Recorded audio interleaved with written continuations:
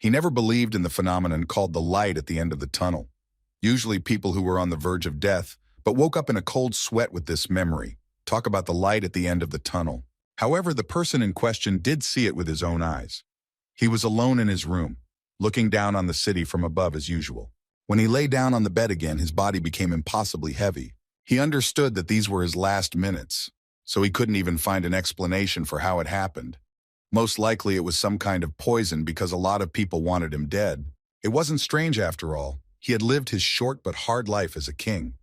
No matter how much he wanted to find out the reason for his death, there was nothing he could do about it, and he could only resign himself to the hope that he wouldn't be met by a choir of winged babies at the end. In general, this is what happened, as it turned out. The light at the end of the tunnel was the light from the new world in which he was reborn. Opening his eyes, he saw his parents and heard them talking. He had no idea where he was, but at least he understood the language of these people. The new mother greeted him with a gentle and bright smile that radiated genuine motherly love. As an adult man in his past life, the child with the same consciousness could not help but think how charming she was. His father at first glance seemed quite stern and serious due to his strong jaw and pointed eyebrows. However, in his reaction to the child, he was quite caring and kind. While trying to greet his newborn son, Ray got so carried away that he raised his voice, which greatly offended his beloved wife, and she began to stare at him. Having looked around, the guy was still satisfied with the result of the rebirth, because after all, he had good and caring parents and the environment seemed quite normal. And yet, seeing the warrior's armor on one of the walls, he wondered what time he was in and whether this world was similar to his previous one. The first weeks of his new life in a small but cozy house passed slowly. Despite her gentleness and kindness, his mother, Alice, held a firm grip on the reins of her family. And if you ignore the occasional childish antics, his father, Reynolds, turned out to be a very reliable and charismatic man. Although he was grateful to be born into a loving family, his life as an infant was full of hardships that he would not wish on even his enemies.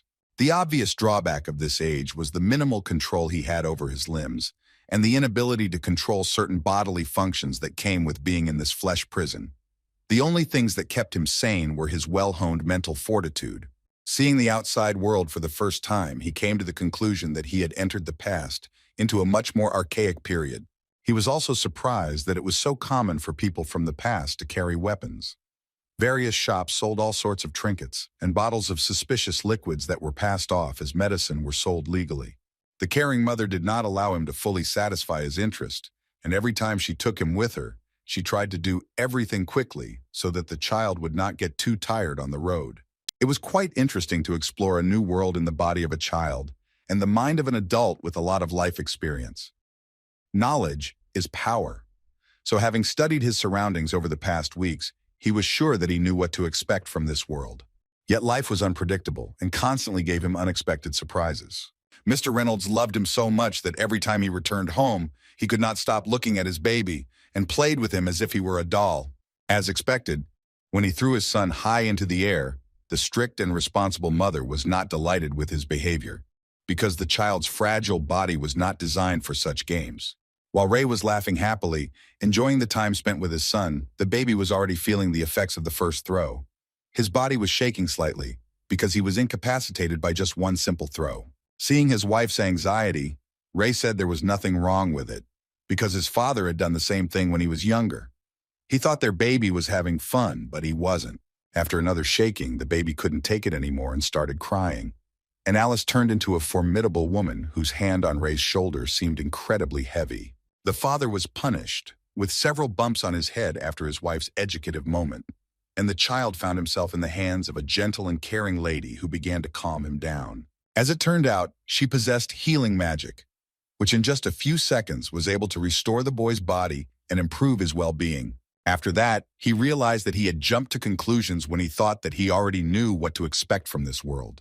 In the king's previous life, he could not even dream of such a family life. Instead of mutual love and caring for children, he led armies. His strength was great, and his military skills and ability to lead people gave him the opportunity to defeat representatives of countries from all over the world time after time. He thought that his power was unlimited and that nothing else brought him pleasure. But despite all the achievements of his past life, he was never as proud of himself as in the first days after his rebirth, when he finally learned to crawl on the ground. The parents, excited and touched by this moment, were delighted. They made sure that he did not hit the corner of the dresser or shelf. But the speed of the baby was so great that it was simply impossible to keep up with him. In fact, this was the first time in his life that he hit his forehead on a mirror, and also the first time that he saw his face in the reflection. Seeing how he froze when he saw his own face, his parents began to be touched by it. A few months passed and he was already getting used to his new name. Now he was called Art, short for Arthur. It was too cute a name for a former king, but when he saw himself in the mirror, he still admitted that he looked absolutely charming. No one even doubted that all the ladies of this world should prepare themselves to have their hearts broken. As a child, he got tired very quickly, and noticing his yawning, his mother Alice put him to bed. However, as soon as she closed the door to the room, the baby began his secret mission. Rising to his feet, he threw the blanket out of his childhood bed. The blanket thrown to the ground served as a mattress for him, softening his fall from a height. While Alice thought her beloved son had fallen asleep, he had about an hour before she would return and check if everything was okay. Taking advantage of the moment, he crawled out of his room and headed to the study, while his happy mother was washing the dishes, humming a medieval song. The target was within reach. The baby was hurrying inside the room where her mother was studying. It was quite cozy inside. A candle was already lit on the work desk, and there was a small bookcase next to the door. Ever since he discovered this place, he has been sneaking in every night to learn more about this world. The continent of Dikaten, where he was born, is divided into 3 main kingdoms. The first is Eleanor, an elven kingdom hidden deep in the forest. The next kingdom is Darv, a huge underground kingdom, and also the homeland of the dwarves. Sapen is the kingdom he was born in. It belongs to humans, and is by far the most populated area. Like his previous world, it also has a monarchical system of government, only the throne is passed on by inheritance rather than merit. He learned that this world was much less developed than the one he had lived in before, and as it turned out, the real reason for the lack of technological progress was precisely magic. Every night while his parents were sleeping, he was already trying to learn beginner magic, following the manual. In his old world, there was a life force called Ki, which could be used by practitioners through rigorous training to strengthen their bodies and weapons. In this world, there is a similar force called mana. But unlike Ki, which exists within a person, mana is present everywhere. The ability to control mana is largely genetic, with only about 1 in 100 children having it. However, mana can be used in a variety of ways, with the 2 most common being amplification and spellcasting. Amplifiers strengthen their bodies with mana, which helps them gain incredible strength, defense, and maneuverability, but their weakness is their limited attack range. Magic casters, on the other hand, emit mana into the outside world, allowing them to bend the environment to their will. However, they must fill their own mana core with mana from the outside world in order to cast a spell. Mama Alice was unique in this, a so-called deviant, or more precisely, even an emitter. They are a rare type of mage who are able to use unique restorative mana. According to the book he had studied, the first awakening of magi occurs between early and late adolescence, when their mana core manifests itself. The mana core sounds remarkably similar to the Kai Center from his past life. In order to form a Kai Center, the children of his world were taught to meditate and sense the fragments of Ki scattered within the body, and then gather them together in one place. Trying to use the theory from his past life now, Arthur made a pleasant discovery when he learned that this technique works great with mana. And yet, at that very moment, his study of the mana core was interrupted. This time Alice entered his room earlier and became worried when she saw that the baby's bed was empty. Not understanding why he was not sitting in one place, she assumed that he could not go to the toilet to poop. Art was surprised. He couldn't explain to her that it looked strange when the one who was about to begin his journey as the greatest magician in the world was forced to be a constipated baby. Yet he was mistaken, and the sudden smell of childish surprise gave him away. He was so focused that he actually soiled his diaper. It was one of those moments that showed how difficult it is for a baby to control his body. A little more than 2 years have passed since then. Alice, sitting in her office, wrote down her motherhood. She still felt that she was learning more and more about her child every day. She came to the conclusion that Arthur must be the most charming child in the world. She was crazy about his chestnut hair and azure eyes that looked at her almost intelligently. She knew that her child would have troubles in the future if she did not become a strict and reliable mother. It didn't look like she could rely on her confused and sometimes irresponsible husband.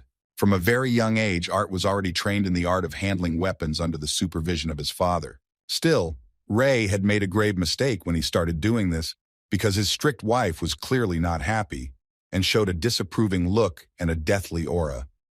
She could not believe that Ray was trying to teach their child to fight when he could barely crawl. Walks with his mother were completely different because she always took him with her to the city. One thing she noticed was that Arthur had a strong love for going to the small merchants that stopped in the center of Ashbur, their small trading town.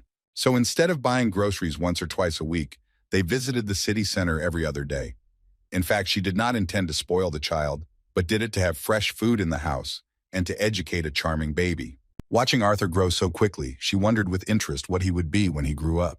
She was sure and did not even doubt that Ray, like his father, would be interested in him growing up strong and becoming an adventurer. She couldn't help but worry about it, so she could only hope that he would do better than the naive young teenagers who hoped to become adults as adventurers. Alice could do nothing about the curious child's eternal habit of sneaking into her study, where he left books scattered about.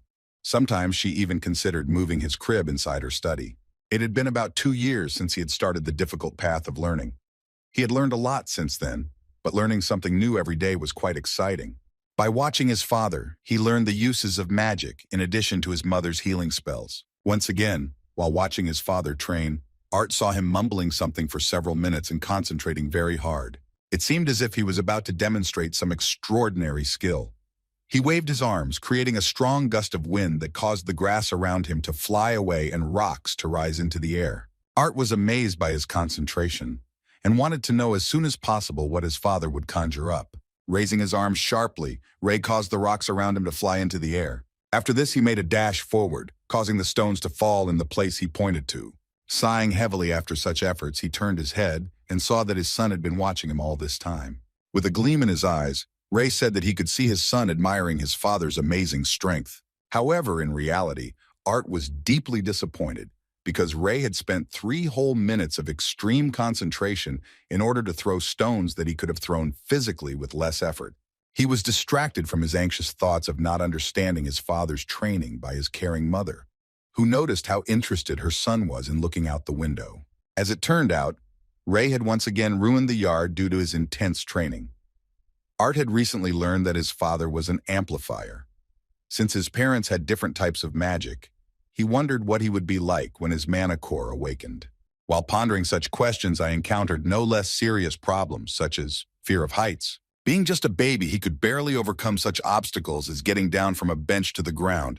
As he went down, his eyes were half closed. Seeing this, his mother thought that he just wanted to sleep, so she didn't let him fall to the ground and picked him up in her arms and carried him to the side of the room. Art constantly suffered from this care and wanted his mother to take him to the study with books instead of to his crib. Only by causing affection to appear on her face could one somehow influence this situation. Sighing heavily, Alice could not overcome her feeling of affection, and with difficulty made the decision to allow her son to play in the office a little longer. Although it was a great trick, Art did not consider it humiliating, realizing that a great warrior must use all the weapons in his arsenal, regardless of his true age.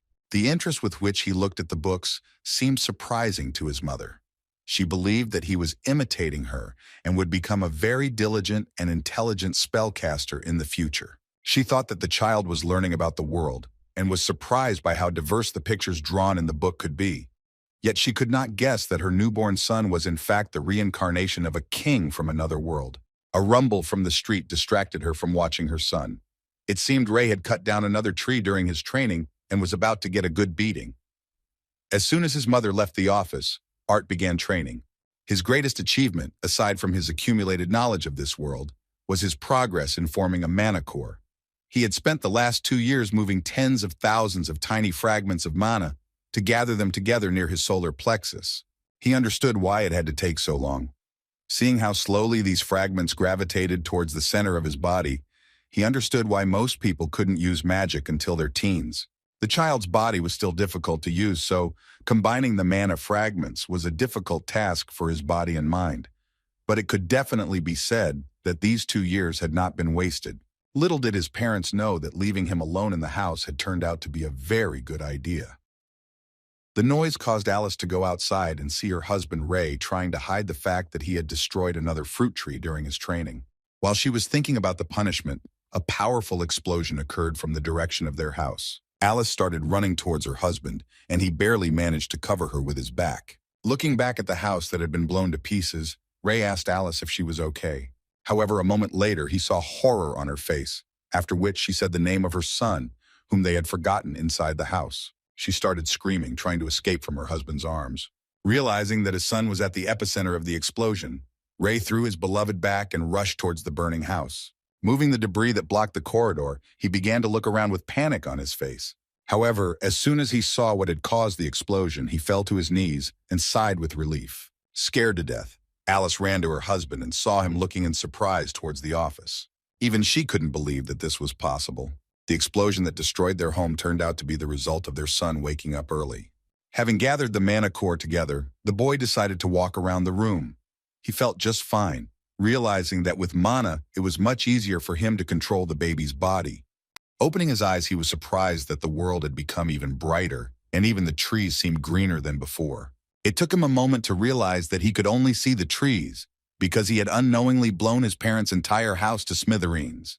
Besides rebuilding their home, the next year was no less eventful than the previous ones. Together with his mother, he learned to read and write, demonstrating extraordinary success. This was logical because, in fact, he knew how to do this from birth. While his parents weren't looking, he studied the basics of mana manipulation and increasing mana. At first, since his body was too small to do sparring, he studied basic body training with his father. After some time, Ray finally decided that his son would be okay to practice with the wooden sword given to Arthur for his 3rd birthday. Bursting into the office, he shouted that the time had come when the boy began his transformation into a real man.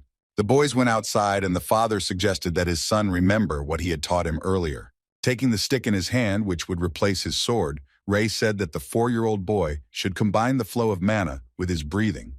He asked him to consider that the mana core should be felt as if it were another organ, like the heart or lungs. Such explanation seemed strange, because although Art, due to his real age, understood what was being discussed, he doubted whether most children his age would understand these abstract instructions. However, he was not going to waste time playing the role of an ordinary child. He decided to play the role of a rare genius, so he used all his knowledge to take the stance of a fighter in infancy. Despite his age, he could achieve good speed with the help of mana. His father parried every blow and did not let him rest until he had hit him at least once. Art knew that he had only a little time to make it to dinner. The small body couldn't skip meals, so the boy took his training seriously. This time, he concentrated on his mana core to strengthen his body. He rushed forward and suddenly struck hard enough to destroy the wand his father was using to block his sword. Surprisingly, the efforts of a 4-year-old child were enough to surprise the experienced adventurer. After training with his father and eating, he would go to his mother's office as usual, where he would continue his studies and meditation, learning about the world of mana. While studying from books, he learned that in this world, strength is measured by the color of the magic user's mana core. The mana core is formed black due to the mixing of blood and other impurities with the mana particles, forming the mana core. It becomes purer over time as the impurities begin to filter out. Eventually, each stage of refinement has 3 shades: dark, solid, and light. The lighter the mana core, the purer it is and the more energy it can hold. Time for meditation always flew by unnoticed, and the mother's scream interrupted it for the next meal. The boy had no choice but to listen to caring Alice and return to training after eating. Still, he wasn't thrilled about being kept in peace. He constantly sought to be alone so that he could learn the basics of magic as quickly as possible.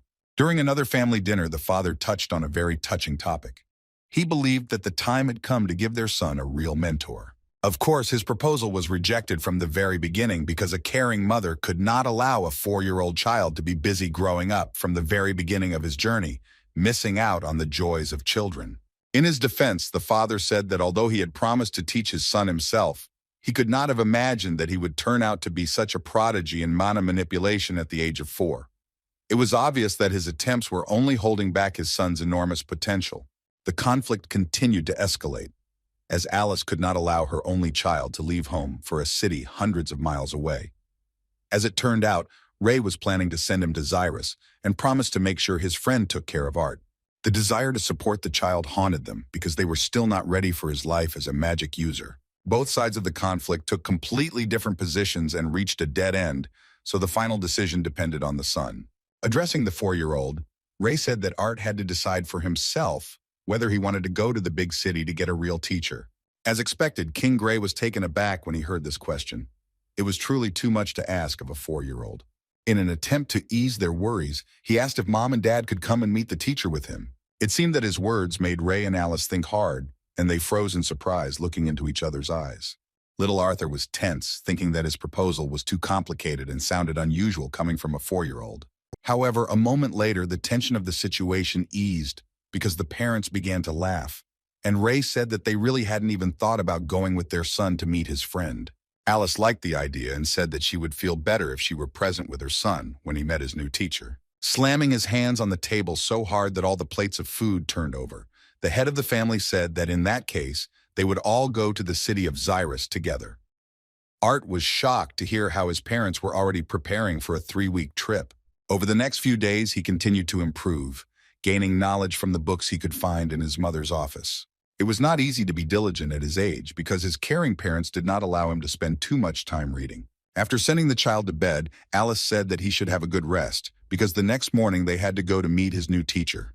Covering the child with a blanket, she reassured him by telling him that Mom and Dad's old friends from the Twin Horns adventure team would also be heading to Zyrus. After kissing the boy goodnight, the caring mother warned him that if she didn't catch him reading again, then he could take a few books for the trip. Art was looking forward to an interesting journey because he had met those adventurers before when they helped them with the restoration of the house. He heard that this group consisted of 2 mages with 3 amplifiers, which could help with any difficulties. He was glad to leave the small, quiet town. It was finally time to see what this mysterious world had to offer him. Approaching the exit from the city, they met the group of adventurers that had been mentioned earlier. The first mage in the team was a huge man who sent shivers down everyone's spine. Despite how big he was, his kind expression inspired confidence. This was Durden Walker, a mage who specialized in earth magic. It seemed that he resembled a large but very kind and sympathetic dog. The second member of the Twin Horns team that Arthur met was Jasmine Flamesworth, who is a mage who uses dual daggers. She turned out to be not very talkative, and as it turned out, she just needed to get used to the new members of their squad. Arthur learned about this from a pretty girl with a bow in her hands. Helen Shard, who is also an enhancer, was the only one on the team to use a magic bow. Having finished getting acquainted with the main part of the team, the kid and his family got into the adventurer's carriage and finally set off on their journey. As it turns out, in this world, instead of horses, they use mana beasts with which you can make a contract.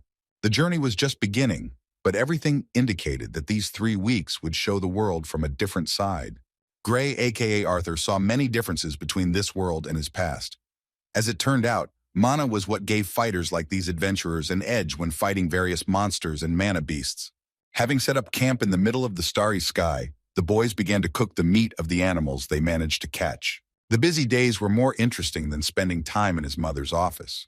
And yet Arthur began to feel sad because traveling through the forest, he stopped learning anything new. Seeing him in a bad mood, the team members assumed he was simply tired. To make things easier for himself, the kid nodded silently in response. Helen comforted the baby, saying that he shouldn't worry, as this was his first trip of this kind. The boy, suffering from melancholy, agreed with her, although he knew that in the past he had often spent time like this. Seeing how bored he was, she decided to sit down next to him and remembered that Ray had been bragging almost the entire way that Art was a genius magician. She wondered if he had really awakened a year ago. They started a heated conversation, and the red-haired boy, who was also suffering from boredom, decided to stretch his legs before going to bed and remembered that Ray had previously offered him to take up his son's training. Hearing this, Art became worried because he was not particularly interested in such games. However, the father had a different opinion than his son. He was not against it, but asked his friend to be careful, because in training, Art had only slightly moved from light strength and mana exercises. Grabbing the baby, Adam walked towards the forest without even asking his opinion. Normal children of 4 years old would hardly be able to climb the stairs, but no one present thought that fighting him with a weapon was something unusual. There was no other choice. Art had to satisfy the red-haired adventurer's interest in order to return to rest. With an anticipatory smile, Adam asked if the baby was ready for a real fight. Strengthening his spear, he assumed a fighting stance and asked the boy genius if he knew how to strengthen his wooden sword. As he released his mana, Adam began to look like too formidable an opponent for a 4-year-old boy. Looking at the rest of the Twin Horns team, Arthur wanted to make it clear that he was worth getting out of this mess, because the red-haired madman was thirsty for blood. Despite his mother's worries, his father continued to encourage him, and it became clear that the battle would not end so easily. The attempt to escape proved futile, so Arthur concentrated on the duel and his opponent, although he was too young to compete with adults. His past experience gave him at least some opportunity to show a high level. In addition to his fencing skills, he now also possessed mana, with which he could strengthen his body. Concentrating on the battle, he made a dash towards the enemy. The way Arthur lunged at Adam was very intriguing. He wanted to see what he could do. The blow seemed too obvious, so he blocked it with a calm look. However, a moment later, the baby disappeared from sight. Adam couldn't believe that the blow was a fake, and that the 4-year-old was actually going to let his guard down in order to attack him from behind. Unfortunately, although the idea was great, it didn't work, as Arthur was barely able to stand on his feet due to his inability to fully control the child's still weak body. Strengthening his blade with mana, he rushed forward again, and this time tried to hit his opponent with a slash, but Adam, with his large and flexible body, confidently dodged. Trying to strike back at the kid, he swung his spear without investing mana, but Arthur ducked to the ground with surprising speed, avoiding the blow. Pushing off the surface, the kid tried with all his might to knock down his opponent, using the inertia and strength of his body. Being immersed in the battle, Adam became so carried away that he lost his composure and used the enhancement of his spear, with which he was able to break through the baby's defense. At that moment, the baby flew to the side and fell on his back. As expected, the reaction of everyone present was condemning the actions of their comrade. Alice rushed excitedly towards her child, and Darren gave his red-haired friend a slap on the back of the head, saying that he had hit the 4-year-old too hard. Shocked by such an intense fight, Adam turned to Ray and asked him what kind of hellish training he had gone through to create such a small monster. Although Ray would like to take credit for this, he still hesitantly admitted that he had not really contributed much to his son's education. While Alice was treating the child, Arthur, seeing the interest of those who had seen his power, confusedly tried to justify himself by saying that he had learned all this by watching his dad and reading some books. The boys couldn't possibly fall for such an obvious lie, but regardless, they showed interest in having a 4-year-old child teach them the same techniques of movement that he used in the fight. Several days had passed since they began their journey to the city of Zyrus. The guys enjoyed the road and spending time together. During this time, Arthur's birthday even passed. Previously shy and very quiet, Jasmine even surprised him by giving him a small gift for his birthday in the form of a dagger. Adam, Helen, and Ray had continued their training with decent progress up to this time. Surprisingly, it was Jasmine who showed the most progress, having managed to learn several techniques.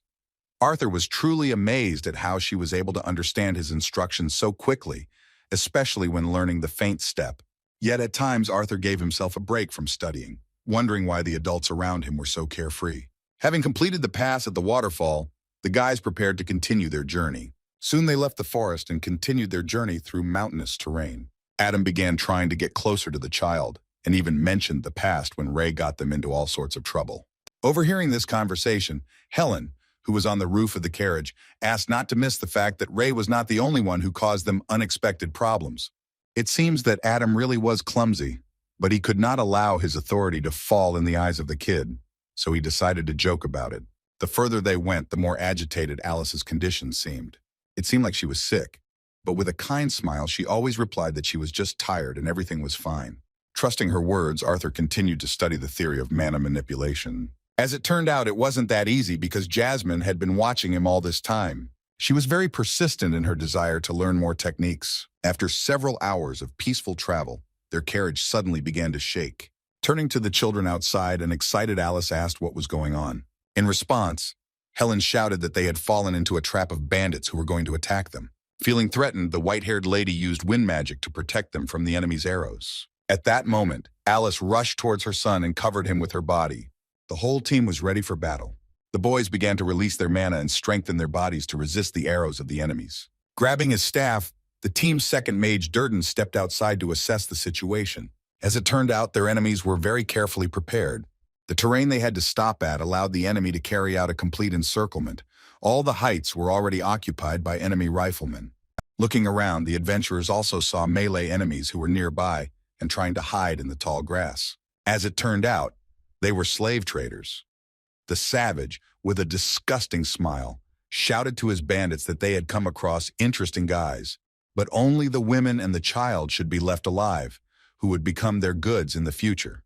Hearing that the bandits were treating them like merchandise, Art was consumed with anger and was ready to tear them to pieces at that very moment. Grabbing his knife, which Jasmine had given him for his birthday, he looked towards his enemies. Seeing his gaze, Alice began to worry and cold sweat appeared on her face. She was horrified by her son's condition, believing that he was very scared. Hugging Art, she asked him not to worry, because his mother would definitely protect him.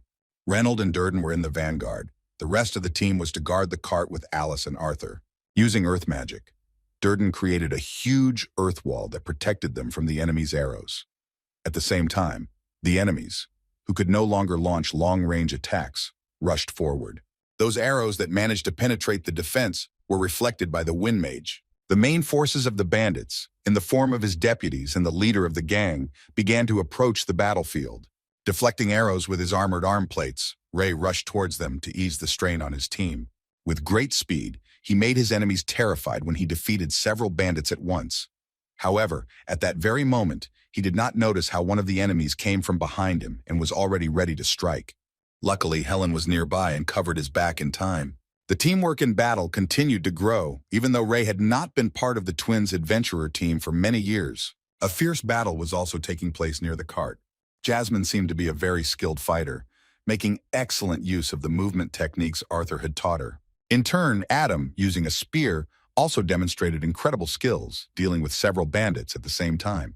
The fierce battle continued. The owner of 2 daggers did not spare her enemies, but the variety of their weapons sometimes put her in a dangerous position. One of the bandits close to their leader used a long iron whip that could cut a body with one swing. Pushing off the body of her wounded opponent, Jasmine narrowly avoided serious injury from the whip. That nasty fighter who tried to hit her kept talking nonsense about how he would take good care of her if she stopped resisting. Only thanks to her newly learned movement techniques was Jasmine able to avoid his deadly attacks. Watching her fight, Art saw that she was at a disadvantage against her opponent. And yet he did not know what he could do to help her in this situation, because he was not sure if he could stand up to a grown man with this awkward child's body. A moment later, their peace was broken when one of the fighters crashed into their cart with a roar. When the dust settled, it turned out to be the baby's father, Reynolds. He was already seriously wounded, and the battle was not easy for him. Frightened by what had happened, Alice rushed towards her beloved husband. Looking outside, Arthur saw that the one who had dealt such a serious blow to his father was none other than the leader of a gang of human traffickers. Turning to his mother, Art hurriedly asked her to cure his father, but she could not even move. Alice trembled, looking at the state of her beloved husband. In a frightened and trembling voice, she said with tears in her eyes that she couldn't do it. Art didn't understand what was happening to his mother, because he knew that she had also been on the adventurer team before and had probably been in similar situations many times. Seeing his wife crying, Ray tried to keep a calm mind and said that he was fine and the wounds were not fatal. After that, he turned to his son, saying that after his mother used the healing spell, the bad people would come after her. Ray could only fight off the leader. He would have no time to worry about protecting his family, so he asked him to take his mother back along the path they came from. The confused son, putting his hand on his chest, shouted that he did not agree with this and was not going to abandon his father under any circumstances. He assured that all members of the adventurer team saw that he knew how to fight. However, as he spoke these words, he forgot that he was still a 4-year-old child, so loved by his family. The caring father, placing his hand on his son's head, said that it was because he knew his son could fight that he could trust him to protect the mother and the child inside her.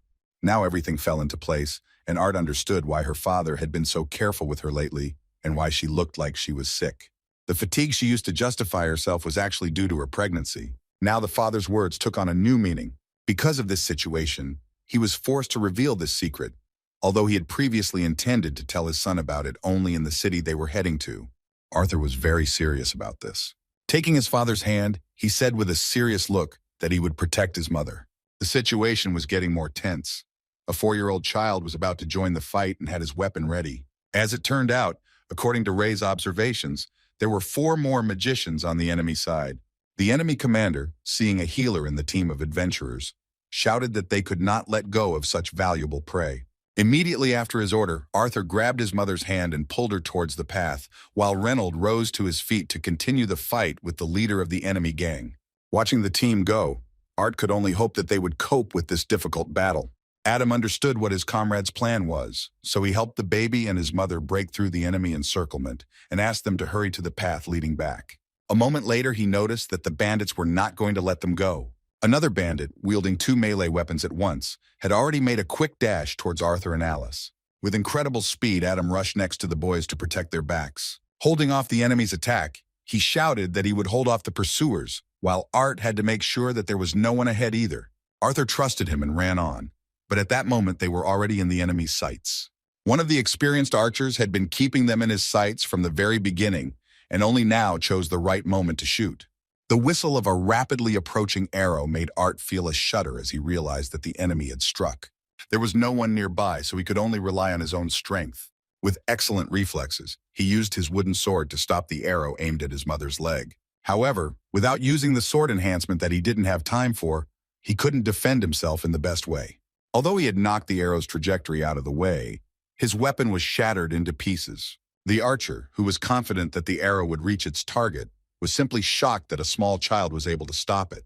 However, just as this bandit reached for the next arrow, he was stopped by the forces of an archer from the adventurer team. Helen, although busy with the intense battle, also tried to support Arthur, so she protected him from several bandits and shouted that Alice and her baby should not stop. Moving forward safely, Arthur began to look around warily, sensing that something was wrong. Among the enemies, he definitely saw 4 mages, but now he was not sure if all of them were busy fighting. Looking around, he saw that one of them was definitely busy fighting the wind mage from the adventurer team. The second one was resisted with all his might by Adam, who is an amplifier. The third fought alongside the gang leader against his father, and as it turned out, Ray had already gained a slight advantage. Within a moment, Arthur saw the enraged look of his enemy, who shouted to some subordinate that he should forget about the plan and instead kill those he was pursuing. Arthur didn't see who exactly the order was given to, but he realized that it most likely concerned his pursuers. A moment later, he heard the rustling sound of water that began to gather in one place somewhere nearby. Looking up, he realized that they were in a very awkward position. The last enemy mage, who is a water magic user, was on a hill. He aimed his destructive water magic strike towards them, and they didn't have enough time to avoid it. Seeing the inevitability of the collision, Arthur understood that even if he managed to dodge it using mana, his pregnant mother would hardly be able to withstand it. At that moment, he had no other option but to use a crazy move. Pushing off the surface with the force of his entire body, reinforced by mana, he leapt forward. In this way, he was not going to dodge the blow, but rather stay under it, throwing his mother away. Using all the strength of his childish body, Alice could do nothing about it, and with tears in her eyes, she began to scream, looking at her baby, who was going to sacrifice himself for his mother. In fact, Arthur was not going to give up yet.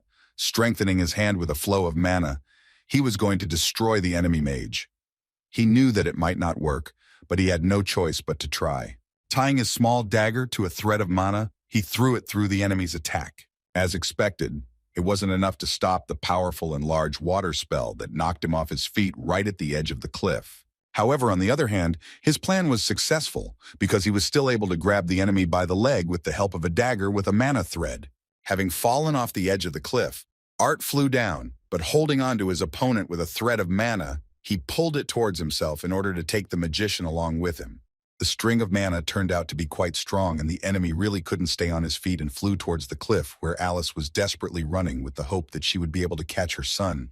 Having grabbed the thread tighter, Art was not going to let it go. He hung over the edge, unable to grab onto anything. The enemy mage couldn't do anything. Only at the last moment, he grabbed the edge of the earth's surface of the rock with the fingertips of his right hand. However, a moment later, his hand slipped away.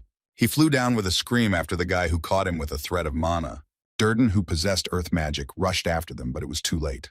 Having created a huge hand, he did not have time to save the baby, but he managed to hold back the pregnant Alice, who wanted to jump after her crazy 4-year-old son.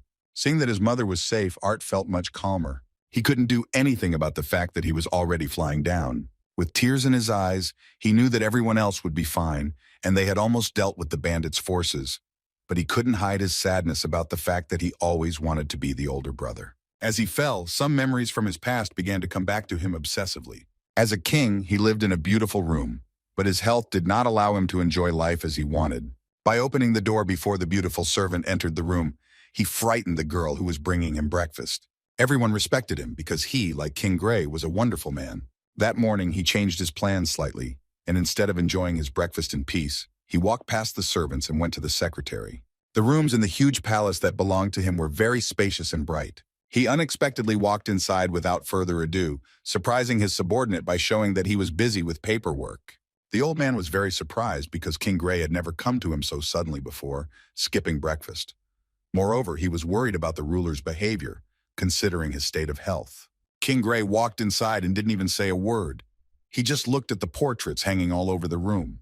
Here were depicted portraits of the members of the council that actually governed the country, its politics and economy. Among them was his personal portrait from the time when he was in good health. It marked the time when he still had the power to influence events. In a world beset by problems such as declining birth rates and limited resources, wars had been replaced by duels and armies of kings. King Gray was one of those who stood at the forefront when it came to defending the interests of his state. Seeing how closely the ruler looked at the portraits, his advisor said that the king's works were truly worthy of admiration. Walking slowly towards the king, he said that while it was useful to participate in the council, he could not lie and say that he did not envy the glory and fame that kings received after their victories. With a kind smile on his face, he nevertheless asked the ruler what he owed to such an unexpected visit. In response, the reserved gentleman silently reached towards his chest. After this, he took off the gold medallion, which is a symbol of the fact that he is the king of their state. Then he walked up to the table and placed the symbol of the highest position in the state on the surface. This is how he gave up his title of king. Because his life had become a real torture due to his poor health, he began to feel helpless.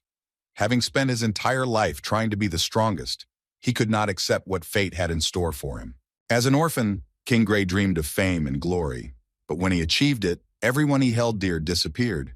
He was willing to give up everything he had in that life for the chance to return to Ashbur and see his comrades again.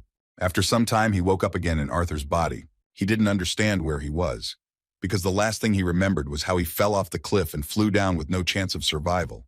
Next to him lay some small backpack with supplies that were scattered on the grass. On the other side, he saw a body into which his knife was stuck. It was the mage he had dragged with him.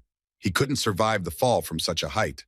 The smell he smelled made him feel sick. Gathering his determination, he decided that he could not miss a second chance at life. Next to him, there was still a briefcase with some berries.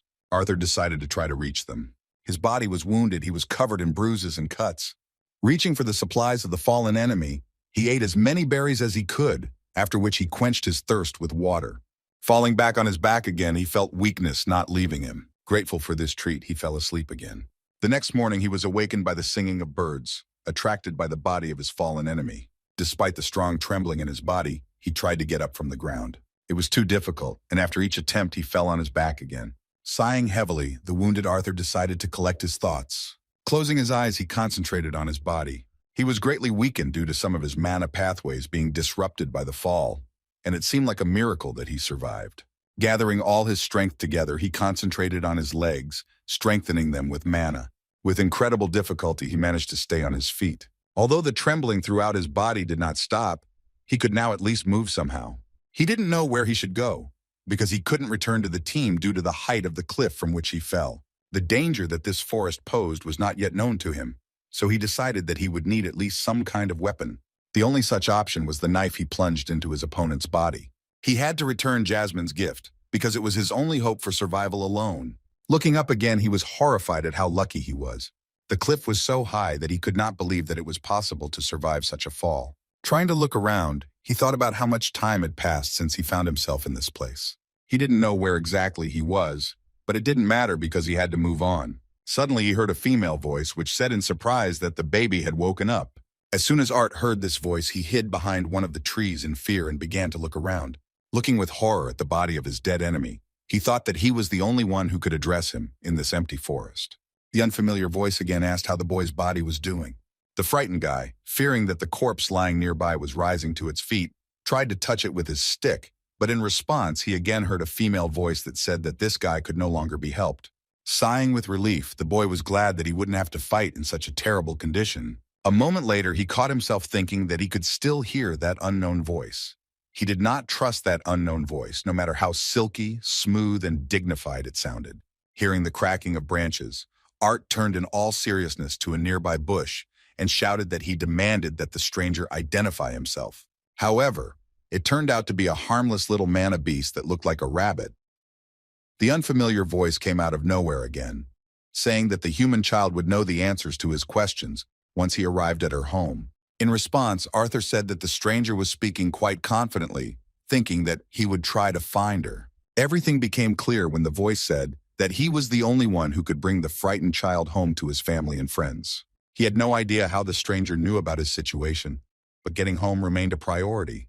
The thought that his mother might have suffered haunted him. He hoped that the entire team was unharmed and had reached Zyrus safely. In this situation, it was obvious that there was no other choice but to try to listen to the stranger. Addressing the voice, Arthur asked more politely if he could disturb the stranger so that he could honor him with his presence. In response, he heard a loud laugh, from which even the birds began to circle restlessly in the sky. The voice said with surprise that Arthur Lewis quickly grasped the essence, although he treated the unfamiliar lady a little rudely. Hearing his name, the boy wondered how a stranger with strange magical abilities knew it. A moment later, the voice said that it was going to show the baby the way. The magical pressure was so strong that Art could barely stand on his feet.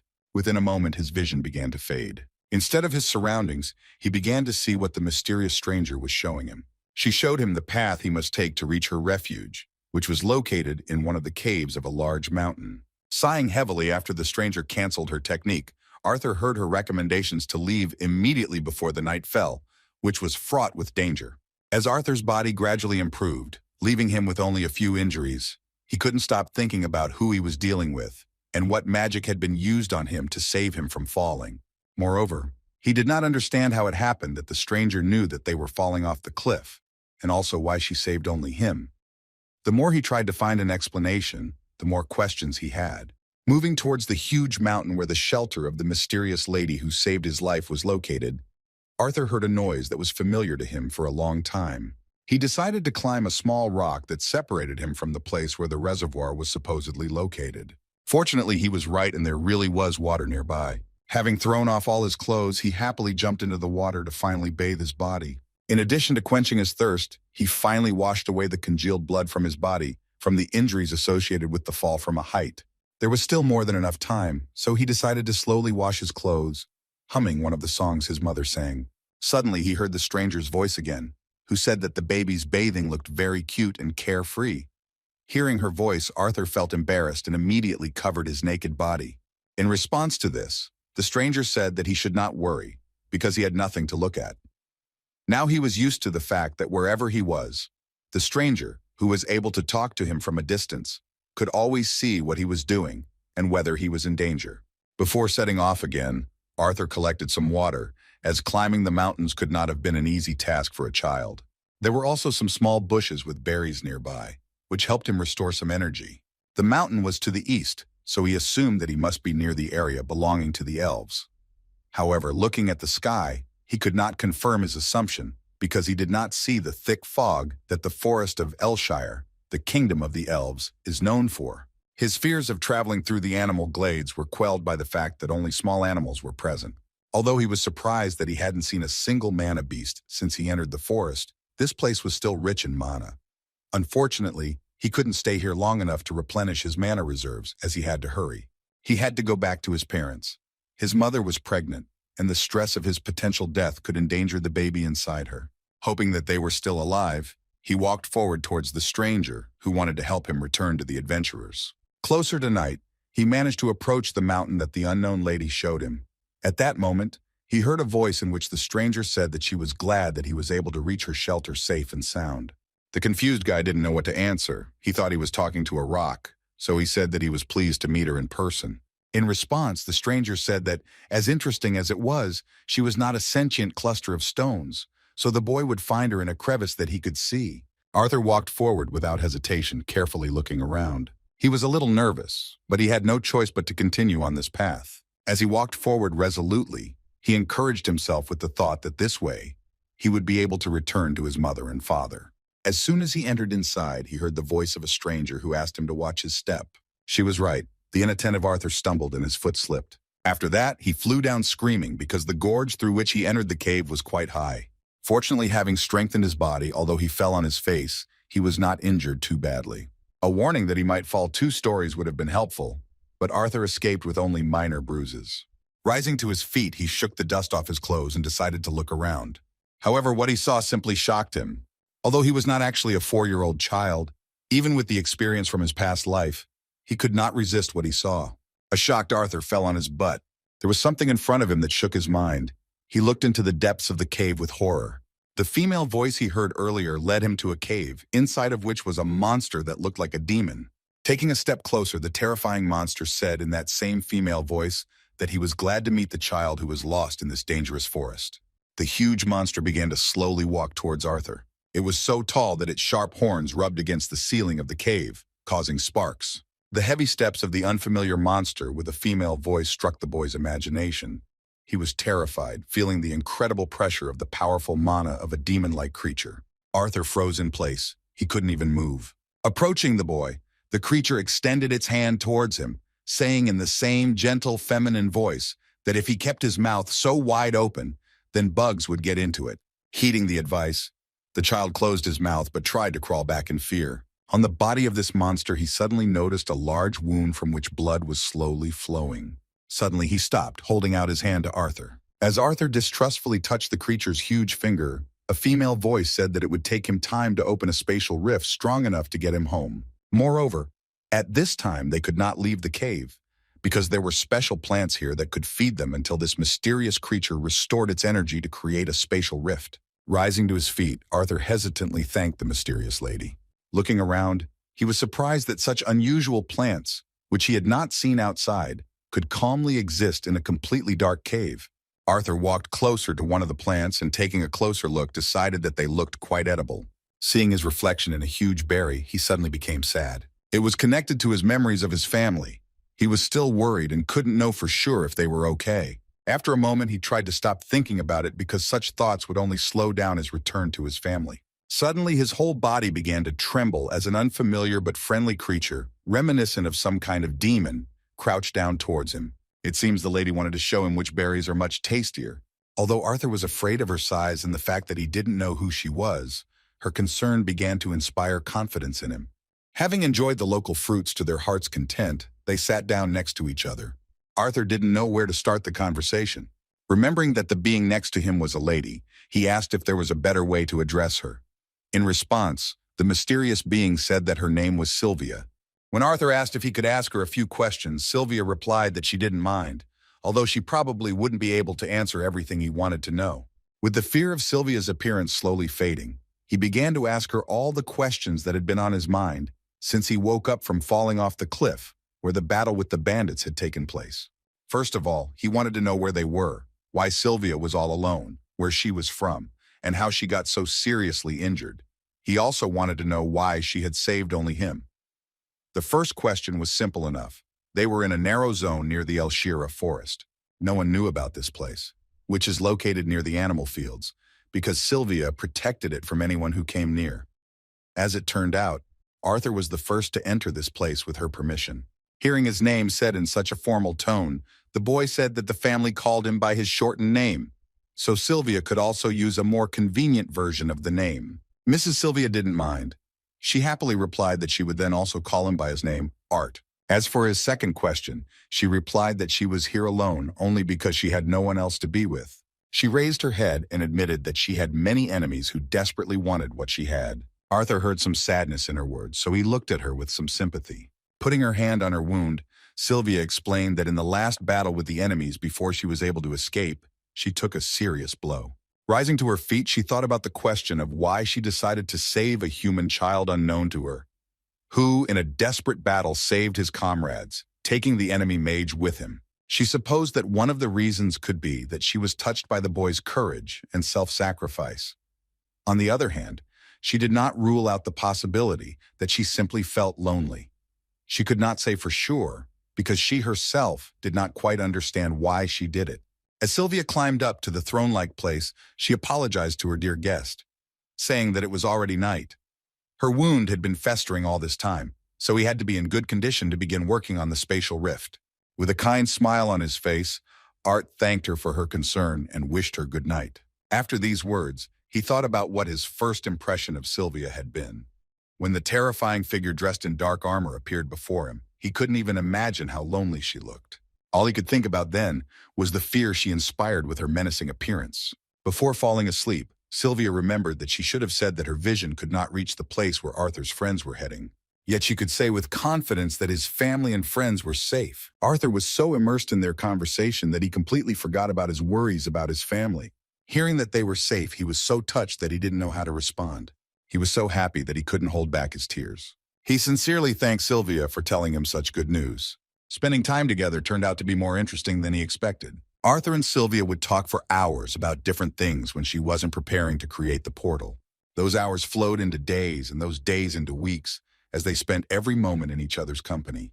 And although Sylvia never spoke about her life, he gradually began to understand what kind of person this mysterious creature was. In his free time, Arthur continued to train.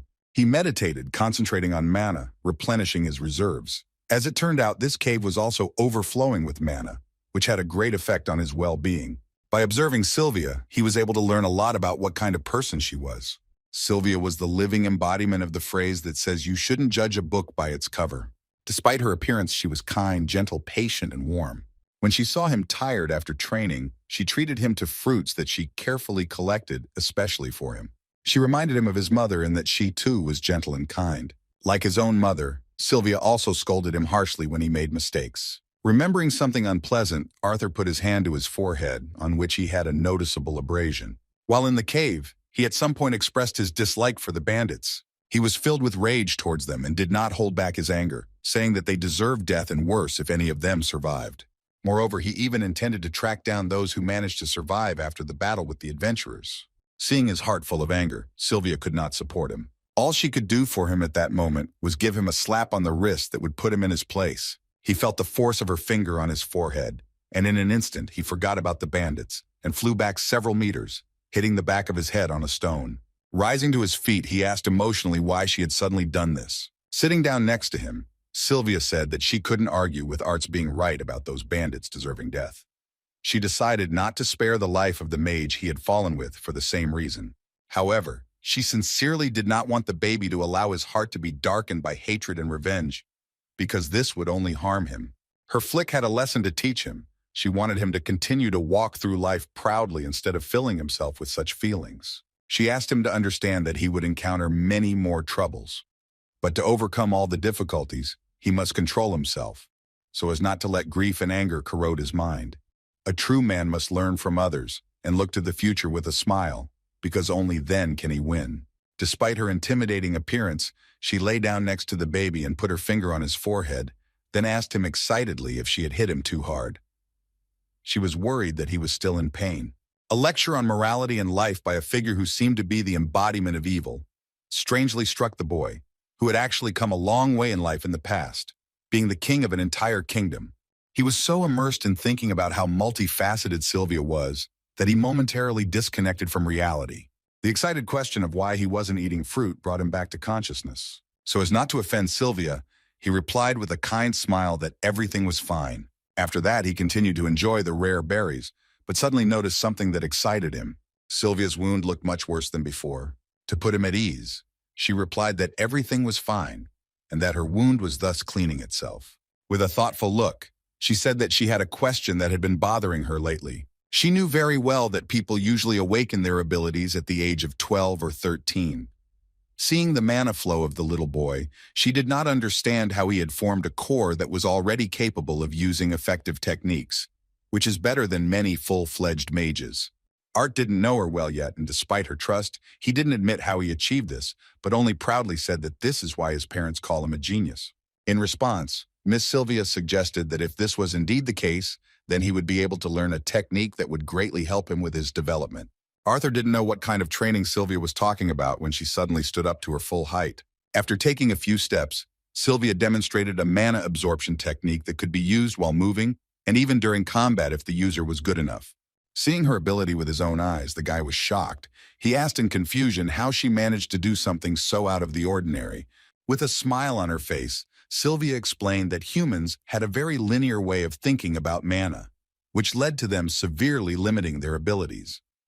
She suggested simply starting with small, meaningless movements, from which they could progress further. Looking at his hands, Arthur, who had previously gathered mana through full concentration during meditation, thought that he would not lose anything if he listened to her words and tried to do so.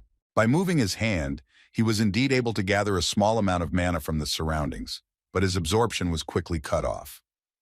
Maintaining this state was very difficult in practice. In response, Sylvia explained that mana beasts learn to do this naturally, But since humans usually wake up much later, their bodies are not capable of multitasking like this. However, she didn't think that he had no chance of mastering this technique because he was human.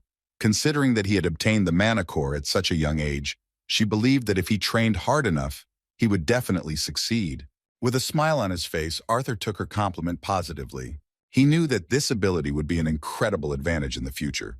So with a determined smile and a gleam in his eyes, he said that he would do his best to live up to Sylvia's hopes. Sylvia had no doubt that this guy would succeed.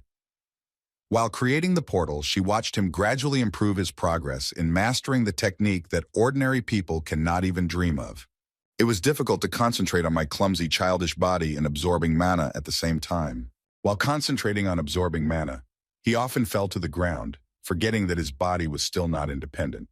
However, practicing this skill fully meant being able to fight effectively while maintaining a steady internal flow of mana. This skill could make his future battles much easier. The hard training was not limited to the usual movements. Once he had achieved success in absorbing mana in a stance, he moved on to more practical exercises. Swinging the branch as if it were a sword, he began to perfect his control over mana absorption. Even after he performed a series of attacks that required serious concentration, his mana absorption did not stop. He couldn't believe his incredible success, so he happily turned to Sylvia and told her that he had really done it. However, in response, he heard only the rumble of her heavy body falling onto the stone surface. Sylvia had lost too much strength, and her injuries were only getting worse. Seeing her in such a state, Art, who had been busy with his studies all this time, felt incredible despair. He rushed towards her in a hurry to try to help her somehow. Coming closer, he asked what had happened. Grabbing her hand, he began to pull her towards himself with a tremor running through his entire body. His strength wasn't even close to enough to move her in any way. Strengthening his body with mana, he pulled her towards himself with a cry. With such incredible effort, he managed to turn her with the wound facing up. At that moment, he saw that her wound was quickly getting worse. Looking at the portal he hadn't noticed before, he realized that it had most likely taken too much of her power. The worried guy understood that this happened because she cared about him too much.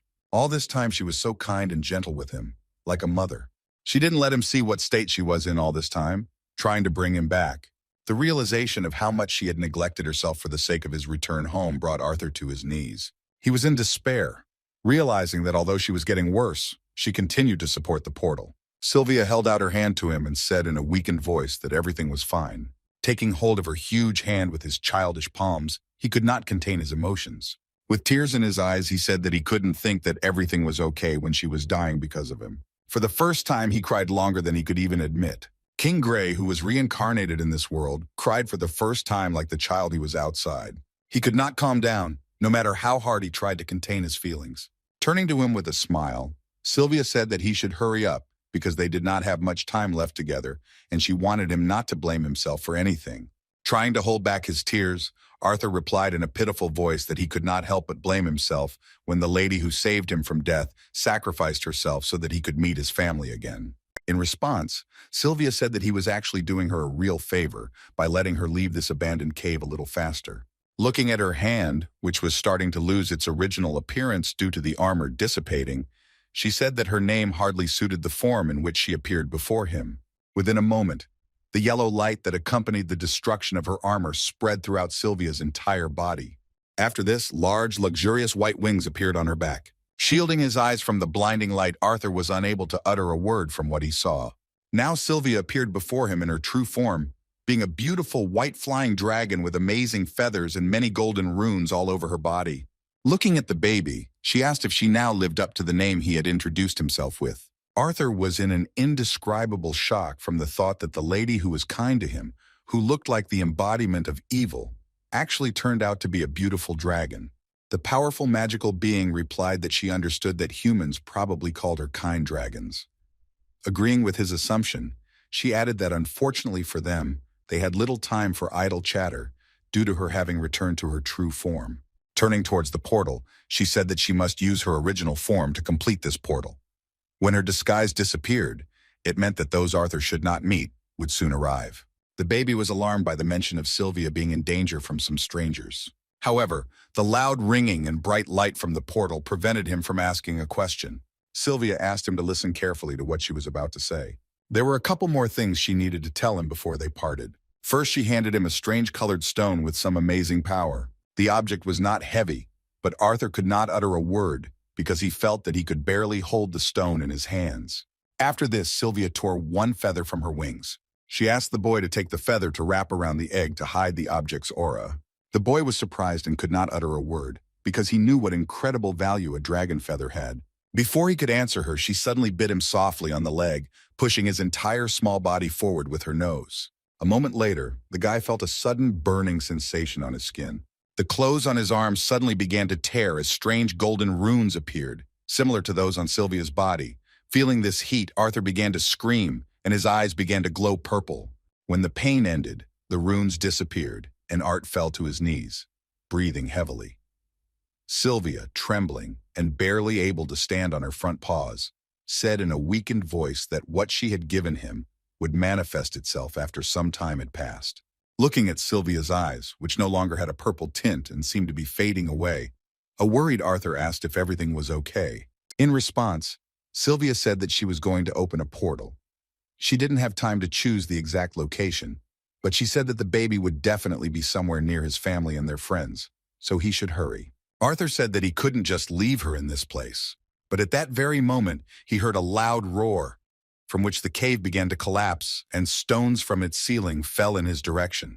The frightened boy did not have time to move aside and only covered himself with his hand, closing his eyes. Sylvia saved him, wrapping him with her large wing. At that moment, it became clear that this was connected with the appearance of uninvited guests. A terrifying stranger addressed Lady Sylvia and said that he advised her to cease her obstinacy and hand over to them the object for which they were persecuting her. Walking slowly forward, the being in battle armor similar to the one Sylvia used said that if she listened to his advice, then he might even heal her wound.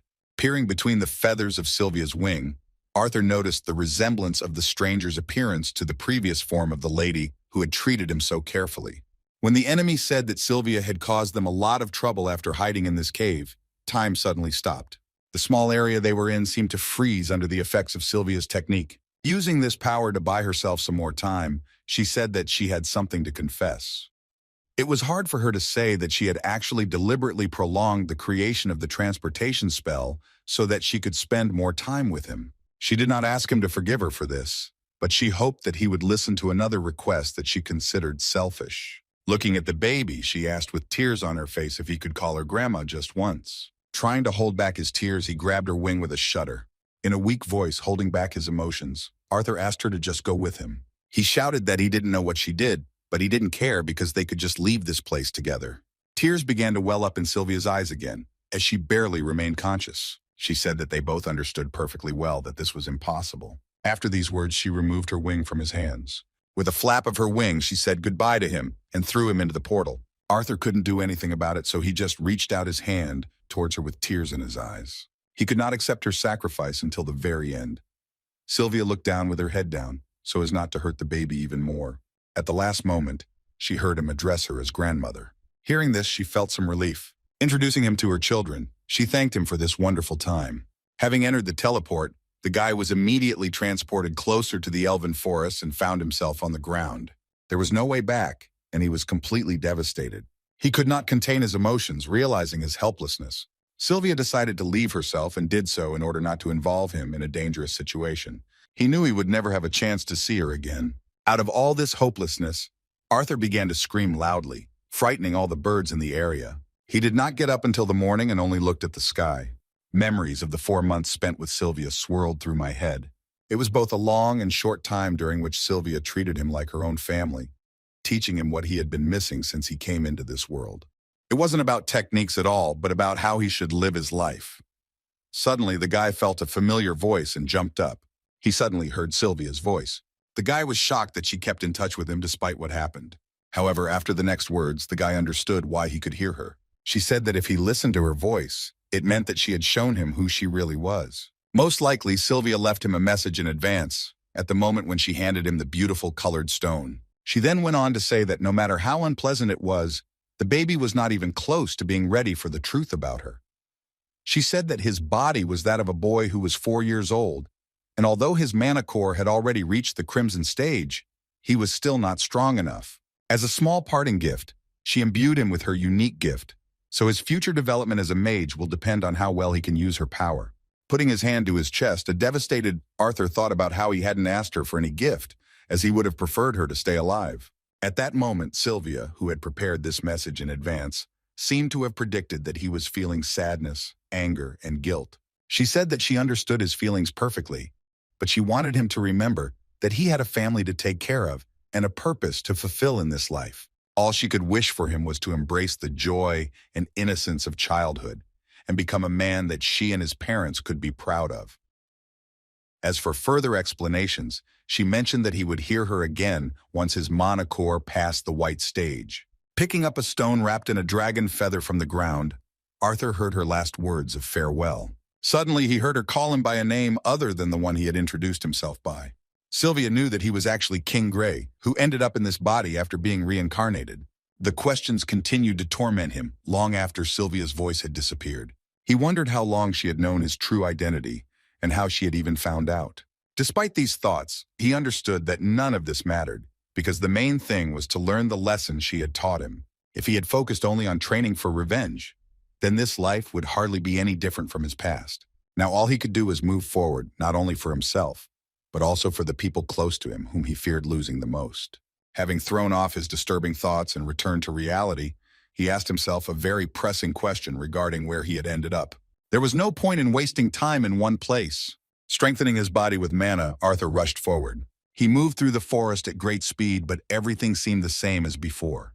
To get a better look at where he was, the guy decided to climb a tall tree. Looking around, he did not find any familiar landscapes. Even with mana, his vision was still limited. However, one thing was crystal clear. He was deep in the Elshire forest. Even though it was the depths of a huge magical forest, there were no scary beasts around it. As he moved through the forest, jumping from tree to tree, he struggled to use the mana rotation that Sylvia had taught him. Despite this, he could still admit that with this technique, he had the ability to use magic for much longer than before. Although the place seemed safe and favorable for further movement, he couldn't help but wonder how he ended up here. Sylvia had said earlier that he would end up with other people. Still, he believed her and decided that it was worth continuing to look around. King Grey, in his 4-year-old body, found some amusement in moving through the trees like a monkey. Suddenly, he heard some scream. A neural connection immediately triggered in his little monkey head because he realized that this cry was similar to the cry of a human. At that moment, he decided to go on reconnaissance, approaching the probable place where there might be people. Without leaving the tree, he noticed people nearby who had a fairly large cart. A smile appeared on his face at the thought that it would not be difficult for them to take along such a lively and useful little boy like him. And yet, the scream he heard recently made him wary. He decided not to show himself to strangers until it became clear who he was dealing with. Going down, he looked around to find out who these people with the cart really were. By concentrating magic on his ear, he greatly enhanced his hearing. Suddenly, he heard a weakened child's voice begging for help.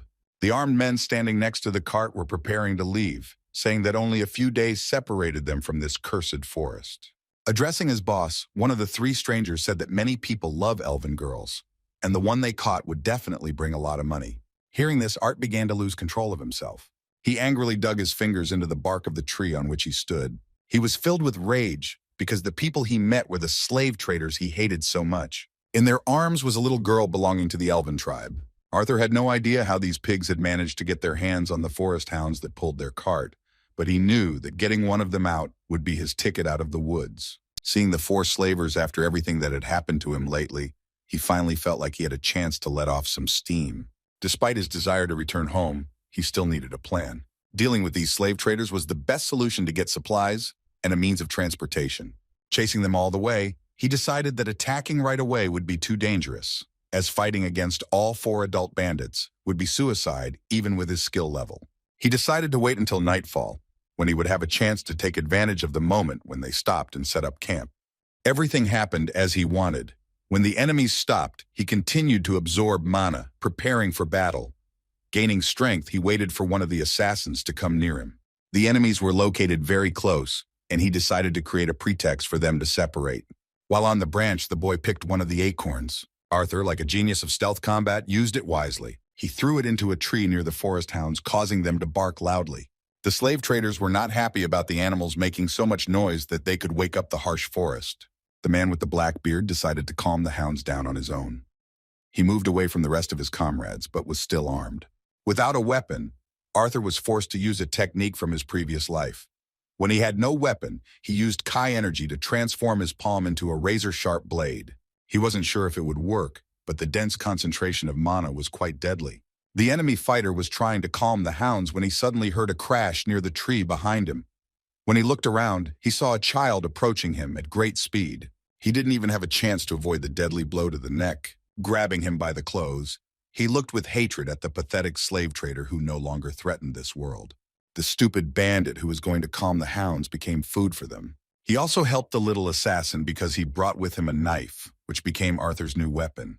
The other slavers were pleased that the dogs had fallen silent, but one of them wondered why their comrade was taking so long to return to camp. The fat bandit was already drunk, so he decided to go on reconnaissance, thinking that his comrade had simply stayed behind to relieve himself. When he reached the place where the hounds were, he was horrified by what he saw. However, just as he was about to scream for help, Arthur appeared behind him and covered his mouth, holding his knife to his neck. There was no point in playing with him, so he finished off the second slaver without hesitation. As he expected, fighting in the baby's body was harder and more tiring.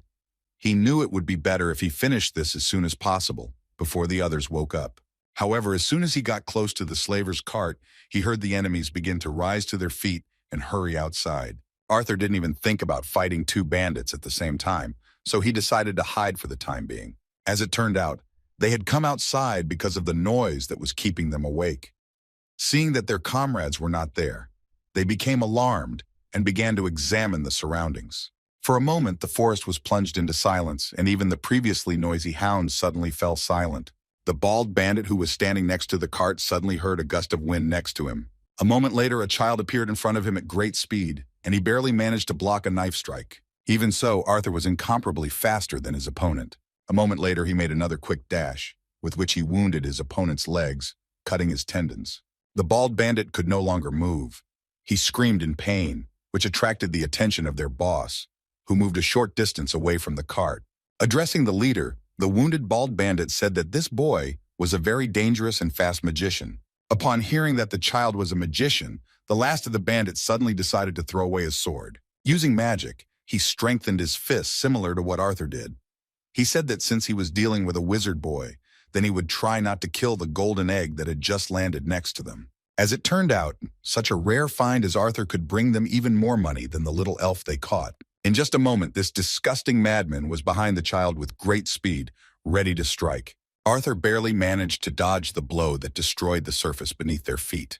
Arthur decided to step back, considering how fast the enemy was. A moment later, he stopped the enemy by throwing a stone at him. The angry bandit, wiping his face, began to wonder where the child got such strength that could injure his body. A moment later, a magic-enhanced knife, controlled by a thread of mana, flew towards him. Having caught the weapon, the enemy mage cut the thread with which Arthur controlled the knife. With a crazy smile, he said that he was surprised that the little magician knew a couple of cute tricks. After that, he threw a knife at Arthur, which he barely managed to block. The enemy turned out to be too fast, and it was too late to dodge his attack. Covering his face, Arthur took a hard kick to the stomach. From such a strong blow from an adult magician, he flew to the side where his knife lay nearby. Arthur was still unable to move after this blow, so the enemy took advantage of this, and calling him a bag of gold, grabbed the baby by the leg. Lifting the trembling boy, the vile bandit offered him to surrender, saying that he could do nothing with his small body. However, at that very moment, the guy reached for the bandit's hand and squeezed it with all his strength. He noticed that the condensation of mana, like a blade, behaved like wind magic. From this, he guessed how mana should behave in order to use fire. Within moments, he had caused a powerful explosion with the palms of his hands, which he had grabbed the slave trader's hand with. A powerful flame rose up around them as Arthur used a rather impressive amount of mana. The madman's hand was completely destroyed and he began to scream frantically. Taking advantage of his enemy's panic, Arthur regained control of the knife. The bandit screamed that he didn't care about the baby's life anymore and that he would definitely finish him off. Overcome with rage, he didn't notice how Arthur appeared behind him. Hiding in the dust, he finished off his opponent by throwing a mana-enhanced knife at him. Returning the weapon back to his hands, Arthur, with a cold gaze, enjoyed the revenge he had carried out. As he started walking towards the cart, the last bandit, who could not move, began to beg him for mercy.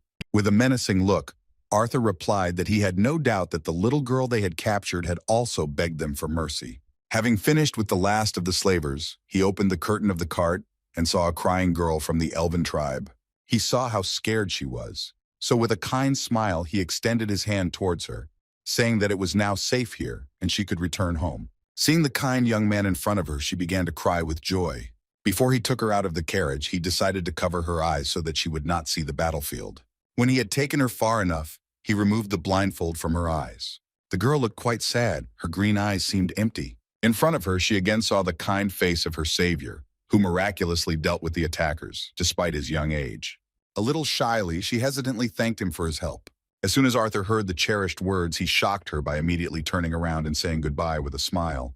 It turned out to be not so easy to quickly get away from the little elf. She clung to his clothes with a very pitiful look, which indicated that she was very scared, and only a piece of shit would abandon such a sweet little girl in the forest. Arthur was a little confused, so he explained that he should hurry home. He again said that those bad guys she had encountered would not be after her anymore. As he tried to leave, he said that he had heard that this magical forest was a very safe place for elves. In response to his words, the girl began to shake her head, saying that her abduction was proof that the forest was fraught with danger. With tears streaming down her face, she said in embarrassment that mana beasts were only afraid of adult elves. When she said that her parents said that hounds and tree golems ate children, Arthur grabbed his head, realizing that he had stumbled upon an intrusive and problematic girl. Having no other choice, he reluctantly agreed to help her get home, then asked how long it would take to get to where she lived. The situation was made worse by her obvious lie that she didn't know it. Sighing heavily, Arthur decided to come to terms with the situation. After that, he began to walk in the opposite direction, warning her that she should stay put. The frightened girl decided that he was going to run away from her. But seeing her reaction, Art awkwardly explained that he just wanted to collect some supplies because he did not know how long their trip would be. With a sweet smile and a blush on her face, the little elf thanked him for his concern. Returning to the camp that the slave traders had set up, Arthur gathered everything he could for the upcoming journey. None of them knew how long the trip would take, so he also had to think about the return. Unfortunately, they couldn't take the whole wagon with them, so he packed the necessary supplies in a large travel backpack. Besides, it would be inhumane to leave the hounds in this place. Art decided to free them, realizing that they were not a threat to him. As he left the camp, he hoped that when he brought the girl back, the elves would help him return to the human kingdom. Returning to the place where he left the elven girl, Art saw her playing with some beautiful butterfly. It was already dark, so he took out of his backpack the cloak he had found in the carriage. He assumed that these clothes belonged to her, so he asked her to put them on because the nights in the forest were very cold. With a sparkle in her eyes, the elf thanked him for the clothes. After that, he patted her on the head as if he himself was not a child. It seemed that now he was even glad of her company, so he said with a smile that he would definitely bring her home. As they walked in the vague direction she had indicated, he learned more about her. They met, and the girl told him that her name was Tessia Aerolith. She was interested in how Arthur got to the Elven forest. The story was too long, so the boy briefly said that he was separated from his family, with whom they traveled to the human city. Along the way, they encountered some animals that, as Tessia had mentioned, were only afraid of adults, but were dangerous to children. Such encounters were not isolated, but Arthur easily overcame the obstacles. When she learned that Arthur was from the human kingdom, Tess asked a strange question, wondering if it was true that all human men were perverts who had multiple wives. Upon hearing this, Arthur was surprised by her strange idea of people. As it turned out, she heard about it from her grandfather. Arthur replied that he had no doubt that there were perverts among the elves too. However, when he asked her if she knew what a pervert was, she said no. To satisfy her interest, he still did not explain to her the meaning of this adult concept, but explained that usually only some nobles have several wives, which is probably common among elves as well. The more adequate questions were Arthur's. When he asked about what life was like in Eleanor, the little elf happily replied that it was fun. She spent a lot of time with her guardians and grandfather, as her mother and father were very busy. She was really looking forward to the moment of her awakening, because then she would get a mentor to train with. Hearing this, Arthur was surprised at how good the education was in Eleanor, since each mage was assigned an individual mentor immediately after awakening. During dinner, the modest elf once again inquired about what had happened to the bandits who had attacked them. Arthur could not tell her the whole truth, so he simply said that they had been in an unpleasant accident, but promised that she would never see them again. Hearing this, the little elf sincerely thanked him for everything he did for her. When it began to get dark, Arthur set up a small tent. The fire had already died down, but Tessia continued to sit outside. Arthur, realizing that she was in no hurry to go inside, reminded her that she needed to get some sleep. In response, the elf, covered with a warm blanket, asked why he wasn't coming. Arthur, leading her into the tent, said with a good laugh that he would guard her outside. Once he had apparently put her to bed, he decided to use the free time to find out what kind of will Sylvia had left him. However, he was suddenly interrupted by a rustling sound, after which Tessia, with a blush on her face, looked out again. She asked Arthur if he was sure he didn't need rest. She said hesitantly that her grandfather had told her never to share a bed with a boy, but she promised not to tell him. Looking back at the obsessive girl, he reassured her with the words that everything was fine and he didn't need sleep. She agreed with his words, looking slightly upset. A few minutes later, Arthur was interrupted again by a rustling sound from the tent, and this time Tessia said that the animals would most likely attack if they saw him outside because he was a child. With the same embarrassed and uncertain tone, she suggested that for their common safety, he guard the tent from the inside. Arthur couldn't do anything about it. He knew that if he continued to resist, then both of them would not be able to sleep. When he entered the tent, Tessia began to justify herself by saying that she had not dragged him inside because she was scared. In response, Arthur sat down next to her and asked her to rest after a hard day. It seems he became the first person she could trust. Most likely this was due to the fact that they were the same age. Grabbing the smiling and kind human child by his clothes, Tessia made sure that he would definitely not run away from her. After that, she finally fell asleep. Arthur knew that she had been through a tough time, so it would be better if he stayed inside so that she could get a good rest.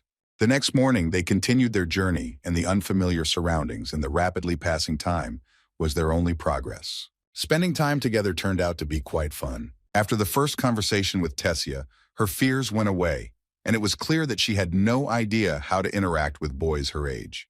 Despite this, she looked really happy because she always had a smile and a blush on her face. Although he was glad of such company, his anxiety about his family and impatience to return home did not leave him in a better mood. All this time, he tried not to show that something was bothering him. When communicating with Tessia, he continued to behave cheerfully and carefree so that she would also be in a good mood. Towards evening, they stopped again to set up camp. While Tessia was busy keeping the fire going, Arthur was once again setting up the tent for the night. However, at one point, the hammer fell out of his hands. He clutched his stomach and began to writhe in pain. In fact, at times, his journey seemed almost unbearable due to the excruciating pain that emanated from his mana core. They were extremely unpredictable, so no matter how hard he tried, it was very difficult to hide it from Tessia. He had no idea why this was happening. Seeing the Elven girl's anxiety, he reassured her, saying that he was fine and that this was only a temporary problem. It was clear from her face that she was very worried because she couldn't help him in any way. Similar pains recurred repeatedly, even though he hardly used magic. As he continued his journey, he continued to smile so that Tessia would not worry about his condition. Despite his attempts to reassure her that everything was okay, she was still worried. Although the pain in his core often distracted him, he was still always extremely careful. The mana beasts, similar to a pack of wolves, did not give them any peace, pursuing them, considering them defenseless prey. However, when Arthur suddenly appeared in front of them using mana palm enhancement, they would run away with a frightened look. The further they walked, the more familiar locations Tessia recognized and could even point out which road to take next. Even though they were already approaching the kingdom of the elves, the anxiety did not subside. From time to time, Arthur was forced to hide because the attacks of pain in the core occurred more and more often. Tessia did not react to the fact that he hid from her from time to time behind trees and bushes. Art understood that despite his position, he could not admit to her the reason for such behavior, because she would worry even more. Exhausted by constant pain, during another overnight stay he fell asleep, and Tessia made sure that he did not catch a cold by covering him with a blanket. As the days passed, Tessia began to recognize more and more of the familiar surroundings. She seemed very happy that her native kingdom was already close. However, their pace slowed as she began to tire suspiciously quickly. Arthur didn't realize that she really just wanted to spend as much time with him as possible, so he thought it necessary to take her small backpack to make the journey easier. As for him, despite strengthening his body with mana, the pain continued to increase both in frequency and in strength. It was becoming increasingly difficult to hide these fits from the worried elf. During another attack of pain, he grimaced so much that Tessia was seriously scared. In order not to make her worry even more, Arthur justified himself by saying that his stomach hurt because of the unfamiliar food of this forest. As they approached the kingdom, the forest became more and more secure, So Arthur, given his condition, did not bother to guard their camp and slept all night. They continued to travel, and now Tessia was not shy about talking. She suddenly stopped him because she was very nervous before asking a question. A little embarrassed, she said with a blush that since they had become close friends, she would like to call him by the name his family did. Hearing this, he said in a nonchalant voice that he didn't mind her calling him by his shortened name, just Art. Seeing that she didn't like his reaction, he sighed heavily with a smile. After that, he embarrassed her more emotionally with a response, saying that he would be very flattered if Tessia Aerolith would call this village boy by the name of Art. It seems Tessia even took offense at him and said that he was speaking strangely again, as if he were not a boy but some old man.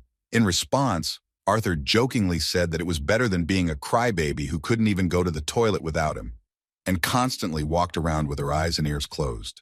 These words embarrassed her so much that she began to try to shut his mouth. While playing as a child with a 40-year-old man in the body of a 4-year-old child, Tessia suddenly saw a magical rune on one of the trees. At that moment, her face lit up and she joyfully shouted that she had seen the place they were looking for. She pointed her finger at a cluster of trees and began to run in that direction. In response, Arthur replied with a sickening expression that he too could see something, but clarified that he was talking about the moss, leaves, fog, and trees that they had seen before.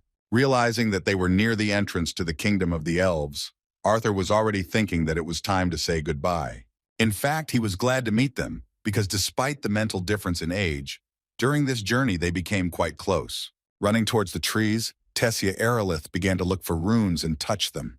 Touching each of the trees, she triggered the mechanism that activated the portal. It was the first time Arthur had seen such technology using mana, and Tessia, who couldn't contain her emotions of joy at returning home, began to unconsciously move her cute ears. A moment later, a magic spell was cast on the largest of the trees, which was accompanied by a loud rustling sound. The gates opened in front of them and Tessia immediately went forward. Arthur remained behind, waiting for her to say goodbye. However, instead, Tessia looked in his direction and extended her hand, asking him to hurry. Moving through the teleporter was not the most pleasant experience for Arthur. A joyful Tessia asked him to quickly get to his feet, because they had finally arrived. The gates from the side of the Elven kingdom looked completely different. Next to them stood 2 huge statues of great warriors. Arthur raised his head and opened his mouth wide in surprise. Buildings, houses, and shops, all of this was located in the middle of an ancient, untouched forest. Seeing the portal activated, people began to look in its direction, because usually elves do not leave the borders of their kingdom. Suddenly, a bright green glow of wind magic appeared in front of them. Arthur thought the locals were hostile towards them, so he grabbed his knife, but Tessia stopped him without hesitation and continued to watch. As it turned out, it was a technique of stealth movement using wind magic. An elite squad of elven mages appeared before them. They knelt down and greeted the princess of the kingdom with one voice. Hearing this, Arthur could not utter a word. He began to look at Tessia and the elite mages in panic, asking what they were talking about. With a sweet yet still shy smile, she simply nodded her head, agreeing that she was the princess of the Elven kingdom. Bowing his head to the princess, the loyal elite Elven soldier said that they arrived as soon as they noticed that the royal teleportation gate had been used. As soon as he started talking about how they had already reported this to the king and queen, the royal carriage appeared out of nowhere in the square. Lord Alduin Aerolith and Mariel Aerolith, who are King and Queen Eleanor, excitedly rushed towards their daughter. After them, Tessia's grandfather walked out with a slow but important step. His name is Viran Aerolith, a stern elven man with a name that is featured in every history book in the world. He is the former king of Eleanor, who led the last war against humanity. For an elf like him, seeing a human child next to his granddaughter was very unexpected. Despite this, he smiled sincerely, being glad that the princess of the kingdom had returned safe and sound. Arthur, seeing Tessia's indecision, decided to kick her towards the family so that they could quickly hug after such a difficult and long time. She did not resist and began to run towards her mother. The moment of family reunion was very touching and long awaited. The father and mother lovingly hugged their daughter, and the grandfather, standing nearby, was happy that everything went without tragedy. With a smile on his face, Arthur wondered if his mom and dad would react like this when they saw him. He was so touched by this moment that he couldn't wait for the day when he would see his family again. Rising to his feet, King Eleanor regained his cool and reasonable demeanor, and then thanked the human child, saying that these words belonged to him not only as King Eleanor, but also as the father of this girl. After that, he said that as a small gesture of gratitude for helping Tessia come home, They invited him to come to their house, where he could rest a little and then tell about what happened. Although the Elven King's tone was gentle, his eyes showed that this was not a proposal, but an order.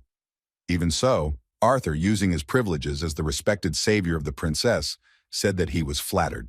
However, just as he was about to utter words of polite refusal due to his own family circumstances, the princess of the Elven Kingdom suddenly grabbed his hand. Tessia's behavior was so unexpected that not only the royal family, but also their guards froze in place in surprise. With a happy expression on her face, she happily grabbed his hand and asked him to follow her quickly, as she wanted to show him a lot of things. The boy couldn't resist her desire. He expected to see an impressive castle after learning that she was a princess, but what he saw was not what he imagined. The castle where the royal family of the elves lived was located on one of the huge trees. It was decorated with gold, and at its entrance there were statues of the first king and queen of their state. It was simply enormous inside, with a beautiful red carpet beneath your feet, servants standing on either side with their heads bowed, and in front was a luxurious staircase leading to the reception hall. Seeing this, Arthur stopped for a moment and grabbed his head because of the thought that it looked like he was the hero of some saccharine novel. Addressing the servants, the queen said that Arthur was their honored guest. She asked the maids to wash him and take him to the restroom. Hearing this, Arthur apologized to the lady for interrupting her, and then said that he would first like to explain what had happened to them. Hearing these words from the child, the lady was confused. But King Alduin was willing to listen to him. The royal family gathered in the conference room. Along with them was the royal guard, which is usually present at events where the entire highest representative of the state takes part. Lord Viran was also present, being an important member of the royal family. Everyone was waiting to hear what the 5-year-old was going to say. Rising to his feet, Arthur bowed his head respectfully and introduced himself as a man from a humble town in the kingdom of Sapen. He also stated that it was a great honor for him to be in the presence of the royal family. He decided that such a presentation was absolutely necessary, because the discussion would not progress if he was treated like a child.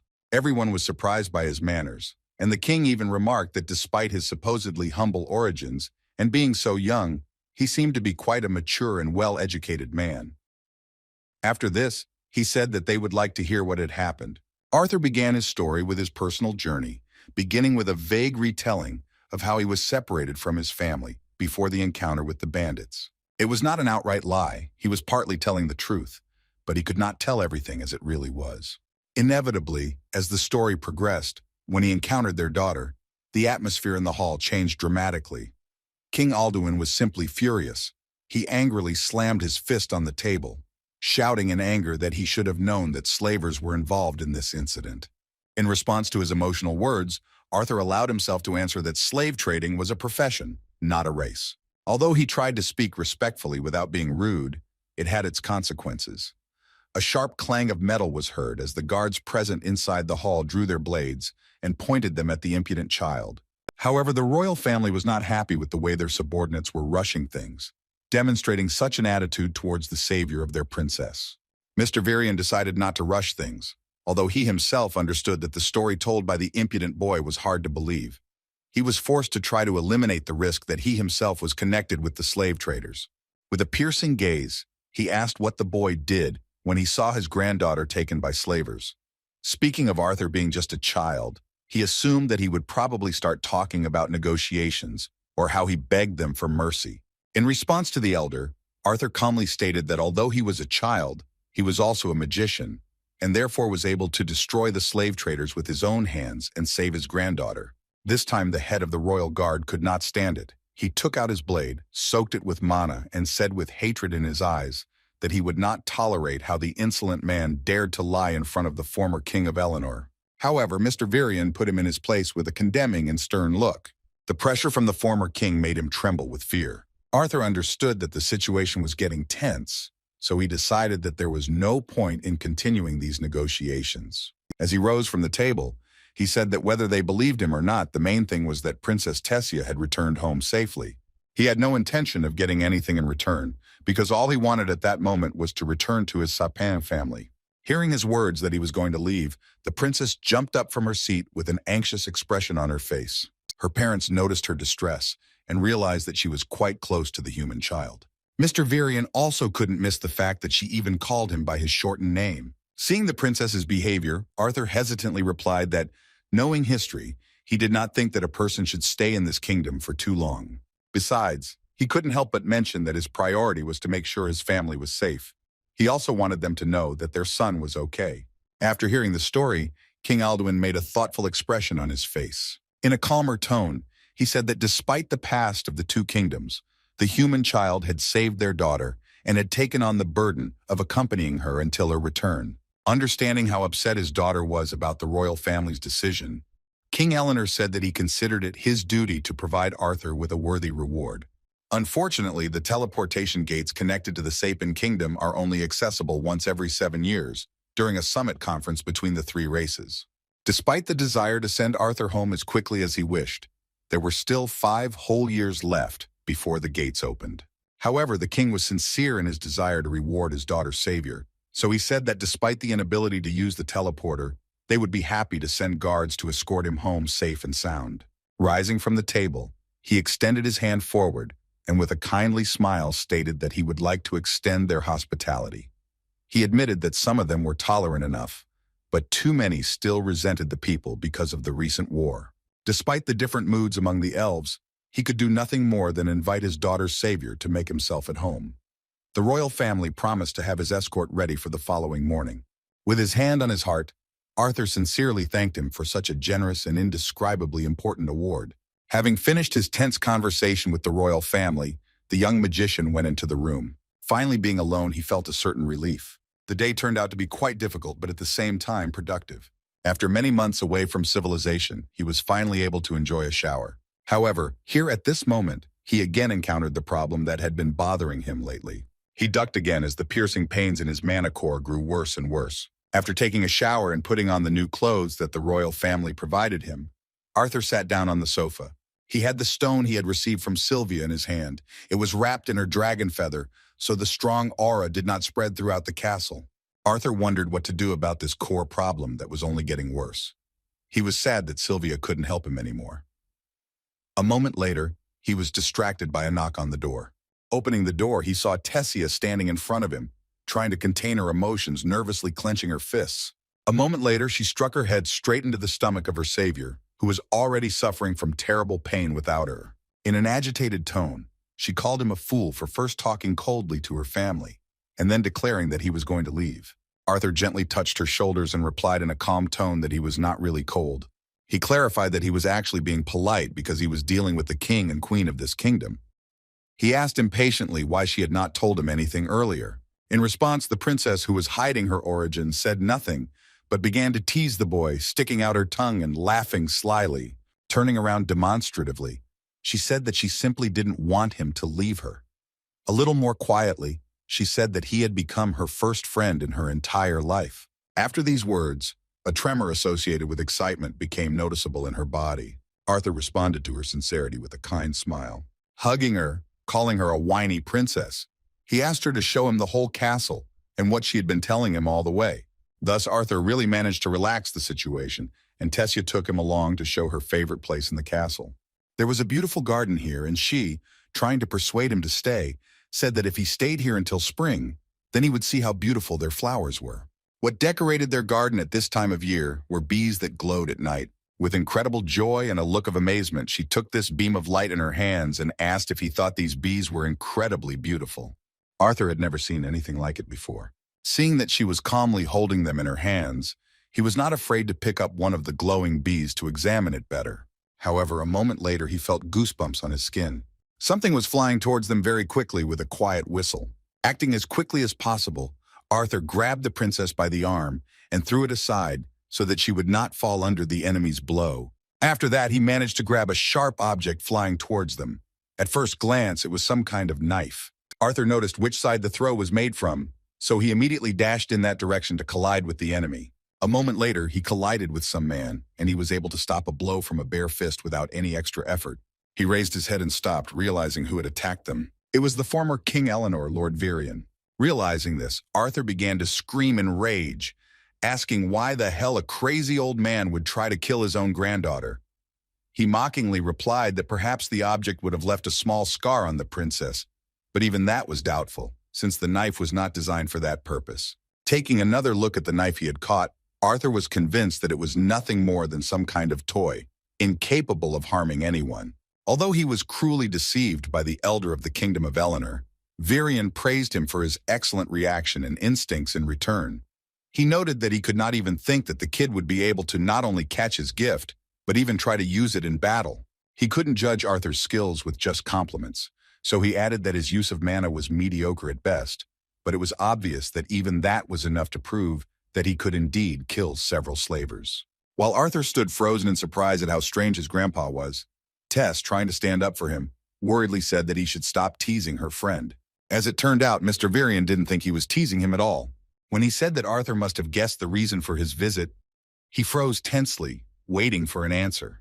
Without thinking twice, the elder said with a thoughtful expression on his face that he had not met anyone as interesting as this human child for a long time. After that, he threw him a sword, offering to demonstrate everything he was capable of. Arthur caught the sword with an unwavering gaze, showing his determination. In just a moment, he used mana on his blade and rushed to attack. His lightning strike was aimed at the neck of the kingdom's elder, while Lord Viran himself did not even have time to blink. Horrified by what was happening, Tess, fearing for her grandfather, froze in place with a shocked look. As it turned out, the old man was not weak enough to suffer from such a blow. With a smile on his face, he called Arthur a scared little brat, and then began to slowly walk towards him, releasing a huge amount of mana. In response to this, Arthur waved his sword again, demonstrating that he was ready to continue. As he charged, he filled his blade with mana again. However, when he made the cut, the elder managed to move, leaving behind only his cloak. In a moment, he was behind him, ready to strike. Although Arthur didn't have time to notice him, he felt his energy approaching. He didn't have time to dodge, so he blocked it with his sword, supporting it with both hands. Under such enormous pressure, he admitted that the elder of the Elven kingdom was indeed a strong fighter. Viran did not give him a rest, and continued to try to break through the young man's defense. However, Arthur managed to jump back from his second blow. But even while in the air, he still remained the old man's target. Lord Viran struck again, and Arthur, unable to maneuver while in the air, was unable to defend himself. From this blow, he flew to the side and with difficulty managed to stop, sliding along the surface. As soon as he stopped, he grabbed his blade again and quickly rushed into the attack. Arthur continued to try to hit the old man, but they were in vain. Even considering his mana usage and the reduction in his range of motion, he still couldn't keep up with this old man's speed. All this time he tried to strike accurately, but his sword was constantly blocked by the old man's hands. Moreover, a moment later, Mr. Viran was once again behind him. The elder of the Elven kingdom believed that he had caught the boy by surprise, so he was going to take advantage of his opponent's mistake in order to deal him an instructive blow. However, in reality, Arthur was in control of the situation, and looking back at his opponent, he thought that he had a chance to change the course of the fight. The moment the old man tried to strike him, Arthur pushed off the ground and found himself in the air. Dodging the sweep that the old man attempted to perform with a kick, Arthur, using only one hand as support, pushed off the surface again. While in the air, he prepared to strike again, accelerating himself by strengthening his body with mana. A moment later, his sword was indeed in front of Lord Viran's face. Only at the last moment did he manage to jump back, avoiding serious injury. Tessia couldn't watch it anymore, so she rushed forward, shouting that they had to stop. She immediately ran to Arthur lying on the ground, seeing that her grandfather was okay. However, as it turned out, Arthur actually managed to hit him, and a small abrasion appeared on his forehead. With a smile on his face, Mr. Viran admitted that he deserved it for his arrogance. He could not even imagine that some human child would be able to hit him. Despite such compliments, Tessia still felt offended by her grandfather. When he suggested starting the second round of their duel, the princess pinched him painfully, saying that he had already mocked her savior enough. She folded her hands in front of her and said in a businesslike tone that he should be gentler with their dear guest. In response, the old man said that if he were gentler with him, then he himself would become a target for mockery. Shaking off the dust, Art said with an awkward laugh that he was honored that the elder said so. Suddenly, Mr. Viran's mood changed, and with a stern and cold look, he asked Arthur if it was true that these words were really a great honor for him. As it turned out, he became so serious only because he wanted to offer the boy to become his student. Hearing this, a confused Tessia couldn't understand why his grandfather would suddenly say something like that. Clasping his hands in front of him, Mr. Viran, seeing the confused expression on the young man's face, again asked if he would agree to his lucrative offer. In response, Arthur said in confusion that he did not understand how this was possible. He was afraid that he was a man, so it was unlikely that he would be able to stay in this kingdom for long. In response, Lord Viran reminded him that no one would dare to expel him while he was under the royal family's tutelage. He knew that Arthur already knew that he was on a level much higher than some adults, but he clarified that there was something that even the best mages from Sapen could not teach him. Arthur waved his hand and tried to refuse, saying that he couldn't do that because now he didn't even know how his parents were doing, and they didn't even know if he was dead or alive. In response, the old man asked if it would be enough if he had a way to find out how they were doing, and also to communicate a little, so that they knew that they were okay. Seeing the surprise in the young man's eyes, Lord Viran decided that he could really influence Arthur's decision, so he asked him to stay, after which he gave the servants the order to put the princess to bed. As he put his cape back on, Mr. Viran noted that he realized he seemed overly impatient at the moment. He attributed it to what he had felt earlier during their little sparring match. As it turned out, in their battle, he was able to figure out that Arthur had previously been experiencing attacks of burning pain in the area where his mana core was located. He was also incredibly accurate when he said that these attacks were probably happening more and more often. Nodding his head, Arthur asked with a confused look how the elder knew this. Brushing the dust off his cloak, Viran, without losing his status as a former king, said that he was sure that Arthur did not even know the cause of his pain, which was a big problem. He assumed that he did not even know what the will of the beast was. Hearing this term for the first time in his life, the guy immediately remembered how Sylvia had struck him to the depths of his soul. Of course, Arthur had already encountered several mana beasts, such as the magical wolf and the crew lizard. A beast strong enough to be classified as Class A or higher is given the ability to pass on its will or inherent ability once, either to a descendant or a human. Understanding that the human child had some reason for not divulging such information, he said that he would not be curious about how he came across such a powerful beast. Still, he warned that at this stage, the power within him was too dangerous. Now Arthur knew that the will he had received from Sylvia was doing him more harm than good at the moment. He had never come across this concept before in the books in his mother's office, so he assumed that the old man knew everything because he also possessed the will of the beast. Sitting down opposite him, Lord Viran released a dense aura of mana and said that he was the one called a beast tamer. When it comes to beast tamers, it is a title that can only be earned when the owner of such a person completely defeats the monstrous beast that resides within him. Mr. Viran knew well how important it was for the baby to return to his family, but he warned that doing so immediately would be too risky. Touching his stomach, he said that the power of his animal will was too strong for his immature body. Arthur was simply horrified by the next words. Mr. Viran warned that he didn't have much time, because if he doesn't start controlling the beast's will soon, then the power he has received will destroy his body from the inside. With the disturbing thoughts imposed on him by the former Elven king, Arthur returned to his room. A heavy feeling pressed on his body and he slept restlessly, with cold sweat on his face. He was having a nightmare, and the monster he saw seemed like a visualization of his burden, as if it represented his anxieties. The expectations placed on him haunted him even in his sleep. The nightmare disappeared as quickly as Tessia was in his room. She jumped on his bed and started screaming that it was time for him to wake up. The pressure of the nightmare responsibility was replaced by the pressure of the entire body weight of the princess of the kingdom of Eleanor. Sleepy Arthur, not understanding what was happening, called her a shadow monster and asked to give him 5 more minutes of rest. The slap from the enraged princess brought Arthur to his senses, and he got out of bed without delay. Tessia was genuinely glad that he was not leaving the kingdom. They began their morning with friendly teasing, laughing at how funny their hair looked after sleeping. The princess did not forget to ask gently whether Arthur would really be staying at their house for some time. Arthur formally replied that he was not sure yet, but they would know for sure after their trip with the elder. Dissatisfied with his attitude, the princess pinched him painfully on the back. After that, she nervously shouted that she would be angry if he continued to call her princess. Trying to calm her down, Arthur apologized, and then asked to let him take a shower and get ready. When he said that if she didn't want to look at it, then she should leave the room, Tess, with a funny look of disgust on her face, said that he was saying perverted things, which proved her grandfather was right. Having driven out the intrusive and shameless princess and finished with the morning preparations, Arthur left the room and went down to the first floor. As he walked outside, he overheard part of the conversation between the king and Elder Viran. Alduin spoke of how it was not fitting for a human to live in this kingdom. The queen agreed with her husband's words and noted that she would always be grateful to the boy for saving Tessia. But even so, allowing a human to remain in their kingdom, was against all traditions. With a cold and reasonable look, Mr. Viran replied that he did not want to hear anything, because he liked that boy. He also asked them to notice that their daughter approved of his decision.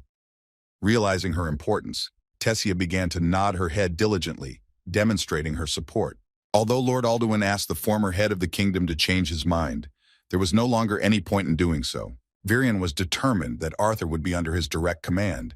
He asked to make sure that everyone in the kingdom knew about this, to avoid disagreements and conflicts, as well as aggression directed towards the human boy. Having heard every word of this conversation, Arthur himself, slowly descending the stairs, was in a good mood. He realized with a smile on his face that the elder could indeed be trusted.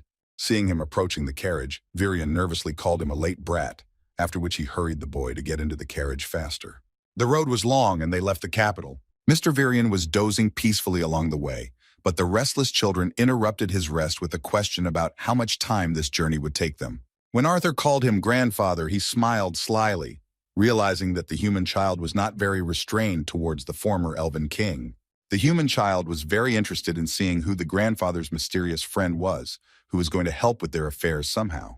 Their pleasant conversation was interrupted by Tessia, who had fallen asleep with her head resting on Arthur's shoulder. Looking at his beloved granddaughter, Viran said that she had woken up so early, worried about her only friend. Arthur slept soundly, not knowing that she was really so worried about him.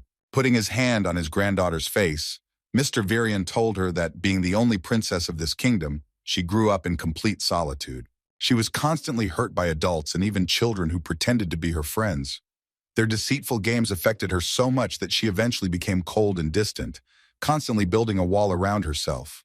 Viran noticed that, in the short time he had seen her with their guest from the human kingdom, she had shown more smiles and laughter than she had in the last few years. Looking at Arthur, the old man sincerely thanked him for becoming such a close person to her. Arthur was very touched by the former king's words, because only after that did he realize how strong his connection with Tess was. An hour later, the carriage stopped and the sleepy princess opened her eyes. They arrived at the place, and their footman respectfully opened the door, indicating that they had arrived.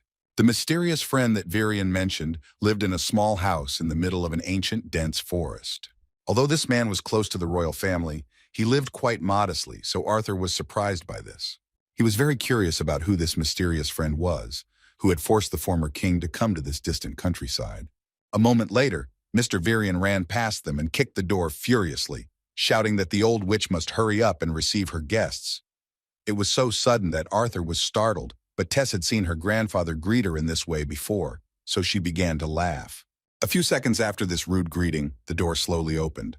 Behind her stood a disgruntled granny, who, calling the former king an old grumbler, shouted that her ears still worked perfectly. In a calmer and kinder tone, Lord Viran introduced this lady to Arthur, calling her Rinia Darkasan. He said that she was an old friend of his and a very special deviant of magic who could help him. Bowing respectfully, Arthur, observing the manners of formal communication, said that it was a great honor for him to meet the elder. Looking at the interesting young man, Rinia said that they couldn't stand at the entrance all day, so she suggested that they go inside her modest house. Looking around at the interior filled with various household items and magic, Arthur thought that if Lady Rinia was a deviant, it meant that she was like his own mother. This meant that her magic did not fall under the categories of the 4 basic elements, but he still had no idea how exactly she could help him. Arthur sat down at the table and began the conversation, apologizing for his impatience. He mentioned that his grandfather had told him that the elder's magic would help him contact his parents. Looking at the usually stern and emotionless former King Eleanor, Lady Rinia said in a cheerful tone that since he was called grandfather, it meant that he was not indifferent to the human boy. Turning to Arthur, she explained that she was what was called a seer. Her lineage's magic varied from mage to mage, but even so, she was quite capable. There was little one could hide from her if she chose to poke her nose into something that wasn't her business. Just by looking at the interesting young man, she said as an example that she already knows that he is very special, so much so that there are parts of his life that she cannot even see. Showing the glow in her eyes, using her prophetic ability, she said that she saw parts of his past and future. Arthur looked up, a little confused, because he didn't think that such magicians existed. With her hands folded in front of her, Rinia once again surprised him with her insight, saying that the boy was not here because of his clairvoyant abilities, but had actually come to see his parents and let them know that he was okay. Placing a small basin of water on the table, the elder asked him to lean forward and look at the water. Using her magic on him and the water, she asked him to focus on the image of his parents as clearly and in detail as possible, remembering the feelings they evoked in him. She also mentioned that he would be able to talk to them as soon as he could clearly see their images in the water. It was easy to picture his mother, with her shining chestnut hair and tanned skin that radiated a gentle, caring warmth. Her thin eyebrows always furrowed when she was worried about his well-being. Dad, with his distinctive blue eyes and silly smile that brightens up even the dullest days, never left his memories. His silly jokes and simple nature always seemed at odds with his charisma as a leader and fighter adventurer. Hoping that they were okay, he concentrated on how much he wanted to see them. Meanwhile, his parents in their new home were preparing for dinner. This time, Alice cooked an incredible beef stew. Looking at the dish with delight, Ray called it amazing and asked what the special occasion was for which she had decided to prepare it. With a sad and tired expression on her face, she said that it had just been a while since she cooked for him after moving to this place. She was already in the last months of pregnancy, so even sitting down at the dinner table was quite difficult. Looking at the table, her eyes became even sadder. This beef stew was actually a favorite dish of her husband and beloved son Arthur, who disappeared without a trace during an attack on their team of adventurers. Seeing how sad his wife looked, Ray asked what was wrong. In response, she awkwardly began waving her hands with a fake smile, saying that everything was fine. The dish reminded her of her son, and she couldn't feel good, afraid that they would never see each other again. The difficulty of pregnancy and the pain of loss did not give her peace. She could not even sincerely rejoice that she would soon see another child from her beloved husband. Suddenly, the silence was broken by a childish voice in their heads. He greeted his mom and dad and introduced himself as Arthur. Hearing this, the parents, confused from shock, looked around. The food fell from their hands onto the table and they froze, listening to the voice of their son, whom they could not stop thinking about for a minute. A voice they could barely remember said that he was sure Mom and Dad were surprised to hear it in their heads. Arthur said he didn't have much time to explain, so he just said they needed to know he was alive and safe. Recalling that terrifying day, he said he barely survived the fall from the cliff, when the entire team probably thought he had sacrificed himself for his family. After this, Arthur took care of his parents' worries by telling them about his secret, that he was in Eleanor's kingdom with the elves. Recalling the time after he disappeared, he said he knew it was very difficult for them. He admitted that he too had a hard time and was restless, worrying about whether his family was okay. He hoped that his parents and the team did not blame each other for what happened. The situation was truly horrific because the parents were in terrible despair and Alice wanted to commit suicide. Ray was so devastated that even the blows of his comrades to the face did not help him to collect himself and understand what was happening. Realizing this, Arthur said that even though they had to go through so much hardship because of him, he was still proud of what he had done, and even if he had the opportunity to go back in time, he would do it again. Speaking about how much he wants to get back to his family, he mentioned that unfortunately, it might be a little difficult at the moment. Understanding the family's worries, he said that he had some kind of illness that could be cured by the best specialist, Eleanor. Arthur reminded more than once that he was not in danger, but not in a position to rush home. Unfortunately for him, the conversation could only be one-sided, so he did not hear how his family got to their destination. When they arrived, they split up with a team of adventurers, with whom they had gone through a rather difficult and long journey. Alice and Ray decided to stay in this city to rest before heading back. However, here they met their old acquaintances. The family, which owned one of the most influential trading enterprises in the kingdom, happily accepted them. Here they received very good housing, which could not even be compared with the one in which they lived in a small town. Ray, as an experienced fighter, was given the opportunity to serve the state and even became a commander for a young unit. He took the oath of loyal service, after which he and Alice decided to stay in the capital. Alice worked around the house because she couldn't stress herself out because of her pregnancy. In his conversation with his family, Arthur also mentioned that he had met a deviant mage like his mother and said that it was she who allowed him to hear his voice. Addressing his father, he promised that he would continue to practice magic and fight while he was undergoing treatment. He asked him not to be surprised if he couldn't beat him in the next match in the future. Until their long-awaited meeting, he asked him to be a real man as before and take care of his mother and child. Hearing the last words, Ray raised his head up and his eyes began to water. Looking at the shocked expression on his wife's face, he feared that she had been traumatized by the sudden connection with their missing beloved son. However, a moment later, when Arthur's voice died down, She looked into her beloved's eyes and said in a trembling voice that she had been waiting for this moment for so long. A moment later, she jumped up and started walking towards Ray, who asked her not to hurry, since she was still carrying the child with her. With tears in their eyes, they hugged each other, feeling incredibly relieved at the news that their son was okay and safe. This touching moment was the last thing Arthur saw in the water. After the connection ended, he himself stood up on his feet, with genuine tears on his face that began to drip right onto the table. Mr. Viran, watching this touching moment, saw that Arthur could still be like a child. Arthur looked up and said decisively that he was ready to become his student. When their carriage returned to the castle, Tessia, tired after the journey, hurriedly pulled Arthur along with her. Upon learning of their arrival, the king and queen decided to meet them personally. Arthur was running after Tessia in a hurry when he suddenly heard the accented cough of Lord Alduin.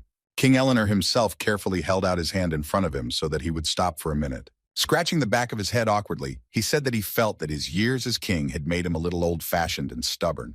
Seeing how her husband was embarrassed to utter his words, the queen placed her hand on the young man's shoulder. With a kind smile on her face, she said that what her husband was trying to say was that they were sorry for what had happened.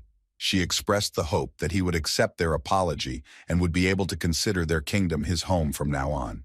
Viran, seeing the behavior of the royal family, paused for a moment and looked with a smile at how the heirs to his throne were stepping out of the bounds of hatred for the human race.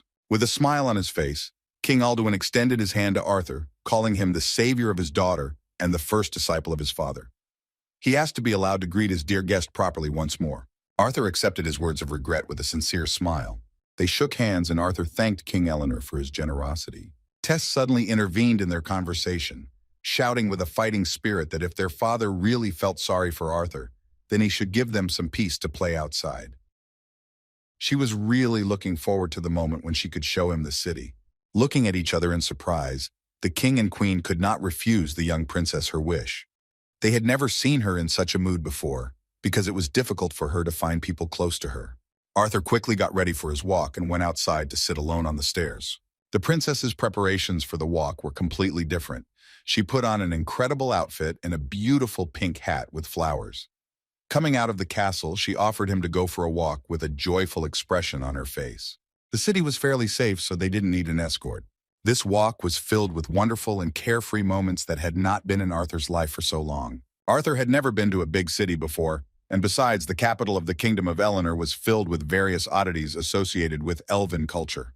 Looking around at the interesting benches around, Arthur didn't notice how he caught hold of some fair-haired guy. Even though he apologized, the child he encountered was arrogant enough to call him a rude person, and the one who left human germs on his beautiful body. Seeing such previously unheard of self-confident behavior, Arthur was very surprised, and Tess, knowing who they were dealing with, looked in his direction with disappointment. Adjusting his hair and pointing a finger at the human child, the young elf said that the so-called savior of their princess was deeply mistaken if he thought that he belonged here just because Elder Viran favored him a little. The kids around him started to cheer this ridiculous and self-confident elf, but Arthur was a little furious. Starting his life from scratch, having a lot of experience communicating with different people, he immediately decided that he did not want to get involved with him because he looked like a disgusting guy. Tess tried to pull Arthur along, saying that they shouldn't linger, but they were interrupted by the arrogant boy. With an overly confident look, he turned to the princess, saying that while he applauded her kindness, commoners had no place near her. Tess and Arthur felt awkward when he offered to escort the princess, introducing himself as the heir to a great family, Firat Ivsar III. Arthur decided that if they were going to have fun, they might as well make it as fun as possible. He decided to play with the feelings of the narcissistic scion of a noble family, and said with an astonished look that he couldn't believe he was seeing him with his own eyes. Taking his surprise as a compliment, he felt even better, saying that even the commoners had heard of his genius and his recent awakening.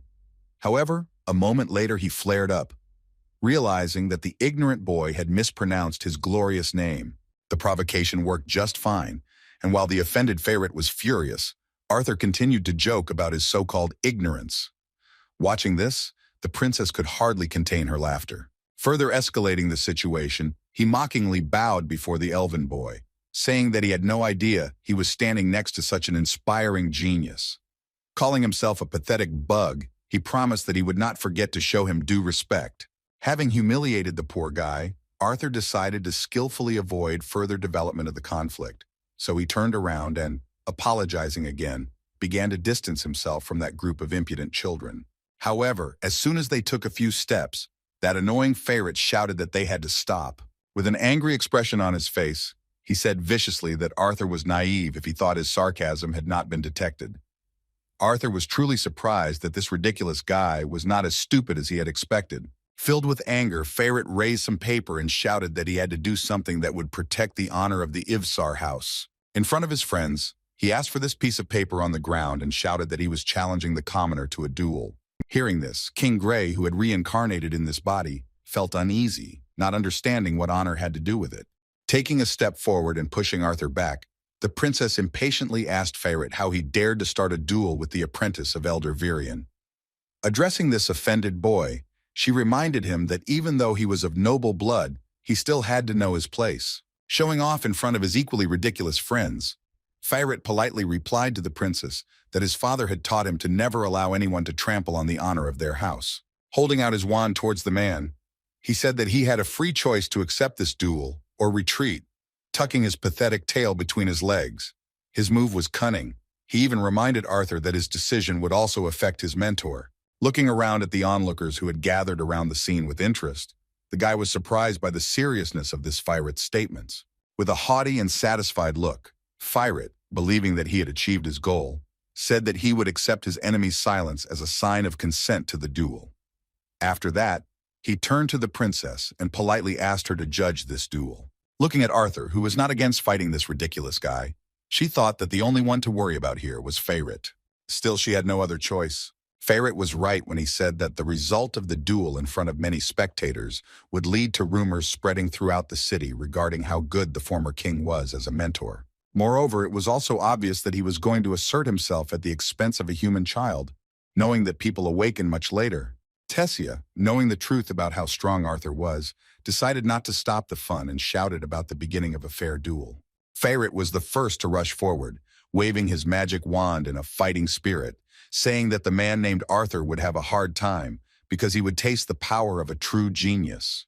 However, while he was confidently planning how he would defeat the opponent, Arthur appeared in front of him with incredible speed, ready to strike. In the poor guy's eyes, it looked like some kind of flickering of light. He didn't have time to react and missed a rather generous blow to the face. Unable to control the aura of mana, the defenseless Ferret, despite the nobility of his origin, did several somersaults and, having lost his shoes, fell to the ground right in front of his friends. Arthur was a little disappointed that their fight ended with just one light blow. Tess looked at the heir of a great family in surprise, thinking about how weak he was. She knew it would happen, but she couldn't even imagine that it would happen so quickly. The public was also shocked, so Tess decided to act immediately. Grabbing Arthur's hand, she laughed cheerfully and suggested that he run on. At such moments, he couldn't help but appreciate this little princess more and more. This serenity gave him inspiration and peace of mind. Although the rest of the day wasn't as fun as the fight with Ferret, it was refreshing and allowed him to take his mind off the anxious thoughts about responsibility and further training. While visiting various places, Arthur sometimes made the princess bored because his interests were more adult than hers. As expected, not everyone in the city was thrilled to have a human child roaming their streets, one of the very race that had tried to exterminate them entirely. And yet, when Tessia appeared next to him, the address to Arthur changed dramatically because the locals and merchants began to remember the words of the head of the kingdom. Climbing up one of the trees, they began to enjoy the beautiful view of their city, located in the middle of an ancient and powerful magical forest. With a surprised smile on her face, Tess remembered that her friend's training began the following day. She wondered how he felt about it. Arthur looked quite calm, although Tess assumed that he was nervous. In fact, at that moment he remembered the words of the elder, who said that he had no idea how he had been taught until now, but assured that his lessons would not be easy even for him. Ignoring the pain from the mana core, the assimilation process used by animal tamers was often compared to immersing the body in boiling tar. Pointing his finger at him, the old man sternly said that because of all these circumstances, he would be forced to be stuck here in a foreign country, without the family comfort he was accustomed to, and his daily life would become difficult. With a kind smile on his face, he nevertheless clarified that he would not regret it, because if he could endure these difficult trainings, which were not intended for children of his age, then he would be able to receive a very huge reward for his efforts. Returning to the dialogue, Arthur nevertheless said that although a difficult test awaits him, he is not afraid, but still excited. Enjoying the beautiful view of the city, he said that he had come a long way to get to where he was now. The training was necessary in order to see his parents again. He could not wait for what the future held for him. These times flew by unnoticed, and 3 years later, they both changed beyond recognition. True, this was more a matter of appearance than habit. Tess, as usual, woke up earlier than Arthur, so she gave him no peace until he could wake up. Screaming that they were already late, she squeezed his ankle so hard that he instantly woke up and started screaming. As it turned out, she became noticeably stronger and even managed to awaken her core. Arthur became more manly in appearance. Touching his ankle, he accused her of using mana to twist it. Then, with an offended look, he sternly asked if she couldn't find a gentler way to wake him up. In response, she, without admitting her guilt, said that it was his own fault, because he did not wake up when she politely asked him to do so. After these words, she put her hands on her hips and slyly said that in this situation, Arthur was paying attention to something completely different from what he should be paying attention to, because he should first of all be grateful that such a beautiful girl like her woke him up. Trying to hook her with a sharp joke, Arthur said with a carefree expression that there were quite a few attractive maids in the castle. Of course, Tess was not only angry, but also offended by Arthur for his impudent words. As she walked down the stairs to the first floor, she did not give him a break, constantly asking if he was sincere in his words. Arthur began to fear that the maids in the castle would soon be changed. At the bottom of the stairs, Mr. Viran was already meeting them. Grandpa said with a stern look that his ridiculous students had made him wait. One of the most respected elves in all of Eleanor, who had been forced to wait for the two teenagers, was patient with their lateness and suggested that they begin preparing for the next lesson. The lesson dealt directly with the use of magic, so it is worth mentioning that in this world there are 4 basic elements and their higher forms. These higher forms of elements are ice, gravity, lightning, and sound. They can only be controlled by mages who have gone beyond their capabilities. There are also differences in what the abilities of different races are. Dwarves can only manipulate earth or fire, but like elves, they have a much higher affinity for the 2 elements. Their defining characteristic is that all dwarves can mold and bend metal, and talented ones can even cast spells and manipulate magma. Elves are limited to water, wind, and earth, but with a much higher affinity than humans. In rare cases, they can also become a special type of deviant that controls plants. However, elves are not capable of becoming mages who can manipulate higher forms of the elements. Human mages have the ability to manipulate any of the 4 basic elements. They are also the only race capable of becoming deviant in any of these elements, along with anomalies that cannot be classified in any of the elements. An example would be healers like Alice, Arthur's mother. There is a delicate balance of power between their 3 races, taking into account population, shared innate affinity with the elements, and loyalty in mages. Arthur had this knowledge thanks to access to his mother's study, where he read all the books before the age of 5. He himself explained this theory in order to find out if it was good enough, comparing it with how the elves see it.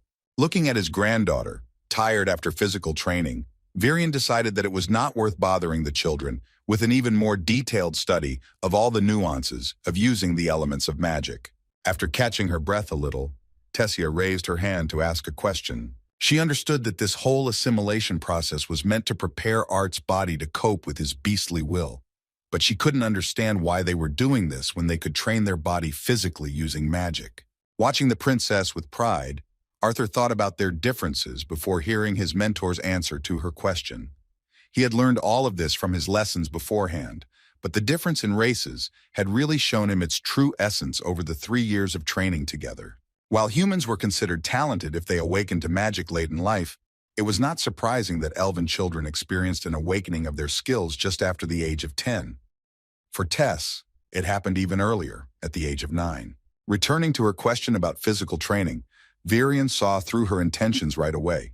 She suggested it because she was angry that she was the only one who was beaten during training.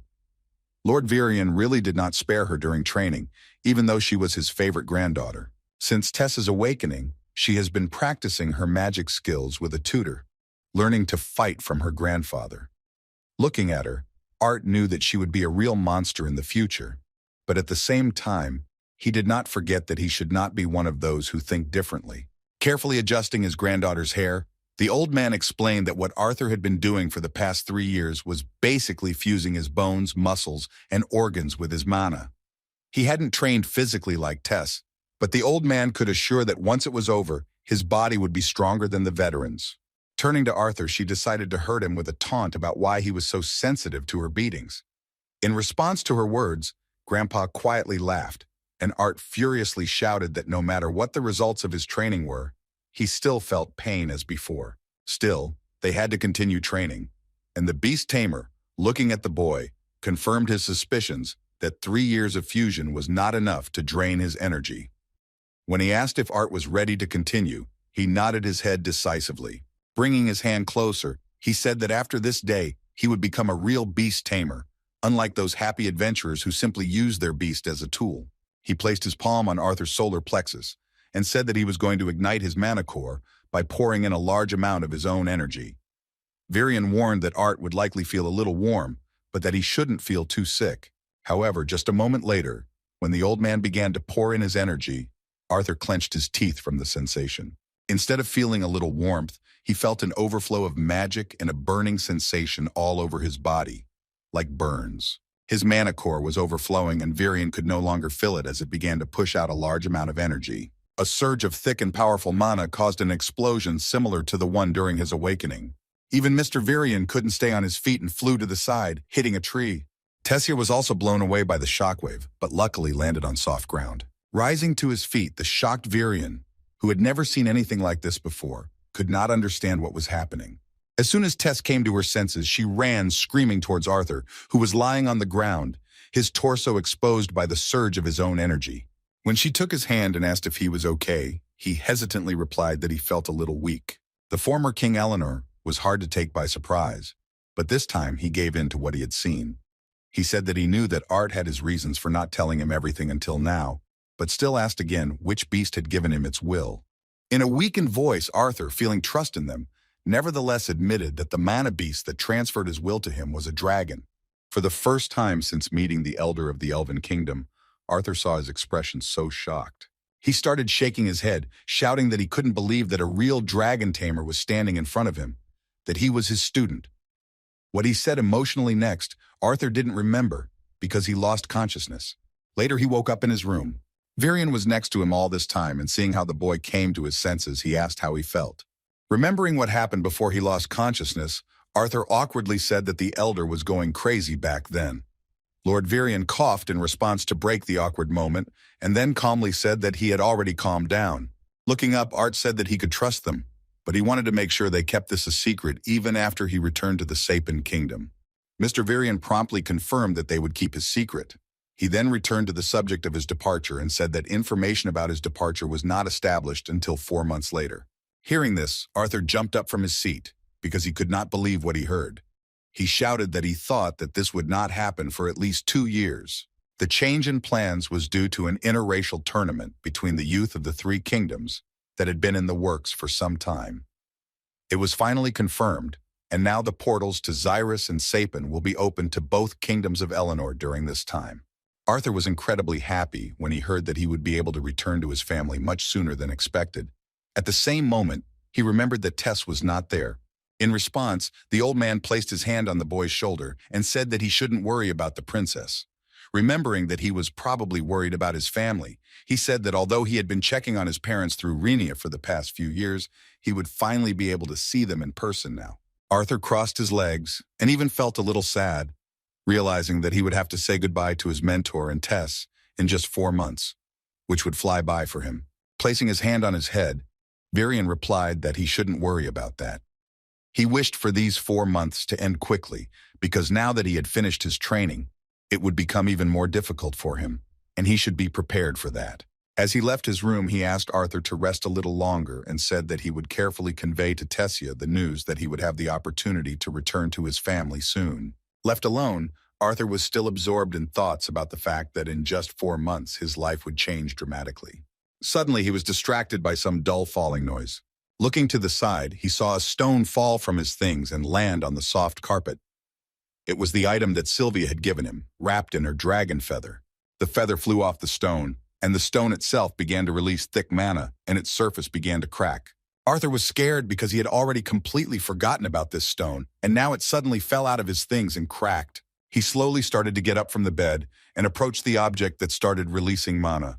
Suddenly he stopped, hearing another crunch.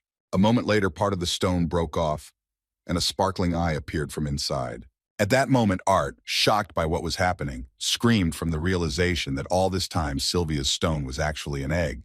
The shell of this egg continued to break down, and the body of the beast that was inside was revealed. First, a long black tail appeared. A moment later, the shell split into two parts and a small animal appeared, which began to shake its head from side to side. It was a cute little animal that had not yet gotten used to the bright light and immediately began to yawn. A moment later, he fell on his back because he still had difficulty moving. Arthur picked it up and continued to think about what it was. A small, cute animal with small black wings looked at him with surprised eyes. Arthur's eyes were no less surprised. They mimicked each other's head movements, and it seemed like this mana beast was learning how to interact with other creatures. Without understanding anything, the amazing animal made a cute sound, similar to a cat's meow. Looking at him, Arthur assumed that he was a dragon, to which he meowed happily. Arthur couldn't believe his eyes. The affection for this little creature made him happy. However, a moment later, the little dragon that Sylvia had left for him suddenly broke free from his hands and bit him painfully on the arm. Immediately after the bite, this dragon lost all its strength and began to fall down, and on Arthur's hand, instead of a bite mark, some kind of seal appeared. It was quite painful, so Arthur grabbed his hand and grimaced in pain, while a small smoke came out from the seal. Looking at his hand, he was surprised that the dragon's bite had such a strange mark. The baby continued to squeak something, and at that very moment Art heard someone call him Mom. He began to look around in surprise, making sure that there was no one else here except them. Looking at the dragon again, he realized that it was he who was calling him Mother. Clutching his head, he again thought about how he could hear such a clear speech from a small dragon that had just hatched from an egg. When the little dragon called him Mother again, he fell to the ground. Sighing heavily, he began to get used to the fact that his new pet could communicate with him telepathically. When Arthur caught his breath, he nevertheless clarified that he was a boy, so it would be better if they called him Dad instead of Mom. Despite the fact that this cute miracle was born only a few minutes ago, it could already talk and understand what was happening around it. However, the dragon was not adapted to such activity. He immediately fell asleep because he was too tired from such sudden activity. Stroking his head, Arthur said with affection that he would name him Sylvie, in honor of his mother. Sylvie seemed to really like the name and squealed happily again. Moreover, as it turned out, thanks to their connection, Arthur was even able to feel that she actually liked it. It seemed that the mark that Sylvie had left on his hand was not as simple as it seemed at first glance. There was a feeling that this thing connected him with the little dragon. Sighing heavily, Arthur began to fall asleep again with the thought that he was only 8 years old, and he already had a tattoo and a child. In his new life, he truly became a real rebel. At night, he was awakened by a strange girlish squeal. Jumping out of bed, sleepy and still tired, Art began to look around, asking who was in his room. As it turned out, this cry belonged to Tess, because she was overwhelmed with emotions when she saw this little dragon. She began to ask with affection what this animal was and why it was so cute, while Sylvie herself began to ask her dad to save her from strangulation. Arthur was too tired to explain everything. Looking out the window, he saw that it was not morning yet. Taking advantage of the moment, he fell back onto the bed and covered himself with the blanket, saying that he could not miss a minute of sleep. Forgetting about Sylvie, he left her alone with Tess, who continued to play with her like a plush toy. The next morning, Tess got up early as usual and woke Arthur up with her usual rude method.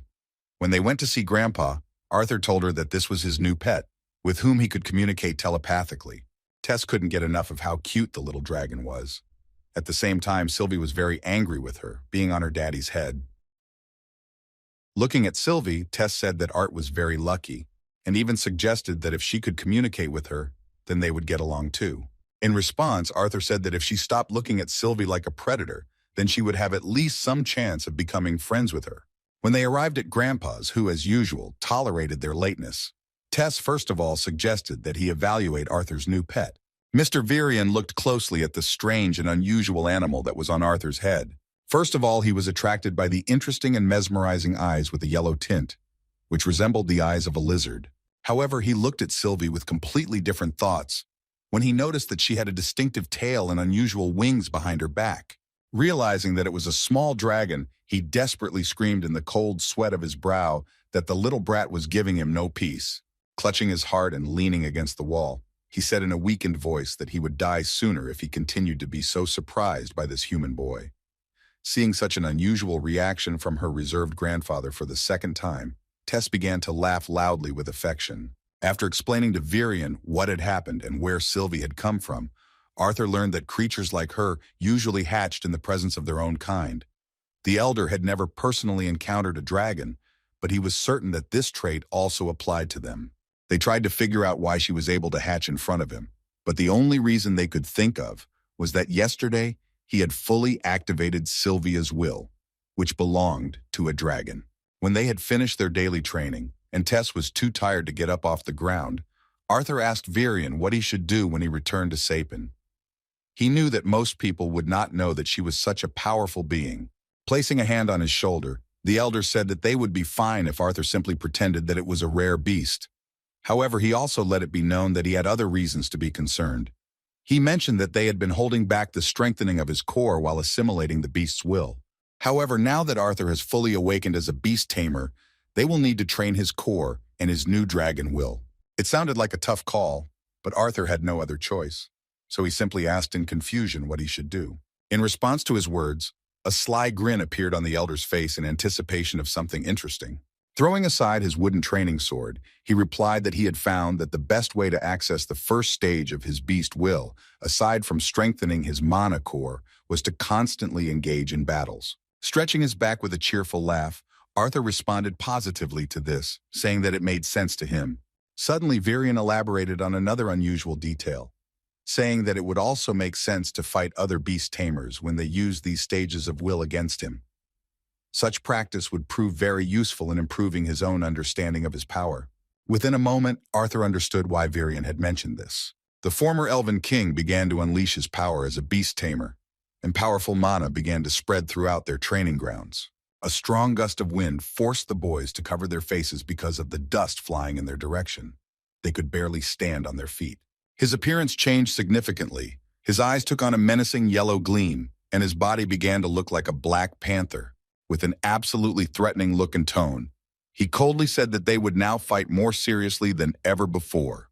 Beast tamers are special among mages, as they are able to use unique skills inherited from mana beasts.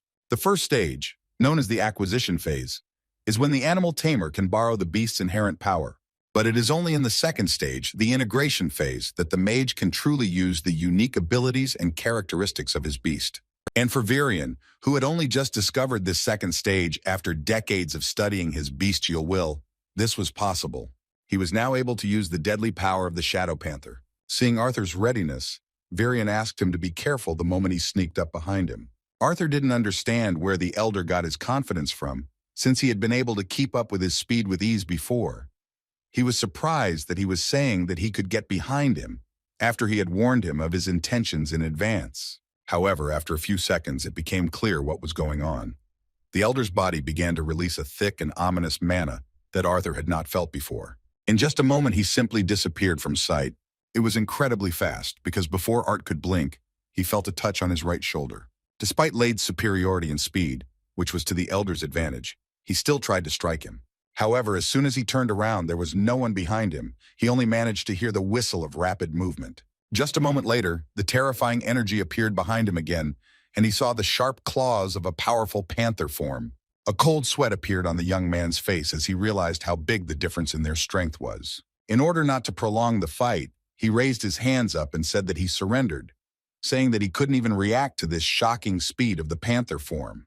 Returning to his usual form, the old man said with a smile on his face that he had no doubt that the result of the fight would be exactly like this. Having returned to his normal form, Mr. Viran admitted that this form also had some drawbacks. Using the fusion stage, despite decades of training, was still difficult and not entirely enjoyable. In response, Arthur noted that the speed of movement in the form of a black panther was one thing, but it was quite another that when it appeared behind him, he was not even able to sense its presence. Picking up the wooden training sword from the ground, Lord Viran thoughtfully replied that it was probably due to the Shadow Panthers being able to instinctively manipulate wind and sound to achieve this effect of stealth and concealment. Extending the hilt of his sword towards his student, Elder Virian said that he believed he had tormented the boy enough, that he had not yet managed to reach even the first stage of mastering his beast will. Instead of wasting time, he asked what he thought about them actually starting to train. As Arthur continued his training, he didn't even notice how quickly the days passed for him. Thanks to Virian's guidance and his own knowledge, he was able to access the first stage of his draconic will. The Elder also taught him how to hide the presence of his beast will. The days passed very productively. He either strengthened his mana core and studied Sylvia's dragon will, or fought against Virian. Fortunately, the assimilation process allowed his body to constantly train, and in his spare time he spent as much time as he could enjoying the joys and innocence of childhood, just as Sylvia had wished. These last 4 months, which he spent with great pleasure, flew by completely unnoticed. When the day of departure finally arrived, Tess could not hold back her tears. Every day they had spent together over the past few years had made it increasingly difficult to tell Tess of his impending departure. As expected, she was very sad, so Arthur had no choice but to try to cheer her up about the fact that they would meet again. In preparation for his return to the human kingdom, Art took care to conceal his beast will and the seal of his pet bond, as he thought his grandmother Sylvia's feather hid the presence of Sylvia's mark well. It was time to say goodbye to everyone who had become so dear to him during his stay in the kingdom of the elves. Lord Virian and Tess, who could hardly hold back her tears, were nearby. The Elder, with a kind smile, asked him to hurry because his crew was already ready to leave. For the journey, he gave him an item, a golden medallion decorated with the coat of arms of the House of Aerolites. It could help him navigate the forest. Arthur was sincerely grateful for such a valuable gift and care from the Elder. Trying to tease his granddaughter, he whispered that if Arthur ever got lost in the Elven forest again, he would be able to find his way to their royal portal by meeting another princess. Hearing his words, Tess could not stand it and grabbed him by the beard, forcing him to apologize to his beloved granddaughter. Saying goodbye to the sad princess, Arthur assured her that they would see each other again. He also said that he hoped that thanks to her grandfather's training, she would be stronger than him the next time they saw each other. In response, she only nodded, continuing to contain her emotions. Arthur gave vent to her emotions the moment he hugged her. Even Sylvie, though she couldn't befriend her, still paid her respects by touching her hair, by telling her he would miss her and telling her to be careful. Art touched her deeply. At that moment, she could no longer keep her emotions to herself, and clenching her teeth, began to cry. The touching moment ended with her whining and saying that she would miss him too. Grandfather took her by the arm and began to calm her down, and Arthur said goodbye to everyone else. He looked sadly at the royal family's castle, hoping that one day he would return to this place. When he looked inside the carriage, he saw the boys who had been sent to represent the Elven race in the tournament. Feyret, the boy who had once challenged him to a duel, was already sitting there. Seeing Arthur and calling him a human spawn, he mockingly said that he had finally been kicked out. Seeing this ridiculous guy in front of him, Arthur pretended that they didn't know each other.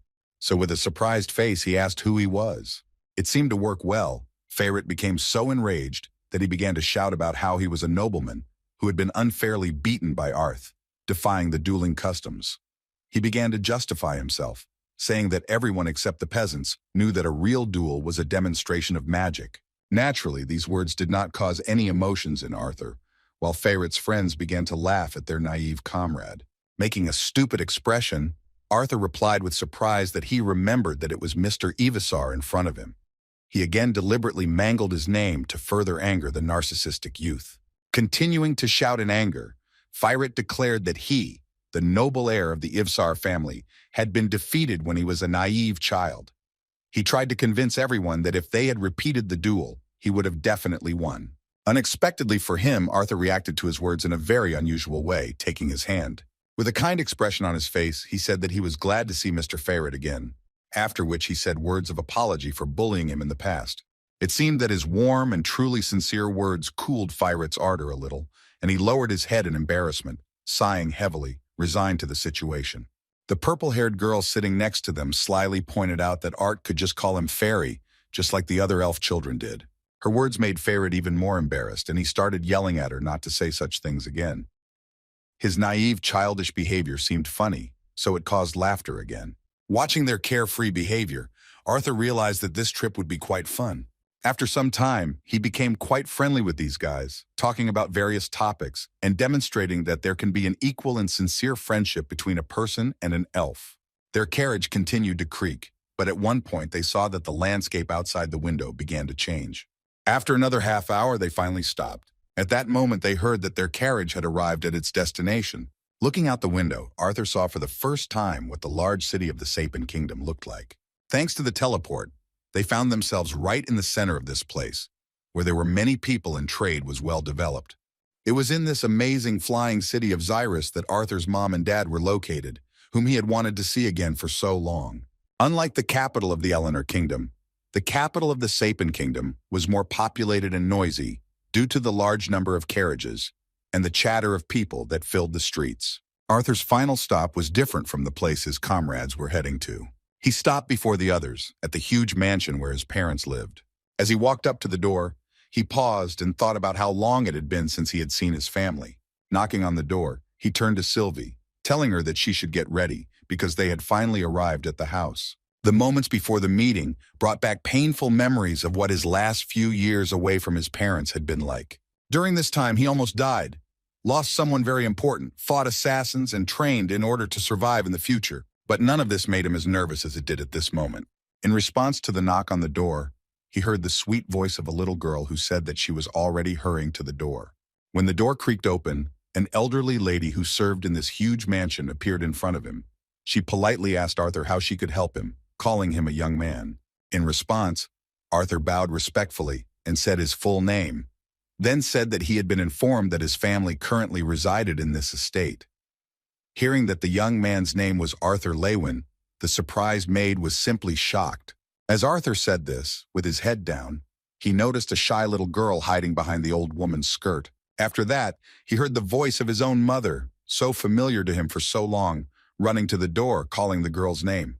Hearing her name, Eleanor Levin looked around, seeing her mother's anxiety. As soon as Alice came closer to the door and saw her son, who had grown up several years, she forgot what she was talking about, and the plate of food fell from her hands.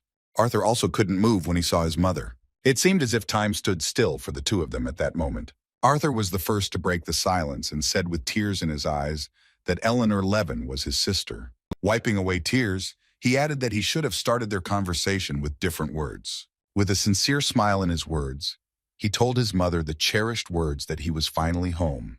They had been waiting for this moment of meeting for a long time. Alice ran towards her son and they finally hugged. Through her tears, she said in a trembling voice that she knew that the voice really belonged to her son. She couldn't believe that her child was actually home. Seeing tears on her mother's face, Eleanor grabbed her skirt and began to beg her not to cry. At that moment, they heard the sounds of loud stomping. A man in Zyrus's military uniform was running towards them, who also couldn't wait for this touching moment. There were already tears in his eyes from the joy of his son's return home. The kind old woman who worked in this mansion told him that Arthur was finally home. Finally, the whole family was together, and they shared this touching moment of reunion with tears in their eyes. Looking at this, even the old lady could not hold back her tears, just like me. When they went into the living room, they sat down on the same sofa and began to discuss what he had told them 3 years ago with the help of some kind of information transfer magic. They were worried about his illness and why he was so thin, but Arthur insisted that he had never felt better than he did now. Ray, seeing how many questions Alice was asking, asked her to take her time, saying that just by looking at their son, they could tell how big and strong he had become. Unlike mom and dad, the little sister didn't look so cheerful. She was sitting on a separate sofa with an offended look.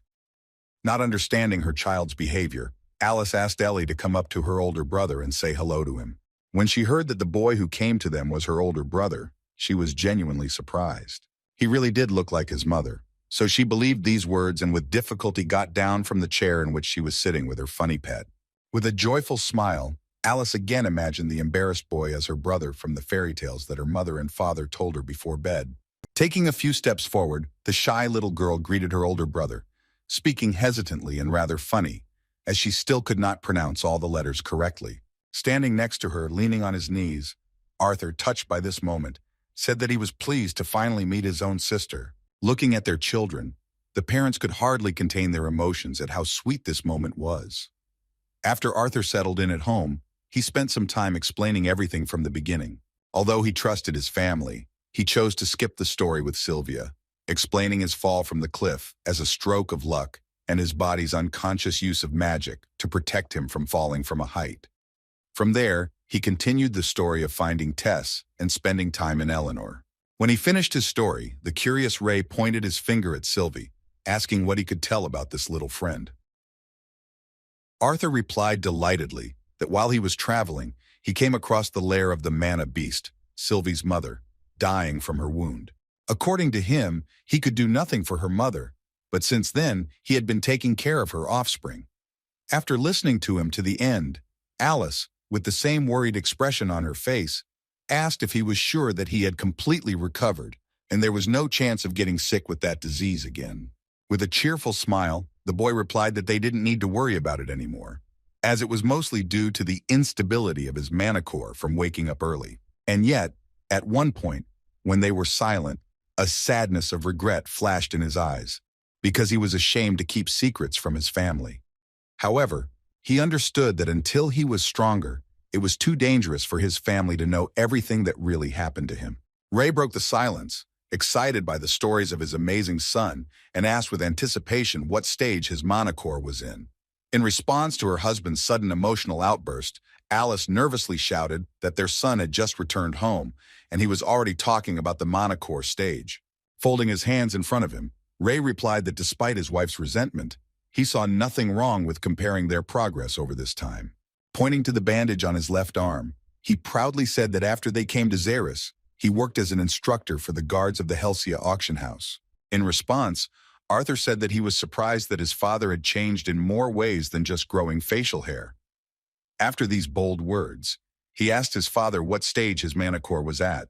Anticipating a real shock reaction to his words from his son, Ray, scratching his stubble, began to chuckle slyly and quietly. Putting his foot on the table, he pointed his finger at himself and proudly said that the head of their family had reached the dark orange stage 2 years ago. Arthur was pleased with his progress. He could easily notice that his father had become more bulky, but he really couldn't think that he had broken through to the next stage of magic. In response, he assumed that his father must have worked very hard to achieve such an incredible result. However, seeing how shamelessly and carefree he showed off his results, Arthur began to doubt his words regarding how persistent he was in his training. The awkward moment was interrupted by his father, who cooled his ardor and asked if his son's result was as impressive. When Arthur sheepishly replied that he was in the light red stage, Ray froze for a second, trying to comprehend what was said. A moment later, shocked to the depths of his soul by these words, he shouted with a rough, husky voice that he could not believe it. Alice was also surprised by this, but the moment of pride for her son was interrupted by the realization that Ray had used swear words in his speech in Ellie's presence, and she, like a child, began to repeat after him. Realizing his stupidity and feeling threatened by his wife, he began to apologize. Returning to his son's words, he grabbed Arthur by the shoulders and began to shake him, trying to find out when and how he managed to achieve such an incredible result. While Ellie ran around the room, lisping the words she had heard from her dad, Ray decisively suggested to his son that they go out into the backyard to have an immediate historical sparring match. In response to his proposal, Arthur began to laugh merrily, recognizing his father's fatherless style of behavior, which constantly gave his mother a headache. As they walked towards the exit to the backyard, a loud stomping sound was heard from the corridor. After this, the door to the living room opened, and a sweaty, intelligent-looking man with shortness of breath turned excitedly to Ray, saying that he had heard something unheard of about their son being alive. Seeing Ray and his family in front of him, with a boy with red hair like Alice next to him, he froze in place. Adjusting his glasses, he asked in confusion what was really going on in this crazy world. His question seemed quite logical, because he had never heard anything like this from his close friends, whom they had sheltered in their mansion. Next to this gentleman stood his beautiful young wife, as well as a daughter who, apparently, was the same age as Arthur. Arthur and Sylvie immediately noticed them. He already knew that these were the people who had been taking care of his family all this time. Ray immediately approached Vincent and Tabitha, after which he introduced them to his son Arthur, who had indeed returned home. He then introduced Vincent Helstia himself, the man who owned the Helstia auction house, and was also an old friend of his, for whom he now worked. He asked his son to introduce himself before they began to destroy the house of this nice gentleman. Respectfully introducing himself to Mr. Vincent, Arthur said that he was sure that his appearance could be a surprise for them, since it was he who asked his parents not to tell anyone about him. He also apologized for these details in a manner unusual for his family, Seeing the boy's amazing upbringing, Vincent even became confused and slapped Ray on the stomach and asked Arthur if he was sure that such a simple guy as Ray was his father. The boy was a little confused, but jokingly replied that, although he was often asked this, it was true. Mrs. Tabitha, who is Vincent's husband, also greeted Arthur, after which she introduced him to her daughter Lilia. She said that since they were the same age, she believed that they could become friends. Arthur greeted her with a pleasant smile, and the squeak from Sylvie was no less friendly. As expected, her heart was captured by the cute little animal that was on Arthur's shoulder. Having fallen in love with the sweet Sylvie, Lilia approached Arthur and began to wonder if she could touch this fascinating pet. Returning to Ray's previous words, Mr. Vincent thoughtfully asked what he meant when he spoke about destroying his house. Remembering what he was talking about, Ray replied that he and Arthur were just about to spar. Hearing that they were going to have some fun, Vincent responded to his words with a smile. However, fully realizing that Ray was going to fight his son, who had only recently returned home, Vincent began to panic a little. He couldn't believe it, but those two madmen were actually going to do it. The boys went out to the backyard of this beautiful Helstia family mansion to see the madness that Ray had planned. It's been a long time since they last did this. Arthur and Ray began to warm up before showing off the fruits of their hard training. Despite the seriousness of the event, Alice was already used to this kind of thing, so she was relaxed and calmly gossiped with her friend Tabitha. Lily and Ellie weren't worried about this sparring either, as their attention was focused on poor Sylvie, who was trying to escape from the annoying children. Sitting down next to his wife, Vincent anxiously asked Alice why her husband was taking his son's words about him being a light red monocore stage mage seriously. In response, Alice said that she was also surprised, but she believed him because he always learned quickly and had no reason to lie. Vincent folded his hands in front of him and asked incredulously if he was supposed to believe that an 8-year-old child had not only awakened but had also passed the 3 stages. He remembered that even the snobbish genius brats accepted into the Capital's Academy barely reached the Crimson Stage at the age of 12. Arthur looked at them and saw his mother's encouragement and Vincent's slight distrust of his words. He heard his words perfectly and thought that it would be better not to tell them that he was only at the light red stage because he couldn't train due to the assimilation of the beast's will. The cheerful father had already begun to jump from side to side. Taking a fighting stance, he warned that his son should be prepared because his father was no longer the same man he had been. Clenching his fists and assuming a fighting stance, Arthur replied with an anticipatory smile that he too could boast that he had changed a lot. Arthur decided to start the fight first, so he used the mana aura. Accelerating his body, he found himself in front of his father in a moment. It was only at the last moment that Ray noticed that Arthur was right underneath him, ready to strike with his left hand. Without even moving, Ray, strengthening himself with mana and relying on his brute strength, stopped the blow with one palm. With a satisfied smile, he said that Arthur would have to try harder than before. However, at that very moment, his son showed that this was not all he was capable of. Breaking free from the grip, he jumped up sharply and struck his father's left hand. Landing on the ground, he turned his leg, preparing for another blow. Using the momentum of his entire body, he attempted to deliver an elbow strike to Ray's torso. However, this time the father managed to control his speed and caught him by the hand at the last moment. Grabbing his son by the arm, he used the momentum of his body to pull him to the side and tried to hit him with his left hand. However, even while in the air, Arthur did not lose his head. Despite his father's advantage in brute strength and size, the boy managed to grab him by the clothes. Pushing off without releasing the grip, he lowered his legs to the surface. Thus, Arthur found a foothold and was able to make a throw that his father was not prepared for. Despite the unexpectedness of this fighting style, Ray still did not fall to the surface, but pushed off from it as soon as he reached it with his hand. After jumping back a few times, Ray returned to a safe distance before continuing the fight. Turning to his father, Arthur asked him with a sly smile what he thought about his level of hand-to-hand combat. Scratching his neck uncertainly, but trying not to lose his status as a trainer of auction house security guards, Ray replied that he thought his son's skills were not bad. He did admit that Arthur had caught him off guard. Then he confidently spread his arms out to the sides and said that in that case the old man would become more serious. After this, he clenched his fists, causing a cracking sound and bright sparks to appear between them. His body, especially his fists, were covered in flames, indicating that he had mastered this element. Looking at his son, he said that he had learned this little trick after breaking through to the dark orange stage. He then asked his son not to complain, saying that he had not been warned. Mages, since their awakening, have always had power in terms of what elements they have an affinity with. parents seek out a professional to perform expensive testing on their child so they can know what path to take their newborn mage. In this world, wizards have an innate advantage. They can manifest and manipulate elements with which they have an affinity. Enhancers have a much worse affinity for the elements. And in fact, the elements only manifest after they pass a certain threshold. Arthur's father, who trained hard from an early age but had no special training, took time to reach the deep orange core stage to transform his explosive use of mana into true fire. In the world from which King Gray came, the elements were not predetermined from birth, and everyone chose their own path of development. However, despite the properties of the Kai energy of different fighters, this was often leveled out by personal skills and experience. Talent played a big role, but hard work was equally important since no one was limited by affinity with their particular element. Despite initially having low energy reserves, King Gray surpassed his opponents with an incredibly high level of skill. As for his life after reincarnation, this time he had an advantage from the very beginning, and everything led to something no one expected. Taking a few steps forward, he demonstrated that he had also learned a few tricks. His body was covered in an electric current that made a loud crackling sound. Smugly turning to his father, he asked him not to be too surprised at the level of his mastery of the elements. Father was truly surprised, as he had never fought anyone with an affinity for such a rare element before.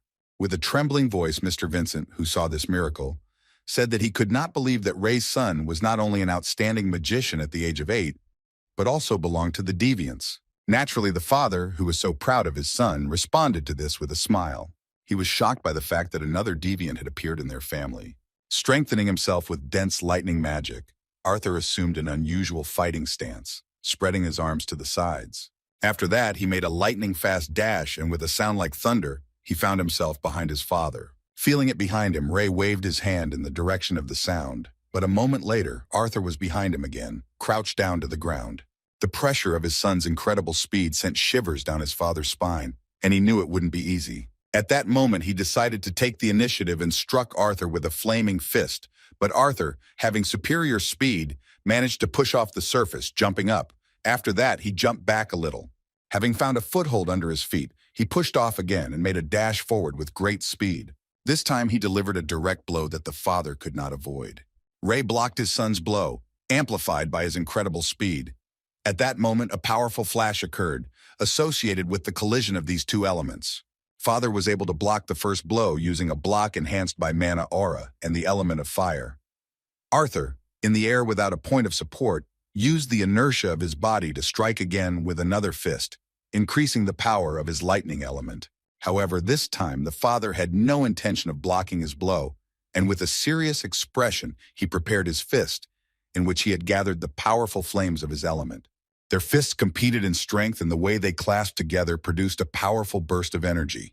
A loud explosion from the backyard of Mr. Vincent, who had security guards nearby working for him, caused them to suddenly become alarmed. Using his superior speed and incredible strength, Arthur continued to apply incredible pressure and forced his father into the wooded area. Using even more magic, Ray showed that he was not going to give in, even though his fire magic was having a hard time against the deviant lightning. He rushed into the attack again, preparing a powerful punch. Although Arthur could have avoided the collision with his father, he decided to demonstrate the strength of his defense and test his strength by blocking instead of dodging. As soon as he came into contact with his father's fist, he immediately threw it aside and prepared to strike back. The father, without wasting time, delivered a second blow with his fist, but Arthur again managed to push his hand aside, changing the trajectory of his blow. Fighting at close range, Ray could feel his son's electricity trying to break through his mana shield. He decided that defending himself was too tiring, so he took over the initiative in striking again. His speed was truly astounding, and even though Arthur was quite experienced, he still had a hard time dodging the barrage of fire fists. Due to such incredible pressure from his father, he took one blow to the face but managed to soften it with the inertia of his body and the aura of mana enhanced by the element. He took the missed blow with a satisfied smile on his face. He didn't expect anything less from his father. The longer they fought, the more accurate Ray's blows became, and he even began to attack in such a way that Arthur didn't even have a chance to get close to him. And yet, once again strengthening his body with a large amount of mana, Arthur managed to dodge another blow, and crouching, prepared a counterattack on his father. In an instant, he aimed his fist at his father's chin, while Ray aimed his flame-covered knee at the boy's torso. Seeing how incredible this battle was, all the spectators froze for a moment. They were shocked, and Alice, covering her mouth, was afraid that her husband and son would hurt each other with such powerful blows. Vincent, fearing what would happen in a moment, was plunged into despair because he could not interfere in this madness in any way. Among them, only Sylvie was calm, yawning from boredom, realizing that Arthur had not demonstrated even half of what he was capable of. Knowing what her dad was thinking, she understood that the battle was already over. In the moment before the crushing blows were dealt, it seemed as if time stood still. In reality, everything was much simpler. The guys did not intend to deliver these blows, and at the last moment stopped using magic. They decided to settle for the fact that their strength in this fight was equal. The father, proud of his son, began to laugh joyfully after this incredible battle. Hugging Arthur, he said with surprise that he did not expect that what he called a trick would turn out to be real lightning magic. Sure, he, a deviant, had a high affinity with lightning, but he still had room to grow. During his training with Viran, his ice was unstable, and he couldn't even master sound or gravity. Although he didn't spend much time training the elements, the experience was still traumatic in places. Like assimilating the will of the beast, it was not easy for him. However, now he was once again convinced that it was worth it. He was very pleased to show off his skills to his parents, who were sincerely proud of him. When his father asked him when and how he learned it, Arthur modestly replied that he had only recently mastered the element of lightning and could barely control it. He still lied about not being able to do anything else. After such an intense battle which he had watched, Mr. Vincent sighed heavily, wiped the sweat from his forehead, and putting his hand to his head, said that now he could use a little drink. Tabitha and Lilia were also genuinely surprised at what an unusual child Arthur turned out to be. The boys began to return to the mansion, while the workers of this yard rushed to put out the remains of the fire on the lawn after the battle between Ray and Arthur. Having cooled his ardor a little thanks to alcohol, Vincent decided to have a man-to-man talk with Ray. The alcohol hit him hard in the head, and he asked his friend if he even understood what his son's future was. Placing his hand on his son's head, Ray proudly replied that he had known this ever since he had awakened at the age of just 3. Hearing this, Tabitha asked Alice in surprise if it was true. A little embarrassed, the smiling mother of the genius son confirmed these words and noted that at that moment, he blew up most of their house. Ray laughed heartily and said that those were good times. Vincent clutched his head, trying to somehow process such incredible information, because waking up at such an early age and deviant abilities at 8 years old were always unheard of fairy tales. The drunk but violent man suddenly slammed his hands on the table so hard that his glasses flew off his face. After that, he suggested to his friend that Arthur be enrolled in the Zyrus Academy, where they study magic. Listening to these conversations with some boredom, Arthur still did not know what they were talking about. Everything became clearer when Ray answered that Arthur was only 8, while the Zyrus Academy, as the most prestigious magical institution on the continent, accepts children from 12 years old. Seeing her husband's condition, Tabitha approached the genius boy's parents and said that Vincent insisted on the idea that it was profitable for them to sponsor Arthur, given his talent. She said that they should not worry about paying for his education. As usual, modest and shy, Alice replied that they could not ask them for such a favor after all they had done for them. She thought that paying for their son's education was too much, and besides, she was sure that they would not consider him due to his age. Vincent folded his hands smugly in front of him and said that he wanted to say that he had connections with the famous director of the Zyrus Academy itself. He was hinting that he could talk to her personally. It seems even Arthur himself was a little interested in this idea. I apologize for interrupting the conversation. He said that seeing how this would affect his future, he felt like he had something to say. How exactly this conversation ended during dinner together will become clear later, but the evening arrived rather quickly. The first day after returning to the family was coming to an end. Arthur was still unaccustomed to this place, different from his previous home and the castle of the royal family of Eleanor. However, the large number of servants and the intelligence of the place were to his liking, considering his past as King Grey. Ellie's sister couldn't sleep for a long time, so Arthur was forced to leave Sylvie with her. Before going to bed, he had another pleasant conversation with his parents. They still couldn't believe that he was with them again, being a handsome and quite grown-up boy. With a smile on his face, Arthur said that he had changed a lot since the last time they saw him. Ray answered for both of them that it didn't matter to them how much he had changed, because he would still always be their beloved son, even after they learned that he was a deviant who could become one of the most powerful and outstanding mages in history.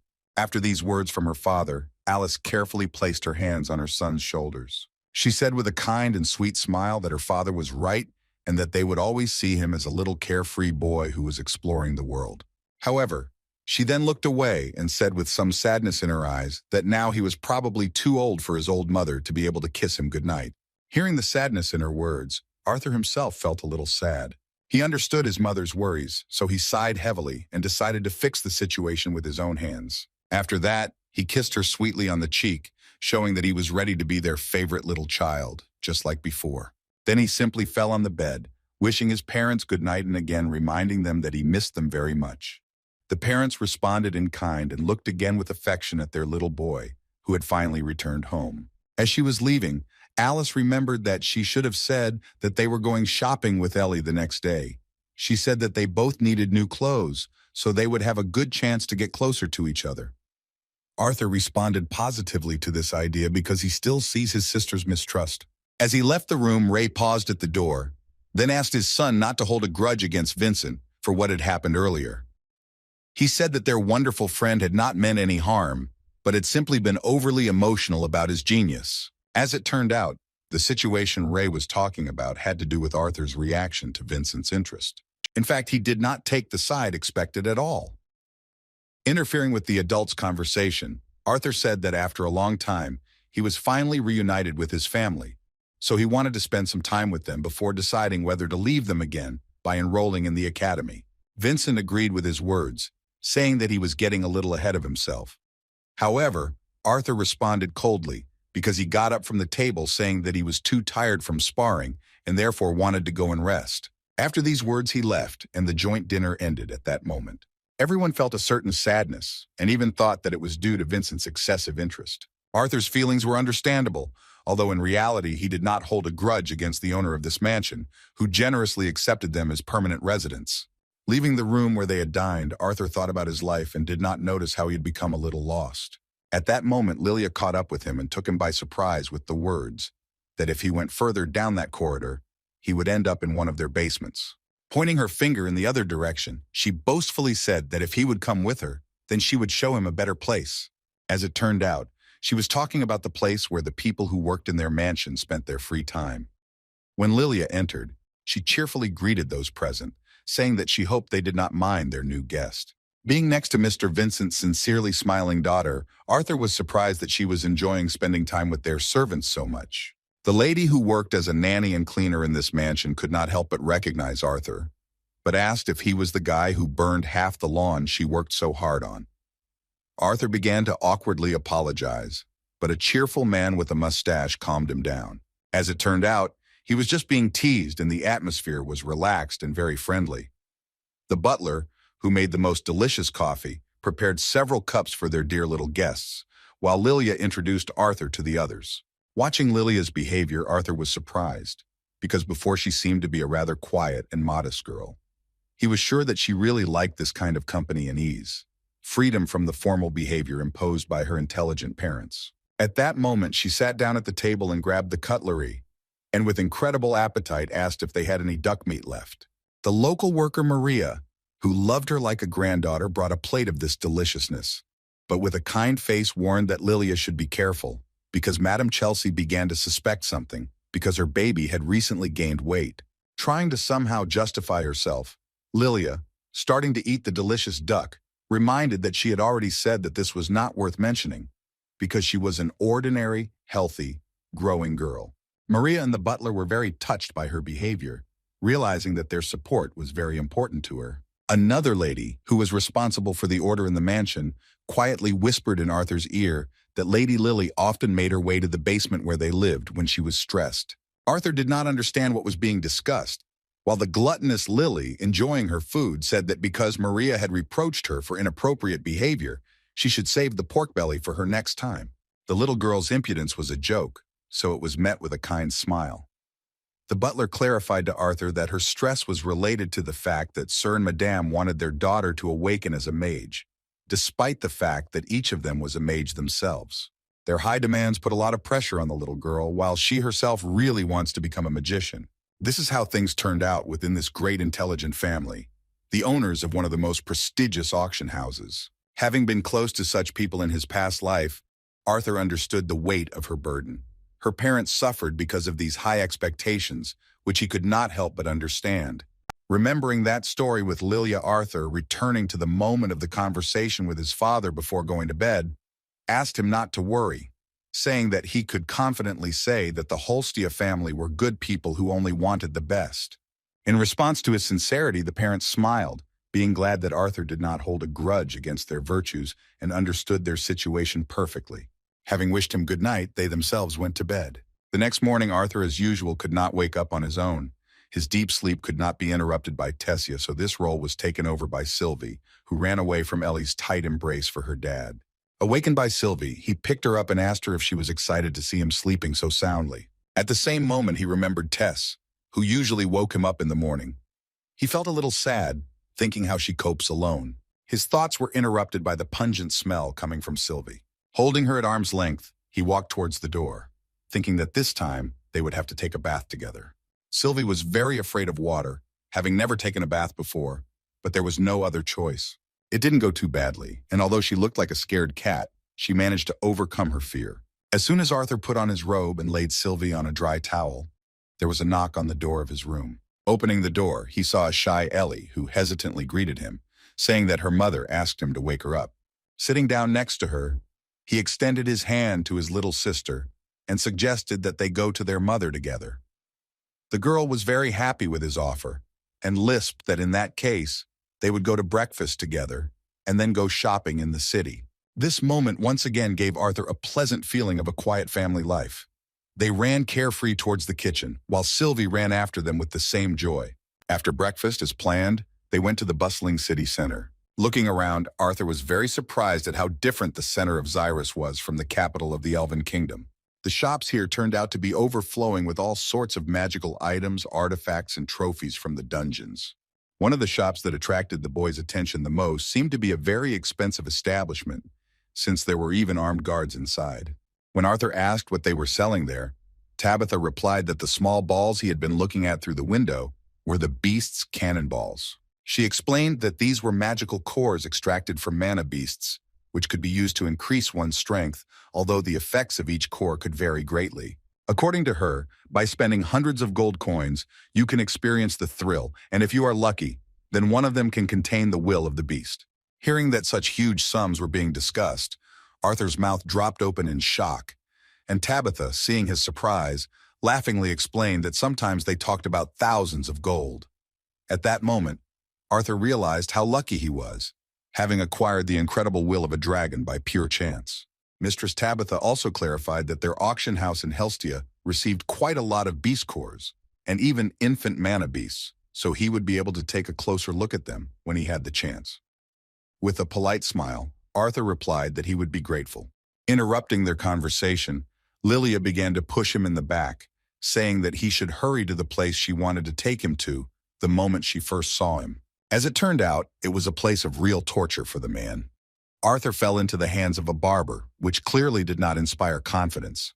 With a trembling voice, Arthur, who was not even afraid of dragons, asked fearfully if this was really a necessary measure. Sighing heavily, Alice, calling her son Dear Arthur, said that he really did have terrible hair that needed care. The strange guy who had taken on the job also chimed in. Turning to Alice, he asked her not to worry, assuring her that he would make her son glow with beauty. Showing off all his glamour, he winked and licked his lips, pompously saying that he would take responsibility for the flawless gem that was Arthur. The inner cry of a real man, who was in the body of an 8-year-old child, said that there were battles in which even he was powerless. Having overcome this terrifying ordeal, Arthur stood up from his chair and showed himself to his mother, hesitantly saying that he felt ridiculous.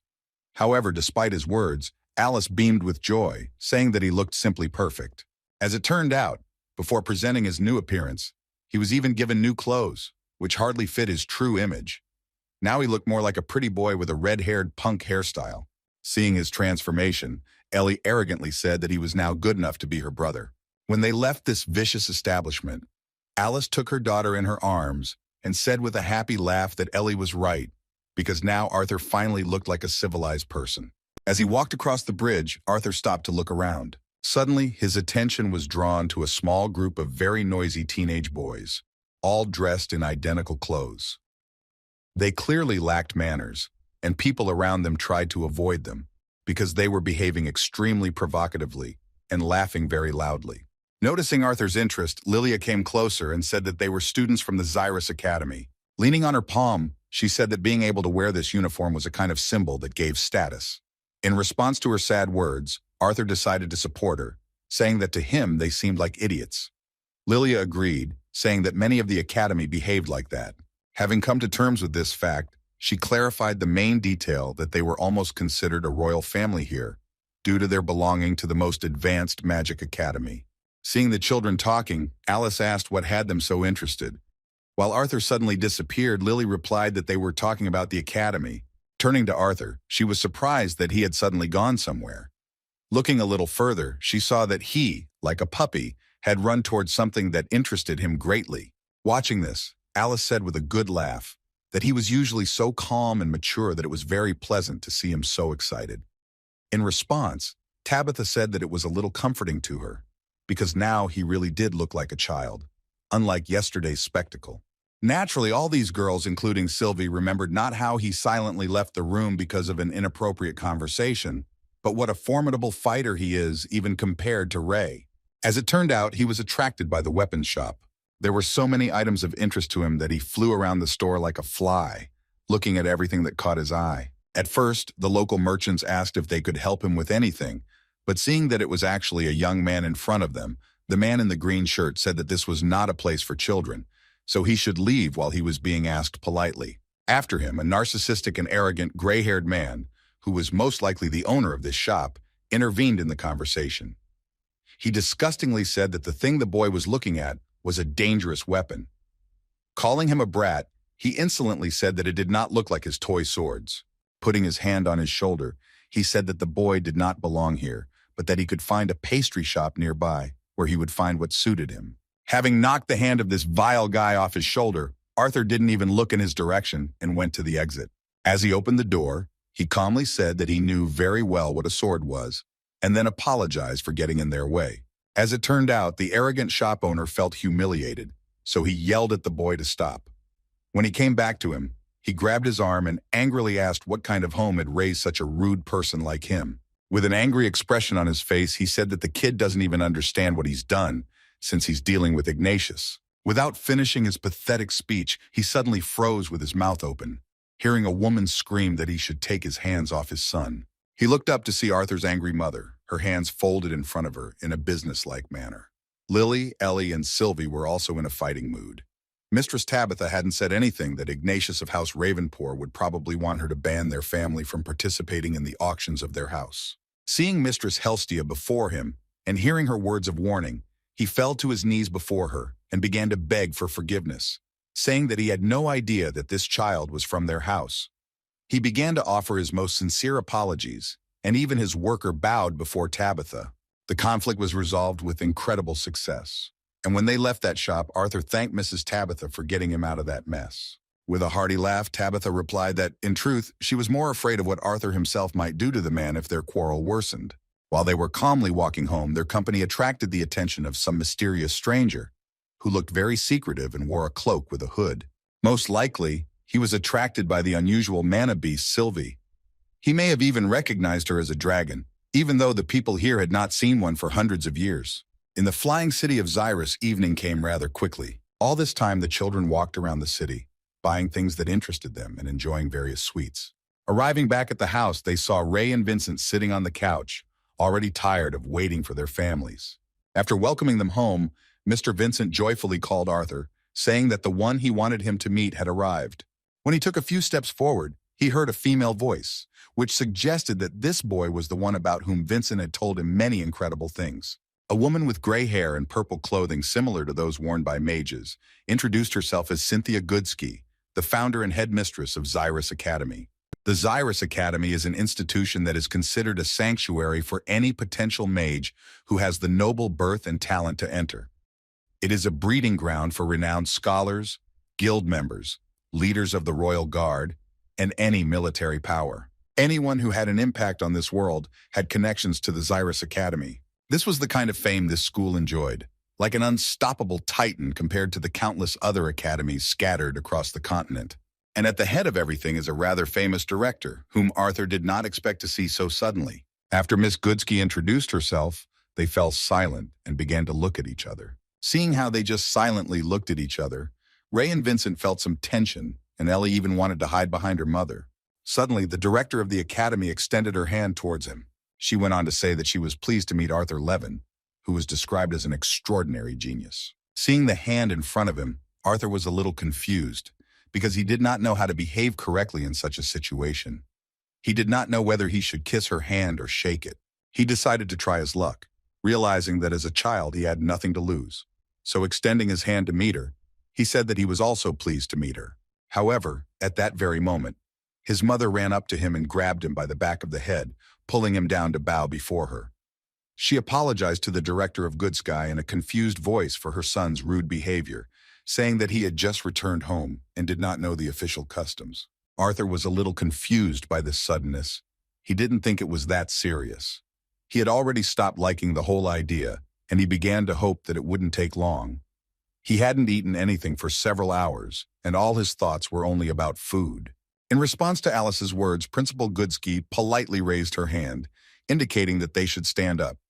She said that it was all right, because if anything, it was impolite of her to intrude on them at such a late hour. Looking towards the lord of this mansion, she said that she could not refuse Vincent's request after all his huge contributions to the Zyrus Academy.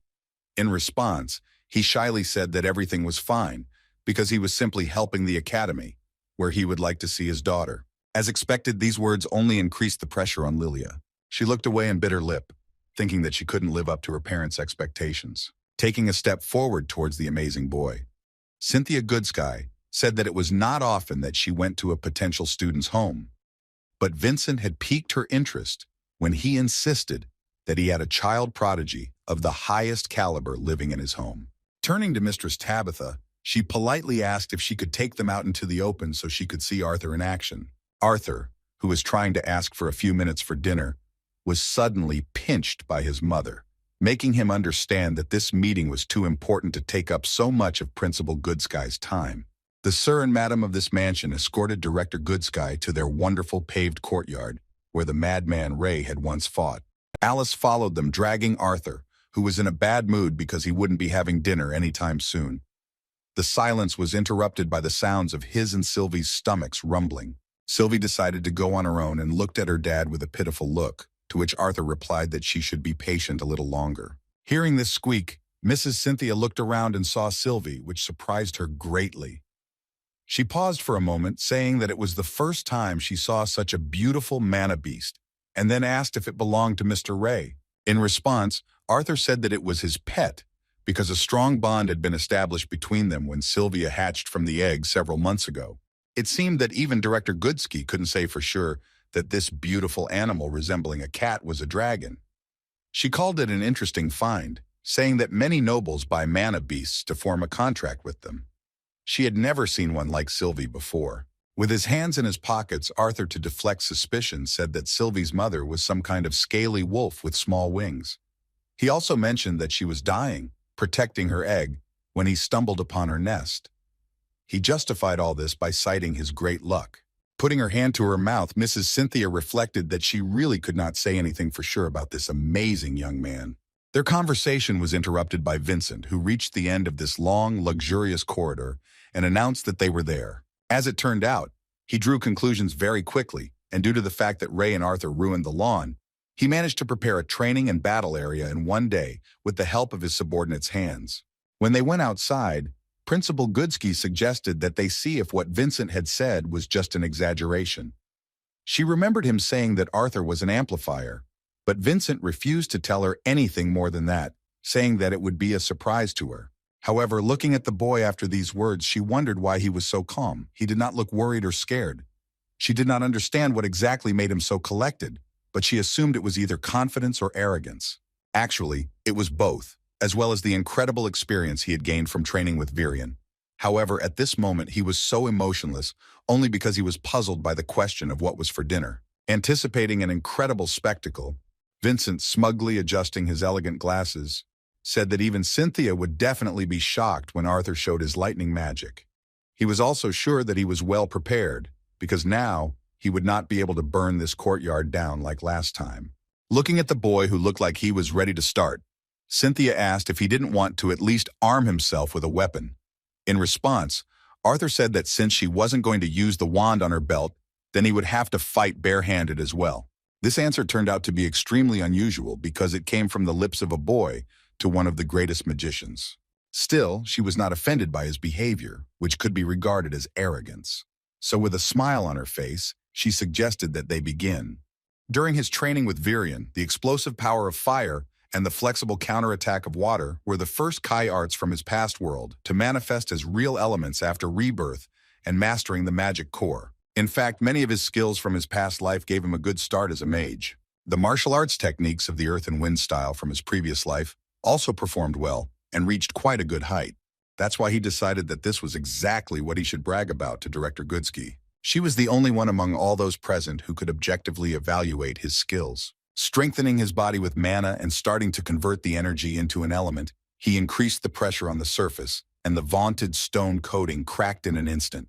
Due to the use of the earth element, the surface began to deteriorate. From the teachings of his past life, he remembered that to use power, one must prepare one's body and concentrate the energy, and then release it. In the same way, he directed his mana down to the mana core and combined it with the surrounding mana. By controlling the collected internal and external mana, he spread it into the desired form, making the element of earth his own. From his wild energy and mana aura, the surface began to crumble and stone fragments rose into the air. The 8-year-old boy looked like a real monster. Everyone present was shocked. Vincent began to tremble in surprise because he thought that this time his lawn would survive, while the boy's parents could not utter a word, having learned that fire and lightning magic were not the only elements that Arthur could control. As expected, Tabitha and Lilia, who had some knowledge of magic, were also shocked, and Ellie and Sylvie, who looked at it with completely different eyes, were inspired by his power and began to root for his success. Unlike mages, these are the basic steps that boosters take to manifest a basic attack. Of course, he had a slight disadvantage with his previous knowledge. However, now he wanted to see how the director of the most prestigious magic academy would react to what he did next. After destroying the stone surface, he used the pressure from the mana boost to throw the huge stones up. After that, he delivered a powerful kick, launching the stone towards the teacher with great speed. This was clearly not what one would expect from an 8-year-old boy. After seeing him in action, Cynthia was convinced that his skills were higher than the average mage who had spent their entire lives diligently improving their skills. Seeing the whistling stone flying towards her, she did not lose her head. For a mage of her level, this was a mere trifle, and in just a moment, the stones were shattered into small pieces by the use of her advanced wind power. She waved her hand again and launched a counterattack aimed at Arthur. This was extremely unexpected, because he could not have imagined that she saw him as a worthy opponent, that he was capable of not only attacking, but also defending himself. The rocks flying towards him were not a big problem for him. Using the boost, Arthur crouched down and prepared for a quick dash, while simultaneously starting to use the second element, wind magic, concentrated in his right hand. He made a dash with great speed, avoiding a collision with the rocks. A vortex of wind formed around Cynthia Goodsky, holding a number of rocks that were making it difficult to move. However, Arthur, using wind magic on his palm, was able to break through her defense and even brought his hand closer to her face to strike. However, at the last moment, he saw that she could simultaneously maintain this hurricane barrier and create new wind magic. It was too late to strike, and Arthur decided to defend himself. In the end, Mistress Cynthia never gave him a chance to try his luck with the blow and threw him aside. He was flying at such a speed that if he had fallen to the ground, he could have been injured. Arthur didn't intend to end the battle at such a sad moment, so he used the wind to navigate in space, and then created support for himself in the air with the help of a stone. Luckily, he was able to stop easily, because the stone used on this site was quite strong. He still couldn't use his full potential. Even with all his training with Viran, using earth and wind spells at the same time was not that easy compared to fire and water. Focusing on using two elements, Arthur charged again. To do this, he pushed off from the stone and made another incredibly fast dash. One look at Mistress Cynthia surprised him that she was not going to defend herself in any way, despite his approaching at great speed. A moment later, he noticed that at that time she was calmly using wind magic, with which she once again created a wall between them. A powerful hurricane forced him to stop because it not only became an obstacle, but also raised many stones into the air, which additionally protected the director. The gust of wind was so strong that his family and Mr. Vincent's family had to cover themselves from the dust and could barely stay in place while sitting on the steps. Arthur himself barely managed to stay on the ground so as not to fly into the mansion at such a high speed, destroying the wall. Watching the enemy closely, he only saw the silhouette of Director Cynthia as she was hidden behind the hurricane. Strengthening his senses with mana, he noticed that she would say some words. At that moment, the realization came to him that she was still not finished. While he was trying to withstand her previous spell, she managed to prepare a new one, using concentration while pronouncing the magic words. After that, she waved her hand and 4 powerful whirlwinds appeared around her, destroying everything in their path and headed towards the boy. Arthur was determined to resist her power, so using both his wind elemental powers, he applied a reverse force to him to withstand and neutralize her spell. Rushing forward, he was actually able to overpower her spell, cutting through those hurricanes with his palms. What he demonstrated was a counter skill that only advanced mages could boast of, something that was unusual for his young age. After seeing him in action, Principal Cynthia smiled and thought that was enough. She praised him for his impressive skills. She stopped her magic the moment Arthur got close and tried to strike the surface to use the earth element in close combat. However, the director noted that the young man was still too confident in his ability to confront opponents face to face. Dispersing the remnants of her prepared wind element hurricanes, she acknowledged that his overall display of magical and combat skills was outstanding.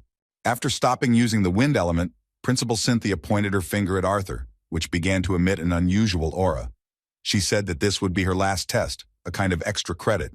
After that, she asked him to try to stay conscious and with a cold look began the impact, which simply shocked Arthur. In just a moment, covering his ears, he realized that this was sound magic. It became obvious that Director Cynthia not only used the wind element at the highest level, but was also a deviant who perfectly mastered sound magic. Arthur passed this brutal test without any problems, and Principal Cynthia walked past and said with a kind laugh that it was wonderful. When she approached the boy's father, she said that his son had passed the test with flying colors, and because of the aptitude for wind magic he had shown, she wanted to train him personally. In response, a confused Ray, watching his son, asked since when he had learned to use wind and earth magic with the same success. Principal Cynthia didn't understand what he was talking about, so she asked him again what he meant by those words. Vincent, who was lying on the ground and dumbfounded by this sight, said in confusion that Arthur had used fire and lightning magic yesterday. In a trembling voice, he also clarified that this was the reason why he brought them to this paved courtyard, because last time he had burned their beautiful lawn. Principal Cynthia was so shocked by these words that she even asked again if they really meant that this little boy was able to control at least the 3 fundamental elements and 1 element of the highest form. To be clear, Arthur clarified that there were actually 4. Rising to his feet, he demonstrated with one hand that he had elemental affinity for all 4 elements. After seeing this with her own eyes and realizing that the earth and wind that Arthur used were not his strongest abilities, the director, who saw something like this for the first time, could barely stand on her feet. Seeing the director's lady in such a state, polite Ray asked if she was okay. After these words, she gathered her will into a fist and answered that everything was fine. At the same time, the others still couldn't come to their senses. Only Ellie, who didn't understand what was happening seeing her mother's surprise, lisped and asked if her brother was really that strong. With a kind laugh, the director answered the child's question, saying that Arthur was very strong. She even shocked Ray by saying that his son might become the strongest in the future. After everyone calmed down, Arthur apologized to his family for keeping this from them. When his mother finally came to her senses, she asked him with a kind smile not to keep such secrets anymore. His chest tightened at her words, because as much as he wanted to promise her this, he couldn't.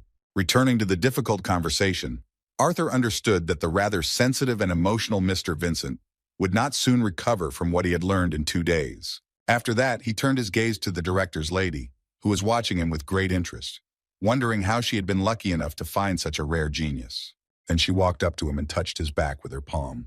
At that moment, a magical barrier appeared around them, which was quite unexpected for Arthur's parents. As expected, they were scared, but from inside it was impossible to hear what they were saying. Cynthia Goodsky explained that while the spell was in effect, they were shielded so they couldn't hear the people outside, and they couldn't hear them. This was only because she wanted to hear the boy's side of the story in private.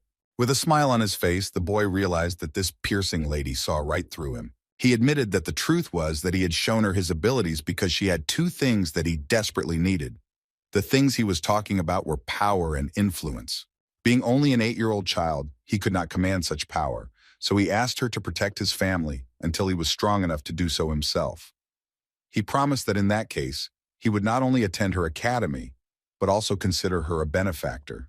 Surprised by the child's audacity, the director replied that even the king and queen of Sapina would not have dared to offer her such a one-sided deal, while the boy thought that she would agree to create such a relationship with a simple child.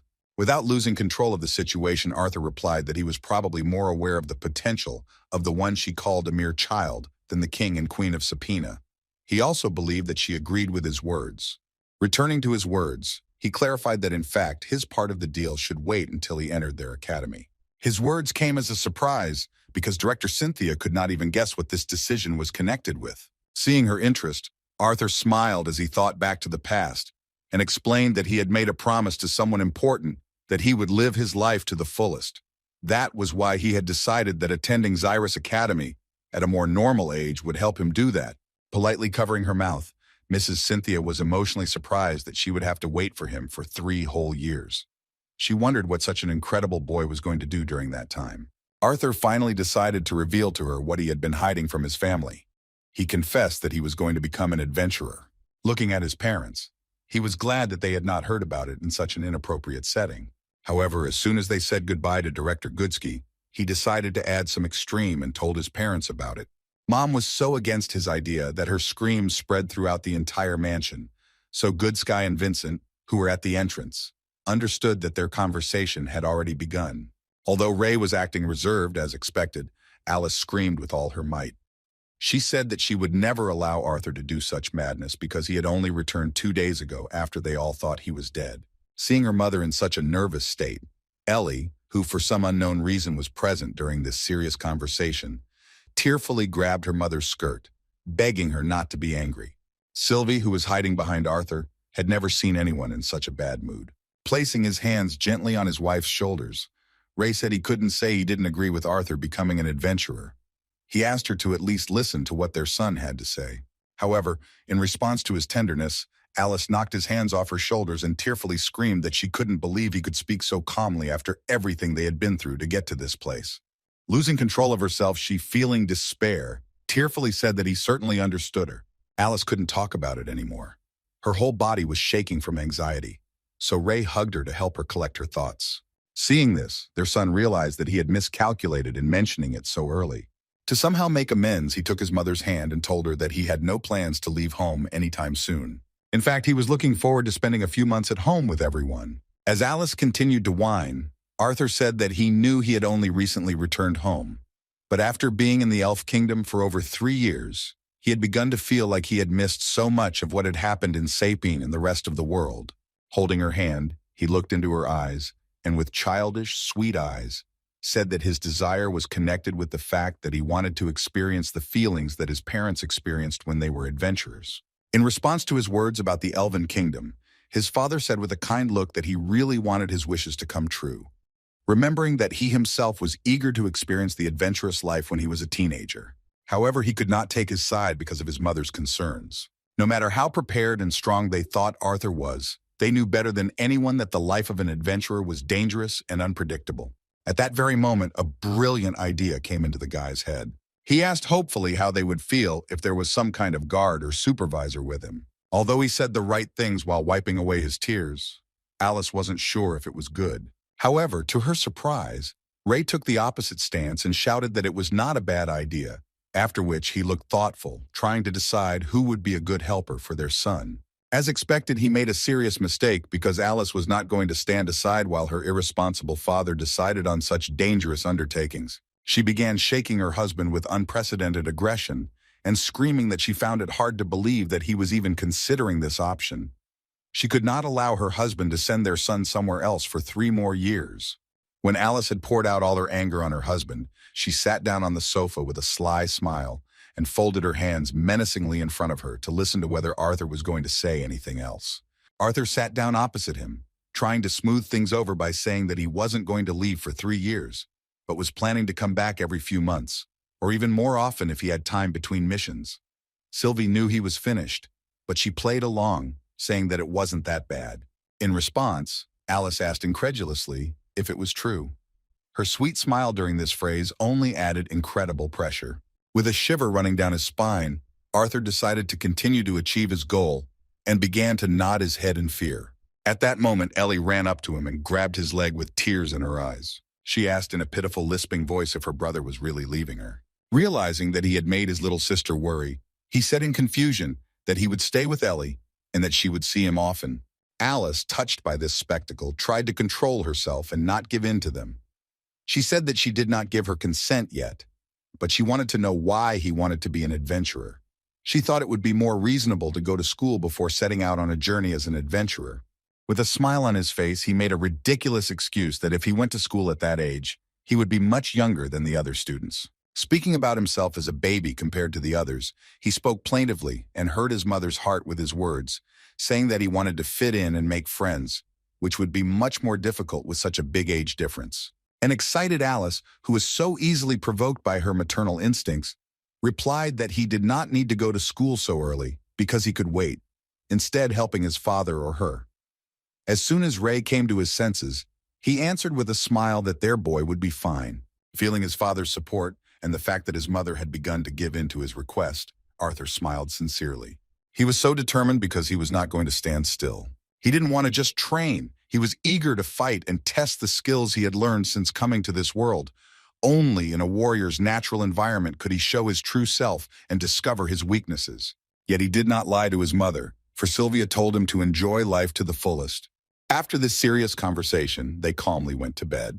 The next morning, they gathered together to enjoy dinner as usual and chat about life. Ray seemed to her like he was out of his mind, so Alice asked him to take his time because no one was going to steal his food. Her husband replied that he was just happy to enjoy his freedom, not rushing to work. Vincent was surprised to hear this because he thought he was going to the auction to show off some of the new ones. As it turned out, it was just an excuse to hold a welcome party afterwards. Vincent and Ray began to heatedly discuss how much they were spending on food, which was starting to give everyone else present a headache. Arthur, not understanding what they were talking about, decided to ask himself what they were planning to do that day. Tabitha replied that she and his mother had some errands to run around town to prepare for the upcoming event at the Helstia auction house. They were also planning on taking Lilia and Ellie along, so they didn't mind if he came along. In response, he thanked them for the offer, but declined, saying that he planned to stay home. Interrupting their conversation with an accented cough, Vincent asked if it had been decided what to do about the situation surrounding Arthur. Alice replied that they had agreed to let him become an adventurer under certain conditions. Tabitha knew it wouldn't be that easy, because as she walked down the hallway, she heard the parents' violent reaction to their son's words. She wondered what these conditions were that became a compromise in such a difficult situation. Holding up 3 fingers, Ray explained that as a first condition, he would wait until his birthday, which was in 3 months. Secondly, they agreed that he would always have security during missions. And thirdly, he would have to visit them at least once every 2 months. Looking at his son, who was fighting over a piece of meat with his pet, he said in confusion that they thought he was smart enough to handle the rest of the nuances on his own. Vincent thought their terms were well-reasoned, but he was worried about whether they had anyone in mind to guard Arthur. Remembering how he fought with Ray, Vincent asked if there was even a guard capable of guarding him. Everyone agreed with his words because Arthur is truly a real monster, despite his young age. In fact, the parents didn't know yet who could go with their son. Ellie gave them a hint when she put 2 forks on her head and said that she looked like Sylvie.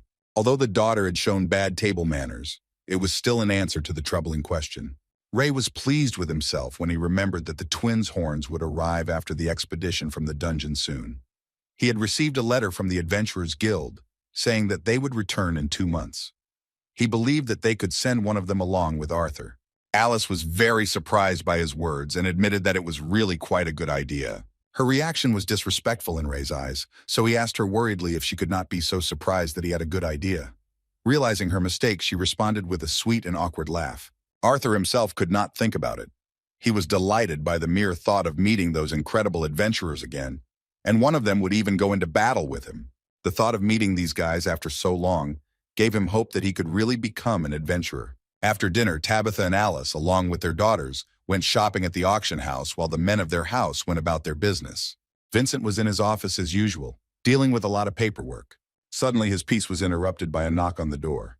Opening the door, he saw Arthur and said that he had missed his father, who had gone to the auction house. In response, Arthur said with a smile that he had actually come to him to discuss one issue with him. When the child politely asked if he could come in, Vincent, surprised by his manners, gave him permission. Meanwhile, Tabitha and Alice were looking for suitable decorations for the anniversary event while at the city's marketplace. As it turned out, Tabitha decided that they would use items made by Alice, since many noble ladies adore them. Alice was confused by his words, because she could not understand how they could see them at all. The sly Tabitha replied that she had actually stolen a few from home and used them to decorate the private viewing rooms at their auction house. Alice was simply shocked. She blushed, saying that they were simple and cheap little decorations made in her spare time. She was so embarrassed that she couldn't find a place for herself, and Tabitha laughed at her reaction. Meanwhile, Lily noticed that Ellie couldn't find a place for herself and was sadly kicking stones. Trying to support her, Lilia sat down next to her and asked why she was upset. In response, Ellie sadly said that her brother did not go shopping with them. To calm her down a little, Lilia decided to play on her pity and said that now that her brother was here, she was no longer important to Ellie. However, the little girl turned out to be quite cunning, saying that Lilia is Lilia and a brother is a brother. The drama queen continued to play on Ellie's pity for her own sake. Lilia made her worry and even cry when she reminded her of her words about how she loved her more than anyone, saying that when her brother came back, she decided to just throw her away and abandon her. It seems the tricks Lily used were too dirty, so she got hit on the head by her mother. Tabitha asked sternly why she was tormenting the little girl with her jokes. In her defense, Lilia, pointing her hand at the tearful Ellie, said that she teased her because all this time she was thinking about Arthur. In fact, Tabitha understood this perfectly well, but she decided that she herself could influence Ellie's well-being. So she noted that it seemed to her that Ellie was not the only one thinking about Arthur. After that, she wondered if it was possible that her daughter had found her first love. As expected, Lilia was so embarrassed that she couldn't find a place for herself and started shouting that Arthur was just a weirdo and that her mother was wrong. Biting her lip, she nevertheless made it clear that she really was not indifferent to him. With a trembling voice, she surprised her mother by admitting that she thought children her age couldn't be magicians. Lowering her head down, she tearfully said that she had been patiently waiting for awakening all this time. But when Arthur appeared, everything changed because he was already a magician who was stronger than many adults. In that touching moment, she even called it unfair, saying that she also wanted to be a magician to make her parents happy. Tabitha and Alice couldn't even imagine that Lilia had such a thing in mind. Moreover, the mother felt guilty for having brought her child to such a state, even though it was completely accidental. Kind Aunt Alice came closer to her and, trying to smooth things over, said that although it was difficult, she should not compare herself to Arthur because he was different from children her age. In response, Lilia asked how he became so strong and whether they could help her become like him. Tabitha couldn't believe Alice's words, because she told her that in fact, apart from a little sword training that Mr. Laven had given Arthur, they hadn't done anything else. Mrs. Helstia was amazed. She was surprised by this, saying that although he was a very gifted child, it seemed that they were missing something. After these words, she apologized for sticking her nose into other people's business, but Alice reassured her, saying that everything was fine. When Alice admitted that in fact she and Ray both knew that Arthur was hiding something from them, Tabitha brought up the obvious question of why they couldn't ask their son about everything, like how he became so strong while she was gone and how he got to such a level with a sword. Everyone was indeed dying of curiosity about how Arthur had managed to do this. However, Alice gently replied that she and her husband believed that there was a good reason why Arthur was not telling them everything. She decided to give him space and support until he felt comfortable enough to do so. The conversation turned to a very tense topic, but Tabitha simply admired how strong Alice was despite the situation with her son. Sighing heavily, she decided that they shouldn't dwell on things they didn't have answers to. Continuing the conversation with a good joke, Tabitha amused the company and suggested moving on so as not to waste precious time. As it turned out, even despite the security, they were still being watched. The man who had previously shown interest in Sylvie was quite experienced and secretive, so no one noticed him. Having completed his task, he returned to some dark alley. There was another spy here whom he ordered to inform Lord Sebastian that the mana beast was not with them this time, and a mage from the Zyrus Academy was assigned to guard them, making too much surveillance impossible. The mysterious spy also said that the boy who was most likely the master of the Mana Beast would be attending the Helstia Auction House's 10th anniversary event. Based on this, the second spy replied that he would immediately report this possibility. With a snap of his fingers, the man who was tasked with delivering the message created a staircase leading upward in front of him. Meanwhile, in the Helstia family mansion, a meeting was taking place between Arthur and Vincent, which made the master of this house worry.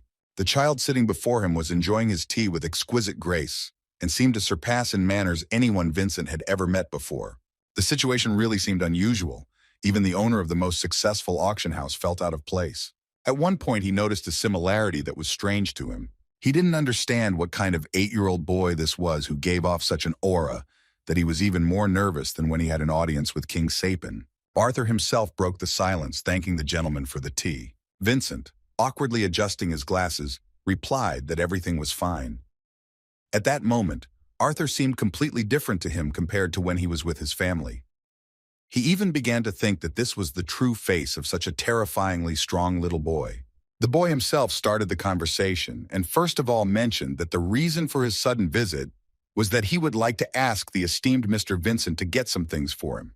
The gentleman, agitated by the child's overwhelming aura, asked what these objects might be. Without losing his status, Arthur gave a list of necessary items for his career as an adventurer.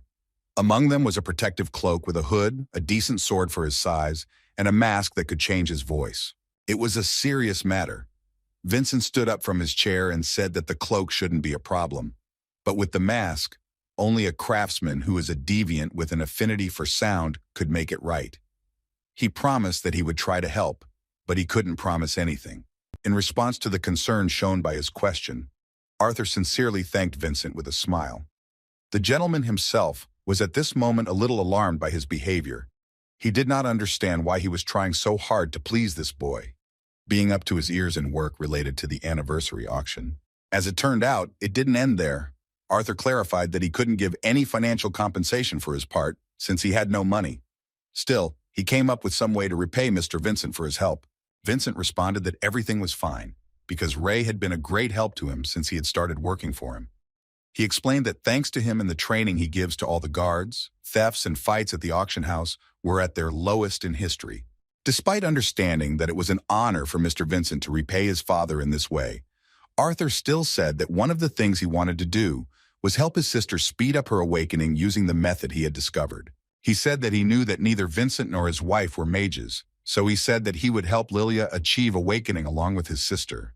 With a confident look, he said that he believed that he could help their daughter awaken as a mage and enroll in Zyrus Academy. Vincent couldn't believe his words, but still agreed to give him the opportunity to at least try to do it, remembering how many miracles this young man had demonstrated over the past 3 days. Returning to his room, Arthur continued his diligent training. He tried his best to develop the will of the beast, but even after all this time since receiving it, he could only use the ability for a few seconds. He sighed heavily, thinking that this was still not enough. He was still far from the level of power that Viran and Cynthia possessed. Even though Sylvia had asked him to enjoy this childhood, knowing the life path he had taken as King Grey, Arthur still couldn't back down. His new life was full of colors and happy moments. However, even so, he understood that just like in his past life, he still needed strength to protect those dear to him. One rainy day during his past life, he ran away from the orphanage as usual to provide them with provisions. However, this time when he returned home, he saw a police car parked outside the orphanage, with a crowd of people gathered around it. As he approached the cordoned-off area, he saw paramedics covering his best friend's body with a blanket. This moment changed his life forever. The helpless boy, who at such a young age experienced a horrific trauma, was eventually able to escape poverty and become a king only through his own perseverance. The tragedy that changed his life was the loss of a loved one. This time, he trained to the point of unconsciousness in order to gain power not for revenge like last time, but to protect those close to him. Sylvie, seeing her father's concern, distracted him from his anxious thoughts with good news. Stroking her head, Arthur agreed that she was right, and the family had returned home. Remembering his promise to Mr. Vincent, he got dressed and left the room. As he walked down the stairs, he saw his mother and Tabitha's concern and how tense they were. He thought something had happened during their walk, but it turned out to be something else. Their confusion was due to Vincent telling them about the deal. Alice, worried about her son's promise, approached him first, asking how he was going to help Lilia awaken as a mage. She sternly said that even as a harmless joke, it was too insensitive to her. After a heart-to-heart talk with her daughter, Tabitha also couldn't understand his motives and said that if this was a joke, then he had gone too far. Even though Mom and Mrs. Tabitha didn't take his words seriously, he replied that he would never joke about something like that. Among them, only Vincent was calm, and he said with a satisfied face that Arthur had promised to show them the process as soon as they returned. Taking his 8-year-old daughter in his arms, he suggested that everyone hurry up and go to the living room. Despite Arthur's calmness, Alice and Tabitha were still worried, realizing how worried Lilia was about the fact that she could not awaken her magical abilities for so long. When they entered the living room, the boy asked his parents to sit down on the sofa, and he sat Lilia and Ellie next to him on the carpet. Touching their backs, he said that he now wanted them to breathe the way he asked them to. Mana was best felt during slow, deep breaths that occurred in precise, rhythmic patterns. He hoped that this explanation would be enough for them to figure out how to master it. Vincent, as the only positively minded adult, didn't even doubt Arthur, so he supported him with the words that the first step to magic is to breathe in a special way. In response to these words, Ellie, who had Sylvie asleep in her arms, said that she could breathe easily. Arthur explained with a smile that this would not be normal breathing, but promised that if she could do it, then she would become as strong as her older brother. Ellie was very inspired by his words, so she showed her determination by repeating that she would become strong like her brother. Even though she was only a little girl, Arthur had no choice but to hope that she would be able to understand his instructions. Touching their backs, he closed his eyes and repeated the breathing that had him focused enough to feel the mana. He then asked them to take a deep breath through their nose until they could breathe no more, then open their mouths and breathe in again. After this, he asked to exhale this air in small bursts about 15 times. This explanation turned out to be quite effective, because both Lilia and Ellie were able to repeat after him the first time. He then asked them to do this again with their eyes closed, continuing until they saw beautiful lights floating in the darkness. An excited Tabitha watched this with the hope that this really wasn't some kind of joke, while Vincent was glad that there was a real chance of success. Suddenly, Ellie shouted cheerfully that she saw beautiful lights. However, a moment later she became sad, saying that they disappeared as suddenly as they appeared. Exhaling demonstratively, Arthur explained that the lights disappeared because she stopped breathing. Lilia, who was trying her best to do everything right, said in a worried voice that she still couldn't see them. She felt inferior even compared to Ellie, so she said that something was wrong with her. Arthur reassured her that everything was fine. Alice, although she trusted her son, in this situation wanted to hear from him personally what he was trying to do. Tabitha was no less skeptical. She said that although she knew what he wanted to do, and that she did not doubt his skills, she called these attempts pointless. In response, Arthur said that he was going to help them do what he did to awaken at the age of 3. The only reason he thought he could do it was because of his affinity with all the elements. He thought about it in his head, but he wanted to make sure. Tabitha called the awakening training unprecedented, since it should happen naturally, but Arthur replied curtly that they should just observe. He decided to see if it worked as well in practice as it did in theory. Placing his hands on their backs, he warned that they might feel a slight heat in their bodies, but even there, they should still breathe as he had told them earlier. He then began using his own mana and pouring it into Lilia and Ellie's bodies in small amounts. As soon as he tried to do this, Lily said with a joyful face that she saw the lights that Arthur spoke of. Ellie also saw the mana particles again and even said that it was very beautiful. Continuing to pour a small amount of mana into them, Arthur asked them to try to mentally gather all these white spots together. Ellie did not understand why this should be done, so her brother said that they, like friends, should be together. After 10 minutes of such training, Arthur was completely exhausted, as were his students. Sighing heavily and wiping the sweat from his face, he said that this was all he could do for one evening. As soon as he said that the lesson was over, Alice and Lilia's parents jumped up and joyfully ran up to him. First of all, Mr. Vincent asked with great hope for the best how everything went and whether his daughter would be able to become a mage. Arthur answered that it would take several years, and if he continued to train with them for several months, then Lilia would not have any problems. Before he could finish saying that now her awakening would happen much faster and more effectively, Mistress Tabitha hugged him with tears on her face. She began to sincerely apologize for doubting him. and also thank him for being able to give their child many opportunities that they didn't have because they couldn't become mages. Lily was glad to see her mother so sincere and happy. She herself was pleased that she finally felt what Manhwa was. Looking at her father, she was surprised to see tears appear on his face for the first time in her life. After this, Arthur's life returned to its usual rhythm. Every morning he trained to achieve progress and strength. After that, he helped his sister and Lilia get closer to their awakening. Regular training of one's own body was not limited to developing the will of the beast. He continued to develop the elements under his control with considerable success, and even managed to strengthen his control over ice. Even with his impatience to become stronger, he still tried to spend time with everyone. He understood perfectly well that Sylvia wanted his childhood to be exactly like this. After all, with such power, he could be a child until the moment when he had to use it. He did not think that he would have the opportunity to spend his time like this in the future. 2 months at this pace flew by quickly. The day came to meet the guests. Ray was very excited that he would be able to see the twins' horns again. Quite a lot of water had passed under the bridge, but he couldn't wait for this moment. On the other hand, Arthur couldn't find a place for himself. He was constantly circling around the entrance to the mansion, waiting for the moment of meeting. Sensing her dad's anxiety, Sylvie decided to help him. She jumped onto his shoulder with a great running start, almost knocking him to the ground. Barely able to stay on his feet, Arthur told her that he wasn't sure she was still small enough to continue riding on his shoulder. A few minutes later, there was a knock at the front door. Arthur had been waiting for this meeting for a long time, so he opened the door and began to greet the guys. However, at that very moment, Angela pounced on him and crushed him with her chest, tearfully talking about how hard it was for him, even though he was still so young. She was suddenly interrupted by a big guy from the team who noticed that Arthur was having trouble breathing. Having let go of Arthur, who really did not mind dying from such suffocation, Angela apologized for her manners and explained such behavior by the fact that she was a little emotional from their long-awaited meeting. Raising his head, Arthur saw Durden and said with surprise that he had grown taller. Although he was the healthiest and most physically strong guy in their adventurer team, it was only his appearance that was cold, not his heart. With genuine tears of happiness on his face, he sat down next to Arthur and said that he was glad to see him after what had happened. The next guy who appeared in front of them was a cheeky guy who said he thought the game plan was to put a happy face on the kid. Seeing Angela and Durden's tears, Adam couldn't understand why they, experienced adventurers, were greeting Arthur in such a way. As soon as he noticed the black mana beast behind the boy, he wondered in surprise why no one was going to speak up about it. However, at that very moment, Helen came up, and with a kind smile, she began to press Adam with her bow so that he would stop being insolent to the others. After which she told Arthur that he could ignore all sorts of rude people. With a sincere and sweet smile, she added that they were very happy to see him already grown up and even more handsome. With difficulty freeing himself from the grip, Adam said it was rude to call him a bad boy for not crying.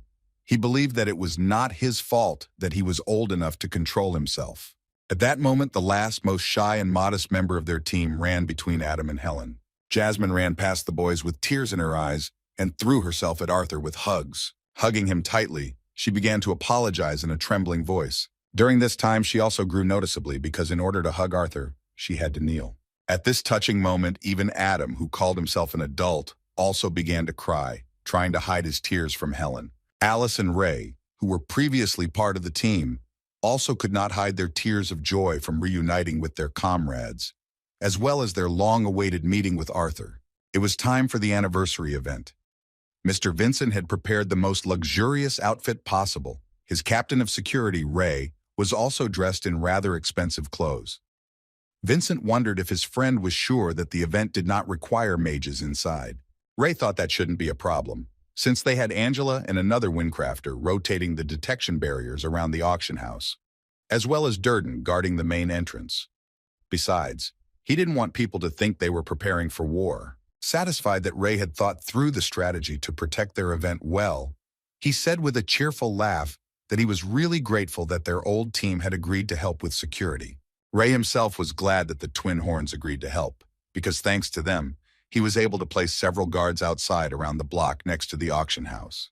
Winking, he confidently said that they could handle any threat from outside so that the guests would be safe and the auction house would not be destroyed. In response to his words, Vincent said a little excitedly that although Ray was joking, after his recent experience with the mages on his lawn, he really wanted to make him keep that promise. He hoped that it would not come to the point where Ray and Arthur would use their formidable elements. Reminiscing about the incredible boy, He mentioned that Arthur had asked him to find a sword before he registered as an adventurer. However, considering Ray's gauntlet fighting style, he never thought that he would teach him how to fight with swords. It was awkward to say, but Ray admitted that the only thing he had done for Arthur in this matter was buy him a wooden sword, and that he had been teaching himself since he was 4. Vincent was once again shocked to learn when the little boy had begun his fencing training. After these words, Ray still mentioned that, although his son says that he is self-taught, however, several times when they sparred, he felt that there were moments when a strange aura emanated from the little boy. Vincent wanted to know what his friend meant by the strange aura. As an example, a father, worried about his son's behavior, mentioned that Arthur had such a calculating confidence, as if he had been fighting for decades. Even though Ray said it as if it were the pure truth, Vincent was too skeptical and replied that he should think about the fact that he was attributing too much to his son, because he did not live even 10 years. It was hard to disagree with that logical conclusion, but Ray admitted that when they fought, there were times when Arthur would suddenly stumble or get confused, as if he wasn't used to his own body. Suddenly, Vincent beamed, saying he thought he knew the exact reason. Ray looked at him hopefully, thinking that their son's biggest secret would be revealed. However, Vincent explained all these oddities by early puberty. Being disappointed with such an answer, Ray suggested that they quickly go downstairs, where they were most likely already waiting for them. As they approached the stairs, Tabitha complained that the two of them were taking too long, not understanding how 2 grown men could be the last ones ready. Looking at the boys, Vincent was pleasantly surprised and said that they all looked simply amazing. Indeed, having prepared for the auction event, they all dressed in excellent suits, as befits those present at such an anniversary event. Back downstairs, Vincent apologized for making them all wear only black and white. He explained that as the hosts of the event, they didn't want to stand out in front of the guests, but he still felt a little bad about making Ray's family conform to the dress code as well. However, the Levens were more than satisfied with such clothes. Alice, with a cheerful expression on her face, said that there was no problem with this, and she herself was usually embarrassed by bright colors. Only Arthur was truly unhappy with this way of dressing. When he dressed like this, he knew that no matter what he wore, he still looked like some cute kid. His manners weren't enough to command respect, so he couldn't wait to grow up. Everyone was ready, so Mr. Vincent suggested not to delay. Clapping his hands, he walked up to the front door and said that if everything was okay, then it was time for them to go, as their carriages were already waiting. Near the door, he stopped Arthur, placing his hand on his shoulder. Vincent mentioned that he had already heard that his daughter had made great progress in the past 2 months of mana core strengthening training. He also pleased the talented guy with the words that if Lilia continues in the same spirit, then she will soon be able to wake up and have time to enter the Zyrus Academy. With an incredibly kind and sincere look, Vincent thanked him again for doing such a great favor for their daughter. Modest and smiling, Arthur replied that he was simply fulfilling his end of the bargain. He also said that he hoped to see some wonderful things in their auction house, to which Vincent replied that he would help him buy what he wanted. After this short conversation with an exchange of compliments, they joined the others. Several carriages, which they used to travel through the city center, were heading towards the auction house. The road was not long, but during this time the guys managed to discuss the latest news. Ray and Alice rode in the same carriage with the Helstia family. Tabitha and her friend discussed their outfits while Vincent reread his prepared welcoming speech. Arthur remained in the carriage with the twin horns, where he told the boys about his journey after falling off the cliff. After hearing this incredible story, Adam remarked that he could not believe that he had to go through all this after falling off the cliff. In turn, Helen noted that, all things considered, at least he had found his own mana beast, which was something that even experienced adventurers and nobles could rarely obtain. Speaking about Sylvie, who attracted Jasmine's gaze, Arthur noted with a smile that this was precisely why she was so special to him. Their conversation was interrupted by the screeching sound of the carriage braking. Looking out the window, Angela said that it looked like they were already there. The auction house employees opened the door and politely greeted their guests. The boys slowly walked out into the street. Looking around, Arthur was amazed by the size of the building. The Helstia auction house was so incredible that it could be compared to the castles of the kingdom's representatives. Indeed, this place was in perfect harmony with the wealth of this family. On this day, the place looked even better, because it was prepared for the anniversary. The 10th anniversary of the Helstia auction house was an event that the nobles and adventurers were very excited about. It was not only a celebration, but also an opportunity to see and possibly purchase priceless artifacts that were locked away and guarded for this special occasion. Walking inside, Arthur could not stop in one place, because he was surrounded by many interesting things. There were many beast cores here that could not be found on the streets of Zyrus, and some of the items that were being brought to auction were completely incomprehensible and raised many questions. The exterior of this building was amazing, but the inside was no less delightful. Addressing his colleagues, Vincent said that everything was fine and they should not worry, knowing that they had to work on such a big day. He encouraged them with a positive attitude to collect their thoughts and make sure that they did not make any mistakes. In turn, Ray, who was in charge of the security guys, gave orders to the teams regarding the protection of entrances and checking routes. Arthur was very happy to see the boys in such a mood, especially his father. His behavior at work was very different from usual. Helen, standing next to him, noted that after all, his father was the leader and did everything he could. She also mentioned that he was the one who made them what they are before, and although she has matured since taking his place, she still has a hard time matching his leadership talent. She slapped Arthur on the shoulder and moved on, saying that she was going to join the rest of the security team. As he said goodbye, Arthur wished her good luck, and then went to fetch his mother and Mrs. Tabitha. Ellie and Lilia were with them. They decided to go inside, while Vincent and Ray were supposed to join them a little later, having finished all their business. As they walked inside, Arthur saw for the first time how huge the auction house hall was. It was simply huge and looked amazing with its expensive decorations and red carpets. Looking up at the stage, Arthur saw the auctioneer who would be conducting the event. He was a very well-known person, a welcome presence at every auction event. No less interesting were the special places, the balconies, from which the most important guests of the auction house took part. Arthur was delighted, and even though he was a king and lived side by side with the royal family and Eleanor, it still impressed him. Noticing the glint in the boy's eyes, Tabitha asked him what he thought of their Helstia auction house, which he had visited for the first time. In response, he said that calling it an auction house was a gross understatement of what the place actually was. Tabitha liked his compliment, and his mother Alice, surprised by his ability to say such things, responded with a pleasant laugh. Lilia tapped him on the arm and said with anticipation that he should wait until he saw the private viewing rooms upstairs. As befits the family that owned the house, they had their own space among the private viewing rooms. When they arrived, the polite worker who had escorted them to the place opened the door for them and invited them inside. The place that was their private room was more spacious than most of the rooms in the Helstia family mansion. Seeing how magnificent the auction house was, he was excited to see what kind of items they were going to auction.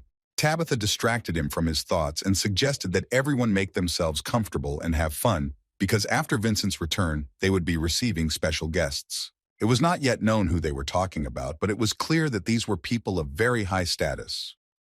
Mrs. Tabitha and Alice left the children by the sofas on the observation deck, while they themselves went to their private bar to order something to drink. Lily, who was leading Arthur and Ellie, suggested that they quickly go to the window, since the opening ceremony was just beginning. Looking down, Ellie cried out in delight. The viewing platform was simply amazing, offering a view of all the venues, as well as the stage where the auction took place.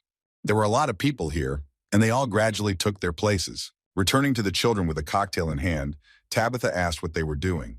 She thought it was cute how little Ellie was trying to count everyone who had come. Distracting the little girl from her strange activity, Lily suggested that she play a game with clapping her hands. Everyone was busy with their own affairs while waiting for the celebration to begin. As befits women, Mrs. Tabitha and Alice were discussing some gossip, which became even more interesting after a few sips of alcohol. Arthur, who was left practically alone, was glad to watch them, because they were all having fun. Suddenly, one of the auction house's subordinates came to them, and apologizing for the intrusion, announced that VIP guests had arrived at the building and would soon be brought to this private room. Hearing this news, they put aside their business and stood facing the entrance, waiting for those guests. Together with the workers of this house, Mr. Vincent himself met them. First, valiant knights in white armor and red cloaks entered, and after them came a mysterious magician with a powerful cane and a crimson hooded cape. Addressing his family and those present in the room, Vincent introduced the guests with joy and solemnity. As it turned out, those guests were His Majesty Blaine Glader, Her Majesty Priscilla Glader, Prince Curtis, and Princess Caitlin. As Arthur and the others knelt, he felt the same as he had in Eleanor when he had been in the presence of royalty. Seeing the strangers before him, King Blaine, turning to his friend Vincent, said that he did not know that they would be sharing this space with other guests. Feeling some pressure in these words, Vincent worriedly apologized for his presumption. He explained his decision by remembering that he wanted to meet his family again when they were here last time. Based on this, he thought that today would be the most appropriate time to do so. He then reintroduced his wife Tabitha and daughter Lilia. After introducing his family, Mr. Vincent introduced the Elven family, saying that they were the wife of his close friend and their children, Arthur and Eleanor. Thus he managed to change the king's attitude, and he cheerfully replied that Vincent's friends were his friends too. After these words, he asked those present to stand up, saying that they were here to congratulate Helstia on the 10th anniversary of the wonderful place and to enjoy the event. Queen Priscilla echoed her husband's sentiments and said that they did not need to remain so formal on a day when they should be enjoying life. As an example, she said that she was glad that they would at least have some company other than their guards. Meanwhile, Sylvie woke up as usual, resting in her free time from the excess attention from Ellie. Seeing her in front of them, the royal family, who had nothing like this at their disposal, remarked that the boy's mana beast was very cute. Priscilla was surprised that although it looked like a reptile, it was smarter. Arthur replied that Sylvie had hatched only a few months ago. When he asked her to say hello to the royal family, Sylvie squealed sweetly in a happy tone, which attracted their attention even more. The king was surprised by such an unusual creature, seeing the affection on the part of his wife. When he asked if this mana beast was connected with Arthur, he answered that it was so, and they had a very close connection. Reaching out his hand to the cute and friendly beast, the king remarked that the young man was very lucky, because even baby beasts are difficult to tame, while she seemed very obedient. In response, Arthur surprised them by being able to communicate mentally, which was more like mutual agreement. After these words, they were interrupted by an unexpected cry from a shocked magician. Arthur was not thrilled when he realized he had said something out of the ordinary. This mysterious man, who was the king's mage, threw off his hood and shouted in surprise that he was shocked that they had an equal contract with this beast. The boy hesitantly replied that she was the one who initiated it. The king's children also thought about this information, because they were very educated and knew very well how low the chances of such a contract were. Inspired by this shocking information, the magician ran closer and suddenly grabbed Arthur's hand, saying that he wanted to take a closer look at their connection. Fortunately, he was interrupted by King Blaine himself, whose touch made the mage tremble. The king asked his ward to abandon the idea, as he had chosen an inappropriate time to study some pet as he was on duty. After these words, the mage, whom the king called by the name Sebastian, obediently knelt before him and apologized in a trembling voice. Judging by his name, he was one of those who had been pursuing Arthur's family due to their interest in Sylvie. Their pleasant acquaintance and special interest in Sylvia suddenly became a moment of conflict. Tabitha managed to dispel the oppressive atmosphere. She hesitantly said that the event should already begin, so everyone should sit down. Everyone was indeed distracted by the royal mage's inappropriate behavior, but Arthur knew that the man would not back down. Their eyes met, and it became clear that he was still interested in this mana beast, even without knowing that it was actually a dragon. Meanwhile, the auctioneer began his speech with a ceremonial greeting to the nobles and adventurers, noting that it was a great honor for all those present to be at the anniversary event. Despite the great significance of this day, he did not hide the fact that all the distinguished guests had gathered here for one single, most important reason. It was no secret that what attracted everyone most was the opportunity to obtain one of the rare and valuable items that had been in the possession of the House of Helstia all this time, in anticipation of the anniversary. Those present were delighted. They were happy in anticipation of the best auction of their lives. While the adventurers responded to the opening words of the auction with thunderous applause, the more reserved members of the nobility began to clap in support of the event. Before the event began, the auctioneer asked everyone present to face the south side of the hall. He asked everyone to join him in greeting several extremely important figures who had blessed them with their presence. Of course, he was pointing to the balcony of the private room from which the king and queen of Sapen could be seen. All those present greeted the guests of such incredible status with a low, standing bow. The auctioneer himself, standing opposite the place where the royal family was seated, bowed to the ground. After greeting the heads of the kingdom, he smiled and offered to greet the one who was the man who made this event possible.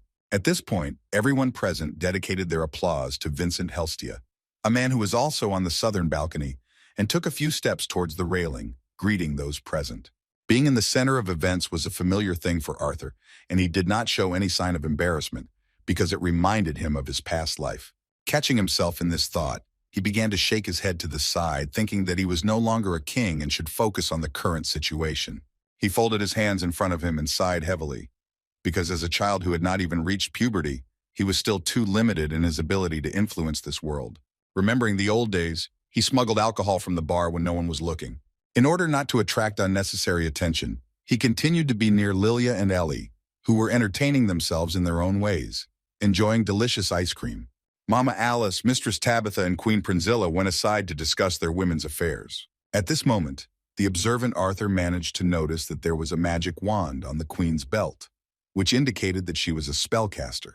The fact that he couldn't sense her mana meant that she either wore a magical artifact to hide her powers or was at a high enough level. At that moment, when he looked closely at this beauty, their eyes suddenly met, and Arthur became a little embarrassed, either from her attention or because she noticed the alcohol in his hands. Giving his glass to Sylvie, who was even younger than him, he wondered why he felt no attraction to the Queen. This thought was probably due to the alcohol in his blood. He began to wonder why he was not interested in any older women, even if they were in the same age range as he was before he was reborn. Alternatively, he believed that it was because they were the same age as his mother. On the other hand, he also did not find young girls who were the same age as him attractive. This was most likely due to the fact that his body had not yet reached puberty. Based on this, he decided that it was unimportant at this point, and it would be better to return to this issue a little later. At the moment when Sylvie started to behave inappropriately due to alcohol, Arthur was distracted by Vincent, who said that a nice sword was going to be put up for auction as the next lot. He said that if Arthur wanted it, then he should let them know so they could bid. Coming a little closer, he winked at him with a sly smile, saying that there was no need to worry about the price, because the owner of the auction had privileges. After these words, a tray with the next item was wheeled towards the stage. As Vincent had said, it was a sword, and the auctioneer specified that it had been forged by a master blacksmith, who was also a master of fire. The handle of this weapon was constructed with the core of a mighty thunderhawk. What was even more surprising was that after the wielder infused a small amount of mana into it, it would cause electrical discharges on the edge of its blade, increasing its cutting ability and even inflicting a paralyzing effect. This item was the first thing that could interest Arthur. The fact that it was the right size and had magical properties seemed like a good advantage in a fight. Having explained the advantages of this lot, the auctioneer said that the bidding would start at 50 gold pieces. Despite the high price, there were many interested participants, and the price gradually began to increase. In turn, Arthur thought about the fact that a modest house in Zyrus was worth at least 1 gold coin. Thinking about the unfairness of the price of this item, a drunken Arthur began to calculate that the average family in his hometown of Ashbur could easily live on a handful of copper coins a day, while the initial bid for this sword could provide a living for at least 5 families. Vincent, not understanding what was going on in the pensive young man's head, asked him what he thought about this sword. He immediately said that it was too big for the young man, but such a sword with such properties was quite difficult to obtain. In response, Arthur agreed that it was not bad but refused. The young man justified this by saying that he did not need such an item, since he would rather have something less unique. Winking back at him, Vincent accepted his words as worthy of his talent, saying that there was no point in playing with the spark when you could control the lightning itself. Even though they hadn't managed to find the sword at this point, Vincent said that even if he didn't find anything he liked, all the other items had already been collected. Hearing this, Arthur was surprised that he had even found the voice-changing mask. His words hurt the pride of the auction house owner, and he replied that even the coat he bought him was made of nightmare fox, so it had the ability to hide its presence from prying eyes. He bragged that it was like a boy's wish. Arthur was very grateful, but he cheekily remarked that this was more like what he had hoped for. Vincent was not hurt by his words, for he knew how strong Arthur was in negotiations. He asked him to be careful in his adventurer's way, for he himself would suffer if he suffered. As for the continuation of the auction, Vincent was right when he said that the sword was just the beginning. There were many weapons, and even several mana beast cores, ranging from C-class to A-class. The king himself even bet on several of them, winning an A-class core. However, even after spending 100 gold coins from the kingdom's treasury, only after a person successfully finished the process of absorbing the core would they know whether the core contained the beast's will. Although it was quite fun, Arthur began to get tired of the process and could not wait for a break. Suddenly, he noticed that Sylvie, who had been next to him all this time, had disappeared somewhere. Asking the girls if they had seen Sylvie, he learned that she had been with them just a few minutes ago. Arthur was alarmed by her sudden disappearance and began looking for her everywhere, even under the sofas. Suddenly he heard her pitiful, frightened voice, with which she addressed him by telepathy. Looking around, he saw that she had been cornered by the magician who had accompanied the king. This man with a terrifying aura and incredible curiosity tried to touch Sylvie, getting closer and closer to her. Sylvie, who had never been in such a situation, was very scared. Feeling her dad approaching, she jumped up and ran towards him. As Sylvie came closer, he asked her to walk beside him and turned around without further words, not meeting the man's gaze. He tried to keep his composure, knowing that he was dealing with the royal family's court magician. In response to his actions, the madman pointedly and roughly hit the floor with his cane. Rising to his feet, he said that a commoner from some backwater would have no place to develop with such a special beast.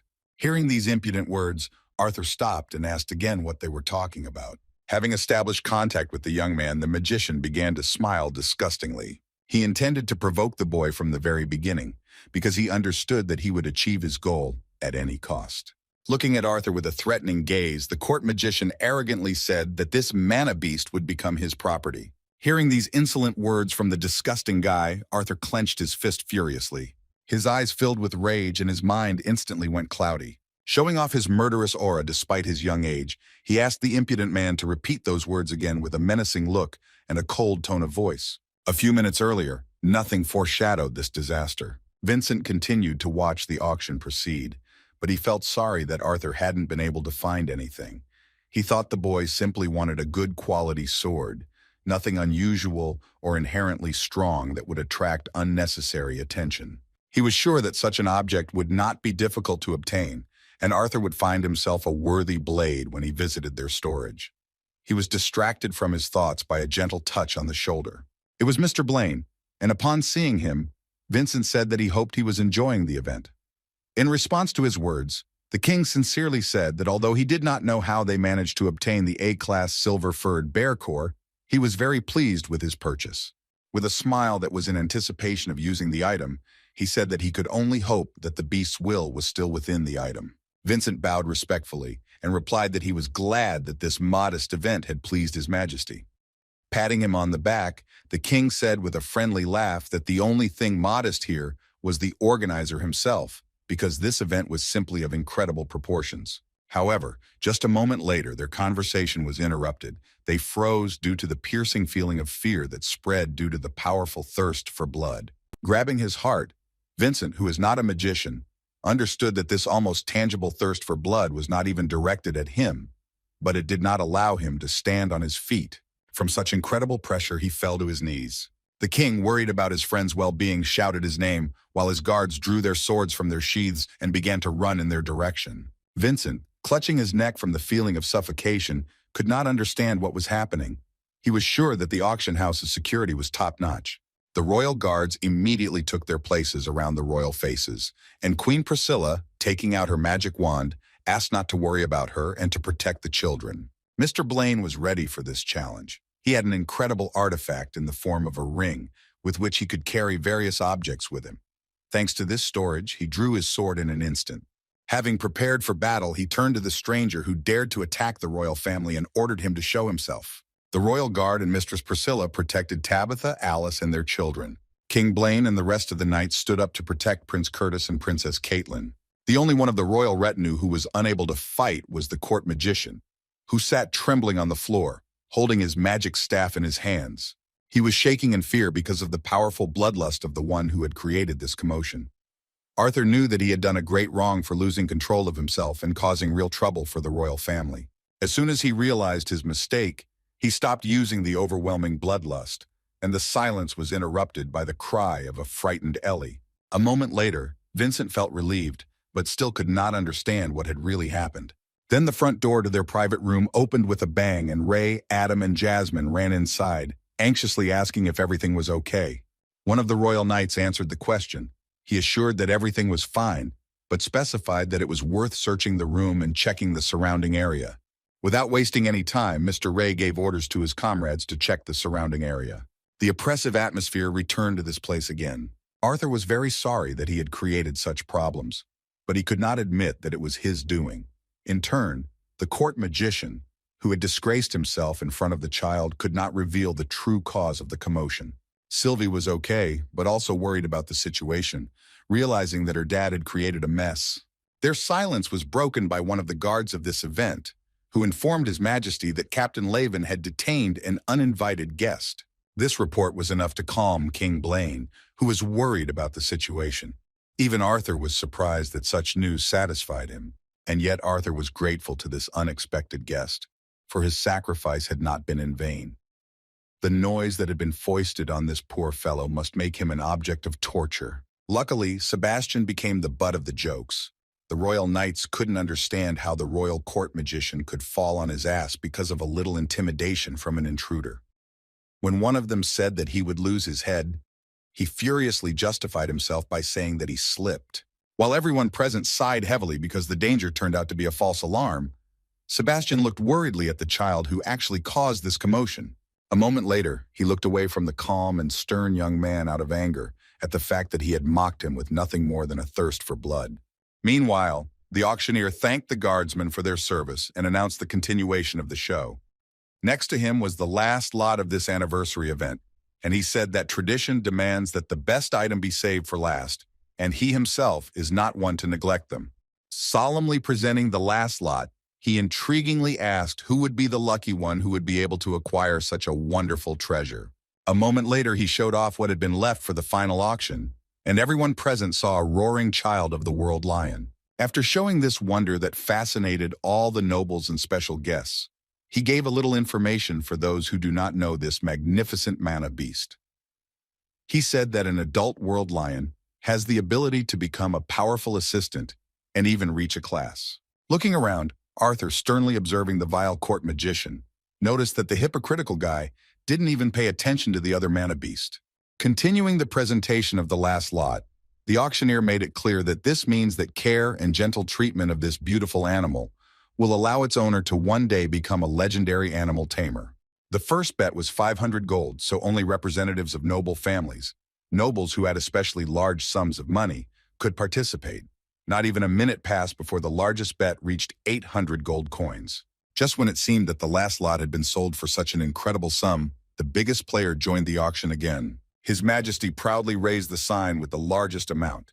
He offered a whole 1,000 gold coins for this incredible mana beast.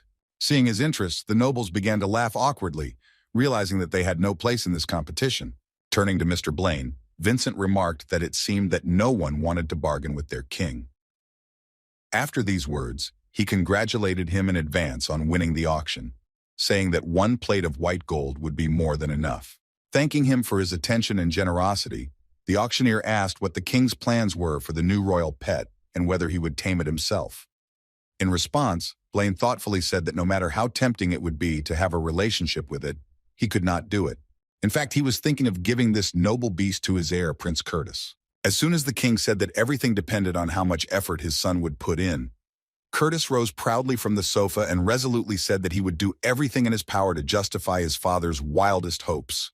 In response to his words, Mrs. Priscilla suddenly embarrassed her son, asking if his statement meant that she would no longer have to listen to the tutor tell her how he was skipping his magic classes. Watching this funny scene, Arthur thought with a smile that looking at them like this, one could safely say that they seemed almost like a normal family. The auction was nearing its end, so Vincent asked the king if he wanted his items collected immediately and sent to their castle. In response, Blaine impatiently replied that he had no patience to wait, so he wanted to go down with him. Lord Helstia was pleased with the king's mood, so he happily offered to follow him. Before they went down to the warehouse, Sebastian distracted the king with a few words. He began to whisper something in the king's ear, but Arthur did not hear what was being said. After that, the king replied that he understood everything, and Sebastian looked at him with a sly, self-confident smile. Seeing this, Arthur noticed a bad feeling about this. Going down to the warehouse, Mr. Vincent said that a servant would soon arrive at this place with His Majesty's things. After that, he turned to Arthur and asked him to come closer. At that moment, another worker approached them, bringing some magical items. Vincent said that everything the young man asked for was here, except for the sword.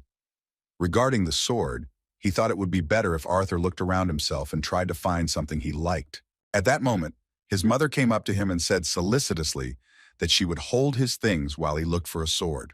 The king was surprised to hear the mention of a sword and assumed that Arthur was about to take fencing lessons. He said that his son had just begun learning too, and that perhaps one day they could have a friendly sparring match. As soon as the impudent Sebastian told the king that Prince Curtis would learn bad manners if he sparred with some country bumpkin, Arthur demonstrated an incredible level of upbringing when he said that for him, swords were just a hobby, and he could never even hope to reach such a level. Meanwhile, Ray appeared passing by the warehouse. He stopped as soon as he saw Vincent. Seeing his good friend, the head of the auction house said that he should hurry because the king wanted to meet him in person. Seeing His Majesty before him, Ray bowed low and apologized for intruding on their time. In response, the king asked him to stand up and not to worry, saying that he had heard that he had caught the intruder.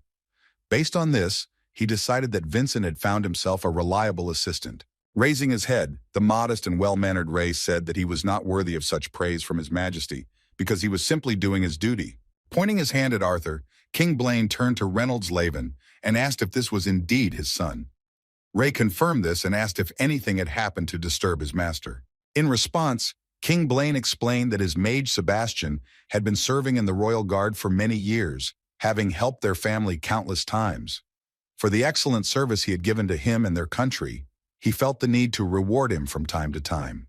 After these words, the king said that his protege really liked the mana beast that Arthur possessed.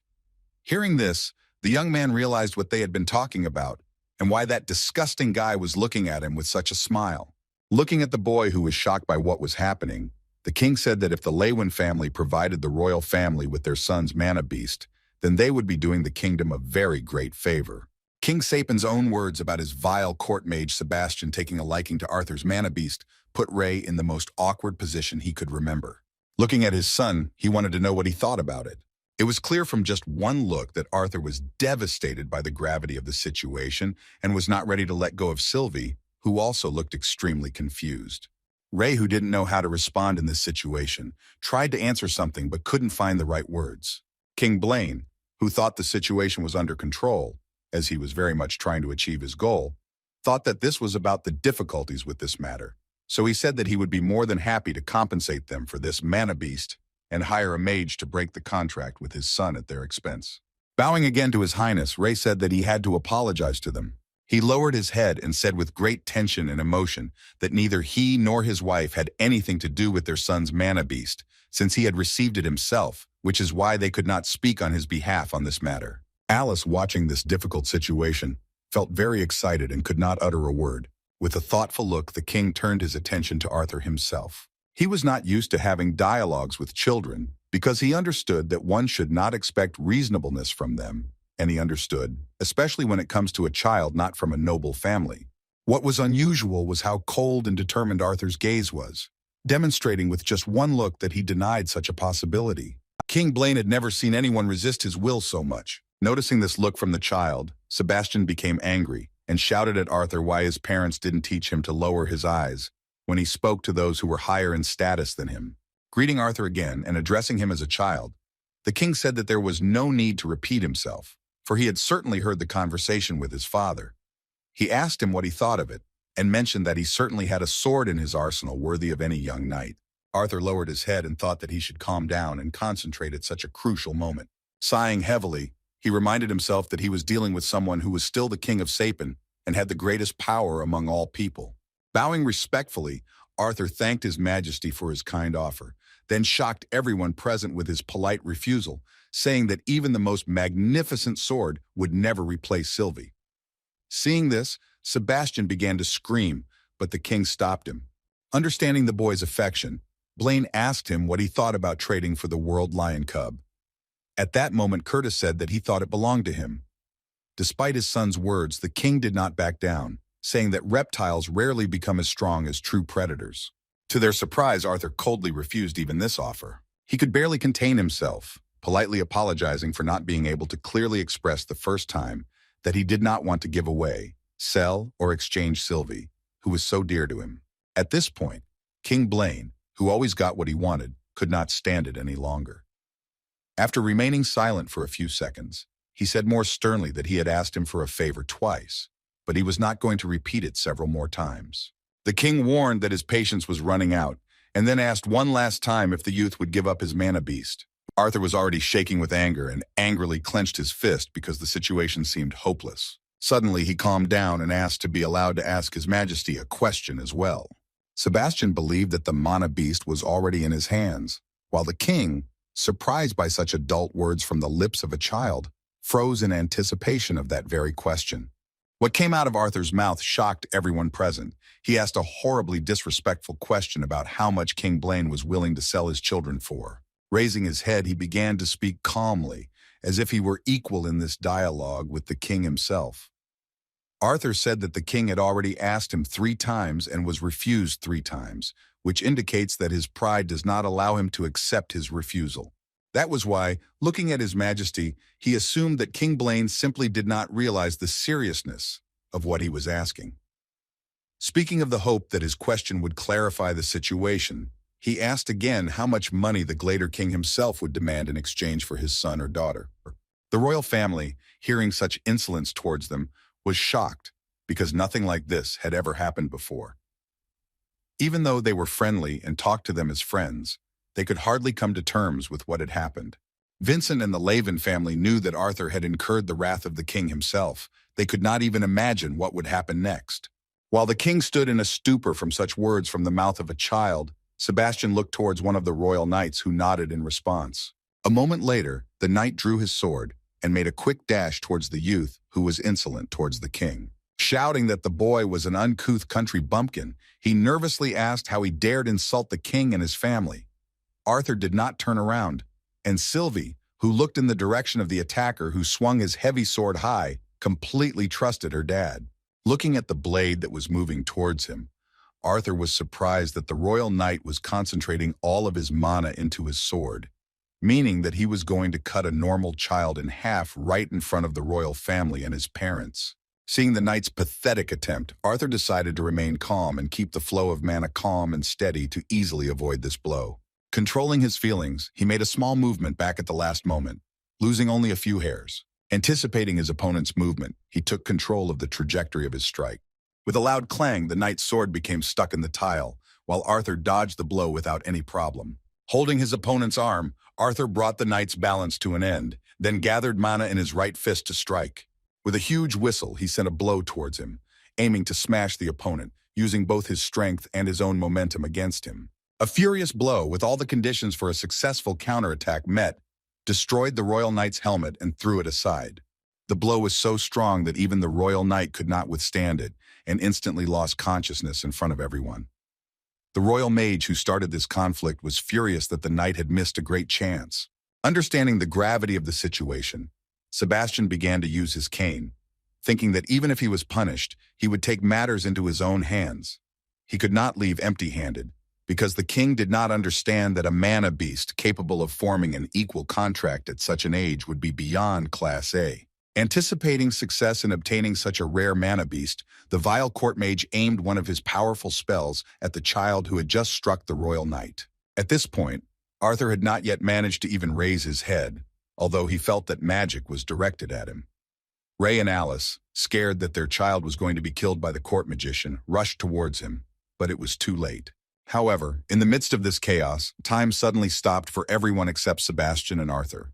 Mr. and Mrs. Helstia, who were afraid for Arthur's life, as well as Alice, did not even notice how time stopped for them. Ray, who wanted to protect his child with all his might, moved towards him but suddenly froze. The same thing applied to the king and queen, who were shocked by what was happening.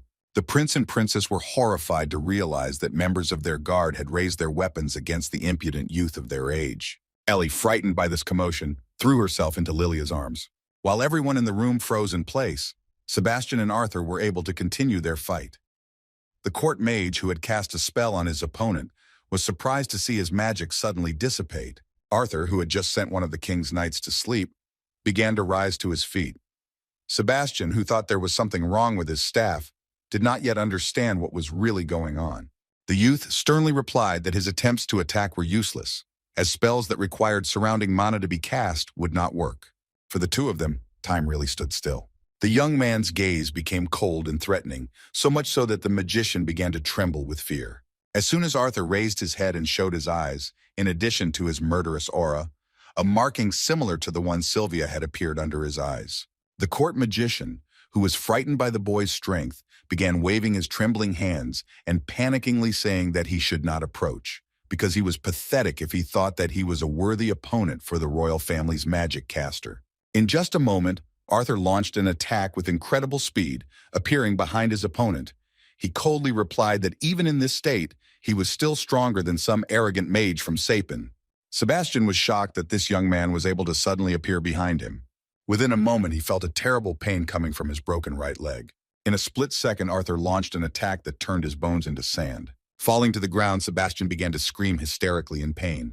Looking around, he, not understanding what was happening, began to panic and ask why everyone was just standing there and no one was helping him. However, no one heard him. There were only the two of them here. Putting his hand on the nasty guy's shoulder, Arthur sat down next to him and told him that his screams were useless. He advised the poor guy to listen to him while he still had the strength to do so. Sebastian, snot and tears streaming down his face, said in a frightened, trembling voice that no one could do this to King Sapen's own personal spellcaster. After these words, Arthur let go of his shoulder and stood up. He took a few steps forward, then put his hands in his pockets and said that in a sense he was right. Taking one last look at the vile guy, he said with the overwhelming aura he inherited from Sylvia that the bastard should know his place. Arthur's blow to the knight was one of the last things those present saw before the strange turn of events. King Blaine and Queen Priscilla were shocked by what happened. Although His Majesty did not want the child to suffer at the hands of his guards, he did not blame the guard for attacking him after such words.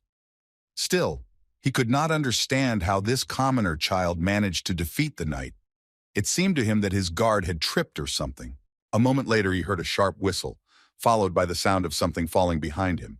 Looking around, the king was shocked because it turned out that Arthur had suddenly moved to another place and was unconscious. Lily also did not understand what had happened because her friend instantly appeared in another place. However, looking in his direction, she was horrified by what she saw next to her. Not far from Arthur, the court magician who had earlier tried to attack the young man with his spell was lying on the ground. For some unknown reason to those present, he ended up on the ground with a broken leg. Seeing this cruel picture, Lilia hugged Ellie even tighter and began to scream in fear. Neither Mr. Vincent nor his wife Tabitha understood what had happened. Ray and Alice were no less frightened. Everyone just froze in place. Even Sylvie couldn't understand what had really happened. Sebastian sat trembling on the floor, trying to hold onto his leg, which was turned the other way. Tears and snot were streaming down his face, and through the unbearable pain, he barely clearly asked for help. King Blaine, who saw something like this for the first time, was so shocked that he could not utter a word. He could not even imagine that his royal guard could suddenly lose their fighting ability, including the strongest of them, the court magician Sebastian, who now looked pitiful.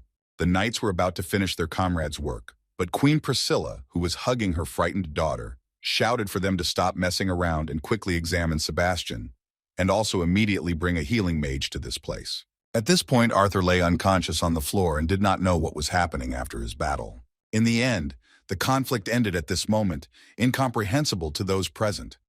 Sebastian and the knight who had been hit in the face by the child were carried away on a stretcher to the infirmary. While the doctors were busy with the royal guards, Ray and Sylvie rushed to Arthur. Lifting his son from the ground, the father made sure that his heart was beating and his life was not in danger. They didn't understand what had happened, but they were horrified by how dangerous the situation was. Ray and Alice almost lost their own son right before their eyes. Taking Arthur in his arms, Ray walked over to his wife. Alice tried to heal her son with trembling hands, but it was still not easy for her. After a few seconds, her magical radiation stopped and tears appeared on her face. As before, she couldn't use her skills in this situation. Vincent and Tabitha were speechless, and they themselves were horrified by what had happened between Arthur and the royal family. In the dark hours of the day, Arthur woke up in bed. When he woke up, he didn't understand what was happening or where he was. The first thing he realized was that he had a severe headache. Looking around, he recognized his room in the Helstia family mansion, which was already good news. And yet he did not remember how he ended up here. The last thing he remembered from those events in the auction house warehouse was that he had definitely used the static void. Clutching his head, which had been hurting so much since that incident, he realized that he had overdone it. Thanks to Sylvia, he can use static void ever since he reached the phase of acquiring her dragon's will. This ability allows him to temporarily separate himself from the flow of time, allowing him to turn the tide of battle in his favor and is only available to him because he's Sylvia's successor. Arthur began training this power while he was still in Eleanor. After returning home, he continued to increase his control, so his time in the static void gradually increased. But this came at a high price, because despite years of training, he was only able to use this ability for a few seconds, without feeling the same strong impact as he did now. Ultimately, Arthur exceeded his time limit when he used static void on another person for the first time in his life. He sighed heavily and fell back onto the bed to continue resting. All things considered, he hopes he's lucky that it only ended with him falling unconscious. At that moment, he heard footsteps outside the door and a gentle female voice addressing Sylvie. Sylvie, who couldn't stand still and wait for the moment when she would go inside, immediately felt that her dad had regained consciousness. She brought Alice with her and immediately rushed towards Arthur. With a surprised look, the mother said that her son had finally woken up. After that, she sat down and hugged him. After which, with tears in her eyes, she repeated the doctor's words that he most likely lost consciousness from shock and would soon wake up. Alice was not pleased with herself for once again overreacting and crying when it turned out that her son was fine. She also remembered to mention that the doctor had called his recovery an emergency, which was inappropriate since it had been almost 8 hours. After listening to her words, Arthur felt quite sad because of the guilt that he had made his mother worry again. At that moment, he was suddenly interrupted by a sharp pain in his head. Noticing her son's wince, Alice fearfully removed her hand from his head and worriedly said that he looked as if he was in pain.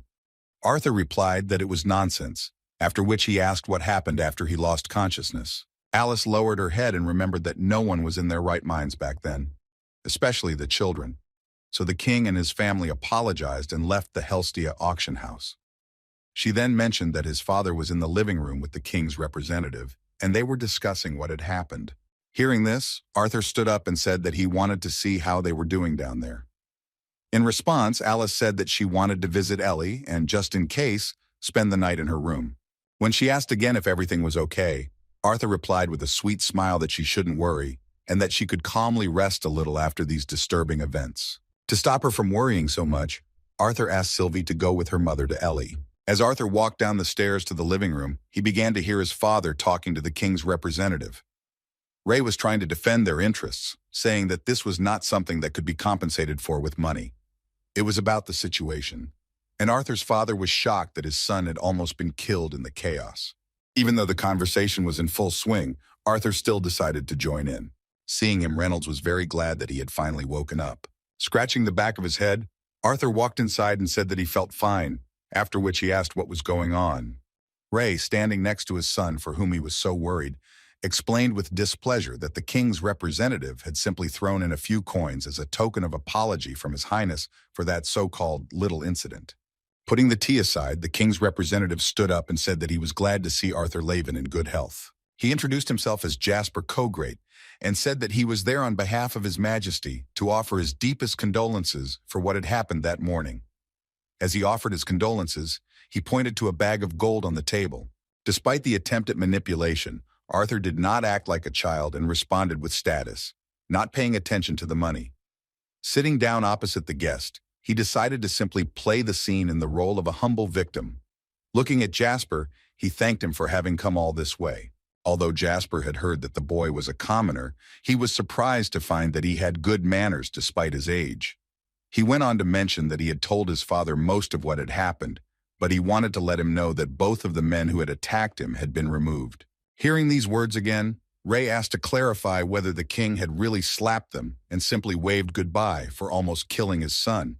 In response to his words, Jasper sternly replied that it was Arthur who had spoken carelessly and had caused the consequences. After these words, the tension in the room increased and they both stared at each other, not wanting to give in to this verbal skirmish. This was a good moment to play his cards. Arthur relaxed the situation by saying that everything was fine, and Mr. Cogright was right in a way, since he was also out of sorts. He also pointed out that he was not hurt, so they should just get it over with without arguing. Returning to his humble appearance again, Arthur asked what had happened to the magician whose knee had been broken. In response to his interest, Jasper informed him that the court mage Sebastian had been removed from his post, and that his injury from the battle was currently still being treated. Still being secretive, Arthur asked if they had been able to determine what exactly had happened to his leg. He was very worried about being a suspect in this case. Jasper responded that when Sebastian woke up, he was adamant that Arthur was the one who caused the injury. In response to this absurd statement, Ray furiously shouted that it was simply impossible. Seeing his shock at these words, Jasper interrupted him with an accented cough and asked to be allowed to finish. He explained that although that was what he had said, they believed, based on the remaining mana in his staff, that the knight's mana had interfered with Sebastian's spell. Arthur's mouth dropped open in surprise that it had all ended so easily. He couldn't believe that they had actually taken such a possibility seriously. After discussing the details, Mr. Jasper left the mansion and walked towards his carriage. As soon as he left, Ray threw into his son's hands the bag of gold that the king himself had given as an apology. Arthur was surprised, so his father explained that he deserved the money because he almost died in a situation in which his parents were powerless. He also noted that he would need money when he began his adventure. He then advised him to go to bed and rest a little, for which Arthur thanked him with a kind smile and said that he really appreciated his concern. As Arthur started to walk to his room, his father stopped him for a few more words. He thrust his fist forward and proudly said that that punch was damn good. This compliment, which he could not hear in his past life, made the boy feel incredibly good. He reciprocated his feelings by thrusting his fist back. Returning to the room, he hid his money for the future. Fortunately, the situation with Sebastian was resolved without any problems or consequences. In addition, he was still able to obtain all the necessary items for the adventurer career, except for the sword. Although the danger was over, it made him all too aware of the fact that in this world, he was still just a child without any power or equal treatment. Taking the cloak and mask in his hands, Arthur thought that everything would be different once he began his journey as an adventurer. In his hands was an object that could temporarily erase his limitations as a child. With the voice-altering mask, he could relax a little and act as he wished. The promised 3 months flew by quickly, and after the recent events at the auction house, it was time to think about how to become an adventurer. To discuss the matter, Arthur and his father went to a local pub. In this cheerful and noisy establishment, they met with friends from the team of adventurers of the Twin Horns. Ray, as the former captain of this wonderful team, had not previously mentioned his plans to find a guard for his son, who was about to go on an adventure.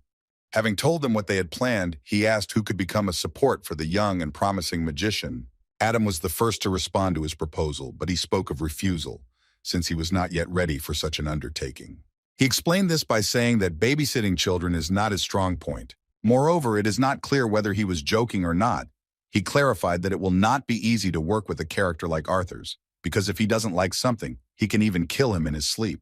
Imagining this situation, everyone started playing along with him, saying that this could really happen and that his words made sense. Adam's awkward excuse didn't bother Arthur at all, and in response, he just laughed sincerely, since he hadn't even counted on his company. Looking at the rest of the group, Ray admitted that he had actually hoped that Durden or Helen would accompany Arthur. Seeing their reaction, he admitted a little sheepishly that they couldn't really offer a decent reward, but that he and Alice were more than willing to compensate them with whatever they could if they did such a favor for them. In response, the kind big guy said that Ray shouldn't behave like that, because everyone sitting at this table was like one family, and he himself would be happy to accompany Arthur and watch him grow right before his eyes. Helen supported Durden's words, saying that he was right, so Ray should know that they wouldn't do this for money. She also pointed out that they had managed to get quite a bit of treasure from their last dungeon raid, so money wasn't an issue. Although it seemed that even the captain of the current team of twins was ready to go with Arthur, one girl, whom Ray had not yet mentioned, firmly proposed her candidacy. This statement was sudden and attracted the attention of everyone sitting at the table. Jasmine, who had always been quiet and reserved, showed a special interest in something for the first time. Angela was surprised by her words, remembering that she hated escort missions even more than Adam did, who had immediately refused the offer. Without further ado, Jasmine replied that this time everything was fine, because the task was to accompany not just anyone, but Arthur. Hearing her words, Helen took it upon herself to say that Jasmine was the most suitable person to protect Arthur. When talking about Durden, she said that he specializes mainly in defensive spells, with a huge area of effect, making him a good member of large teams, but not two fighters. After that, she frankly admitted that defense was not really her strong point, despite her excellent ranged combat skills. Putting her hand on her heart, Alice, surprised by Jasmine's words, asked if she was sure that she could cope with this difficult task. In response, Jasmine showed unprecedented determination and gave a thumbs up, indicating that she was truly serious about this task. Raising his spear and looking at its shiny blade, Adam supported the cute girl's candidacy. He said that she should be trusted since she is the only amplifier among them that has an elemental affinity. Also, he said that she broke through to the light orange stage last year, so with her wind attribute, she is probably the best fit for this mission. Durden agreed with his words. With his usual sincere and kind smile, the big man said that he was sorry because he didn't mind traveling in Arthur's company, but there was no point in creating a team of 3 when there was such a reliable person as Jasmine. His sincerity was highly valued among the team. Ray, who knew him as a very good person, approached him and put his hand on his shoulder, saying that he would still be lucky enough to work with Arthur on the same team. Everything was decided, so Arthur said with a kind smile that he would be glad to be under Jasmine's supervision. In response, the cute girl with red eyes looked at him with a smile, thinking that their adventures would be exciting. Having resolved this issue, the guys continued to celebrate their reunion in the pub until the evening. After a long day, the Leven family finally returned home. When they entered the mansion, the first thing they saw was Lilia, who was distracted from her work by the creaking of the door. Seeing her practicing, Ellie began to be indignant that doing it without her was not fair. The whole family began to laugh at her emotionality and acting, and Arthur was glad that Lilia was already able to meditate on her own, without his help. On the other hand, he thought that Ellie should be able to awaken at the age of 7 or 9, if she really had the patience to meditate. Still, he thought it might be for the best that she didn't awaken too early, since she would be getting a lot of attention. Seeing that everything was fine and Lilia and Ellie could now train on their own, he happily asked his dad if they could go to the auction house. He reminded him that he still needed to find the sword, but last time he failed to do so because of that unexpected, unpleasant situation. The father was only too happy to help him and spend some more time together, while the mother, who looked genuinely happy, asked them not to stay too long, as she would soon be preparing dinner. Lilia's father and mother were already waiting for them at the auction house, where they had a lot of work to do after the anniversary event. It was the first time he had seen them both since that incident, so he was faced with a long line of questions from them regarding his well-being. Arthur tried his best to reassure them that he was fine and that he was happy it was over, but they were extremely unhappy with the king's behavior regarding the incident. Vincent and Ray found support in each other, agreeing that firing the 2 jerks was just a temporary measure until things cooled down. They figured it wouldn't be long before they got their positions back and the incident would be forgotten. Fortunately, this incident was not made public, and only 2 parties to the conflict knew about it. Interrupting Vincent and his father's heated discussion, the young man reminded them that they had come to this place because he needed to find a sword before he could go take the test to join the Adventurers Guild. His reminder worked perfectly and the guys were distracted from the discussion. Vincent led Arthur to their warehouse and told him that it might take him a while to find something he liked. Despite this, he assured him that he could take his time with his choice, since his access to the warehouse was unlimited. When Arthur walked inside, he complimented Mr. Vincent with his reaction to what he saw. In front of him appeared a simply enormous room, in which things for future auctions were arranged quite neatly. There were 2 whole floors here, and it was obvious that these items were carefully looked after. Among the various artifacts, the most worthy swords that immediately caught the eye were those that were located on special shelves. Besides the swords, there were also some incredible bows that had never been shown at auction before. On the 2nd floor, there were even more weapons. There were incredible spears and swords worthy of the best knights. Seeing such a huge number of things, Arthur was inspired by such a possibility. However, his violent reaction did not last long. The task proved impossible when he set about it.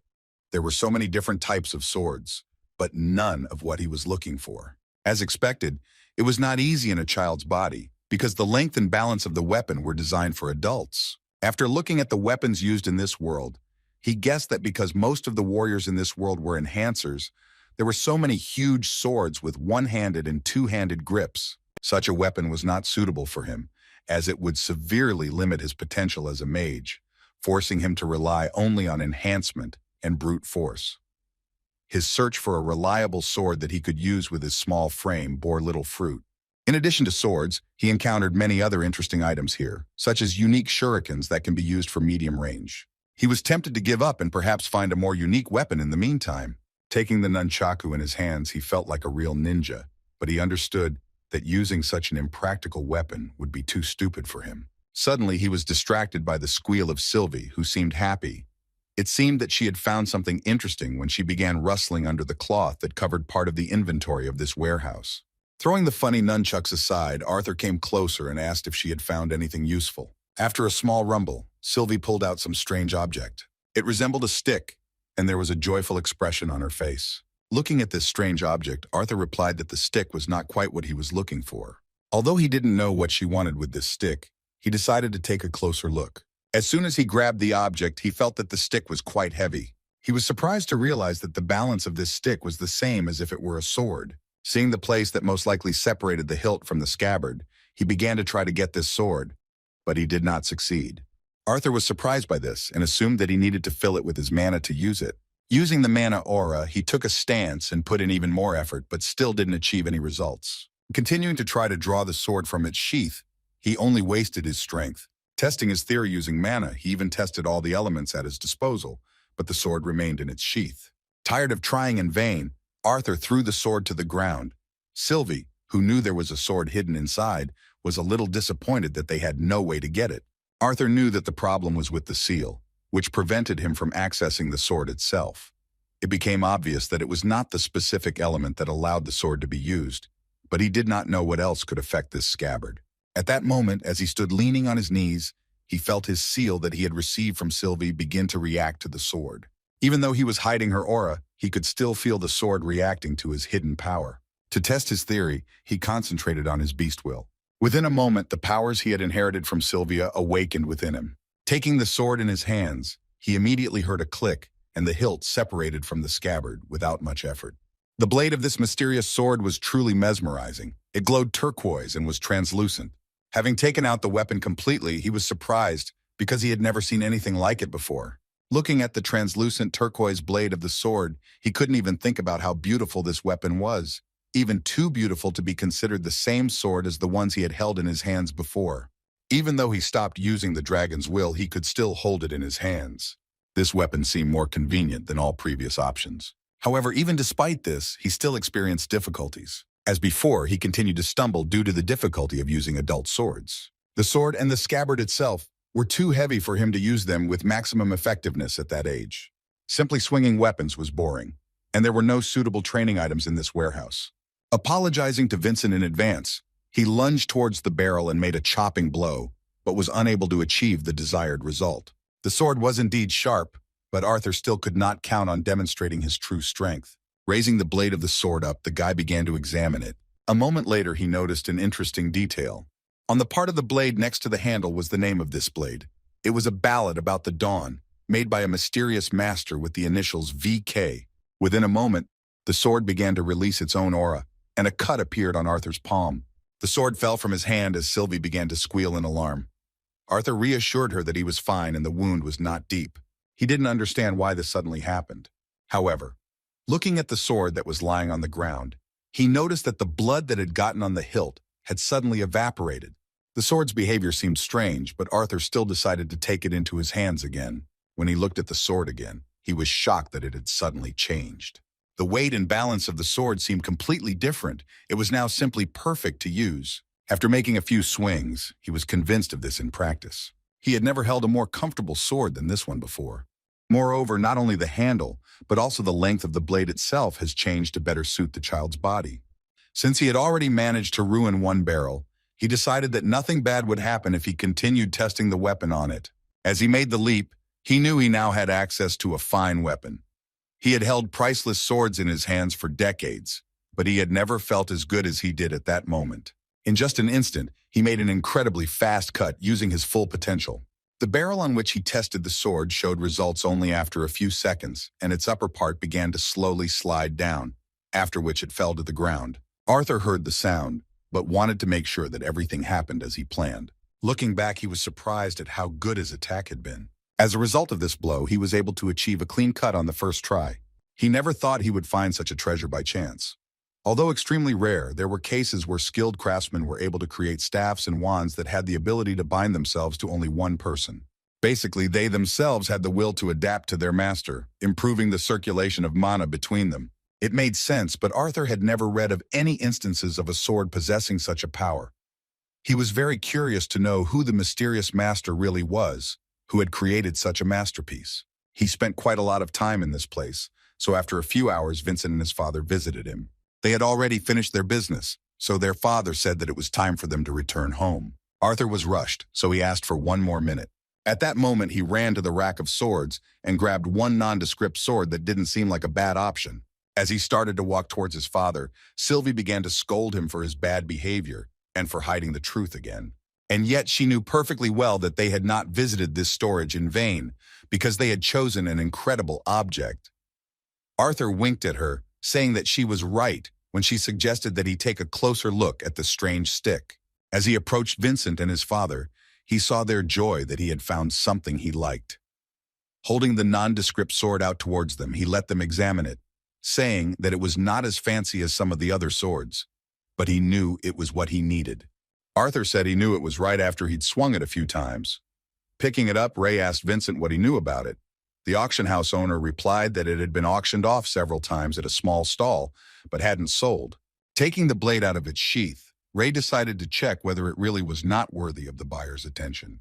After making a few swings, he checked its balance and weight. After that, Vincent asked him what he thought about his son's choice. Looking at the blade again, Ray replied that he could tell that the weight distribution seemed somehow off, as the creator was trying to make it a light sword for quick attacks. Returning the blade to its sheath, he nevertheless noted that it was not so bad. Moreover, he specified that for Arthur's size, this sword would be better suited than the others. As he returned the sword to its new owner, Ray noticed a stick on his belt. He asked what it was. Noticing the stick on the boy's belt, Vincent became interested in this object. The situation became awkward because Arthur did not want to draw attention to his real choice. Trying to act carefree and calm, he replied that he tripped over it on the way back.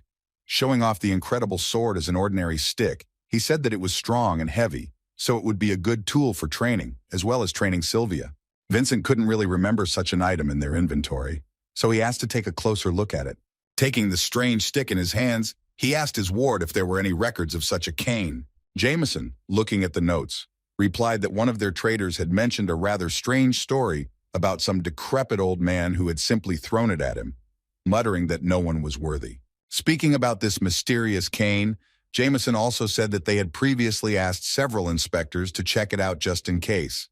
They thought that it just seemed like a sturdy cane, but in fact, a more qualified craftsman would be needed to evaluate it. Seeing that the auction house actually saw some potential in it, Arthur decided to intervene in the conversation. He turned to Vincent with a sweet, hopeful look, calling him uncle, and said that it would be nice to have such an item during adventures. His plea worked, even though Ray knew it was a pure provocation. Under pressure from the young man, Vincent gave him the mysterious cane, saying that he had nothing to regret because it was just gathering dust in their warehouse. The trip to the warehouse ended in success for Arthur, and Vincent was amazed that he was so sweetly called uncle. Arthur had completed all the preparations to become an adventurer. Finally, a very important day of his life came, his 9th birthday.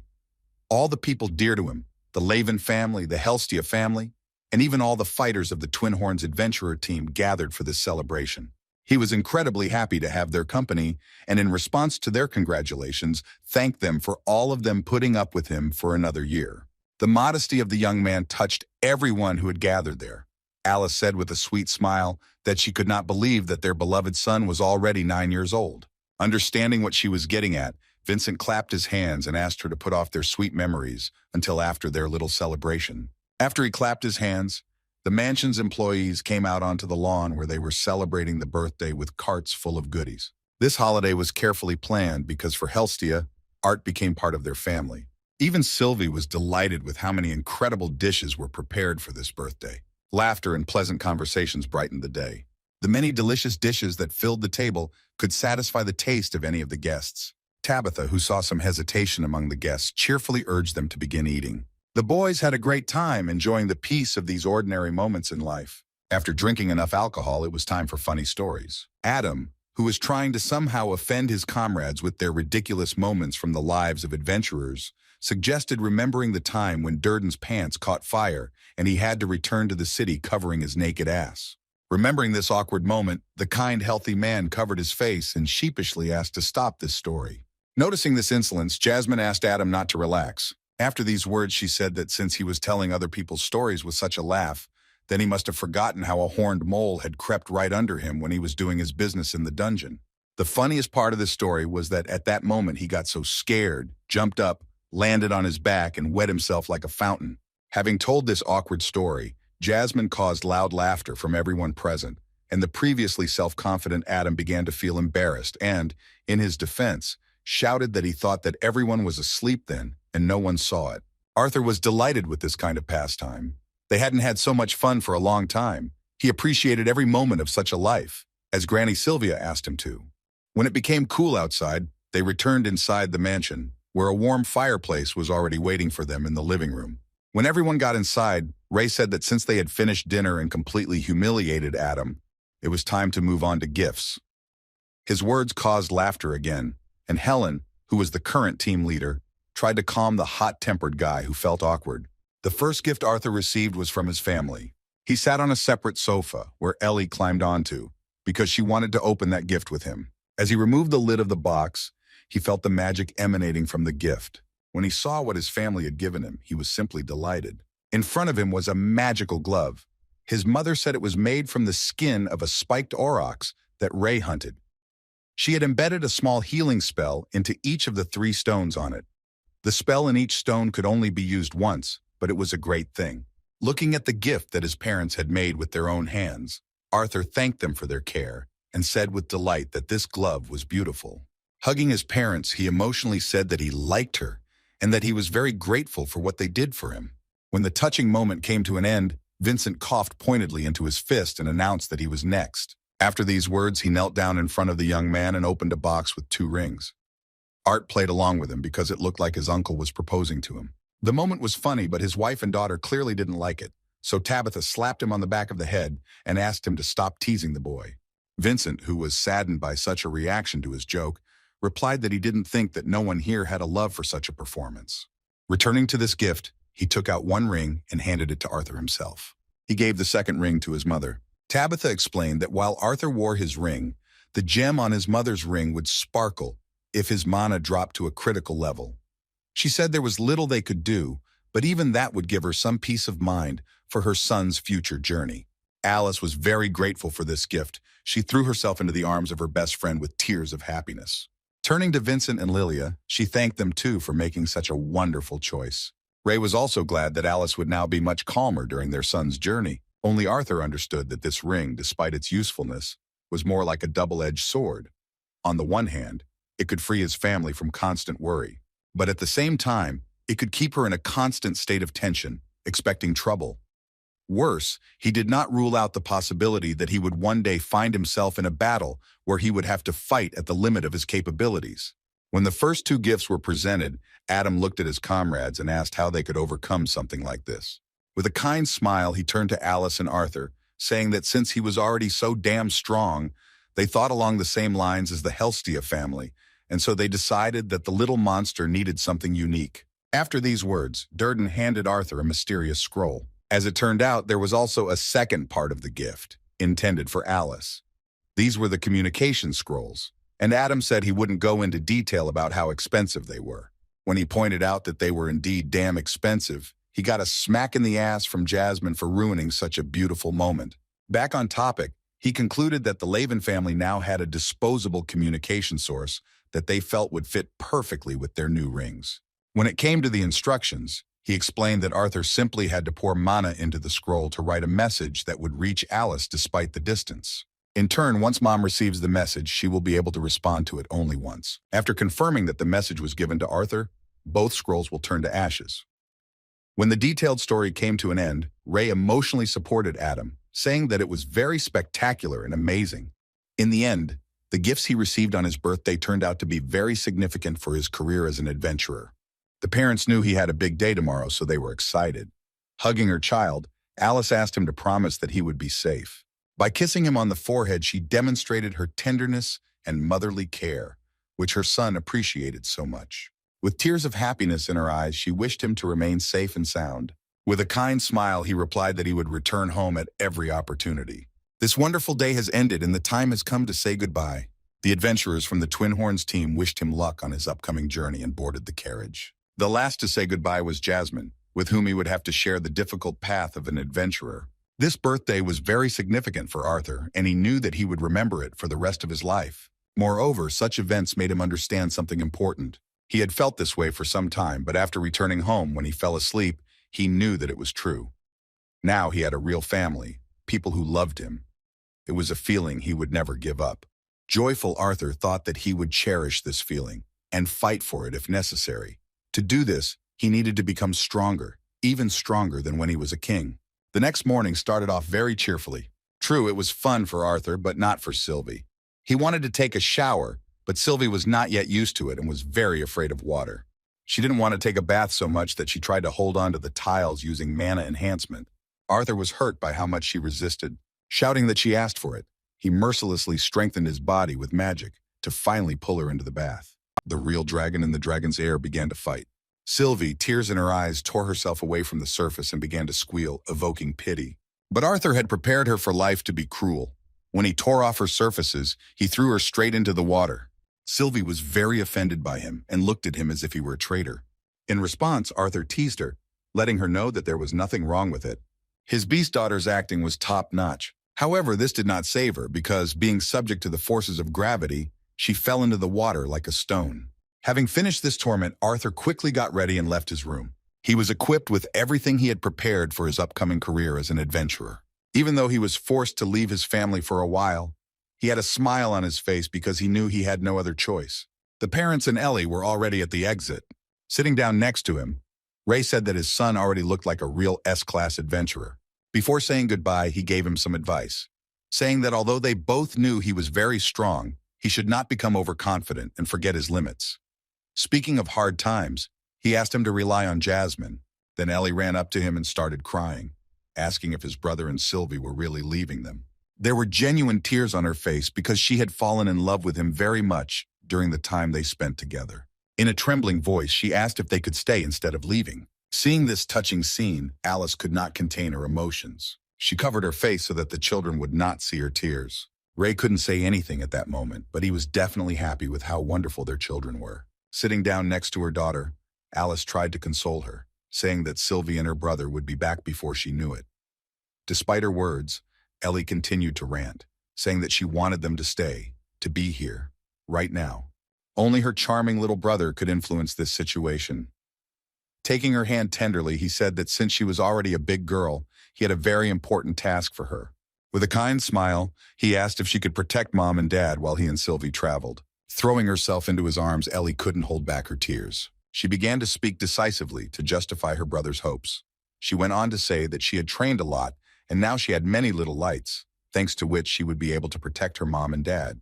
As Arthur hugged her before leaving the house, he thought that he had missed so much of his sister's life that he couldn't help but agree that he would have been better off staying. He knew that his short stay here was not enough, but in order to protect them all in the future, he was forced to take this decisive step forward. When he looked at his mother one last time, she hugged him and said with tears in her eyes that everything would be okay with them. Ray joined his wife's words, saying that he could not worry about them. While the mother said goodbye to her son, Ellie said goodbye to Sylvie, who was already suffocating in her arms. Wiping away her tears, Alice asked him not to forget to put on the ring. With a kind smile, Arthur showed his palm, and it was clear that it was already on. As he approached the door, he heard the last words accompanying him on his way. Father said that they will always root for him. In response, he nodded his head to them because he knew perfectly well that this was so. When the door closed, his mother, father, and sister continued to watch him go. As soon as he left, Alice started crying, and Ray began to calm her down. Outside, a carriage was already waiting for him, as was Jasmine. First of all, she asked if he was ready for the adventures of an adventurer. Before answering, Arthur reached for the backpack containing the things he had taken with him. Putting a mask on his face, he answered in a changed voice that he was ready. The guys first went to the Adventurers Guild. The building was quite spacious, and inside there were many who had long dedicated their lives to such adventures. Here people not only received licenses and work, but also looked for a team to make work easier. When they got inside, Sylvie was woken up by the noise inside and started yawning. Looking at Sylvie, Jasmine was surprised and noticed that Arthur's mana beast looked a little different. Stroking Sylvie's head, Arthur replied that he had recently discovered that she could change her appearance slightly to look exactly like a black lizard without drawing too much attention to herself. Having waited for their turn, they approached the administration window. A nice lady in a blue shirt welcomed them to the Zyrus Adventurers Guild and asked how she could help them. As Arthur tried to answer, he was suddenly interrupted by Jasmine. She abruptly placed the document on the counter and said that she would like to sponsor this recruit for his rank exam. The lady working in the guild was surprised by her words. Still, she knew what the procedure was in case of sponsorship. Hearing this, she dropped the counter and went outside. After that, she asked Jasmine and Arthur to follow them. As she escorted them, she said that they actually had a lot of people wanting to take the exam. But since there was a sponsor present, they would place them closer to the front of the line so that they wouldn't have to wait so long. Then they went to the side of the room that was guarded by the local guards. Arthur wasn't used to the way adventurers were. As he passed the crowd, he began to hear them gossiping about his short stature. Seeing how distracted he was, Jasmine asked him to hurry up.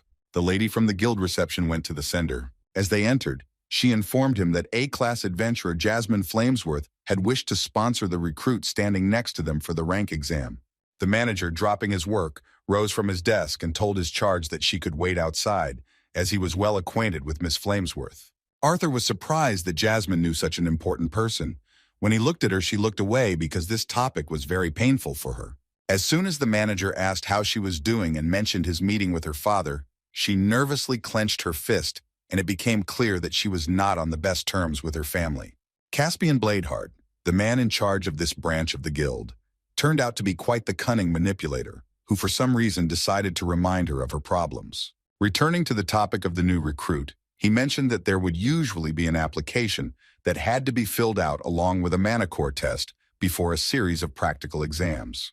After this, he, emphasizing Jasmine's status, said that since Miss Flamesworth was his sponsor, then he did not mind skipping these formalities. Seeing Jasmine's discomfort, Art wondered if her family was really that special. He felt very sorry that she had to take advantage of her status, which she could not stand. Taking a look at the curious new recruit, Caspian said that the only thing left for him to do was to take part in a training fight with one of their examiners. After assessing his weapon, he assumed that the recruit was either a fighter or an enhancer. Since it wasn't a question, he trusted his feelings and continued to go over the rules, saying that names weren't required to register as an adventurer. Extending his hand towards him, he explained that since he was on intimate terms with Miss Flamesworth, he would like to know how to address him. The question was pointed, but the answer was right at hand. Having received this mask, which hid his true voice, Arthur noticed an interesting engraving. She reminded him of part of a musical note. Shaking the hand of the arrogant and overly proud Caspian, Arthur asked to be called by his name, Noda. As soon as their hands touched, they felt the resonance of their mana. Both of them became interested because they recognized each other's strength. When they left his office, the manager led them into the corridor and said that it was a pleasure to meet such a mysterious man. Turning to Mary, he asked her to show his dear guest to the examination hall. Taking a few steps forward, Arthur looked around. He was not mistaken in thinking that he had interested the leader of the guild, Zyrus. Caspian really did follow him with his eyes, because he was interested in what kind of power this man with the mask possessed. As they walked down the hallway, following Mary, Arthur reflected on the fact that the Flamesworth house had been mentioned with a fair amount of respect. He even wondered, given that, if that was why Jasmine had wanted to accompany him. On the other hand, he noticed that she seemed very upset about the mention of her father. Despite her obviously conflicted relationship with her family, she was still not averse to using such an advantage to achieve her goal. When they reached the end of the corridor, they saw a door in front of them, and Mary said that this path would lead them to the arena where the exam was being held. As she let them go ahead, she asked them to be careful as they climbed the stairs, and to find a place and wait until the recruit's name was called. The location where the final stage of the adventurer exam took place was in the backyard. Walking out into the street, Arthur heard a loud scream. There was a small arena here where battles between examiners and students took place. The fierce fighter who wanted to immediately obtain a high rank of fighter tried with all his might to at least touch the examiner. He seemed to be quite good with a spear. His movements were fast, and his attacks were quite strong. But the examiner dodged them without much difficulty and didn't even see the point in blocking these attacks. Despite the fact that many blows did not bring results, the fighter did not lose his spirit and confidently noted that his opponent was very good at dodging. With a determined look, he lunged for another attack, asking if the examiner could dodge the next blow as well. The bald guy made it clear that he was going to show something truly outstanding, but his opponent's face showed that he was bored. As he walked up the stairs to his seat, Arthur kept an eye on what was happening in the arena. As he charged forward, the bald fighter with a cloak on his back that strengthened his spear with a fire element shouted that this was his hellish strike. Watching this, Arthur felt a little awkward because of the poor guy's behavior, as he did not understand why he was talking about his next move. Just as spellcasters recite spells to better visualize the image in their minds, many boosters have also chosen to vocalize the name of their attacks. However, this bald guy failed to surprise his opponent. Although George really decided not to dodge this blow, he instead simply knocked the weapon out of the adventurer candidate's hands, ending this ridiculous battle. After seeing part of that battle, Arthur wondered where such strange masters came from. It seemed to him that such a simple move as the guy was hoping for needed no name. Once on the ground, the boy who failed the final test asked in confusion how this could have happened.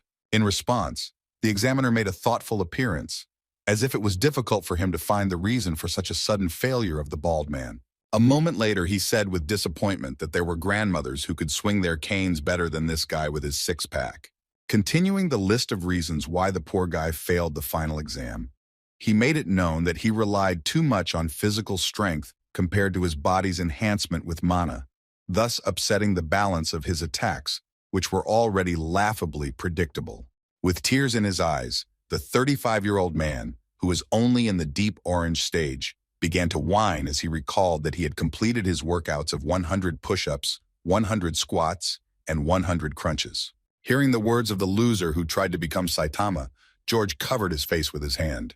Returning to the question of assessing his abilities, he said that he usually put someone of his caliber in the E-class. Since we are talking about fighters and not Mercedes cars, the E-class was a very disappointing result. However, given that he has an affinity with fire, the examiner gave him a small gift. Moving closer, he slapped him across the face, sticking a piece of paper to it. After that, he congratulated the loser on acquiring a D-class. As this world's Saitama left the arena with a sad expression, one of the guild representatives challenged the next fighter named Diana Whitehall to the exam. The pompous girl magician began to descend the stairs, saying that she should not be rushed. When she said there was no need to rush her, she was damn right. A moment later, she stumbled and began to fly down. Like a log, she fell face down onto the surface. When her dress went up, she made everyone laugh with her granny panties, but only those whose turn had not yet come laughed. They could afford such impudence because they had not yet been humiliated by the examiner. While some guys started laughing at the poor guy, there were also those who started getting angry. The arrogant young mage with the rather interesting cane complained that she should have been given an E-class just because of her clumsiness.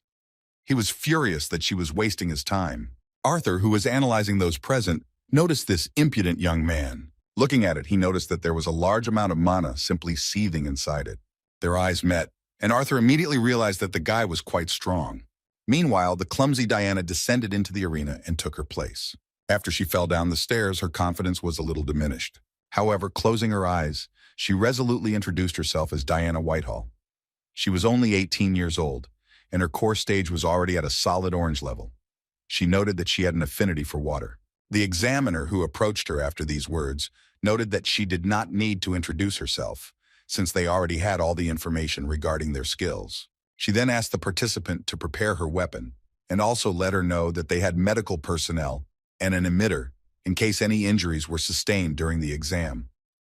It was the first time Arthur had been around mages like him, so he kept a close eye on everything. Once a caster reaches the orange stage, it becomes clear which element they have a high affinity with. Rather than trying to become adept at all four elements, it would be much more effective to focus solely on the one with which they have a high affinity. He had heard that for cultivators who claim to have a high level of affinity with 2 or more elements, the examination would be stricter to ensure that the applicants were truly telling the truth. Knowing this, he still could not reveal all of his elemental affinities. The final stage for the clumsy Diana began. Her examiner suggested to see how a girl with an affinity with water is in action. Releasing magic, the guild representative made it clear that she has an affinity with earth magic. As usually happened in such exams, Diana was the first to show her strength. She started the battle by casting a spell. She waved her wand and released mana, and began to use water magic. As befits a mage, she began not with an offensive spell, but with a defensive one, causing a barrier of water to appear around her. Seeing Arthur watching with interest, Jasmine explained that since spellcasters were not as skilled at enhancing their bodies with mana as boosters, they were trained to take defensive measures first during battle. Despite the fact that the subject had only managed to prepare for the battle, the examiner decided not to let her relax and directed a sandstorm at her. This attack easily broke through Diana's barrier without any particular difficulty. It seemed like she was about to be defeated by the Earth's magic. Arthur, watching this, found this move interesting. He decided that the examiner used this spell to limit Diana's vision in her protective sphere of water, because if she wanted to end the fight right away, she would have used a sharper form. Yet Diana managed to complete the task and disperse the Earth using the release of water magic. She decided to speed up the pace of the battle by taking the initiative. Using the surrounding mana, she created even more water that concentrated around her. Unlike the examiner, she had no plans to be cunning. Her attack was very obvious, as expected from a mage of her age. Using a spear made of water, she aimed it at the examiner, who didn't even use a defensive spell. Having dodged this attack, the owner of the affinity with the Earth continued to watch the girl, but already felt some disappointment. However, at the same moment when the spear from the water appeared next to the examiner, Diana used the second stage of the attack. Her spear suddenly exploded, and the area around the examiner was completely filled with water. It wasn't a second form of attack. Most likely she was using a diversionary technique. The spectators could not see what was happening in the arena because a thick fog appeared in front of them. Having limited the enemy's field of vision, Diana began another attack. The battle was becoming more interesting. When she collected the balls of water above her, she immediately directed them with a strike across the area to the place where the examiner had previously been. The powerful impact was followed by a loud explosion, but nothing could be seen due to the distracting fog that had been used earlier. Once the fog and dust cleared, it became clear that the examiner had disappeared and a hole had appeared in her place. At this point, it became obvious that the examiner had taken advantage of the situation to move. When Diana felt her behind her, she realized that her performance was already over. After giving the poor guy a didactic blow on the head, the examiner said in a kind tone that she had to admit that her control level was quite decent, and that the last sequence of spells had been well practiced. She noted that despite this, Diana was a little overconfident. The obvious mistake was that she had not prepared another defensive measure to prevent an outcome similar to the one that ended her trial. However, overall, the examiner acknowledged that her mana control and spell preparation speed were good, which is why Diana received a C class. This girl showed more interesting skills than the poor guy who looked like Saitama. Moreover, Arthur knew that a C class at her age was something she should definitely be proud of. As Diana left the arena, the guild representative began to call out the name of the next test subject, but suddenly stopped to double-check what was written on the paper. It seemed that this was the first time he had encountered such a problem, so he asked the examiner to help him with this question. Arthur noticed that this time the person who was to undergo the test was different from all the previous ones. To sort out this issue, an even more experienced examiner approached them. After looking at the paper, the amplifier who had tested the first candidate turned to the next fighter and said that he had been informed of his situation. Everyone present was simply shocked when they learned that a certain new recruit had been given the title of B-class adventurer from the very beginning. Arthur was also interested in who the mysterious man was, who had achieved such a high rank without even taking the exam. One of those present in the waiting area suddenly stood up. He was opposite where Arthur and Jasmine were. The one who was able to immediately get a B-class without the final test turned out to be an unremarkable, rather young guy in glasses and ordinary clothes. As soon as he raised his head, his green eyes immediately turned to an equally interesting young man. At that moment, Arthur and the mysterious recruit remembered each other. The next candidate for adventurer was Lucas Wykes. As it turned out, it was that same arrogant magician. The boy, who must have belonged to a noble family, was very bold even in conversations with the examiners, because when he went downstairs, he asked the lady why she didn't just let him go ahead, assigning him an A-class. After his bold words, the lady began to read his file. Lucas Wykes, who was only 11 years old, was already in the light orange stage and had an affinity with one element, fire.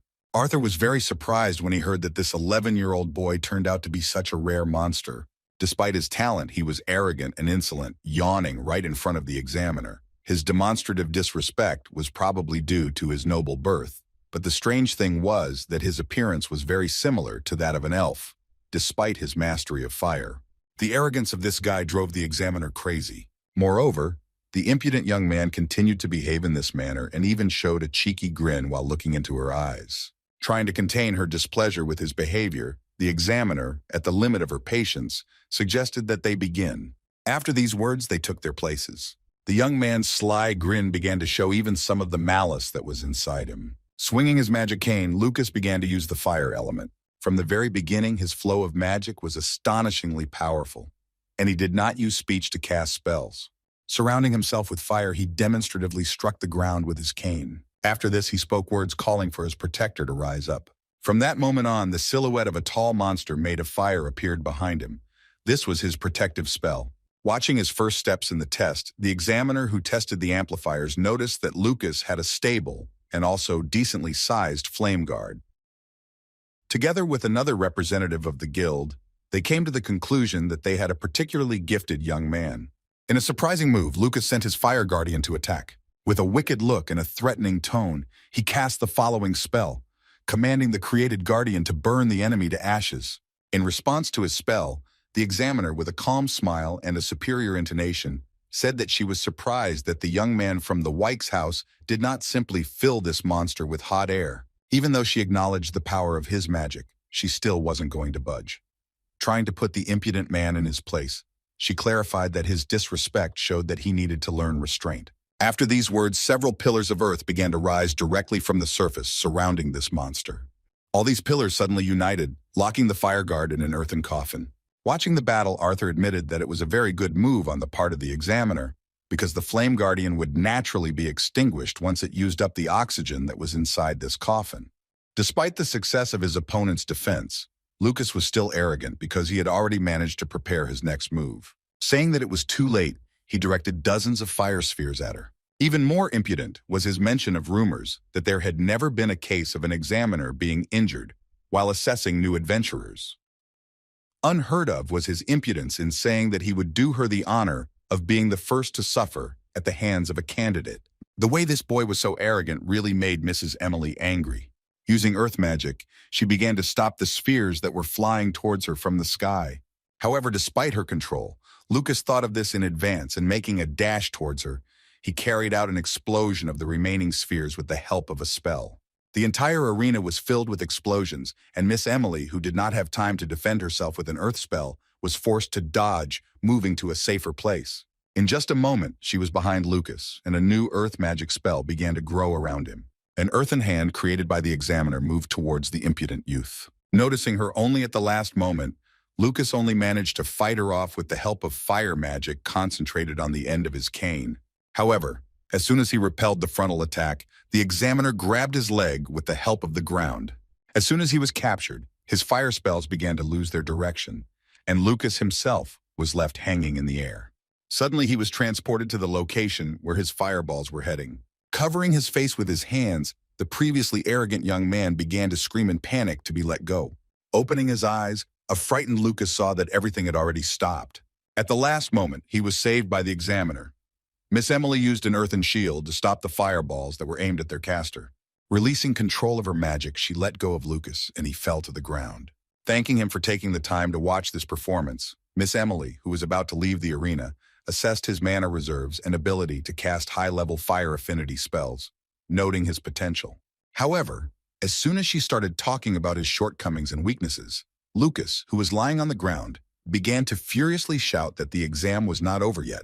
In just a moment, a fiery whirlwind appeared around Miss Emily and began to close in on her body. Using magic after the battle, like a rat, he was going to inflict terrible injuries on her. Luckily, there was another examiner next to them.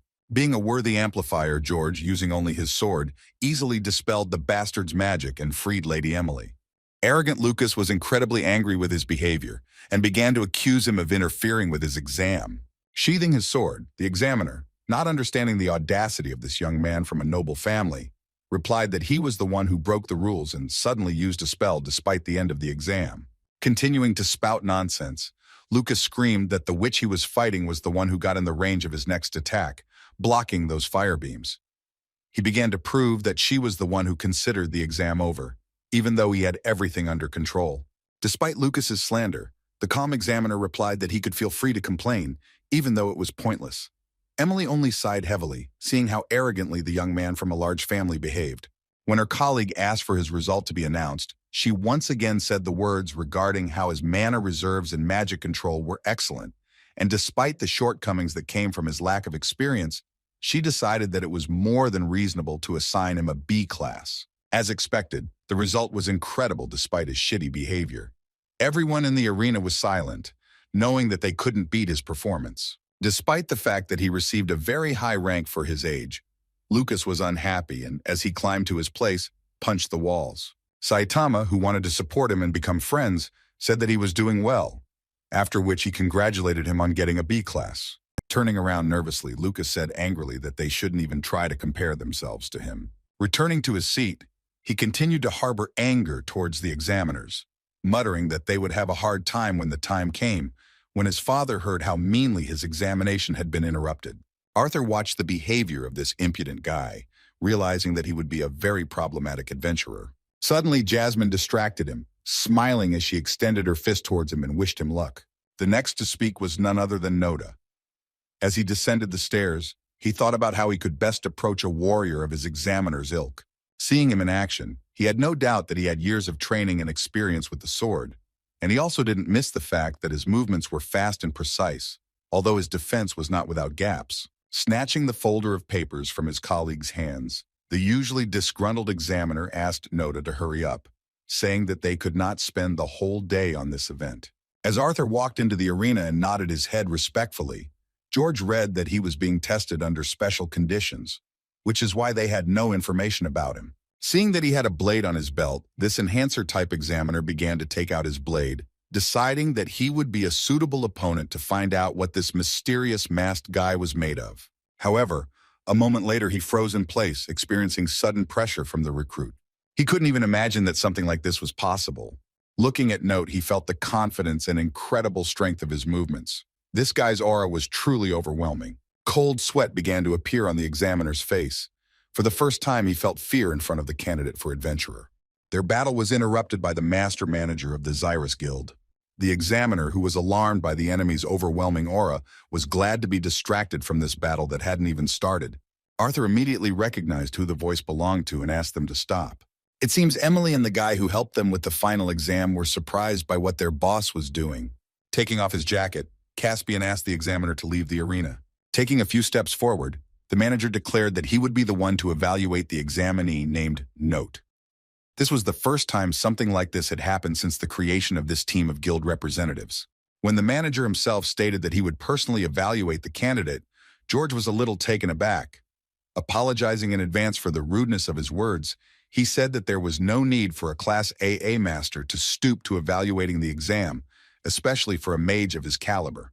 Suddenly thinking that it had something to do with his reaction to pressure from the candidate, George justified himself by saying that if the manager's decision was due to his indecisiveness, then it was worth noting that he was simply considering how much force to use during the attack. Caspian knew perfectly well that neither George nor Emily would be able to adequately assess the mysterious guy who was so confident in his battle with the blade, having a strong core.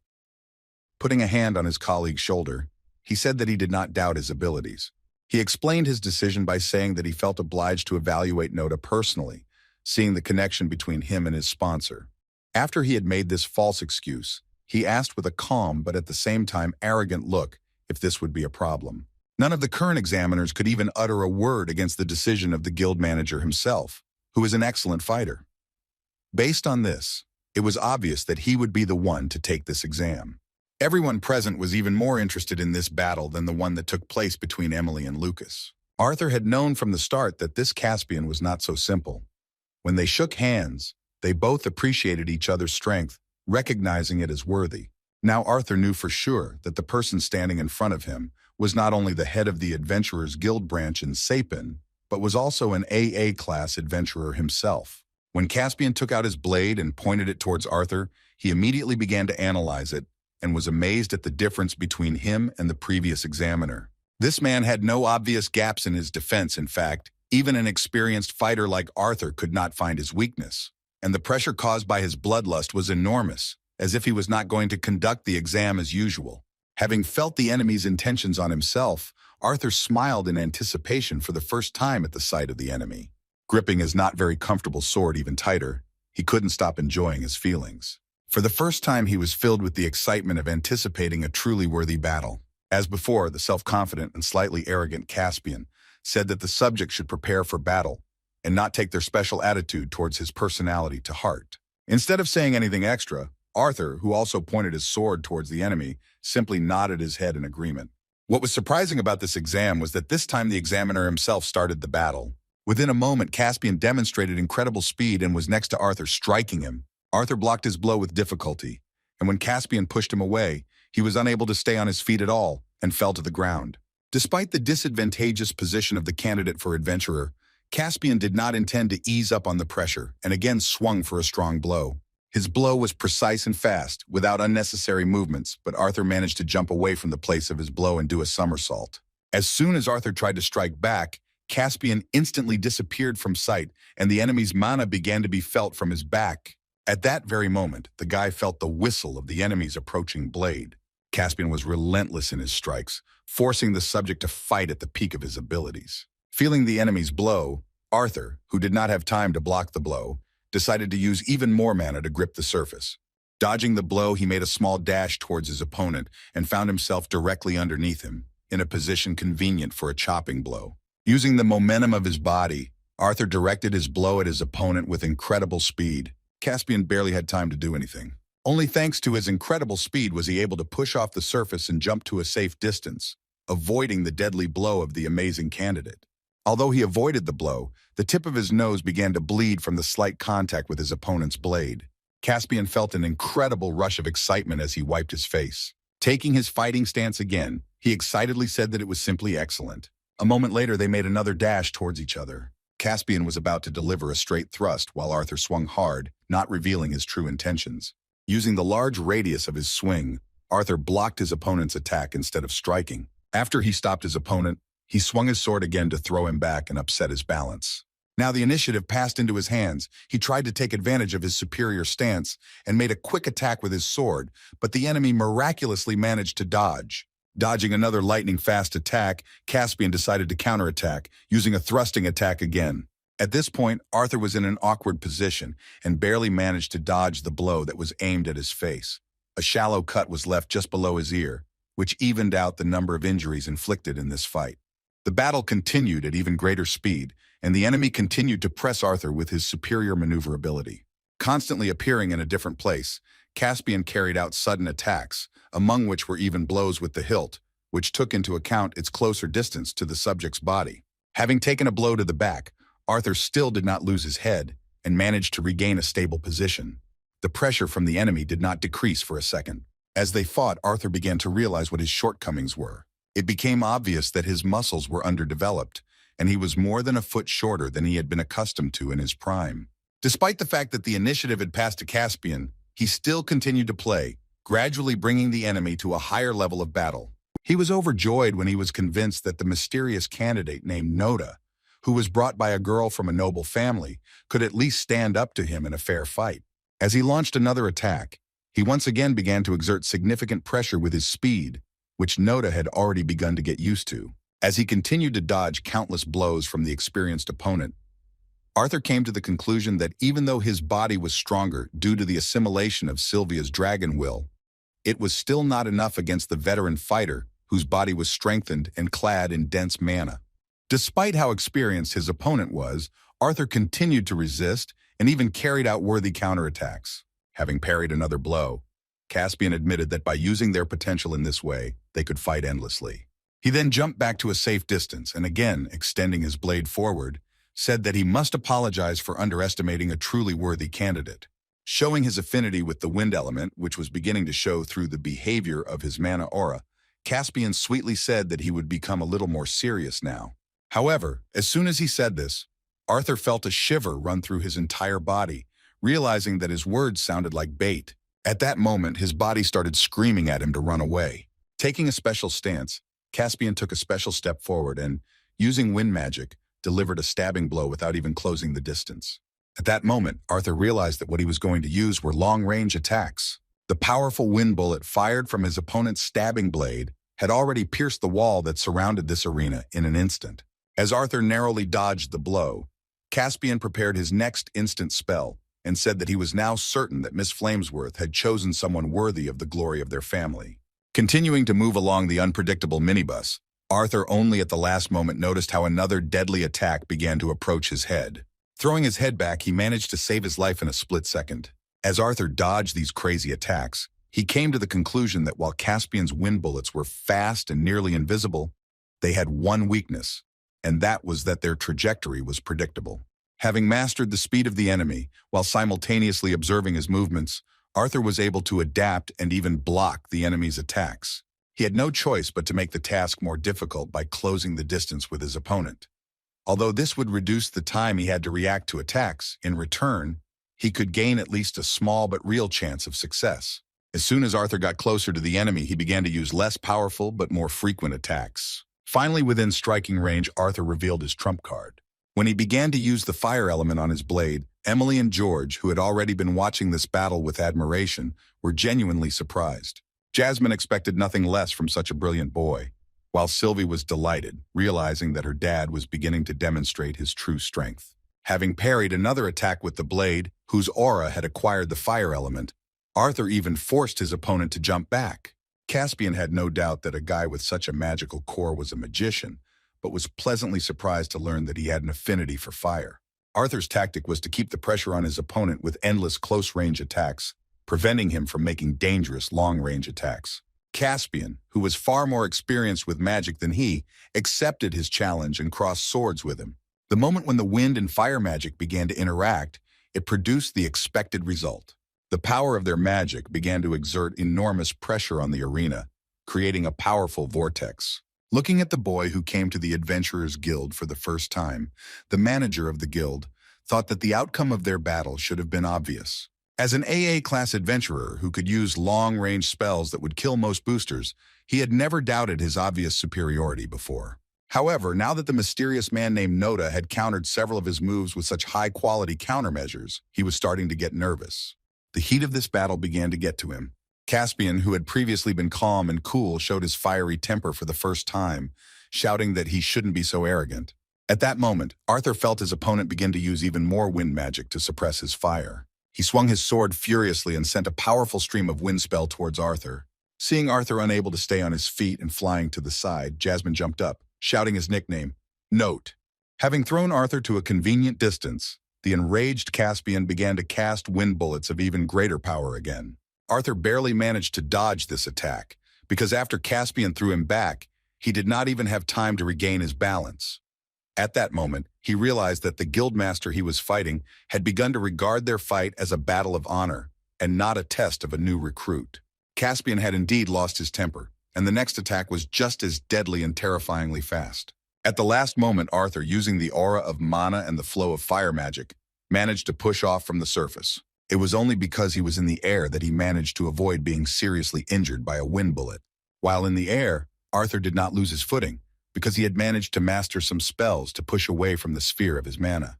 Realizing the futility and danger of staying at a distance that was convenient for the enemy to carry out his long-range attacks, he again began to reduce the distance in order to take the initiative in the battle. As he landed on the ground, he was a little dissatisfied with the way his exam was going. If he had fought his previous examiner, the battle would have been over by now, and he would have received a decent adventurer class. Fighting Caspian, he had to go too far, revealing some of his skills. Despite how dangerous and inadequate Mr. Bladeheart's techniques were, he still managed to speak in the middle of the fight, complimenting that Noda's abilities were truly impressive. After saying these words, he once again launched a wind bullet attack that was aimed at Arthur's face. The speed of his attack increased again, and Arthur did not have time to parry it. Moreover, he was in an awkward position for maneuvering. The only option that could give him a chance to dodge was to fall on his back, speeding up this process by using mana on the muscles of his legs. Having dodged the attack, Arthur lost his balance again and ceded the initiative to his opponent. Caspian took advantage of the opportunity without hesitation and rushed into the attack, having strengthened his blade with dense wind magic in advance. Despite the incredible pressure, Arthur managed to avoid his attack by jumping to the side. It was obvious that the manager of the Zyrus Adventurers Guild was constantly pushing the test subject to play more of his cards. Concentrating fire elemental magic on his blade and feet, Arthur accepted his challenge, for it was no longer his adventurer class that was at stake, but his life. With a quick dash forward, Arthur once again demonstrated the explosive step with which he had previously been able to maneuver in the air. Caspian had witnessed the use of this unusual spell before, the first time it had been used by a wizard with an affinity for fire. However, this time his speed was so superior that he was able to instantly close the distance with his opponent and grab him by the arm. As it turned out, the spell that Arthur himself had devised was best demonstrated to be powerful only when used continuously, over and over again. Having revealed another card that gave him an incredible advantage, Arthur decided not to waste the opportunity and directed his blow with a fiery blade at the immobilized enemy. Seeing the blade coated in fire magic approaching his body, Caspian began to lose his composure at the thought that he was going to accept defeat while acting as an examiner for a candidate adventurer. Within a moment, he began to scream furiously, losing his composure. At that moment, he released a huge amount of magic in the form of wind. This powerful whirlwind stopped Arthur's attack and threw him to another part of the arena. Everyone around them could barely stand on their feet. The examiners were shocked by the strength of their manager and the fact that he was demonstrating such a large amount of mana during the adventurer candidate test. A powerful stream of windy magic spread to the rows of spectators. This power made ordinary adventurers tremble, while it was of particular interest to the stronger ones. Lucas, covering his face, couldn't believe that the manager would release such a spell in response to the attacks of some masked weirdo. Arthur found himself back on the other side of the arena, managing to stop by using magic to improve his grip on the surface. However, as soon as he regained his stability, he felt another mortal threat. There were many currents of wind in the air, sharp as a blade. Landing on the ground, Caspian, who had earlier flown up from the powerful release of his magic, continued to cast spells for a most dangerous attack. The vortexes created by his power were directed at Arthur, whose fire could hardly withstand such pressure. Although such behavior during the exam was insane, Caspian, who was breathing heavily due to his own rage, continued to look at his target, which made him doubt his superiority. The situation was extremely dangerous. Jasmine, not knowing Arthur's true limits, feared that the fight had gone too far. Shouting the nickname of the young man she was supposed to protect, she jumped to the edge of the spectator area and took out her twin blades to intervene in the duel. However, Arthur, who was in an incredibly dangerous situation, was not going to give up even at this moment. He knew that he had reached the limit of his fire element, so he was forced to once again demonstrate another skill that would help him overcome this test. By training, studying, and using the lightning element, he tested the general theory of the two directions in the lightning school. As is known, there is external and internal magic, and the books say that internal magic is too difficult for magicians to master. Due to the difficulty in mastering internal magic, it was generally accepted among these mana users that it was not worth paying attention to due to the slight increase in strength, but Arthur did not agree with this. With his increased speed and reflexes, enhanced by the internal use of lightning magic that accelerated nerve impulses, Arthur expected that he would be able to dodge all of the attacks from the AA-class adventurer's mad wind vortex. Hoping for this, he found a foothold under his feet and prepared for a quick dash towards the enemy. However, a moment later, he felt his opponent's magic suddenly dissipate. Looking at Caspian in surprise, he saw him put his dagger back in its sheath. With a heavy sigh, the manager of the Zyrus Adventurers Guild asked to accept his apology for getting a little carried away in trying to find out the candidate's limits. Their battle was over, and it was time to give an assessment. Caspian was indeed a very perceptive man. He said that given the fact that Noda had been so persistent in hiding his abilities until the very end, it was logical to assume that he wanted to be given a low rank. Arthur awkwardly scratched his mask, showing surprise that his plan had actually been discovered. Hearing the decision to promote Note B to adventurer level, everyone present was slightly shocked. They still couldn't recover from this battle because there were real magic monsters in the arena. Hearing about this result, the mysterious guy in simple clothes and glasses on his face, who was given a B rank without a test, was even more interested in the man named Noda. But Lucas, who was consumed by his pride, felt furious at being on the same level as them. After these words, Caspian began to slowly walk towards the exit of the arena, where Mary, worried about this battle, continued to wait for him. Pausing for a second, Caspian glanced towards the new adventurer, asking if there was any problem with whether the guild's decision was fair or not. In response, Arthur nodded without hesitation, agreeing with this assessment.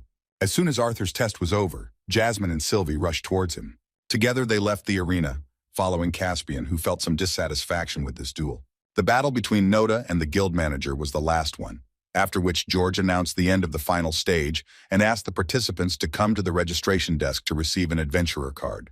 Everyone began to disperse, and Arthur looked after Caspian, who turned out to be his first serious opponent since his training with Viran. It was a test of strength. Although he saw the guild manager in action, he still didn't learn more about him than what kind of person was hiding behind that calm and balanced mask. After a serious battle with the candidate, Caspian returned to his office. Here, he had already managed to change into clean clothes and sat down at his desk. At this point, he was unable to return to his work due to obsessive thoughts related to the battle. As an examiner for the mysterious figure brought in by Miss Flamesworth, he never got his questions answered, but he felt a real sense of tension in combat, despite his AA rank. For the first time in his life, he met a candidate who made him fight at such a level. He sighed heavily and adjusted his hair, trying to push away the thoughts that were preventing him from working. At that moment, the stunned examiners loudly burst into his office, and George immediately asked in a panic to explain what had happened during this exam. Their behavior noticeably got on the manager's nerves, but he calmly replied that they should close the door behind them when they entered his office. George, realizing his guilt, decided to carefully close the door so as not to expose his colleague, because they both could suffer, falling under the hot hand of their hot-tempered boss. Closing the door behind them, they ran to Caspian's desk and began asking panicked questions about what was going on.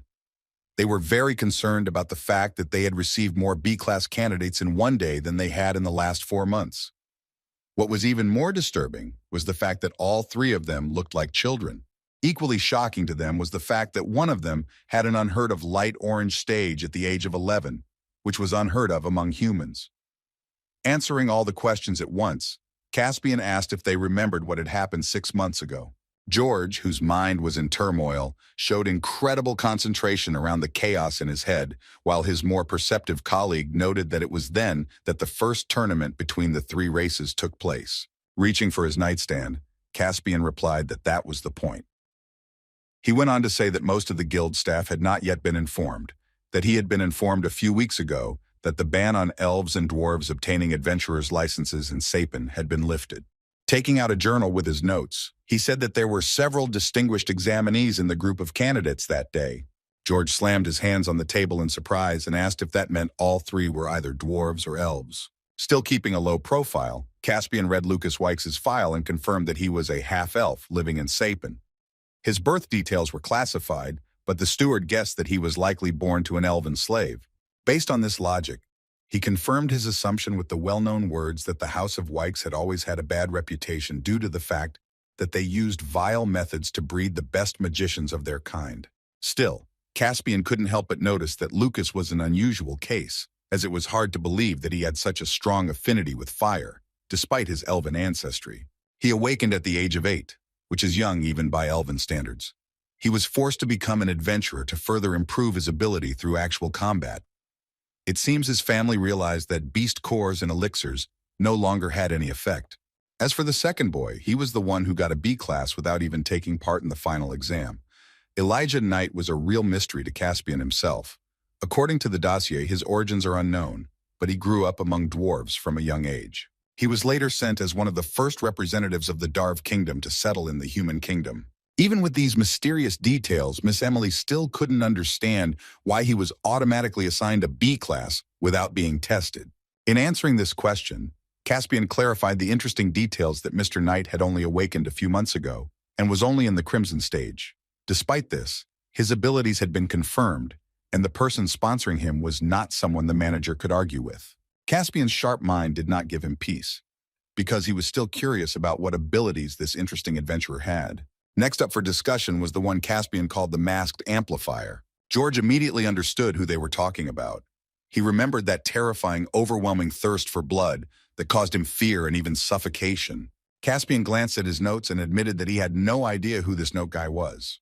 No matter how hard he tried to find logical clues, he always came up short. He could barely contain his excitement about this guy. One thing he could say for sure was that Noda was clearly not a member of a noble family of elves or dwarves. He was sure of that. He admitted that he had entered the arena with him because he was simply curious about what kind of person he was, since he was sponsored by Miss Flamesworth. At this point, Emily first heard it mentioned that Note's sponsor was a Miss of the Flamesworth house. She was more surprised by this than by the fact that Lucas was a Wyke scion.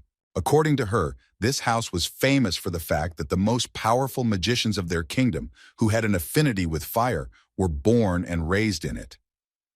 Hearing this, George, who knew nothing in the world except how to swing a sword, found in this the answer to why he was so skilled in fire magic. Putting his notebook back in his desk, Caspian warned that the information he had given them would soon become public knowledge. Adjusting his glasses, he said with a stern and warning look that he hoped the two of them would refrain from discussing the matter with others until an official statement was made. In response, Emily and George simultaneously nodded their heads obediently. The examiners then returned to the registration desk to assist with entering the data into the register. Caspian, still alone in his office, couldn't stop thinking about the masked amplifier nicknamed Note. Fighting him, he was convinced that his fire magic was unique and also very effective. Although he remained silent in response to George's words, he felt that George was wrong, knowing that it was the swordsmanship that made this mysterious adventurer a monster. What was strange to him was that Nota's movements were a little erratic at times. It seemed to him that the enemy was not yet accustomed to his own body. He could not imagine how terrifying Note would be when he grew up. However, he was especially interested in the obvious fact that with the lifting of the ban, elves and dwarves would be able to become more than just adventurers. These guys could also become students of the institutions of the Sapen kingdom. With an anticipatory smile, the guild manager, who was busy with his business while observing the world, understood that this continent was truly entering a new and exciting era. Meanwhile, in Eleanor's kingdom, their Princess Tessia was still bored. Sighing heavily, she thought about what happened the other day. Despite the fact that she had been training all this time, thoughts about Arthur did not leave her head, which is why she began to pester her aunt. Arriving at her home, she pressed on her pity and forced her, with the help of a magic ball, to look at what her friend was doing. Watching Arthur's life at home, she saw his happy smile when he was around his family. However, when she saw him next to Lily, she began to feel an unpleasant sensation in her chest. The thought of what she had seen haunted her for the next few days. Standing on one of the balconies of their castle, she nervously kicked the railing while watching the birds. She was haunted by the knowledge that she should be happy that Arthur was back home and having a good time with his family, but on the other hand, her friend's devious behavior around some girl who praised her for the progress in her training was haunting her. Returning to her room, she nervously banged the doors, shouting that she was the first to become Arthur's friend. She did not yet understand that the feeling that was haunting her was a feeling of jealousy. The Elven princess was afraid that she might lose Arthur. Thinking back, she began to regret her actions, thinking that she should have treated him better while he was around. On the other hand, like any girl, she accused him of treating her like a child. When her door suddenly opened, she was scared out of her wits, afraid that someone would see her with the magic ball that contained Arthur's image. As it turned out, it was her grandfather Viran, who came in shouting that he had good news. Despite her attempts to hide what she was doing, he said he noticed she was using the orb to spy on Arthur again.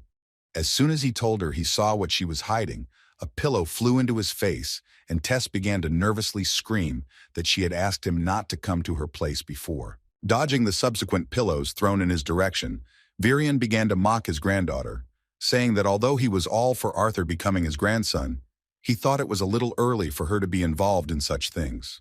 Tess began to get angry at the thought of being considered a pervert. Understanding her feelings, Grandpa stopped mocking her and sat down next to her and asked her not to be upset at his stupid jokes. Turning away from her grandfather, Tess began to cool down a little, while Viran again said that he had very good news. A moment later, the princess shuddered when her grandfather said that she would have the opportunity to attend the same school as Arthur. Her gaze suddenly began to shine. She frightened her grandfather with her inadequate interest in this proposal. At that moment, the princess's parents also entered the room, and her mother, asking her to calm down, confirmed her grandfather's words, saying that he had close ties with the director of the Zyrus Academy. In response, Viran laughingly shouted that this was so, and the cunning old fox was already bragging about her successes. Naturally, the principal was talking about the amplifier with an affinity for 4 elements, which was Arthur. Returning to the previous topic, Viran clarified that it was a little more complicated than just sending her to school. Speaking of which, Mom asked if she remembered the Continental Tournament. Alduin continued by saying that they were discussing the terms of the joint education of the younger generations of elves and dwarves with humans at Zyrus's academy, while Viran spoke the words of the headmaster that everything would go smoothly, because by the time Arthur began attending the academy, she would already be there. With a kind smile, the father who brought this good news wished her good luck and said that for such a goal she would have to train hard together with her grandfather. The fact that elves, dwarves, and humans would be studying at this academy at the same time indicated that they would become the basis of a new generation. Tessia was so excited about the opportunity to study with Arthur that she promised herself she would do everything to achieve this goal.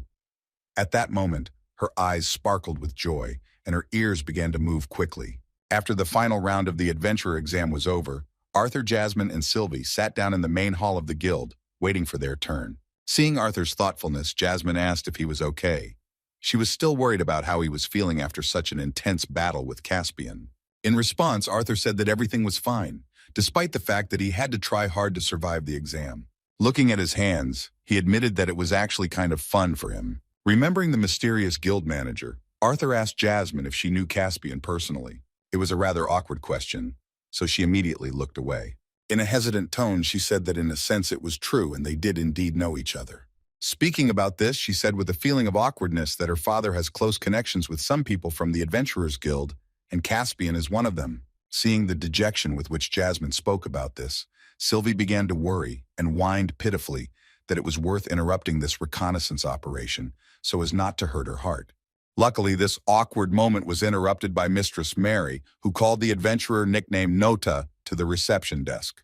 As he passed by the onlookers who had failed to achieve a good result in the final stage, he overheard them discussing how Nota seemed like a crazy child, or just a strange short man. Seeing him in front of the counter, the worker thanked him for waiting and said that they had already received and processed the message about the results of his training fight. After these words, she held out a small box towards him in which, on a soft pillow, was his card. With a smile on her face, she congratulated him on behalf of the Sapen Kingdom's Adventurers Guild and welcomed him into their ranks. Arthur now had access to the dungeons and missions that the guild offered. As soon as he picked up his B-class adventurer pass, onlookers suddenly approached him. Turning towards them, he saw how they began to fawn, demonstrating their sympathy and support. Arthur and Sylvie did not appreciate such behavior, considering them pathetic. Although they did not say anything, they would have liked to answer that they, the plebeians, should train more. At that moment, Jasmine gently placed her hand on his shoulder. She reminded him that although he was a newcomer, he was already among them. Showing her pass, she said that he was now an adventurer like his parents and the guys from the Horn Twins team. Looking at his pass, Arthur was glad that he had achieved this goal. As an adventurer under the alias of Nota, he was glad to be free from the bonds that held Arthur Laven's life. However, at that very moment, his attitude towards the situation changed. Previously, he believed that he was limited by his body and age, but the duel with Caspian clarified many things for him. Now he realized that he had spent too much time adapting and studying the magic system of this world, as well as Sylvia's beastly will. He didn't deny that his current skills were a must for development in this world. Now he reevaluated how he had allocated his time in the past. It became obvious to him that he had been too preoccupied with the abilities he had acquired when he came into this world. So much so that he had given up learning what he had been best at before. In the past, he had used most of his meager Kai reserves to perfect the simplest of techniques. In this world, his limitations did not exist, so he had to figure out how to prioritize. Arthur was so deep in his thoughts that he didn't notice how he hit someone who was standing in his way.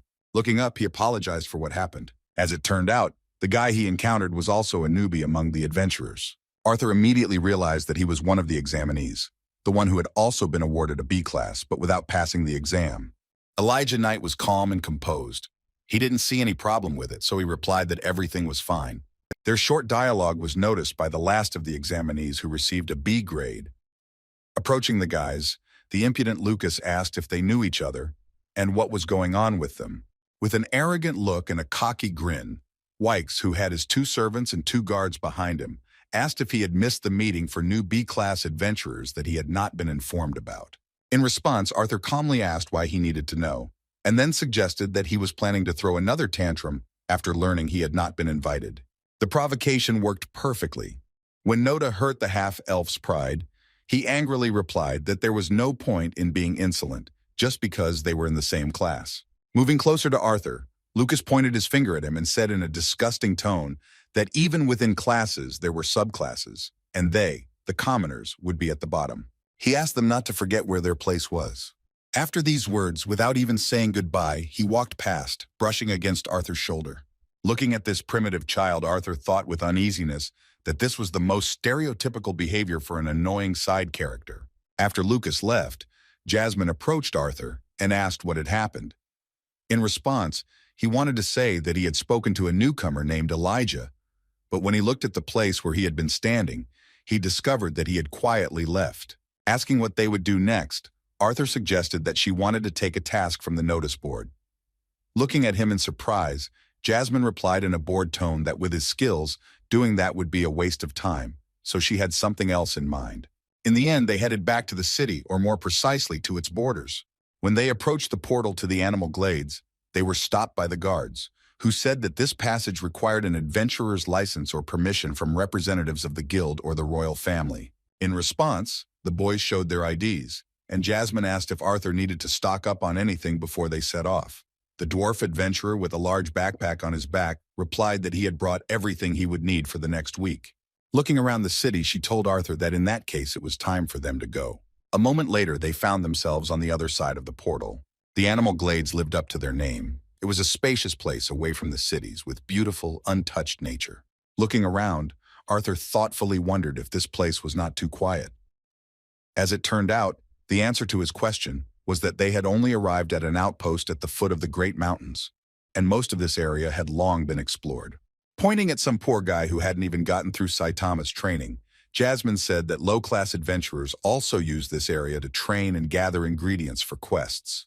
In just a moment, this poor fellow became a victim of an animal attack, and taking advantage of the moment, Jasmine explained that the liquids that these animals produce in their scent glands are used in many potions and elixirs, so there are always tasks for them. Passing by the fallen loser, Arthur, observing this pitiful scene, asked if they needed to help him. Jasmine, without even turning around to look at the adventurer lying on the ground, calmly answered that it was better to leave him, because such a situation was not dangerous, but would definitely strengthen his character. This place turned out to be quite interesting not only for Arthur but also for Sylvie.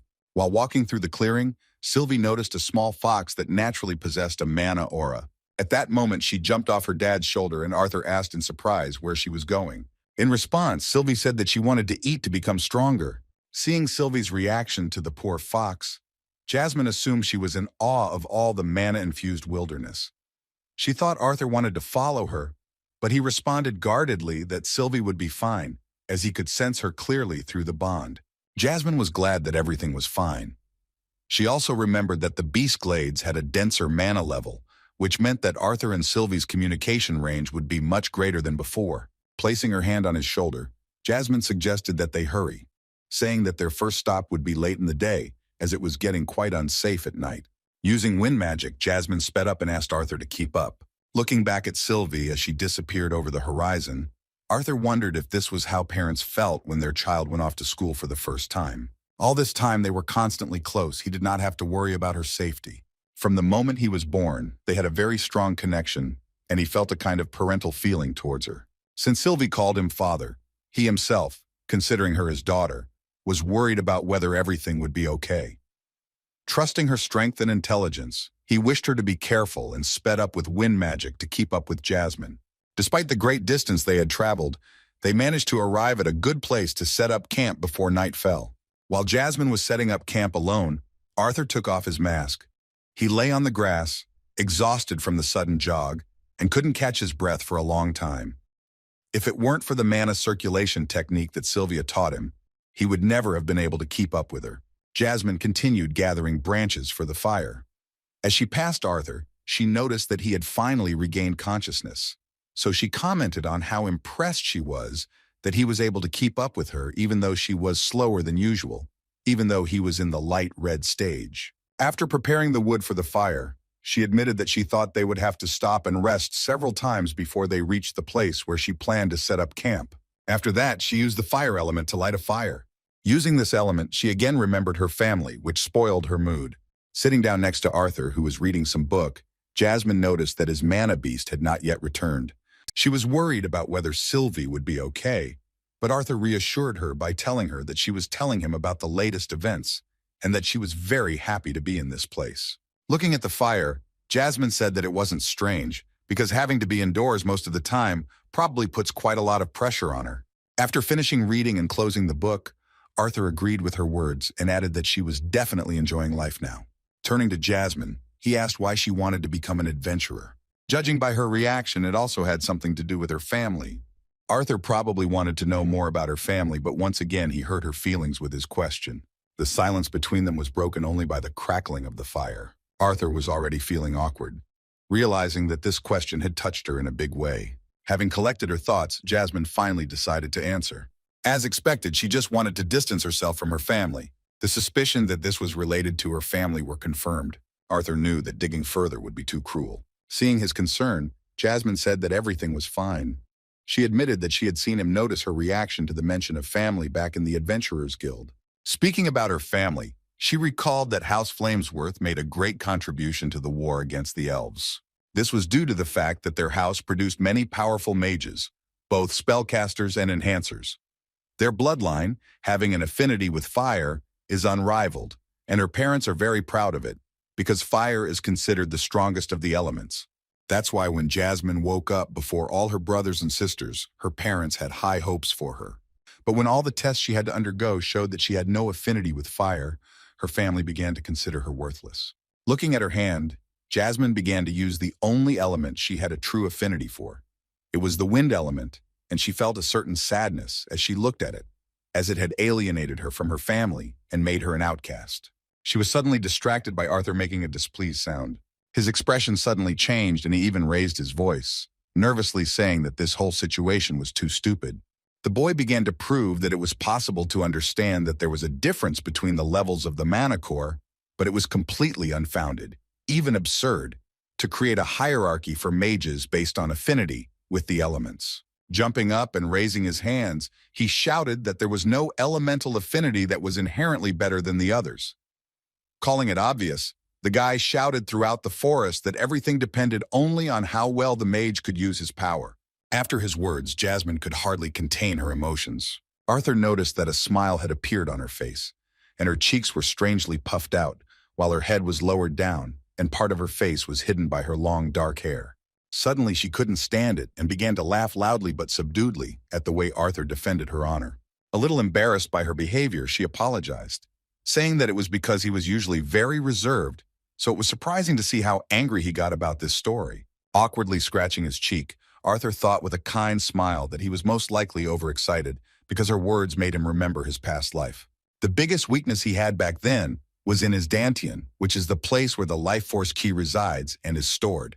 The dantian is like the mana core of this world, and back then, his was weaker than average. In order to use a small amount of energy to the maximum, he had to train a lot, perfecting his techniques. In this world where people limited their potential by elemental affinity, things were different. Having a dark yellow core at the age of only 24, which is really surprising, Jasmine still kept herself away from her own family.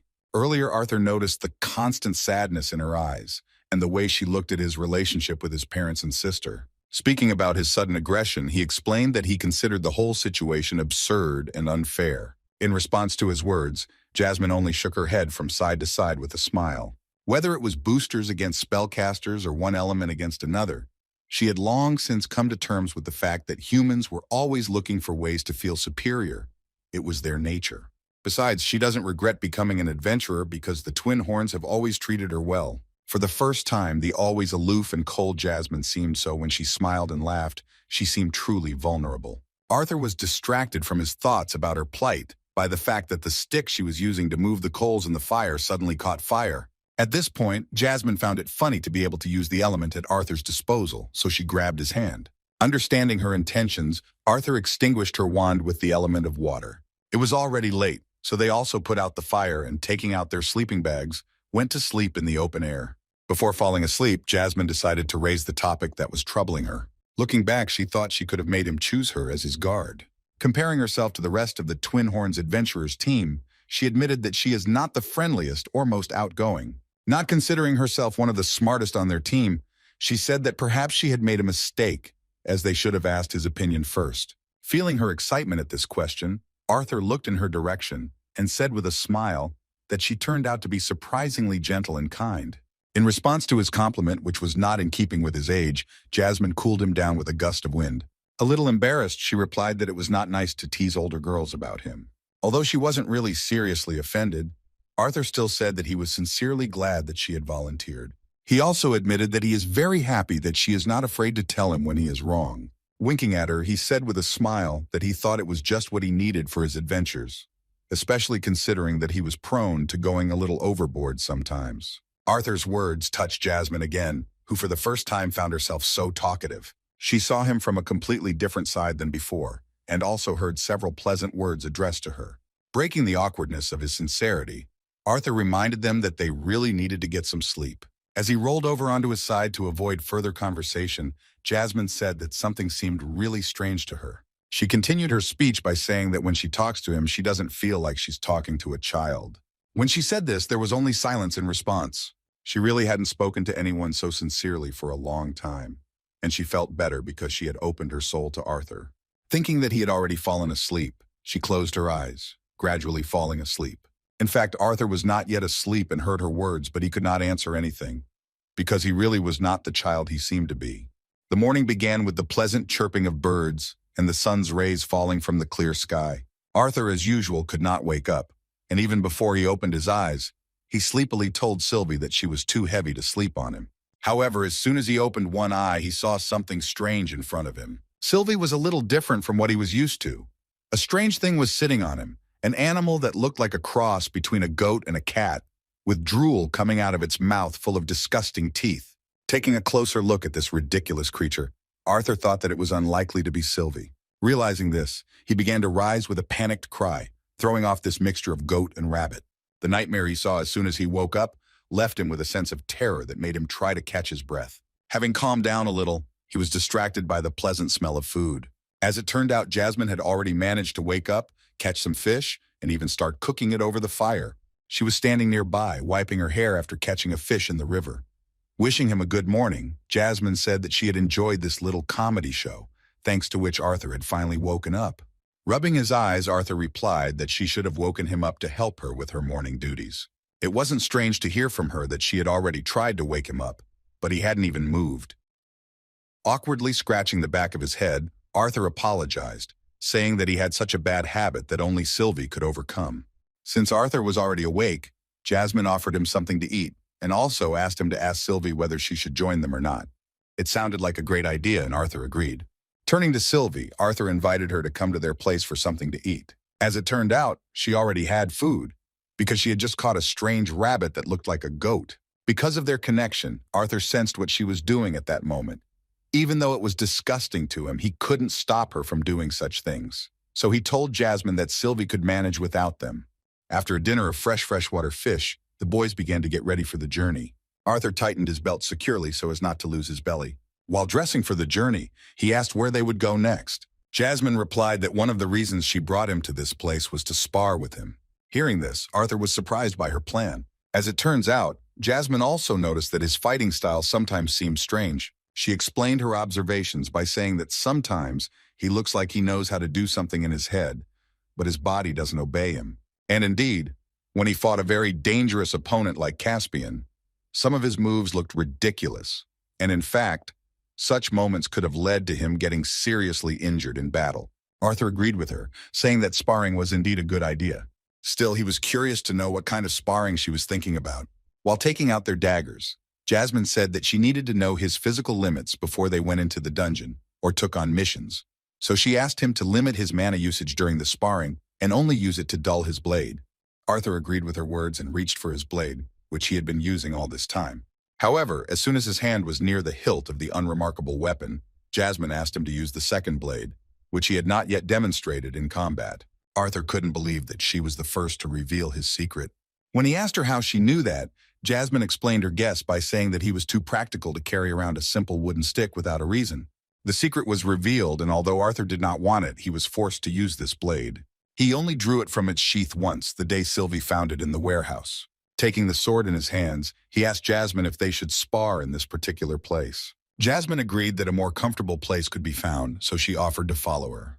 There was a nice lawn next to them, in the middle of which only 2 large stones could interfere with the fight. As they began to prepare for battle, Arthur drew his sword from its sheath and shocked Jasmine with the blade of his weapon. Arthur continued to surprise. His real weapon was no exception.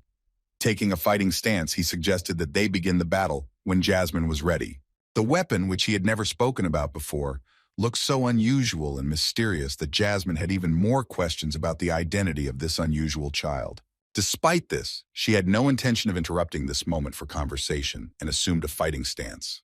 Her fighting stance was different from her usual one, as she used twin daggers, which were only effective at close range. Arthur began to adapt his breathing to using his real strength without using mana. He couldn't even remember how long it had been since he relied on his body's strength alone. He had never used this blade in a fight against humans before, so he wondered if it would be able to do anything against an experienced fighter like Jasmine. In just a moment, he rushed into the attack. His first strike was easily stopped by Jasmine's simultaneous dagger strikes. After knocking his sword away, she took the initiative and struck. Since she was using two daggers, Arthur decided that the best tactic was to dodge as long as possible. As soon as she tried to strike again, it was blocked by the sheath. In this way, Arthur was able to create an opportunity for a direct strike with his sword, but Jasmine read his movements and managed to step aside. A moment later, Jasmine, who had let him land an unsuccessful blow, was plunging a dagger into his exposed back. Arthur continued to notice her movements, but at the same time he was drawing conclusions. Fighting such a skilled close-range fighter was no less rewarding than fighting Caspian, who combined his magic and sword-wielding skills. While blocking punches, Arthur began to notice mistakes that weren't even related to the fact that he still had poor control over his body. Jasmine turned out to be an incredible fighter who calculated her moves in advance. During another attack, she took advantage of the moment when Arthur blocked her dagger with the sheath to knock it out of his hands. Because of this, he was forced to change his stance with the sword during the fight. Once Arthur lost his scabbard, the pressure on his defense increased significantly. At that moment, he thought it was a good idea to jump back and return to the fight, imposing his own rules. However, immediately after this, he became convinced that this way he would not change anything anyway. Jasmine's speed, even without using mana and wind magic, was incredible. Arthur could only defend himself, waiting to find some kind of breach in her impeccable defense. His sparring with Jasmine confirmed the fears he had had after his battle with Caspian. The techniques she used during the fight were more varied and unusual than he could have imagined. Arthur was forced to act according to the situation, as he could not predict Jasmine's next move. Being almost obsessed with learning about the new and wonderful, which was what magic was to him, he began to miss what he came into this world with. He now admitted that he had become overconfident in his sword skills, causing him to stop spending time on these trainings. Only by feeling the superiority of his opponent could he realize this. His skills in magic became a crutch he relied on too heavily. Now he realized that this only hid his limits and shortcomings, preventing him from improving his use of weapons in this body. Realizing such things was an excellent opportunity for him to correct his mistakes.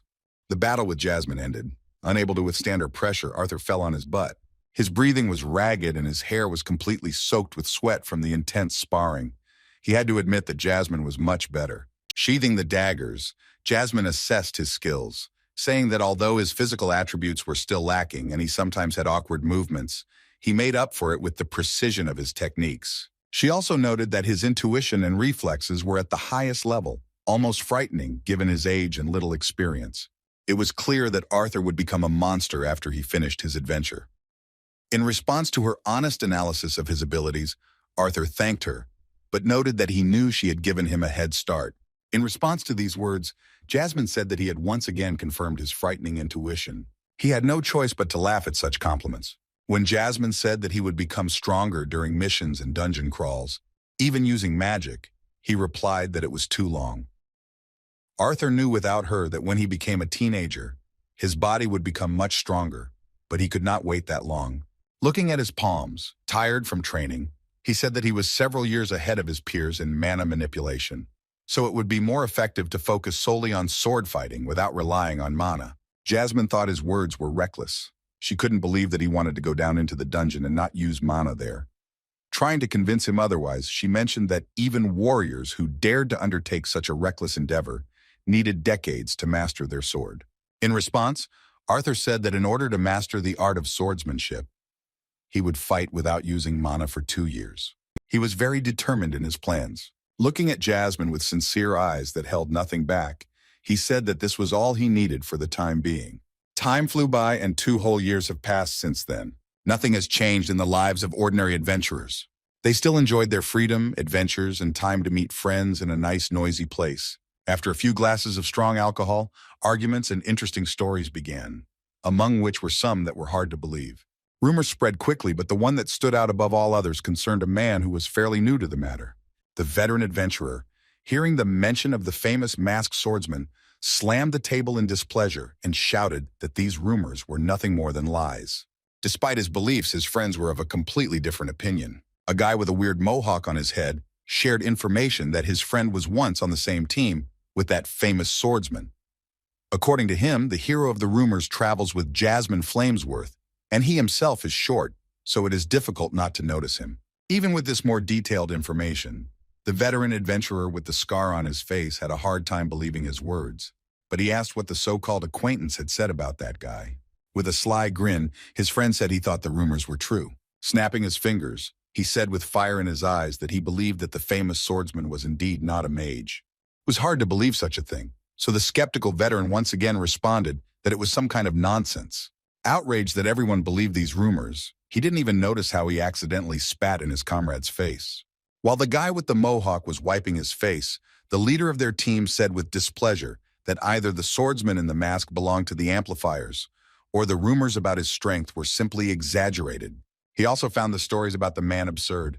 The one that infuriated him most was the one about him clearing out the dungeon all by himself. The guy who had been hunting monsters all his life didn't think it was possible and said that B-rank boosters couldn't even handle low-level dungeons on their own. The veteran expressed displeasure at being asked to believe that a mere swordsman had done something like that. His friend in the yellow shirt partially agreed with him, so he suggested taking some of these rumors with a grain of salt. His pride was also hurt by such rumors. With a smug smile, he asked not to forget that Jasmine Flamesworth was traveling with that mysterious adventurer, so it was logical to assume that she probably helped him in the dungeon. The veteran agreed with his words without hesitation and said that it was probably true, so he was right when he said that this swordsman was probably not as strong as they said. As he rose from his chair, he also said that he was more than sure that half of these rumors were Flamesworth's fault. His pride turned out to be so great that he even switched to insults, saying that if some crazy warrior called himself a swordsman, then he was ready to defeat him at any time. His more reserved companion felt a bit uneasy. He still couldn't believe that this masked swordsman was such a hot topic. He believed some rumors that could partly justify such success of the mysterious adventurer, namely that they say that he was a student of Jasmine Flamesworth. Even if it was far-fetched, the most absurd thing to him was not only that the masked guy had been promoted to B rank right after the exam, but also that he had recently risen to A rank. While the guys were having fun, he choked on alcohol because of such thoughts in order to forget about his own situation. The slamming of his beer jug on the table only confirmed that he was not happy with even the thought that such a thing was possible. Given the rumors, it could be said that if this was true, Noda had achieved a rank just 2 years into his career. This is what angered this ordinary boy the most. He hasn't seen any progress for a long time, being a C-rank adventurer who is on the verge of failing the rank-up test for the past 3 years. After rethinking the situation, he finally began to understand why their leader, Thurman, was so angry about the mention of Note. After all, it was like a humiliation towards him. After all, he was a veteran among the B-rank enhancers, so the masked swordsman was quite a sore subject for his inflated pride. While everyone was enjoying drinks after completed missions, new customers came to this establishment. Usually at this time, the modest bar no longer saw guests, because usually only regulars drank here. Everyone turned their attention to the front door, the creak of which stopped the noise inside the bar. When the guy in the yellow t-shirt, who was excited by the rumors, looked towards the door, he was horrified to realize who had come to them. Just one look was enough to understand that this guy was a swordsman. However, what was more interesting was that his appearance was completely similar to the description of the swordsman, who was the hero of the latest rumors. A swordsman named Noda, who was rumored to not use magic, shocked everyone present with his visit. Seeing him, Thurman began to lose control of himself. Strong alcohol clouded his mind, but he no longer thought about it. Taking his blade out of its sheath, he stood on the road of Noda and said that the guy from the rumors was dead. While the boys were speechless, the captain of their adventurer team disrespectfully called the hero of rumors a tiny swordsman that everyone was talking about. While the fool was raging, everyone was afraid to even move, realizing that in front of them was indeed the man who was the cause of all these crazy rumors. Seeing his confidence and composure in every move, they no longer doubted that this was indeed Note in the flesh. Seeing Thurman walking towards this terrifying guy, his friend asked in confusion what he was trying to do. However, the arrogant commander of their team could no longer be stopped. Leaning on his sword, he stood next to Arthur and, blocking his path, asked where his dear little protector was. Of course he was asking about Jasmine, but Arthur didn't care about such a disrespectful tone. He was above the feeble-minded idiots, so he passed by, saying that she was outside. Although Thurman was the first to exhibit this behavior, he was the only one who eventually went berserk. His pride was greatly hurt by the fact that Arthur, having answered this question, moved on, ignoring his presence. Covering his face as he laughed arrogantly, he gripped the hilt of his sword angrily. It's hard to say whether he was that drunk or stupid, but he decided that starting a fight was a great idea to restore his honor. The people present began to panic as he grabbed his sword with both hands and, using the aura of mana, swung both hands to strike the masked guy. The guys around him tried to stop him, saying that he himself knew that it was impossible to fight here, much less kill someone. However, Thurman thought that the masked man had started to think that he was better than him due to his fame from false rumors. To satisfy his anger, he aimed the slash straight at Note, increasing the speed of his blade with the wind element. A powerful surge of his energy created real chaos inside the room. People began to run away from the epicenter of the battle that the madman had started. When the fervor dissipated, Thurman, who was already anticipating the sweetness of his victory over the guy from the rumors, froze in surprise. Cold sweat appeared on his face. He couldn't understand what happened. His blade simply hit the surface, but he couldn't tell if the masked guy dodged it or if he himself missed.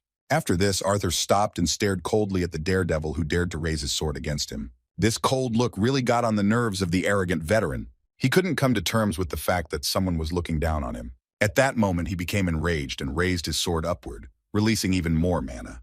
Putting a huge amount of mana into his wind-enhanced blade, he once again rushed at the masked boy, who was calmly standing in place and not even afraid of his attack. Thurman's few furious slashes of the blade left not a scratch on Note. Thurman was furious, but mockingly asked if the guy in the mask really only knew how to dodge. Arthur knew that if he didn't put this fool in his place, he wouldn't leave him alone. Placing his palm on the hilt of his sword, he made a cut with such speed that no one noticed. Blood was shed, but no one felt his magic. Those who saw what happened were shocked. Within a moment, Thurman began to scream, dropping his sword to the ground. Due to his long tongue and excessive arrogance, he lost 4 fingers, and Noda, who put him in his place, stepped on his blade, demonstrating superiority. The veteran, who could not believe what had happened, angrily asked with tears in his eyes how he dared to do this. However, a moment later he forgot about his pain because he was horrified by the thought that he could die. The bloodlust of the mysterious guy from rumors who hid his face behind a mask literally stopped time in this establishment. Everyone fell silent with fear and began to tremble, feeling a terrifying pressure on themselves. No one could even move, and the culprit of this disorder was afraid to even breathe. Looking at him, Arthur, who had dealt with him in an instant, coldly asked if he had finished his performance. After that, he turned around and walked towards the bar.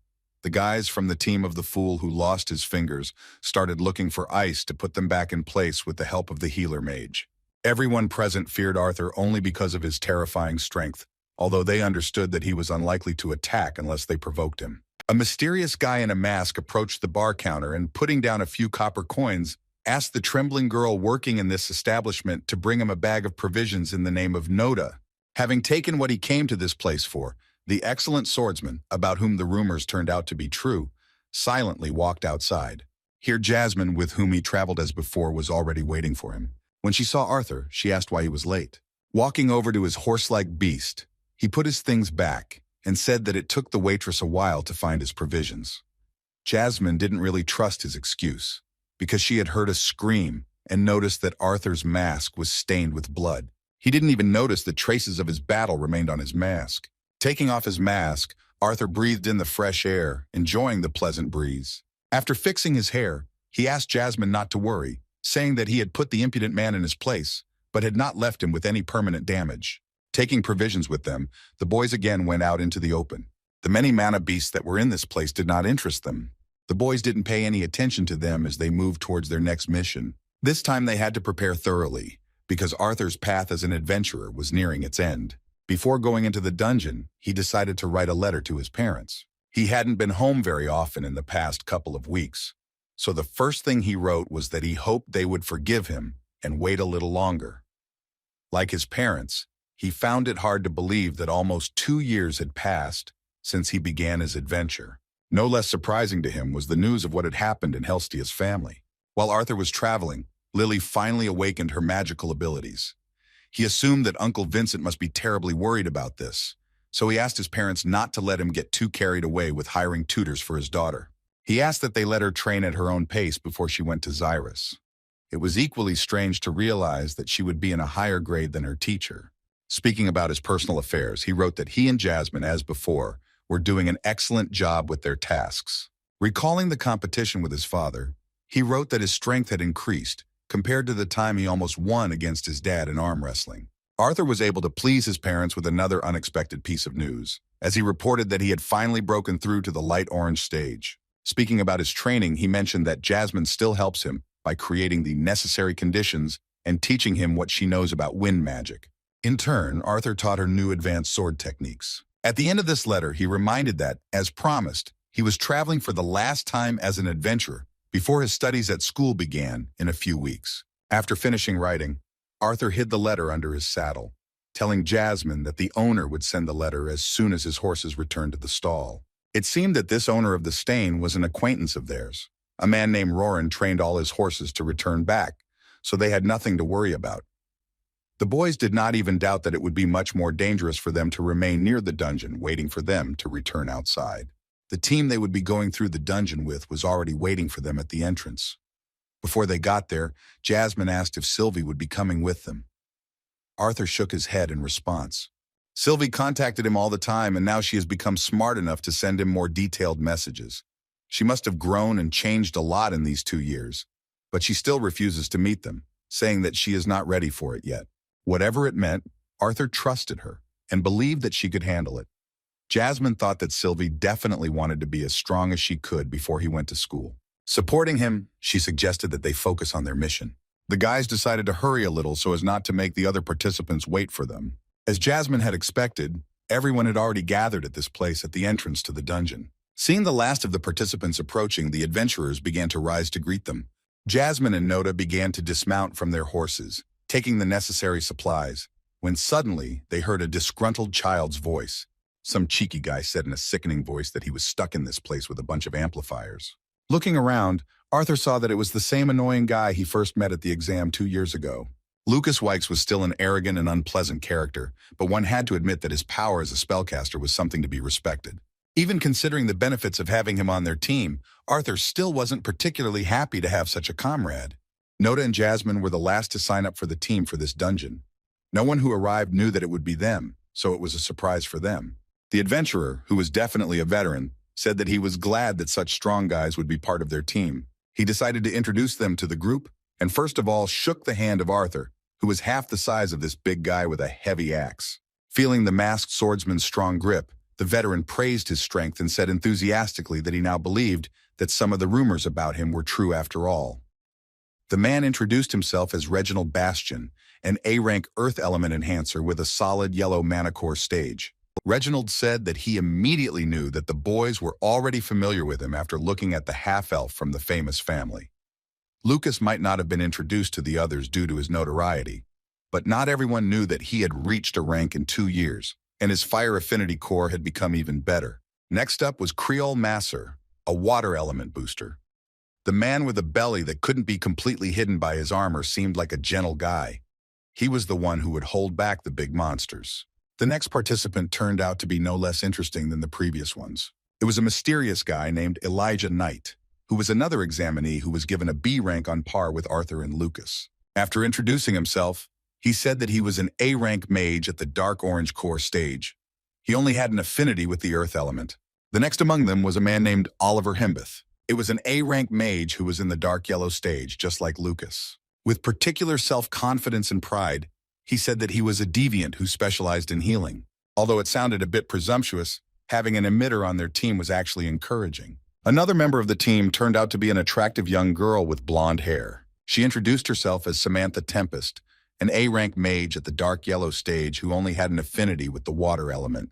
Running up to Arthur and leaning towards him, she opened up a beautiful view for Oliver's eyes, after which she began to compliment the little swordsman, saying that she had heard a lot about his incredible strength. The last to introduce himself was one of the strongest fighters of this newly formed team. It was Brauld Landon, whose equipment looked really expensive. This man with blonde hair looked like either a nobleman or a royal knight, as he used a shield and sword. He recently achieved AA rank and is a light yellow stage enhancer. His affinity element is fire. As it turned out, being the most experienced and high-ranking fighter, he became the leader of their group. Once everyone had introduced themselves, Brauld invited the last two participants to say a few words about themselves. Jasmine introduced herself first, saying that she was an AA rank booster with a light yellow core stage. She said that her specialty was using dual swords in combination with the wind element. With a kind smile, Brauld replied that he was genuinely glad that their group had another AA rank member. The last one to introduce himself was Noda, who said that he was an A rank enhancer with a fire affinity at the light orange monocore stage. Samantha was surprised to hear this, as she had previously heard that he had no affinity with any element. In response, he explained to the annoying girl that he had not used his magic for a long time for personal reasons. The way Noda had been fighting all this time really raised a lot of questions. In addition, he differed from the others in his preparation for the trip to the dungeon. Noticing the large amount of luggage behind Noda and Jasmine, Brauld asked if they had spatial rings. In response, they both shook their heads at the same time. As soon as Brauld mentioned Lucas, he replied with displeasure that he should ask Oliver, not him, since his storage was full. An arrogant deviant named Oliver replied that he had Miss Samantha's things in his possession. The quietest among them volunteered to help. Elijah raised his hand and said that he had some free space. All the problems were solved in an instant. The huge luggage that Arthur and Jasmine had been carrying on their shoulders moved into Elijah's ring. The way this device worked was simply amazing. Looking at this mysterious guy, Arthur thought that he expected such a bold refusal from Lucas. But he did not even imagine that even Elijah had a spatial ring. As it turned out, this technology was left behind by the same ancient magicians who created the floating city of Zyrus. Even one ring with a small storage cost thousands of gold coins. So Arthur and Jasmine, as ordinary adventurers who do not count on any sponsors, did not have a ring. After taking the entire load into his vault, Elijah seemed to feel a slight increase in the weight of his ring. Arthur was very grateful for his help, so he thanked him sincerely, calling him by name. Elijah, who rarely interacted with other adventurers, actually began to smile reservedly but sincerely upon hearing these words. A moment later, he simply turned around and started walking towards the dungeon without saying a word. Everyone was ready, and their team leader was looking forward to productive collaboration. The preparations were complete, and the newly formed team headed inside. The dungeon turned out to be quite deep, but the guys did not feel any danger at the very beginning, so they descended quite relaxed. As they got much deeper, drops of water began to seep out of the cave ceiling. It was an important sign for the team's most experienced fighter. Brauld stopped and signaled to the others to stop as well. Addressing the team, the captain said that they had almost reached the first level of the dungeon, so everyone should be on guard. This place really looked like the first floor of a dungeon. The stairs down led to a more spacious cave. As usual, Lucas, dissatisfied, began to look around and was surprised that there was not a single monster nearby. It was indeed quite strange. All the guys were on the alert, monitoring every little detail of this place. Suddenly, they heard the sound of a small stone falling. The boys were distracted by this sound because it seemed that this should not happen. The fallen stone did not surprise anyone, but it was worth continuing to analyze this place. Raising his head, Brauld decided to look up into the caves for dangerous cracks. However, at that very moment, horror appeared on his face because he saw something much worse than these cracks. Above them was a huge number of monsters that had accumulated in one place. It became clear that, in fact, this cave was inhabited by monsters similar to bats. Upon seeing them, the captain shouted for everyone to prepare to fight the bat runners. At that very moment, the monsters rushed to attack with a frightening squeak. The defenseless healer of their team was confused when he saw a monster moving towards him. Jasmine came to his aid, being the most experienced fighter in terms of teamwork. Using her twin blades, she cut through the monster, protecting their comrade. The whole team started fighting quite chaotically, and even the team's tank was killing monsters with his huge shield. At this point, the captain struck his shield with his sword and called on the boys to line up to work as a team. After getting back on his feet, Oliver, being a deviant, began using his magic to strengthen his allies, making their skin stronger. Increasing resilience and distributing areas of responsibility significantly increased their chances of successful defense. The monsters began to attack again with a disgusting squeak. Reynolds, being a power-up who uses a heavy axe, had no problem taking them down with one blow. In turn, Elijah, defending his zone of their formation, was not inferior to the others. Despite having the least amount of combat experience, he could easily take out multiple bat runners at once using bullets from the ground. Brauld, as an AA rank adventurer, didn't even feel any difficulty in fighting these monsters, so he managed to simultaneously give orders to his team. It wasn't his first time going through this dungeon, so he told the team that there was no point in killing all the monsters, but instead, it was better to save mana and his strength.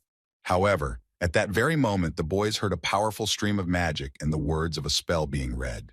The most inadequate of them, Lucas Wykes, did not listen to the captain's advice and began to use a powerful fire magic spell, similar to a storm. The firestorm gust that Wykes had spent a significant amount of his mana on began to destroy a large number of bat runners at once, causing the first floor of the dungeon to fill with the sound of their squeaking. Proud of his strength, Lucas expended a great deal of energy, demonstrating a powerful spell. Although his prank had cleared the place in a short time, the captain was displeased with his disobedience. Regardless of the status of this impudent youth, Brauld grabbed him by the clothes and began to shout that he had already said that wasting his mana on these monsters was unnecessary. Holding back his anger at the guy, he reminded him that they both knew what kind of dungeon this was. Even though Brauld's words were correct, Lucas's arrogance prevented him from accepting the fact that he had made a mistake. Breaking free from his grip, he began to walk in the other direction, dissatisfied, saying that he killed the monsters quickly, only so that the others could save their mana. In response to his words, the captain began to shake his head discontentedly, thereby saying that this was no good. Pulling his blade out of the destroyed monster, he took a few steps forward and stopped to give the next order to the team. He suggested that everyone quickly get to the next level before these fallen monsters came to their senses again. All this time, Arthur was busy improving his own skills, so he had never been to such team dungeons. Hearing that these monsters were not actually dead, he realized the danger of this dungeon. This dungeon is infamous for its mysterious inhabitants, who escaped the clutches of death and could no longer be completely killed. Since the monsters do not have the mana cores that adventurers usually collect, the battles here are fruitless and endless. The battle in this place brought about an improvement in teamwork, but getting to the place that would reward their efforts was not so easy. The first explorers of this dungeon, who learned its secrets, called this place a dark tomb. Having overcome the first floors, which were not particularly difficult, the guys reached a place that the captain remembered well. As I already mentioned, he had been in this dungeon before, and most likely, Lucas was also with him. Stopping in front of some sign of this place, the captain said that last time he noticed a secret passage here. Hearing his words, Jasmine and Arthur looked at each other and nodded their heads, because this was the reason why they came to this damn dungeon. The secret passage was high up, close to the ceiling of this cave. Addressing the only earth mage, Brauld asked him to make small ledges so that they could climb up. Using his magic, Elijah actually made some pretty neat protrusions that appeared on the wall with a grinding sound. After that, the guys began to slowly climb up. Oliver continued to court Samantha as usual, offering her his hand. In turn, Reginald helped their heaviest comrade, who was a tank and could barely cope with his enormous weight. Looking at the secret passage, the team captain said that he could only reach the next floor, after which he decided to return with the team. Nowhere before has there been any mention of what awaits adventurers at the bottom of this road. Lighting the way with fire magic, Brauld Landon shared his opinion that most likely the artifact responsible for the revival of these bat runners may be there. Looking into the distance, a kind fat man with 3 braids on his beard said that if he gets his share of the gold from the sale of everything that lies below, then everything suits him. With a smile on his face, Brauld replied to Creole that he would definitely receive a worthy reward for this dungeon. After these words, he looked into the distance again. The entire team was determined to surpass the results of previous expeditions. The captain did not even doubt that they would be able to reach the place where the worthy reward was located. This passage was different from those they had walked through before. The ground was damper, and the silence was interrupted by the sounds of drops of water falling into puddles. Captain Brauld led the boys forward, lighting the way with his fire element. Samantha was either yawning as usual or showing off in front of Oliver. The peace and quiet was interrupted by a sudden clicking sound. Within a moment, Arthur made a quick dash forward, pushing Samantha back. After this sudden movement, the sound of the dagger being knocked away was heard as it was aimed at Samantha. Arthur saved her life without her even realizing she was a target. The whole team stopped and looked around because no one even had time to notice how Samantha was in danger. Reginald was furious at what happened, so he accused the captain of being illiterate for not warning them that there were traps in this dungeon. Brauld, remaining calm, replied that there had never been any traps here before. Taking advantage of the moment, the doctor approached Samantha and, putting his hand on her shoulder, asked if she needed help. Samantha brushed his hand aside and coldly replied that she was fine before looking at the swordsman who had saved her life. She was surprised that this guy, who had only been an adventurer for 2 years, was able to show such an incredible reaction that it surpassed the reaction of 2 AA rank fighters. In addition, Arthur decided to clarify what kind of weapon was pointed at Samantha. Taking out a sharp object from the stone, which he had knocked away with his sword, he came to the conclusion that it was not a trap. The sharp object that bounced off his blade with a metallic ringing sound turned out to be the needle of some kind of mana beast. The weakest of the squad, Oliver and Samantha, were shocked by this. The rest of the team was wary, realizing that they would soon have to face a rather serious monster. This had never happened before, so everything depended on the squad captain's decision. Brawl took it upon himself to lead the boys further, but asked them to take the danger seriously and be on their guard. Moving on, they did not observe any strange things. The only thing that could cause concern was that it became much hotter in here than before. Wiping the sweat from his forehead, Oliver asked in a displeased tone how far it was to go to the place in question. After another 100 meters into this secret passage, Brawl stopped the boys and said that they had arrived. Looking around, he tried to figure out what exactly seemed strange about this place. Lucas told him that it was obvious that they were all sweating terribly because of the high temperature inside this dungeon. However, Brawl believed that this was not the case at all. Arthur understood what was being discussed. He also felt some kind of danger. As they moved forward, the more experienced members of the team realized that it was not the barely perceptible heat that was the issue, but a powerful aura that was somewhere nearby. Moving forward, the guys came to a place where the temperature was so high that craters appeared on the surface, from which hot steam burst out. At the captain's order, the entire crew stopped to look around. Suddenly, Arthur felt a powerful energy approaching. This feeling was followed by a loud roar, causing the dungeon to shake.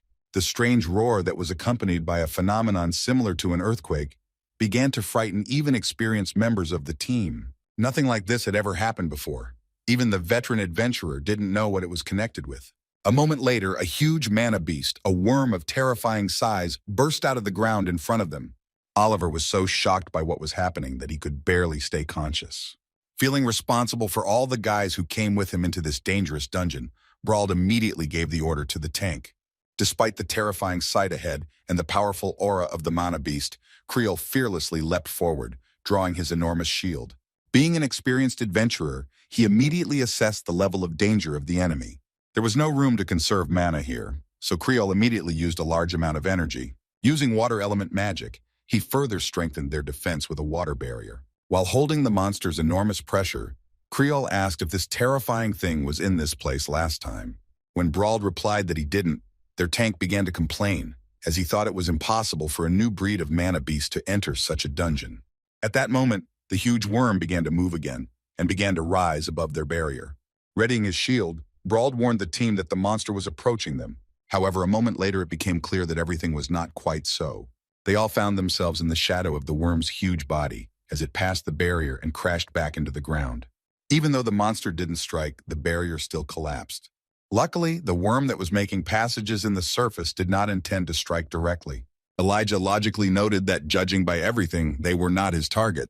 Arthur didn't want to rush to conclusions, so he stopped to continue observing the situation. The calm and reasonable atmosphere of the team, which found itself in a difficult situation, was suddenly broken by Oliver. Previously, he was the one who was most afraid of the huge worm, but now, feeling temporary safety, he decided to show off in front of Samantha, saying that they should not just stand there and watch the worm dig the ground. Instead, he suggested not to be afraid and go get the artifact. Not understanding the situation, he, without listening to the captain, began to walk forward and suggested that Samantha follow him step by step. The naive liar, who did not understand the situation, said that although it was difficult for him to bear everyone else, he would gladly protect the beautiful lady. In response, Samantha, with a trembling voice, showed some reasonableness, saying that this was a bad idea. Oliver began to move away, and Brawl shouted after him that they needed to analyze what had happened before their eyes before moving further into the cave.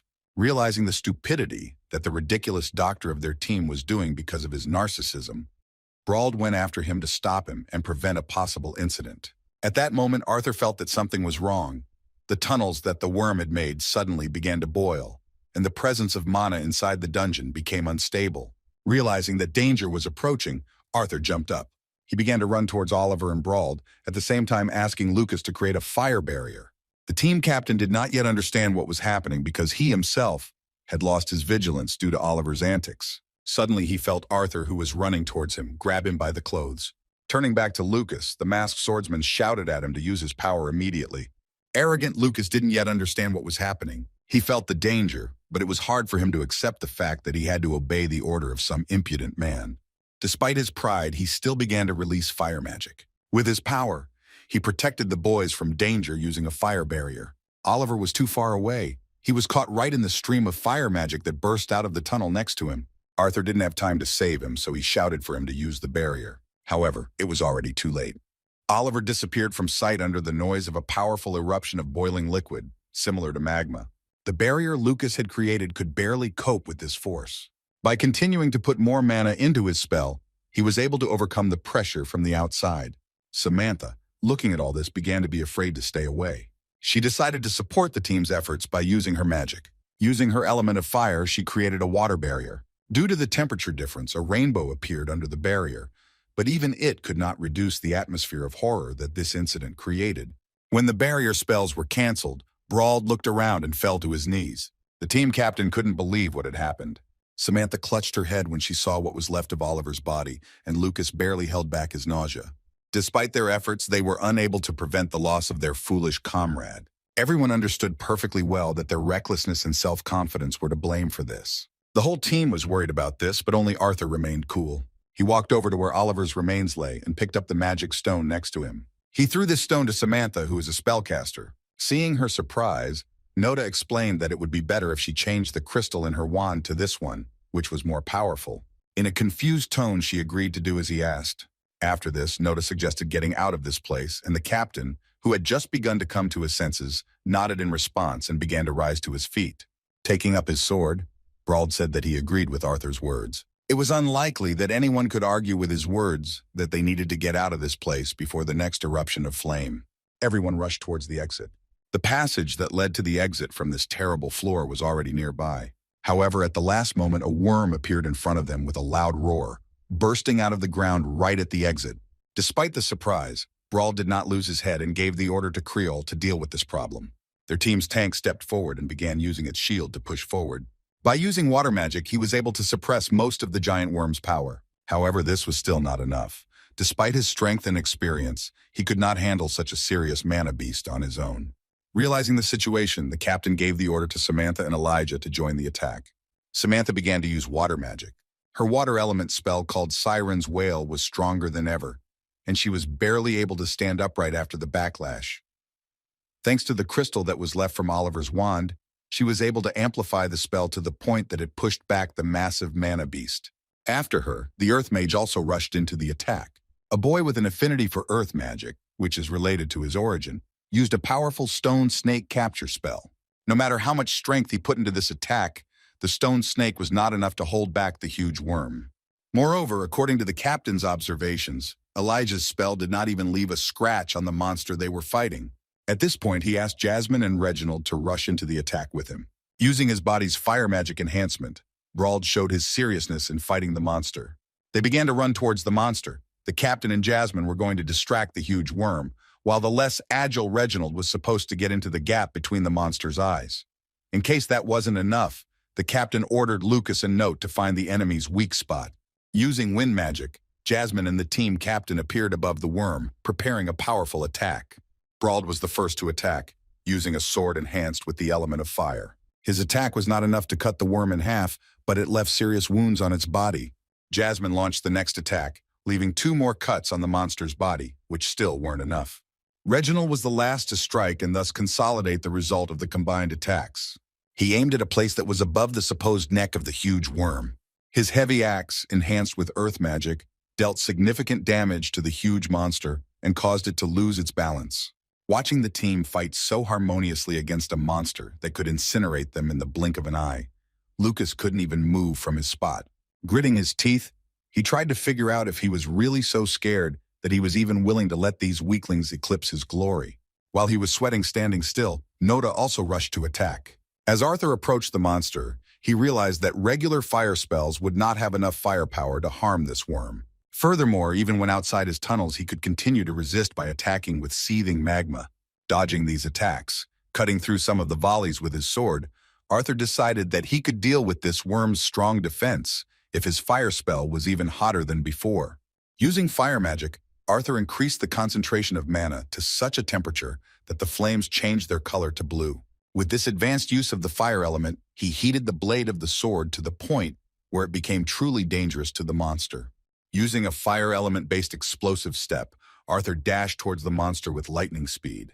He then delivered a swift blow with his blue flame-enhanced blade, severing several sharp appendages from the worm's mouth. As expected, it was enough to pierce the monster's thick skin, reinforced by a barrier of mana aura. Jumping to the side, Arthur dodged the counterattack and called on Jasmine to boost the effect with her attack. As soon as Note moved to the side, Jasmine, using the wind element to accelerate, delivered a powerful blow that tore the worm's mouth apart. After a series of successful attacks, the worm was seriously injured. It began to bleed and squeal in pain. However, this was not enough to kill the monster. Their series of attacks were missing one more important blow that could have finished off the enemy. Turning to the frozen Lucas, Brawl nervously urged him to finish off the worm, but Creole suddenly stopped them. As it turned out, instead of going berserk due to its injuries, the worm simply fled, making its way underground again. In just a moment, there was no trace left of the terrifying monster that had taken Oliver's life. The ardor after his disappearance began to gradually dissipate, and the pressure of his mana began to gradually decrease as he decided to escape from this floor. Looking at Creola, the team captain said that they were not in any danger for now, so they could move on. Walking next to Jasmine, who had delivered the finishing blow to the monster, Brawl placed his hand on her shoulder and thanked her for her good work in saving their lives. Jasmine took it for granted, but looked at Arthur, who had done an equally important job, without which her attack would not have been so successful.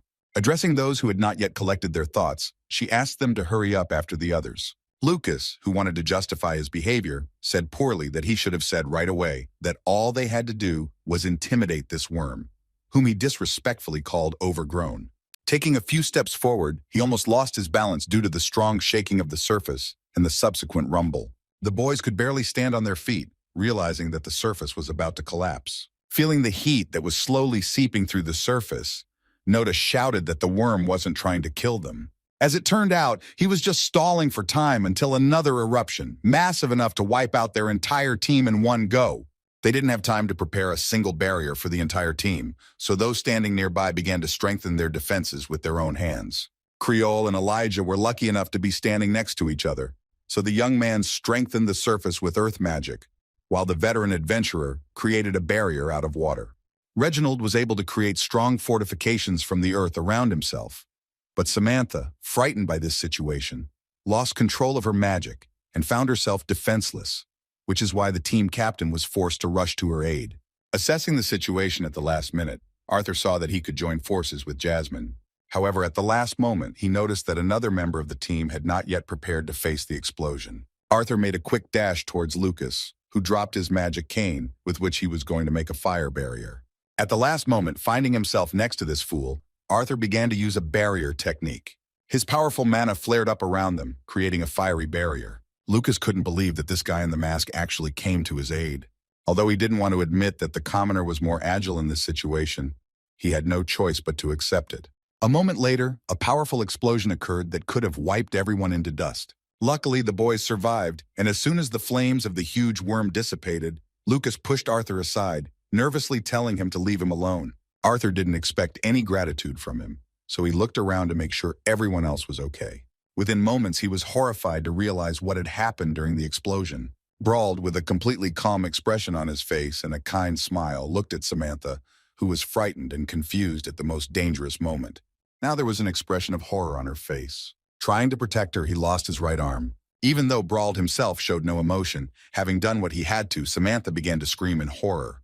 Rather, the rest of the team ran to him to help with this serious injury. As Reginald held him, Brawl struggled to stay conscious despite the horrific pain from the cauterization of his wound. Arthur, who was trying to stop the bleeding from his wound with his blade, asked them to hold their captain tighter. Gritting his teeth tightly, Brawl tried to endure this difficult test. Having finished treating his wounds, the guys began to rest, thinking about what to do next. Sighing heavily, Arthur wondered if their team would be able to go further, where it would be even more dangerous than on this level with the huge worm. He was distracted from his thoughts by a plump, kind man who held out an excellent sandwich in his direction. With a kind smile, the caring Creole offered him to try the food he had prepared for this trip. He promised that it would help him perk up. Sitting down next to the boy in the mysterious mask, Creole explained that these were his special hiking sandwiches, which he kept for those moments when he was not feeling well while going through dungeons. Arthur was sincerely grateful for his unexpected gift.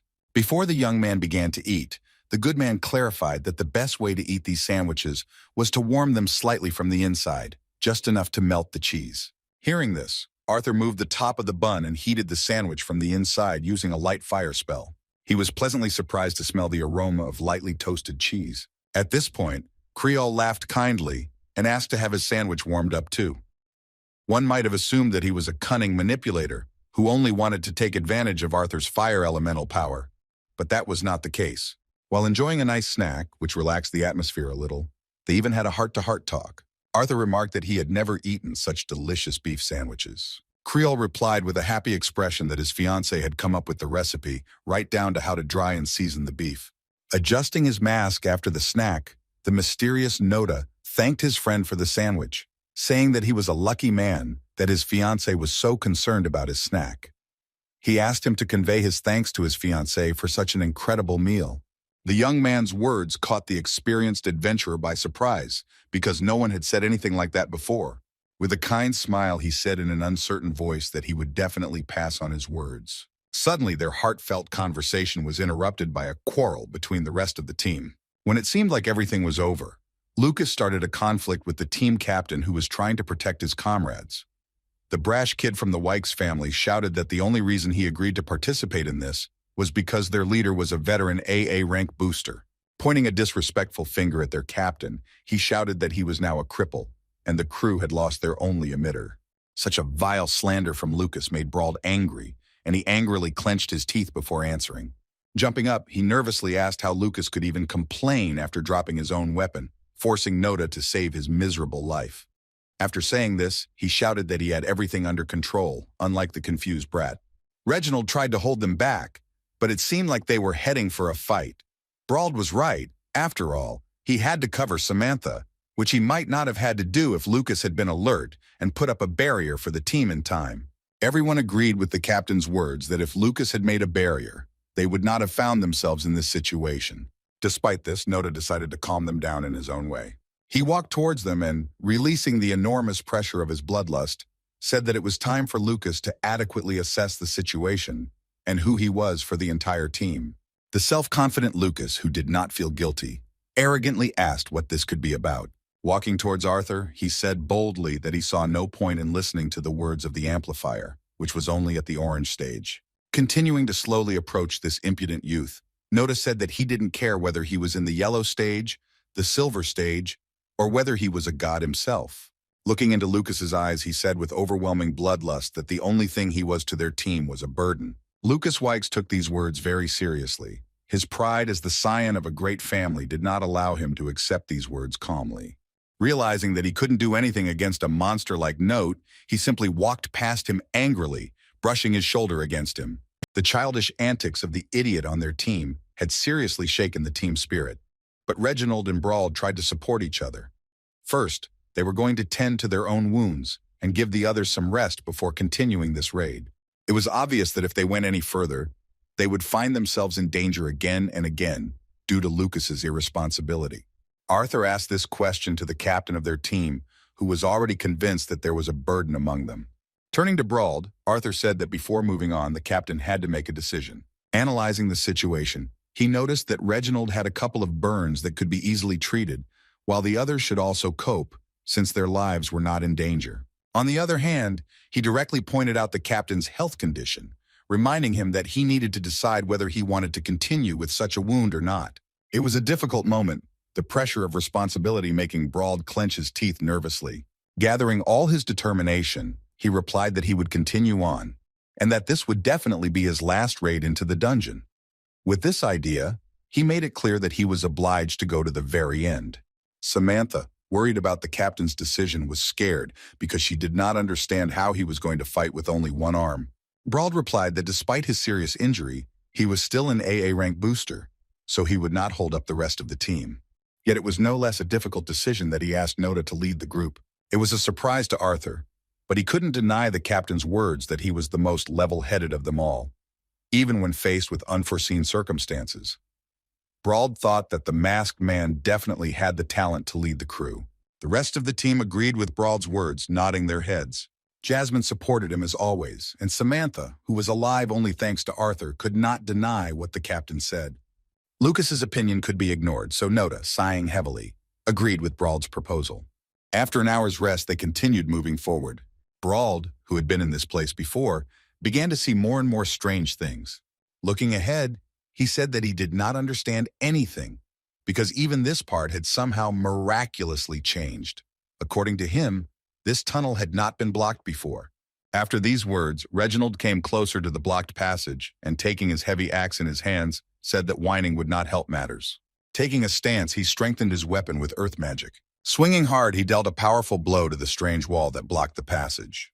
Despite his efforts, he was unable to destroy the surface of this rubble, but only made a small dent. He was not happy with this unsatisfactory result, so he decided to continue trying to break through the blockage with even more powerful spells.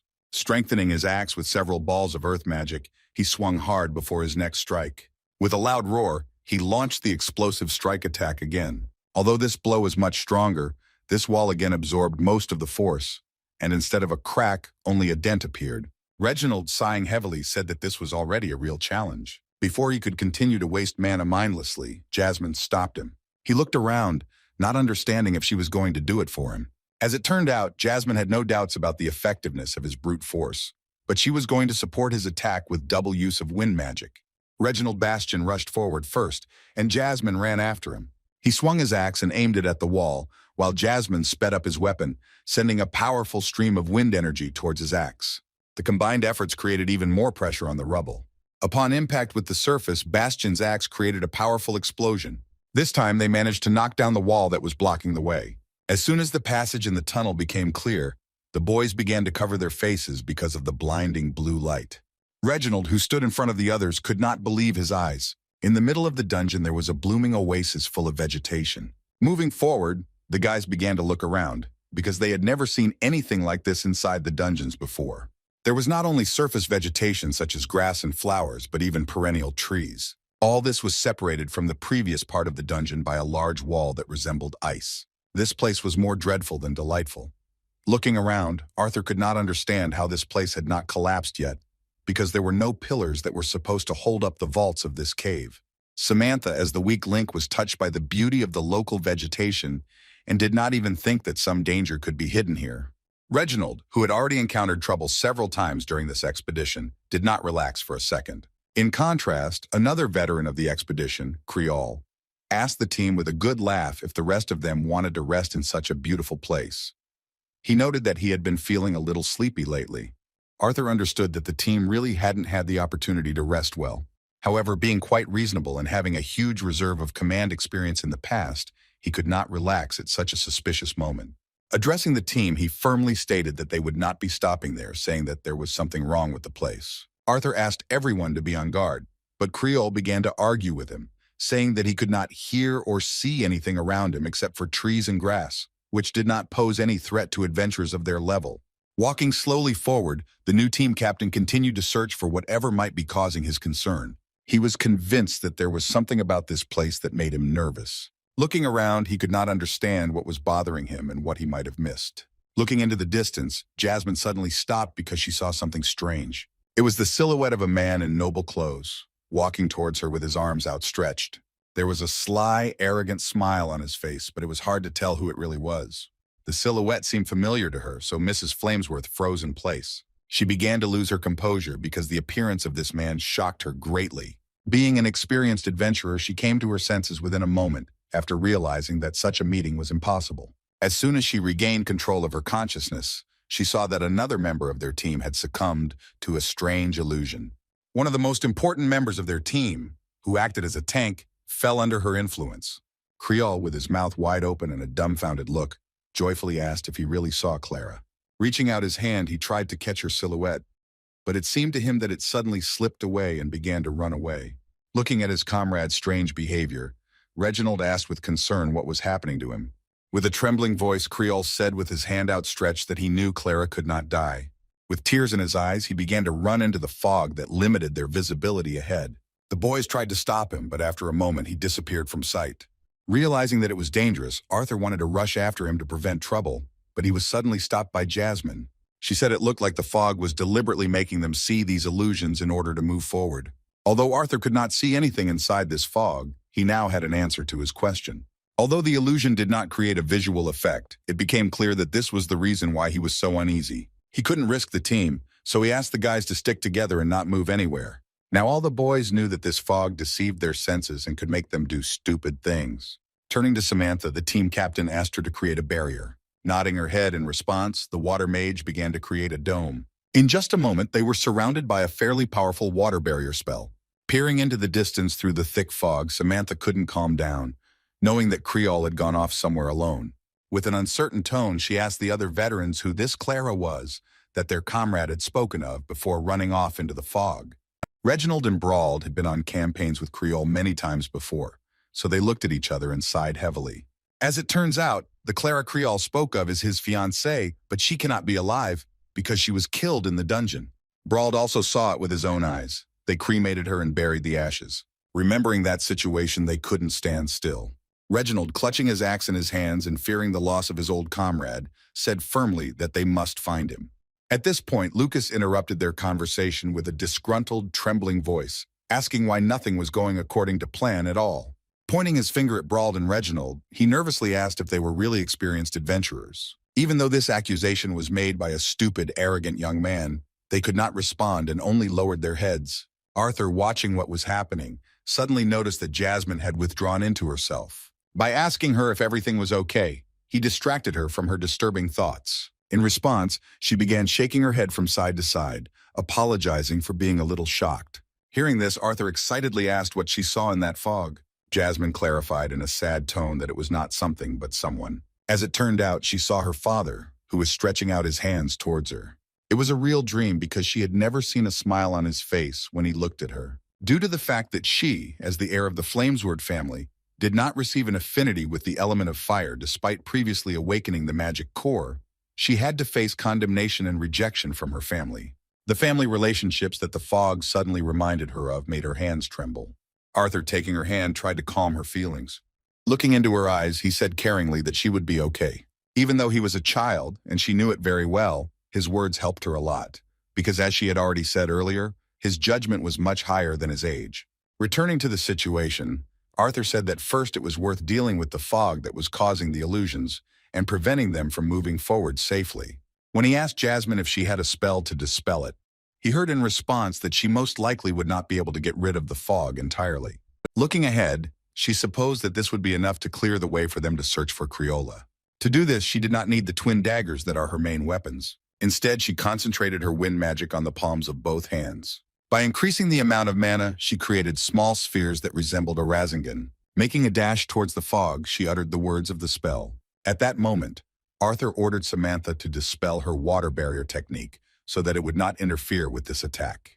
By clapping her hands together and thus closing both spells, Jasmine was able to create a powerful stream of wind, which is a technique called the Banshee Scream. A powerful stream of energy through her back, but Arthur managed to catch her in time. The wind whirlwind created by her power began to swirl around the area, which was thickly covered in fog. The true power of the AA rank booster amazed the guys who were one level below her abilities. Even the arrogant Lucas showed surprise at Jasmine's effective use of wind magic. However, what they saw later shocked everyone.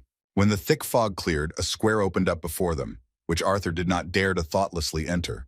His intuition did not fail him, because as it turned out, the thick fog was hiding a great danger in the form of a large number of vines. Jasmine needed to rest after using so much mana in a technique she was not used to. At this moment, when everyone froze from the shocking discovery, even the team captain could not keep his cool.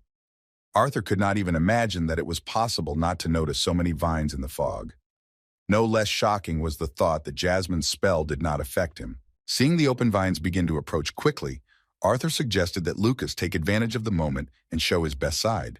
Showing unsurprising displeasure, he shouted back that there was no need to tell him such obvious things. Raising his magic cane upward, he began to release a large amount of fire element magic, creating a large spell. After that, he directed the smoldering crescent moonstrike at the vines, which began to burn from the mere contact with his magic. However, the result he expected was never achieved. Although these vines had caught fire due to his spell, they began to quickly recover, continuing to grow and move towards them.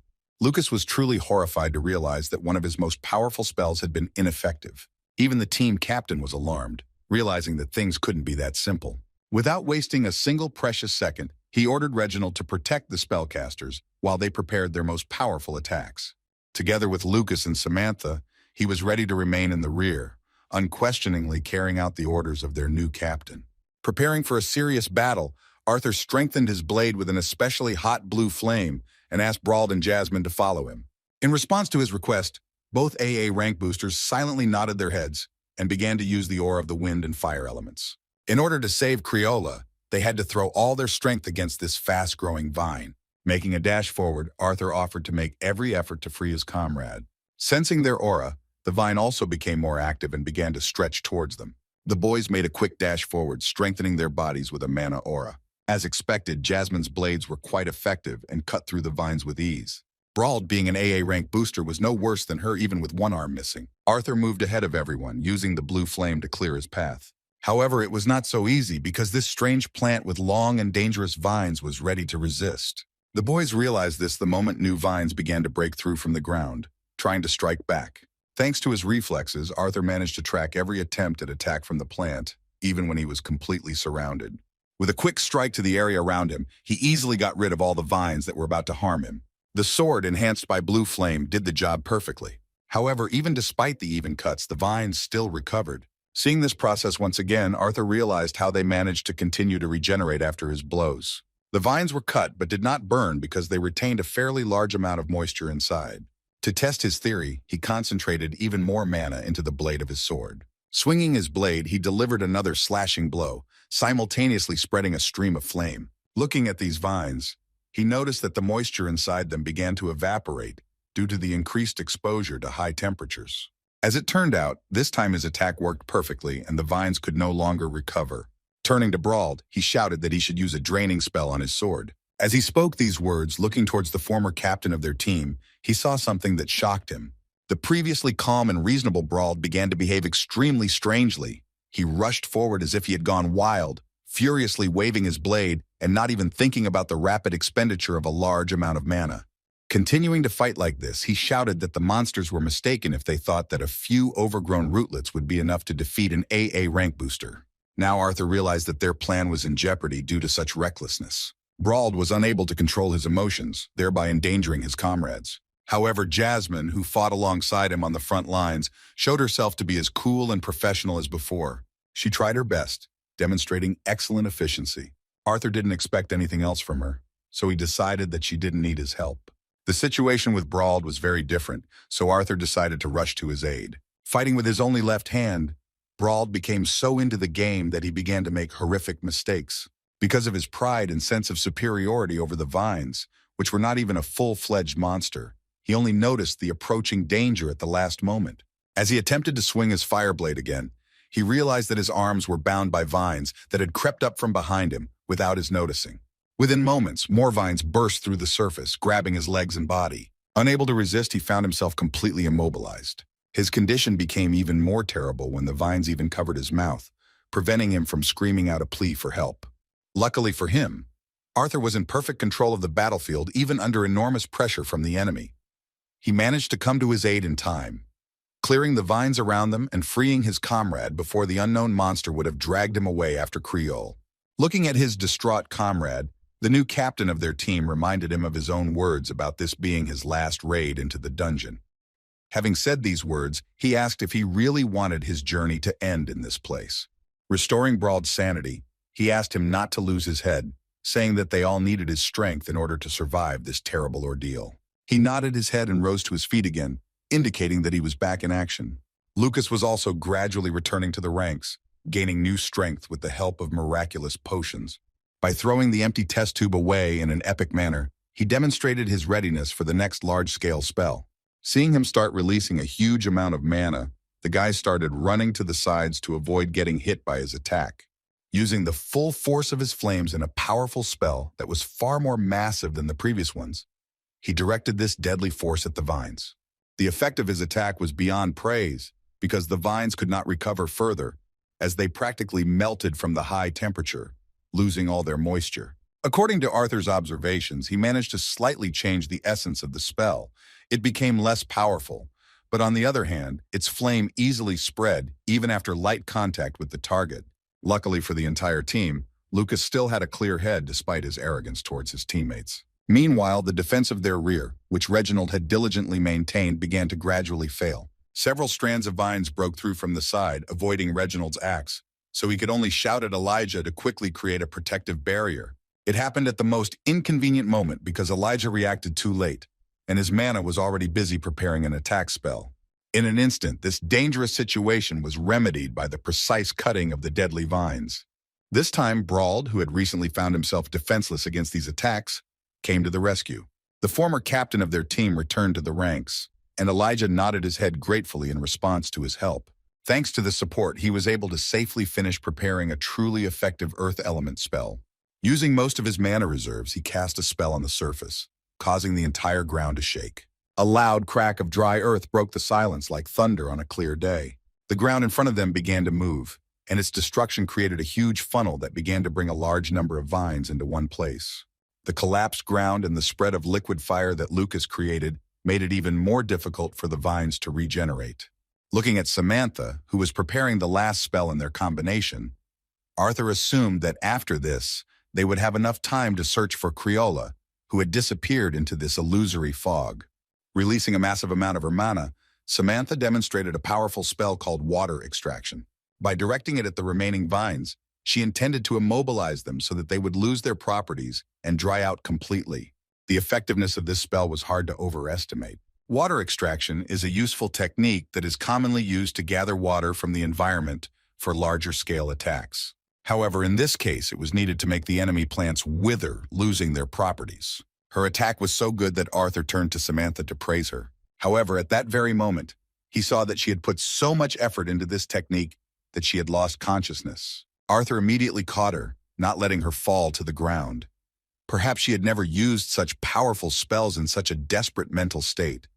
Or perhaps she was not prepared for how much of her mana her new magic crystal that Oliver gave her could drain. Seeing that she was still conscious, Arthur praised her for not even imagining that she would use a spell that was primarily created for household purposes in a situation like this. With a kind smile that could only be recognized by his eyes, the masked guy once again praised her for her good work. It seems his words inspired Samantha greatly, and she once again believed that there was a way out of this situation. Suddenly, this victorious silence was interrupted by a quiet rustling sound of moving fog that appeared literally out of nowhere. Arthur, not understanding what was happening, began to look around. At that moment, they all saw how the fog that was around them began to rapidly move towards the withered plants. By absorbing this moisture, they gradually began to regain their original properties. This process happened almost instantly, and the vines once again regained their previous lethality and high rate of regeneration. Lucas, who had put so much effort into his final attack, was horrified to realize that even this combined attack combination was not enough. Analyzing the situation, Arthur once again rethought the danger of this fog, the origin of which was still unknown. In addition, the vines resumed their activity and began to surround them from all sides. He yelled to the crew that because they had gotten the vines to this state, they were forced to absorb the remaining mist. He was about to tell them that they would have to work hard to get the plants down a second time, but he was suddenly frozen by what he saw. All the guys he came with stood in complete shock and couldn't even move, including Jasmine, who was the most experienced among them. These guys had never seen anything like this before. Turning back to the place they were heading towards, Arthur noticed that the fog had cleared. Although this returned the plants to their original state, the most terrifying thing was the discovery of what was hidden behind the fog. Even Arthur was shocked to realize who they had been fighting all this time. A terrifying pressure of powerful bloodlust came from the huge plant monster that controlled these vines and fell upon him. The emotions that were hidden behind his mask were not hard to imagine. In front of such a terrifying monster, he even dropped the sword from his hands, which is not at all befitting of a warrior with such vast battle experience as he has. For the first time in his life, he felt empty due to the realization of the enormous superiority of his opponent, whom he had not even fought at full strength yet. Even though he hadn't used up too much strength during the previous attacks, where he had been as restrained and rational in his use of magic as possible, he still felt like a defenseless insect compared to this monster that he had only heard about in myths that no one believed in. The weakest member of the team couldn't stand on her feet. Samantha was so shocked that she fell to the ground and dropped her wand, saying in a trembling voice that she didn't believe what she was seeing in front of her. One might think that what they saw in front of them was just an illusion of fog, but everyone understood perfectly well that the creature that they had previously seen only in books was in fact real. Pointing her finger at the terrifying creature, she said with horror and a breaking, trembling voice that in front of them was none other than the guardian of the ancient forest. A sick, mad smile appeared on Brawl's face. He completely lost his mind, shouting that the gods really did not want them to stay alive. Looking in his direction, Arthur realized that he was definitely not himself. Reginald was also in shock. He shouted that fate had been mocking them from the very beginning of this campaign. They were well prepared for the battle, and their composition this time turned out to be stronger than all previous options. But life did not prepare them for a meeting with an S-rank mana beast. What horrified them even more, however, was that they now knew what had happened to their comrade. The guardian of the forest captured Crayola, placed him in his chest, and began to suck out all of his mana as he continued to rave about Clara, gradually losing touch with life. The tears on his face made it even more terrifying. Everyone present was shocked by this horrific sight. The forest guardian had no intention of simply looking at them. The riotous deadly vines began to rapidly approach again. Reginald, like his friend, began to lose his composure. He was filled with anger at what was happening. With tears in his eyes, he let out his emotions as he screamed the name of his friend who was slowly dying because of this powerful mana beast. With a furious cry, he began to release a huge amount of mana, gathering rocks around him. Arthur knew that such a strong release of energy would immediately attract the attention of the monster. Their comrade lost his mind because of what happened to his old friend. Realizing this, the captain rushed towards Reginald, shouting that he must stop because they had no chance in a fight with such a monster. The ground around him began to crumble, and his body acquired an exoskeleton reinforced by the dense aura of the earth. Another burst of his energy created such a strong flow of wind that Arthur was thrown to the side. He was unable to stay on his feet and crashed into a wall of earth that had been previously created to protect him from the vines of the forest keeper. Seeing this, Jasmine screamed their captain's name in horror. The ground around him began to crumble, and his body acquired an exoskeleton, reinforced by the dense aura of the earth. Meanwhile, the huge mana beast took a few steps forward and was about to strike at their Reginald. It was clear that even though he had strengthened his body with truly powerful earth magic, he would not be able to cope with such an attack from a monster that was stronger than their entire squad combined. Fearing the loss of another comrade, Arthur hastily ordered Elijah to protect Reginald. Elijah rushed forward without hesitation, chanting the words of the spell. With a loud crack, a large earthen stone burst out from under the ground, which, like a wall, protected Reginald from the approaching danger. Although he managed to stop the legendary forest guardian's attack, how long he could last was questionable. At the moment of strengthening his body, Reginald was completely defenseless and Arthur was about to join his defense. But at that moment, he was stopped by Jasmine. She said that they needed to leave immediately. In response, Arthur asked what would happen to the rest of their squad then. Elijah was barely conscious. He was still inexperienced in battle and his body could barely cope with the force he was using. Moreover, maintaining such a huge wall was a very difficult task, and the pressure of the forest keeper did not decrease for a second. This guy tried his best to save a person he didn't know very well. Seeing this, Arthur said that he promised them that he would do everything to ensure that they returned alive, and also saved Crayola. In response, Jasmine excitedly shouted that she had promised his family that she would take care of him. There was less and less time to make a decision because Elijah's barrier had already collapsed, and he flew to the side, finding himself in the danger zone. Jasmine held Arthur with both hands, trying to stop him. Feeling deeply guilty towards his parents, she said that she had promised them that she would keep him out of danger this time. Time was running out, and the monster hadn't even begun to attack at full force yet. Luckily for Elijah, he was once again safe. This time, he was saved by Reginald, who had already completed the preparation of his strongest amplifier form. Strengthening his own body with earth magic and increasing the size of his axe several times, he rushed into the attack, shouting that he would destroy this damn plant. Taking her hands, he tried to calm her down with words that they would definitely leave, but not in this way. Removing his hand, he began to slowly walk towards the team, who were already fighting the terrifying monster. After taking a few steps, he stopped and looking at Jasmine said that they couldn't just abandon these guys.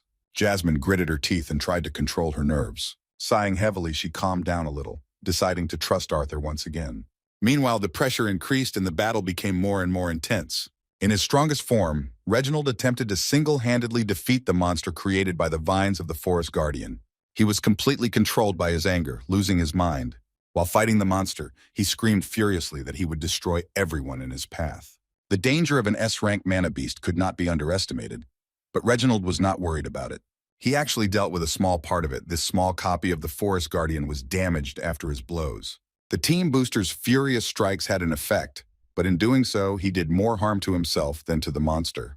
The Forest Keeper's endurance was on a whole other level, and the destruction of his vines once again sent the monster into a rage, and he began to rampage with even greater force.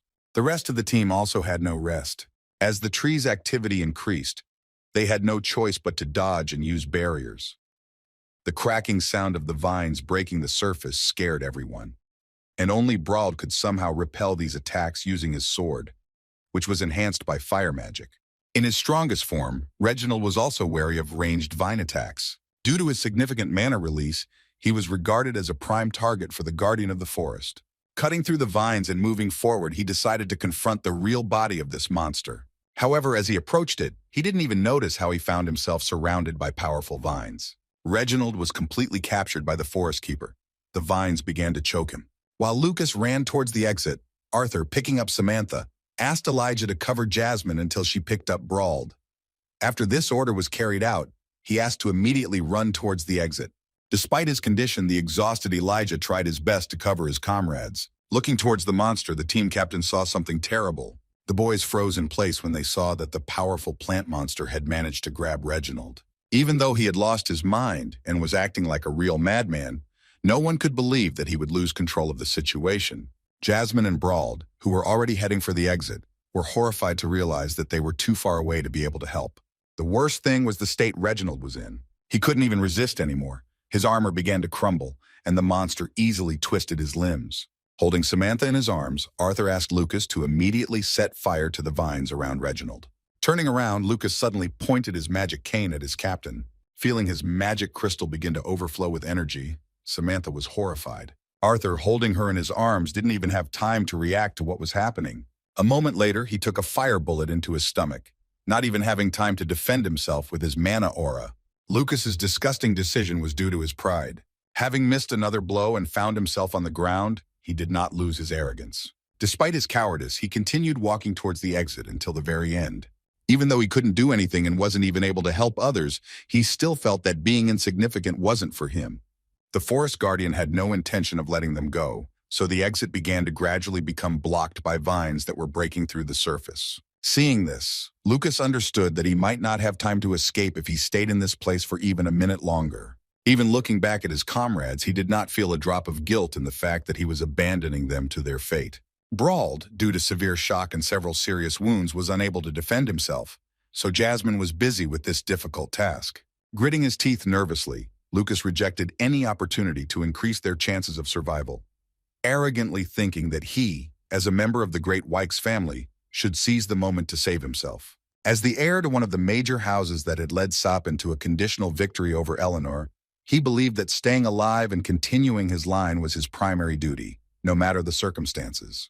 With this thought in mind, he dealt that terribly vile blow that took Arthur by surprise.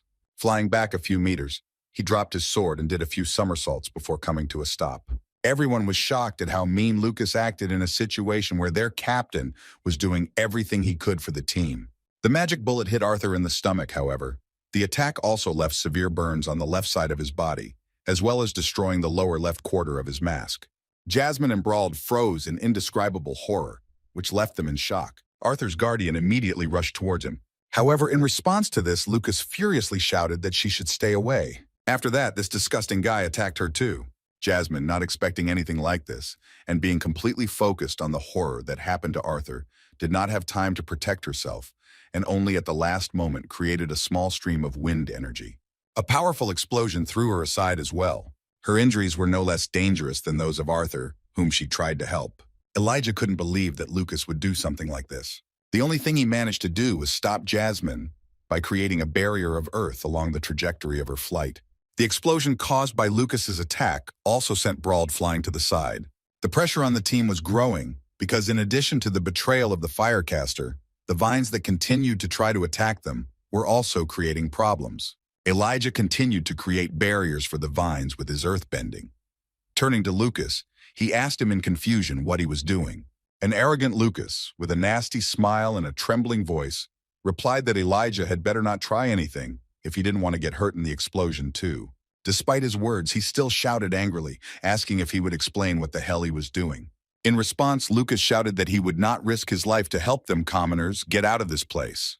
Gathering mana with the crystal of his cane, he said with an arrogant mockery that they should be proud to remain in the memory of the people as valiant heroes who held back this monster to save him. After these words, he destroyed part of the wall that blocked the exit from this floor of the dungeon. As he emerged, he said with a cheeky sneer that he would tell everyone about their brave deeds and sacrifice, like the pitiful commoners. Hearing such disgusting nonsense from the mouth of the arrogant bastard, Elijah was ready to destroy him with his own hands. However, at that very moment, the forest keeper dealt another blow that destroyed the fence of their safe zone, throwing him aside. Elijah, like the rest of the team, ended up on the ground. He was breathing heavily due to his wounds, but continued to resist. The knowledge that he was the last of those who could fight kept him conscious until the very end. Now he was considered the main target for the forest keeper. The terrifying monster sent another bunch of deadly vines towards him. Although he could have used spells a few more times to protect himself, he refused to do so. In the end, Elijah was ready to take this blow, feeling the hopelessness of this situation. In just a moment, flame magic flared up, protecting him from the deadly vines. It was Brauld. He returned to the ranks, realizing that no one but him could continue to protect his comrades. Surrounding himself in flames, Brauld began to laugh madly. Even though he knew he didn't stand a chance against an S-rank monster, he was determined to fight to the end, asking the monster if he really was going to continue picking on kids instead of trying to fight a truly strong opponent. The guardian of the forest responded to his bold appearance with an animal roar.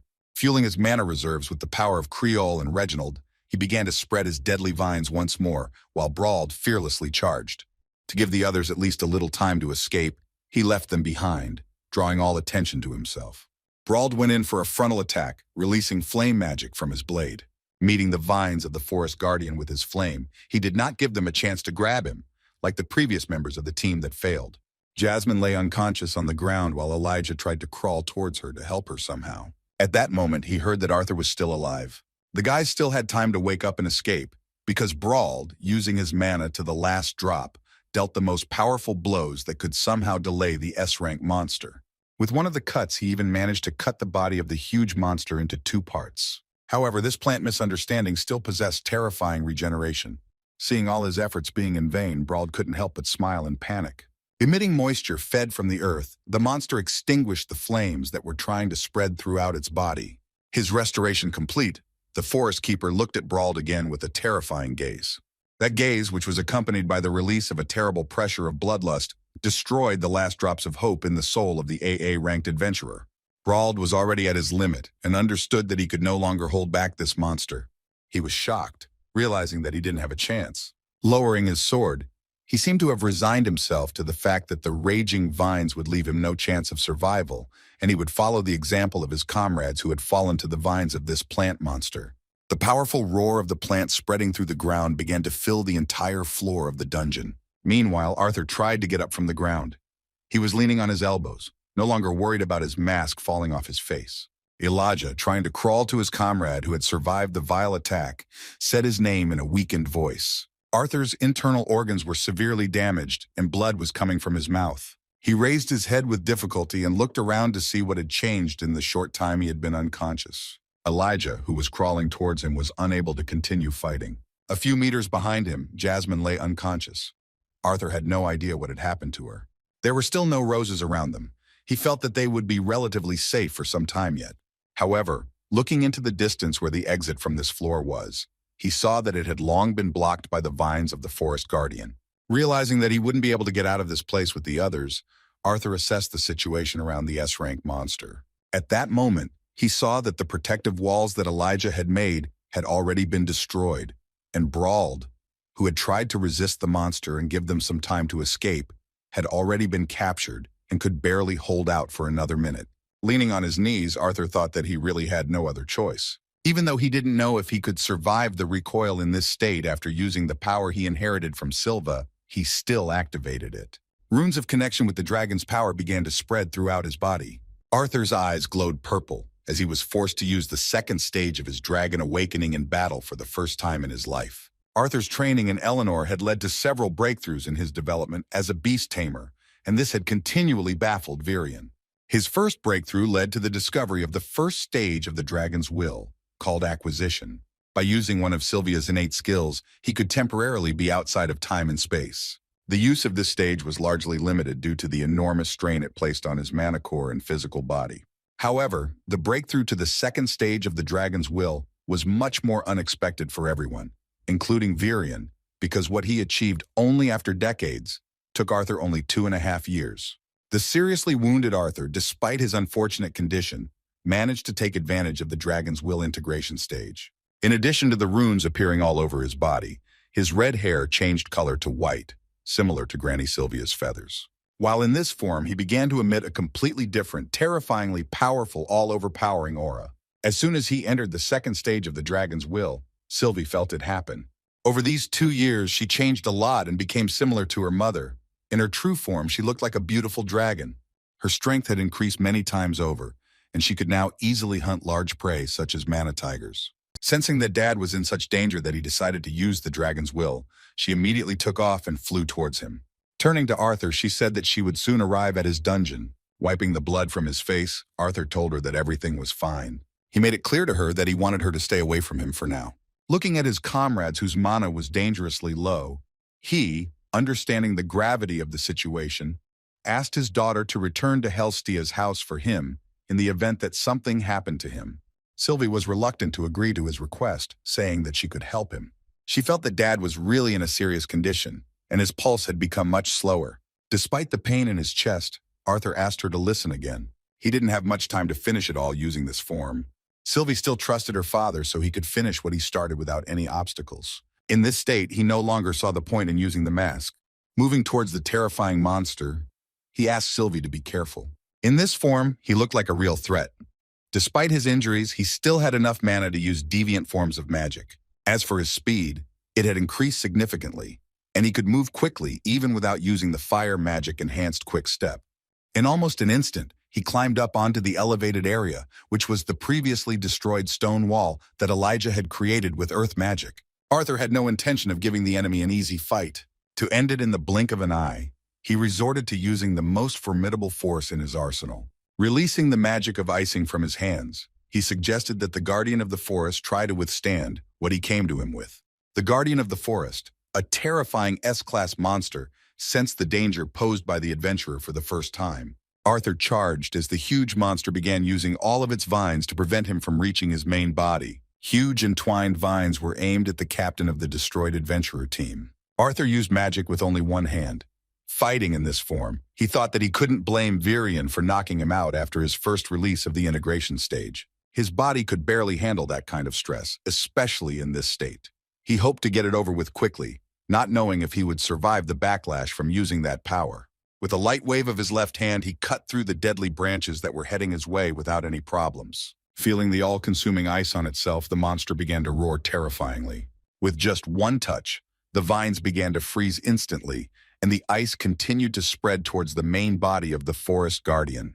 While fighting this monster, Arthur immediately created a safe zone for himself in the form of ice under his feet, made up of frozen mana beast vines. Even though he had practiced using this magic before, it was still difficult for him, and his already wounded body could barely withstand the strain. Even though he could use all the surrounding mana in this form, his body still couldn't handle this spell as well as it should have. The only way out of this situation was to end the battle before he fell unconscious, facing the consequences of using the force. Dodging another attack of vines, he stopped them with ice magic and again made a dash towards the Forest Guardian. His main enemy in this form was time, so he dodged the attacks and hurried towards the monster. The limitless supply of mana that he drew from the surroundings at high speed did not allow his spell to weaken for a moment. The Forest Keeper's vines continued to turn to ice as Arthur approached his body. Pushing off the frozen vines again, Arthur finally jumped towards the body of the Forest Keeper. At that moment, he struck him with a blow that began to spread the spell. Even though the Forest Keeper immediately threw it aside, the spell continued to spread. Using all of its power, the mana beast created a huge roar, directing all of its free vines in an attack towards the adventurer. The speed of their approach began to compete with the icing. Arthur, being at the limit of his abilities, managed to notice this desperate attack, but could not do anything about it. Luckily for him, the sharp, deadly vines hovered in the air just before they struck. After that, Arthur stopped using the spell and the ice from his palms began to slowly slide down. The created absolute zero temperature, which he could withstand with his integration stage, completely immobilized the monster, freezing all the moisture in his body. After stopping the terrifying S-class mana beast, Arthur began to use the fire element. Along with it, he also added the deviant form, blue flames, and the deviant lightning element. By combining all these elements together, he achieved a terrifying power in the form of purple lightning that destroys everything in its path. His power, which he used with just his right hand, had such a terrifying pressure that everything around him began to collapse. Making a dash towards the body of the forest keeper, he destroyed it with one blow, turning it into small shards of ice. The spread of purple lightning began to pulverize the remaining vines that the S-rank mana beast was controlling. Using the last of his strength, he continued to destroy the frozen vines that could have become a real danger to his team. Having destroyed the remains of the monster, Arthur fell to his knees. He was seriously wounded, and from such a strain on his body, all the wounds began to bleed even more heavily. Breathing heavily, he looked up, feeling relieved that he had managed to defeat the monster and save the rest of the boys. His body could no longer hold up and he fell to the ground. At that moment, Arthur lost consciousness, finding himself in the midst of a zone of absolute zero temperature created by his ice spell. Meanwhile, in Zyrus, his parents had no idea what was going on. The caring father noticed that his daughter had fallen asleep during training. Alice wondered why, at 8 years old, Ellie managed to work on herself so hard that she simply fell asleep on the floor. After putting his daughter to bed, the father said in her defense that after Lilia woke up, Ellie began to train very hard to catch up with her. They hoped that this was her real reason, because in this she was eerily reminiscent of her father in his youth. Ray, who was happy to look at his sleeping daughter, was suddenly distracted by a bright glow. At that moment, their worst fears became reality, because the glow came from Alice's ring, which indicated that Arthur's mana level had dropped to a critical minimum, foreshadowing the death of her son. Seeing this, the parents were horrified, and Alice, in a trembling, shocked voice, began to say that this could not be true, and the ring must simply be broken and working with an error.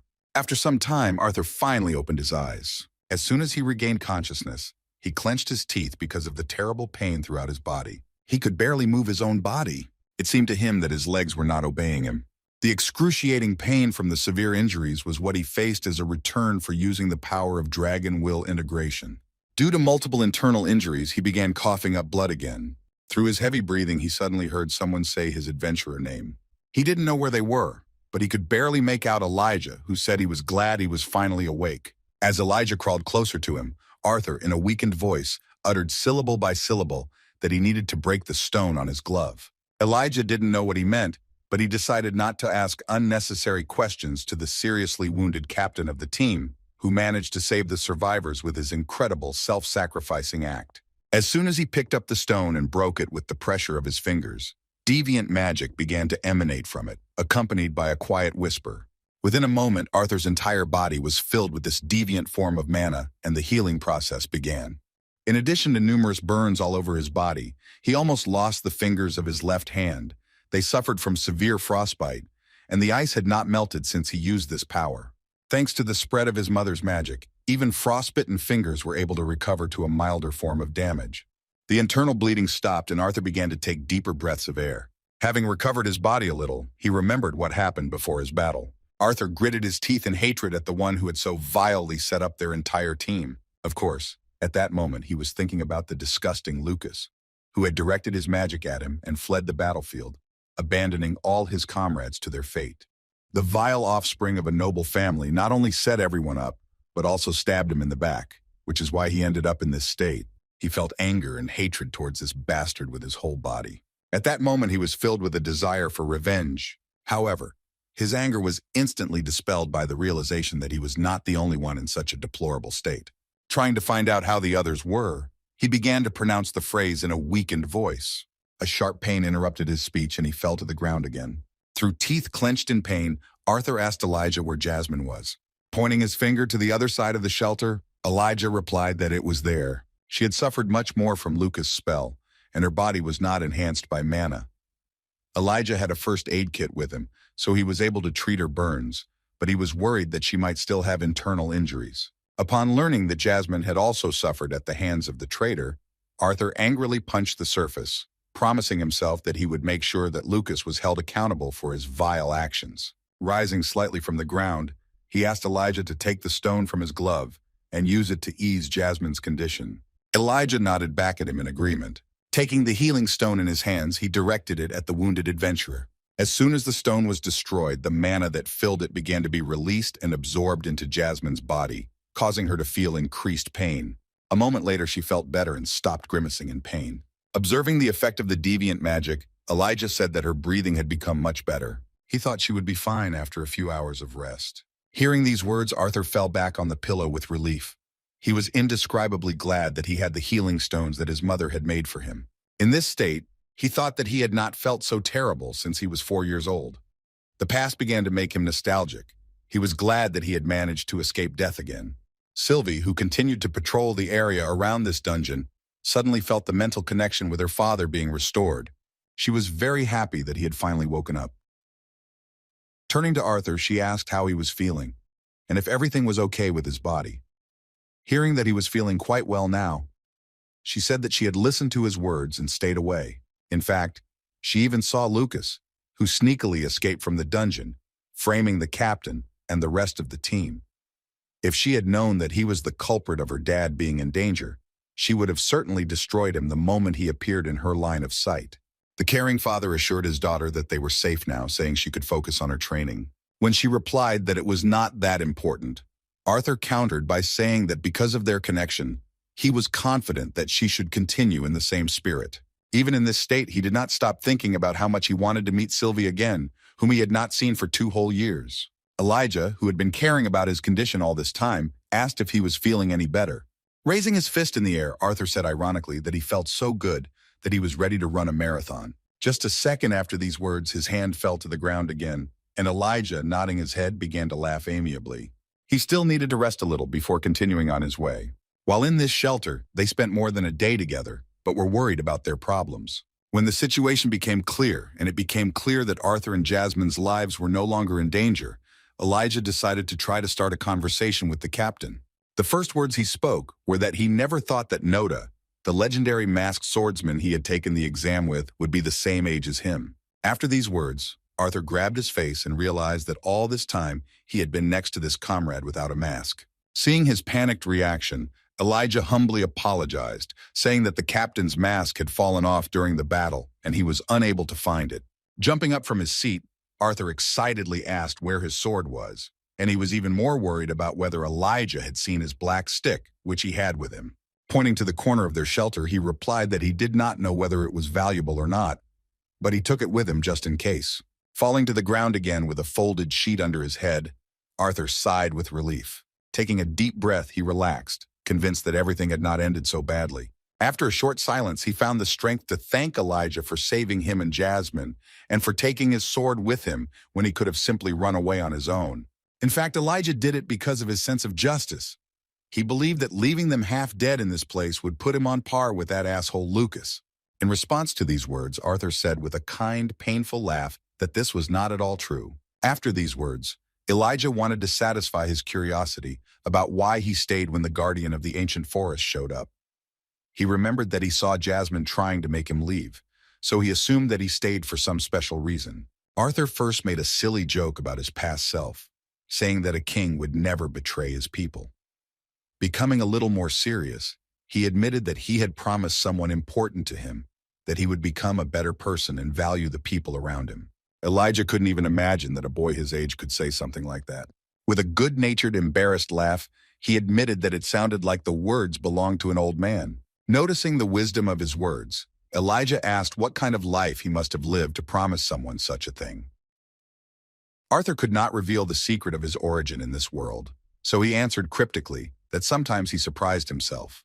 While avoiding this topic, he remembered that before this he had been in a rather long blackout.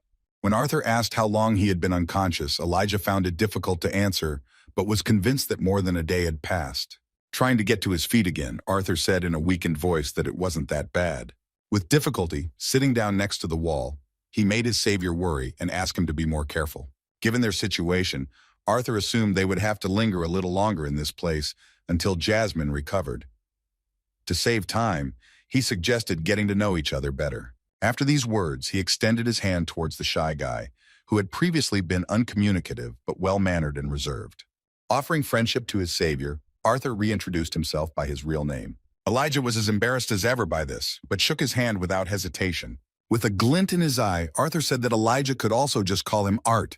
Addressing Elijah Knight, Arthur showed his interest in his abilities, commenting that their shelter did not appear to be of natural origin. Indeed, when he tapped his hand on the outer wall, he heard a metallic ringing sound. Noticing this metal shell, he assumed that its existence was the work of Elijah. Recalling the moment he used this rare ability, Elijah admitted that he created this shell just as the cave began to collapse. Based on the fact that the cave began to collapse immediately after the floor boss was defeated, he assumed that the body of the guardian of the ancient forest was supporting the entire cave. And yet, even after these words, it remained a mystery to Arthur how he had mastered it. He said that even if Elijah was a deviant, there was no doubt that he should only have the ability to manipulate existing metal, not create or summon it. With a shrewd smile, he added that in that case it could be assumed as an exception that he was a gnome. Elijah looked down with a smile on his face and said that it was indeed a secret. Supporting his words, Arthur laughed sincerely. He asked his friend with good interest to tell him about it. Elijah thought about it because despite everything they had been through together, he still wasn't sure whether he should bare his soul to him. It was the first time he had met a man like Arthur, so he found a compromise that would make it easier for him to open up his soul. With a smile on his face, he said that he would tell him everything if he also explained what he was doing at that moment when they were all on the verge of death at the hands of the guardian of the dense forest. He was truly delighted by what he saw, saying that Arthur's hair had turned snow white and that shining symbols had appeared all over his body. No less excitedly, he said that at that moment their captain's eyes were flickering with a purple light. Pushing him aside, Arthur nevertheless made concessions to him and agreed to tell him about the origin of his power. Speaking about his abilities and his origins, Elijah began by saying that Arthur was right in one of his suspicions. Even though he grew up in the kingdom of Darv, he was still not sure where exactly he came from. He said Elder Radius had cared for him for as long as he could remember, but had always avoided talking about his parents. His only memories of the past came in painful and disconcerting flashes. Despite this, he lived quite normally, but everything changed the moment he reached the dark orange stage of the Monocore. At that moment, a mysterious surge of energy occurred, which even caused him to lose consciousness. When he woke up for the first time in his life, he saw what had so interested Arthur. He then found himself surrounded by these black metal spikes, which were most likely some kind of deviant form of magic, so rare that according to records, it had never been encountered among the mages of the continent before. After what happened, Elder Radius told him that it was time to leave and begin exploring the rest of the Decathan continent, without even telling him the reason for such a sudden decision. It all happened so suddenly that Elijah still has a lot of questions, and it only gets harder for him because sometimes he has a strange feeling. Looking at his hand, which was shaking from the memories, he said that the strange feeling was like an itch that he couldn't get rid of. He guessed that it had something to do with his powers and where he really came from. Elijah's words really seemed like a mystery, and Arthur had no idea what the origin of this mysterious guy's power was, and he himself knew nothing about himself.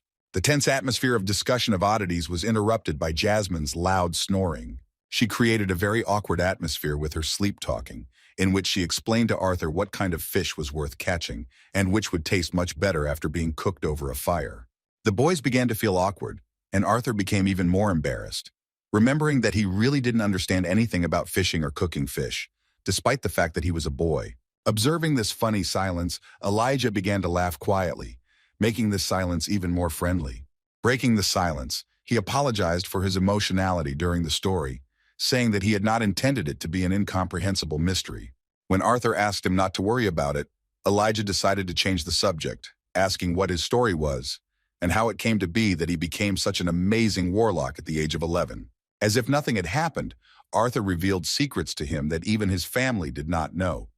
He reintroduced himself as an amplifier with an affinity for the four elements, who is also a deviant who wields lightning and ice. Shocked by this information, which sounded undeniably true coming from his captain, Elijah jumped up, suddenly hitting the back of his head on their metal shelter, causing a loud metallic ringing sound. Clutching his head, he was not so much worried about the sharp pain as he was afraid of going crazy from the sudden shocking information. Looking at Arthur, he said that he had previously thought that he was the odd one out, but now he was firm in his assumption that their team captain had won by a large margin. Then he remembered the marks all over Arthur's body, and also the changes in the color of his hair and eyes.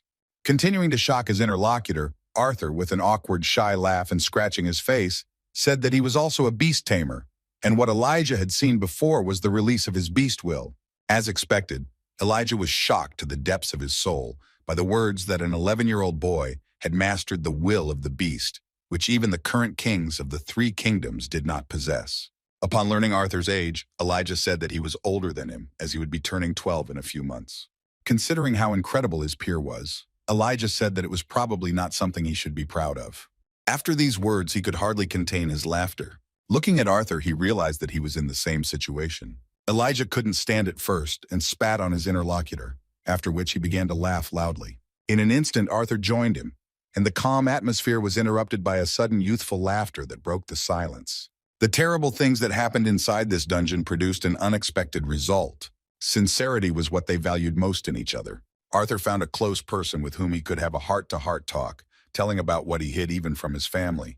Even though quite a long time had passed since he had used the integration stage, he was still experiencing the effects of using the power. Seeing him in pain, Elijah worriedly asked if he was okay. Nodding his head, Arthur used another crystal to ease the pain in his internal organs. The bright light from the release of his mother's warm healing magic spread throughout the shelter. At that moment, Jasmine felt this power and woke up. Opening her eyes, she looked towards the flash and saw Arthur. Her reaction to the fact that he was alive was immediate. Without worrying about her own condition, she took off, pleasantly surprising the guys by finally regaining consciousness. When Arthur joyfully said that he was immensely glad that she had woken up, Jasmine threw herself at him with hugs. She couldn't contain her emotions, and with a trembling voice said words of apology for what happened. At that emotional moment, she burst into tears, drenching everything around her with her tears. In a trembling voice, she spoke of how much she regretted not being able to save him from that bastard. Arthur didn't fully understand why she felt such deep guilt, knowing that he was capable of taking care of himself. Still, her concern touched him, and he couldn't help but be grateful to her for worrying so much about him. Stroking her head, he said that everything was fine. Hugging Jasmine, he asked her not to worry and to return to her place to rest before they tried to leave this cave. In response to his words, she burst into tears even more, calling it terrible that she could not protect him again. Placing all the blame on himself, Arthur reassured her by saying that it was he who had been stubborn at the moment when she had suggested that he calmly escape from danger. He said he was very ashamed for dragging her along with him into the crazy mess that happened inside the hidden floor. As Arthur hugged her, he noticed something unexpected. Jasmine looked quite small now. Most likely, he was still not used to how much he had grown in the last 2 years. Suddenly, he winced in pain again. Jasmine, seeing this, excitedly said that they needed to take good care of his injuries. Elijah still had all their things. Jasmine wiped away her tears and said that her bag should have an emergency first aid kit, and that it should be enough to patch them both up. Arthur's entire body was covered in burns that were not covered by clothing. That's why it was most logical to bandage his wounds first. Jasmine had excellent medical skills. Surprisingly, Arthur did not even lose any mobility in his limbs after this bandage. Once the 3 had finished treating the wounds, Arthur thanked Jasmine and Elijah for taking such good care of him. With a smile on his face, he said that he felt much better. Trying to rise to his feeble feet, he made it clear to everyone that he was not yet able to walk alone. Elijah was there, and without hesitation, he threw his arm over his shoulder to help him move. Although they had not fully recovered, they could no longer waste time and were already preparing to return home. Approaching the wall of their shelter, Elijah used this deviant iron magic to create an exit outside. The bright light coming from this cave blinded the boys. The iron shelter began to expand with a crackling sound, revealing the field of their recent battle. The temperature dropped significantly. Everything around was frozen with the ice element that Arthur used. Taking his hand from Elijah's shoulder, Arthur fell to the ground, asking the boys to stop for a moment. He wondered if there was anyone else who might have survived. In response, Elijah sadly said that the guardian of the ancient forest had absorbed Reginald and Brawled even before the captain's fight with him began. No one even doubted that they could no longer be helped. When Jasmine asked about what had happened to Samantha, Elijah hesitantly replied that he had been able to create a metal patzer around her before they were separated by the cave-in. According to him, she was in quite serious condition. Even though no one was sure if Samantha had survived, they still felt it was their duty to try to find her. Turning to Elijah, Arthur asked how they were going to find her in all the rubble. While looking at the fragments of the guardian of the dormant forest, Arthur simultaneously continued to think that the core of this mana beast was lost somewhere. As it turned out, Elijah had already had an idea in his mind about how to find Samantha. He couldn't do it while they were underground, he said, but once outside, he thought it would be worth trying to find her. Placing his hands on the surface, Elijah used earth element magic. He was fully concentrated, because this spell was different from all the previous ones, which he uses quite often. As he chanted the words of the spell, he began to scan the soil using the pulse of the earth. Within a moment, a huge area around them and deep into the earth began to collide with the waves that he began to spread. The slight ringing sound of the impact with the mestal indicated where her hiding place was. Sensing this, Elijah suddenly shouted that he had found Samantha and also learned that her heart was still beating. Then he jumped up and started running to the side, asking the guys to follow him. Arthur was surprised, because he had previously thought that this spell was supposed to scan only the surface of the earth. It remained a mystery to him who this guy really was. After looking at Jasmine, they nodded to each other in response, agreeing to follow Elijah. Elijah led them somewhere down where the entire surface was also covered with ice, through which the destroyed vines of the guardian of the dense forest could be seen. When they came to this place, they saw the protective armor that Elijah had spoken about earlier. Placing his palms on the armor, Elijah once again used his incredible magic of control and metal creation. As soon as he waved his hands upward, the metal armor rose up with a cracking sound. Then Elijah ran closer and began to tear its surface. With a crackling sound, he created a ravine in the metal armor and found Samantha inside. As he had already said, she was seriously injured, and her entire body was covered in burns. Elijah immediately rushed to her side and reached for the vine branch that was stuck in her thigh. However, at that very moment, she was interrupted by Arthur's touch. He suddenly asked him not to touch the vine. He explained this request by saying that this vine serves as a splint for her leg, and if it is removed, the injury could only get worse. Arthur placed 2 fingers on her neck to make sure she had a stable pulse and was breathing normally.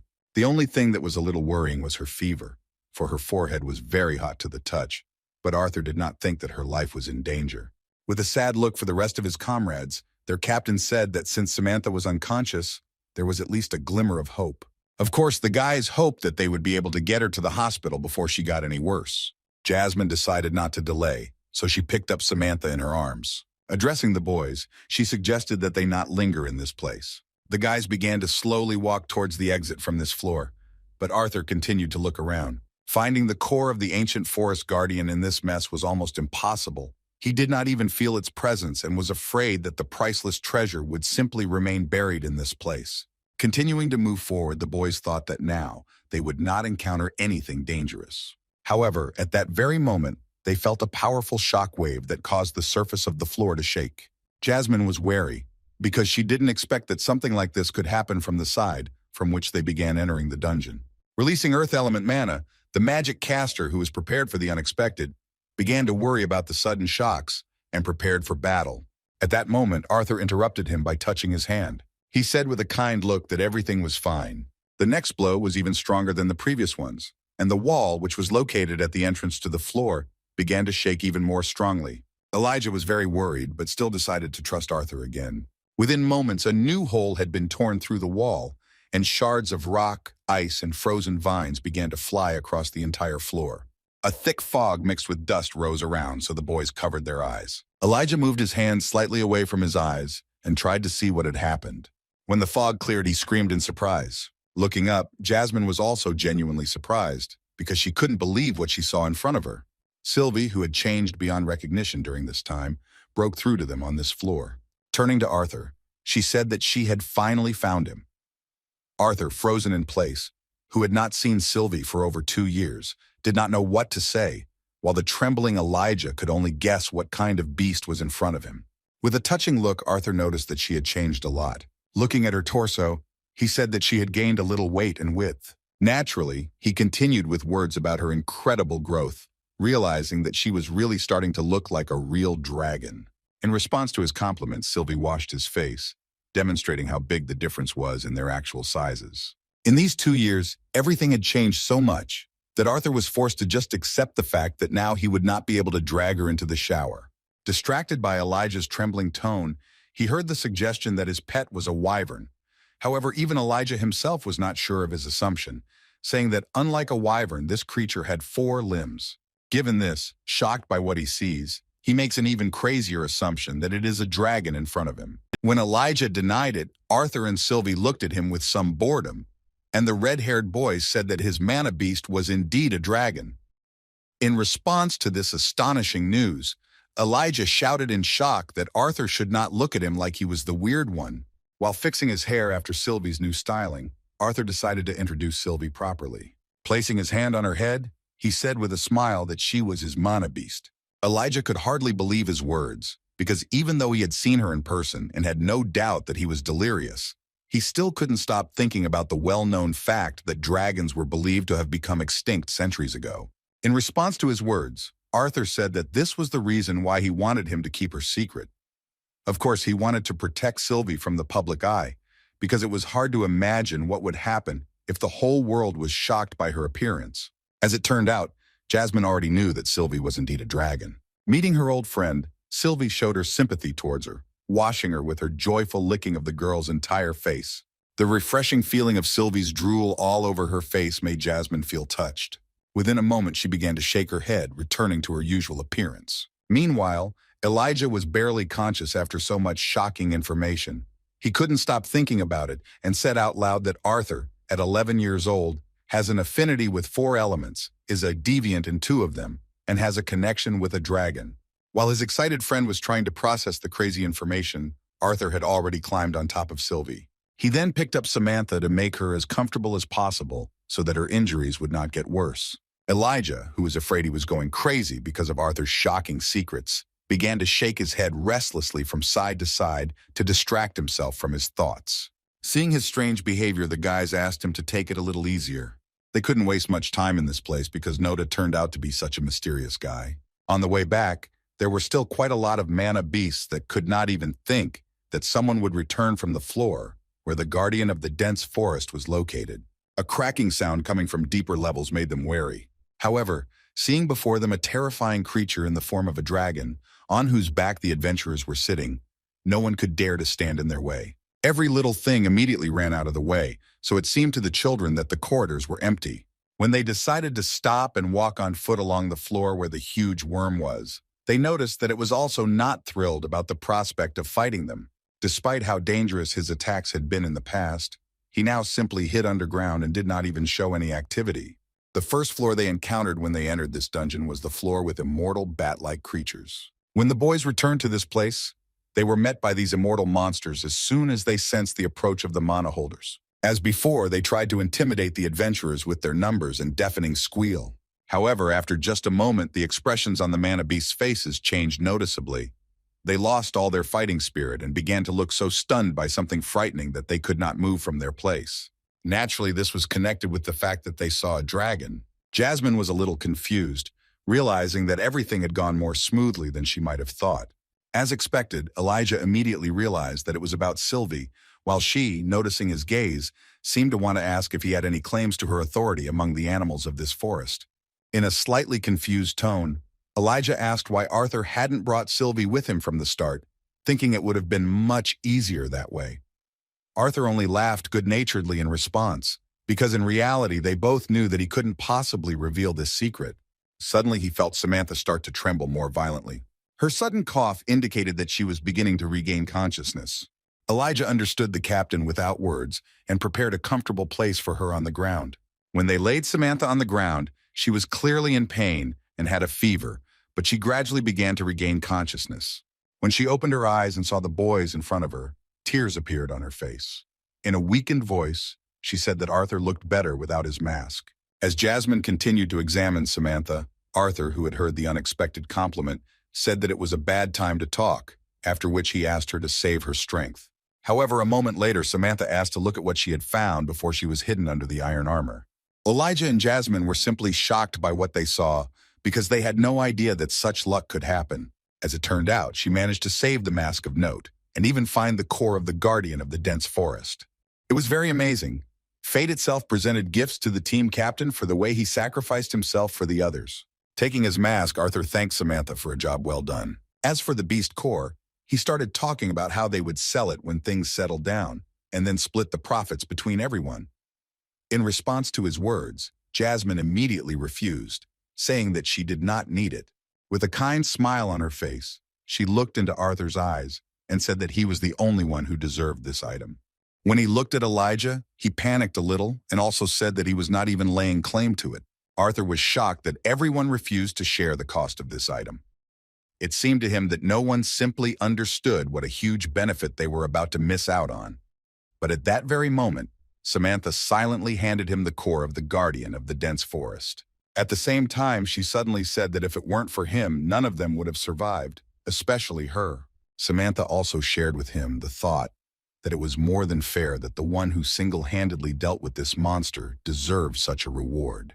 As much as Arthur didn't want to accept it, he understood that it wouldn't be easy to get away from these guys. Looking at Elijah and Jasmine, he gave them another chance to change their minds. However, their decision was firm. Elijah did his best to restrain himself from letting Arthur misunderstand his emotions. Sighing heavily, he finally stopped resisting. Looking at the incredible S-Rank beast's mana core, Arthur decided to put off what to do with it for later. The kind smiles of his comrades indicated that he deserved it. Meanwhile, Samantha fell asleep again. Seeing her condition, Arthur understood that she was probably very exhausted because even her pulse testified to this, which was becoming even rarer and weaker. To avoid any difficulties, he asked Jasmine and Elijah to go to the guild together and call for help. In response, the guys nodded their heads because they could trust Samantha to their captain. Before leaving, Elijah remembered about the equipment. Using his spatial ring, he released the items that belonged to Arthur. While he had no doubt that their captain could manage without them, he decided to be sure that he would have access to his things if he needed anything. After that, the boys quickly ran to the exit of the dungeon. Elijah did indeed give him things, including an item that was desperately needed after what happened. Now that Arthur's mana had recovered a bit, it was time to let his parents know he was okay. By sending the disappearing magic letter, he reassured himself that at least now they wouldn't worry until he got home. When they were alone with their daughter, Arthur was able to communicate with her in person. Looking at the beautiful Sylvie, he guessed that she had become so big because she had spent 2 years hunting mana beasts and eating their cores. In response, Sylvie said with admiration from the memories that she hunted a huge number of animals. Seeing her enormous size, Arthur knew that it would be impossible to hide her from the eyes of people. Still, he wondered if she could change her appearance as she had done in the past. Sylvie nodded her head in response. With the sound of some magical noise, she began to transform. Her dragon paws transformed into something like cat paws. At the same time, the dragon's tail became less noticeable. Eventually, Sylvie was able to regain her small size as well as her appearance, which resembled some kind of mix between a cat and a dragon, which looked very cute.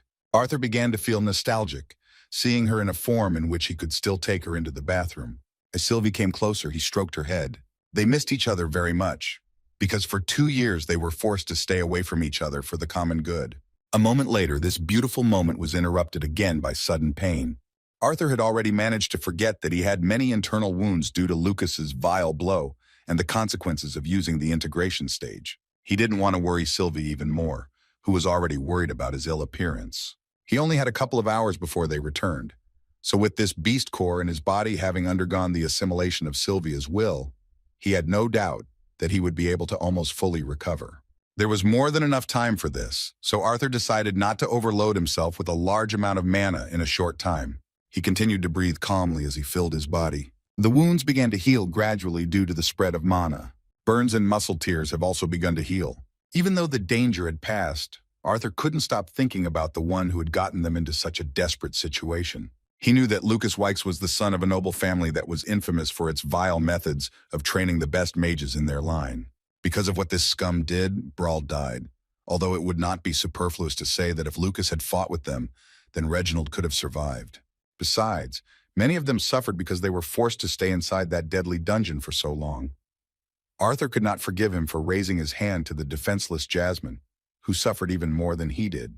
To deal with this properly, the adventurer knew he had to be extremely careful. As he put on his mask, he was fully confident that no matter how long it took Noda or Arthur, someone would make the bastard answer. The cold bloodlust in his eyes told him that he would not be satisfied with some banal revenge. After some time, they returned to the Adventurers Guild building, and a professional team began investigating the incident inside the dungeon. In a small hospital, Samantha received the treatment she needed, as her condition was worse than everyone else's. She was constantly monitored by doctors, and there was no longer any reason to worry. Brauld, whose body survived, was handed over for investigation. Behind the closed door of the Adventurers Guild manager's office, the surviving participants of that terrible expedition into the dungeon gathered. While Noda sat on the couch, Elijah and Jasmine talked about what happened. As expected, the shocking events were retold in the most detailed manner. The boys were forced to remember that horror again, reliving every moment anew. Interrupting this conversation, Noda asked the manager if the information they had already provided was not enough. Although such cases were rare, he saw no point in keeping the boys for such a long time. Having finished writing down the information, Caspian agreed with him, saying that it was enough and now they could rest until the hearing of the case. Suddenly, the silence in the office was interrupted by the loud and brazen opening of the door. All the guys, and even Caspian, were very surprised by what happened, because no one allows themselves such impudence in the office of the manager of the Adventurers Guild. As it turned out, it was Lucas and his guards. The disgusting hypocrite began to feign joy that they had managed to get out alive. As expected, no one was happy to see him. Jasmine immediately reached for her blades, and Elijah immediately turned to using earth magic. They couldn't accept that this scum dared to behave like this after what he had done. The guys were simply furious, but the commander stopped them. Without raising his head, Noda asked the boys to restrain their anger. Continuing to play with the boys' wounded feelings, Lucas made an expression of surprise, saying that he couldn't believe the tension between his teammates and the attitude towards him, despite what they had been through together inside that horrible dungeon. Caspian clutched his head, realizing that such provocations would lead to nothing good. He could do nothing about Lucas's behavior, because he was taking advantage of his position as the beloved heir of the Wykes family. Looking at Arthur, he hoped that he would keep his cool. Arthur really didn't even raise his head, but only shook the dust off his pants, hoping that Lucas would stop being insolent and just leave. However, he only continued to add fuel to the fire, saying that he was wildly interested in how they managed to escape from that terrible monster. These words did not end at all because he dared to touch on the most painful topic. With a look of horror on his face, he assumed that they had to sacrifice someone to save themselves. These words went beyond all reasonable bounds. Caspian jumped up from his seat and, slamming the table in a raised voice, said that Mr. Wykes should not touch on this topic. Continuing to act as if he was doing it unintentionally, he allowed himself the audacity to recall that since Samantha was seriously wounded but alive, she could hardly have been the sacrificial lamb thanks to which the three were able to escape. He snapped his fingers and pretended to understand what was going on. Just as he mockingly said that they had probably sacrificed Brauld, the former captain of the team, Arthur's sword whistled past him. Suddenly, real horror appeared on his face because he didn't even have time to notice how he was almost killed. Arthur's blade slammed into the front door right in front of Lucas's face, and his guards were stunned by what had happened, realizing that they had been unable to prevent it. Seeing the blood on the young gentleman's shoulder, one of the guards said in a frightened voice that his ear was injured. Putting his fingers to his ear, he discovered that there was blood on it, and that the ear itself was cut. Looking at his hand, he froze in shock. In a frightened voice, he shouted that there was blood in front of him, excitedly talking about his ear. Watching this pitiful sight, Arthur silently rose to his feet. Taking the second blade from his belt, he began to slowly walk towards Lucas, while the frightened guards began to protect their young master with desperate cries that Note should not move. However, Arthur did not say a word. He only looked coldly at these bastards, whose young master allowed himself the impudence to be so vilely hypocritical in the presence of his comrades. The atmosphere suddenly changed, and cold sweat appeared on the guards' faces from the overwhelming force of Arthur's bloodlust. They felt like their bodies had become heavy, as if they had mercury instead of blood. The tension was rising. The boys were panicking terribly while Arthur continued to slowly walk towards them. Lucas, clutching his cut ear, began to panic and ask the guards what he was paying them for.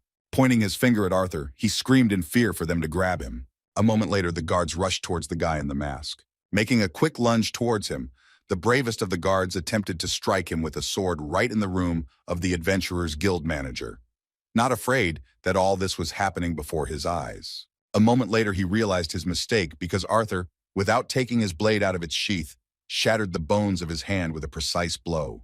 Having knocked the sword out of the hands of the impudent guard, he followed up this attack with another blow, with which he dislocated the attacker's elbow. All this happened in an instant without any unnecessary movements. The second attacker, using the mana enhancement of the sword, attempted to deliver a deadly slash. However, a moment later, he realized that he had not been able to reach the goal that was right in front of him. A second later, he received a blow to the face with a blunt object, causing him to spin in the air and somersault onto the floor. The next, no less frightened guard shouted that he would kill the little impudent fellow. However, Arthur easily avoided his blow here too, without even looking in his direction. Mr. Note appeared right in front of Lucas. Caspian, alarmed by the situation, shouted a warning that he would be in no better position if he did anything before their hearing took place.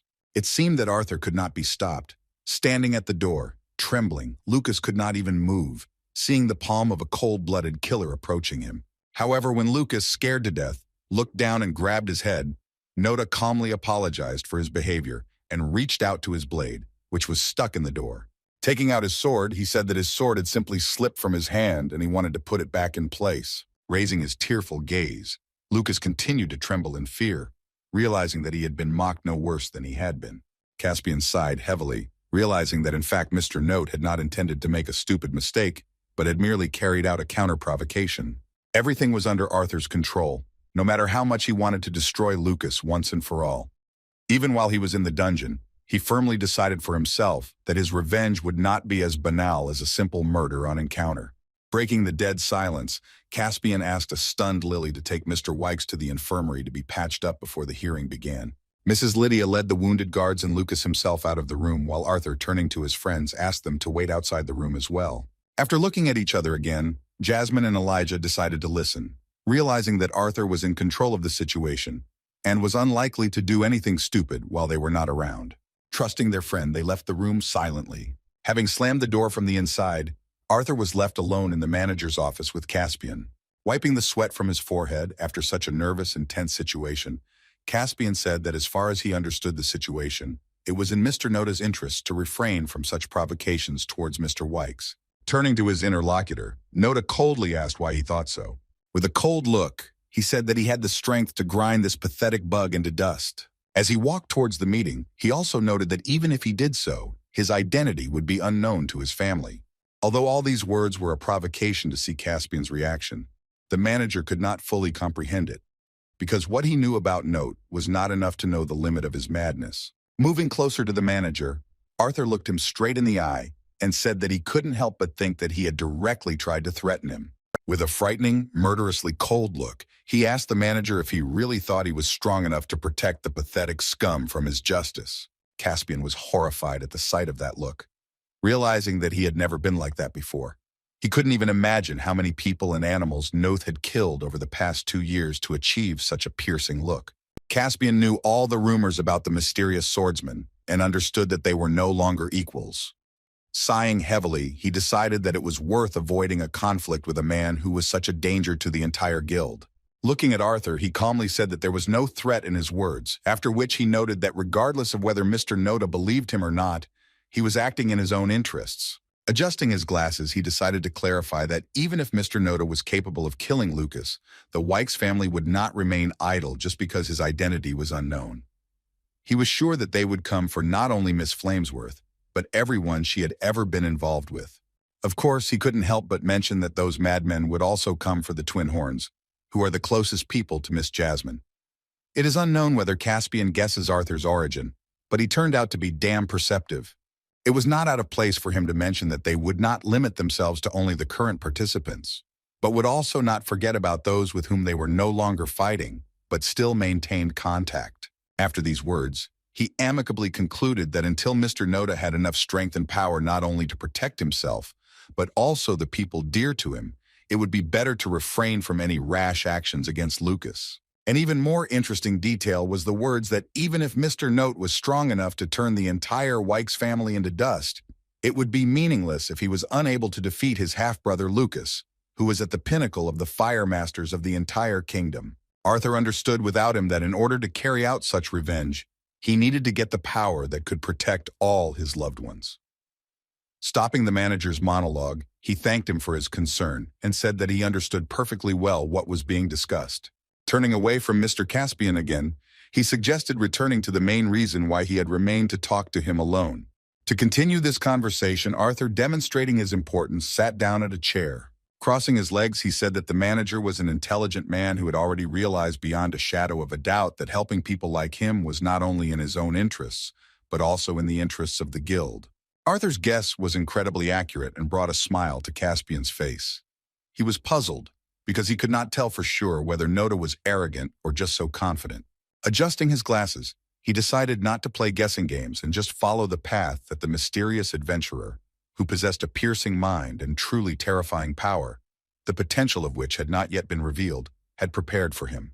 Placing his hand on his chest, he politely vowed that, as long as it lay in their power, he would be happy to give any support they might ask of him.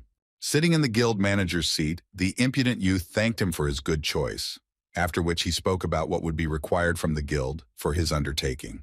After talking with the manager, Arthur went out into the corridor where his friends were waiting for him. At this point, Elijah began to emotionally talk about how he was scared by Arthur's actions, because at that moment, he thought that he was really going to kill Lucas. Shaking his head to the sides, Arthur, sighing heavily, replied that despite his desire, now was not the right time for this. When Elijah excitedly asked if he was really going to kill that vile bastard, Arthur just slapped him on the shoulder and changed the subject. He said he was starving, so he should have a snack before the hearing.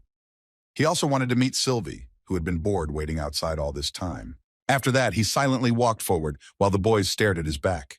They didn't know what Arthur was planning, but they could trust him completely, knowing how reasonable and thoughtful he was, despite his age. After a snack, everyone went to the Adventurers Guild courtroom, where the hearing had already begun. The defendants rose to their seats to appear before the court. Arthur and Lucas stood on separate podiums directly in front of the judges, who had already been familiarized with the materials of the case. All representatives of the court began to take their seats. Lucas was the defendant, while Noda represented the victims. 5 judges looked at the participants in the conflict. In the middle stood an older man, a gray-haired, reasonable man who knew such situations like no one else, because he himself had fought for a long time as an experienced adventurer. On behalf of the Adventurers Guild and the judges present in the courtroom, the old man stated that after reviewing the case materials, it was decided to find the spellcaster, Lucas Wykes, guilty. The judges found him guilty of sabotage and endangering the lives of the rest of the party while exploring a particularly dangerous dungeon. They unanimously decided to sentence him to be stripped of his A-rank adventurer title. In response to the judge's words, Lucas responded with a sly grin, believing that his plan had succeeded and he had walked away with virtually no serious punishment. However, the judge continued the accusation, and another measure to prevent such things from happening in the future was a ban on Lucas from returning to the activities of an adventurer until the guild changed its decision.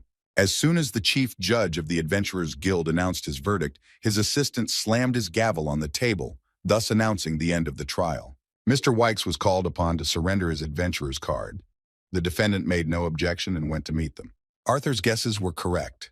As was to be proved, Lucas only got off with a slight fright, although under normal circumstances, he would have definitely ended up in prison. The next words of the chief judge concerned the Noda amplifier.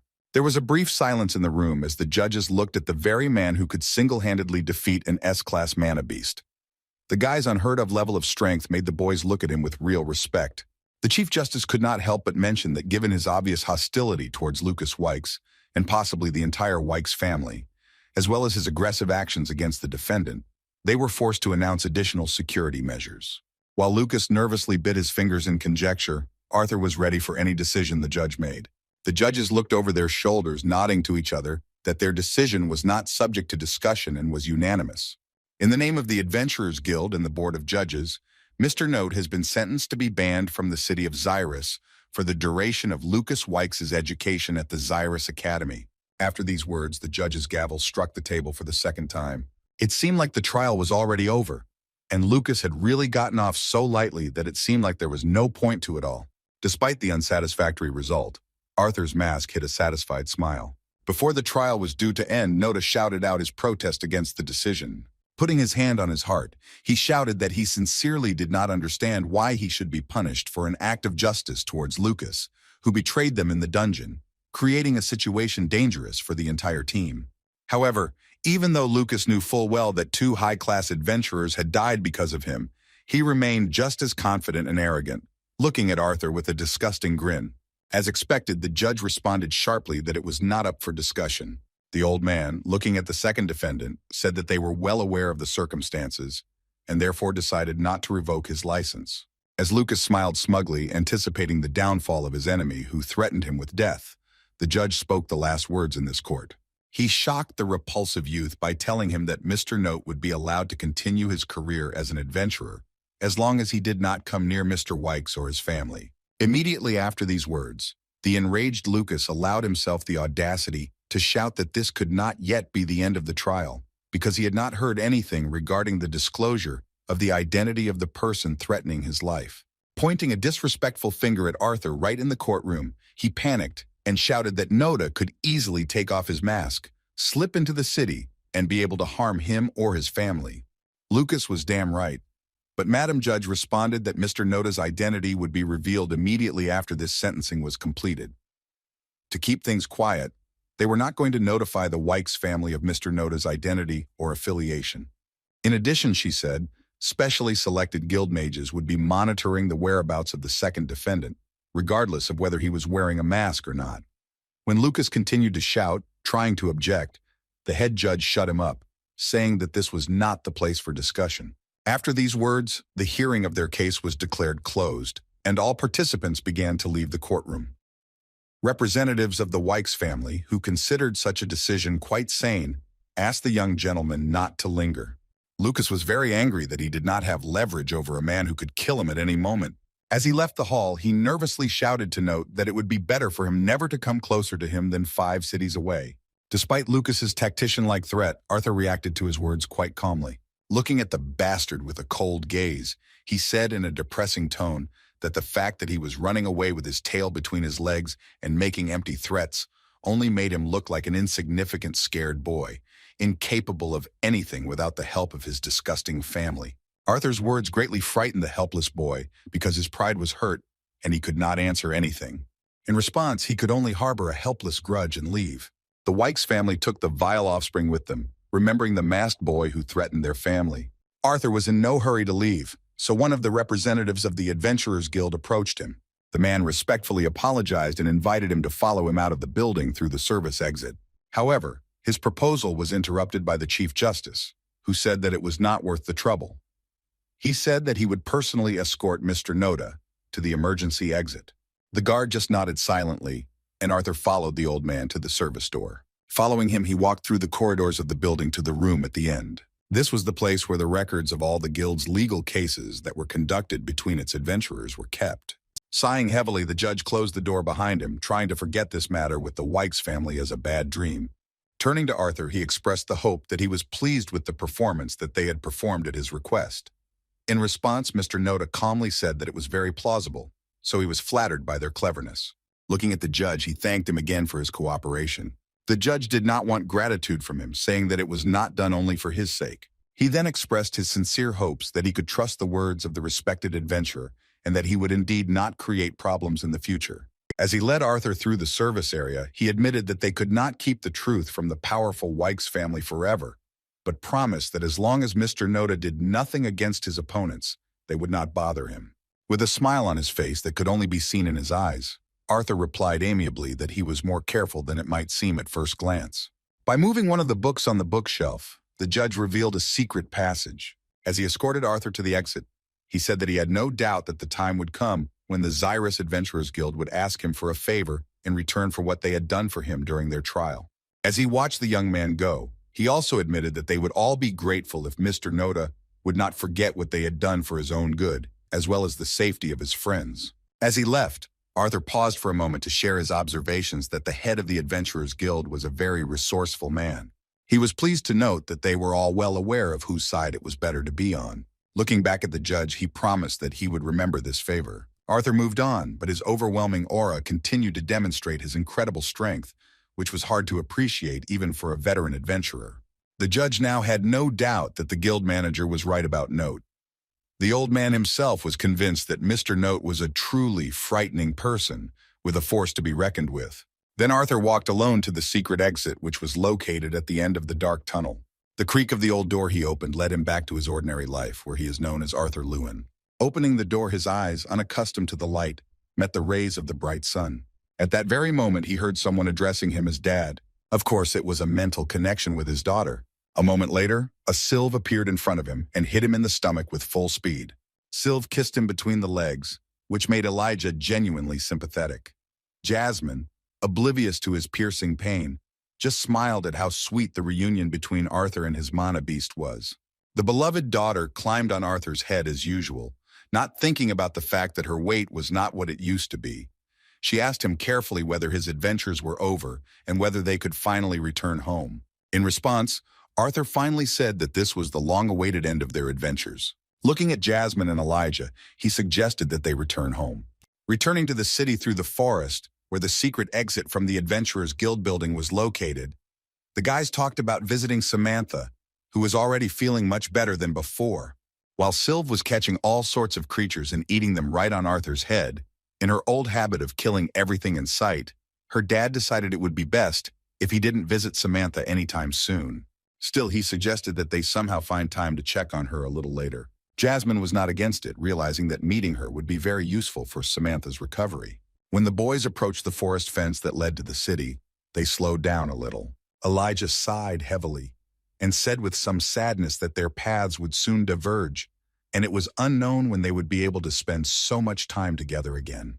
It was only when he said this that Arthur remembered that Elijah wasn't actually from Sapen, so he had no place to stay.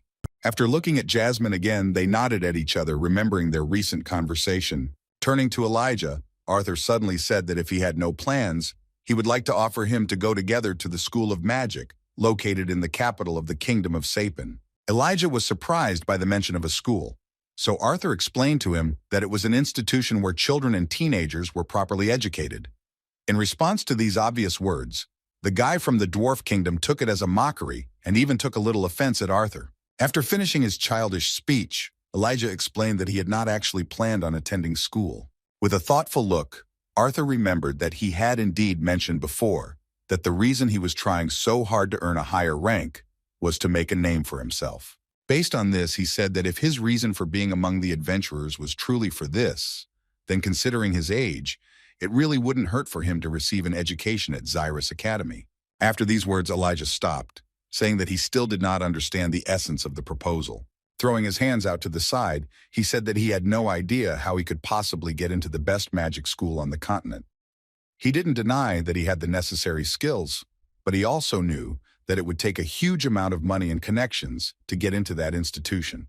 Throwing an arm over his new friend's shoulder, Arthur suggested that he just let his big brother take care of things. Continuing to press his neck with his strong hand, Arthur winked at him, telling him that he just needed to bring himself and he would deal with the rest. Holding Elijah down by force and not letting him speak, Arthur asked Jasmine if she could take him home. He wanted her to help him make sure the boy didn't run away while he took care of some personal matters.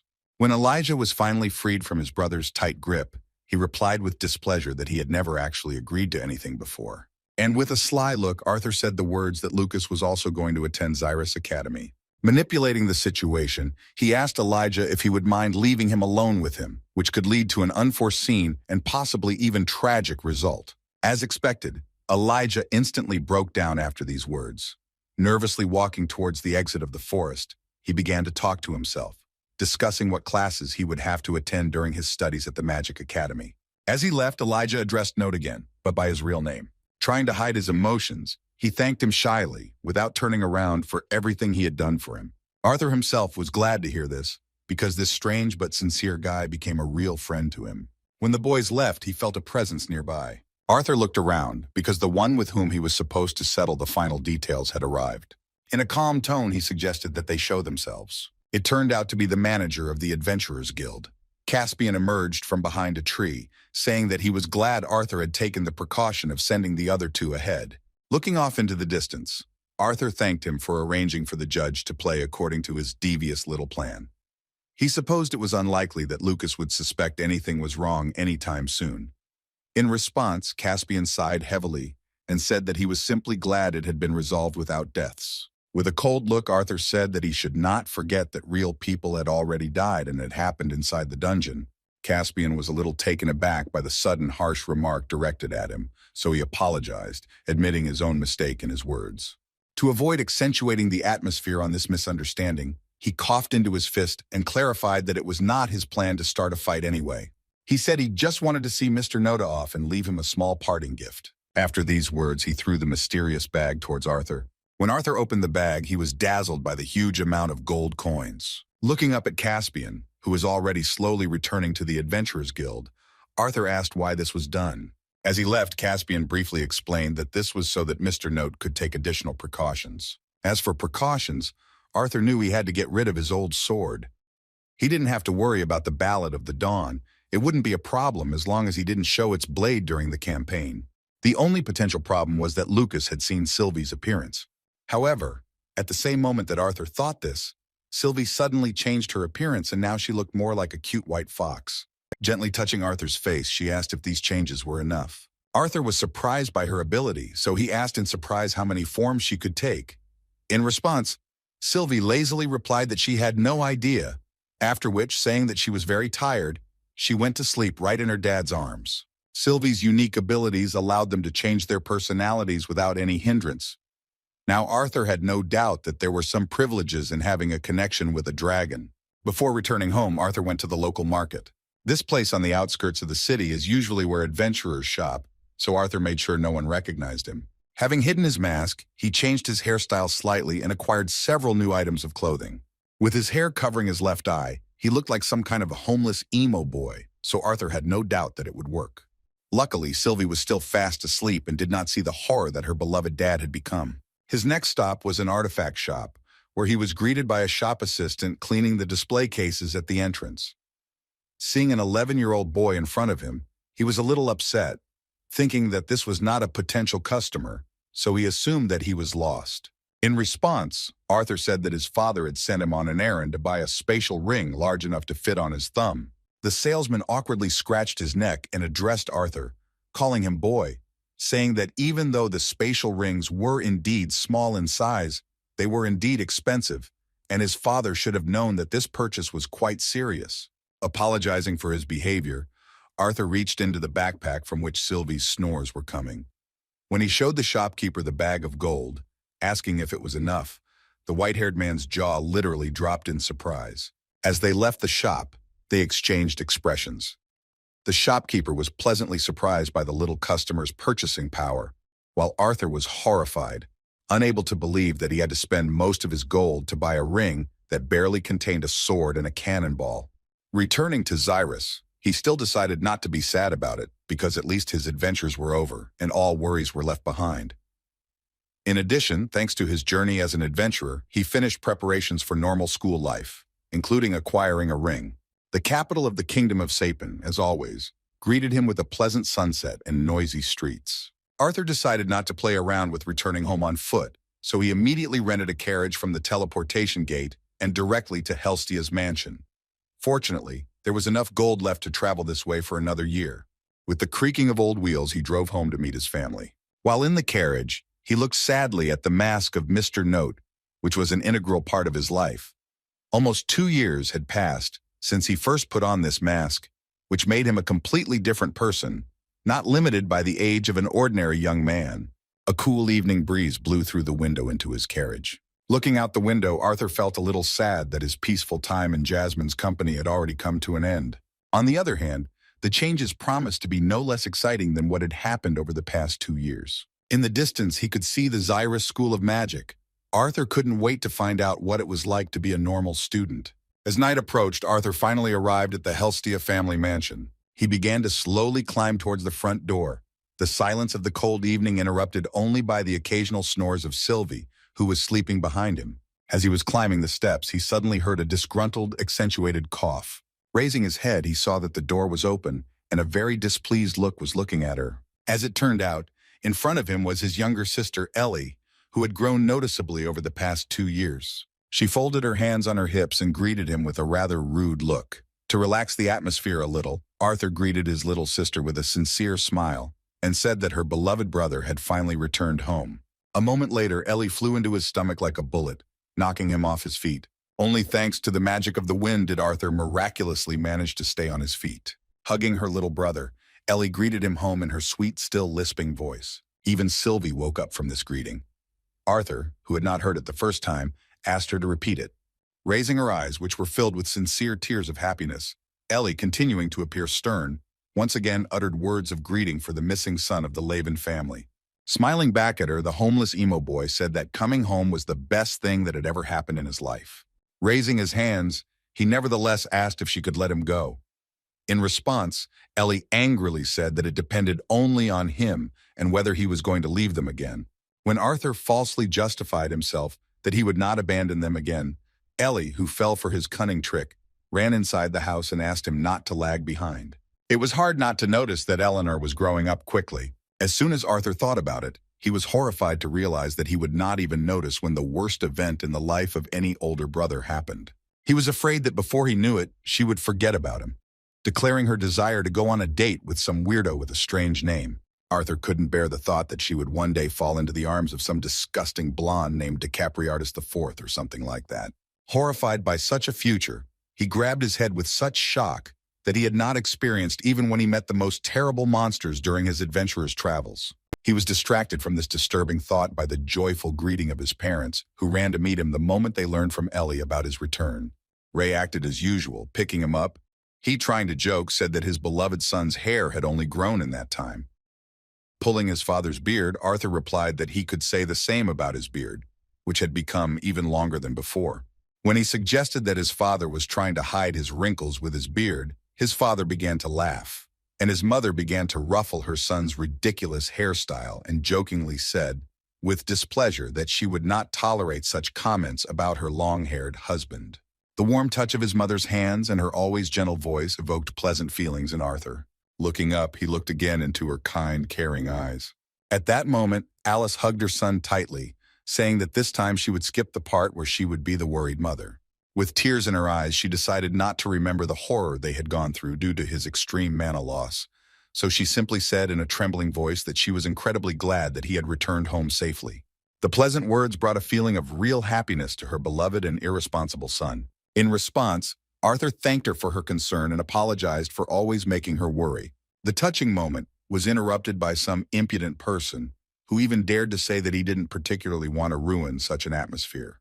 Peeking out from behind the door with Elijah, who seemed to have become like a son to him, Vincent said that they too would like to welcome Arthur back. A moment later, Tabitha suddenly appeared behind him, angrily slapping him on the back of the head with a disgruntled cry about how she had told him to be quiet so that they could spend some time together after the long-awaited moment of reunion. This funny moment did not worsen the atmosphere inside the building in the least. The Elven family, who were finally reunited, began to laugh good-naturedly at what a strict and principled woman Mrs. Tabitha was. The guys decided not to rush Arthur, and he even managed to take a shower and bathe Sylvie. Returning to the hall, he met two families in one place and a shy Elijah, who was not yet accustomed to this noisy atmosphere. When Arthur stopped and began to look around, his mother asked him what he was looking for. In response, he said that he expected to see a couple more faces here. Understanding what he was talking about, Elijah held out a small letter towards him that Jasmine had left before she left on a mission with the guys from the Twin Horns team.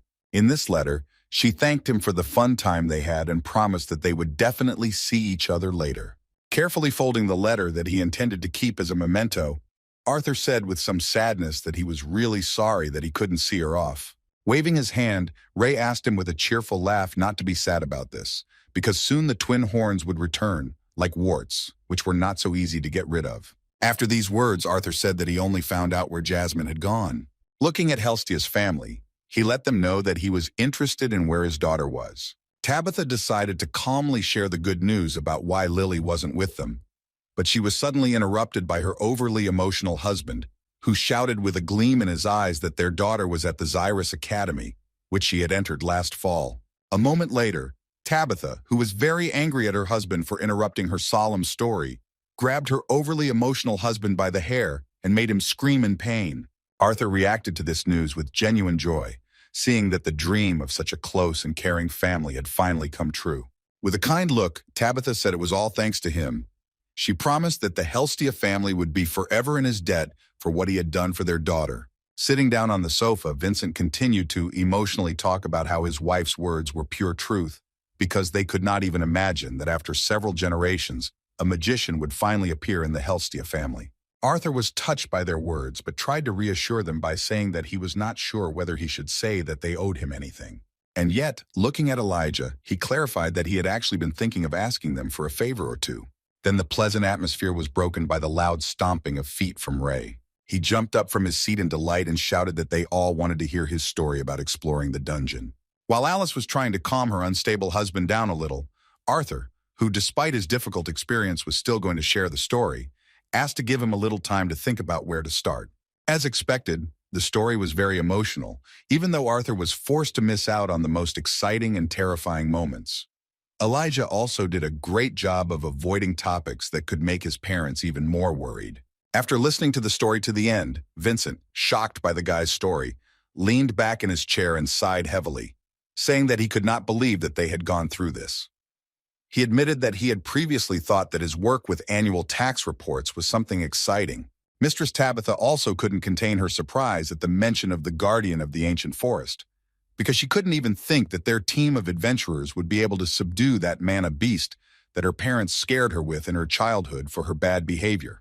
When the topic of beasts and mages' mana came up, Arthur asked his dad what stage he was in.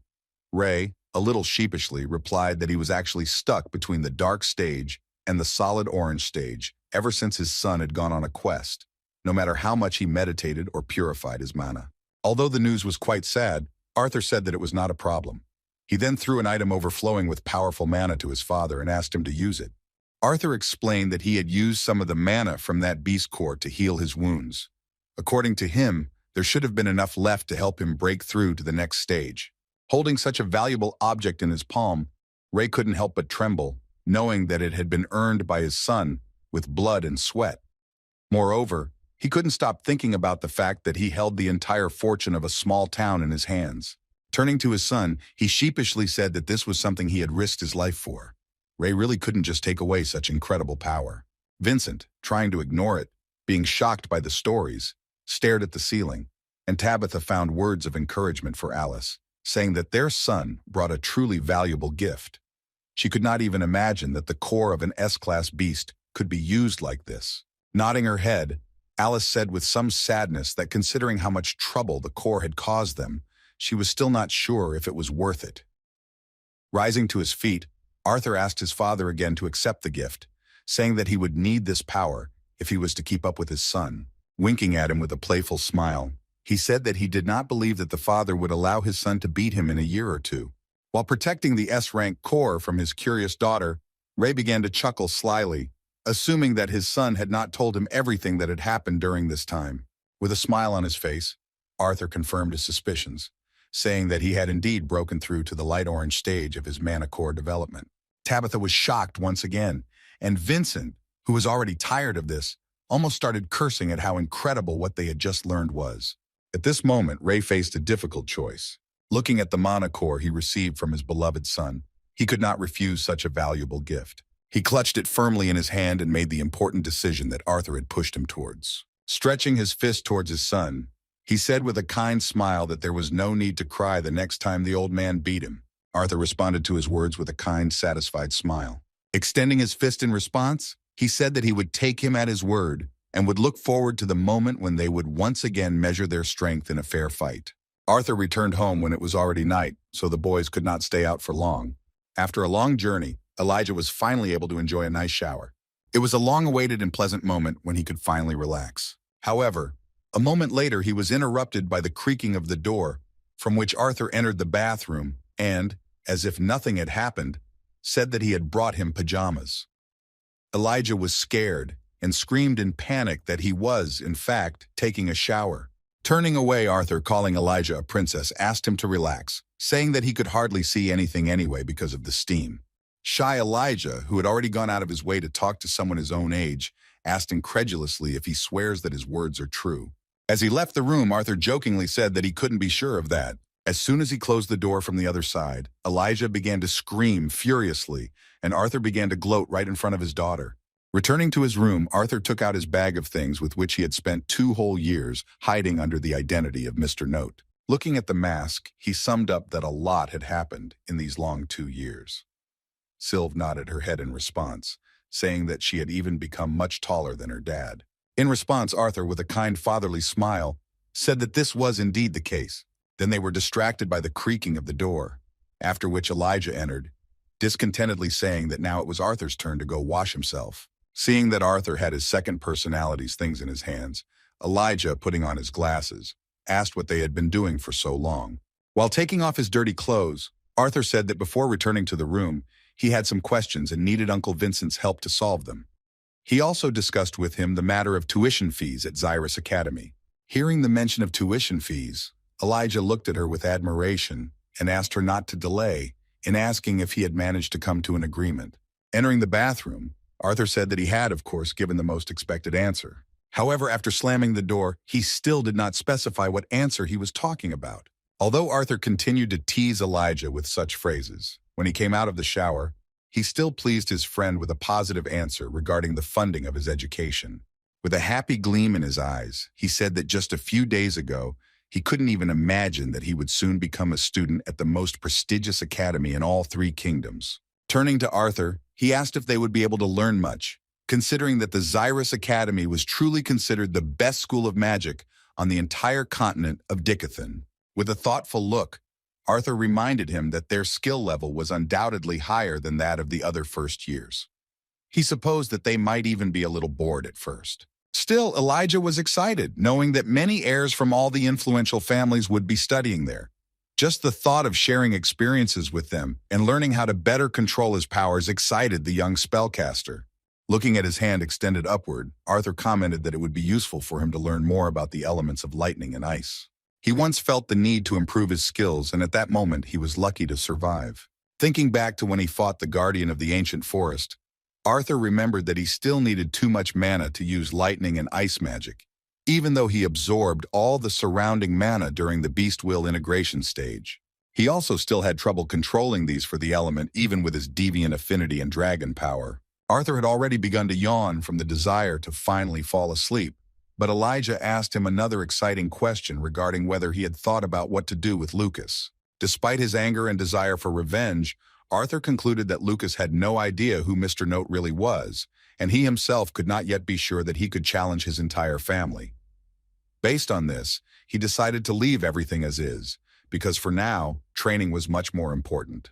With a kind smile and admiration, Elijah remembered being very surprised that he had retreated rather than using all his strength against the asshole.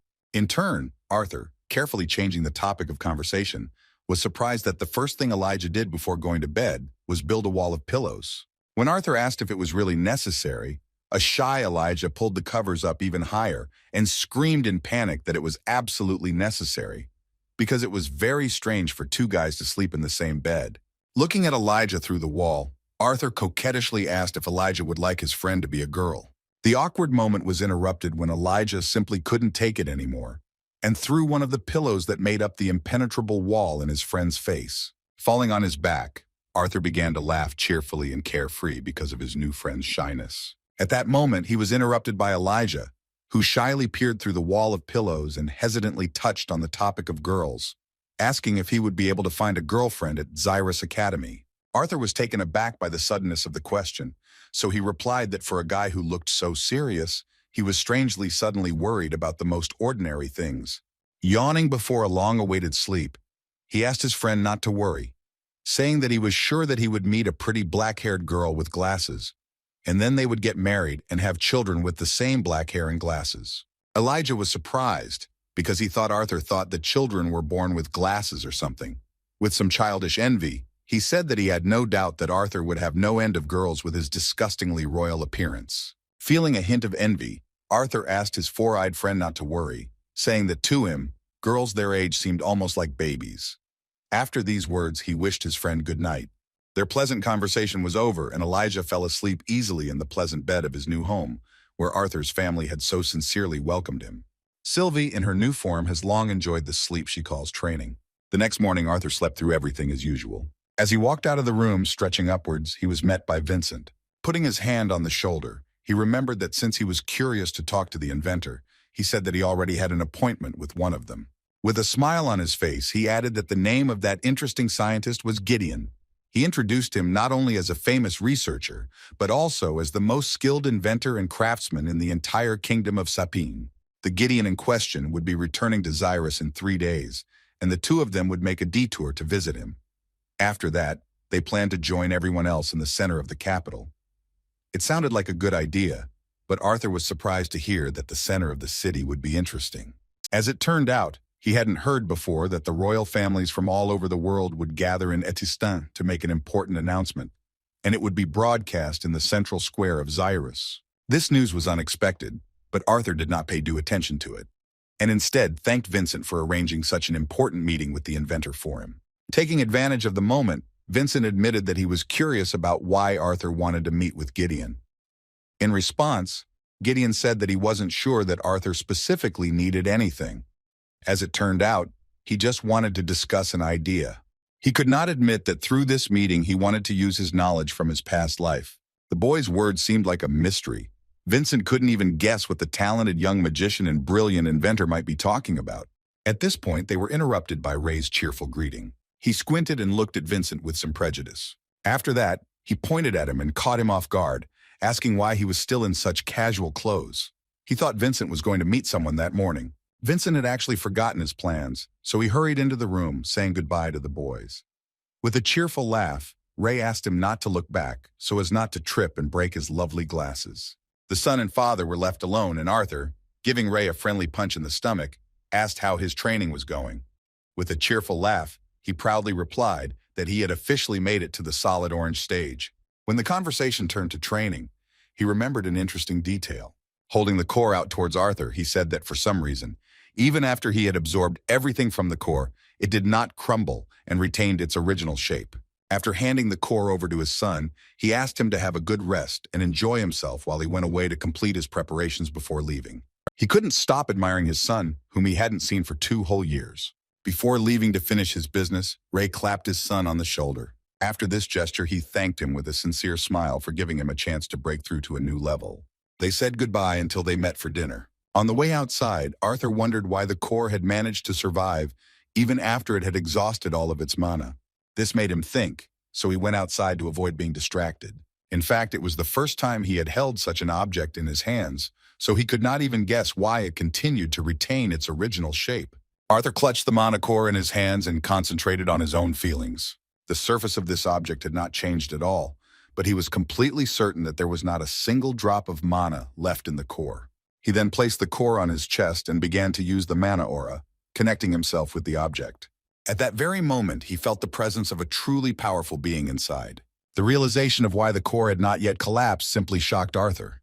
As it turned out, the will of an S-rank mana beast was preserved inside. Obtaining such an item turned out to be a great success because the will of the beast is a power desired by many, which grants its owner access to powerful and unique magic. Only those to whom a powerful mana beast willingly passed it on can possess it, as in the case of Viran. On the other hand, it is still possible to obtain such power in another, more difficult way, when the will is preserved within the core of the slain beast. With an anticipatory smile, Arthur wondered what would happen if he had 2 whole wills of the beast inside him. He didn't know if this was possible, so he decided to use the only available method to clarify the situation. Pouring a small amount of his mana into the core, he came into contact with the mana beast again. Within a moment, he felt the presence of the terrifying guardian of the ancient forest. As expected, this monster was hostile towards Arthur. While in contact with this creature, Arthur felt the approach of its power, which was going to harm him. Just as the flow of restored mana from this beast began to approach Arthur, a barrier suddenly appeared in front of him. He didn't create this barrier, but it appeared exactly at the moment when the will of the beast from the core tried to make contact. Feeling the power that Arthur possessed, the keeper of the ancient forest was horrified. The will of the dragon, the most powerful of magical creatures, protected Arthur from the S-rank mana beast. With a loud growl, Sylvie's silhouette demonstrated that this was her territory. In just a moment, the dragon's will rushed to attack the keeper of the ancient forest, who froze in horror. At the last moment before losing the will of the beast inside the core, Arthur managed to stop. Luckily, he managed to throw the cannonball to the ground, keeping the power inside. It was close. Goosebumps ran all over Arthur's body. If he had hesitated even for a second longer, the will of the guardian of the ancient forest would have been destroyed by the will of the dragon. As he picked up the core of the slain mana beast from the ground, he asked himself another question. He couldn't absorb the second will, but he couldn't understand why his father, who wasn't a beast tamer, couldn't sense the guardian of the ancient forest inside this core. A moment later, he remembered Virian's words that the elements that the beast and the mage possessed must be compatible. With a smile on his face, he decided that if this was the real reason for his father's failure, then there was no doubt who would benefit from this will. Of course, he started thinking about the princess of the Elven kingdom again. Arthur even felt a little sad, wanting to know what she was doing at this moment. The next few days flew by quickly and productively. Even with his training, Arthur tried to spend more time with his family every day and live like a normal teenager. Like any ordinary teenager, he beat up his friend from the dwarf kingdom right in front of his father. Family dinners were as fun and carefree as ever. However, this could not last long, because the time had come for his meeting with Gideon, as well as for one of the most significant events in several centuries. Like every morning, Arthur could not wake up for a long time. Opening the door to this sleepyhead's room, his caring younger sister conveyed to him the words that it was time to go downstairs and have breakfast. Expecting Arthur to simply be lying in bed, Ellie suddenly heard his sleepy ramblings. Looking at the bed, she was surprised to see the following picture, where Arthur had thrown his legs over the sleeping Elijah, and Sylvie was sleeping right on his head. Walking slowly towards the bed, Ellie spoke in a menacingly calm tone as her mother told her that they should all prepare for this announcement in the main square of the city. Her words again did not reach Arthur, so Ellie had no choice but to solve this problem in her own way. With a smile on her face, she resigned herself to the fact that words would not help here. She felt sorry to wrinkle her beautiful dress, but there was simply no other choice. With a joyful cry, she jumped onto the bed where Elijah and Arthur were sleeping peacefully and carefree with Sylvie on their faces. Arthur woke up with a yelp from the sudden pain, while Sylvie was thrown into the air by the momentum of the impact. Waking up in such an unexpected way, he said that Ellie was already too big to wake him up like that. In response, she pretended to be offended by his words, with which he called her fat. Turning his back to her, Arthur said in an offended voice that they were teaching her some strange things in this so-called school for real ladies. Patting the poor guy on the back, Ellie, without losing her status, asked him to make sure he was really ready for the trip before going down for breakfast. Together with his mother and Aunt Tabitha, they were going to go first. Waking up in a less traumatic manner, Elijah said he wouldn't be surprised if his friend's sister turned out to be as cruel as he was in the future. An old beautiful carriage with a mana beast harnessed to it took them to the center of the city. It was noisy here as always, with many people gathered here to spend time with their families and see the announcement that was the subject of so much noise. This time Arthur and Elijah went to the city with Vincent. After getting out of the carriage, the red-haired guy immediately began to complain about being hungry. This was not strange, because despite the usual excellent breakfast, he was not full, because Sylvie stole quite a lot of food from his plate. Elijah said that if he didn't mind, they could go to some establishment, but first he planned to go to the nearby shops. Hearing his plans, Arthur was surprised at how he even had money for any sudden or even planned purchases. Adjusting his glasses, Elijah boasted that unlike some, he had kept what they had earned in the dungeon. He was right, and it even hurt Arthur, but he had been forced to spend most of the fee since he had not had a dimensional ring before he began traveling. Turning to Sylvie, Arthur asked her to accompany Elijah while he was visiting the inventor Gideon. Together with Vincent, they said goodbye, and Sylvie, in her usual manner, jumped on her new companion's neck. Arriving at the workshop, Vincent knocked gently on the door. A moment later, the old front door creaked open and a gloomy man looked out, who said in a frightening voice that Master Gideon was not there. However, a moment later, he saw that his guest was the esteemed Mr. Vincent. After greeting him, the butler Himes invited them to come inside. The place seemed very gloomy, with strange barrels and huge bookcases everywhere. Despite Gideon being the great mind of the Sapen kingdom, it was a mess. When Arthur entered the next room, the first thing he encountered was a terrible stench. When Arthur asked what was stinking, Himes said it would be easier to answer the question of what exactly wasn't stinking. Indeed, the entire room was filled with all sorts of garbage, and among it, one could even find all sorts of strange liquids on the floor. A moment later, they witnessed a madman in a terribly dirty robe, and with large bags under his eyes, break through the mountain of garbage, and shout at Himes that he asked him not to allow anyone to enter inside. Seeing Vincent in front of him, the mad scientist immediately calmed down and said tediously that he had come to bother him again. In response, Vincent said with some kind of condemnation that the scientist was behaving as if he had not been warned in advance. Continuing to throw trash around the room, Gideon justified himself with dissatisfaction, saying that lately he was simply tired of people, because over the past year, about a dozen messengers from royal families had come to him. It seemed like a dozen people weren't a big problem, but, as it turned out, they were chasing him and trying to force him to invent a way to travel across the ocean. Hearing this, The curious Arthur's ear twitched with interest, and he slyly asked why they needed to travel across the ocean. When Gideon brazenly replied that it was none of his business, Vincent asked him not to take his words to heart. After this question, the mad scientist finally noticed the small bug standing next to Vincent, so he couldn't help but ask what he was doing there. After these words, Arthur bowed respectfully and said that it was an honor to meet the great mind of the kingdom of Sapen. He explained that Uncle Vincent had told him a lot about his amazing works and inventions. Even though Arthur had introduced himself quite pleasantly, Gideon continued his disrespectful remarks by saying that Vincent was mistaken if he thought he was going to take some incompetent person as his apprentice. Looking at the young man, Vincent answered uncertainly that in fact he himself would like to know for what purpose Arthur wanted to meet him so much. Taking advantage of the moment of peak interest on both sides, Arthur said that he had actually come to make an offer to the one with the sharpest mind in his head. Remembering that Gideon was looking for a suitable way to travel across the ocean, Arthur decided to demonstrate his usefulness in practice and noticed the sheets for the drawing. Gideon, who was extremely arrogant due to his status and the lack of any competition, mockingly asked to repeat these ridiculous words about help. Understanding the scientist's displeasure, Arthur grabbed the drawing sheet, saying that it would be much easier to show in practice than to explain. After these words, Vincent and Gideon saw a strange sight, because the 11-year-old boy standing in front of them began to draw something on a piece of paper with great intensity, as if he immediately realized that he could help them travel across the ocean. A disgruntled Gideon, who began to walk towards Arthur, said that he did not know what kind of scribbles the child decided to draw, but he did not have time for such nonsense. Looking at the drawing that the young man had prepared with a sly smile on his face, Gideon, who had not yet had time to comprehend what he had seen, said that this was not a problem that a young man who had not even grown hair yet, you know where, could handle. In just a moment, his permanently half-closed eyes opened to their full potential, despite the terribly dark bags under his eyes. Realizing the genius of the drawing made in an instant, Gideon was so shocked that he could not hold back his cry of surprise.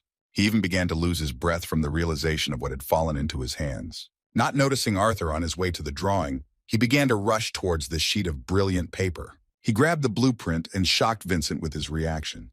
He shouted that he had known all along that he needed an engine powered not by mana, but by steam, which was produced by burning certain materials. After shouting that he should have thought of this much earlier, his joy was suddenly interrupted when he noticed that something was missing from the drawing.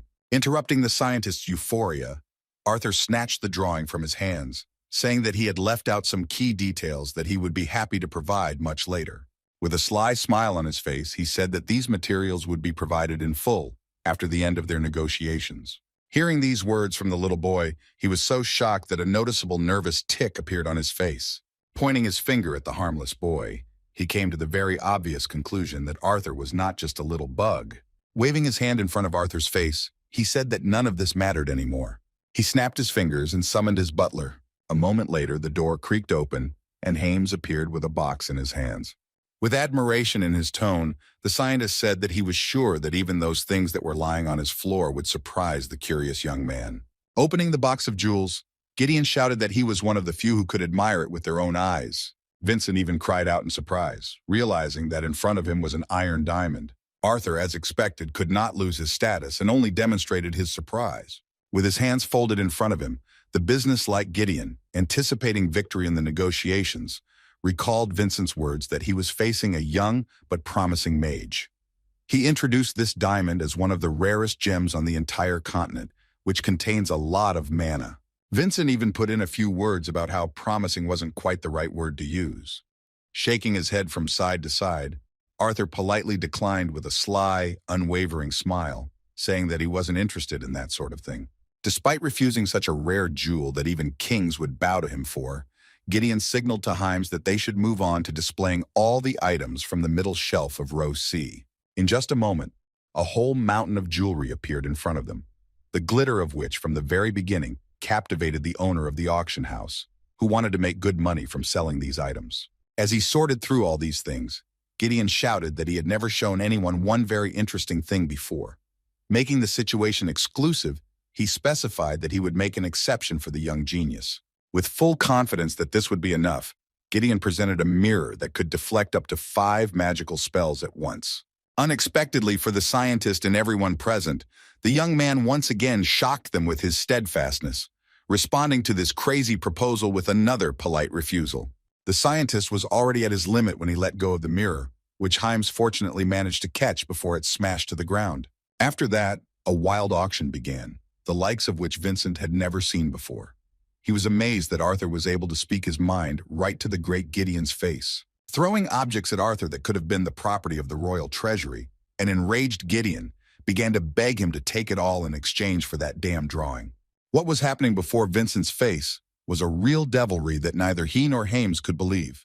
With his hands on Arthur's shoulders, Gideon found himself in a position where, addressing his protege, he shouted that he should bring him the pendants immediately. Upon hearing this, Himes was shocked. He tried to influence his master's decision, saying that the artifact was made of the rarest material for a special family. In response, a nervous Gideon loudly said that he knew this, but insisted on his decision. It was not within Himes' competence to resist the master's decision, so he silently left to get the desired item, while Vincent and Arthur looked around, not understanding what kind of pendants could cause them such tension. Arthur was not going to change his mind until the very end, but he was not going to refuse in advance and still waited until the butler brought the artifact that made the boys noticeably nervous. Opening the boxes, Himes held out to Arthur pendants of incredible sophistication, which were so alluring in their appearance and radiated some mysterious animal energy. They were in the shape of a bird, which prompted Arthur to guess their origin. Vincent was the most shocked by what he saw, and Gideon, heating up the interest, let it be known that the best designers worked on their appearance so that the pendants would match the status of the royal family for which they were made. This pendant dispersed interesting animal mana, and Arthur clearly felt it on his palm. Looking closely, he said that they were definitely made from the serpent of rebirth. In response to his words, Gideon acknowledged this as true with a satisfied smile. After which, with an astonished look, he nervously asked how he had even found out about this. When the conversation turned to the snake of rebirth, Vincent adjusted his glasses and asked what kind of magical beast it was. Leaning on his butler's shoulder, Gideon, trying to add value to the pendants, explained that the rebirth snakes were a race of S-class mana beasts, as rare as dragons. According to him, they were quite famous for their unique, one-of-a-kind ability. In response, Arthur suggested that they were able to somehow preserve this ability by placing their cores inside these pendants. Gideon, snapping his fingers, confirmed his words. Just like the rebirth serpent, in times of danger, a protective shell will be created around the owner of this small artifact. This supposed defensive ability was only a small part of what the owner of this amazing pendant could boast of, because if the shell was destroyed, the mana stored inside the pendant would be released and transport the owner to the safest place known to this person. Pointing his finger at the amazing artifacts, Gideon concluded that this indicated that all the benefits of the rebirth serpent's abilities were preserved within the pendants, ensuring the safety of their owner. Arthur tried to keep his cool in the presence of the scientist, so as not to show that he was really interested. In response, he modestly asked how many times the ability of this pendant could be used. After thinking for a moment, Gideon answered that it was indeed a difficult question. As it turned out, he had already ruined 5 Phoenix cores, which were already more expensive than any other S-class core. Still, thanks to his research, he could guess that they could be used at least twice. The offer to exchange the steamboat blueprint for these artifacts was tempting, since Arthur could thus guarantee the safety of his mother and Ellie. On the other hand, he wondered if they were really made for the royal family, since in that case, it could be a problem. Clutching his head and sighing heavily, Gideon confirmed his words, saying that it was the royal family who donated these rare cores to him. After that, he looked at the amazing young man and said that it didn't matter now, because what was more interesting was how such a young guy could come up with such an incredible idea, and why he decided to make it public only now. Looking closely at Arthur, he asked suspiciously what he was trying to achieve by showing him such a masterpiece, not wanting to give it to a good cause. In response, Arthur said with an innocent face that he just wanted his sister to get a nice birthday present from him. Hearing his words, Vincent and Gideon felt uneasy, thinking that he was definitely lying, because the plans for an ingenious steamship are not made so easily. Continuing to twist the sheet of paper with the drawing of his creation in his hands, the red-haired trickster reminded that he was not going to reveal anything until he received an answer to the question about what purpose such a type of water transport was needed to achieve. As expected, the question put the scholar in an awkward position, since he could not reveal the kingdom's plans. Trying not to show that it was really an important thing, he replied that the curious youth would learn everything during the royal family's announcement today. Despite his attempt to end the conversation, Arthur persisted and replied that he had no doubt that a person as distinguished as Gideon would be able to provide much more information than the highly filtered speech intended for the public. Having no other choice, the scientist resigned himself to the situation and gently asked if the young man would give up the pendants if he heard everything he knew about it. Seeing that he was trying to get at least some advantage in a hopeless situation, the cunning Arthur replied that there was no point in expecting any concessions because he was not as good as one might think at first glance. The situation, which could not be worsened in any way, was not looking good. So Gideon tried again to improve his situation by offering a deal with only one pendant of the rebirth serpent. With a falsely kind and cunning smile, Arthur made it clear that he was not happy with the change in the terms of their agreement. Seeing the indecision of the other side of the negotiations, Arthur made the old man tremble with tension at the moment when he brought a small flame to the drawing of a steam vessel. Trying to somehow soften the situation, Vincent turned to the extremely nervous scientist and said that he could not know exactly what was going on in the extraordinary head of the young man. But one could be sure that Arthur could be trusted, and he would definitely keep his word. Gideon screamed, tearing his hair out of his head, that in that case, he would forget about asking the royal family and provide those pendants. He had to take such great risks in order to create the ship that was so needed. Gritting his teeth nervously, he continued his speech and began to tell why they needed this type of transport. As it turns out, last year they found evidence and are now absolutely certain that there is another continent besides Decathan. When he started talking about the new continent, even Arthur was surprised by his words. As usual, adjusting his glasses, Vincent modestly confirmed his words, because thanks to his connections, he already knew that similar rumors had been circulating among the kingdom's elite for a long time. Looking at his uncle, the surprised young man asked how he knew about this. The tension had affected Vincent as well, but he couldn't hide it from Arthur, so he wiped the sweat from his forehead and replied that one of the royal family's subordinates had let it slip. The subordinate wasn't sure of the veracity of the information and made him promise to keep quiet about it. However, now, having heard about it from Gideon's lips, he no longer doubted that the rumors about the previously unknown continent were the pure truth. Arthur wanted to know how they could be sure that there really was another continent. By suggesting that they had some kind of evidence, Arthur had hurt Gideon's feelings greatly, because in response, Gideon shouted that it was not even worth asking about it, because he was not some crazy scientist who would make such a statement without strong arguments in the form of evidence. Having scattered scientific garbage to the sides, the nervous scientist decided to sit down to tell about this alarming news. As it turned out, a few years ago they came into possession of an artifact that was attached to a mana beast that resembled a bird, the likes of which no one had ever seen on Decathan before. Even bird researchers could not explain its origin, because it was able to almost completely blend into its surroundings. Shocked by this statement, Vincent couldn't comprehend that there was a mana beast that could fly and blend into its surroundings. He was extremely curious as to how they managed to catch this rare creature.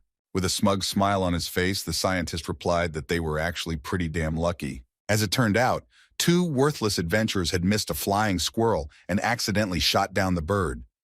The worst part of the situation was that the bird had such a complex artifact attached to it that he had only figured out what it was for last year.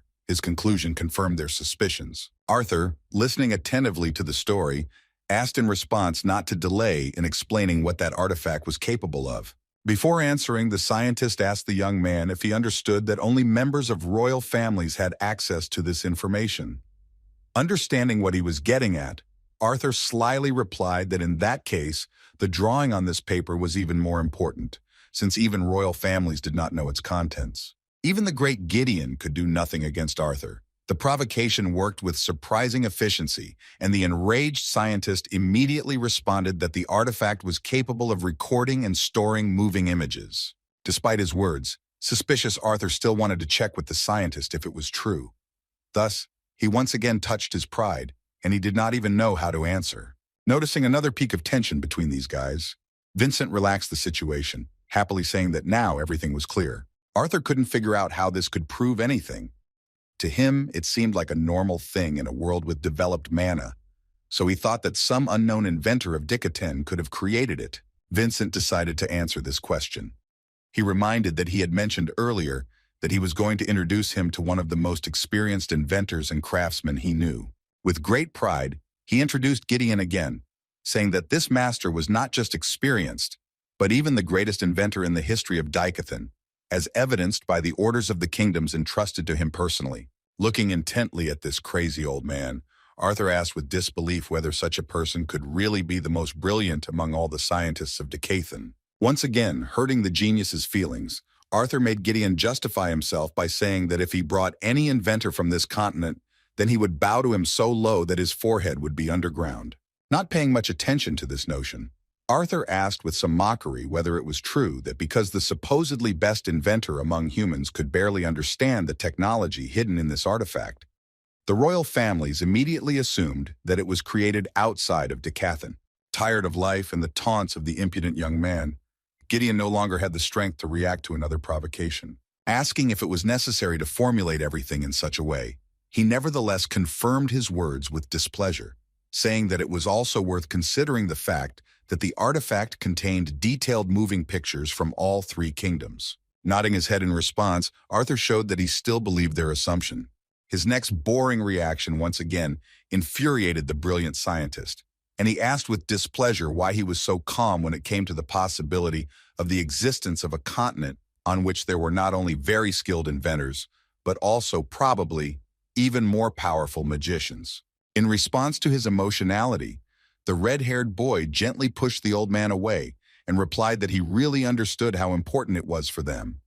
On the other hand, he wanted them not to make assumptions related to their lack of confidence in their own abilities.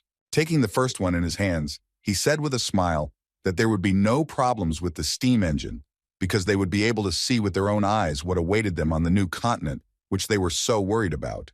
The deal was successfully concluded, and Arthur, who got even more than he wanted, ended the visit satisfied with the result.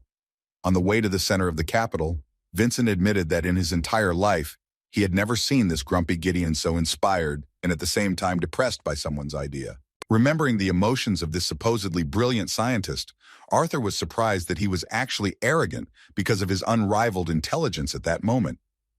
When he explained that the steam engine would need special materials, he nervously asked to finish the drawing. Speaking about what the dialogue was like outside of Arthur's presence, Vincent mentioned that Gideon called his idea brilliant.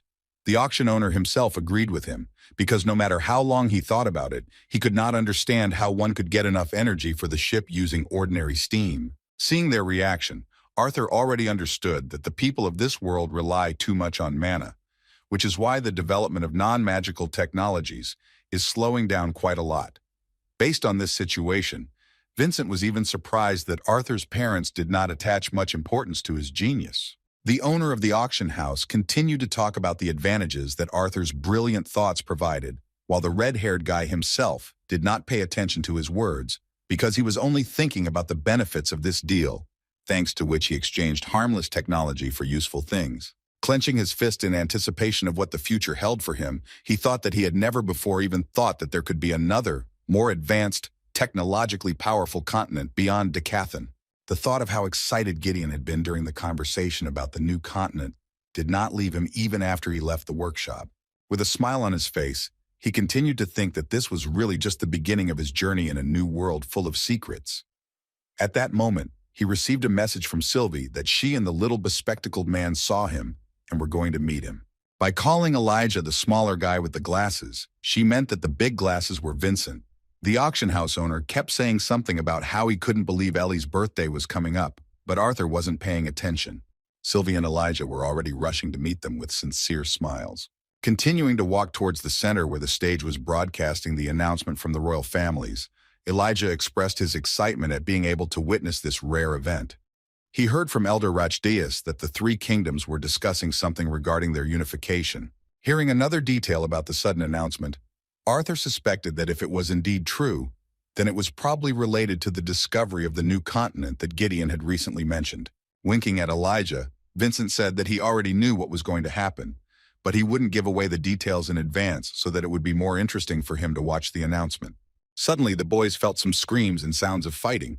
Looking across the street, Elijah was horrified by what he saw. The students of Zyrus Academy were laughing at some first-year student, beating him up right on the street. The guy couldn't handle them on his own. He fell to the ground and clutched his stomach, begging them not to beat him in a trembling voice through the pain, saying that he had done nothing wrong. Despite his pleas, the cocky, red-haired senior boy fixed his hair and said that it was enough for him that dwarves like him could now attend the academy. According to him, he had broken the school rules the moment he started defending himself with mana. The use of magic outside of school was forbidden, causing these bullies to accuse him of having the audacity to release mana to defend himself from their iron pipes. Swinging his arm high again before striking, the red-haired bastard yelled at the poor guy to stop using magic and get what he deserved. Within moments, Elijah had interrupted his attack, throwing him aside with the full weight of his body, screaming that it was enough. Throwing the attacker aside, he caused him real anger. Ignoring the bullies, Elijah tried to help the dwarf, who could hardly breathe due to a sharp pain in his stomach. The red-haired man was furious, he said in an angry tone that he couldn't believe that some first-year student dared to interfere with him. Picking up the beaten dwarf, Elijah asked in confusion how he dared to do such a thing to the younger students of the academy. Despite his adequate behavior, he was unable to convey his words to the impudent red-haired bully, who responded by slapping him in the face, causing Elijah's glasses to fly off. After such impudence, the arrogant, impudent fellow with a nasty look asked Elijah how he dared to interfere in this situation and interrupt his fun. Vincent, who was watching this horrible spectacle from the side, could not come to terms with what was happening. With difficulty restraining Sylvie from doing something stupid, he said that he would call the guards before things took a bad turn. As he started to walk towards the nearest guard, Arthur grabbed his arm. Vincent stopped and looked at him with confusion, saying that they couldn't just let hooligans do such chaos in the middle of the day on the main street. Looking at Arthur, he realized that he was serious, which made him feel terrified. Now he understood that his opinion no longer had any influence on this young man. Meanwhile, the bullies were about to continue their fun, this time beating up 2 students from the Gnome Kingdom at the same time. Elijah indeed was, but he tried to contain his anger, knowing that if he used magic in that case, then Arthur and Mr. Helsty would be in big trouble because of him. While he was trying to maintain his composure, one of the hooligans noticed a peculiarity in his shape. It was only at this point that they realized that it had the symbol of the kingdom of Darv on it, just like the poor guy they had beaten up earlier. Noticing this, the thugs were surprised, realizing that the turn of events was even more interesting than they expected. Grabbing Elijah by the hair, the red-haired scoundrel, who was most likely the offspring of some noble family, arrogantly asked the dwarf if he also wanted to roll on the ground with his dirty-blooded brother. Although Elijah could easily get out of this situation, he did not use his magic. Pulling the gnome towards himself, the bully swung the metal pipe and shouted at him to grit his teeth. He expressed his intentions as wanting to make sure they got into adjacent beds in the hospital. A moment later, they heard a loud crunching sound, and the red-haired man looked away to see what had happened. Arthur started walking towards them, and the sound they heard was due to him breaking his cane to make something similar to their metal pipes that they dared to beat the younger students of the academy with. Looking in his direction, the arrogant red-haired bastard called Arthur a redneck and furiously asked him to leave if he didn't want to join the beaten kneeling ones. The green-haired bully standing next to him said with a sly smile that he wouldn't mind playing with him. After listening to their speech to the end, Arthur, filled with anger, replied with a suppressive look that if they called beating students games, then they should try their luck against him too. Meanwhile, a royal carriage pulled by a mana beast passed nearby. Inside was the prince of the human kingdom. Addressing their guard, he expressed his displeasure. Turning to the guard, he said that he could still understand the reluctance to attend the speech of his father and mother in Etistan, but with a lack of understanding regarding the need to maintain complete confidentiality. He said that there was not a single royal soldier with them. In response, their personal security guard explained that given how well an event of this magnitude was guarded, one would be more than enough. In addition, he believed that confidentiality was necessary for the comfortable stay of their highnesses. It wasn't just about the heir to the throne, Curtis, but also about Princess Caitlin, who had made it clear from the start that she didn't want to attract any attention. Looking at her, the guys noticed that she was not in the mood to be in such a place. Adjusting her luxurious black hair, she corrected their guard, clarifying that she had made it abundantly clear that she did not wish to come here. Despite that, she was still here. Curtis sighed heavily and decided to spur her on, telling her that it was a miracle to him that she had lived so long as a member of the royal family. Winking slyly at her, he smugly noted that she should be grateful that she had such a cool brother, because otherwise she would have locked herself in the library for the whole day as usual. In response, the resourceful princess put him in his place and even made the guard laugh by saying that it was the smug Curtis who made her go with him only because his ladylove changed her mind at the last minute. In an attempt to somehow improve his position in this discussion, where he was noticeably losing to his sister, he noted that in order for her to agree, he had to make a sacrifice and leave the grower at home, despite the fact that he had previously planned to appear with him during the announcement. Upon hearing this, His Highness's personal guard was surprised, saying that the prince's mana beast was no smaller than this carriage, and that would make his plan difficult. In addition, he thought that it was not safe, since no one had properly trained it yet. Trying to get his sister's support as an argument, the excited prince said that the grounder had become more obedient. Despite his words, Kate didn't pay any attention to him at all, because looking out the window, she saw a guy she knew, whom her uncle was trying to stop from doing something stupid. It was Arthur, and as soon as the princess saw him again, her heart sank. Nervous Vincent couldn't find a place for himself, because he couldn't influence the decision of the wild boy in any way. He had never seen Arthur so angry before, and he knew that there was nothing he could do to stop him at the moment when his emotions had completely consumed his mind. Realizing that if things continued like this, those insolent students might even die, Vincent desperately rushed forward and tried to block Arthur's path with his outstretched hand. After shouting at the hooligans that they should leave as quickly as possible before anyone got seriously hurt, he looked back at Arthur, who was consumed with anger, and said in an agitated voice that they were just kids who had started fooling around outside of their parents' sight. Although Vincent tried to save the bullies from the real monster, begging him to turn a blind eye and make sure Elijah was okay, the students of the academy did not understand. The impudent thugs began to mock the owner of the auction house, saying that the old man was trying to protect his son from them. Hearing some of their words, Vincent became seriously furious, because those ungrateful children did not even understand that he was desperately trying with all his might to protect them from serious punishment for their vile actions. Arthur, addressing his uncle in a stern but feignedly gentle tone, caught him off guard.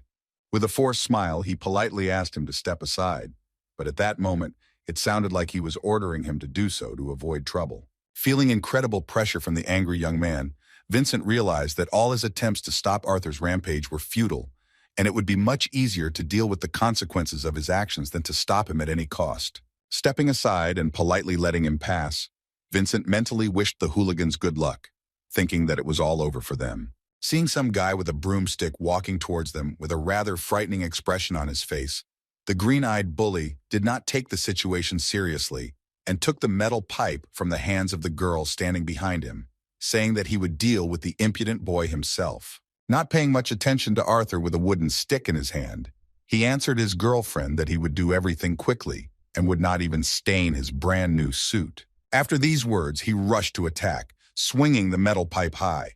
Shouting that one blow would be enough for such a weakling, he tried to strike, not understanding what kind of fight he got into. As expected, his metal pipe never caught Arthur, and the attacker himself was instantly hit in the face and sent flying to the side. It seemed that Arthur did not even raise his hand to put it on his opponent's back. The whole gang of hooligans began to take him seriously, and the red-haired girl was even horrified that one of the guys she considered the strongest missed a blow so easily.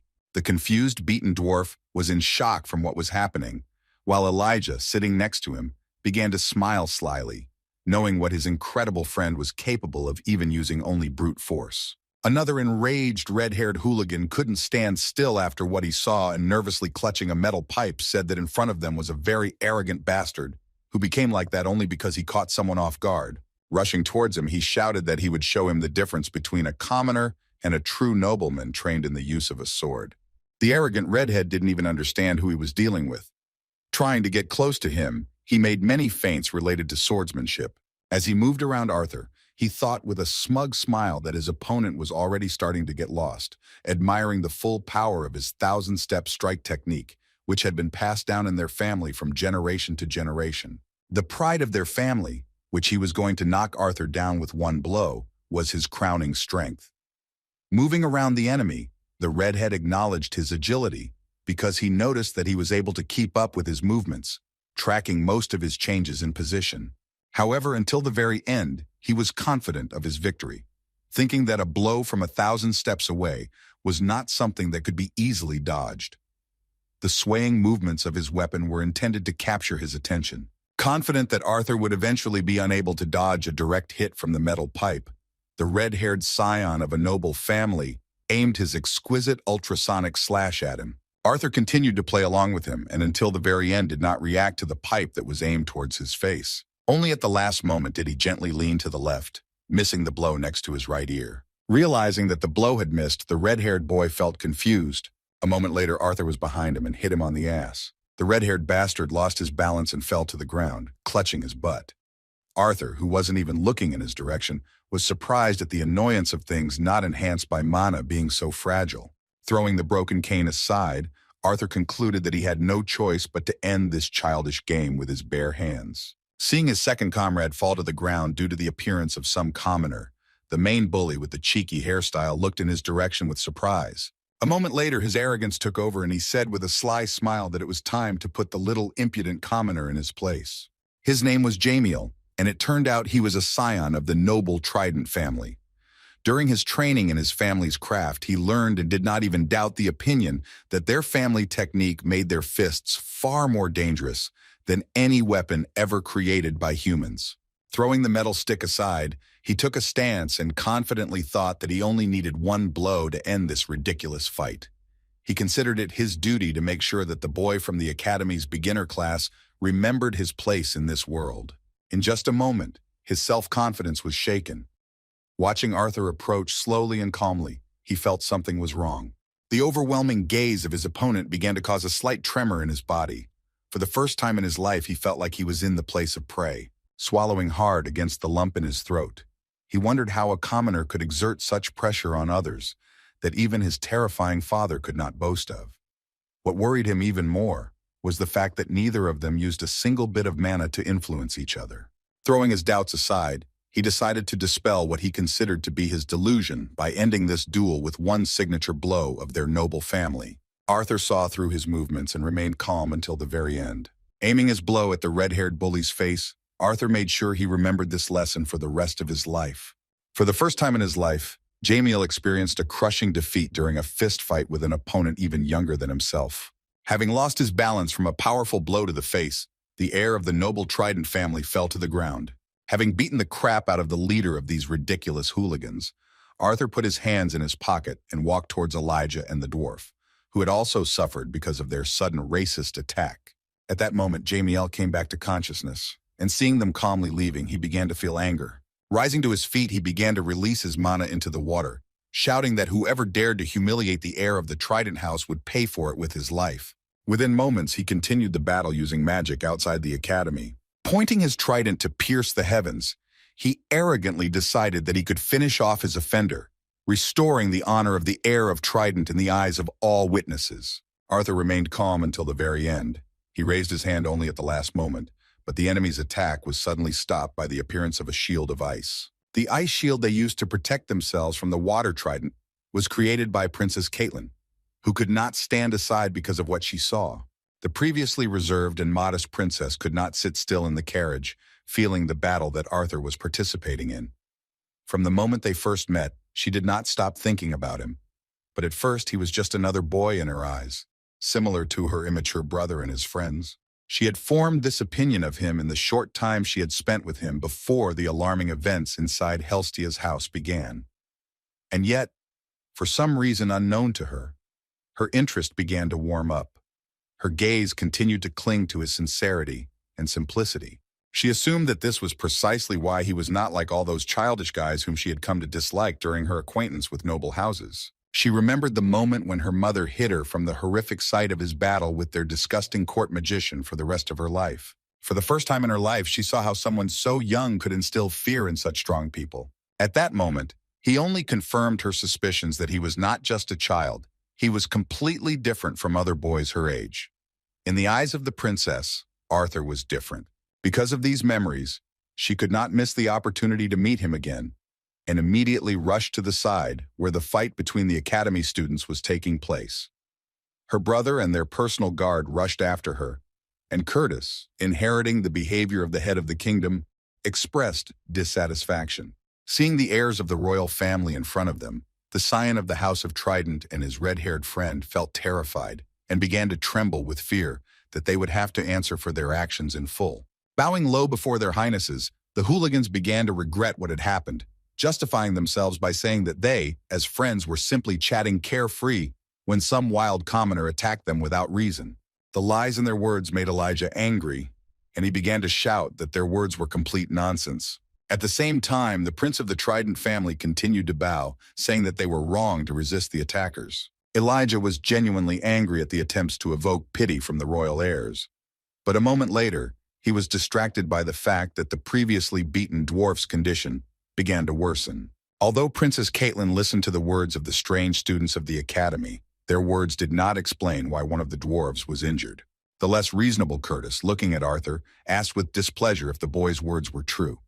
His intervention in the situation with an attempt to act like a proud heir to the throne caused displeasure in Kate, because her stupid brother, as usual, blindly believed everything he heard.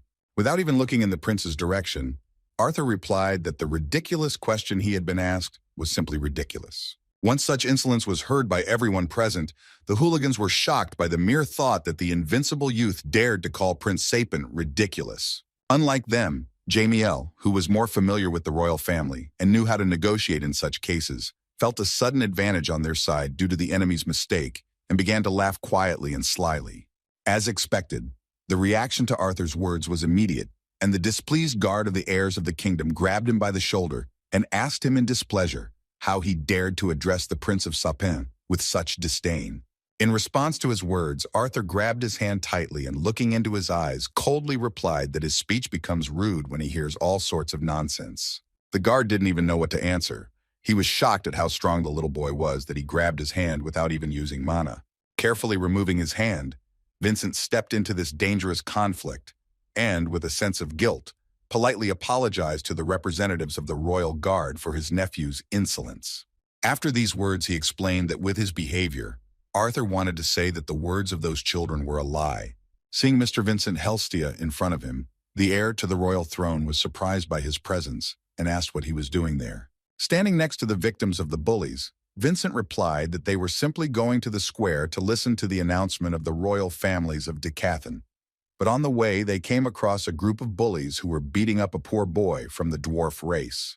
Within a moment, the poor beaten man, who was suffering from stomach pain, fell to his knees and began coughing up blood. Seeing this, Prince Curtis looked angrily at the hooligans and asked with displeasure how they dared to lie to his face. At that moment, the leader of that ridiculous gang of academy hooligans stood up and introduced himself to His Highness as the first son of the Trident family. Hearing that this guy was indeed from a noble family, and also from a very influential family, Curtis thought that the situation was becoming more and more complicated, even despite the attackers being wrong. He believed that it was safe to say that right before their eyes, he had used magic that was potentially dangerous or even lethal to life. On the other hand, he also took into account that the Tridents, along with the Zyrus Academy, were the main sponsors of their family. Looking at this bastard, he was forced to take into account that they did not know how House Trident would react if they learned that something had happened to their heir, and even more so if rumors began to circulate that he was accused of attacking the defenseless. The prince's reasoning was obvious, and Jamil himself understood perfectly well that he, due to his origin, was still in a winning position. With a sly smile, he thought that everything was allowed to him, and what had happened would probably go unpunished without consequences. Princess Caitlin, who was more reasonable and adequate compared to her brother, decided to voice the accusation against Jamil for using magic in a public place. But at that moment, Curtis interrupted her. Trying to somehow smooth over the situation, he took on a leading role in the conflict trial and said that no one was seriously hurt, and therefore one could turn a blind eye to what was happening. Jamiel, who stood before them with his head down, was already mentally rejoicing at his seemingly unconditional victory. Considering how much gold his father had invested in this kingdom, he had no doubt that even the royal family would condemn him for what he had done. Thinking that everything was coming to an end and he would be able to return home, starting to think about a plan of revenge on his offender, Jamiel suddenly heard Arthur's voice. As it turned out, his offender had taken a two-way communication scroll from his uncle, but it was not yet clear what he had in mind. The Trident boy remained calm, thinking he could get away with it. However, when Arthur began his relationship with Cynthia Goodsky, he began to wonder about what was happening. Even so, he doubted that the kid had made the right decision. He thought that Arthur was nothing but a fool for daring to deal with the headmaster of Zyrus Academy in person, despite being some commoner. Without looking at the scroll, Mistress Cynthia established a connection, and thinking that she was dealing with Vincent, first of all said that he knew without her that she did not like such sudden appeals. Just a moment after Arthur introduced himself, a sincere smile appeared on her face, and changing her tone to a more gentle one, she joyfully said that she was very glad to hear from him after such a long time without personal meetings. Looking at the bullies, Arthur calmly said that he needed her to expel a boy named Jamiel Trident and his group of friends from the academy for their racist taunts, beating up a dwarf and using lethal magic in the city. After his self-confident speech, even Jamiel felt a slight tremor throughout his body. In response to his words, Director Goodsky began to get nervous, especially noticing that he was talking about the heir of the noble Trident family. When she started to say that it was unlikely, Jamiel stopped hiding his smug, insolent smile. He believed that even if the commoner had some connection with the director, it was impossible for her to take his side, given the influence their family had throughout the continent. Realizing that Goodsky was not taking his request seriously, Arthur responded in a more serious tone that in that case he would reconsider his decision to enroll in their academy. As soon as such a threat was made to the director, she immediately said that everything would be done. A moment later, the group of hooligans who had attacked the poor fellow heard her say that from that moment on, they were expelled from the academy. Such an influence on Mrs. Goodsky shocked the representatives of the royal family no less than the hooligans themselves, and Vincent began to smile slyly and smugly. After this situation ended, the impudent children from noble families had no choice but to accept what had happened and tremble at the thought of what would happen when their parents found out about what had happened. The Trident family member who had the communication scroll, beaten with one precise blow from Arthur, received a call from his angry mother a few minutes after his expulsion, who began yelling at him about the situation and demanding an explanation. Due to the condition of the gnome, who was brutally beaten by hooligans, an ambulance was called for him. The heir to the royal throne, addressing Arthur, asked him to apologize for the earlier misunderstanding. As a prince, he stated that he was obliged to be impartial and not to unconditionally believe the first words he heard.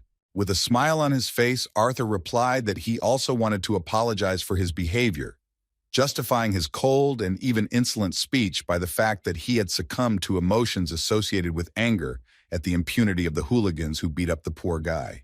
Curtis shook his head and said that he had every right to do so. He said that he was even glad that despite their status as hooligans, they would no longer have the right to study at Zyrus Academy, among those who were truly worthy of standing up for all of Decathlon.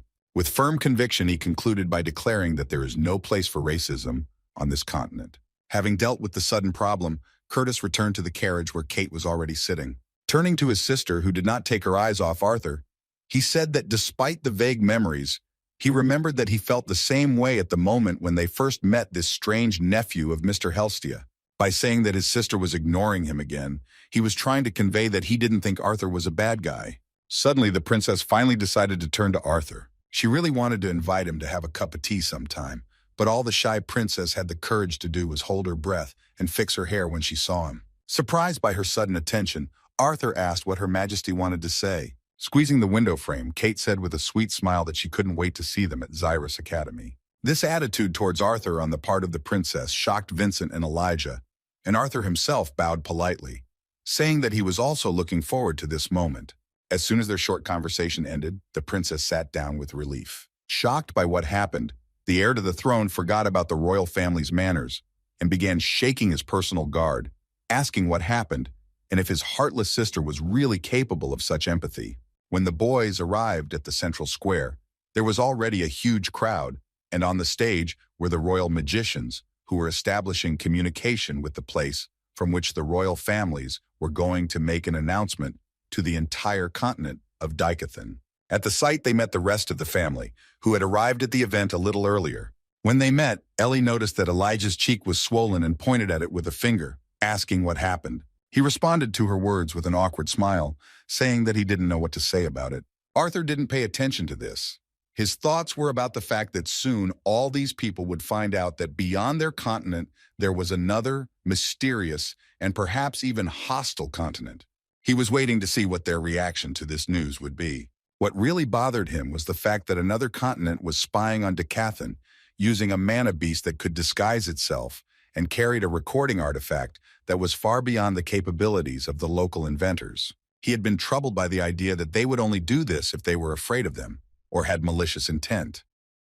Now he wondered if he had done the right thing by increasing the likelihood that Decathlon would reach the new continent. On the other hand, there was a chance that it was for the best, because if they were truly hostile, they would have the opportunity to be prepared, or even to strike preemptively. His anxious thoughts were suddenly interrupted by his mother's words. She was worried that he seemed even more absent-minded than usual, but Arthur assured her that everything was fine. With a kind smile on her face, she replied that she would pretend that he was occupied with the thoughts of an ordinary 12-year-old boy. As she smoothed his hair, she said in a gentle tone that she just wanted him to know that his mother would worry all the time, but would never stop him from doing what he wanted to do. Unfortunately, despite the sincerity of her words, he couldn't promise her that she would never have to worry about him. He couldn't lie to her face, so with the sweet look of a loving son, he simply thanked her for her concern. Meanwhile, the broadcast was approaching its start, and everyone present was delighted with the thought that some historical event related to life on the continent of Decathlon was about to take place. Suddenly, everyone present was distracted from their conversations by noise from the stage. Using orbs filled with mana, the royal mages began to set up a broadcast.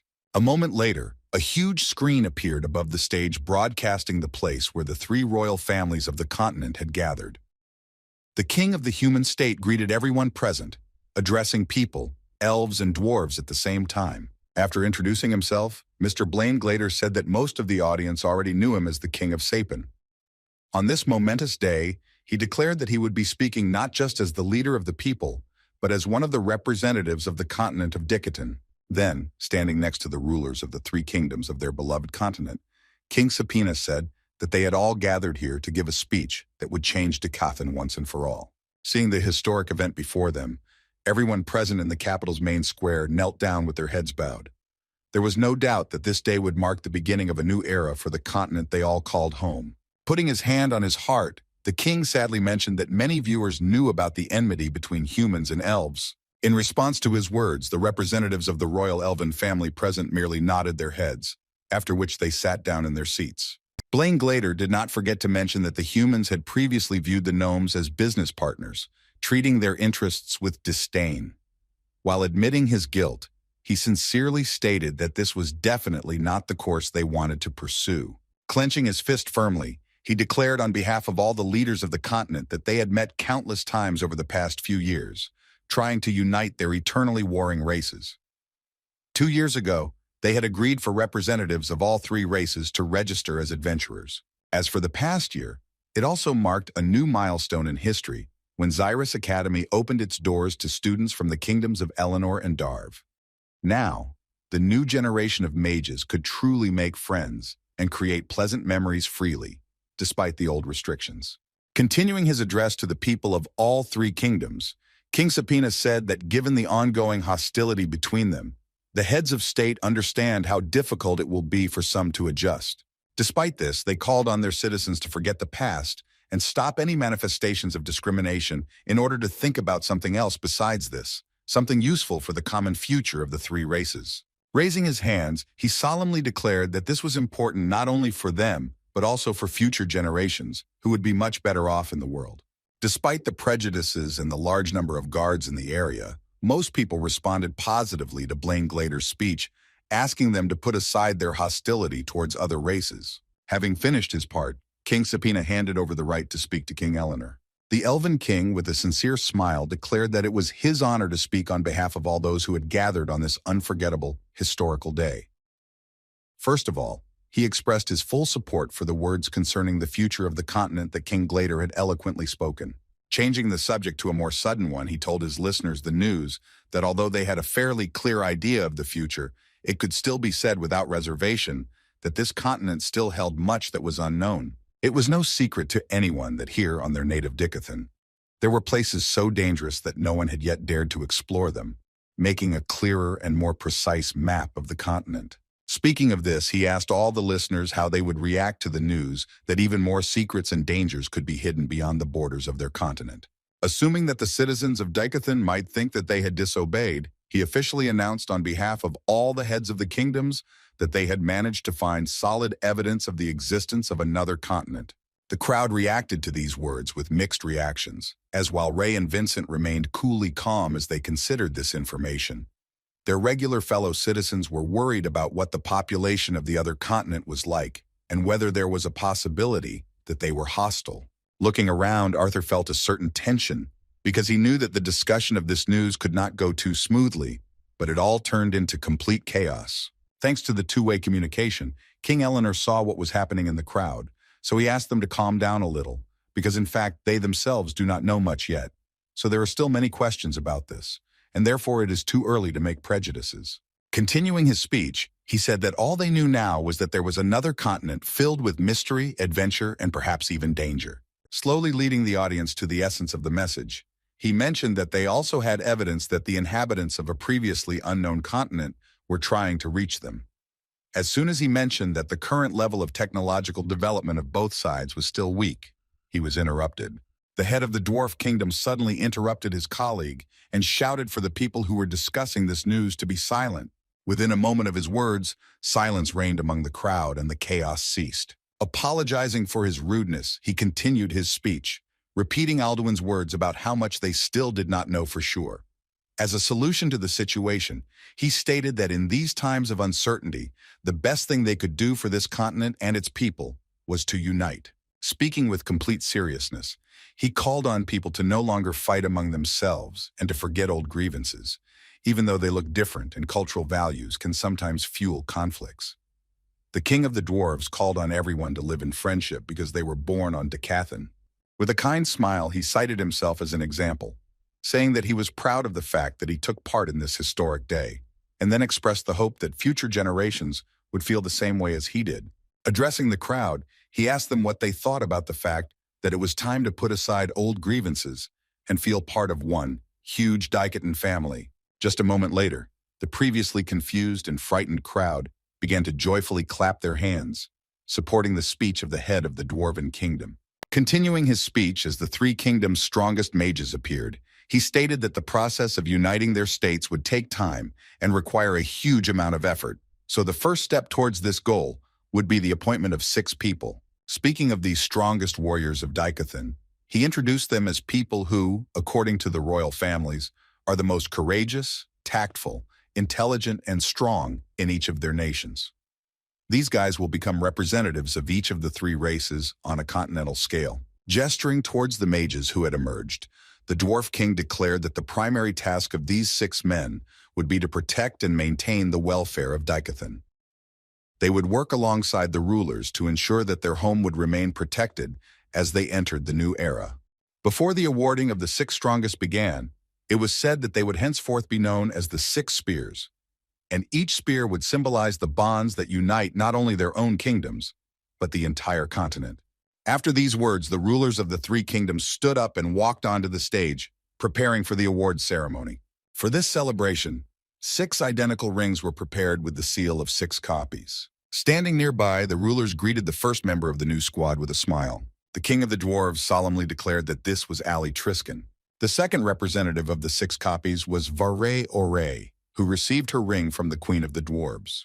Next, the gnome Ulfred Varand was awarded. Aya Griffin, warrior Eleanor, was awarded by Her Majesty Priscilla Glader. The 5th recipient was the dwarf Mika Efborn, who received her ring from Queen Eleanor. And the last of the 6 copies, the candidate from the human kingdom, received his ring from the hands of King Aludin. This magician representing the people unexpectedly became Byron Wykes. Hearing a familiar name, Elijah was shocked by this and said with a trembling voice that it was Lucas's brother in front of them. Looking at the stage, the entire audience began to chant words of encouragement, while Arthur maintained a cool head.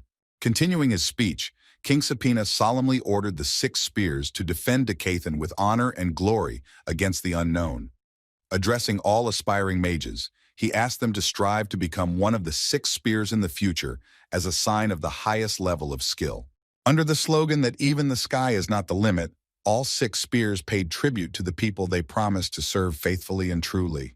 Byron Wykes, who was a member of a terrifying family filled with hatred for other races, certainly looked like he didn't belong here.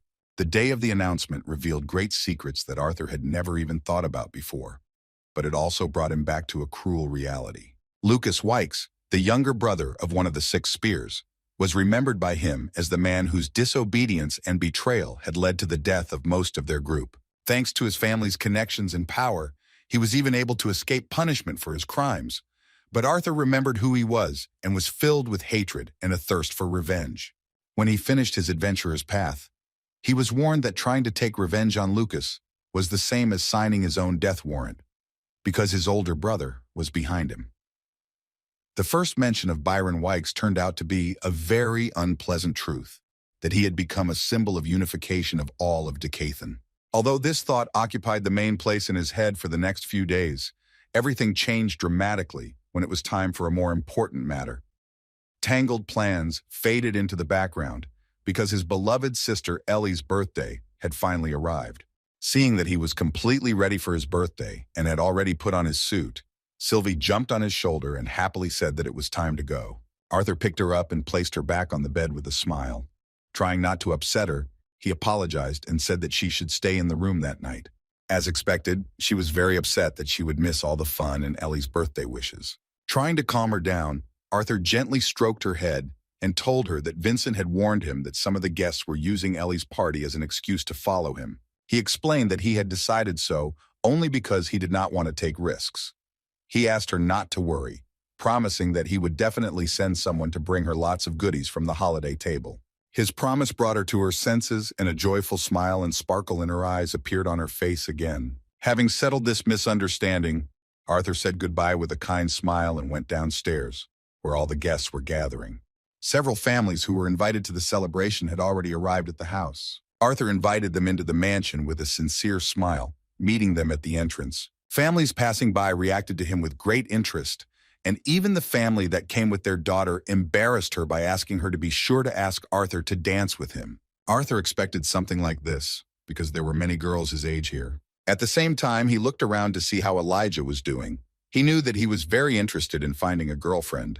As it turned out, he had already found one interesting girl and was telling her, wine in hand, that he was going to enroll in Zyrus Academy. Winking at her and trying to show his best side, he took increasingly bold steps and even suggested that she have a bite to eat together sometime during their joint studies. Unfortunately, everything happened as usual, and he made a ridiculous mistake by spilling wine from a glass on himself at the most inopportune moment.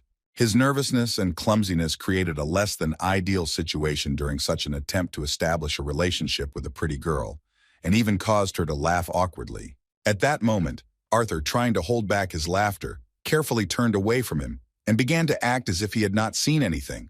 Although Elijah noticed his close surveillance of what was happening, the awkwardness of the clumsy gnome's failure was corrected by Ray, who suddenly appeared on the stairs and shouted that the main figures of this holiday were about to appear before those present. Everyone got ready, and a moment later Alice and Ellie appeared, whose mother had closed her eyes. Feeling the huge number of people inside the room, Arthur's sister said with surprise that she thought they would have an ordinary, modest family party.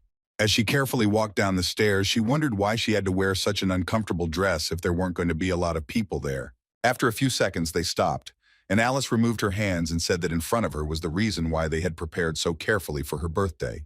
In front of her, there was a large number of guests who happily congratulated her on her birthday to the sounds of firecrackers and applause. Her facial expression suddenly changed to one of genuine happiness, and tears of joy began to roll down her eyes. The celebration continued, and the magicians who came to Ellie's birthday began their performance, creating beautiful patterns in the air using fire and water magic.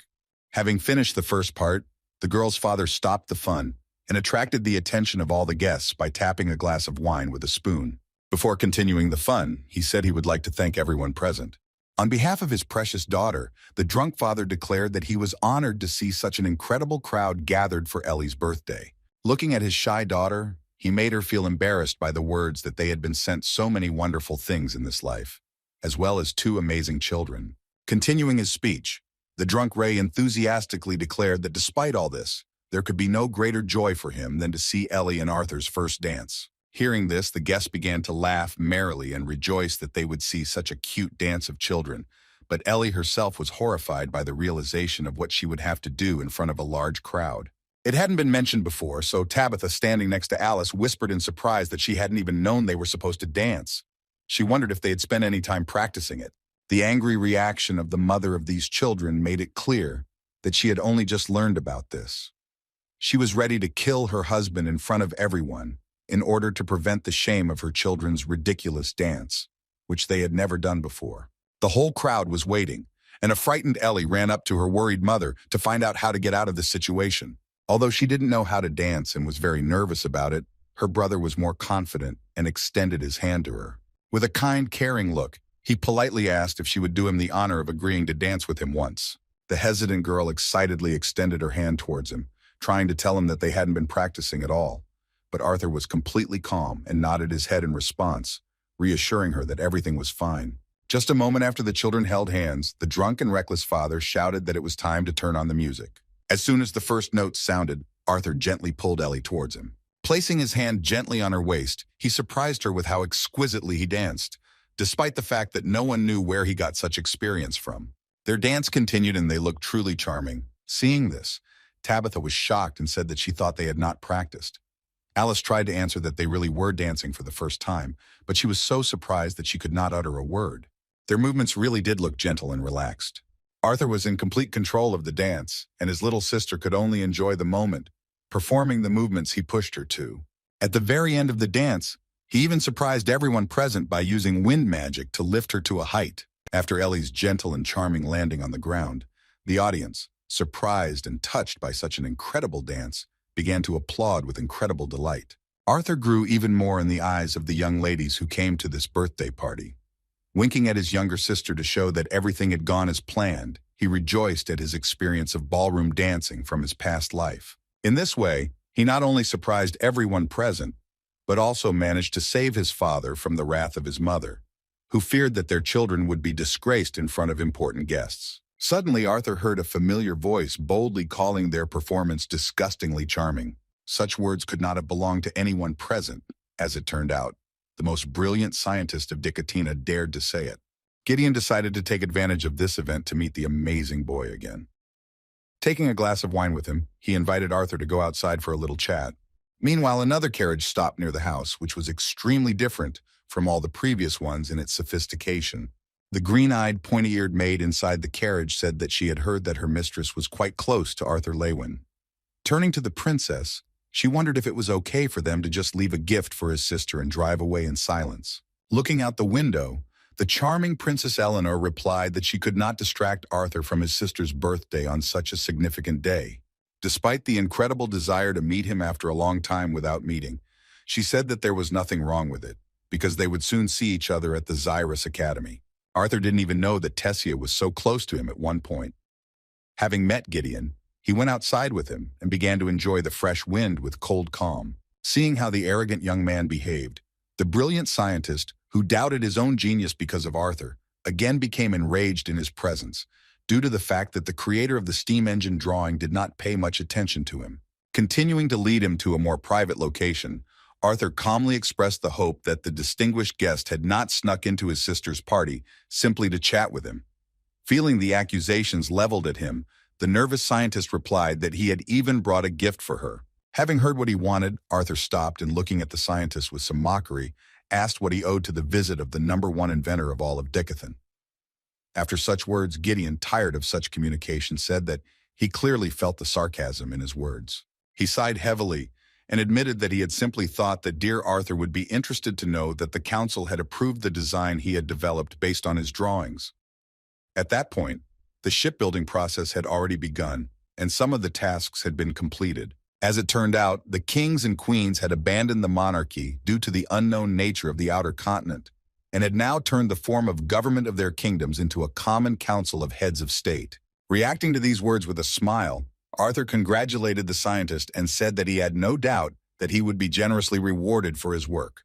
Gideon waved his hand indifferently and said that the money, fame, and power he had acquired were not of much importance to him. He began to talk about how what he wanted was something that even the council could not give him, but at that moment he was distracted by some guys. With a genuine smile, the bravest of these children admitted that he was a big fan of his work. Unknowingly goading him for plagiarism, They excitedly said that they had heard about the giant ship he had designed for long voyages beyond the borders of Decathan. Trying to somehow evade their attention, Gideon realized that he had no chance to escape, so he resigned himself and, turning to Arthur, asked him to stand still and wait for his return. After that, the guys took him away, asking him along the way about the ship, what does not consume mana, and how he came up with the idea of using flammable ore as a source of energy. Looking at this, Arthur only confirmed his suspicions that Gideon was not particularly happy with his fame. The guests had already begun to slowly disperse, which meant that breathing would become easier. Only those who were truly interested in their family and Ellie's birthday remained. At that moment, he heard the voice of a young girl who was desperately running towards him. It was Lily, and she was genuinely happy to have the opportunity to meet him again. Running closer, she stopped and began to breathe heavily from her run, saying that she was very sorry that they could not meet sooner.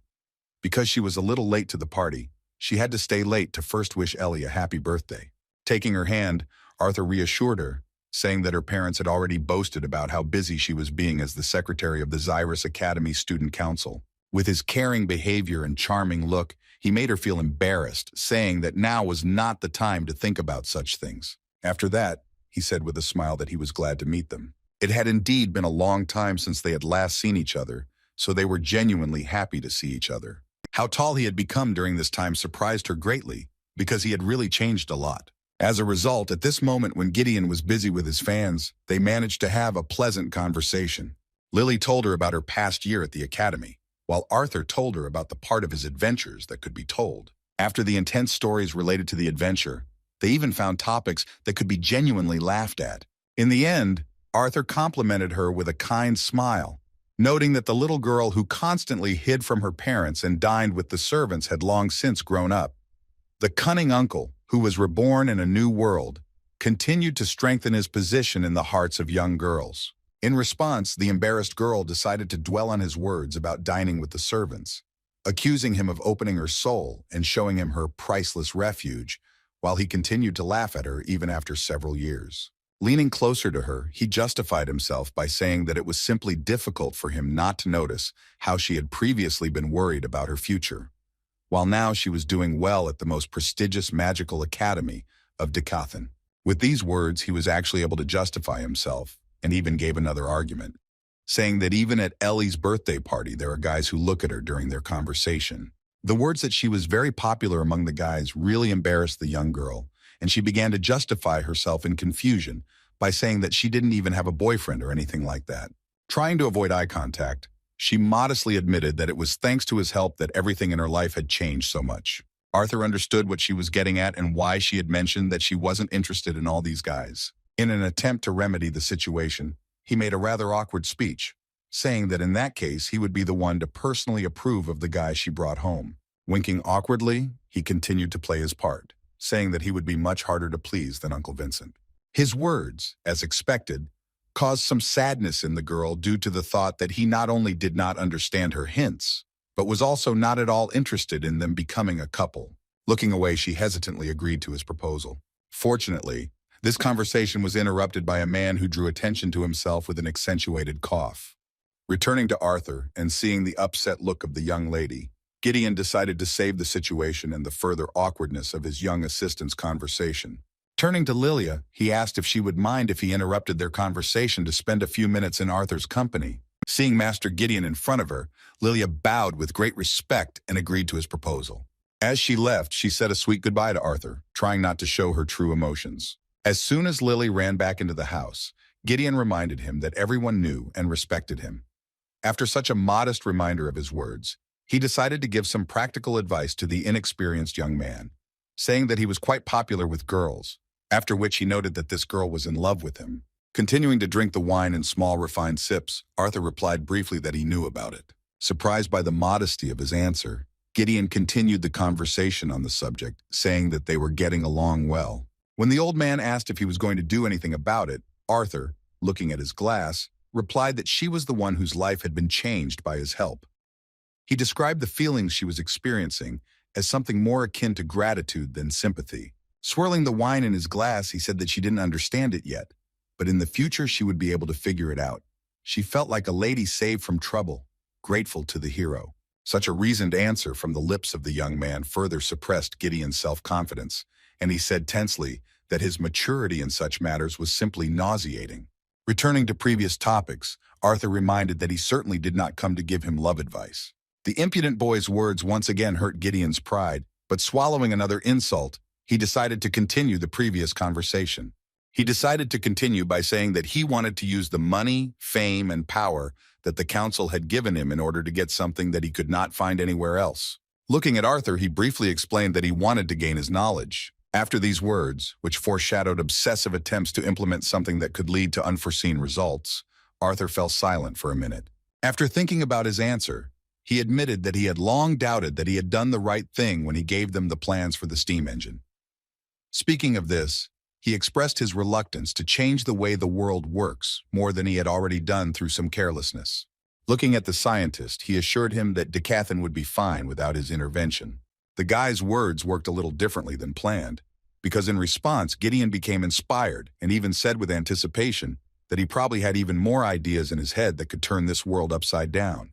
The scientist's mood suddenly changed. He was inspired and happy at the very thought that he had a source of ideas, that he looked at everything from a completely different angle. Seeing this, Arthur was not delighted, because Gideon's ears really caught only what he wanted to hear. Trying to convey to him the words that he had not understood the first time, Arthur called him by name in a more serious and cold tone, distracting him from the early enjoyment of future triumphs. Looking at the mad scientist, Arthur asked him to take the words as they sounded, after which he conveyed to him that he was not in this place to satisfy his selfish curiosity.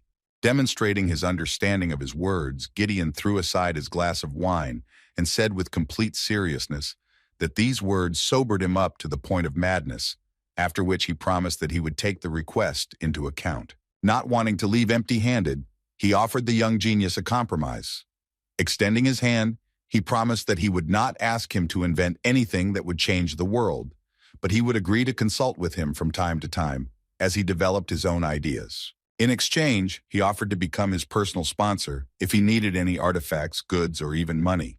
The offer was quite tempting, considering how influential Gideon is. Arthur agreed to this lucrative deal to make some of his future tasks easier. After this conversation, they returned inside the building, where Ellie, Lilia, and their mothers were already looking through birthday presents. Among these presents were a lot of dresses, and even Sylvie was delighted with their appearance. As he passed by, Arthur noticed something interesting. His attention was drawn to a gift box that was different from the others in its shape.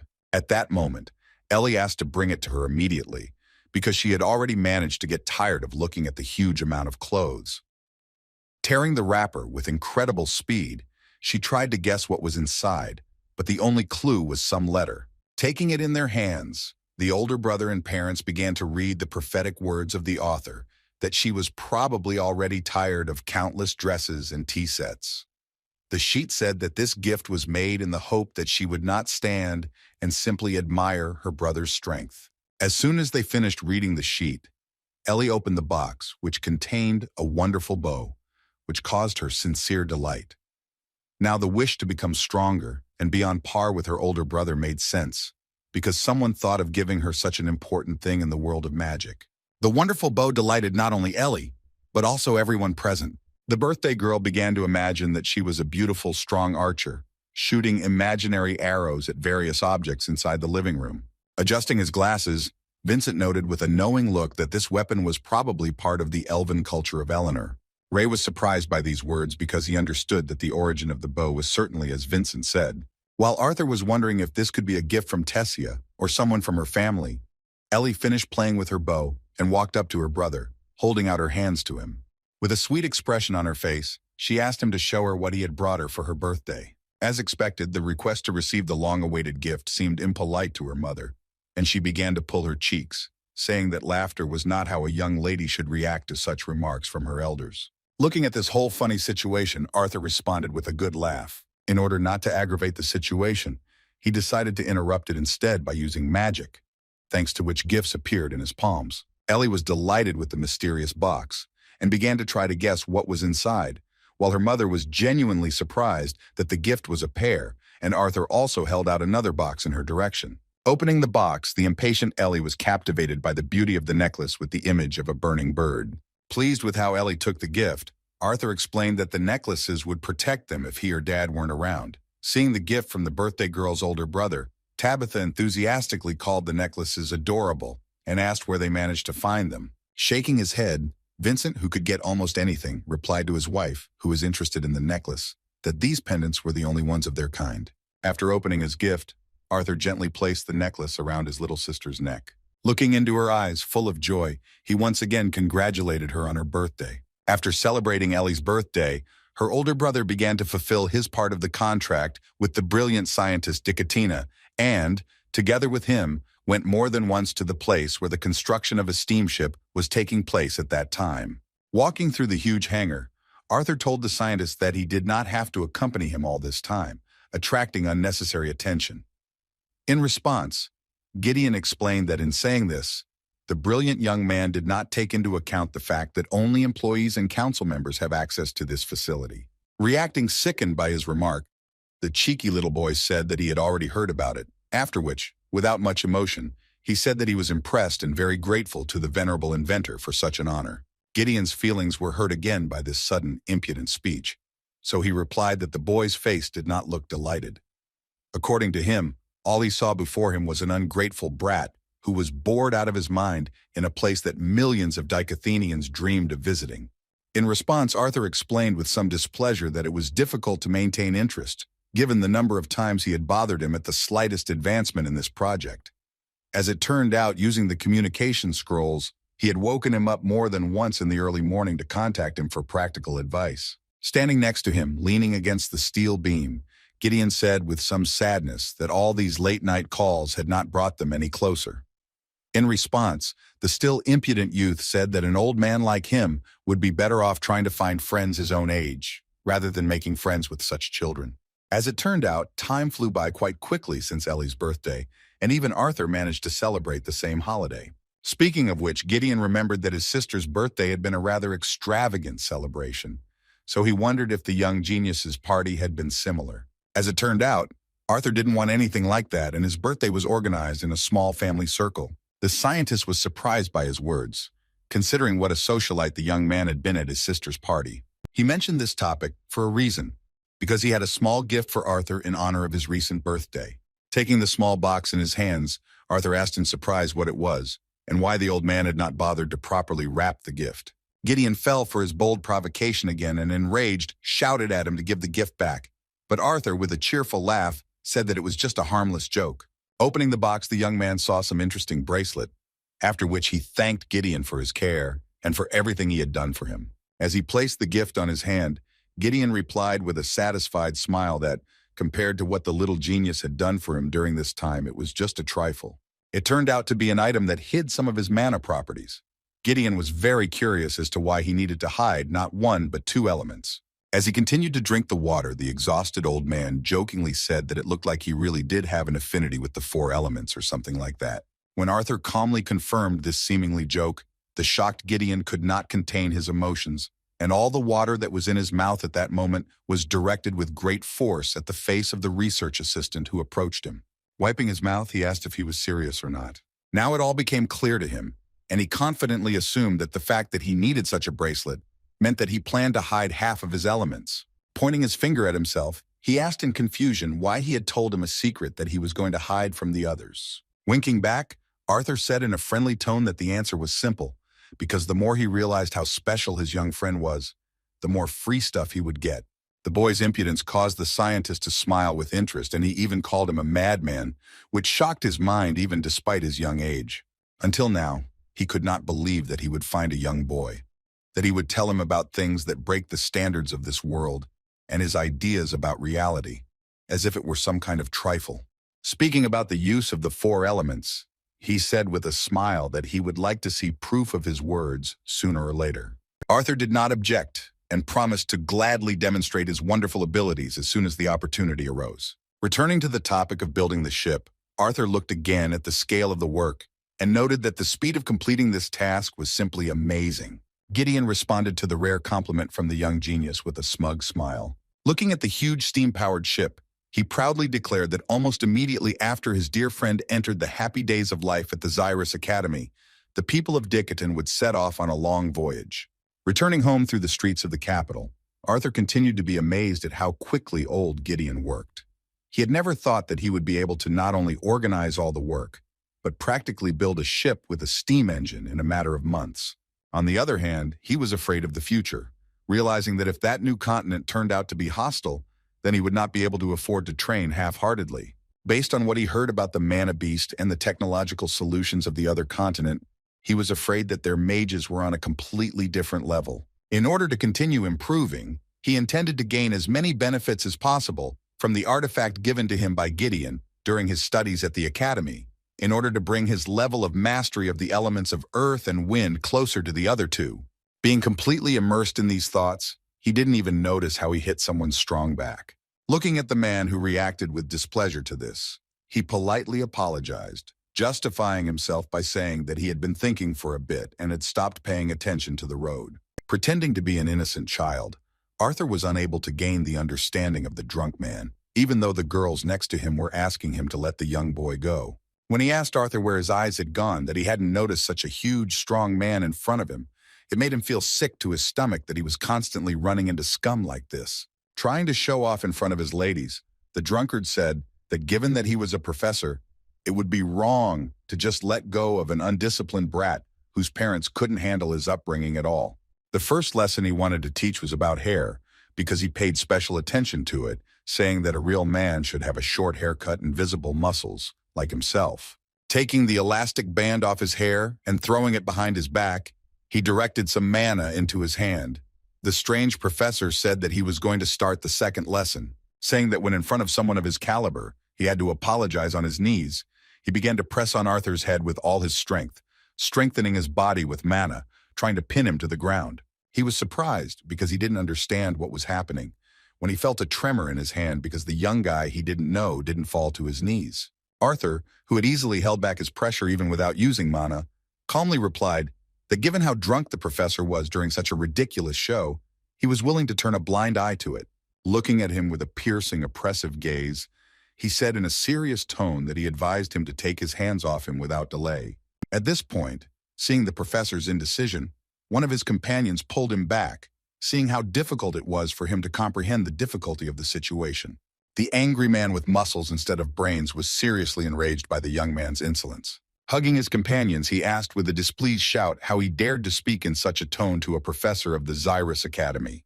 After mentioning these words, Arthur stopped. Thinking that his words had worked, the professor smugly said that he had made the right decision, that he had treated his words with due respect. Continuing to boast about his position, he warned Arthur that if he were to study at the academy, then he would be better off staying away from him, because there they would be allowed to beat a little discipline into him. In response, Arthur demonstratively tied his hair with an elastic band, which the professor had brazenly taken from him a few seconds ago and thrown behind his back. With his next movement, he threw the pendant that had previously hung around the professor's neck in his direction with a sly smile, after which he said that he would look forward to studying at the academy under his leadership. The pendant that fell to the ground surprised the ladies, because they didn't even notice when and how he managed to tear it off the professor's neck. The man with muscles instead of a brain was amazed, because the boy not only managed to take the rubber band that he threw away, but also to steal that medallion from his neck, so that even despite his experience, he could not notice it. Having finished his business, Arthur returned home. As soon as he opened the door, Ellie, with a bow on her shoulders, and Sylvie joyfully rushed at him. Using wind magic, he held them in the air with a smile and told them that their tricks wouldn't work on him. While the alliance of the two girls were taking offense at how cleverly he had dodged their sudden attack, Arthur asked where their parents were. The younger sister replied with a sincere smile that she and Elijah were in the living room looking at the packages that were sent to them from the Zyrus Academy. Without hesitation, Ellie pulled her older brother along with her, where the inspection of gifts was already taking place. As it turned out, they had finally been sent the academy uniform, which meant that they were already on the list of students. Receiving his box, Arthur looked at it with a smile, wondering what would await him at the academy. He was happy just at the thought of becoming a student again, just like in his past life. Unlike him, Elijah had slightly different emotions, because he was sincerely glad that he would be able to study at the most advanced school of magic on the entire continent. Preparing for his studies did not give him time to think about who he would meet this time. He was awaited by both enemies and girls who had warm feelings for him due to his strength and attractiveness. The princesses of both kingdoms could not wait to meet him. With a smile on his face, Arthur looked forward to the many things this world could still teach him. He didn't even notice how the long-awaited day of the beginning of studies at the academy arrived. As usual, it was very difficult to wake him up. They couldn't be late for their first day of school, so Elijah did everything he could to wake up a sleepy Arthur. Realizing that all the dwarf's efforts were in vain, Arthur's daughter joined the cause. A moment later, Sylvie jumped high into the air. But as it turned out, her intentions were not entirely friendly towards her father's friend. With incredible fury, she rushed not at Arthur but at Elijah. The noise of the fight was exactly what helped bring the magician to his senses. Standing up, he said that he would be ready to go out in 5 minutes. Elijah, who struggled to lift him up and was even forced to fight with Sylvie's sharp claws, was not happy with how carefree his friend seemed. While wearing the academy uniform for the first time, Arthur started a conversation with his friend. In response to his words that he still couldn't believe that such an incredible fighter chose the faculty of learned magicians, Arthur said that he simply wanted to learn more about the theory of magic. His gnome friend replied that he still didn't understand the logic, because instead he could have simply attended electives and not built his entire education at the academy around science. Arthur justified his decision as not wanting to watch the ridiculous children fighting each other all the time. In addition, he still intended to attend classes for combat mages, so that the theory could be reinforced by practice. As it turned out, Elijah was worried that Arthur, like the other mage scientists, would be discriminated against by the battle mages. A little later, he clarified that in fact, in this case, he was more worried not about him, but about the students, whom he could send to the infirmary for their behavior. With a good-natured laugh, Arthur replied that he would try to behave decently. He couldn't fail his studies, so he thought about how to control his emotions. Still, he hoped that he would not have to waste his valuable time arguing with the children, as had happened once on the day the news of the unification of the continent was announced.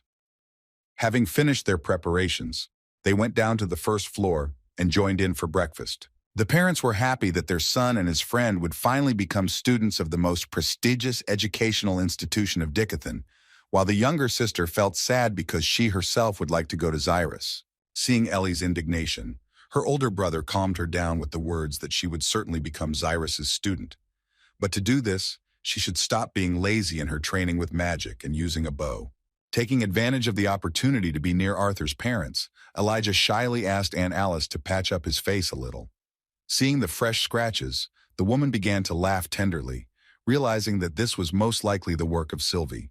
Ray, who could not contain his joy for this event, began to talk about how proud he was of his son's upbringing, because soon he would be attending the famous Zyrus Academy. When he mentioned raising him, Alice got mad, saying that she was the one who raised Arthur when he was a child.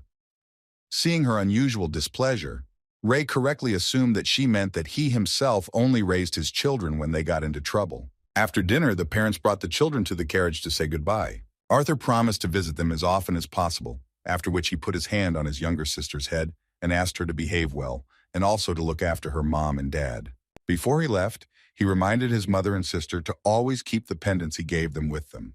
In response, Ellie and Alice showed off their necklaces with satisfied smiles, while Ray asked with displeasure why he had not received farewell words from his beloved son. Remembering that the irresponsible father also needed a grain of love and care, Arthur, with some mockery, asked him not to burn the house to the ground during the next training session. His son's brash speech before his departure brought back pleasant memories of their duels in Ray's mind, while his wife and her little copy agreed with Arthur's words and nodded their heads at the same time. After an hour of riding in a carriage, the boys finally reached the main gates of the academy, and Sylvie happily squealed that she couldn't wait for the moment when the first fights between the students would occur. At the entrance to the huge building of the most famous academy of Dicathan, a huge number of students had already gathered, among whom were many confused children who found themselves in this place for the first time. The use of magic was allowed here, and those who had contracts with mana beasts used them as transport or escorts. There were students of all three races here, and they were gradually trying to find a common language. For the first time in the Academy's history, all boundaries that separated children from noble and village families were erased. The confused crowd continued to gather near the entrance, but when it was time to begin registration, the Academy staff came out to them. Addressing those who had arrived for their first year of study, a man in the uniform of an Academy professor asked them to line up one by one in front of the entrance to the central building so as not to miss the obligatory opening ceremony. Elijah and Arthur heeded the request. The line moved quite quickly thanks to the magical registration devices, so they got inside in a few minutes. All the first-year students were delighted with the incredible interior of this building. Elijah looked around and didn't even notice when it was his turn. Thanks to the magic ball, the academy worker was quickly able to obtain information about his first and last name, as well as the fact that he was a candidate for a combat mage who had an affinity with the element of earth. Having confirmed his candidacy, she began to review Arthur's file. Upon learning that he was a candidate for the position of a mage scientist with an affinity for the elements of earth and wind, she exclaimed in surprise. Arthur didn't understand what her reaction was about, so he thought there was some kind of problem.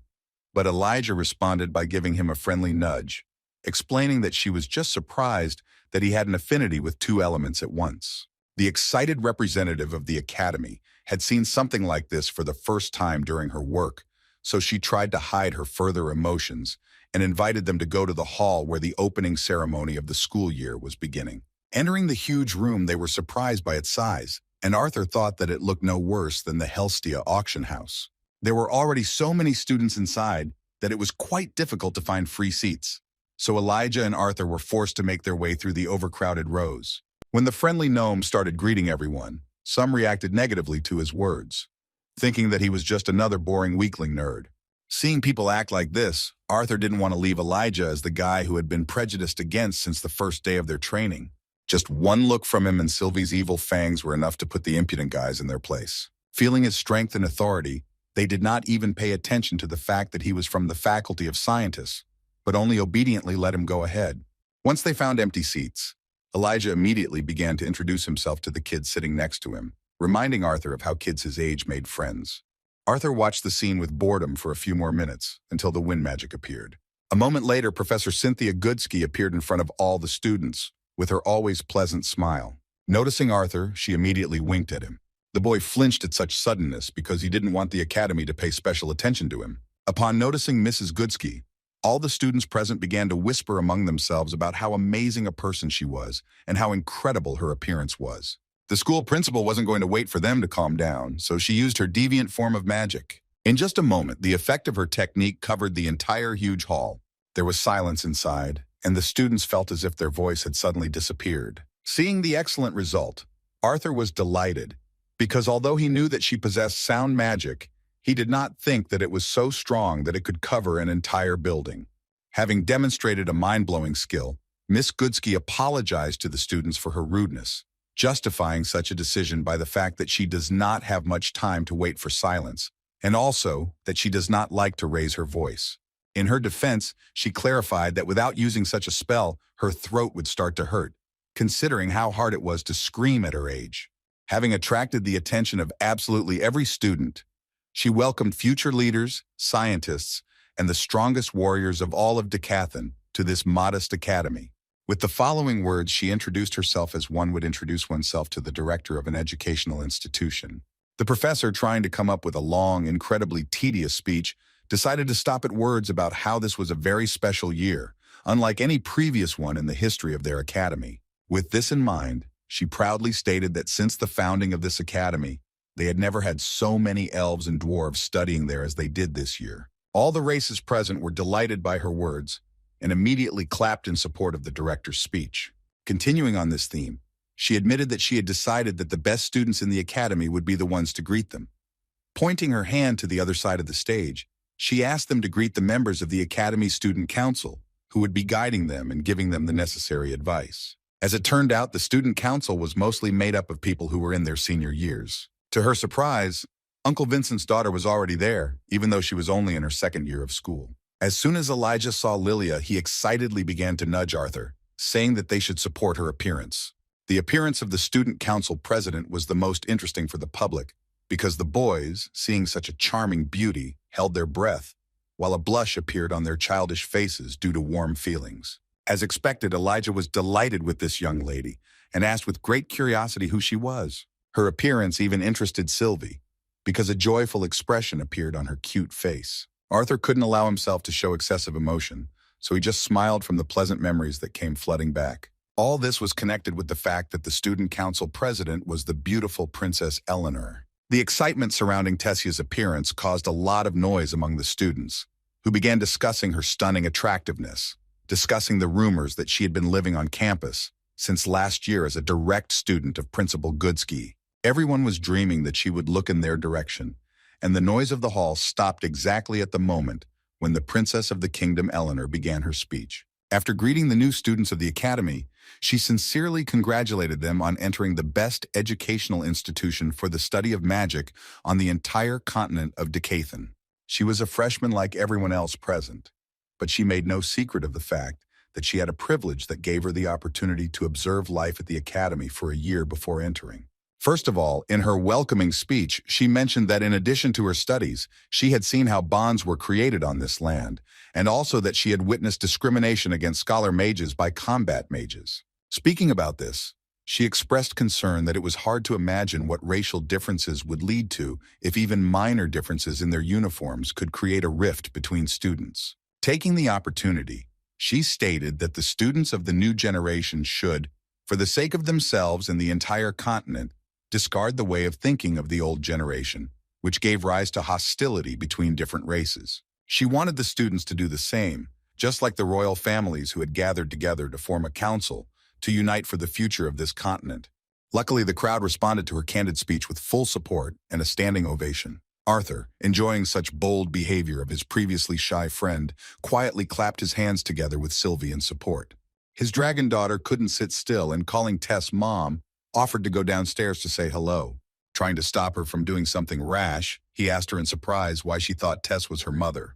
Their conversation was interrupted by Elijah, who began to behave extremely strangely. As it turned out, looking at the Princess of the Kingdom Eleanor, he said with complete seriousness and a blush on his cheeks that he had fallen in love. Arthur and Sylvie reacted to these words with rather dark incomprehension, causing him to nervously ask why they were trying to kill him with sharp looks. Sighing heavily, Arthur replied that while they were walking here, he had already managed to reveal his feelings 4 times to 4 different girls. Still, he couldn't help but agree with his friend's words about her being different from the others.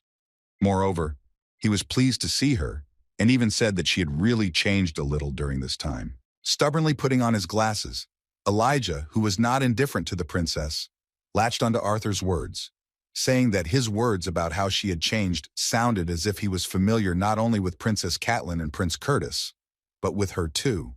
He was extremely unhappy and expressed this by saying that his invitation to the party of beautiful people was lost somewhere in the mail. Trying to calm him down with the help of Sylvia, he reminded him that now he calls absolutely all the girls he meets beautiful. Distracted from this weirdo, Arthur looked again at Tess, whom he had already managed to miss during all this time. Even though her feelings were mutual, she didn't look up or even try to find him among the rows filled with freshmen. When the congratulatory event was over, the guys went outside and Elijah, who had been watching every second of the speech of the student council president and director Goodsky with delight, began to complain that it was damn boring. Looking at Arthur, who was not listening to him at all, he noticed that the eyes of all the beauties walking nearby were riveted on him. His friend was just playing with Sylvie, and it was hard for Elijah to figure out if he didn't notice the girl's attention or if he just didn't care. This even made him a little furious because he would like to be in his place. After walking a few more meters, they stopped because of the shouts of 2 students who started a verbal altercation. Some other red-haired bully started insulting the gnome, calling him a shorty, who hopes for God knows what by wanting to become an amplifier. Their conflict attracted the attention of a small crowd, and Elijah, whose feelings were hurt by such mockery of the dwarf, invited Arthur to come closer to observe what was happening there. Seeing the blatant racism right after the welcoming event, Arthur was not particularly happy to see the blatant racism, realizing that it would not be easy for Tess to be president among such idiots. Nicholas Drayle, the impudent man who had bullied the dwarf, goaded him into agreeing to duel with him. Brosnan Burr, that was the name of this poor fellow, belonging to the race of the dwarf kingdom, nevertheless agreed to this proposal, and pouring a small amount of mana into the chest artifact, said that he was declaring a duel. In response, Nicholas did exactly the same as the provoked boy. Pouring mana into his Zyrus Academy chest artifact, he accepted the challenge to a duel with a sly smile. In just a moment, magic flared up around them, and barriers appeared next to them, protecting the environment and other people from their techniques. Looking at his chest artifact, Arthur finally understood what it was made for. The red-haired guy, who probably belonged to some noble family due to the fact that he had a spatial ring and even a good weapon, began to laugh self-confidently, looking toward the dwarf. In response, Brosnan took out from the spatial ring a weapon familiar to gnomes, a two-handed axe. Anticipating a good fight, Elijah enthusiastically began to loudly support the dwarf, causing some discomfort among those around him due to his excessive emotionality. Arthur didn't intend to guess the outcome of the fight, so he decided to check the level of their mana core. The brash man named Nicholas was so confident because he was already at the dark red core stage, which was not a bad result for an ordinary freshman. On the other hand, the gnome was at the very beginning level, being a black core stage booster. Although there was a slight difference in the development of their mana cores, it could only play a role if they weren't at a beginner level. In this battle, everything depended on their skills and how much time they devoted to their training. Burr was the first to attack, and the smug redhead went on the defensive, starting to use earth magic. To block his opponent's path, he took a stance and plunged his twin blades into the surface. Sharply raising his daggers into the air, Nicholas raised two huge stone walls that were supposed to slow down, or ideally stop the enemy's attack altogether, ensuring that he could conveniently close the distance against the amplifier. Elijah was shocked by such use of the blade in combination with earth magic, while Arthur came to the conclusion that if Nikolai was able to control this magic like that, then this speaks not only of his talent, but also that he trained hard to achieve such mastery. Despite the agility of his opponent, the dwarf desperately rushed forward, chopping obstacles with a huge axe. Having approached his opponent closely, he swung high to strike. Using the earth tremor technique, he wanted to bid farewell to his opponent with one precise blow, but Nicholas was agile enough to avoid the blow. The red-haired fighter quickly appeared behind him and began a counterattack, delivering a whole series of cuts, which the dwarf stubbornly parried. Seizing the opportunity, Burr took advantage of the strength of his weapon and delivered a powerful counterattack that sent Nicholas flying back to the other side of the area their barrier was protecting. Thanks to persistent training, the red-haired daring guy managed to maintain his balance. Seeing this, the dwarf had no intention of giving him the advantage of being able to change strategy, so he immediately rushed after him. Seeing this, Nicholas grinned slyly and again plunged his twin daggers into the surface to use some kind of trick. He waved his arms and threw dirt at the gnome. The drill didn't have time to dodge, and because dirt got into his eyes, visibility became limited. Saying that Nicholas was fighting like a coward, he opened his eyes and saw that it was too late to defend himself. His opponent managed to get close and used the earth column technique, which dealt a serious blow to the opponent's stomach. This unexpected attack knocked the gnome out of the barrier, and he, experiencing severe pain, began to cough. Approaching him and thrusting one of his daggers into the ground, a smug Nicholas said that it made no difference how he fought, because victory was victory. The crowd began to slowly disperse, and those who supported the red-haired scoundrel continued to watch the mockery, clapping their hands in satisfaction. Looking at this with disgust, Elijah thought about how Nicholas did not plan to stop, although the duel was supposed to end with the destruction of the barrier. He was right, because the madman, having strengthened his leg with mana, directed it at the hand of the dwarf lying on the ground, smugly saying that it would be interesting to see how his training would go with a crushed hand. Realizing that something terrible was about to happen, Elijah decided to stand up for his comrade. He wanted to intervene in their conflict, preventing a small disaster on the very first day, becoming a real hero among the first years. His quest to become popular with girls was doomed to failure because Arthur intervened in the situation with his own method. He simply shouted that he saw the student council president approaching them. Fearing that the student council might be approaching, Nicholas began to look around anxiously. Arthur, who had made such a fuss, began to play the innocent, saying that he had most likely made a mistake, while Elijah, with a reasonable look, said that he had completely deprived him of the chance to become a star. The impudent man who dared to interrupt Elijah's moment of glory did not consider it heroic, saying that he was simply trying to scare the boy who was waving swords. At that moment, the one in question suddenly tugged him by the shoulder. With an angry expression on his face, the red-haired Nicholas, calling Arthur a nerd, said that he was asking for a fight with him, daring to interfere in his duel. Arthur, posing as an innocent weakling, asked him to calm down with a kind smile, saying that discrimination was bad. After these words, he expressed his belief that the duel had ended long before he was about to injure the dwarf. Tossing him aside, Nicholas called him a skinny first year, and angrily said that he himself decided when the duel ended. Sighing heavily, Arthur doubted that duels were arranged in this way here, while the impudent senior, returning to the gnome lying on the ground, threatened that he should not catch his eye outside of class. Just when it seemed the conflict was over, Sylvie decided to make a change and spat on Nicholas's neck.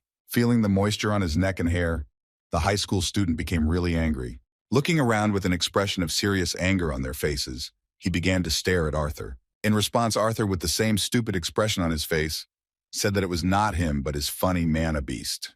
This excuse could not stop Nicholas, and with an angry cry, accusing Arthur of insolence, he began to take his blades out of the spatial ring. What was able to stop the fool from truly disgracing himself in front of the crowd was the gentle voice of a student who asked how he dared to do such a thing in front of a crowd of first-year students. Looking towards the recognizable voice, Nicholas realized that his impunity was over. The onlookers who had gathered there for the spectacle understood that the fighting had come to an end and would soon be replaced by severe punishments for those who disturbed the peace inside the academy courtyard. Arthur and Sylvie looked around with interest to see who had decided to interrupt Nicholas's rampage. As it turned out, it was Tess, accompanied by Lilia and another member of the student council. They found themselves nearby, just walking in such company and discussing what their next meeting would be like and what issues would be raised. Despite the heated discussion between the two student council members, their president was lost in her thoughts about how she hadn't been able to find Art during the speech.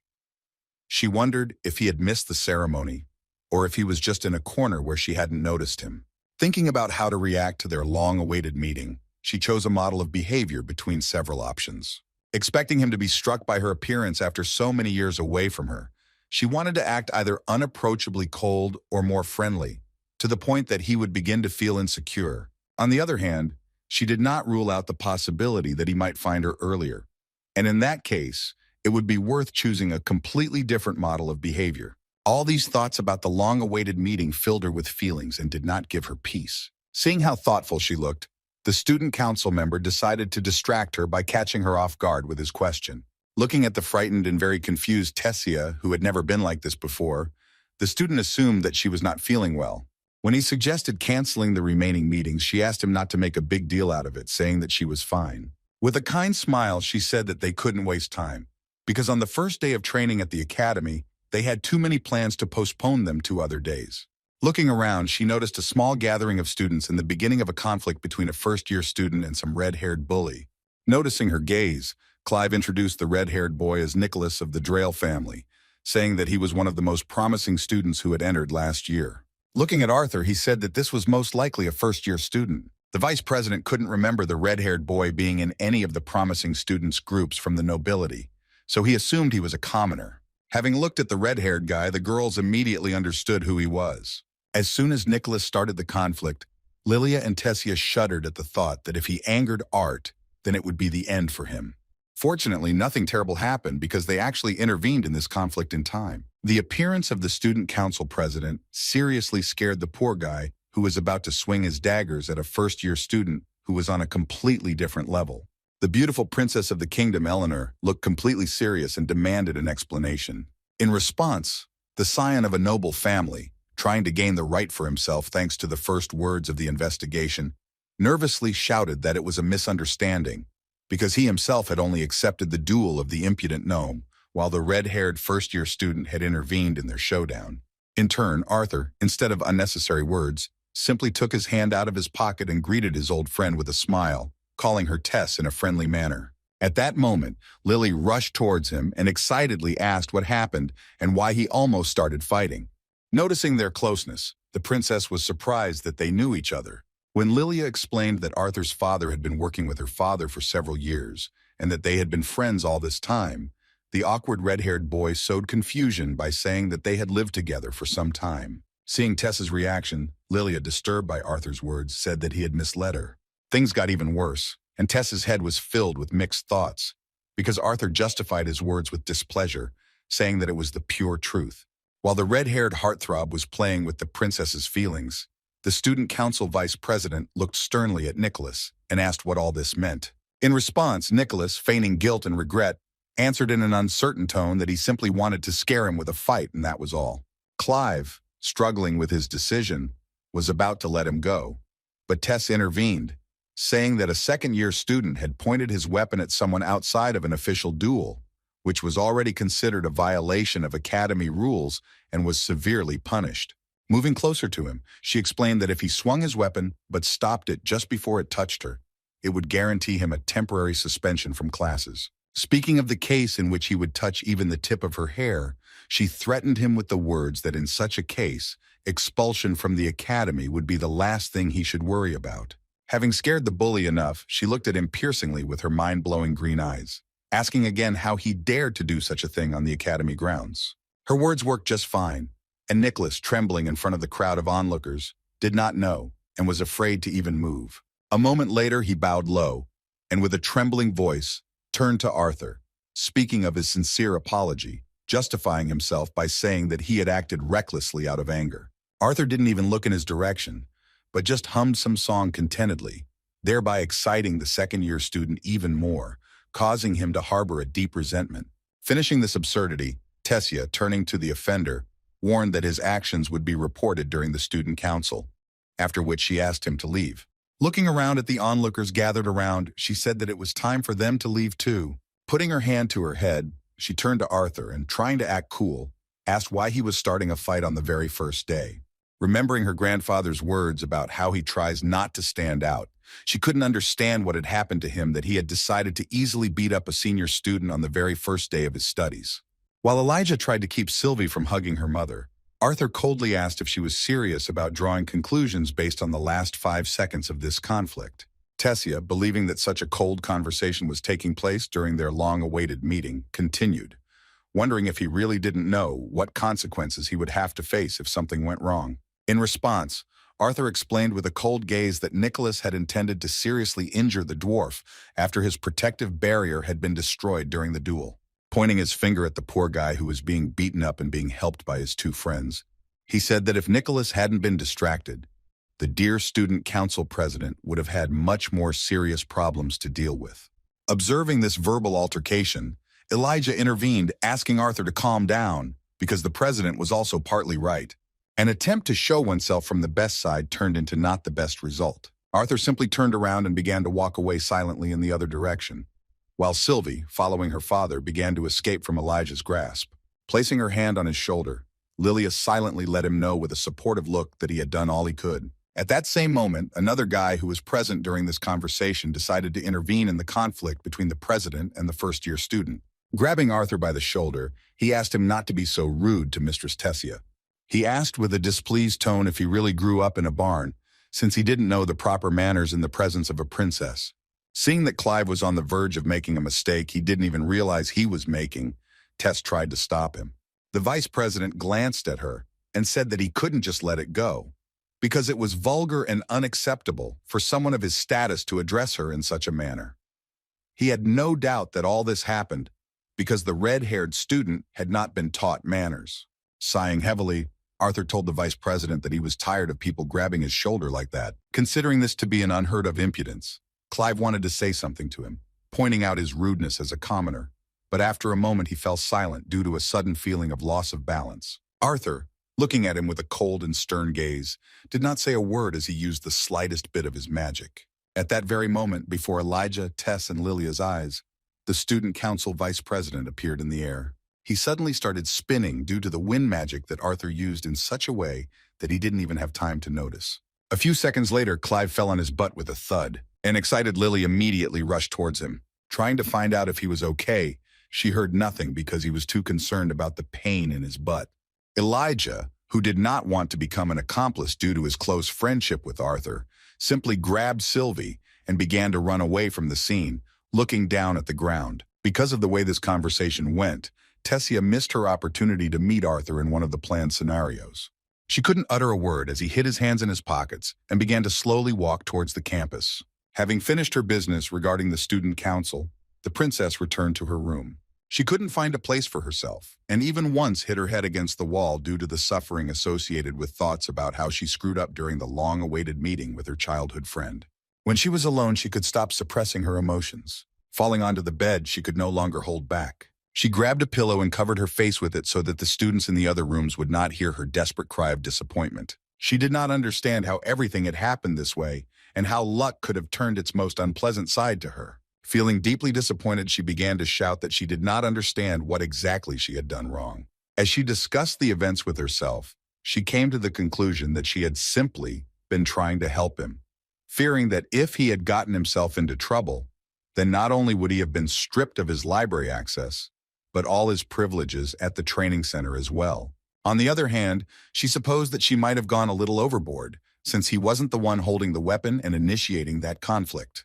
A multitude of thoughts haunted her. Leaving out details about that situation made her feel even worse for the balance of not knowing how it came to be that he lived with Lilia. Continuing the discussion with herself, she came to another strange conclusion, believing that it was all Teacher Goodsky's fault that she made him the student council president. She believed that if it weren't for that, she wouldn't have to think about how to treat all students equally impartially. Imagining a situation where she was an ordinary student, Tessia thought that in that case, their reunion would be like a meeting of a couple in love, who would immediately start hugging each other the moment they met. Thinking about this, she felt even more tired, associated with a hard day. She was pulled out of her anxious thoughts by a knock on the door, followed by Clive telling her he had come to check on her. He was worried that she had looked haggard at all their meetings since meeting that cheeky first year. Not wanting to talk about it, she hurt his pride by saying that he was the one to worry about since he was the one who was dropped on his tailbone. Continuing to discuss the matter, Clive, dissatisfied with the situation, began to ask who they were dealing with and how he dared to address her in such a rude tone, although she had simply given him advice. When the conversation turned to a direct complaint to the director, Tess shouted that the matter had already been settled. Having stopped talking to her unexpected visitor, whom she had not even let into the room, Tess fell back onto the bed, thinking about the mess that was happening on the very first day. The blush on her face did not disappear due to the incomprehension of how Arthur could become so senselessly handsome during this time. The young beauty did not even guess that this was due to the fact that at her age, hormones were already starting to play, which changed the attitude towards guys. At that moment, the jealousy that was typical for girls kicked in, and she began to think with anxiety about how many of his classmates would fall in love with him in the near future. Her latest cry of disappointment seriously scared Clive, and this time he probably already decided that trying to establish a conversation with the president at a time when she was in a bad mood was far from the best idea. Back in the room, Elijah was overcome with emotion and couldn't stop talking about how huge the campus was. He couldn't even imagine that he would have to spend a whole day just to see everything. Looking at his friend, who was not a man of many words, he asked with a smile if he was really still thinking about that flight of their vice president. When Arthur replied that it was more than that, Elijah remarked that he had rarely seen him so wound up, as he would usually just ignore something like that and walk on by. In fact, there was some truth in this, and Arthur even admitted that Tess's words were also true. He himself could not understand why exactly he was so irritated. Trying to forget what had been done, he was distracted by a sudden knock on the door. They weren't expecting anyone, and when Arthur opened the door, he unexpectedly saw the most influential person in this educational institution. Sylvia Goodsky greeted him by name. After some friendly words, she asked the owner of the room if he would allow her to enter for a little conversation. Hearing a familiar voice, Elijah decided to look out to see who had decided to make such a late visit to their humble place of residence. Seeing Director Goodsky in front of him, he froze in place in surprise. A moment later, he bowed low and said emotionally that it was an honor for him to meet her in person. Looking at the interesting young man, Mrs. Goodsky remembered that his name was Elijah, after which she said with a kind look that she had heard many good things from Vincent about the kind of young man he was. Gently pushing aside Elijah, whose smugness had skyrocketed, Arthur invited the director to enter their modest room. Remembering that their relationship was different from the usual relationship between students and the headmaster of the academy, Elijah decided that he did not belong here, and they needed to be alone. As he left, he said he would bring them something to drink, which earned him some respect from Mrs. Goodsky. Once alone, they began a conversation, and the first thing the director did was remind them that she had asked them to call her simply Cynthia. Arthur had no intention of doing this, and did not even hide the fact that he felt it was wrong. Understanding his position, Miss Cynthia decided to change the topic of conversation and looked at Sylvie and said that his mana beast had changed noticeably. Besides, she couldn't help but sense another change, which concerned Arthur himself. When she said that she felt an affinity from him only with the earth and wind, suggesting that he was using some kind of seal, Arthur silently raised his hand, showing an artifact capable of doing this. With a heavy sigh, Director Goodsky admitted that she couldn't hide the fact that she was a little upset about this because she had hoped to show him off everywhere as her little successor with an affinity for the 4 elements. Looking at his hand, Arthur decided to explain this by approaching the issue from a different angle.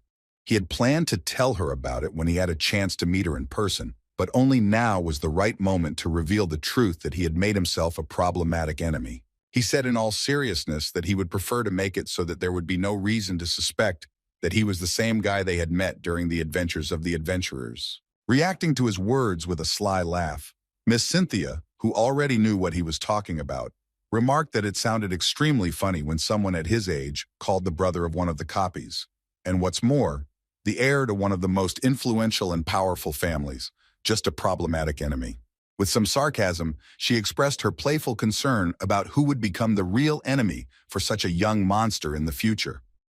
In response, Arthur supported this game and said with displeasure that she was saying terrifying things to a child who had just begun life at the academy. Since the conversation turned to the topic of student life, Arthur also said that he needed her help with something. Realizing that this was something that only she could provide him with, Mrs. Goodsky asked what the curious young man wanted.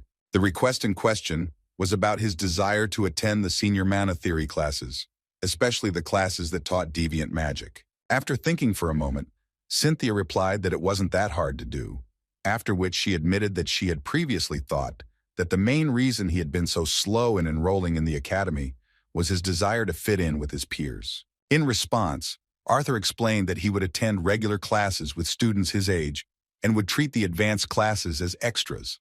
As a deviant, he was eager to learn more about mana control, considering that he himself had reached a ceiling of possibilities. He even felt a bit awkward, because another reason was that in his previous world, there was nothing like deviant magic. Still, Mrs. Cynthia did not refuse, saying that she would even give him a pass to allow him to watch the training battles of the best students. Arthur was surprised by her sudden generosity.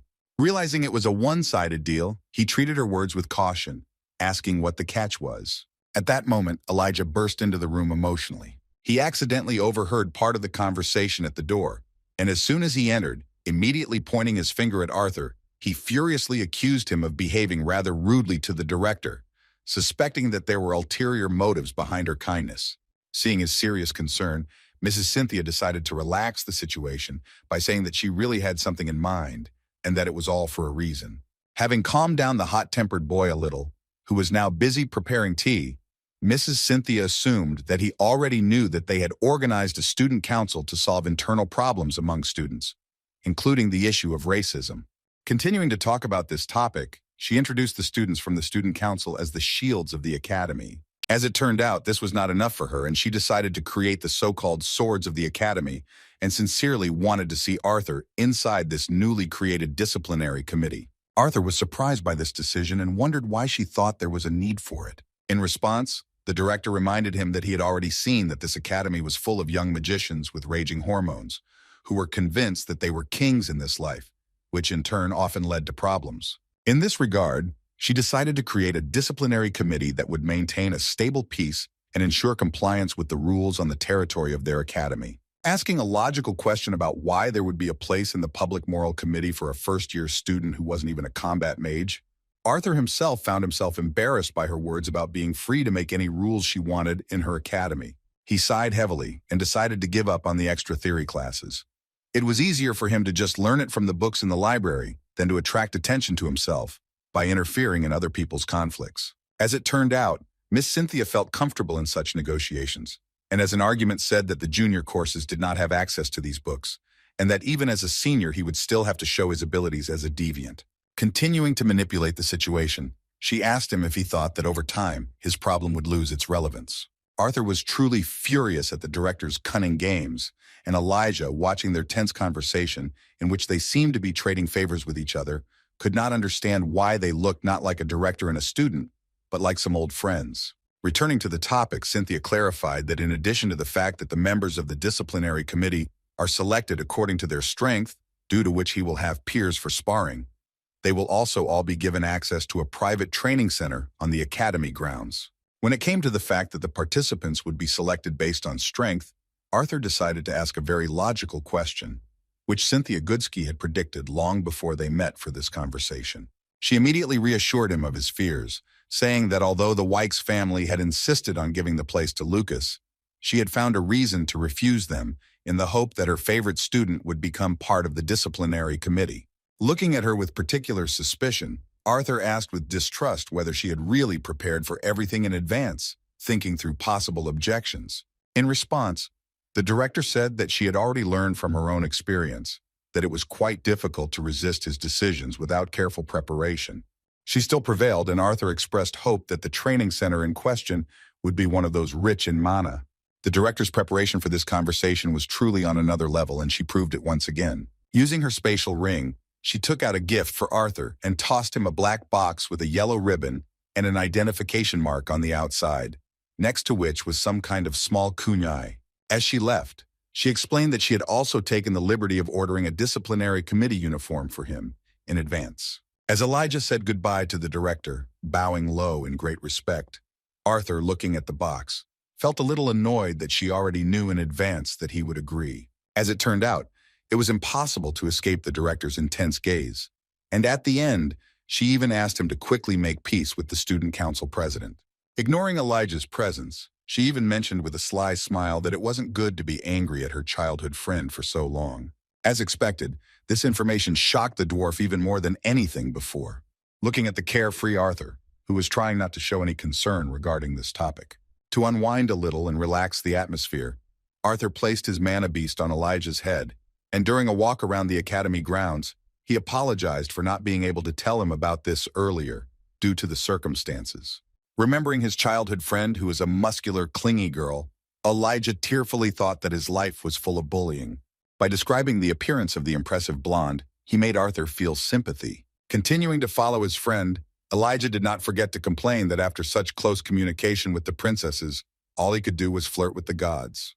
When Arthur tried to calm him down by saying that he hadn't flirted with anyone, things got worse because Elijah began to suspect that he was emitting some kind of pheromones that attracted pretty girls. During this awkward conversation, they entered the dining hall, which just happened to be filled with quite a few students, including first years. Elijah literally clung to him, hoping that he would get at least a little bit of the amazing pheromones that attracted even princesses. Feeling awkward, Arthur carefully ran away and began walking towards the empty table.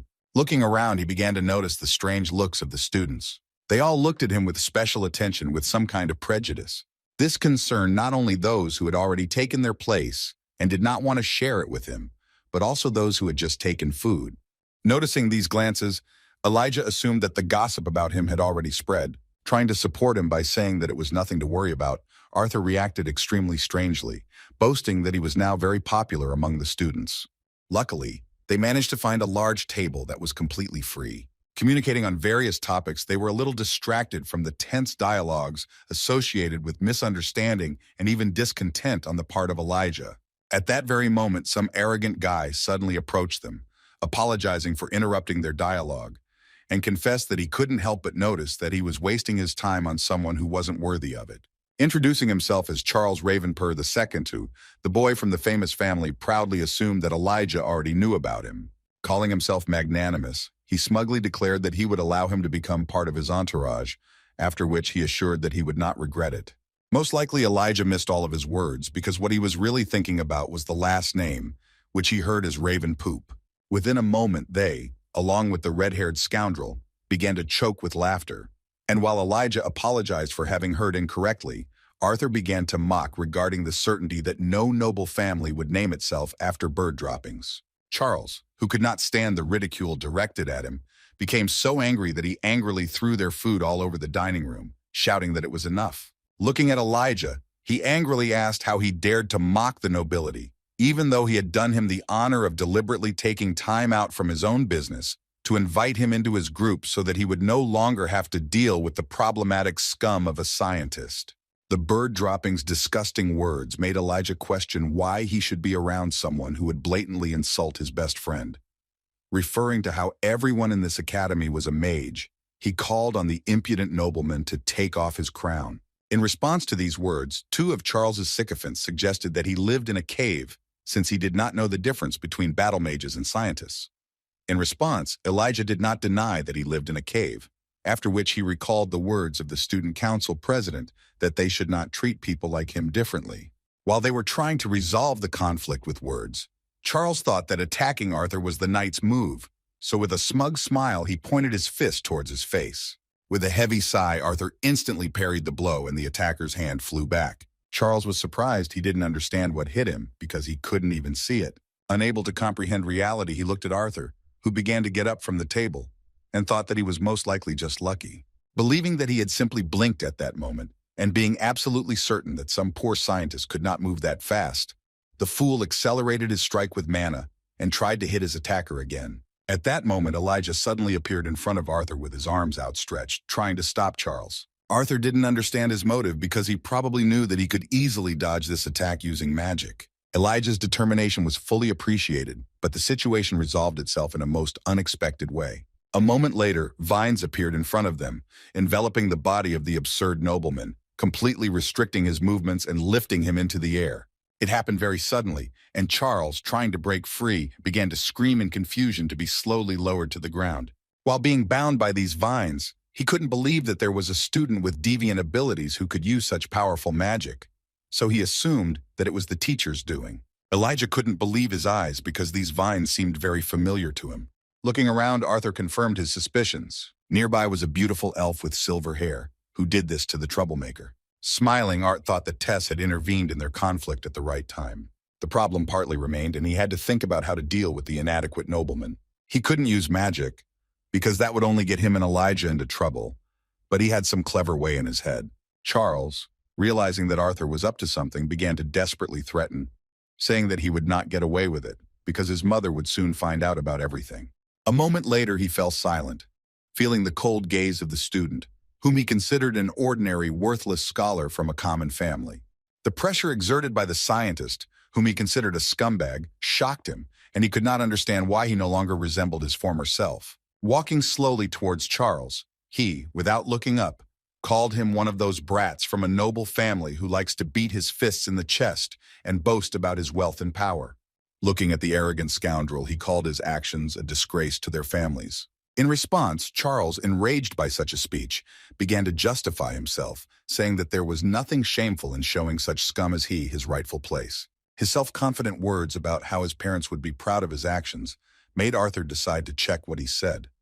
Watching this, Elijah began to worry that his friend was about to break down and still bring them serious problems, even despite his friendship with the director. Extending his hand towards Charles, the red-haired scholar asked him for permission to be honored and teach such an important nobleman one important lesson. The tied-up hooligan thought he was in an advantageous position, so he replied that they wouldn't do anything to him, since he was unarmed and tied up, and there was a whole crowd of witnesses around them. The words that Arthur would not be able to get away with using magic outside of a duel did not stop him. In a moment, he said that his valuable lesson would be more cruel to him than any bodily harm, after which, with a deft movement, he lowered his pants to the ground. Charles clearly did not expect this turn of events. He was in incredible shock when he felt his pants and underwear fall to the ground. The crowd of witnesses who were supposed to see the breakdown of law and order saw something that did not look very much like Charles' dignity. Everyone started laughing at him, causing him to get really mad, while Arthur slowly walked towards the exit of the Academy's dining hall. Saying that he would be back soon, he warned Elijah of his departure and calmly continued walking. As he stepped outside, he felt the presence of the princess. Tessia sat around the corner and enjoyed the pleasant evening breeze. It was noticeable that she was a little nervous before their second meeting. Looking at her, Arthur decided to sit down next to her with a smile on his face. The first words were words of gratitude for her help, but Tessia denied them, saying that he did not need it and he himself would have coped with this task perfectly well. Trying to somehow calm her down, Arthur calmly said that even despite her words, she had already managed to help him avoid trouble twice that day. After his words, they continued to sit awkwardly next to each other in silence. Arthur was a little confused, because he couldn't understand what he should say in such a situation. As it turned out, their thoughts were completely identical, and at that moment, when Tess sighed heavily, plucking up her courage, Arthur pulled himself closer to her to apologize. As soon as he began to say these words, Tess suddenly jumped up and accidentally hit him in the teeth with her head and shouted an apology. Their identical thinking led them to the fact that instead of timely apologies, they simply smashed each other's heads. While Tess held her head, Arthur tried to check if his tongue, which he had bitten, was still there. Trying to somehow improve the atmosphere, he said with a smile that he heard his jaw crack. Tess didn't say a word in response. The silence was broken only by her quiet whimpers. Arthur was surprised and asked if she was really crying. The tearful girl, looking carefully in his direction, said that it was painful. When the red-haired man wondered if it really hurt that much, she responded by pulling her head towards him and pitifully telling him to see for himself how swollen her head was. Putting his hand on her unfortunate head, Arthur pressed her to himself. Tess calmed down a little and admitted that she thought he hated her. In response, Arthur tenderly said that he would never hate her, even if he was angry at times. As it turned out, this was not enough for her. For the first time in that time, looking into his eyes, she sincerely said that she did not want him to be angry with her. Sighing, Arthur nevertheless admitted his guilt, saying that he knew how much she cared for him when he got into trouble, after which he apologized for losing his temper at the moment of their first meeting in a long time. In turn, Tessie admitted that she was also wrong at that moment when she allowed herself to yell at him in front of all those people. Pressing herself even closer to him, she felt better, and still admitted that it was difficult for her, because she had not yet fully mastered everything that concerns the post of student council president. At that moment, Elijah, who was walking nearby and accidentally saw Arthur, immediately told him that Ravenpup was still able to free himself from the vines and pull up his pants. He was cheerful and regretted that Arthur had not seen his face after it was all over. A moment later, he noticed that Arthur was not sitting there alone, but Sylvie, who finally had the opportunity to meet her mother, rushed towards her. Elijah had a very unusual reaction to the fact that his friend was sitting and tenderly hugging the princess on a bench near the cafeteria. He was simply in shock and, fearing to disturb Arthur, quickly ran away from this place. Tessia didn't have time to notice him, because the appearance of Sylvie, who joyfully threw herself into her arms, made her forget about everything. Suddenly, in the middle of their long-awaited meeting with Sylvie, Arthur stood up from the bench. Extending his hand to her, he sweetly suggested that they take a short walk in their company. While walking around the academy grounds, Arthur told about what happened during his journey as an adventurer. In turn, he learned from Tess that Principal Goodsky was quite close to her grandfather, and that this was the reason why she knew so much about him. In addition, she believed that due to Grandpa Viran's close acquaintance with Goodsky, she took her as her personal disciple. However, Arthur disagreed, saying that her skills influenced it much more. As they fell silent, Tess reflected on how much her childhood friend had changed since they last met. She couldn't help but notice that his movements and behavior in general became much more confident, and what made her heart beat even faster was the attractiveness of his appearance. She thought with some resentment that she felt jealous of the Jasmine from Arthur's stories, who had traveled with such an attractive guy for those 2 years. Noticing her strange, even slightly offended look, the young scientist stopped and asked if everything was okay. Feeling awkward about his sudden question, Tess began to laugh, panicking and justifying that everything was fine. When they reached the academy dormitories and it was time to say goodbye, Arthur took out the Mana Beast core that Tess had only heard about from Teacher Goodsky, and then held it out towards her, saying that it was a small gift in honor of her becoming a dual-element mage. Confused by such an unexpected and incredibly valuable gift, Tessia began to apologize, saying that she could not accept it, but Arthur insisted on his own and put the core of the Forest Guardian in her hand. With a sincere smile, he explained that this was the best thing he could do for her at this moment. This touched the heart of the young princess very much, and she looked at him tenderly. To avoid prolonging this emotional moment, Arthur said goodbye, saying that they had a hard day ahead of them, so they both should try to get enough sleep. Tessia waved back at him with a gentle smile and stood there for a while, watching him go. It was hard for her to understand what he was thinking when he gave her something so valuable. However, these thoughts did not stay in her head for long, because the warmth of care emanating from this gift made her experience very pleasant feelings.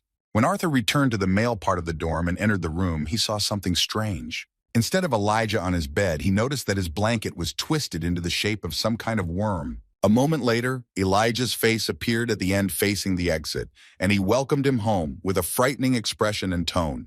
Seeing such a sight, Arthur and even Sylvie were seriously scared. While they were trying to come to their senses, the bedworm extended its hand, and with the same creepy look, formally addressed Arthur, asking him to sit down and explain what he had seen a few hours earlier. After a detailed story about Arthur's childhood, they both went to bed, but before falling asleep, Elijah managed to complain about how, even despite their childhood friendship, he still found it hard to believe that the moon goddess herself was lying on his shoulder. Hearing such a strange description of Tessia, Arthur looked at his friend with incomprehension, and he, in turn, explained that he did not come up with it himself, because it was a nickname that was awarded to the student council president by the students of their academy. Pointing demonstratively at the full moon outside the window, he explained with great acting skill that Mrs. Tessia was as beautiful as the moon because she seemed so close that you could touch her, but no matter how hard you tried, you were not destined to reach her. Having finished this speech, he suddenly became furious that Arthur not only managed to touch the moon, contrary to general knowledge, but also to press himself against it. Tired of all this chatter, Arthur stopped this one-man show by throwing a pillow at his head. Turning to the other side, he asked his restless friend to finally go to bed to prepare for the difficult first day of school. Much to Arthur's surprise, the next morning, Arthur was able to wake up on his own for the first time, while Elijah, depressed by what he had seen the previous evening, was still lying in bed, imagining how far away he was from the moon. Arthur had slightly different plans than his friend, so he surprised everyone who saw him in the academy corridor by wearing the distinctive uniform of the disciplinary committee. It was still too early for classes, so he decided to fulfill his part of their agreement at the request of Director Goodsky. Standing in front of the entrance to the disciplinary committee office, he told Sylvie with anticipation that they were there. Coming closer, he felt the approach of a strange manna. Without attaching much importance to this, Arthur decided to open the door to see with his own eyes what the so-called strongest students of the academy looked like. Just a moment after he opened the door, a huge lion appeared in front of them like a screamer and began to roar furiously. The blast of air from his lion's mouth was so strong that Arthur could barely stand on his feet, and Sylvie could barely hold on to his hair. Just a moment after, Arthur's entire face was covered in drool, and Sylvie was seriously pissed off.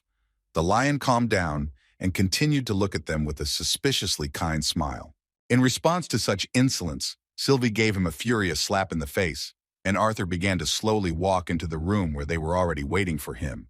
The first to greet him was a fair-haired guy with a sly look and a smile who smugly said that everything definitely did not go as planned.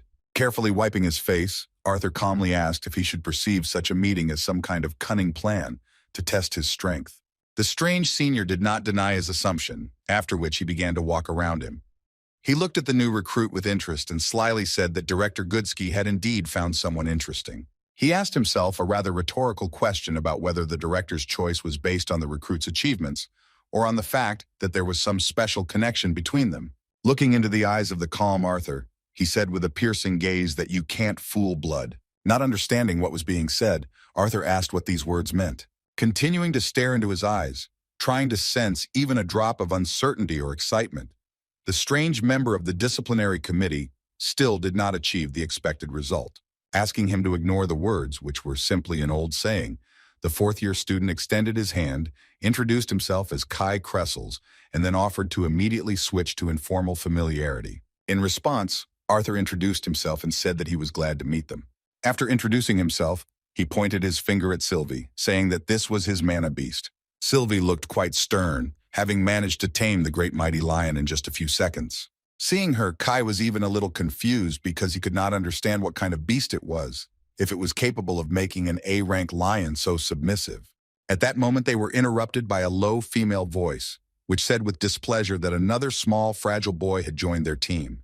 The strong-built girl who was on the disciplinary committee was not content with the fact that there were no real men among her colleagues. Seeing her, the confused Arthur thought that this was Helgart, about whom her friend Elijah had told him. That was exactly how he imagined her, but in front of him was not her, but Doradria Rearguard, a first-year student at the academy. Feeling awkward about his mistaken assumption, Arthur apologized and introduced himself properly. In response, the easygoing Doradrea slapped his outstretched hand, laughingly telling him that he shouldn't act so stiff. Distracting them from their introduction, Kai suggested going to another room, where the rest of the disciplinary committee members were already waiting for them. On the way, he told them that Director Goodsky had actually said practically nothing about the new recruit, and even Arthur's name remained a secret to them, so they were all very curious to know who he was and what he was like. Doradria, who was walking ahead, did not want to slowly reach the room where their colleagues were. Suddenly grabbing his hand, she pulled him towards the door. With a loud laugh, throwing Arthur forward, she turned to the guys from the disciplinary committee, informing them that their last boy was already in place. The first person they met here was calmly waiting for them, sitting on the sofa. It seems he guessed that Arthur would be their last fighter, and the red-haired scientist himself found out who said these words. Another person representing the Academy's disciplinary committee was Curtis. With a kind smile, Arthur noted that he was not even surprised that such an amazing guy would be keeping order with him. In response, the prince looked in surprise at how the grounder, who was taken to scare the recruit, obviously failed in his task and behaved unusually calmly due to the small mana beast sitting on his head. As it turned out, the one in front of them was the same world lion that the prince had purchased during their first meeting at the auction. Curtis himself cheerfully clarified that they had formed an equal contract last year, right after his mana beast had reached Class A. Having greeted each other as it should be done, they surprised Doradrea and Kai even more, because they could not even think that these two already knew each other. As it turned out, Curtis and his mana beast weren't the only members of the royal family who were members of the disciplinary committee. Princess Caitlin also joined this group, and descending the stairs, tenderly said that she was pleased to meet the amazing guy again. Arthur reciprocated her compliment, saying that he was also glad to meet Princess Sapina. Nodding her head, the princess began a short, silent pause. This pause was interrupted by the words of some elf, who asked with displeasure why they had forgotten about him. As it turned out, fate brought him together with Arthur again, but he was even glad about it. Seeing this young man in front of him, Arthur wondered if they really knew each other. His words were another provocation towards Ferret Ivsar III, and when he introduced himself, Arthur remembered those 2 moments of their meetings. Pointing his finger at this member of the disciplinary committee, he jokingly called him Fei, causing laughter from the other guys and infuriating this touchy elf. With a heavy sigh, Ferret tried to mend their relationship by telling them that even though they were both first years, he was still several years older than him, and therefore demanded that he be treated with due respect. Agreeing to his request, Arthur once again made fun of him, specifically recalling that it seemed like just yesterday he had knocked him out with 1 blow to the face. The mockery of the elf was interrupted by the appearance of a red-haired girl, who asked her comrade, who had just arrived with her, whether he thought they were out of place here. The two had just returned to the disciplinary committee room after their morning training. The girl who joined the meeting with the new recruit introduced herself as Claire Bladeheart, a 6th-year combat mage student and the leader of this motley group. Without waiting for Theo to introduce himself, Arthur was surprised that her last name was the same as that of Mr. Caspian, the director of the Zyrus Adventurers Guild. In response, Claire was surprised that he knew her uncle, but he began to make absurd excuses. To avoid revealing the truth that he had already been an adventurer for 2 years, he lied that his father had told him about Caspian Bladeheart's incredible strength. Pleased by such a sudden compliment, the red-haired senior replied that her uncle began training her almost immediately after she woke up, and therefore her techniques were mostly borrowed from him. While Claire was happy that her uncle's name was known among the students, Theo decided to silently approach the new recruit. Looking closely at Arthur, he assumed that the disciplinary committee had decided to stoop so low as to accept all sorts of bugs into their ranks. He didn't notice that the new recruit belonged not to the combat mages, but to the scientists. And yet he extended his hand towards Arthur. Arthur was a little wary of this attitude and prejudice, so he reached out his hand in response with some sadness. As soon as they shook hands, he sensed that Theo was not going to end it there. Within a moment, he put mana into his handshake and the rookie felt incredible pressure. As it turned out, the power Theo was using was deviant gravity magic, a rarity that Arthur had encountered for the first time. Feeling the incredible pressure and the still intense gaze of this 6th-year student, he understood that this was some kind of test. Gritting his teeth, he strengthened his body to stay on the surface. It was only through the use of magic that he was able to maintain his balance, even though his body's brute strength was simply superior to that of the other students in the academy. In addition, assimilation with Sylvia's will also played a role, because without her, he would hardly have been able to stand on his feet for so long and even confidently look at the senior student. Everyone present was surprised. Kai probably expected something like this from the amazing young man, while Faye even began to get nervous that the competitor was so strong in this test. Doradrea was delighted that he was so strong, and Curtis was surprised and hummed songs. Removing his hand, Theo, with a satisfied smile, called his result indeed not bad. Kai clapped his hands and noted that he now had no doubt that the new recruit whom Director Goodsky had introduced with great hope not only had a pretty face, but also impressive strength. Looking back at Ferret, who was dissatisfied with Arthur's resilience, he noticed that he almost immediately collapsed to the ground when Theo performed the same test of strength on him. Enraged by such a mention, Ferret Ivsar III began to nervously justify himself by saying that he was a spellcaster, while Arthur was an amplifier. Not knowing the full truth about his competitor, with whom he could not establish a full-fledged friendship, he shouted that he should not be compared to him. Claire put her hands on Kai and Ferret's shoulders and decided to ease the tension among her fellow disciplinary committee members and asked them to stop messing around. She wanted them to put serious expressions on their faces as they were about to introduce their committee to the students.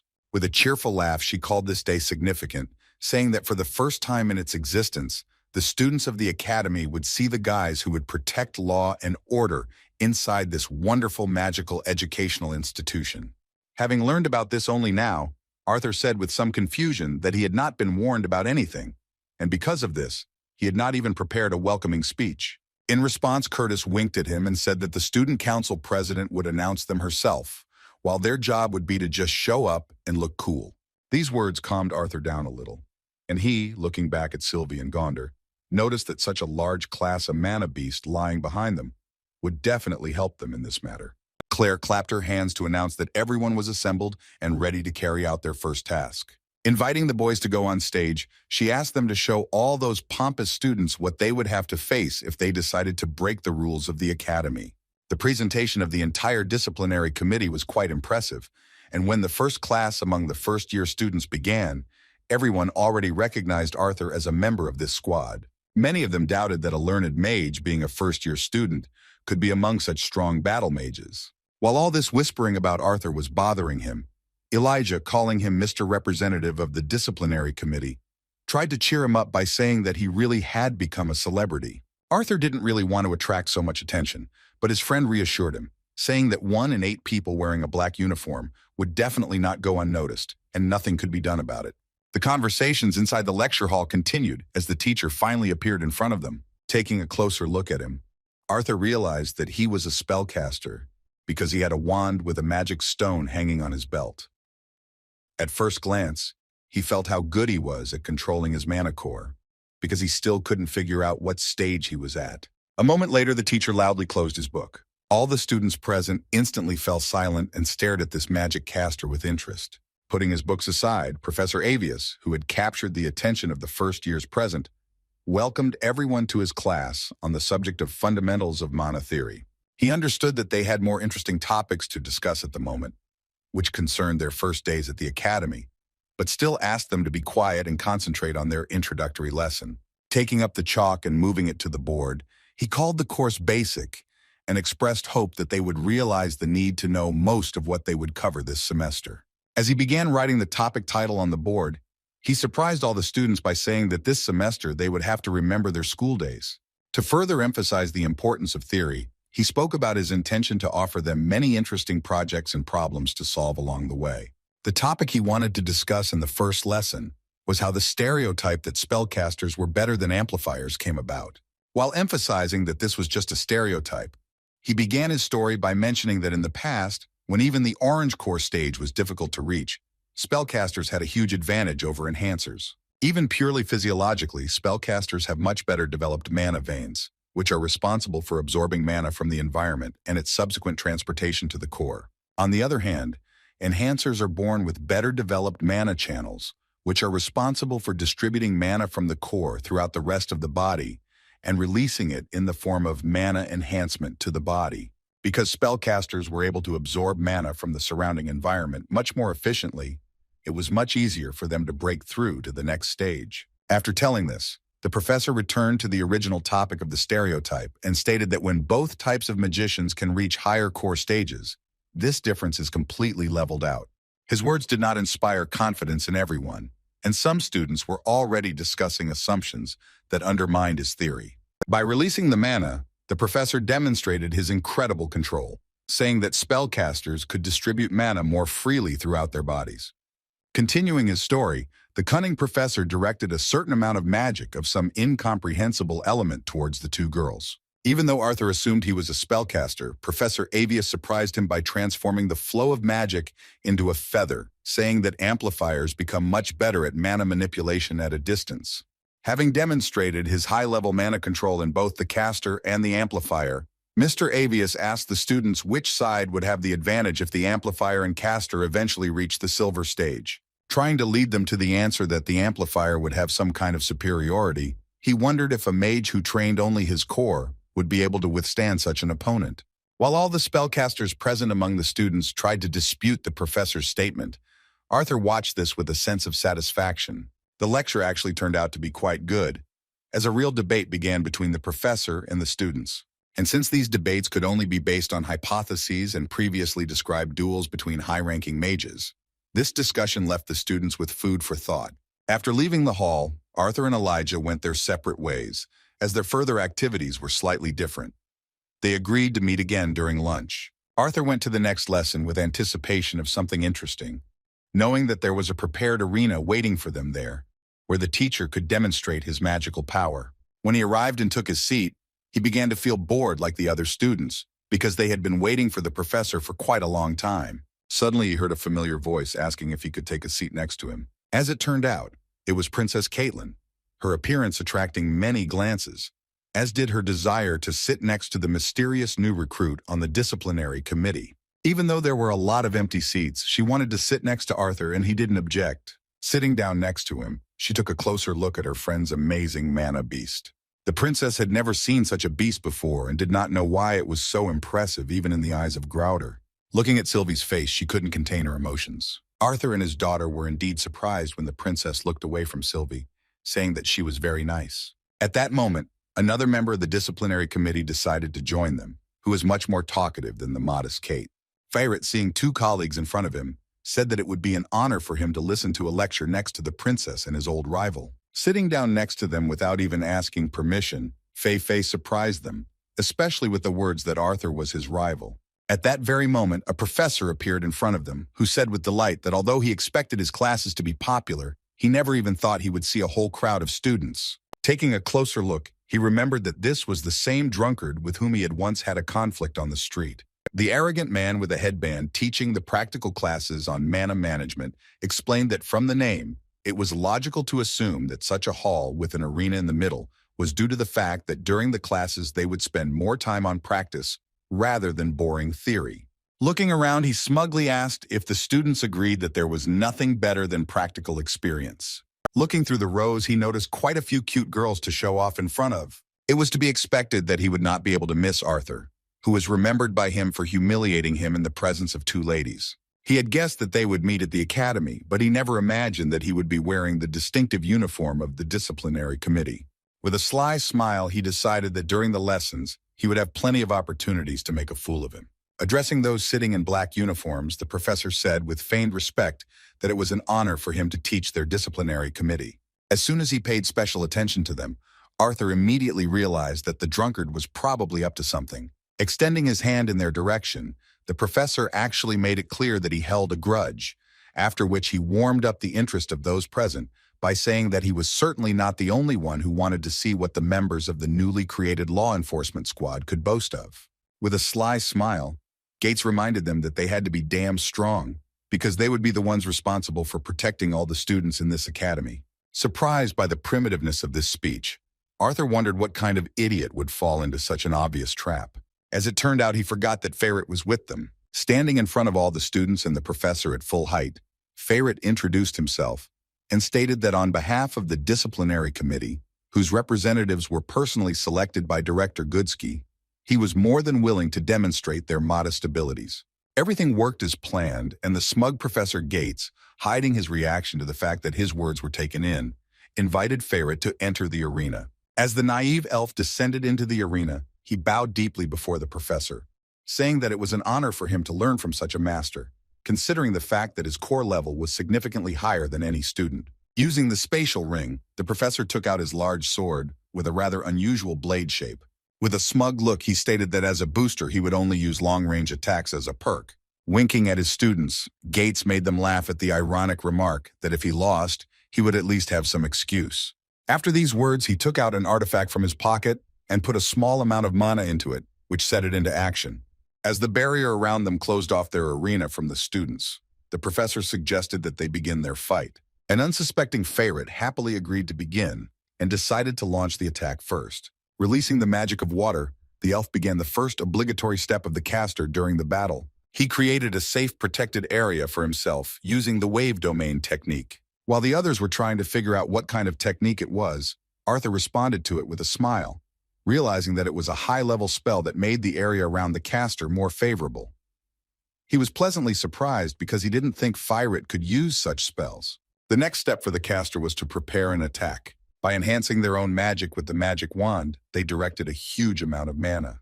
The technique he used was simply enormous and was known among the elves as the Water Devil. The level of this spell was indeed impressive, but it was too easy for Professor Gates. Seeing how this drunkard was able to control the advanced blue flame, Arthur came to the conclusion that he could do more than just talk. Concentrating dense mana on his right hand, he prepared to parry his student's attack. With a powerful throw of blue flame, he shocked those present with his unexpected decision. Instead of simply dispersing the attack, he destroyed the water devil and even directed his fire at the enemy. The confused Feyrit did not expect anything like this, and only at the last moment strengthened his defense, covering his body with his hands. However, the disgusting professor was just waiting for such an action in response to his attack. With a wave of his finger, he changed the trajectory of the attack at the last moment and, having destroyed Feyrit's barrier, hit him right in the leg. Even with the wave domain created, Feyrit received quite a strong backlash from such a blue flame attack. As he fell to the ground, he felt a sharp burning sensation in his leg due to the burn marks left behind by the attack. Continuing to walk slowly towards him, the arrogant professor created 3 more blue flames in his right hand. With an arrogant smile, he looked at Feyrit lying in a puddle of his spell and asked if he was giving up or choosing to continue this pointless battle. Without raising his head, Feyrit Ivsar nevertheless admitted his defeat in this unfair duel. Seeing this, Arthur was surprised by the suggestion that the vile drunkard had deliberately humiliated a member of the disciplinary committee in order to assert himself in the eyes of his stupid audience. Looking at the students, the smug professor began to smile. The moment he looked straight into Arthur's eyes, he felt his anger, his whole appearance threatening him that he would not be able to avoid a similar fate during their studies. Feyrit returned to his place with great sadness, and Arthur, for the first time since they had met, expressed sympathy and supported him with words that he had indeed held up well in this unequal battle. Looking towards them, the drunkard said that he had assumed from the beginning that Mr. Ivsar would be able to defend against his spell thanks to his elemental advantage. The hypocritical blue flame user continued by saying that he admitted his mistake, calling it a lesson for both of them. Even these words did not calm Feyrit down in any way, and he was noticeably depressed. Continuing to provoke his students, the arrogant professor asked if anyone else from the disciplinary committee wanted to enter the arena. Before he could finish his sentence, Caitlin stood up herself. Raising her hand, she said in her gentle voice that she was extremely interested in this opportunity. Kate's decision greatly surprised Feyrit, and he completely forgot about his feelings because of his worries about whether everything would be okay with her. The professor, who initially wanted to humiliate Arthur in front of all the students, without showing it, again felt some dissatisfaction, because he didn't think that she would also volunteer. Arthur couldn't stop her because he didn't even expect that she would take such a step. Thinking back on her abilities, he saw 2 advantages on her side: her affinity with ice and her evidence of Gate's fire attribute. On the other hand, knowing what a scumbag the professor was, he had reason to worry. Feyrit, thinking along the same lines, wanted to stop her, but the princess was firm in her decision to perform in the arena. They had no choice but to see how it all ended. When Kate entered the arena, the professor bowed low before her, saying that it was an honor for him to fight the Princess of Sapina. With a haughty smile and a look that only Arthur could recognize, Gate said that no matter how this demonstration ended, she should not hold it against him, because it was necessary for the development of the students. Nodding back at him, Kate began preparing for the duel. Using her spatial ring, she took out the artifact she usually fights with. It was an excellent magic wand, and taking it into her hands, she began to release her ice magic. Seeing her restraint, the professor was a little confused, realizing that this was not the reaction that was supposed to stir up the public's interest. Deciding that it was only a matter of time before the students became even more excited, he began using his blue fire magic. Even as an amplifier with magic like that in his hands, it was dangerous at his core level, but he was determined to continue humiliating the Public Moral Committee. The reserved princess, as usual, did not show excessive emotion. Using ice magic, she missed the moment to create a favorable zone around herself and immediately began to attack.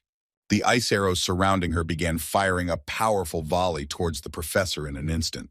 Gates was prepared for something like this, and strengthening his body with mana, stood in a defensive stance. Just as the ice arrows began to approach his hands, the spread of blue fire caused them to melt. With a powerful wave of his arms, the professor stopped the entire attack, increasing the impact on the area around him with denser fire. In response to her first attack, he said that he expected nothing less from Princess Sapen. Ignoring his compliment, Caitlin created ice arrows again, but in greater quantities than before. She waved her wand again and sent a whole volley of sharp ice chips in his direction. When she changed her approach to attack, the professor decided not to stand aside and himself created 10 spheres of blue flame in advance. As soon as the arrows began to approach, he threw them towards them. No one had any doubt that of the 2 techniques, the one with the greater concentration of mana would be stronger. When the clash between the two techniques began and the ice gave way, the entire arena was covered with a pair. Watching the professor's actions, Arthur remembered that this was the same spell that Lucas had used during the adventurer exam, controlling balls of magic to chase his opponent. At the last moment, when the arrows were almost completely destroyed, Caitlin used another clever technique to complement this attack. Controlling her arrows, she began to tear them apart, and they, dodging the fire spheres, headed towards the enemy in greater numbers. Seeing so many attacks at once, Gates was surprised by her strength. He considered her attack to be quite clever, since breaking up her attack into smaller, but no less dangerous arrows, was indeed an excellent decision. Despite the tension Kate created, her opponent of that level had no problem repelling these attacks. Even though she continued to control the trajectory of the ice flows, they were not destined to reach their target. The professor's blue flame was indeed on another level. Releasing even more mana, he began to fight back along the perimeter of the attack, preventing the ice from getting closer. At that moment, Kate improved her attack again. Using her spell control, she summoned an ice tornado that completely surrounded the professor. Even though her attack was incredible, she sacrificed her defense because of it, and didn't even notice how the fire spheres that Gates had previously used to protect himself from the ice spears continued to move towards her. Seeing this, the guys from the disciplinary committee were horrified, realizing that she was in a very difficult situation. The professor, as expected, was able to dispel the ice tornado. However, when he saw what was happening, he was horrified by the realization of the possible consequences of wounding the princess. There were 4 dangerous spheres moving towards Kate, and the princess herself did nothing to protect herself. Ferret began to scream her name in desperation, terrified that she would not be able to withstand such an attack.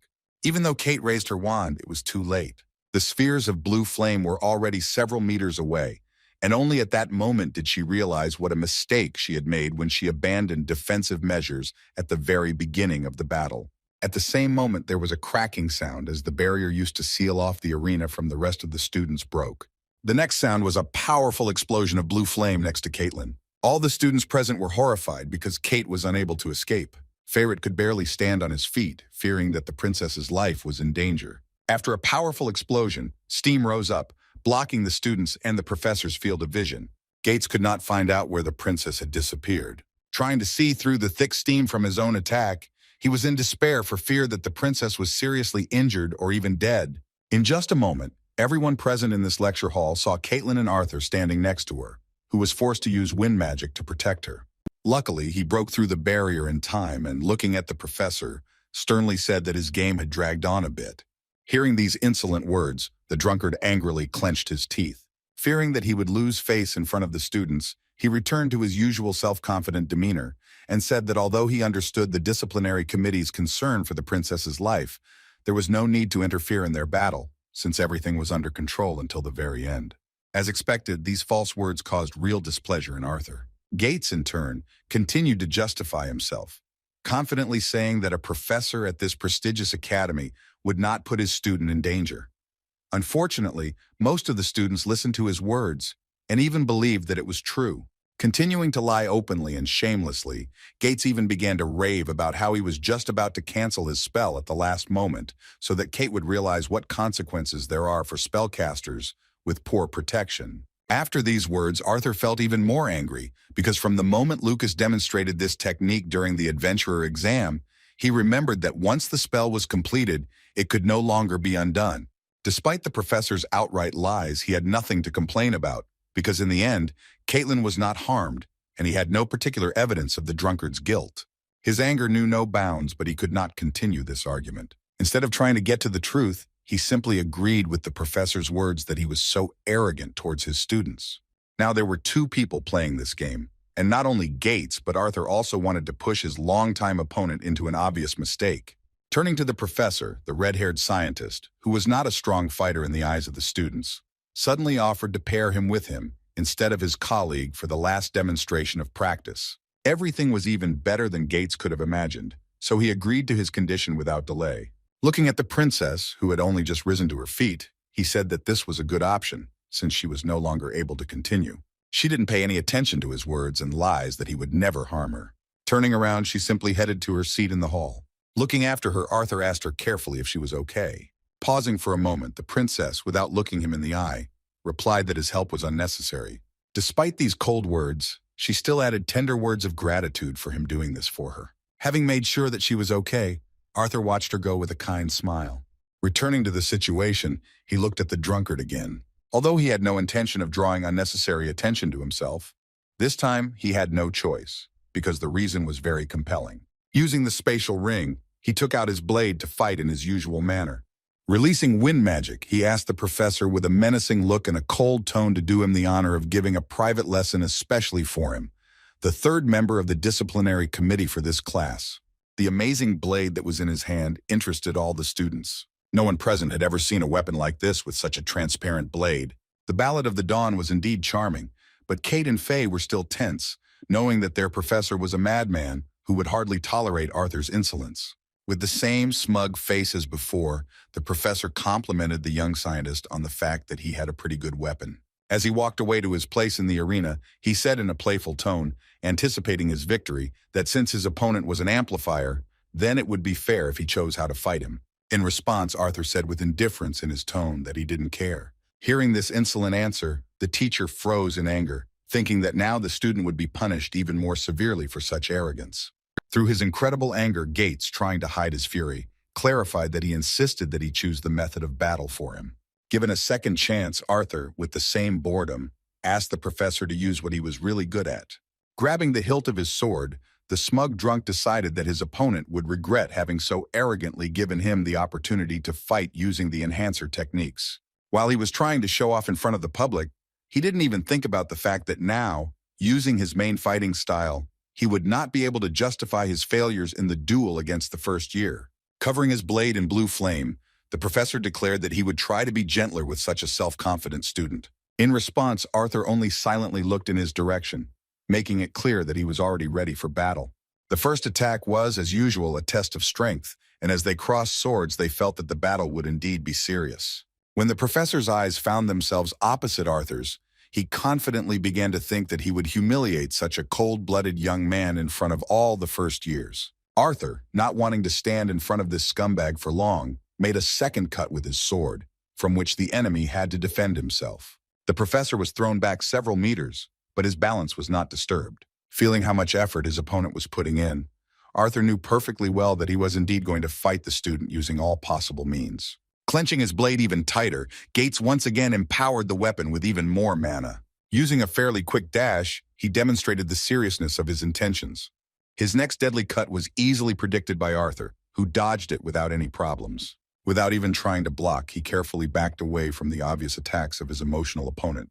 Despite his vast experience, the professor could not hit his student, and all his attempts to force him to at least parry the attacks were in vain. The more failures his students saw, the more enraged he became at the situation. And what really irritated him was the fact that Arthur didn't use any spells at all, but simply strengthened his body and sword with regular mana. Not wanting to accept the fact that some brat was much better at sword fighting than he was, the professor charged even harder. Continuing his futile attempts, he, afraid of losing his authority with the students, shouted that he didn't think that the disciplinary committee was recruiting rats who were only capable of running away and evading attacks. Jumping back to a safer distance, Arthur, whose blade had been lowered all the time, decided to respond to this provocation. With a rather arrogant look and tone, he asked why he needed to waste his energy on attacks if their highly respected professor was not able to even touch a first-year student once. The counter-provocation was so successful that Gates was furious as never before. He was no longer content with just enhancing his own weapon and began using magic on his other hand. Jumping into the air, Arthur suddenly felt the presence of another source of mana. Looking towards his opponent, he saw that he had directed a spell at him, more powerful than all the previous ones that he had used during this lesson. It was a huge column of blue flames, and Arthur, not being ready for it, only managed to jump aside at the last moment. The enemy had no intention of giving him a moment's rest. Even though Gates began to fight at an even greater speed, Arthur was still able to track his movements, even without using the elements. Another dangerous cut aimed at him was not blocked, as the disciplinary committee member once again deftly dodged the attack. Standing in place, he felt that the enemy would continue to press him with spells combined with sword attacks. Leaning toward the ground, he decided to push off from it in order to unexpectedly change the trajectory of his movement. This clever trick helped him to dodge the column of blue flames once again. Fighting with complete seriousness, the smug professor, who thought he had caught the annoying student off guard, decided to strike again from the air and swung his blade high. Even though he barely kept his balance, Arthur still avoided his attack without using his own sword. At the moment of their next meeting of eyes, he was as unshakable as before. His behavior seriously got on the professor's nerves, and he no longer knew how to put even more pressure on the arrogant student so that he would finally break. All the students present in the class watched this fierce battle on the professor's part standing up, but few realized how dangerous their teacher's fighting style was. Realizing that this did not look like a normal demonstration, Fairy was angry and wondered whether he should call the student council. Gates rushed desperately towards Arthur again and again, not holding back his strength. The pressure from his blade, coupled with the use of spells at close range, forced Arthur to change his battle strategy, and this time he still blocked his Dumar. Taking advantage of this distance, he swung his blade to throw his opponent back into the distance. This time he took the initiative in the battle himself, and in an instant he made a powerful and incredibly fast dash towards the enemy, simultaneously dodging another huge column of blue flame. Once within striking distance, he aimed the blade at the enemy's neck. The professor, not expecting such enormous power from his student, did not have time to cope with his attack, and only thanks to the protection of mana was able to stay alive. Once on the brink of death in this fierce battle, Gates jumped back to a safer distance. He was amazed at Arthur's speed and could not believe that he was so skilled in fighting. Leaving him alone after the first demonstration of his own attacks, Arthur, having gained the advantage both in the battle and in the eyes of the students, said that even rats could become deadly if cornered. Pointing his blade towards the professor, he showed that he was not going to stop there. Although Gates might have thought that ending the demonstration at that moment was the most advantageous decision for him, he could not take the initiative away from Arthur, and especially did not want to come out of this battle as a loser in front of the freshman. A moment later, Arthur once again made an incredibly fast dash, and the professor realized this only when his young opponent appeared right in front of him. After closing the distance to the striking distance, Arthur strengthened his blade with wind magic and made a cut, knowingly wanting only to intimidate his opponent. The confused professor began to lose his balance and barely managed to stay on his feet after barely dodging a blow from a gust of wind. The members of the disciplinary committee, watching this sudden turn of events, could not believe their eyes. Feyret was genuinely shocked, while the cold princess calmly noted that Arthur was indeed pushing Professor Gates aside. Seeing how terrifying a monster Arthur was in his fight with Professor Fey, he told her that he was on a whole other level. While the confused Gates was looking for an opportunity to somehow escape from Arthur's attacks, the latter continued to put pressure on him even without using his true strength. Taking a closer look at his opponent's stance, he noticed an interesting detail. The desperate opponent not only opened up several points where he could be wounded, but also came as close as possible to the border of their duel arena. With a smile on his face, he decided it was time to teach the professor one last lesson in politeness and respect for the students, in particular the disciplinary committee, which he had so diligently tried to ridicule in front of the first years. Continuing to put pressure on him, he did not give him a second of peace. Gates was forced to stop casting spells in order to fully concentrate on blocking the enemy's sword strikes.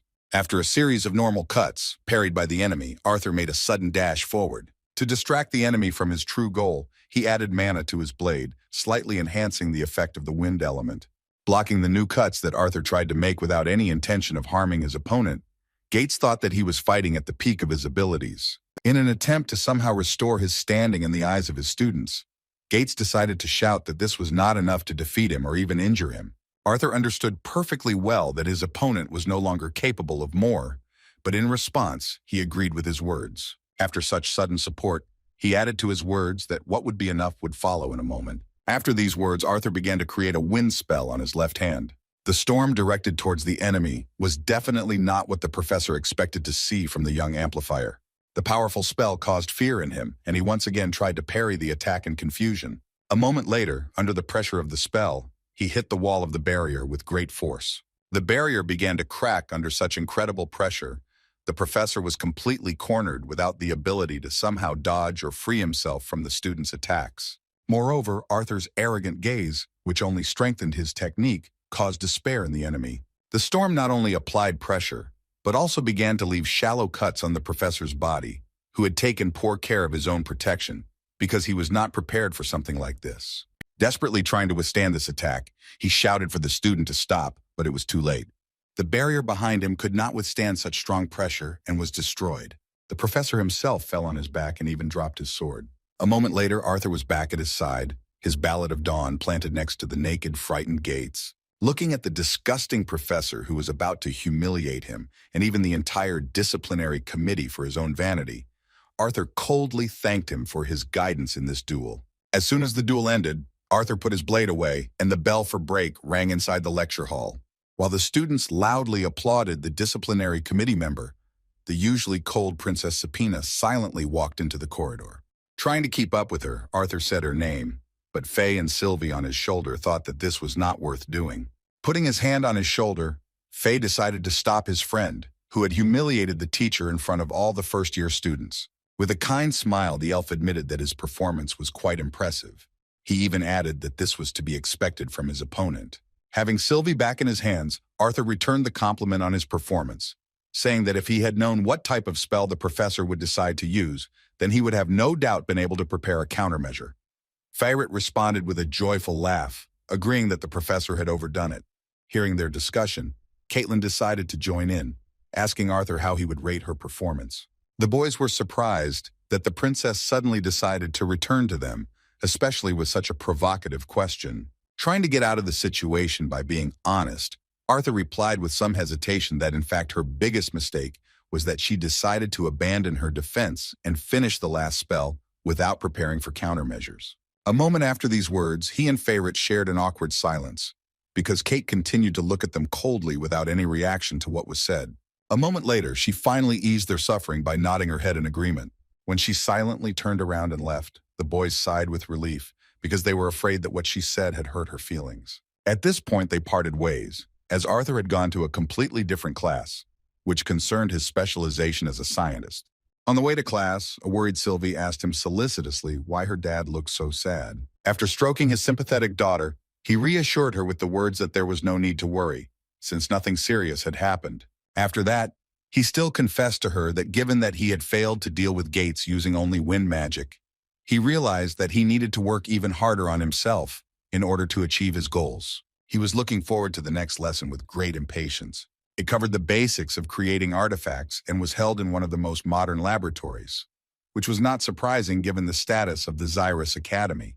Manipulating and controlling mana in objects to obtain special properties was something he had not been able to learn before. Moreover, his interest was even stronger from the mere thought that this was a completely new matter for him, since there was nothing like this in his past world.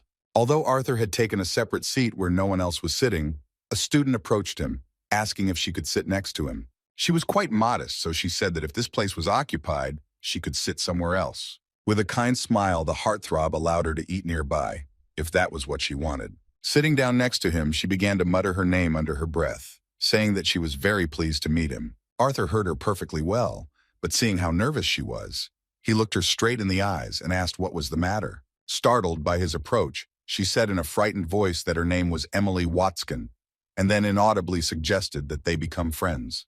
After these words, the disciplinary committee member's intense gaze made her feel uneasy. Arthur could barely contain his laughter at her behavior, while the frightened student began to worry that he would now definitely think she was strange.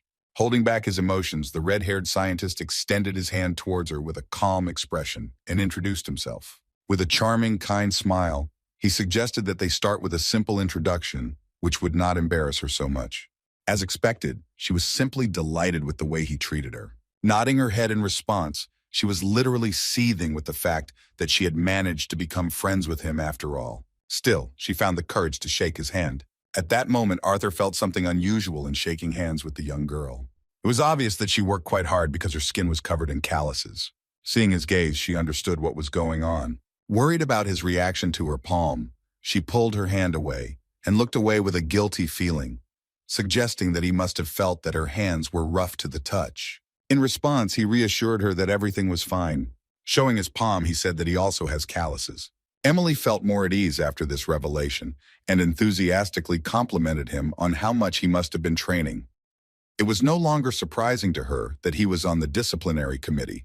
She was delighted with the opportunity to meet him, but when she mentioned that she knew nothing better than creating artifacts, she became a little sad, even though she ended up spending a lot of time fiddling with her favorite thing. Looking at her hands, she said that for the sake of her hobby, she had to sacrifice the smooth skin of a young girl. Observing her behavior, Arthur responded with a kind smile. The ladies' man, as usual, was one of the best in terms of compliments, so he replied that he even envied her because she had such a passion for creating artifacts. Speaking about the battles he had to fight in many times, he mentioned that the only thing you get better at in such a thing is killing and destruction. Looking at some of the exhibits in this hall, he noted that when creating artifacts, the better you are, the more items you can create, and the easier people's lives will be.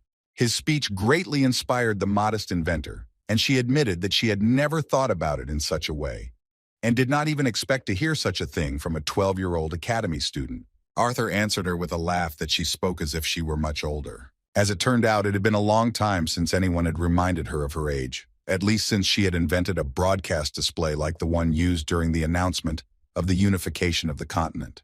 This news was simply shocking, and Arthur, holding back his emotions, respectfully said that it was an honor for him to be next to such a genius as her. As it turned out, the modest student could not cope with such a number of compliments at one time. In response, she asked him not to make her laugh, saying that this was said by someone whose past was unknown to anyone, who had a strange mana beast that looked like a fox, and who was also able to suppress and defeat the professor, a veteran among adventurers with a light yellow core stage. Arthur was very surprised that she knew so much about him. It was clear from the start that she was strange, but after these words, one could assume that she was following Arthur and Sylvie. Adjusting her glasses, she asked not to be surprised, saying that in the Academy of Magic, news travels quickly and gossip even faster. At the same moment, the front door suddenly opened and slammed loudly rather quickly as it closed. The teacher who entered caused a real shock among everyone present. After greeting the students in his usual manner, the unrivaled inventor of the continent of Dicathan honored those present with the honor of becoming his students. Professor Gideon decided to represent the Academy for the first time in its history by teaching the subject of artifact creation. Looking at the rows of students, he stopped his gaze on Arthur, which the other visitors to this course could not help but notice. Gideon, with great acting skill, asked in surprise whether Arthur Levin was really the one who would agree to attend his modest classes. By telling a blatant lie about not even realizing he would be in his class, Gideon had seriously infuriated Arthur. In order not to anger Arthur even more, Gideon decided to start his own business.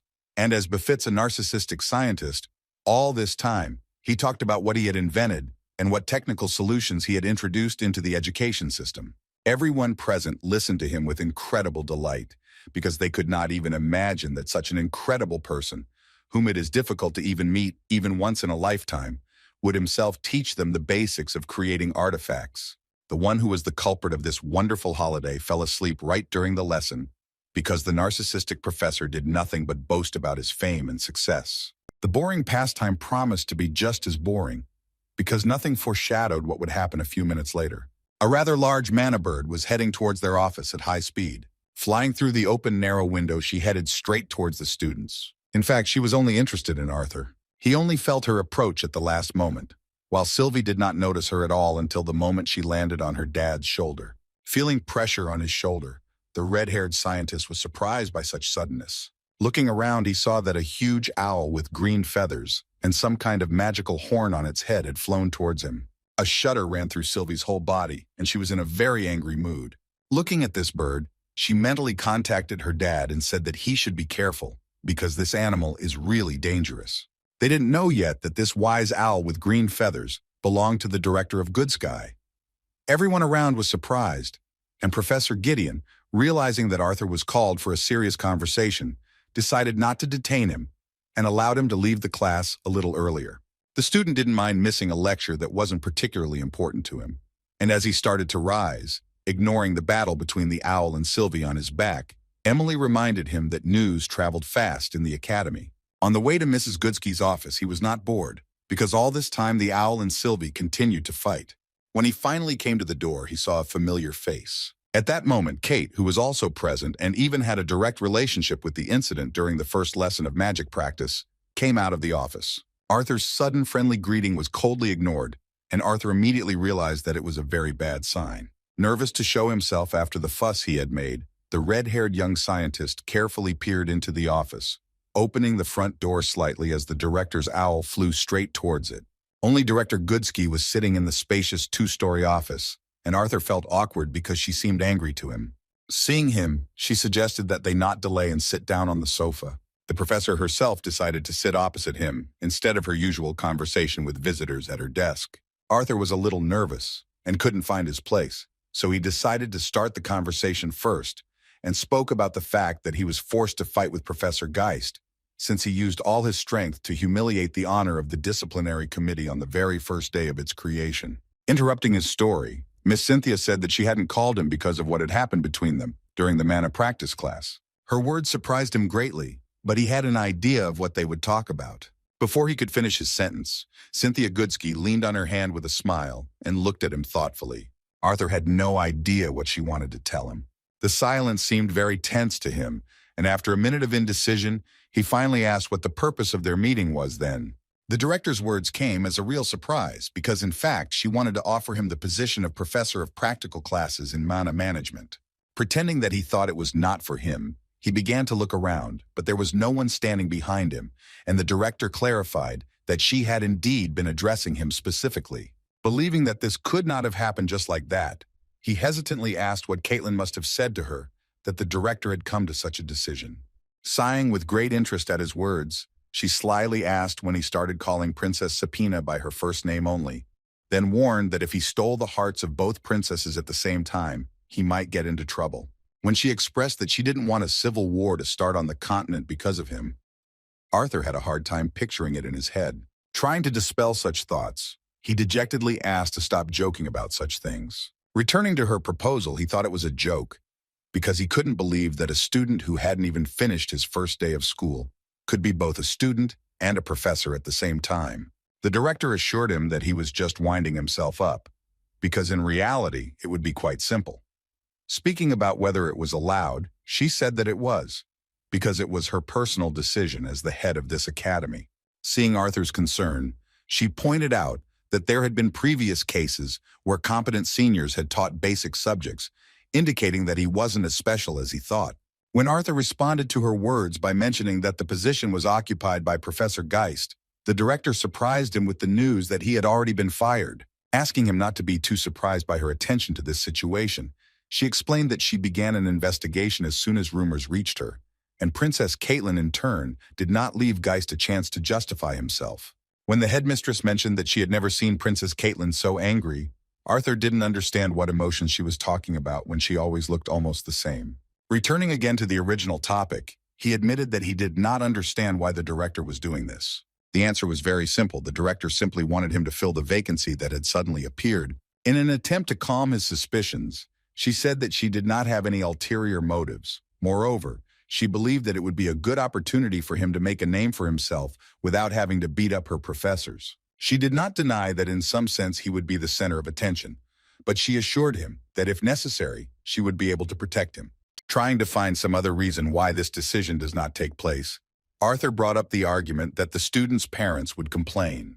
In response, Mrs. Goodsky, with an unperturbed expression on her face, replied that she didn't care, because it was up to her, the director of the academy, to decide. Saying that such a decision was still better, to just take and cancel these classes, she extended her hand towards Arthur, saying that the final decision was only his, after which she argued its correctness by saying that it was better to use his time this way than to be bored in the one where he was the best. Seeing how much she insisted on it, Arthur thought that he really wouldn't be able to continue to avoid unnecessary attention after this situation, considering that he was also on the disciplinary committee, which would be on everyone's lips anyway. Taking into account all the nuances, he still accepted the offer.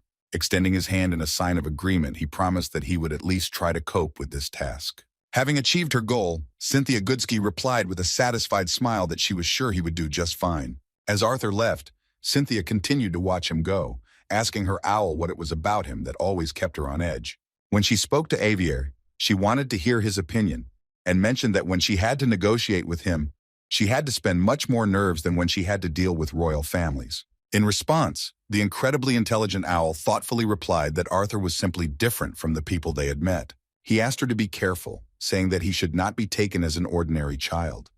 Referring to his mental abilities, a witness to their conversation said that, like his emotional maturity, he is much older than he may appear and has something that cannot be seen with the eyes. The confident speech of the mana beast with amazing mental abilities once again amazed Director Goodsky, and she wondered why he was so convinced in his reasoning.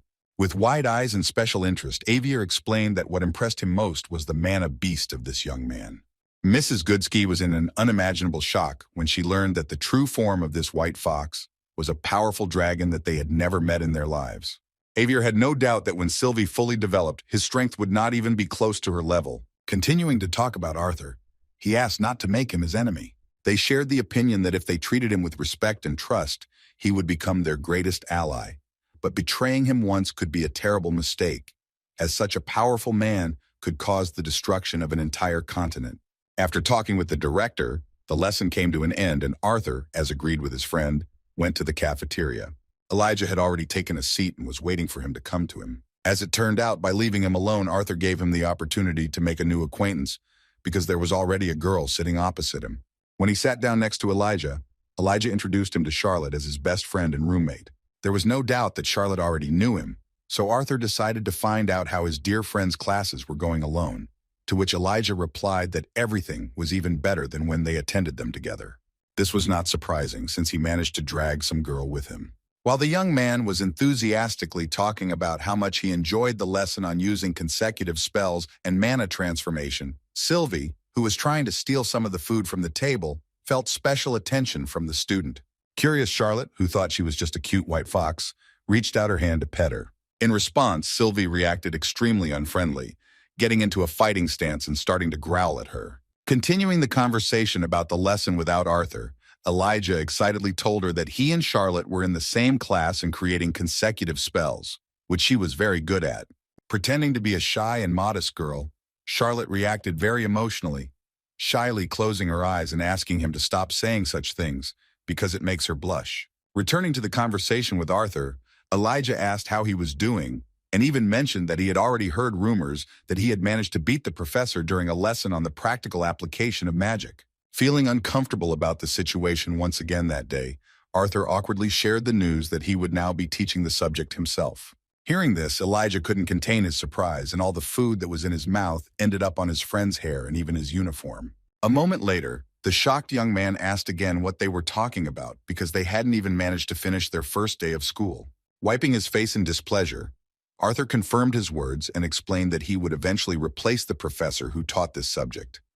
Speaking about his friend's unacceptable behavior, he convincingly asked him to stop spitting in the direction of the new professor from the practice of magic. Elijah was once again amazed by his friend's successful progress and even said that if he could somehow slip away from his classes, then he would come to him to see the new professor in action. Returning again to the subject of Charlotte, he mentioned with the same enthusiasm that they were going downtown to do some shopping and would like him to go with them.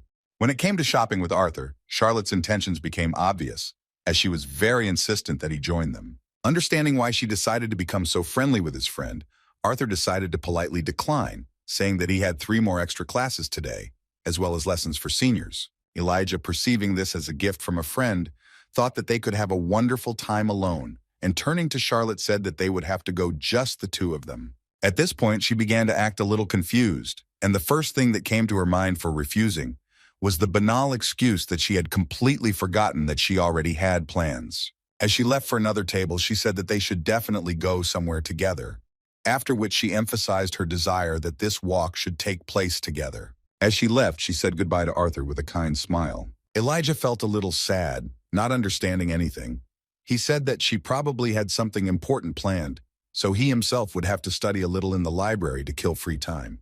Turning to Arthur, he asked with childish delight if he thought she was cute and pretty. Realizing that he was going to hit on this cunning girl who didn't care about him, Arthur understood that he had no choice but to try to somehow push the poor guy to the right decision.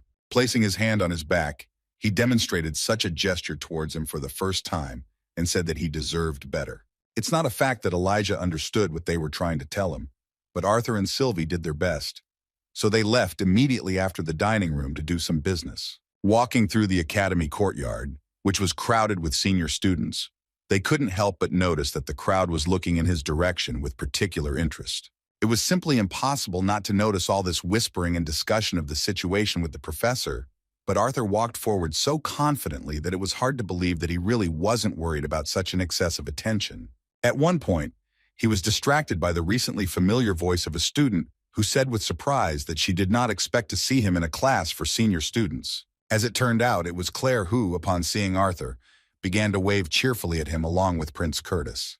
They were glad to see him, and Sylvie, noticing Grouder lying on the ground, immediately rushed towards her friend, who was not delighted with their friendship. As usual, his friend from the senior year took him by the arm in a friendly manner and suggested that they not tarnish the honor of the disciplinary committee by doing everything in their power. The amazing mana beasts, whose level was much higher than most of the students, were trying to find a common language, and it was obvious that Sylvie's impressive strength, which Grouder felt, made him an obedient kitten. When Arthur asked if they were ready to begin, Prince Curtis replied that the last few men were coming to them. A moment later they appeared, and, as it turned out, they were the president and vice president of the student council, who also received access to classes along with the senior classes. As usual, the beautiful Tessia, noticing Arthur, froze for a moment. Her childhood friend, who had recently become the most attractive member of the opposite sex to her, greeted her with a sincere smile. Seeing him, she began to rejoice sincerely, not holding back her emotions. Thinking that the princess was reacting specifically to her, Claire pressed her fellow disciplinary committee member even harder and greeted Tessia in a friendly manner. The moment she saw that Arthur was next to another girl and practically in her arms, her reaction suddenly changed. As expected, she was offended that he allowed himself such insolence in her presence. The jealous princess made Arthur feel this oppressive atmosphere, and his greeting no longer had any meaning. Showing her character, Tessia decided not to linger. As she passed by, she coldly replied that she was honored to see them at this lesson. Claire didn't realize that it was her fault, so she simply assumed that the princess was in a bad mood. Leaving the head of the disciplinary committee squad that had ruined their meeting with Tess, Arthur wanted to be the first to go towards the place where this lesson was being held. At that very moment, some half-elf passed by him. As expected, Arthur was seething with rage at his mere appearance. This was the one he wanted to kill every time he saw him in front of him. The arrogance of this scumbag who caused this real tragedy knew no bounds. Lying and impunity as another disgusting trait did not give Arthur peace, because he could not feel calm, knowing that his family was on the same continent with him. The treachery and everything else that had to do with Lucas Wykes reminded Arthur once again of who he would have to deal with in the future. Now he had no way to get rid of this eyesore, so he was forced to put on an artificial calm every time he saw that arrogant, disgusting mug. It is not surprising that Lucas himself managed to notice him, although he did not know what his true identity was. At that moment, it became clear that it would no longer be possible to remain outside his attention. Their sudden eye contact was interrupted by a rush of air and a sudden sound. All the high school students suddenly looked up. A huge mana beast, similar to a hawk, appeared in front of them. As he landed, a woman with a huge sword on her back gracefully jumped down to the surface. A young mage with an interesting weapon and memorable purple hair attracted the interest of everyone present. After this incredible appearance, Glory greeted her students at her team deathmatch mechanics class. She introduced her beast as a firehawk named Torch. Taking advantage of the moment, Arthur decided to check how strong the professor was, possessing such an impressive mana beast. As soon as he tried to look at her mana core, she immediately felt something. Glory suddenly looked piercingly into his eyes, which surprised the guy greatly. Arthur even shuddered at such a surprise. All he had managed to find out was that she hit her level and elemental affinity even in front of a bunch of students, making her quite a mysterious mage. He couldn't even guess why she was doing this, but her attempts to test her abilities made her especially interested in his personality. Glory was not angry or offended by him. Moreover, she responded to his attempt to reveal her abilities with a kind smile. Approaching the red-haired scientist-magician, she introduced him with a wide smile as her new colleague, Arthur Laven, after which she said that she was pleased to meet him at her own lesson. As expected, the students who heard this started discussing rumors that some student had become one of the professors. No one could have imagined that it would be a first year, so Glory, given their interest, confirmed that this member of the Public Moral Committee had recently been appointed as a professor for the practical classes on mana management that everyone took in the junior years. With a cheerful laugh, she asked them to note that even though he was only temporarily appointed, it was still impressive. This truth made the self-assured seniors resentful, since even the best among them did not always get such an opportunity, while Arthur was a freshman. Their discontent and jealousy, which even Claire could not calm, was quite obvious. But the fact that Glory had made him a target on purpose was obvious. Clapping her hands, the professor asked them not to be indignant and to trust their director's decisions more, adding to her words that Arthur had proven himself to a certain extent when he beat up the professor who taught that subject. In response, one of the impudent senior students began to complain, saying that beating up some junior teacher was not a difficult task. The ridiculous guy started to support him in his speech about how most of those present could do it, especially if the opponent was some kind of big adventurer. Their enthusiasm brought a cheerful smile to Glory's face. As expected, she took advantage of their mood to offer them to try their strength in battle against the new professor. Looking around, Arthur saw many hateful glances. Most of the students were in an indescribable rage that some freshman had not only become the last member of the disciplinary committee, but had also become the center of attention due to his recent appointment as a professor of practical studies. Looking back at Tess, he pointed a mocking finger at the fools who thought they had any chance in an even fight. Confused by his sudden address, Tessia looked away, so as not to show that they actually had some kind of connection. In response to the professor's words, Arthur politely apologized and said that he could not participate in the team battle, since the director asked him to take it easy in the senior classes until he got used to the academy. In response, Glory grabbed his shoulder and playfully asked if it would be fun. Trying to convince him that this was a good idea, she winked at him and said that even though he was a first year attending a senior class, there would be no slack for him, and he would only have to prove his competence during a small demonstration. By saying that it would be fair and just, she received a lot of support from the crowd of hyenas who were unhappy with Arthur's success, and out of great envy wanted to prove that they were much better. When Arthur asked her what was on her mind, Glory replied that she preferred to start the new semester with a fun, casual game. The game she unfairly called fun was a game called War and Conquest. After support from the students, one of those present raised his hand with a counter-proposal. Prince Curtis decided to make an edit to the game, saying that it would be a good idea to have a mock team battle, where all 3 members of the disciplinary committee would be on the same team. Claire supported his initiative, saying that it would be a great opportunity for them to improve their efficiency. The professor responded positively and nodded her head, admitting that it was a very good idea. At that moment, the vice president of the student council decided that they should also take the initiative and proposed his candidacy and the candidacy of the president as their opponents, even though he had not even discussed the idea with the princess. The next proposal was again received with joy by the professor, and she said that it would be very interesting. The fight between the disciplinary committee and the student council representatives seemed unfair, due to the fact that the first team had more students, so it was decided to find another fighter. One of those present raised his hand and, with a sly expression on his face, offered his candidacy as a supporter for the student council team. Seeing that it was Mr. Wykes, Professor Glory said with interest that he was another of their brilliant first-year students, after which she agreed that this would be a good opportunity to evaluate the abilities of the participants in their little competition. All the conditions were discussed, and the 6 participants of the team battle began their preparation. As they began to take their positions, Lucas, walking next to Arthur, deliberately brushed his shoulder against him. Making eye contact with him, he said with hatred that he was the commoner who stole his place on the disciplinary committee. Holding back his emotions, Arthur, who hated this half-elf, replied that it could not be called theft, because this place did not originally belong to him. Teams of 3 took their places. The audience was expecting an interesting spectacle, but considering that there were only 2 senior students among the participants, they did not expect to be surprised by anything. All team members were preparing for battle. They were given special equipment, the properties of which would help in resolving the outcome of the fights. Being on different teams, Tessia didn't feel like there was much of a problem, so she even tried to flirt with Arthur, who was her opponent. The fact that her mood had noticeably improved surprised him very much. He looked rather awkward while trying to put on the elbow pad, so the caring princess decided to come to the rescue. Her sudden help seemed very sweet. Taking advantage of the moment, Arthur, as usual, wanted to embarrass her with his words, so he said with surprise that he did not believe that Princess Tessia herself was helping him with such an easy task. Tightening her elbow pad as tightly as possible, she addressed him in a calm voice, as if he were a professor, asking him not to speak so loudly as not to attract unnecessary attention. Arthur thought that this was not a big problem, since they would not be heard, so he asked to communicate less formally. In response, the beautiful elf complained that the whole situation made her uncomfortable, because she hated it when she had to act as if they were strangers. In response to her words, Arthur bluntly urged her not to do this, which made the princess angry at the mere thought that he didn't care.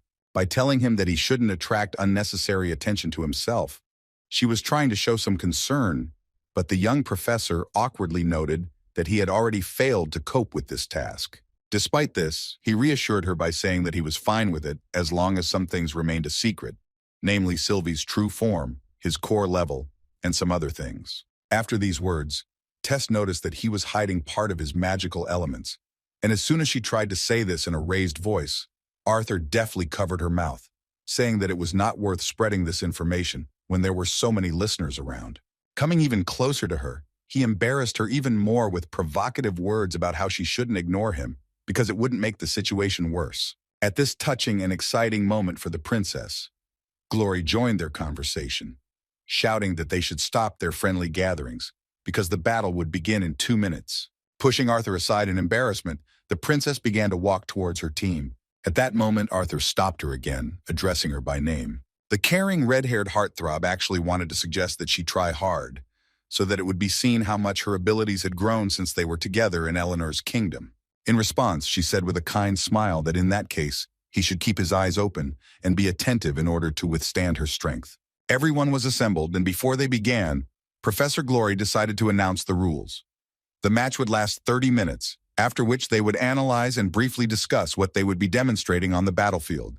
The Public Moral Committee team will have one limitation, as Claire and Curtis have gone through more training than the Student Council team with 2 first years on it. This limitation was that Arthur Lewin would play the role of the king who would need to be defeated in order to completely crush their entire team. The devices they used as protection were specially created by the inventors to measure the damage received, and if the number of points exceeded a set limit, they would emit a shrill sound indicating the player's defeat. The professor also warned the participants that anyone who ignored this warning and continued to use spells would immediately lose the opportunity to attend her classes and could also be expelled from this academy. Furthermore, she also decided to make it clear that this was not a defensive gear, and they had to be skilled enough to protect themselves with the mana that would coat their bodies to avoid serious injuries. Having finished announcing the rules, the professor raised her hand high. With a cheerful intonation, a moment later, she announced the beginning of the battle. At that moment, both teams began to carry out their battle plans with incredible speed. Claire rushed towards the Student Council Vice President, while Prince Sapen's target was Princess Eleanor. Looking at how the players were distributed, Arthur thought that Curtis was unlikely to be able to defeat Tess, but he had no doubt that he and his mana beast could hold her off long enough for them to regroup in the end. 2 pairs were determined for battle, and the opponent with whom he, as king, would have to fight was obvious. Opposing him was a mage from a family of the best fire element users in all of Sapen, which meant that there were no families on the continent that could match him in terms of spells. The magic caster he hated so much had not only changed since their last meeting, he had also acquired a new artifact, a magical cane that was much more powerful than the previous one. Fate itself brought them together to fight again, although this time Arthur could not use his full strength, much less finish him off, despite his great desire to do so. Seeing the insolent expression on Lucas's face only dashed Arthur's hopes that he had managed to become even a little more humble after arriving in Zyrus. This was not at all true, but Arthur did not care much. Real anger and a desire to put the scumbag in his place appeared on his face, since he most likely would no longer have the opportunity to do this under such conditions.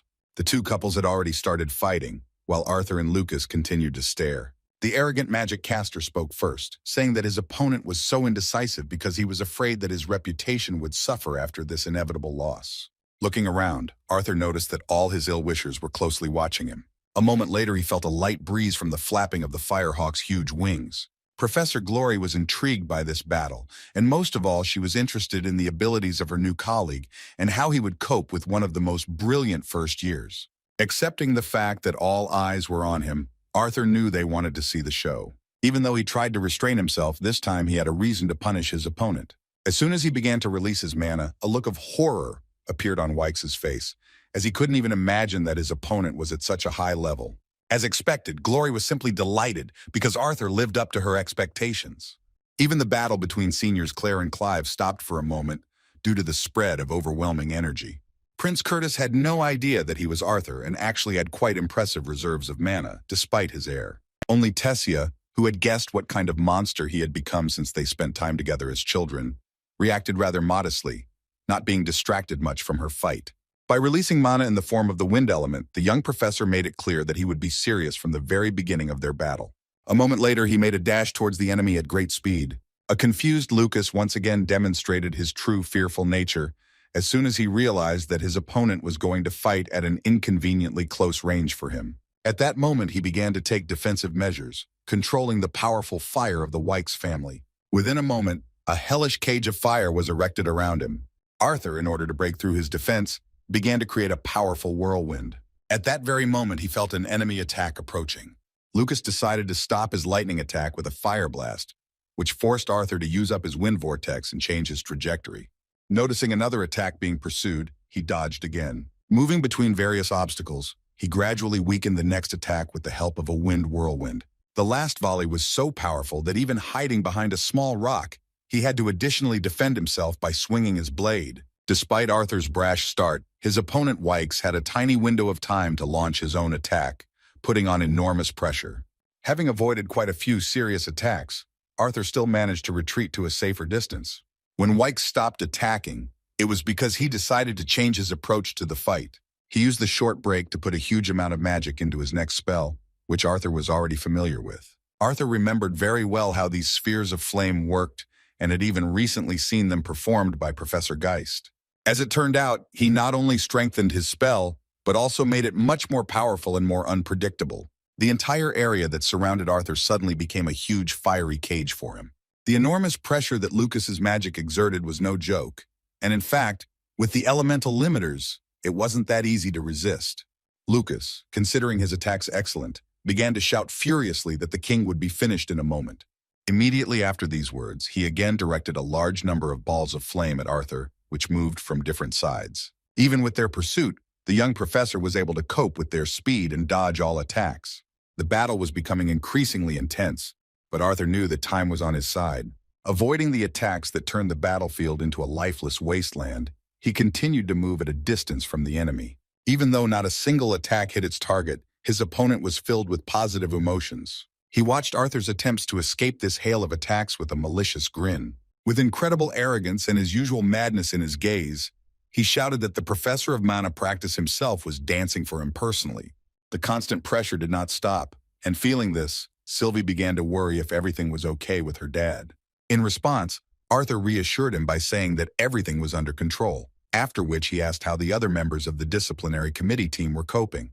When he learned that the princess was defeating Curtis and Claire was dominating the battle with the angry vice president, Arthur stopped worrying about their progress, and then asked to be informed if anything unusual happened. By releasing a little more mana in the form of the wind element, he was still able to break out of the spellbound area. Looking towards his opponent, who had the situation under control quite well, he only confirmed that his defense was at a fairly high level. It was obvious that he was only able to exert such pressure because his mana reserves had become much greater than when he was an adventurer. Accelerating with the help of the wind, Arthur again made a quick dash towards the enemy. Being behind a protective barrier of an impressive level, his opponent was not afraid of long-range attacks, so in order to win, he had to break through to him point-blank. Watching the young professor struggle to dodge the fire attacks that dominated the room, Lucas continued to smile arrogantly, anticipating his crushing victory. Another spell with a column of hot flame separated Arthur from the possibility of moving further. The young professor could do nothing about the heat that surrounded him, because he had neither the elements of fire nor wind at his disposal. Lucas' mana reserves were indeed greater than Arthur's, and he had no other option but to wait for his opponent to make a mistake, constantly avoiding the flames. In an attempt to provoke Arthur, the dishonest Lucas began to talk about how he was glad he didn't join the disciplinary committee, because it was better to leave the academy than to be on the same team with someone so incompetent.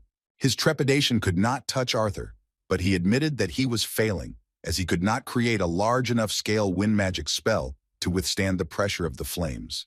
From time to time, he had to spend mana to cover himself from attacks that he couldn't dodge. His body was already receiving minor damage because being in the midst of such overwhelming heat, not all attacks were noticeable, and even their grains hitting the body quickly created burns. Desperately defending himself with the still weak wind element forced him to adapt using his surroundings. The huge stones that he magically lifted into the air made the defense a little easier. However, this was not enough, because fighting for a long time at such a pace did not give any prospect of victory. Continuing to be under enormous pressure, he was forced to find a more effective way to defend himself. While thinking about this, he concentrated on thinking about the advantages of wind over flame. In simple terms, wind magic attracts, repels, and controls air currents in order to achieve the desired effect.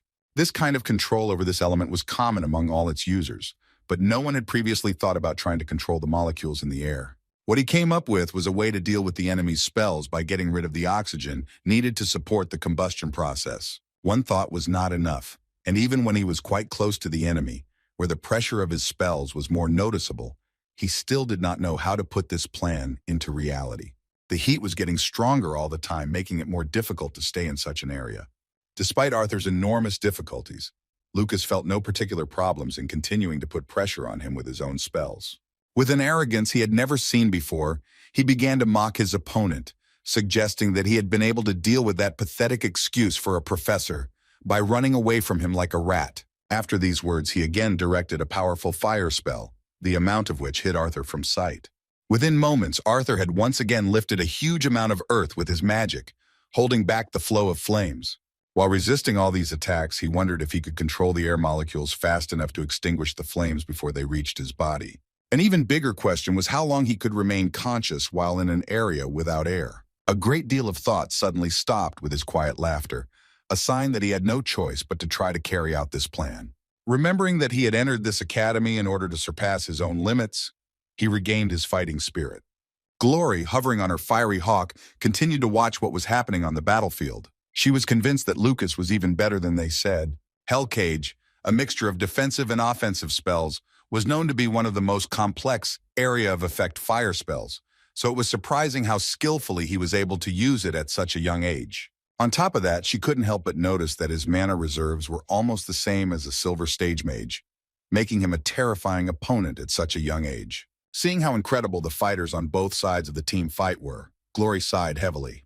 Stroking her hawk named Torch, she said that the world was indeed changing, and perhaps soon there would be no room for old people like them. Turning her gaze to Arthur, whose brute force was not enough, she also could not hide her surprise. She knew that if they met more children like him, then the world would change forever. Seeing how tenaciously he resisted the enemy's attacks, she could notice that despite his agility, for a mage with an affinity for two elements, his spells clearly lacked variety. Even so, with her experience, one could see that he made up for it by using fluid movements with their precise control and incredible skill in using the blade with the amazing edge. She was truly curious about what kind of child could handle a veteran adventurer, even one as frivolous as Geist. Seeing his tenacity, she had no doubt that he was indeed capable of surpassing him even at that age. However, even though he couldn't break through to the enemy magic caster, she was still very impressed by the pressure he had put on everyone present at the start of the duel. The question remained for her as to what kind of life he had lived at such an age to be able to inspire such fear that it touched even her. After fending off another long line of enemy attacks, Arthur paused for a moment instead of rushing in thoughtlessly. By concentrating on the flow of his mana, he noticeably released a greater amount of wind element. At first, it seemed that he began to do some breathing exercises, but after a moment, it became clear that he had concentrated a fairly large amount of air in his lungs, after which he stopped breathing altogether. His body was covered in thick wind element mana, with which he began to slowly walk towards Lucas. Glory looked thoughtfully at his idea, but she still did not understand why he held his breath and why his behavior became so calm. After taking a few steps, Arthur, who had stopped watching the enemy's attacks, received a small volley of fire right in the back. A moment later, he missed another enemy spell aimed at his legs. Even though his uniform was ruined from the attacks and his body had slight burns, he continued to slowly walk towards the enemy. The strange behavior of the young professor, who had previously avoided all attacks by quickly moving inside the hellish cage, greatly puzzled Glory, because Arthur's uniform gradually counted the amount of damage allowed during the battle. And yet he continued to confidently walk forward, holding his head high, not even turning around to look at the spheres of flame that were rushing towards him. This time, as soon as Lucas's spell got as close to Arthur's body as possible, it disappeared right before his eyes. When Glory saw this, she couldn't believe her eyes. To make sure it was what she thought it was, the professor asked Torch to move a little lower. As she went down, she only confirmed her suspicions. Realizing what was happening, she thought with genuine surprise that her new colleague was a real monster, despite his age. During the fight, he was able to adapt to his opponent's fighting style by mastering a new spell. Unlike wind magic, attempting to manipulate the air itself requires much greater insight, as well as a higher level of concentration and chanting to cast the spell correctly. It is for this reason that there are no fire element mages who can remove the air from an opponent's lungs. To control the air directly inside a living, moving target would require maintaining concentration for several hours, which is impossible during a dynamic battle. This is the reason why magicians usually use either their own body or a pre-designated fixed point in space as a starting point. With a thoughtful look, the professor came to the conclusion that Arthur was trying to keep the area of effect of the spell as close to his body as possible. But even so, it was hard to believe that such a young magic user could be capable of doing this right in the middle of a battle, approaching the enemy. The unheard-of way to fight a fire mage amazed the professor's mind, and she watched Arthur's actions with even greater interest, not noticing what was happening in the battles of other students. As he continued to move forward, Arthur was focused on the spell, but he admitted that in his head everything seemed simpler. In reality, it turns out that it's not so easy to manipulate the thin layer of air around the body to create and maintain a vacuum that will cause the flame to go out before it can hit it. Studying this spell right in the battle, he understood that he had no right to make a mistake, because if everything remained as it was, the uniform would reach its limit before he had time to deal with the enemy. All he needed to do was break through his opponent's protective barrier and defeat him with just one blow. Lucas, seeing the futility of his attempts to break through his defense, began to become noticeably nervous. Gritting his teeth, he was furious that Arthur could just block all his spells, even though he didn't seem to be using wind magic at all. Unwilling to accept what was happening, Lucas decided that he could end it all with his ace in the hole. Within moments, he had summoned his protector, a massive subordinate known as the Flame Guardian. Hearing this familiar spell, Arthur reacted with a satisfied smile, because it was expected for him to fight something like this the moment he got close to the enemy. The huge guardian could indeed cause terror, but not in the one who was in control of the situation. At this point, Arthur, realizing that the enemy had reached his limit, began to release even more wind mana to destroy the enemy's spell. Suddenly, everyone on the battlefield felt a powerful pressure. The sudden surge of mana surprised him greatly, because he didn't expect to feel something like this. A moment later, Sylvie anxiously reported that her mother was in danger. Distracted by this message, he lost concentration and, breathing in the very hot air, did not even notice that the guard was behind him. It was only when the flame guard struck that he realized he had made a mistake. There was no way to dodge, so this sudden attack was blocked with the blade. Having slipped a dozen meters away from the enemy spell, he did not lose his balance and tried to concentrate on his senses to recognize the source of this surge of mana. Through the dense flames of the hellish cage, he could not see what was happening outside.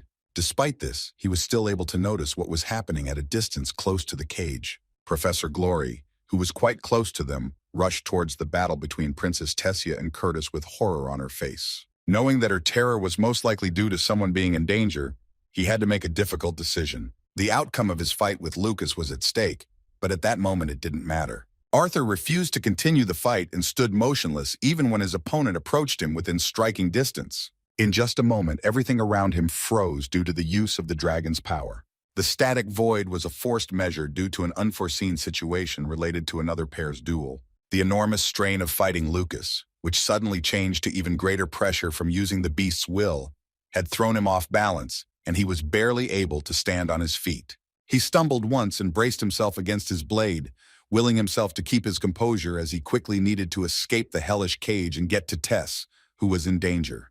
Looking around, he noticed a place where he could easily escape from this confined space. Right next to the barrier, as a result of the battle, a small hole appeared, which made it possible to avoid contact with the hellish cage. He needed to act as quickly as possible, considering that he had already used up most of his mana reserves trying to master the stupid vacuum barrier spell. Looking into the distance, he noticed that Curtis had directed a powerful flame spell towards the direction where Tessia was. Despite this, he doubted that this was the surge of mana he had felt earlier. The only option that could explain what he felt earlier was that Curtis had managed to release his beast will, even though it didn't look like it. Looking in the other direction, he tried to see what the situation was like around Tess. As soon as he looked at her, everything became clear. Curtis's powerful spell was aimed at her, but she did nothing. She appeared to be in no condition to fight. When he saw the princess holding her stomach, he understood why she didn't dodge or create a protective barrier around herself. As soon as Arthur took another step towards her, the will of the beast, exerting enormous pressure on his tired body, once again reminded him of itself. Having stumbled, he barely kept his balance thanks to the fact that he was able to lean on a tree growing nearby. Even in his condition, he couldn't allow something terrible to happen. Trying to get to Tessia, he destroyed all obstacles in his path with the last of his strength. He couldn't miss because once the static void stopped, Curtis's attack would reach Tess in an instant. He didn't have enough mana to block the attack, nor was he strong enough to move her out of the flame's path. Having no other choice, Arthur hugged her at the last moment. Covering the princess with his own body, he did all he could. Realizing that it would be very painful, Arthur stopped using his beast will ability at the last moment of being in his creation. As soon as he did so, he, hugging the princess, disappeared from sight due to the bright light of the explosion of flame. A little earlier, before this happened, Tess was constantly distracted during her duel by Arthur's battle, hoping that he would cope despite the fact that he uses his weakest element. Prince Curtis had no intention of playing games with her, so he fought with all his might the entire time. Trying to catch her off guard, he delivered another furious blow to her, which was easily blocked. At the moment when they were extremely close to each other, he asked the princess of the Aralith kingdom not to get distracted right in the middle of the battle, because it was impolite. The princess couldn't help but agree with Curtis's words, so she responded with action, and with one precise movement broke free from the block, destroying the shield of her opponent's magic. A moment later, she once again directed a slashing attack at him aimed at his body. Only at the last moment did Curtis manage to regenerate his flame shield, which he deftly used in combination with his sword. Having forced him to go on the defensive, the cunning Tessia apologized to Prince Glider, after which, using wind magic on her other hand, she prepared a counterspell. At that moment, she suddenly stopped, feeling enormous pressure and pain coming from her body. It happened in a split second, and she was soon back to herself, sending Curtis flying with a whirlwind of wind. Working in tandem with his mana beast, the prince was deftly caught by Grouder, who cushioned his landing with his huge, soft body. Without looking in his direction, Tessia clutched her stomach, unable to understand what was happening to her. While she was trying to cope with her uneasy state of mind, Curtis had no intention of stopping, and together with the Grounder, prepared for the next attack. He had already mastered the initial stage of the beast's will, and, having seen some changes in his appearance, he shouted that it was time to show what he and the Lion of the World had been working on in training. Looking at them through the pane, Tessia saw quite an impressive amount of mana, realizing that they were preparing a large-scale spell. In response to this, she decided to take defensive measures and created a huge number of obstacles in the form of vines using the spell of thorns. Despite the impressiveness of its influence on the environment, the huge lion with the prince on top was able to deftly avoid all obstacles, approaching close enough to attack. Trying to somehow prevent them from carrying out their plan, the princess directed whirlwinds of wind in their direction, continuing to hold her stomach, which was bursting with pain. She knew that it was most likely some kind of damage to the mana core, so the only thing that came to her mind as the reason was that the assimilation with the will of the guardian of the ancient forest was not completed properly. The thought of giving up was discarded immediately because as the student council president, she couldn't question her own skills. Not wanting anyone to think she was a weak coward, Tessia once again used her magic to create powerful bonds. Having finished this spell, she was ready to defend herself from the enemy's powerful flame. This was the final moment of their duel. It was decided who would gain victory, Princess Eleanor or Prince Sapina, who used the roar of the world. However, at the last moment before she could cast her spell towards her opponent, the princess froze from a severe pain in her stomach. Her mana core was bound by the forest guardian's power and she could no longer use magic, and her body gradually began to weaken. As she lost consciousness, the last thing she saw before the fiery spell of the roar of the world reached her body was someone approaching her. When a powerful explosion of flame attack occurred, directed at the then defenseless princess, everyone around was horrified. Glory ran towards them as fast as she could to stop their duel, but it was too late. Landing on the ground, she began to panic and scatter the dust and steam that had accumulated due to Prince Curtis's powerful attack. Finding a place where a huge number of damaged vines had accumulated, she immediately went in that direction, expecting to see a seriously injured princess. Her shock was beyond words because when she saw what had actually happened, she could not find any logical explanation for it. Arthur, lying next to the princess, who apparently took all the damage from the prince's attack, made her wonder how he ended up there. All the students started running to the place at once, and Prince Curtis apologized with great guilt, saying that he did not know that she would faint.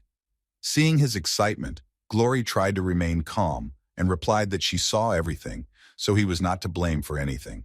Addressing the senior students on the medical team, she immediately ordered the rest of the team to be alerted to be on standby, as well as to assess the severity of the injured students' injuries. And yet, until the very end, she continued to be tormented by the question of how Arthur was able to leave Lucas's hellish cage in an instant and find himself next to the princess, covering her with his own body.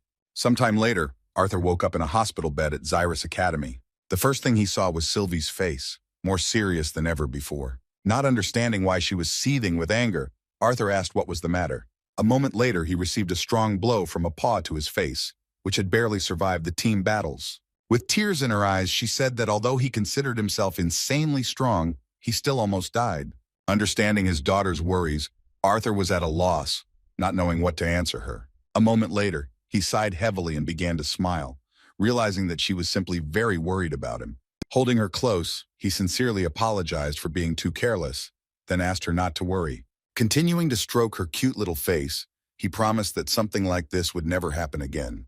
Their touching moment was interrupted by a sudden knock on the door. It was Director Goodsky. She didn't expect to receive an answer, but she was sincerely glad that Arthur had already woken up. Seeing her for the umpteenth time in the last 2 days, he modestly replied that he was a little worried about having to see the director of his academy so often. Sitting down next to him, she replied that if he still had the strength to be cheeky, it meant he would soon recover. When her dear student asked how Tessia was feeling, Miss Goodsky replied that she was in much better condition compared to him. This was only good news, because on the other hand, she could not promise that it would continue like this. When Arthur suggested that it was because her body could not cope with the will of the beast, Lady Cynthia was genuinely surprised. When asked in surprise how he knew about this, Arthur began to rise with difficulty, answering that he was the one who gave her this will of the beast. Falling tiredly to the ground after his futile attempt, he continued his speech by saying that he was supposed to be the one to help her with assimilation. In his current state, he believed that he would not be able to help her with this matter, but Mrs. Goodsky believed that he had already done more than enough. The director believed that it was her own fault because she had decided to keep the information about her beast a secret, despite the fact that she was most vulnerable at this stage of assimilation. Taking Arthur's hand, she explained that if she had told Professor Glory about this, then this situation could have been avoided. Feeling deeply guilty, she thanked him again for sacrificing himself to save her student. It sounded like he was dying, so Arthur wasn't too happy about it, causing her to laugh. As she left, she also informed him that she had contacted his and the royal families, adding that they would be coming to meet him soon enough. Having closed the door from the other side, Mrs. Goodsky, sighing heavily, asked her student if she was sure that she did not want to go in. As it turned out, Tessia came with her, but she did not find the courage to meet Arthur, and began to make excuses that it would be better if he rested at least a little more before the next visits. Understanding her feelings, the caring director suddenly grabbed her by the shoulder, saying that she would not leave her alone. With a cheerful and happy attitude, she pulled the embarrassed princess along with her, offering her to enjoy the delicious desserts she had brought for her earlier. Tess didn't mind because looking at the door to Arthur's room, she understood that she should gather up her courage before meeting her friend again, who had saved her for the second time since they met. As soon as the director left, Arthur fell asleep again, and when he began to wake up, he again saw visitors in front of him. Everything in front of his eyes was blurry, and what he saw were 3 blurry silhouettes. Hearing the caring voice, he remembered that he had experienced the same feeling 12 years ago when he was reborn in this world. In front of him were caring parents, and he calmed them down by saying that he was already much better. After that, he apologized in a weakened voice for making them worry about him so much every time. Displeased Ellie, who seemed like an exact copy of her mother at that moment, said what she was thinking. The cheeky remark about him looking bad infuriated Arthur a little, and he thanked her for her sincerity and kindness towards his wounded brother. While the naughty sister was making faces, the father began to laugh at this situation, saying that before this, he cried even more than his mother. Ellie and her father began to fight, and Alice, finally getting a chance to talk to her son, worriedly asked how it was that on his first day at the academy, he was the one who got so seriously injured. Having calmed his daughter down a bit, the father decided to answer for his son, saying that he had already managed to take part in fights, although he had previously said that he would be careful and try not to attract unnecessary attention to his abilities. With a cheerful expression on his face, Arthur replied that they should have seen what happened to his opponent. After these words, everyone started laughing merrily, and Sylvie, who was the only one who knew the truth, decided to play along with them. As it turned out, everyone was laughing except for the mother, because the anxious woman thought that he had ground that poor child into dust, leaving not even his bones. Seeing her expression, everyone began to worry, not even imagining that in her head were thoughts about how they would have to leave the city and live with the gnomes underground, earning money by treating minors, once and for all burying the opportunity to give Ellie a bright future. The only person who suddenly seemed to understand was Mrs. Goodsky, who quietly entered the room with some other visitors saying that Arthur was just joking and that everything was actually fine.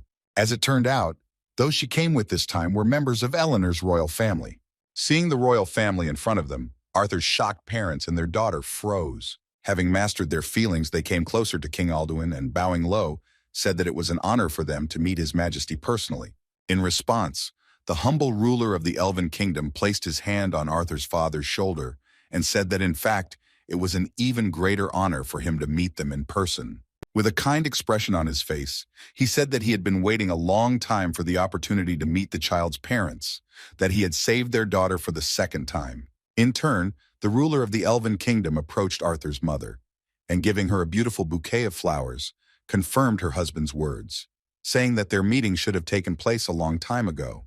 Continuing their acquaintance, King Alduin introduced the previous ruler of the state, his father, to whom Ray was incredibly happy. The last to introduce herself was the daughter of the royal family. Tessia, with a blush on her cheeks, excitedly announced that she and Arthur had been friends since their childhood. Hearing this, the parents fell silent for a moment. They looked at Arthur with some surprise, which could not help but alarm the princess and their son. As soon as they began to smile slyly, looking at each other, it became clear that some common thought had crept into their heads. Noticing their reaction, Arthur was a little confused because he began to fear what thought had simultaneously visited these two restless heads. Suddenly, but gently grabbing the princess by the hand, Alice said with a sincere smile that they were also very glad that they could finally meet her. Continuing her speech, she said that Arthur had told her a lot about her, which in fact was not entirely true. As the poor fellow's mother had expected, the princess was delighted by these words, for she was touched to the very depths of her soul. Continuing to talk about this, Alice, on behalf of Arthur's parents, said that they were very pleased to know that their son was supported by someone as responsible as she. Leaning closer, she whispered in his ear that she hoped it would be like that in the future. Her words put Tessia in a difficult position, and her whole body shuddered at the very thought that Arthur's mother would want to see them together. Stepping aside, the princess began to hide her face, trying to return to her feelings, while Mr. Viran, having left the conversation between the two families, decided to be the first to inquire about the well-being of the young lady's man. The princess's wounded protector admitted that his wounds are not so important to him now, as he is more worried about what his parents are up to. Viran himself understood perfectly well what their behavior was leading to, so he suggested that Arthur relax, saying that the worst that could happen was that he would become a groom for his granddaughter. At that moment, the princess, who was again drawn into these conversations, grabbed him by the beard in displeasure. Realizing that Arthur was also uncomfortable with the whole situation, she hesitantly apologized to him, saying that she didn't mean for this to happen. Sitting down next to him, a shy Tess admitted that she had asked them not to disturb her, but they had not listened to her opinion, even considering that he was in a hospital bed because of her fault. With a good laugh, Arthur assured that everything was fine, and he even liked the liveliness of this room. Their touching conversation was interrupted at the moment when Ellis, with her hands folded in front of her, came closer to her sick brother. Looking at Tess, she said with some distrust that she had not previously known what the girl looked like, for whose salvation her brother had risked his life twice. Tessia responded cheerfully to Arthur's little sister's words and complimented her that she was even cuter than she thought. Starting to feel embarrassed, Ellie, who was trying to look serious, was so touched that she looked away and shyly replied that she looked pretty good too. Seeing how hard it was for her to admit that there was a girl who cared about him, Arthur decided to mention that it was she who gave her her favorite bow. Hearing about this, the surprised younger sister decided to correct the first impression of her personality and shyly thanked him for his concern. In response, the stunning princess, with a kind expression on her face, said that she was very glad that she liked her gift. Feeling the competition, Ellie turned to her brother with displeasure, demanding an answer to the question of which of them was nicer. His answer was more clever than they could have expected, as he simply said that they both didn't look cute enough. In this way, he managed to unite them by simultaneously going berserk, wanting to beat him up so badly that he couldn't say anything like that again. Returning to the dialogue with the previous ruler of Eleanor, Arthur, naming Lord Viran, asked if he had had the opportunity to look at Tessa's mana core. He replied that fortunately, before assimilating the beast's will, her body was in much better shape than in the case of the scoundrel. Having touched on this topic, the curious old man leaned towards the young lady's man and asked with a suspicious look how he was able to obtain the core of the guardian of the ancient forest in the first place. Arthur's answer that he had killed him made the old man even more wary, as did the young man's sly grin, which said that this was indeed the case. Interrupting their conversation, Miss Cynthia Goodsky admitted that although she did not want to disturb such a friendly atmosphere, she needed to make sure once again that Tessia's assimilation process was going well. Under this pretext, she opened the front door, after which the new visitors, who did not have enough space in this room, showed their joyful faces. The most ridiculous of them, or to be more precise, it was Elijah and his girlfriend, fell to the ground because they did not expect the door to open suddenly. Seeing this funny sight, Arthur and Tessia's families began to laugh with kind expressions on their faces. After the two families left, Arthur was visited by other loved ones for the rest of the day. When Vincent's family and Elijah left the room, a curious Glory entered instead to find out what really happened there. The members of the disciplinary committee did not hide their excitement, which was evident from the fact that Ferry could hardly hold back his tears, while Curtis, feeling a deep wave, desperately apologized, not paying attention to the fact that Arthur did not consider him guilty of anything. A little later, Princess Caitlin came to visit him, whose face never gave any indication of what she was feeling at any given moment. Her genuine concern was only noticeable because she waited her turn with the servants who held a lot of sweets. The intrusive inventor Gideon did not miss his opportunity to come to Arthur, trying to convince the young genius to try some suspicious liquid, saying that it would instantly get him back on his feet. As he left, he remembered that he wanted to invite the young man to drop by his personal training room. Arthur was surprised that he knew he had such an advantage at Zyrus Academy. As it turns out, Gideon was in the know, because Director Goodsky personally called him in and asked him to create several artifacts for Arthur to use in his training. Arthur couldn't believe that he had done them for nothing, without asking for anything in return. His suspicions were correct, and as he left, the cunning scientist began to tease him that he was now in his debt. As soon as the door closed, Arthur fell back onto the pillow with relief. Hearing someone enter his room again, he, thinking it was Gideon, asked with a pained expression on his face what else he wanted from him. His assumption turned out to be false, because in fact this time Tess came to visit him. She had been waiting a long time for the opportunity to meet him alone, and in response to his question about whether her core check was finished, she thoughtfully replied that she was still recovering, which led Goodsky to decide that they should finish this a little later. Caring Arthur continued to ask her how she was feeling, and whether she had any other attacks of pain or pressure related to the core. In response to his sincere words, Tess began to laugh kindly and quietly. Seeing his surprise, she explained that he himself almost died, but even so, he continued to worry about her, not paying attention to his own condition. With a confused smile, Arthur didn't think that this was really the case. To open his eyes, the princess reminded him that it looked exactly the same as the time he saved her from the bandits. Struggling to sit up, Arthur stuttered through the pain that he too remembered those times when they both went through a lot. Seeing this, the princess, worried about his well-being, took his hand, asking if he was okay, to which her childhood friend replied that it was still difficult for him to move on his own. Trying to calm her down, he added with a kind smile that everything would be fine with him and there was no need to worry about it. Tess responded by saying that she knew it would happen. Having collected her thoughts, she apologized again, to which Arthur, with his usual kind and caring smile, repeated the words that he himself decided to act this way and that she was not to blame for anything.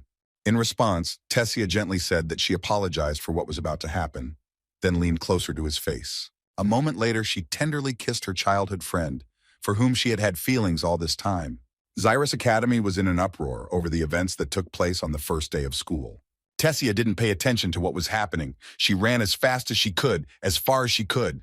Tired, she leaned against the windowsill in the hallway, trying to catch her breath. She wanted to run away not from Arthur, but from the feelings that overwhelmed her after her first kiss. It was her first kiss in her life, and she didn't know if everything went as it should or not. Worried about this, she began to ask herself many questions about what her face looked like at that moment. The girl, embarrassed to the limit with her hormones playing around, could not find a place for herself, and having caught herself thinking this, tried to forget about it. When she looked out the window and saw her reflection, she didn't even think about the fact that people outside could see her. Approaching the mirror, she took a closer look at how she looked when she kissed Arthur. At that moment, she was again seething with emotion. Sliding to the ground, she began to ponder out loud with a depressed look whether it was possible to consider that she had gone too far, and now Arthur would definitely think that she was some kind of strange or even depraved. These disturbing thoughts did not give her any peace, and she even began to think that the only way out of what she considered an awkward situation was to return to the room and say that it was just a joke that he took seriously because of his poor health associated with the injury. Heavy thoughts did not give her peace, and she decided that she had no reason to self-hypnosis, that something had happened wrong. She slapped her palms across her face and tried to come to her senses. Recovering her former pride, she rose to her feet with the thought that she had done everything right, because if she had waited for Arthur to initiate, then their relationship would never have moved from the dead point. He still considered her a child, and it seemed to her that she had no other choice. Looking towards where his room was, she said with resentment that if he did not reciprocate her feelings, then he would lose a lot. In a bit of a self-confidence boost, she even listed her virtues, among which were her talent for magic, elegance, and popularity. Trying to avoid arrogance, she admitted that she was quite good-looking, which was hard to disagree with. Based on this conclusion, the elf was once again convinced that Arthur would lose a lot if he rejected her feelings. Trying to maintain this thought, she repeated it several times. Tessia turned around and headed back to her room.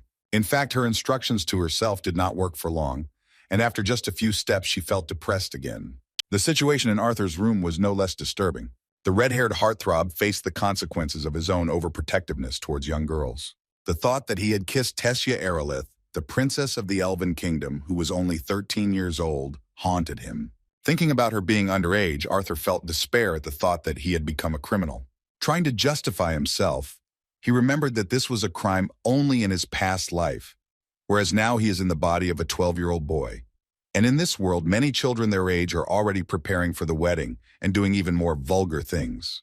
In his defense, he also thought that it was she who initiated this kiss. With a sly smile on his face, he couldn't forget that moment that gave them so many emotions. As soon as he thought about it, cold reason interrupted these thoughts, and he slapped himself in the face to come to his senses. He was frankly furious and angry that his teenage body with raging hormones could not calm down, and even affected his mind and train of thought. Falling onto the bed, he tried to stop thinking about it and concentrate his efforts on healing.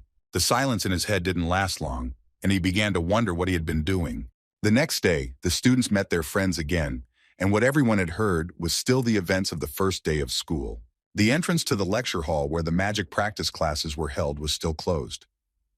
The students nearby continued to spread rumors that the new professor teaching these classes would be a first-year who had won the position by beating the previous teacher. The students couldn't wait to beat up the professor to take his place, not even guessing what kind of monster they would have to face.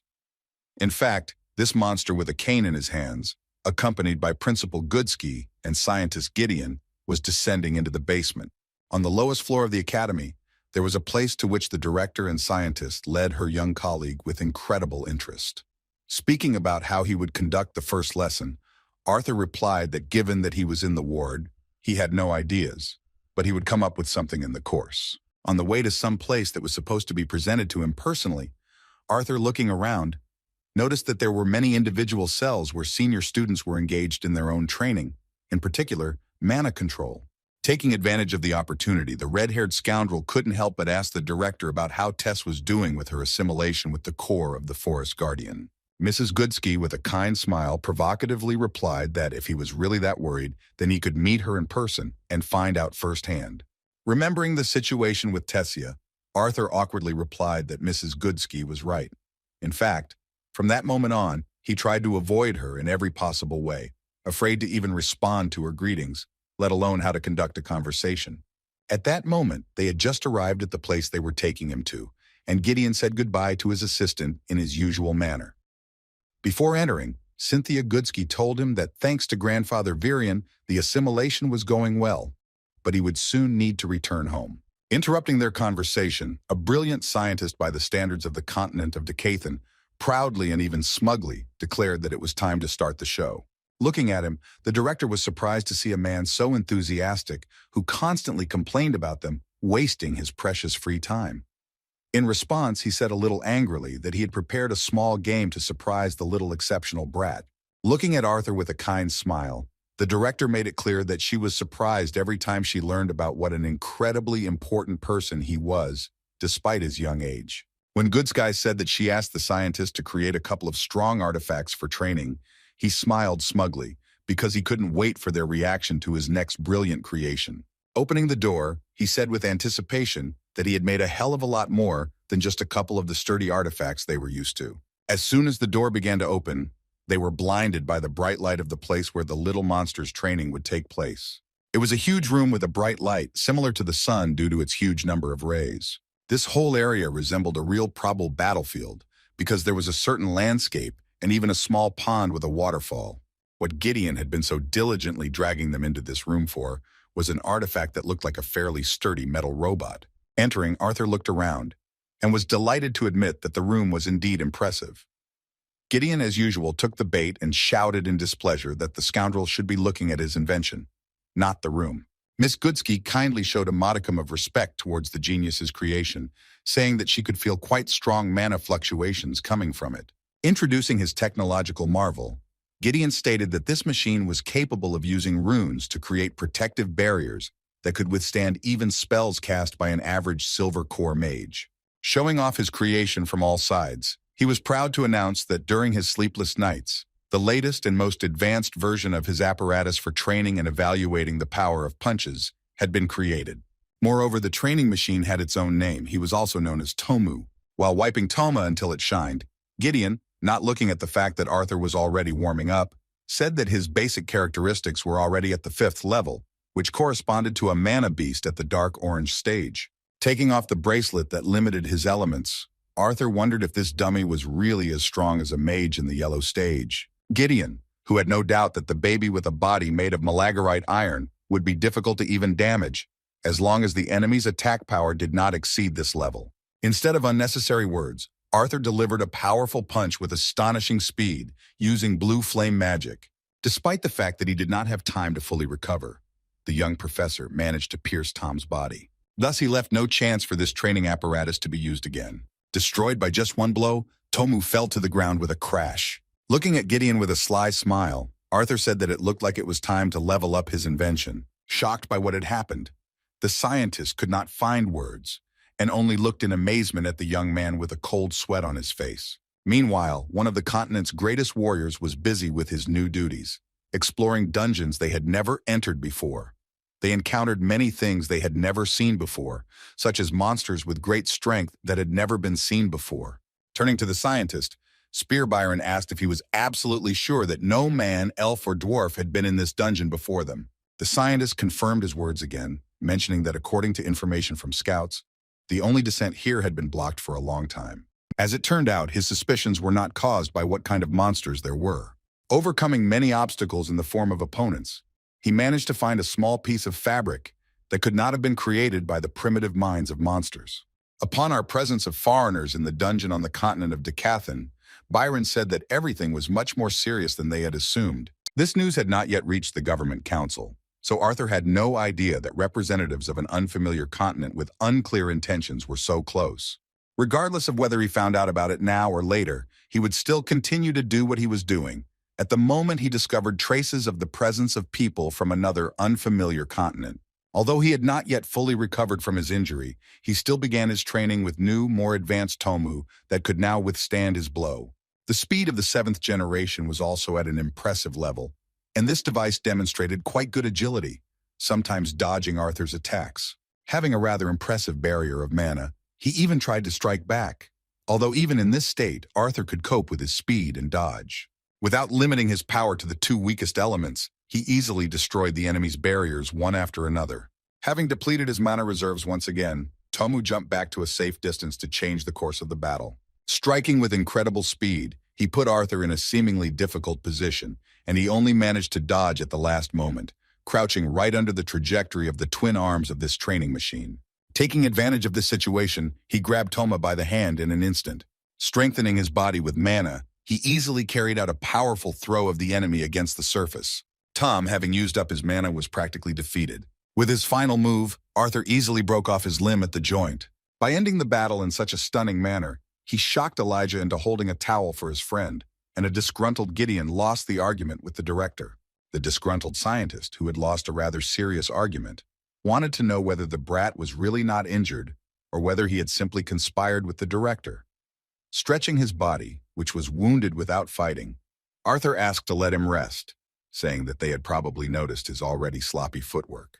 Pretending that these were obvious things, Gideon replied mockingly that he had initially thought he was busy rehearsing a dance for King Sapen. Having taken out his notebook, he nevertheless decided to ask if the amazing young man had any comments regarding the weak points of the new generation of Tom.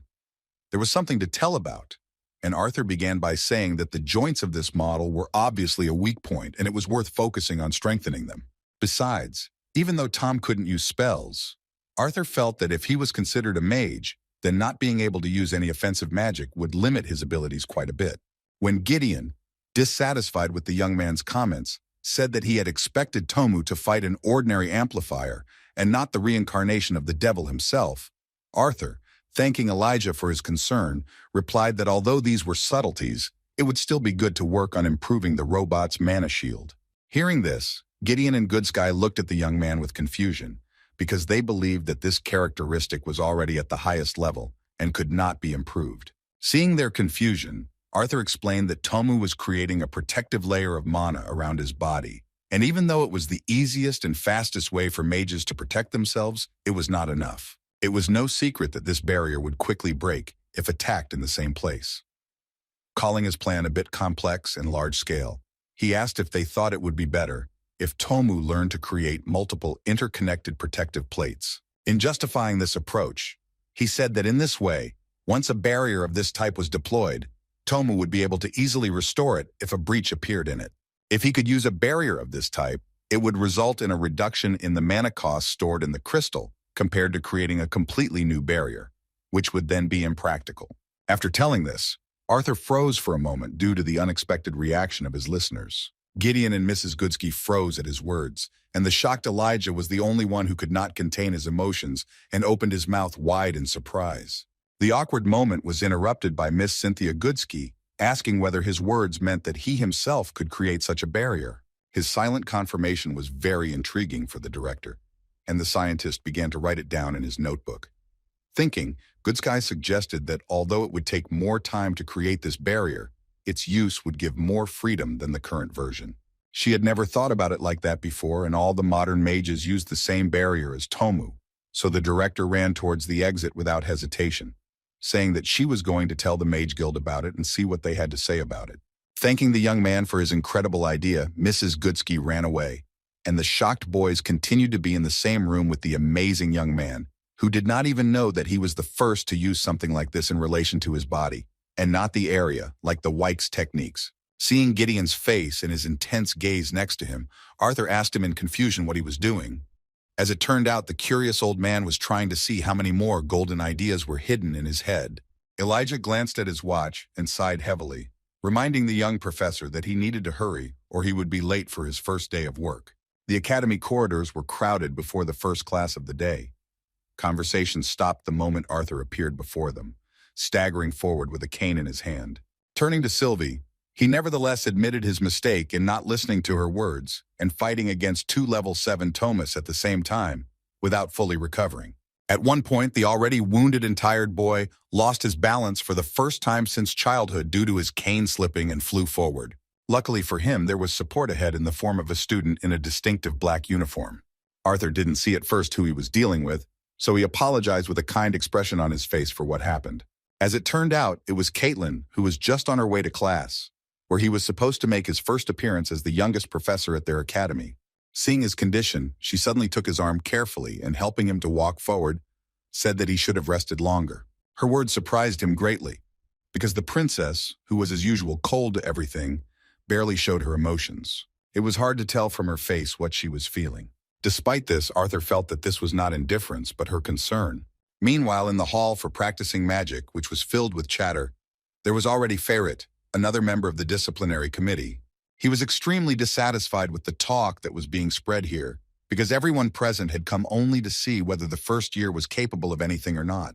Although Faye thought that eavesdropping on others was an unworthy occupation for a nobleman of the Eleanor Kingdom, he couldn't help but do it, because the rumors were about Arthur, his rival and teammate. The seniors sitting next to him stood out the most. They thought they would see him stutter and pretend to know everything in the world. One of them was already studying under the guidance of a fifth-year student and was going to ask Arthur a couple of questions that he would definitely not be able to answer. On the other hand, a certain representative of the famous Sapen kingdom family complained that his father donated several thousand gold pieces a year to the academy, and they used that money to hire a first-year student. His friend stole a recording artifact from his father on purpose to get evidence. Ferret assessed this situation as extremely grave, and all that was on his mind was asking the gods to help his dear rival. The noise inside the lecture hall was loud, and not everyone heard the creak of the front door. A pretty girl, a red-haired guy, and an extremely cute man-a-beast with a stern look entered inside a little late. Of course, it would be hard to imagine a more charming appearance for Arthur than in an embrace with Princess Sapina. Everyone present was shocked when he first appeared before them. Ferret was even a little confused, but admitted that he did not expect a less spectacular appearance from his opponent. Noticing how noisy the ranks were, Arthur was surprised by their disrespect. At that moment, he realized that it was related to their reaction to the fact that the princess had brought him to the training hall. Always surrounded by princesses, Arthur, removing his hand, replied that he could handle the rest himself and thanked her for her help. Attracting all the attention of the students present, the princess of the Sapen kingdom silently and emotionlessly walked back to her seat. Standing in front of a noisy audience with Sylvie, Arthur had no intention of stopping the noise by force, as Mrs. Goodsky had once done. Instead, he decided to introduce himself, still leaning on his cane. Calling himself a member of the disciplinary committee, he did not forget to mention that he was the son of 2 wonderful magicians and a loving brother. Finishing his little introduction of himself in the old-fashioned style, Arthur introduced himself as the new professor. Within moments, most of the students began to rise from their seats and boo his words, showing great disrespect towards the youngest professor in the history of the academy. They were shouting rudely at him to get out of here. These words were heard even from the lips of the elves, who were also first years, but were very envious of Arthur's status. The rest did not want to put up with it, and directly shouted that they would not waste their precious time on lessons from a first year, while threatening that it looked like a joke, and they would complain to their influential parents. Watching this chaos, Arthur, covering one ear with his free hand, turned to Sylvie, who was unhappy with the situation, and said that his students were, at least, very energetic. He knew that all of this could have been avoided if one of the professors or Director Goodsky had come with him. He wasn't surprised to think that she might have deliberately skipped his introduction to try to make him feel uncomfortable about this moment. A moment later, a student jumped into the arena. Arthur looked at him with boredom, realizing what he was about to do. Having shown himself in full height, the guy, dissatisfied with his new professor, decided to demonstrate the dissatisfaction of the other students with his own hands. Addressing him with moderate severity, the young professor asked him how he could explain his actions during his lesson.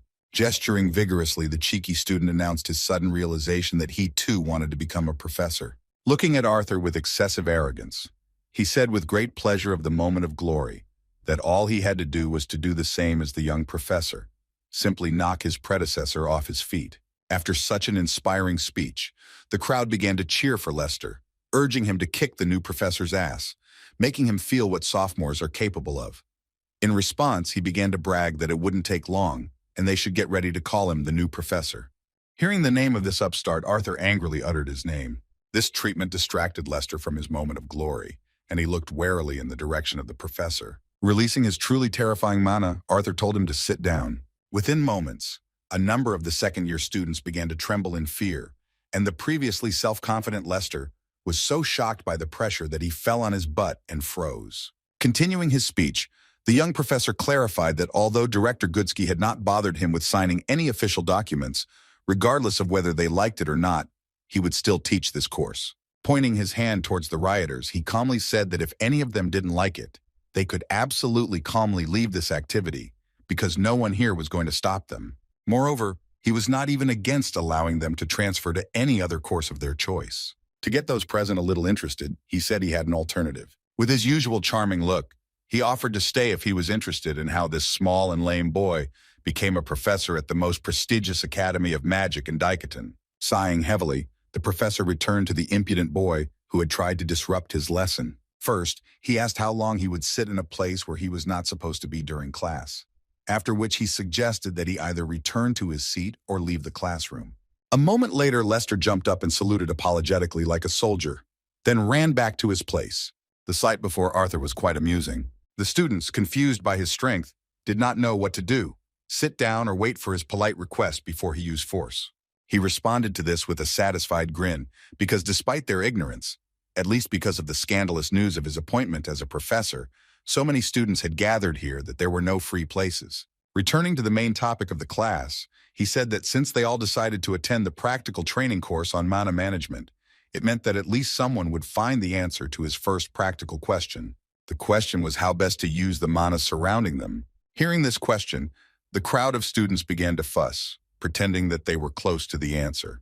The girl with the ponytail found the determination to voice her answer. A second-year student who had studied theory well answered that the most efficient way to use the mana in the environment was to absorb it and then transport it to the core, where it could be purified and compressed for use during battles. The answer turned out to be correct, and her knowledge even caused Arthur to smile with satisfaction. His praise made the girl very happy, and she began to glow with joy, believing that he would certainly remember her for the rest of his life and would dream about what their wedding would be like. Arthur continued her words, reminding her of the well-known truth that the difference between amplifiers and spellcasters is that the former use magic from their core through the mana channels. Unlike boosters, spellcasters draw mana directly from the environment thanks to their mana veins. Based on this, Arthur had a new question about why both needed to accumulate it in their core if spellcasters mainly used mana from the environment. The question was indeed quite difficult and left the students stumped for the second time. Even those who had previously wanted to complain that their new professor, who had only studied at the academy for one day, was probably bad in terms of magic, thought about the question. Just like last time, the red-haired student whom Arthur began to call Ponytail decided to answer. Trying to surprise the handsome young man again, she confidently replied that even though spellcasters hardly had to use mana for physical attacks, they still needed to use their own to manipulate mana from outside. Her second answer, according to Murphy's Law, was again correct, and Arthur added that spellcasters, in essence, with the help of certain spells, influence their own mana and create a foundation, which then draws mana from the surrounding environment. Based on what he had said earlier, he suggested asking the question of whether it was possible to determine the level of mages by the color of their core, since spellcasters, unlike amplifiers, by their nature used much less mana from it. His question put everyone in a difficult position, even the red-haired smart girl with the ponytail. They saw no other way to measure the level of mages, except based on the level of their mana core. Seeing their confusion, the temporarily lame temporary professor began to smile slyly. While they were trying to come up with an answer to this question, he asked them to find 6 volunteers who already had an affinity with the elements, so that they could come down to him and line up in 2 groups. He wanted to have 3 spellcasters on his right and 3 amplifiers on his left. Among the spellcasters, as expected, were the determined members of the Public Moral Committee and a dwarf, while on the left stood a human, an elf, and a dwarf. For this exercise, he wanted each of them to create a basic spell of their element. Additionally, he asked the spellcasters to avoid using wands. All participants in this modest experiment immediately got down to business. They fulfilled the conditions without any problems, and among them all, only Princess Caitlin stood out, who possessed special ice magic. Once they were done, Arthur made an unusual request for aspiring mages, asking the boosters to perform a ranged attack and the spellcasters to try to absorb their own spell back into their hand. The shocked students thought that this was some kind of ridiculous joke that would end there. Arthur's sly and carefree smile said otherwise, and they had no choice but to start trying to do something so crazy for their level. The boys set about completing the task with great enthusiasm. The amplifier that was supposed to carry out a long-range attack with its fire could not cope with the task and only waved its hand furiously. While the poor guy was breakdancing with a fiery palm, Feyret had already tried to complete the task, but incorrectly, because instead of absorbing the water magic with his hand, he simply washed his face. While the other boys struggled in vain to comply with the demand, Caitlin showed small success thanks to her persistence and deep understanding of the professor's request. Looking at her, Arthur was pleasantly surprised because she was the closest to understanding this exercise. His enjoyment of watching his diligent student approaching the desired result was interrupted by a disgruntled cry that this was stupid. The hot-tempered flame user was shouting about how he couldn't understand the point of absorbing a spell that had already been cast, while the rock magic user, who had nearly broken his forehead trying to complete the task, was indignant along with him. In his defense, The dwarf shouted that everyone knew that only high-level amplifiers could create long-range spells. Instead of unnecessary words, Arthur decided to demonstrate this with his own example. Everyone knew him as an amplifier, so he created a wind bullet right in front of their eyes from his hand. Seeing the bullet dissipate before hitting the wall, one of the students started to say that it couldn't impress them, since most boosters were capable of doing that after they reached the orange stage. Arthur agreed that it was easy enough to replicate with the average amplifier, so he decided to give them a chance to see what it was really all about. Without sparing the training hall, he suddenly used a little more mana, creating a powerful volley of wind magic. This volley was so powerful that it destroyed part of the wall at which it was directed. With a smug smile, he said that he doubted they had ever seen anything like this from an orange stage mana core amplifier. Seeing the shocked expressions on his students' faces for the second time, he said that unfortunately he couldn't demonstrate what would happen when a spellcaster learned to absorb a spell he had already created, although he assured them that it would greatly help them in the future. Having finished the short demonstration, he decided to give the guys some time to train and sat down on the surface nearby. Turning again to the students, he invited those who wanted to try their hand to go down to the arena and try to complete the task that had been discussed earlier. At the end of the lesson, everyone left filled with emotions, and those who were strongly opposed to the appointment of the young man as a professor of mana management practice were satisfied.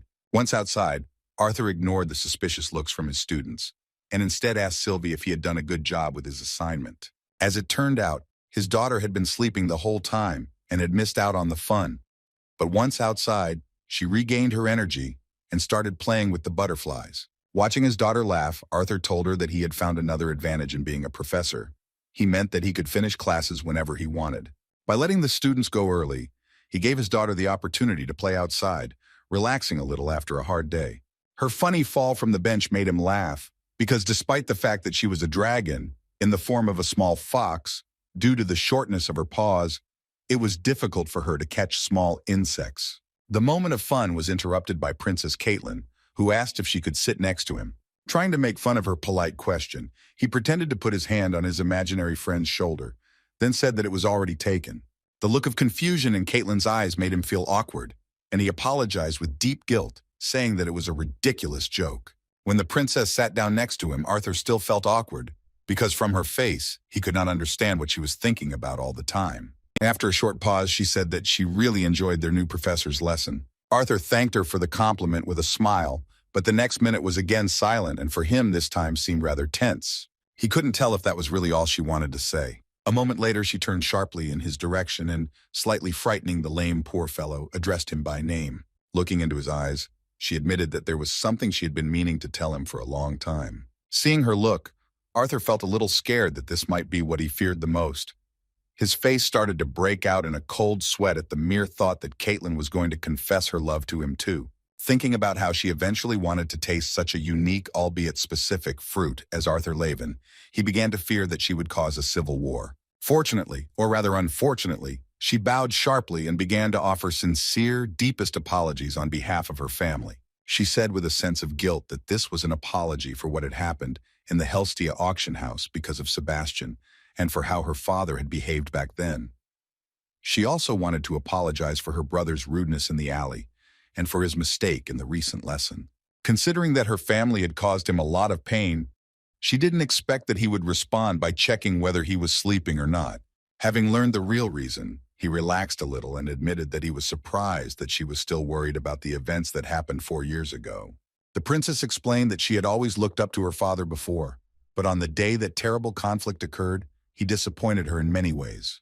In response, Arthur said that even if this was true, she should not apologize for them, and even more so feel any guilt in front of someone with whom she personally had no problems. As she adjusted her hair, she showed a little nervousness for the first time and admitted that she felt she should have done it, after which she said hesitantly that there should be no old grudges among friends. Seeing a small demonstration that the Ice Princess did have some signs of emotion, Arthur looked into her eyes with a smile on his face and asked if they had really reached the level of a relationship where people called each other friends. As it turned out, she came to this conclusion quite recently, after a situation when she, on her own initiative, helped Arthur get to the lecture hall. She folded her hands in front of her and shocked Arthur by explaining that, according to her brother, you can only touch others if you are friends. After Arthur's words and his personal example, She thought about how he had become so talented and popular, and also highly praised and discussed by others, while she had stopped because she had blamed her lineage, her magical powers, and even her appearance. While the princess, deprived of her freedom due to some complexes, was asking herself questions, Arthur could not find peace because he was not sure that the help given to him then allowed him to cross the line of permitted intimacy, especially with the daughter of the ruler of Sapen. The silence was broken by a sudden gentle laugh that Caitlin couldn't hold back as she realized the truth about her life and how it had changed after Arthur's words. Hearing this, Arthur asked whether he had misheard or not. Leaning a little closer to Caitlin, who was starting to get worried about what had happened, he asked her a direct question about whether the famous ice princess had actually laughed in his presence, showing her emotions hidden from the rest of the people. Embarrassed by this conversation, the modest princess turned away and said that his first lesson was very interesting. With a slight gesture, she wondered how the end result of using the same air bullet spell could vary so much. Arthur responded to her question with feigned confusion when he asked her if this interest had really been her true motive for the conversation in the first place. Worried that he had misunderstood her, she emotionally justified herself by saying that she wanted to change the subject. Once again, seeing a portion of emotions from such an icicle as the princess, Arthur, with a smug smile, began to rise to his feet with the help of his cane, apologizing for another inappropriate joke. Instead of answering the question, Arthur said that it would be completely unfair of him to give an advantage to his smartest student, after which he winked at the princess with a kind smile. With this phrase supplemented by a gesture, he silently left. Looking in his direction, the princess began to smile again because of the warmth of emotions that the one who called himself her friend gave her. At one point, she heard some strange sound under her feet. As it turned out, it was Sylvie, who continued to watch her, and waving her tail merrily, laughed slyly at the fact that the princess had fallen for a whole series of her dad's provocations. The next class on the schedule was Professor Gideon's class, where Arthur met Emily and heard her ask him if he was okay after getting hurt on the first day of school. Although she spoke in a whisper, Arthur responded in a full voice, which made the whole situation even more infuriating for the brilliant scientist, who could not allow himself to be tolerated by such insolence. To demonstrate his displeasure, he abruptly threw the chalk he was using to draw an example on the board right at the curious Emily's forehead. Turning to Miss Watson, he decided to put her in an awkward position by politely asking if she could enlighten the class with her answer to the question of what the main component of the simplest light-producing artifact was. Emily, standing up, proved he had picked the wrong guy by talking enthusiastically about fluorinite crystals and the stages this material must go through before it could be used. Gideon was so furious at his loss that he asked her to finish her answer. However, they were not able to easily get rid of the disgruntled old man, and as Arthur left, he was dissatisfied with the fact that Professor Gideon had assigned them a project for the next lesson. Hearing his whining, Emily immediately replied that she already had a couple of light-producing artifacts, after which she clarified that since he had missed a few days of school, then he could take one of them. Hearing this, the incredibly charming young man made the most inspired look and asked again if it was true. Seeing him so happy and hopeful, Emily hesitantly replied that they were lying around in her dorm, unused, so she wouldn't mind helping him with this task. While Arthur was thanking his savior, they were suddenly joined by Elijah, who had been running around campus for the last 5 minutes trying to find his best friend.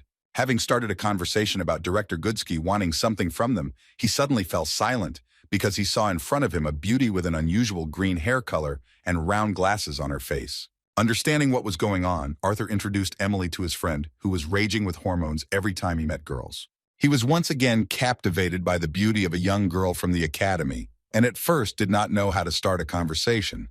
With a little uncertainty and embarrassment, they nevertheless got acquainted, and Arthur, with boredom on his face, noticed that they were very similar to each other.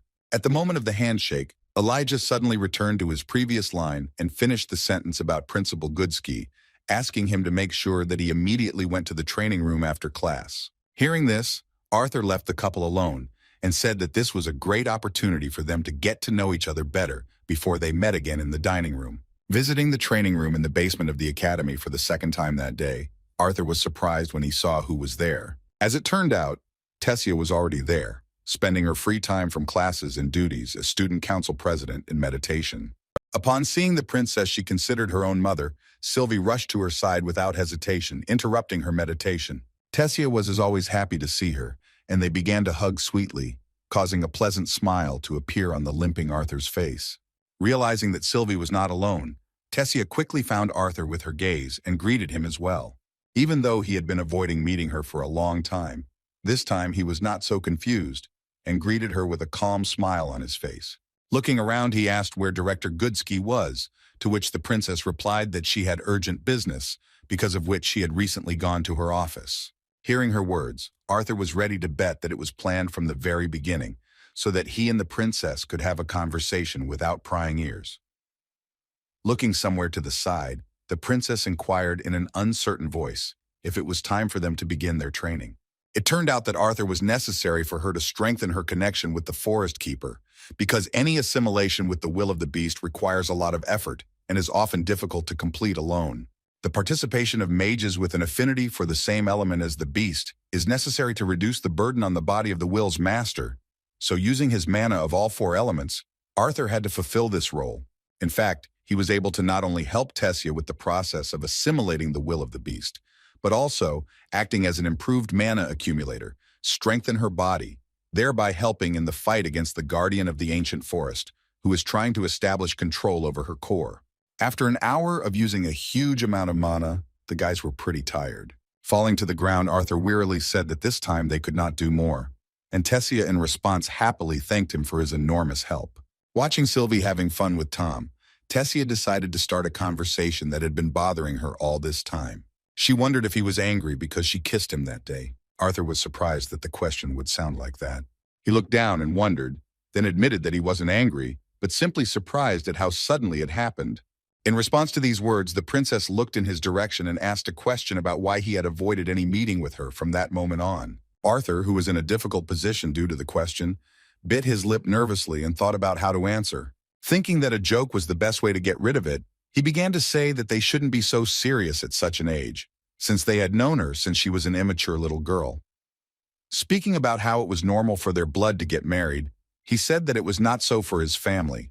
His words did not work as he expected, so the princess, whose heart was hurt by his answer, called it all just excuses.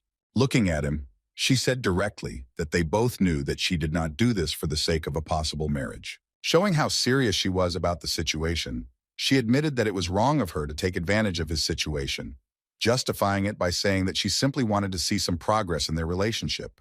Trying to smooth over his guilt, Arthur, with the same cheerful expression on his face, said that she shouldn't take herself so seriously. Covering his smile and even his restrained laughter, he looked into her eyes filled with emotion and said that compared to 8 years ago, there had already been great progress, because she was no longer the whiny princess who hid behind his back. Within a moment, his attitude towards the situation had a negative effect, and Tessia, jumping up from her seat, loudly declared that this babble was enough for her. Looking at him, she barely restrained her emotions and replied that she didn't expect to hear a clear answer from him, but she hoped that he would at least take this seriously. Despite Arthur's attempts to stop her, the princess turned away abruptly and began walking towards the exit, apologizing for expecting too much from him. As she opened the door, she acknowledged that he was indeed strong in many things, such as magic, fighting, and wit, and he was confident in them because he knew how good he was at them. With all her might, she gritted her teeth and looked down and said that he didn't even think there were things he was unbearably bad at. Then she said that he thought that people around him didn't notice how he put on a mask and pretended to be happy, as if nothing could make him suffer. The last drops of her patience were on the edge, and as a result, she ended their conversation with the words that even at such a moment, he not only tried to take her feelings lightly, but also decided to tease her. Speaking about how he was the one acting immaturely here, she reminded him that it was similar to the situation when he rejected Lily.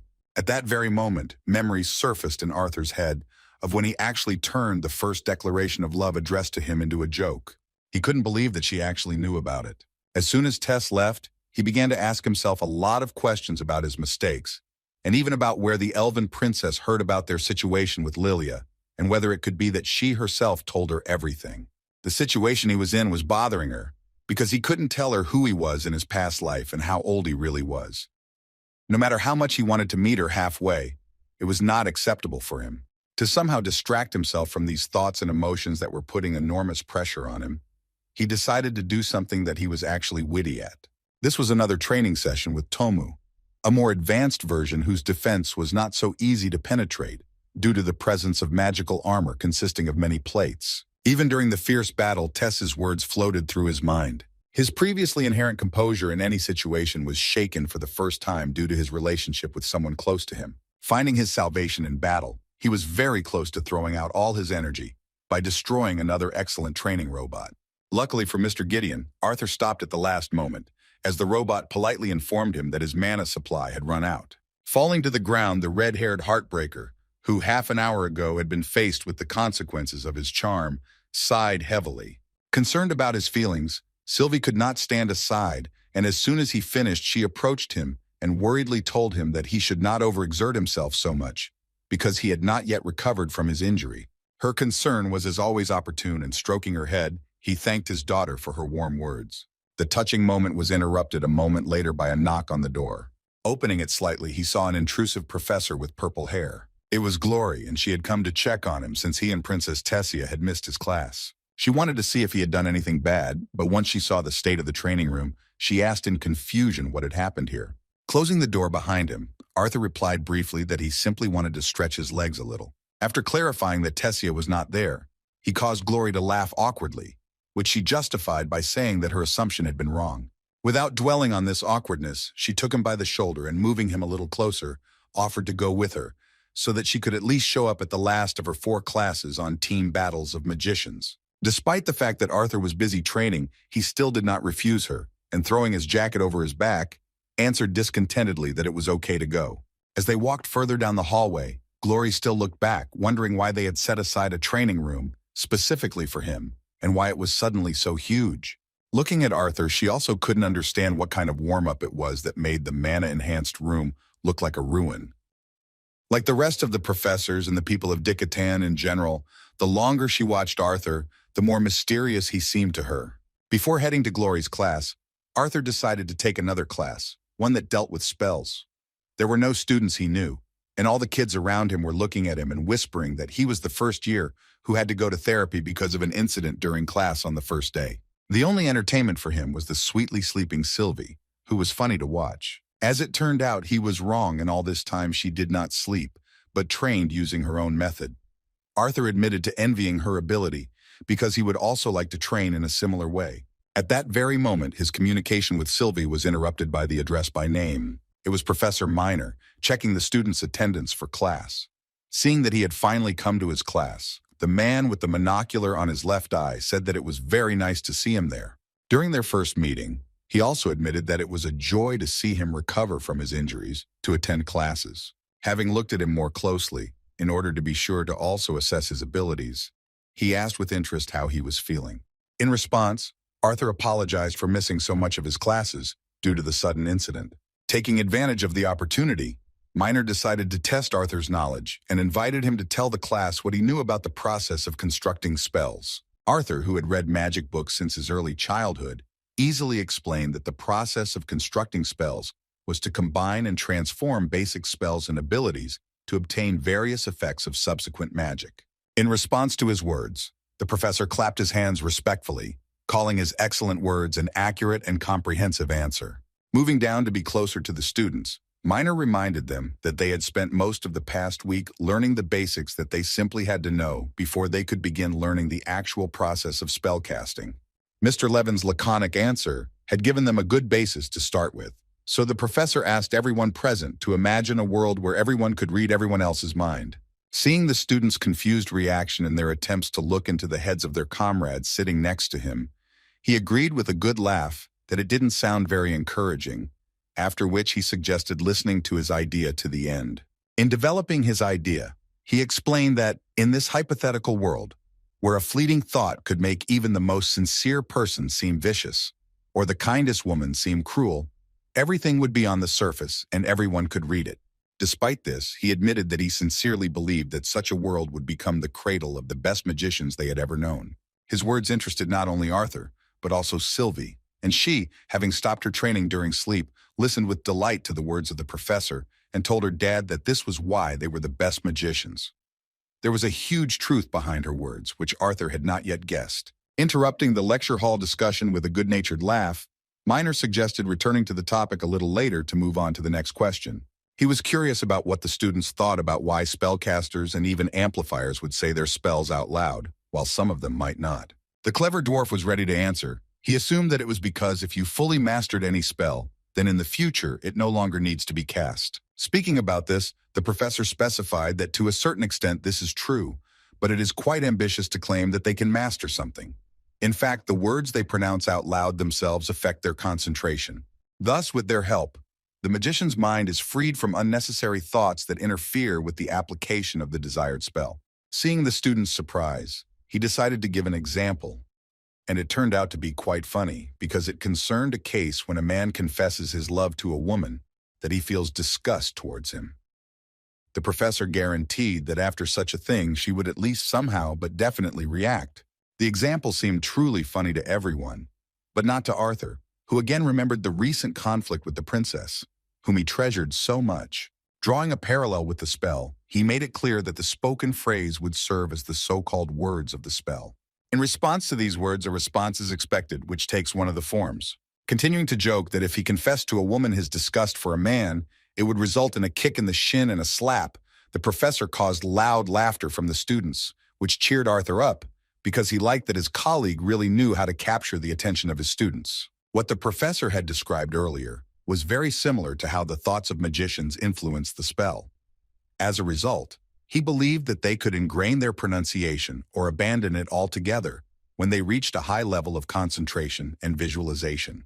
This concept explained that in a world where everyone could read each other's thoughts, the greatest magicians would appear. Explaining the end result, he said that they would be the greatest, because they would have absolute control over their thoughts. Having suggested not to lose sight of this delightful thought, the professor suggested referring to their textbooks, where one could read in more detail about the differences in this regard between spellcasters and amplifiers. The rest of the time was taken up with theory, and Arthur, whose thoughts were occupied with his quarrel with Tess, learned nothing useful. Previously, he could not even imagine that her words would hurt him so much that his whole day would be wasted. Without noticing it, evening came, and returning to his dorm, Arthur learned Sylvie's thoughts on the situation. She believed that her mother had told the truth. Defending his side, Arthur recalled that while he was an adventurer, he had met many people who hated him. Sylvie thought he was going too far, so she explained that his opinion was very important to her mother. In response, Dad, furious at this statement, asked how he could remain blissfully ignorant of his shortcomings if she was so perceptive. As he continued walking, Arthur realized that 3 students were slowly walking behind him, who were probably following him. By stopping and beginning to flex his arms, he let them know that he was not as stupid as they thought. Addressing the guys behind him, he explained that even though he was distracted, they should have at least tried to hide their presence, especially Lucas, whom he could sense a mile away. As it turned out, it really was Lucas Wykes, whom he hated so much, that this time he came with a guy from this strange noble family of Ravenpup, who had been previously offended by Arthur, as well as with some fat guy unknown to us. Looking towards Lucas, Sylvie, who shared her father's hatred for him, began to show her teeth demonstratively. In response to his words, Charles said with a false smile that they just wanted to make sure that he would get to his room safe and sound. The fat Marcus, who was standing next to him and who did not stop sweating, said excitedly that even in the academy there could be dangers. Looking at the purple-haired idiot, Arthur wondered if he was also in danger of suddenly being left without pants in front of many students. The provocation worked perfectly, and Ravepup, enraged by his words, began to accuse him of mockery, threatening that he would not leave it like that. Lucas was at the limit of his patience, so he decided to put an end to this ridiculous dialogue by grabbing Charles by the shoulder and throwing him on his back. Rushing towards Arthur, he shouted in displeasure that he was mistaken if he thought that if, with his tail between his legs, he began to hide from him, then he would forget how he ran away from him in the middle of their duel. Moreover, he also made it clear that he was haunted by how he managed to escape from his hellish cage in the first place. Recalling that incident, Arthur calmly replied that there was a hole in the ground through which he escaped unhindered. Through gnashing of teeth, Lucas, dissatisfied with this answer, began to point a finger at him, asking how he had gotten out of the cage in less than a second, crossed half the court, and still taken the attack intended for the Elven princess. His insolent speech, and especially the mention of Tessia, did not suit Arthur, so in response he tightly squeezed the hand of the student he hated so much. The moment Lucas broke away, he told him that if he really wanted answers, then he should learn to ask questions politely. Continuing to talk about this, he took another step forward and with a cold look said that he did not understand why he decided that he would tell him something. Hearing these words, the evil Lucas suddenly smiled slyly, saying that he already knew the answer. Trying to somehow explain this situation, he said that Arthur had used some kind of artifact. On the other hand, he did not understand where it would come from a pathetic commoner like his ridiculous opponent. Turning his back to it, he assumed that it was most likely given to him by an elf from his class, whom he also managed to call by name and call a slut. His pathetic provocation did not cause any emotions in Arthur, because he had known Lucas for a long time and had no doubt that this scumbag would act in a similar way. At that moment, the one who was truly hurt by these words began to scream madly that Arthur was too treacherous. Clutching a handkerchief in his hands, he strained himself so much that it seemed as if his eyes would fall out. He was so excited by his feelings that he spoke words of confidence in a raised voice that he had used the same tricks to seduce Princess Caitlin. Hearing this, Arthur could not understand why he suddenly had any complaints against him. Taking his reaction as impudence, Marcus flared up. Many veins appeared on his face, and calling Arthur a man who pretends to be a fool, he shouted with a trembling voice that although he had a cute face, he was still a dirty commoner. Seeing his mana suddenly start to rage violently, Charles, worried for his friend, grabbed his hand and asked him to immediately get his mana under control. Nervously swatting his hand away, Marcus shouted that he simply had to show the impudent brat his place. Even after this, Charles tried to calm him down, but Lucas, passing by him, coldly ordered him to leave him alone. Marcus's rage grew at an incredible rate. He, losing control of himself, clutched the handkerchief in his hands and began to speak pitifully about how Princess Caitlin deserved better, someone with the purest noble blood, like himself. Trying to avoid conflict, Arthur calmly showed him his hands and said that he had not seduced anyone, and that it was none of their business who was worthy of Caitlin. His words had the opposite effect, because by using Caitlin's name, forgetting to mention her status as a princess, Arthur only increased the anger of Marcus, who had lost control of himself, and began to shout that he knew about her feelings, because she even picked up his fallen handkerchief. As it turned out, he had that very handkerchief in his hands. And immediately after these words, he put it to his nose and took a strong, greedy breath through his nose, trying to absorb every molecule of her scent. Seeing how the fat man had completely gone off the rails, the madman Lucas began to smile evilly, not hiding it from the others. Marcus, meanwhile, continued to rave about being the chosen one for Queen Sapen. Arthur and Sylvie were on guard, as they knew that something was definitely wrong with him, as the amount of mana he was releasing was simply abnormal. In just a moment, Marcus strained himself to the point that he froze as his mana acquired an elemental affiliation with the earth. His eyes, which could pop out of their sockets at any time, became so red that one could think that he was some kind of rabid beast.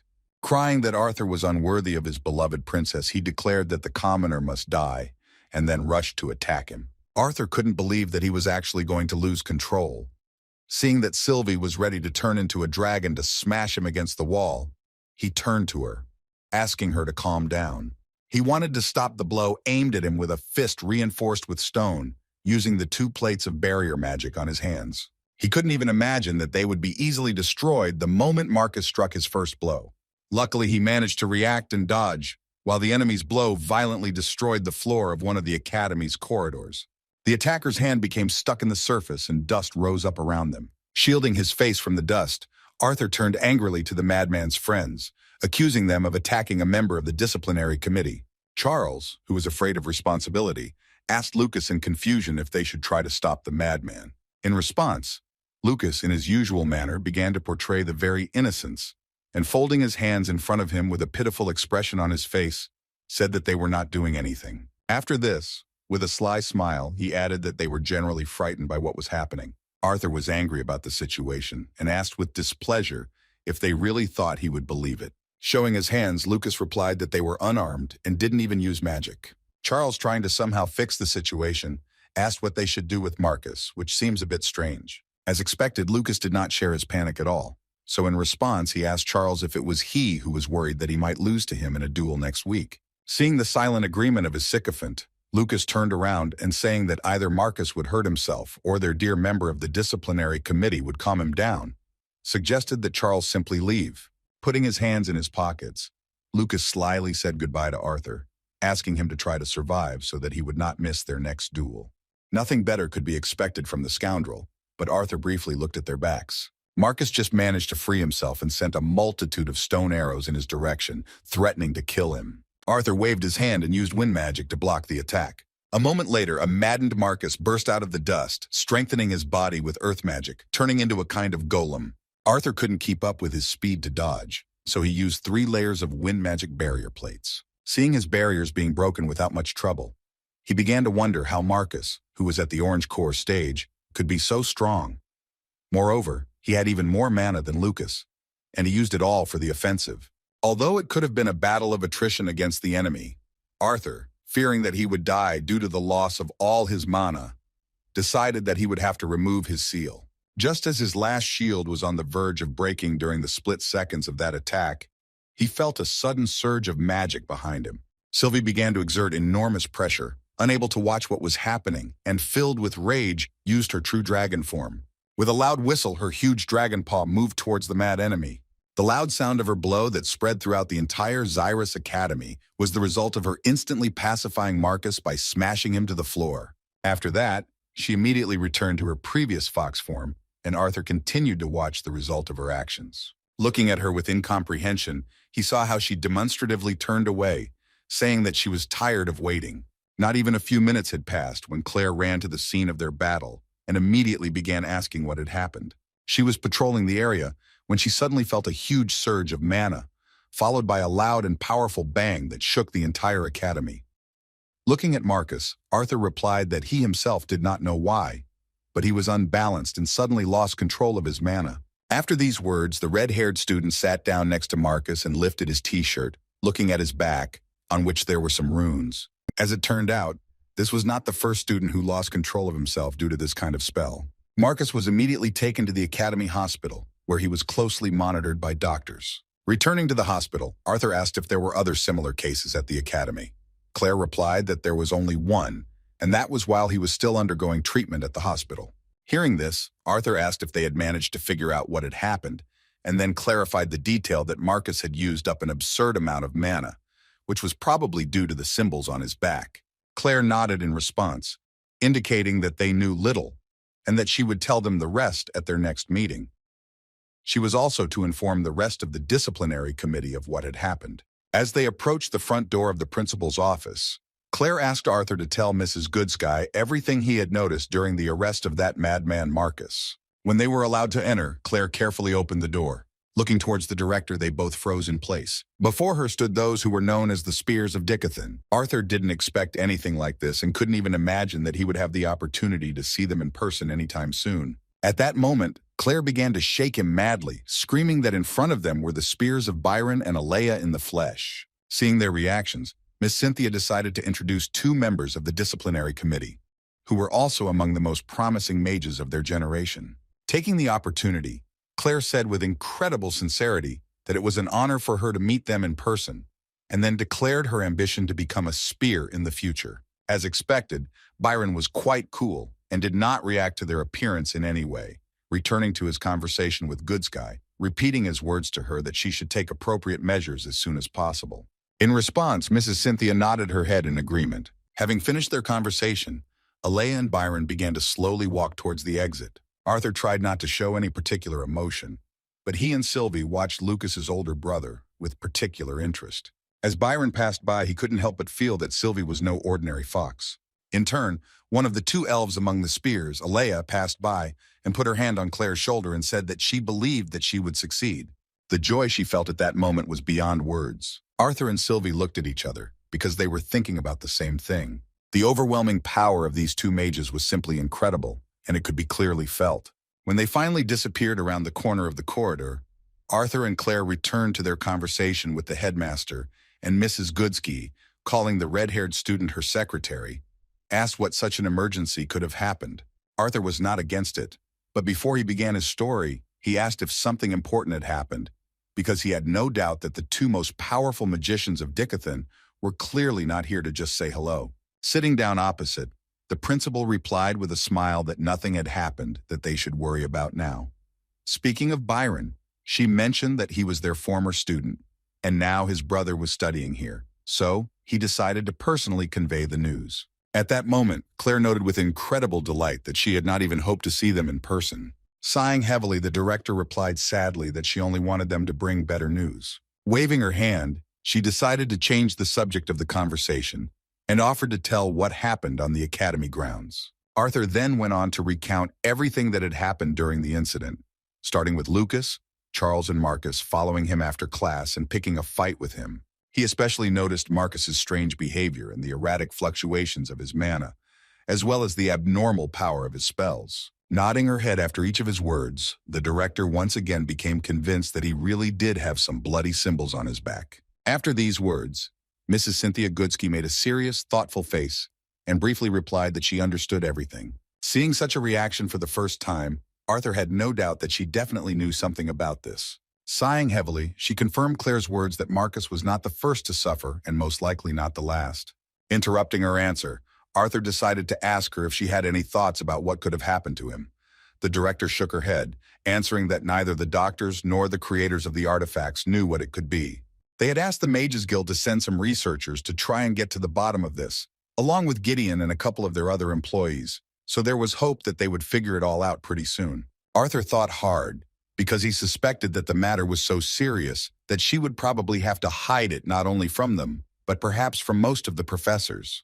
Addressing the head of the disciplinary committee, Claire asked for orders for the remaining members to continue patrolling the academy grounds between classes, and promised that she would try to assign several staff members to participate in night patrols. Having settled this issue, she looked at Arthur with a smile and suddenly noted that it was very good that he had recovered. She was counting on him and said that the members of the disciplinary committee would need all the help they could get from him. After these words, the director said goodbye to the children and they left. As soon as the boys turned into another corridor, the principal closed the door on the other side and heard a question from her mana beast regarding whether it was wise to involve the students in all of this, fearing that this might be what they had been afraid of the most for a long time.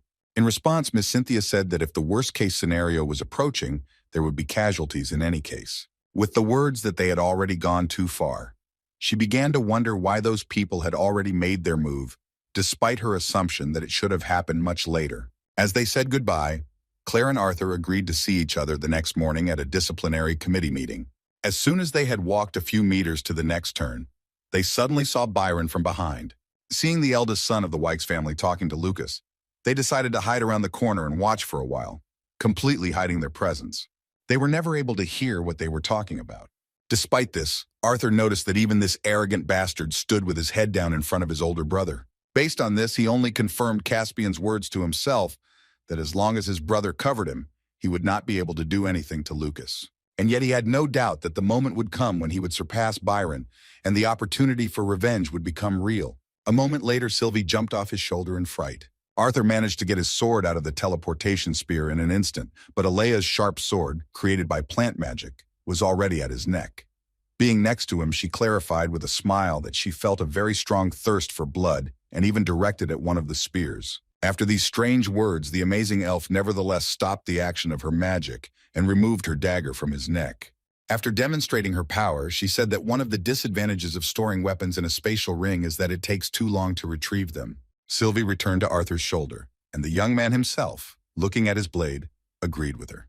Having hidden his weapon, he apologized, saying that there had been a misunderstanding, after which he justified himself by saying that he did not harbor any grudge against Byron, and that in fact this was the first time he had met him in person.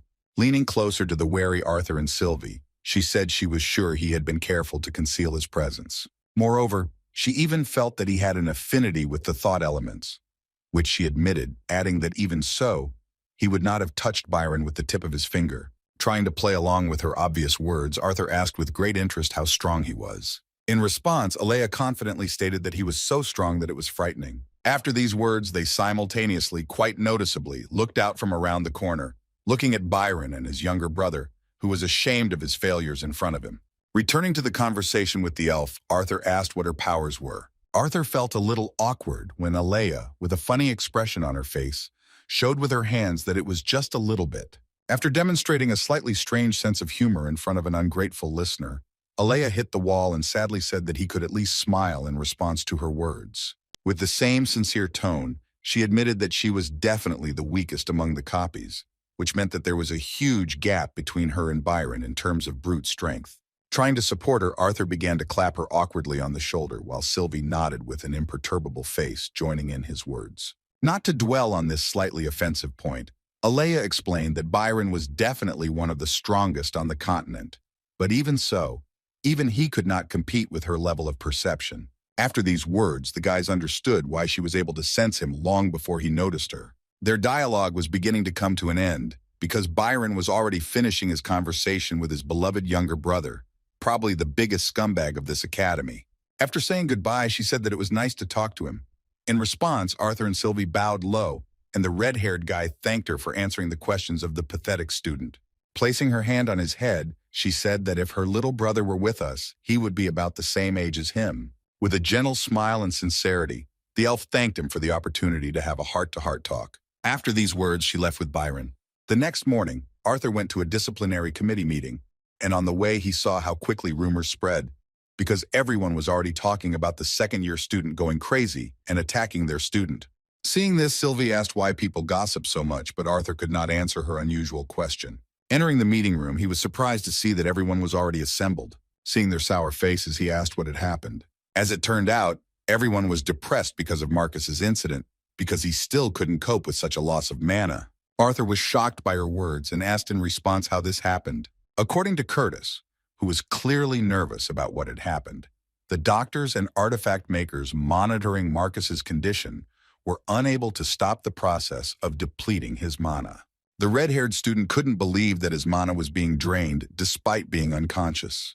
And Claire shared her guess that it most likely had something to do with the symbols on his back. According to Caitlin, they were only able to find out a little bit. Moreover, they did not have access to that information because they immediately classified what they learned.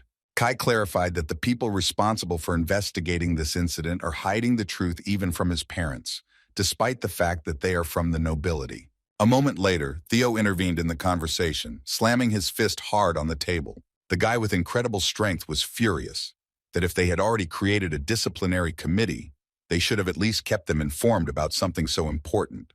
Clutching her head, Claire, who was no less puzzled by this problem, asked to put her feelings aside. With Arthur finally joining their meeting, she suggested increasing patrols and changing their schedule.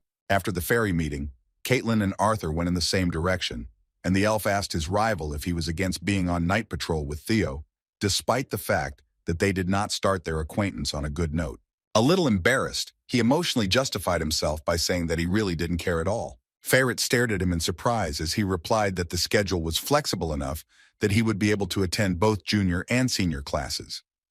The only thing that bothered him was the need for such late-night patrols. Looking at his dagger, Ferret changed the subject and said with delight that he was quite surprised when he learned that these daggers were means of communication. Looking at his own dagger, Arthur agreed with him, because before he thought that they were purely for show. In turn, Caitlin noted that she was more surprised by the fact that Kai volunteered to patrol alone and also took a fairly large section of the campus for himself. Hearing her words, the boys asked in confusion if she was really surprised, although her face said otherwise. Back on topic, Ferret recalled Curtis saying that Kai was notorious for slacking off on work. In response, Arthur suggested that it might be because he was simply tired of patrolling with Theodore. Looking at his favorite student, the villain continued to play with the princess's feelings and said that he was sorry that they couldn't be on patrol together. When he expressed surprise that her brother was so against it, Caitlin replied that she had only told him that they had become friends after they had touched each other. Hearing this, Arthur understood the reason for the prince's behavior, while Faye looked at him with distrust, suspecting something was wrong. After this conversation, the heartthrob went first to the entrance of the classroom and, looking around with a smile, suggested that his students prepare for the next best lesson in their lives. As they entered the hall, Arthur remained in his professor's seat while Faye and Caitlin rose to their regular student seats. Beginning his lesson, Arthur, who was a more impressive teacher this time due to the lack of a cane, asked if everyone had had time to think about the question he had asked them in the last lesson.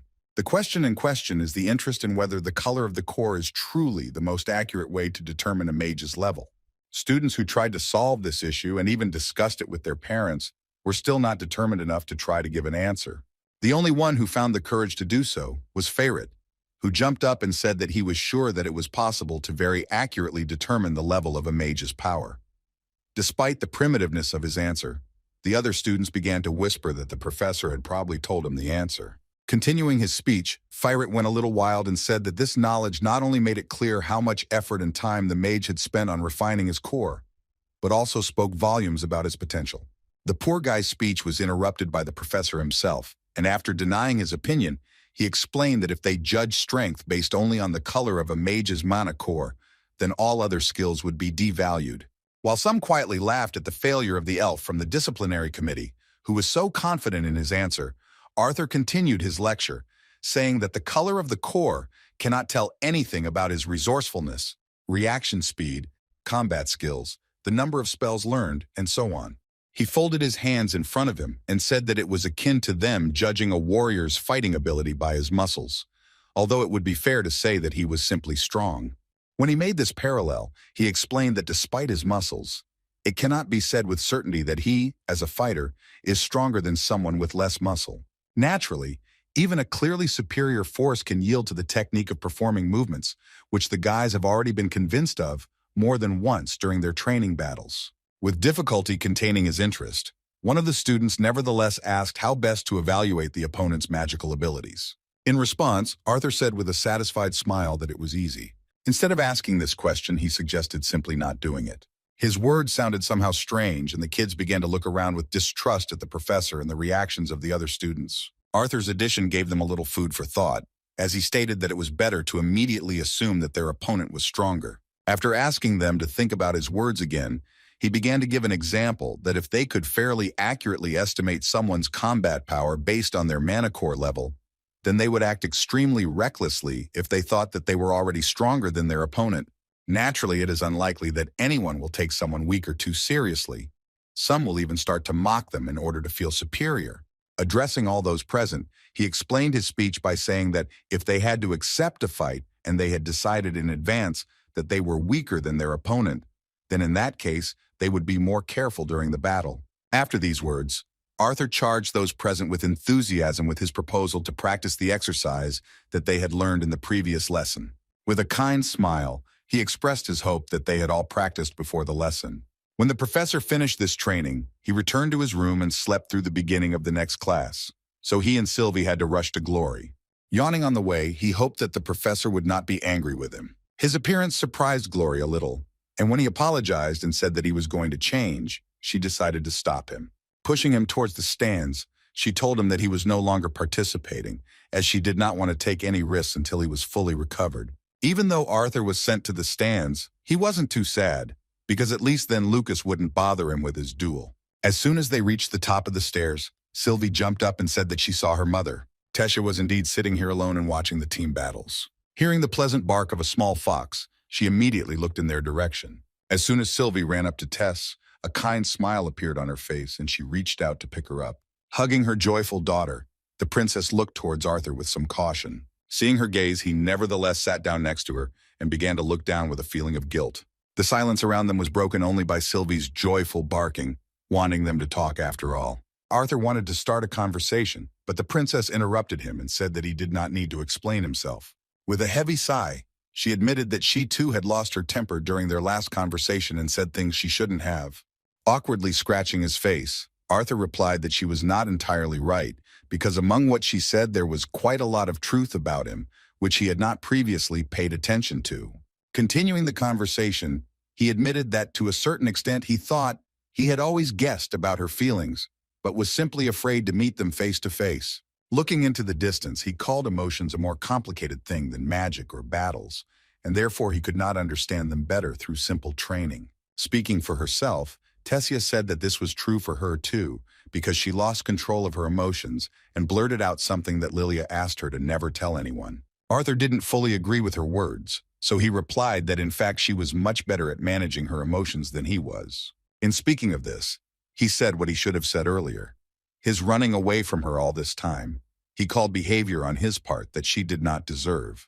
Plucking up his courage, Arthur finally looked into her eyes and apologized, saying that he would not be able to date her. As expected, these words touched not only the princess, but also Sylvie, who considered her mother. Looking away, she tried not to show how much these words hurt her feelings. But a moment later, she had hope again, because Arthur clarified that at least he could not meet with her at this moment. The girl, surprised by his answer, looked in his direction, and he, looking away, shyly adjusted his hair and confirmed his words. He suggested postponing this issue until they were a little older. Although this eased the problem, the princess, offended by his words, hit him right in the heart with hers, asking if he had really decided that she would wait all this time for his final decision. With a little panic, he sincerely clarified that he hadn't thought about it. Looking away again, he acknowledged how popular she was and also expressed that he had no idea how long it would take him to prepare for their relationship. Suddenly, Arthur noticed that the princess began to make squeaky sounds as she could barely contain her laughter. Unable to contain herself, she laughed sincerely and joyfully, asking him not to forget this promise. At that moment, he finally felt the long-awaited relief, because one of the most serious problems at that time was solved. Still, the princess wouldn't be herself if she didn't find another reason to worry. Trying to somehow relax the situation before the next exciting question, she caught Arthur's attention by poking her index finger right into his cheek. When he looked at her, she asked if she could trust him. She was actually worried that after all that had been said, he might just go and start dating other girls from the academy. In response, Arthur began waving his hands, convincingly saying that he would guarantee that such a thing would never happen. Seeing the persuasiveness of his words, the princess still could not be completely sure, so with a heavy sigh, she assumed that this was more than she could count on. Rising suddenly from the bench, he expressed the hope that although he did not intend to keep her waiting too long, it would be long enough for him to sort out his problems. After these words, he leaned towards her and, placing his hand on her head, gently kissed her forehead. The heroic act, which was a truly touching moment in his relationship with the princess, haunted him for a long time. On the way to the next lesson, he could not come to his senses for a long time. Even before the class started, his face was as shocked as it had been when he had just left the team battle practice class. Looking at him, Sylvie laughed contentedly, noting that he had kissed his mother after all.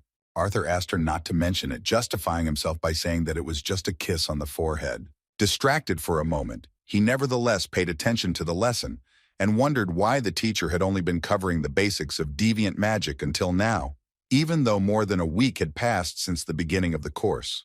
Old Professor Drywell, with a sincere smile, really did not rush things. She was very responsive and was ready to answer any questions the students had. One of the students was a bit confused, saying that sound, lightning, gravity, ice, plants, metal, and magma were all elements that relate to things that naturally exist in nature.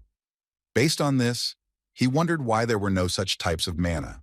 It was indeed a great question, so Miss Drywell happily explained that although many researchers in the field of magic had studied this question and even conducted countless experiments, no one had yet found the correct answer. According to her, some researchers are sure that for the manifestation of deviant forms of elements, a number of conditions must be met, and therefore mana directly associated with them cannot exist. However, there is an exception, and this is fire, because the mana of this element does not just appear. Therefore, many mages believe that fire is the highest form of basic magic, because its properties are so close to being considered a deviant form. Returning to the previous topic, Miss Drywell continued the story about the second theory of mana. Seeing how easily her attention wandered, Arthur was convinced why these lectures were lagging so far behind. When he wondered how Tess was feeling after their recent conversation, the sly Sylvie put a paw on his shoulder and reminded him that it was probably more than just the conversation that had touched her feelings. This question was indeed very relevant. Sitting in front of the mirror, Tessia was embarrassed by the look of her face alone at the thought that Arthur had kissed her. Even though it was just a kiss on the forehead, it was still a reciprocation of her first kiss, which is why she was so excited. Looking at herself in the mirror in every possible way, she began to think about whether this could be considered the beginning of their relationship.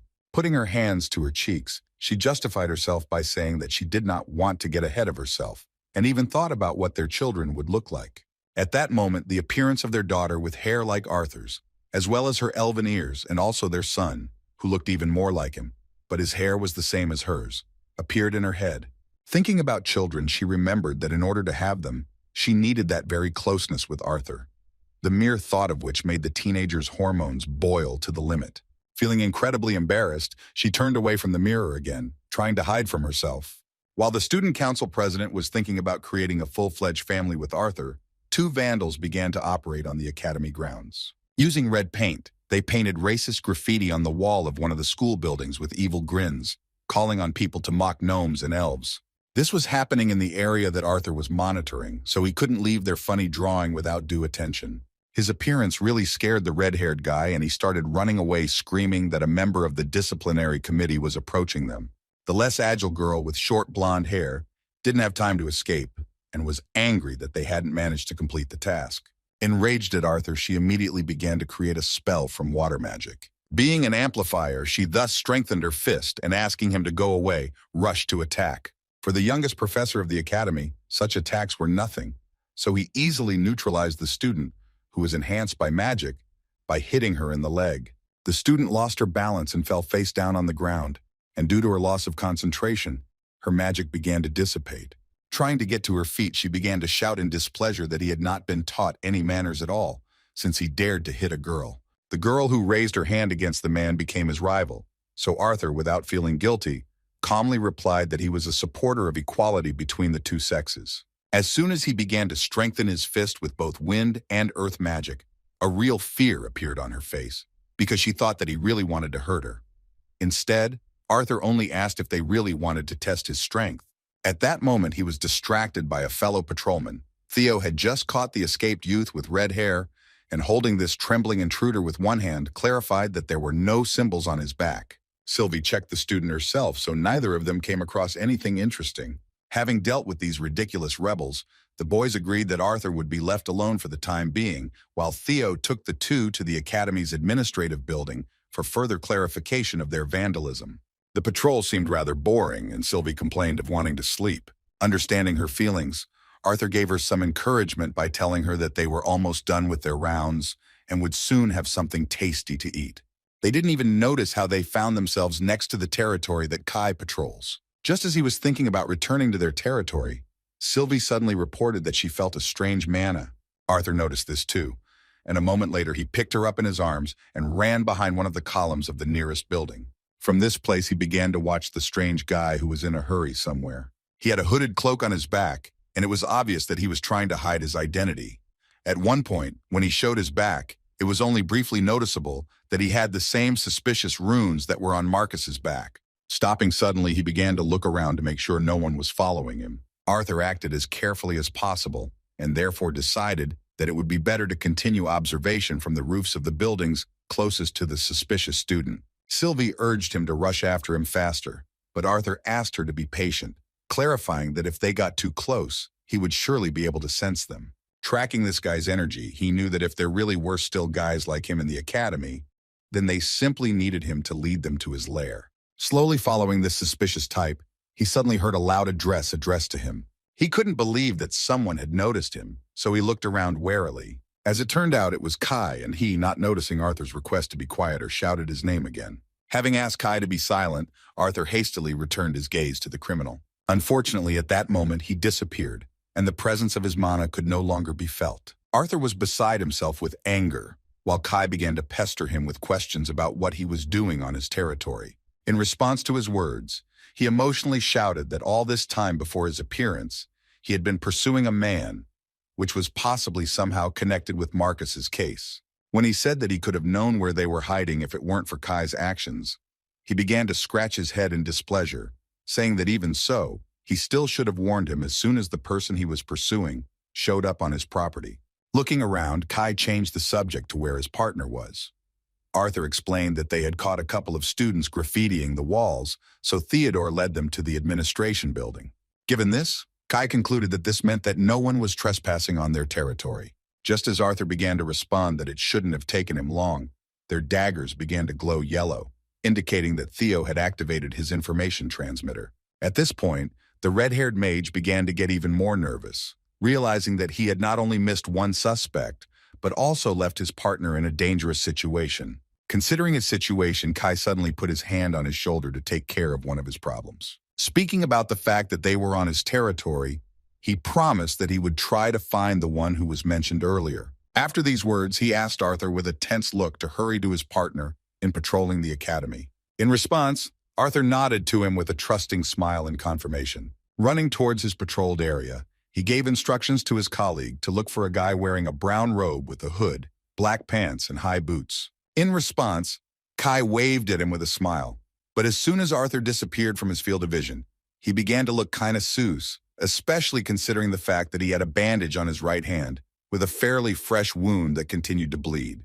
Arthur was very late, because Curtis and Doradria, who were watching the neighboring area, had already come to Theo's aid. When he asked what had happened, the dwarf replied that someone had hit their strong comrade from behind on his thick skull, so hard that he had completely lost consciousness. Enraged by her words, Theo began to scream that it was none other than some really powerful amplifier that had hit him. The calmer and more polite Prince Curtis elaborated that someone had managed to waylay Theo while he was taking the two students to the administrative office.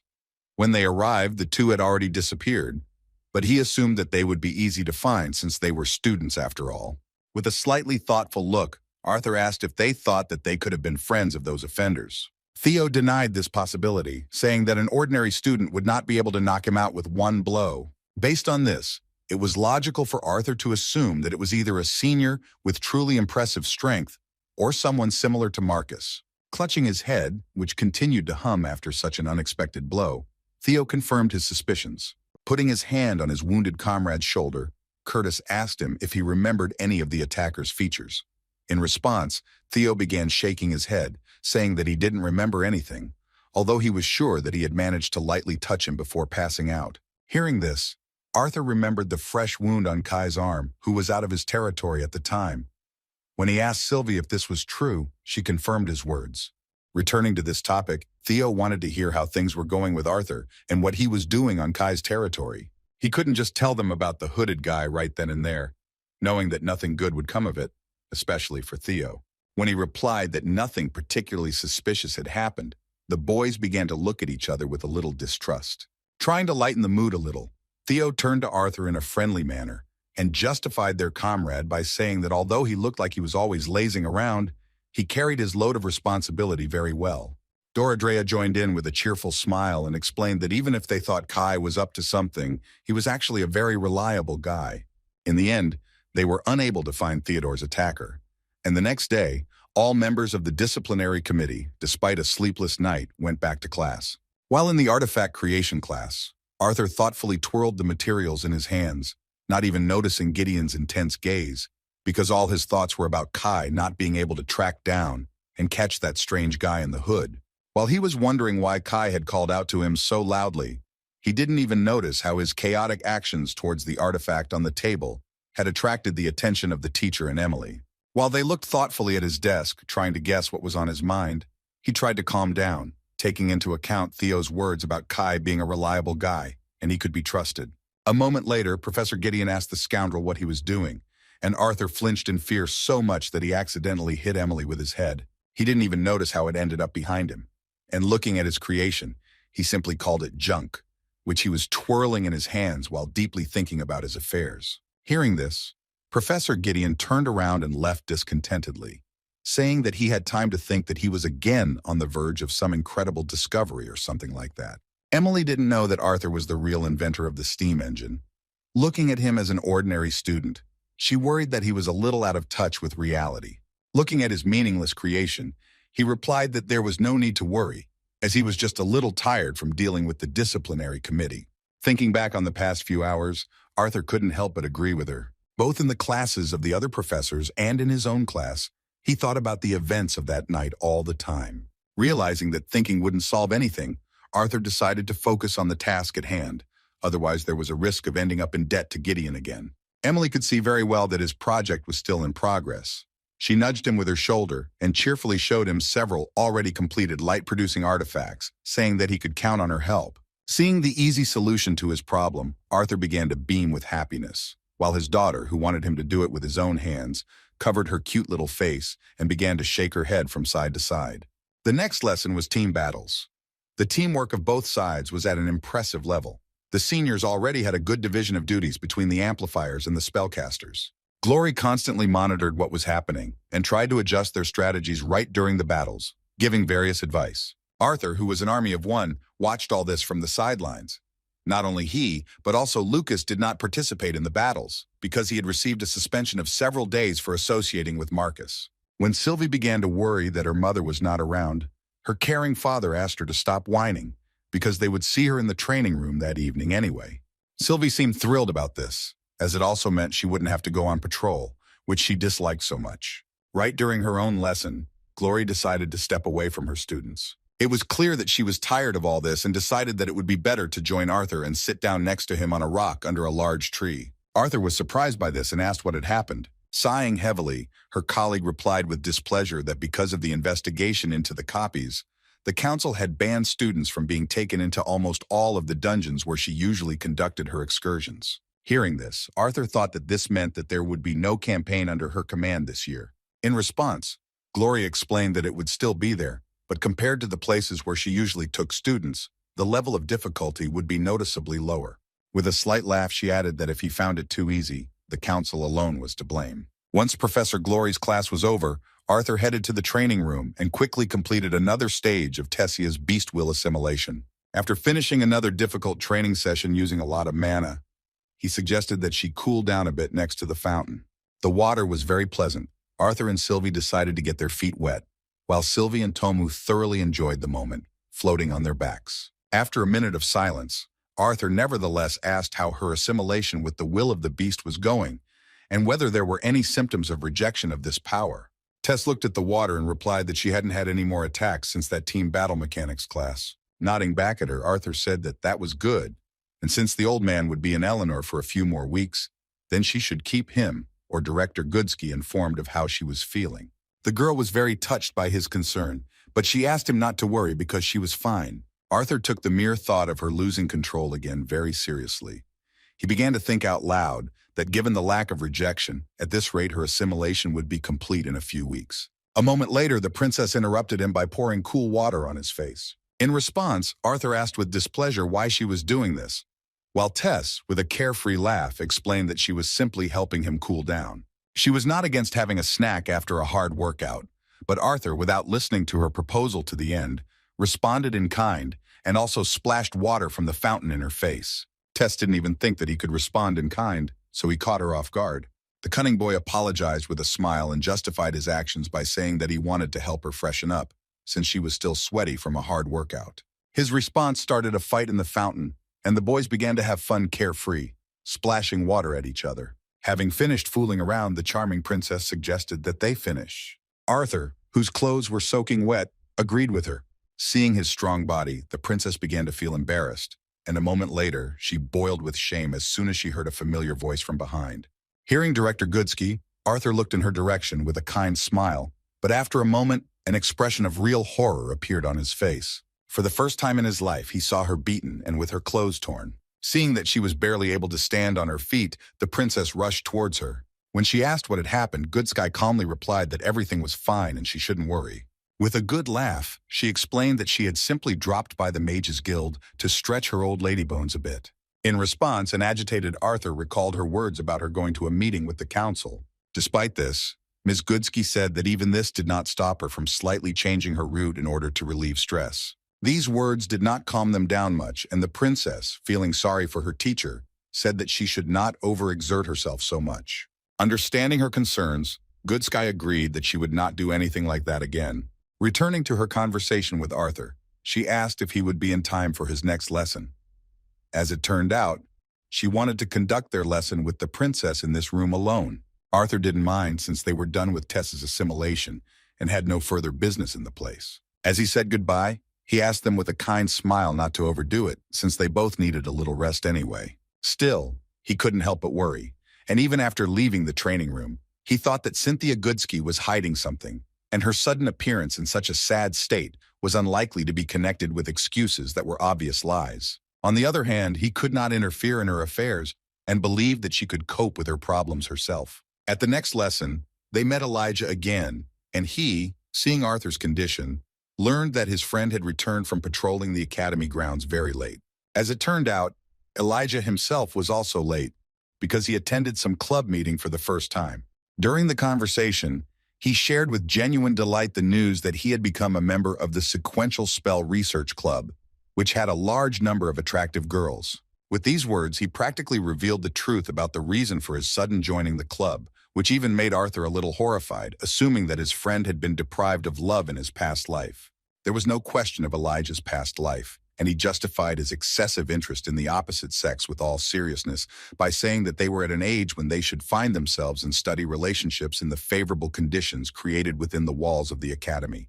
His speech was so loud that the entire lecture hall heard him, and the professor, who had entered rather quietly, remarked that although he would not mind hearing more about his youth, he would like to begin the lecture.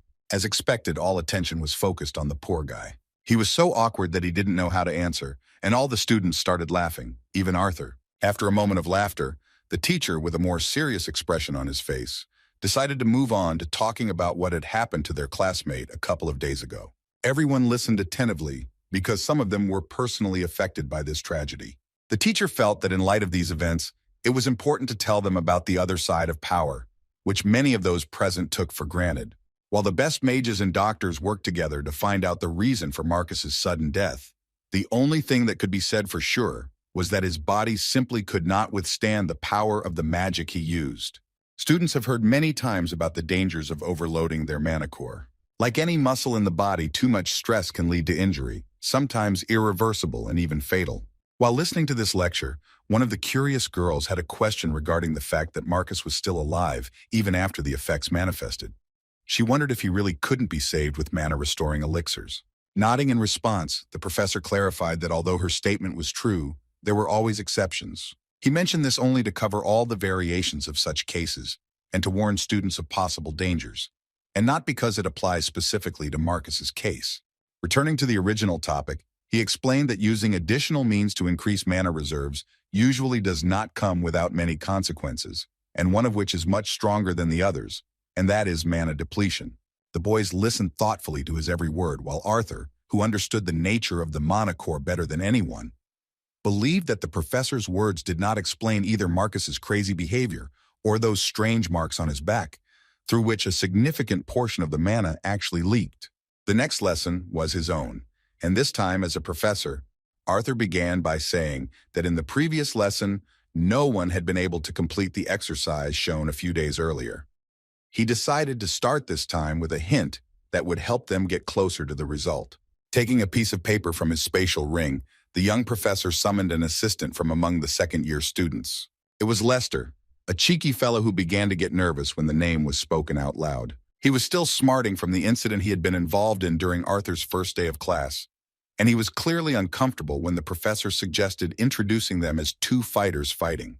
The paper in the professor's hands was necessary to demonstrate the effect of some techniques. Having divided it into two parts, he crumpled one of them and asked to imagine that he, even despite belonging to the amplifiers, was afraid to approach such a strong fighter, because of which he decided to attack with a long-range spell. As an example of the spell, he showed a small ball of paper, which was an example of a normal attack that he had already shown once. By blowing it off his hand, he clearly demonstrated that the efficiency of such use of mana in the hands of an amplifier is extremely low. Rolling the paper into a tube, Arthur suggested comparing it to the spell he had performed last time, which had slightly destroyed the lecture hall. Using a tube-shaped device proved to be more effective. Spitting a small ball into the face of his already frightened student, he demonstrated the difference between the two ranged spells and different variations of its use. A funny example that made the students laugh, putting Lester in an awkward position, was a pretty good hint for the amplifiers. After that, he returned to the problem of the spellcasters, and similarly found a way out of their problematic situation. Meanwhile, somewhere on the territory of the Flying Island, an unscheduled meeting of copies of Dickathon was taking place, where Alea and Byron were waiting for another member of this group. Looking around the rather elegant room, Alea shared the thought that she thought that next time she would be assigned to assist the Spear of Eye and Eleonora.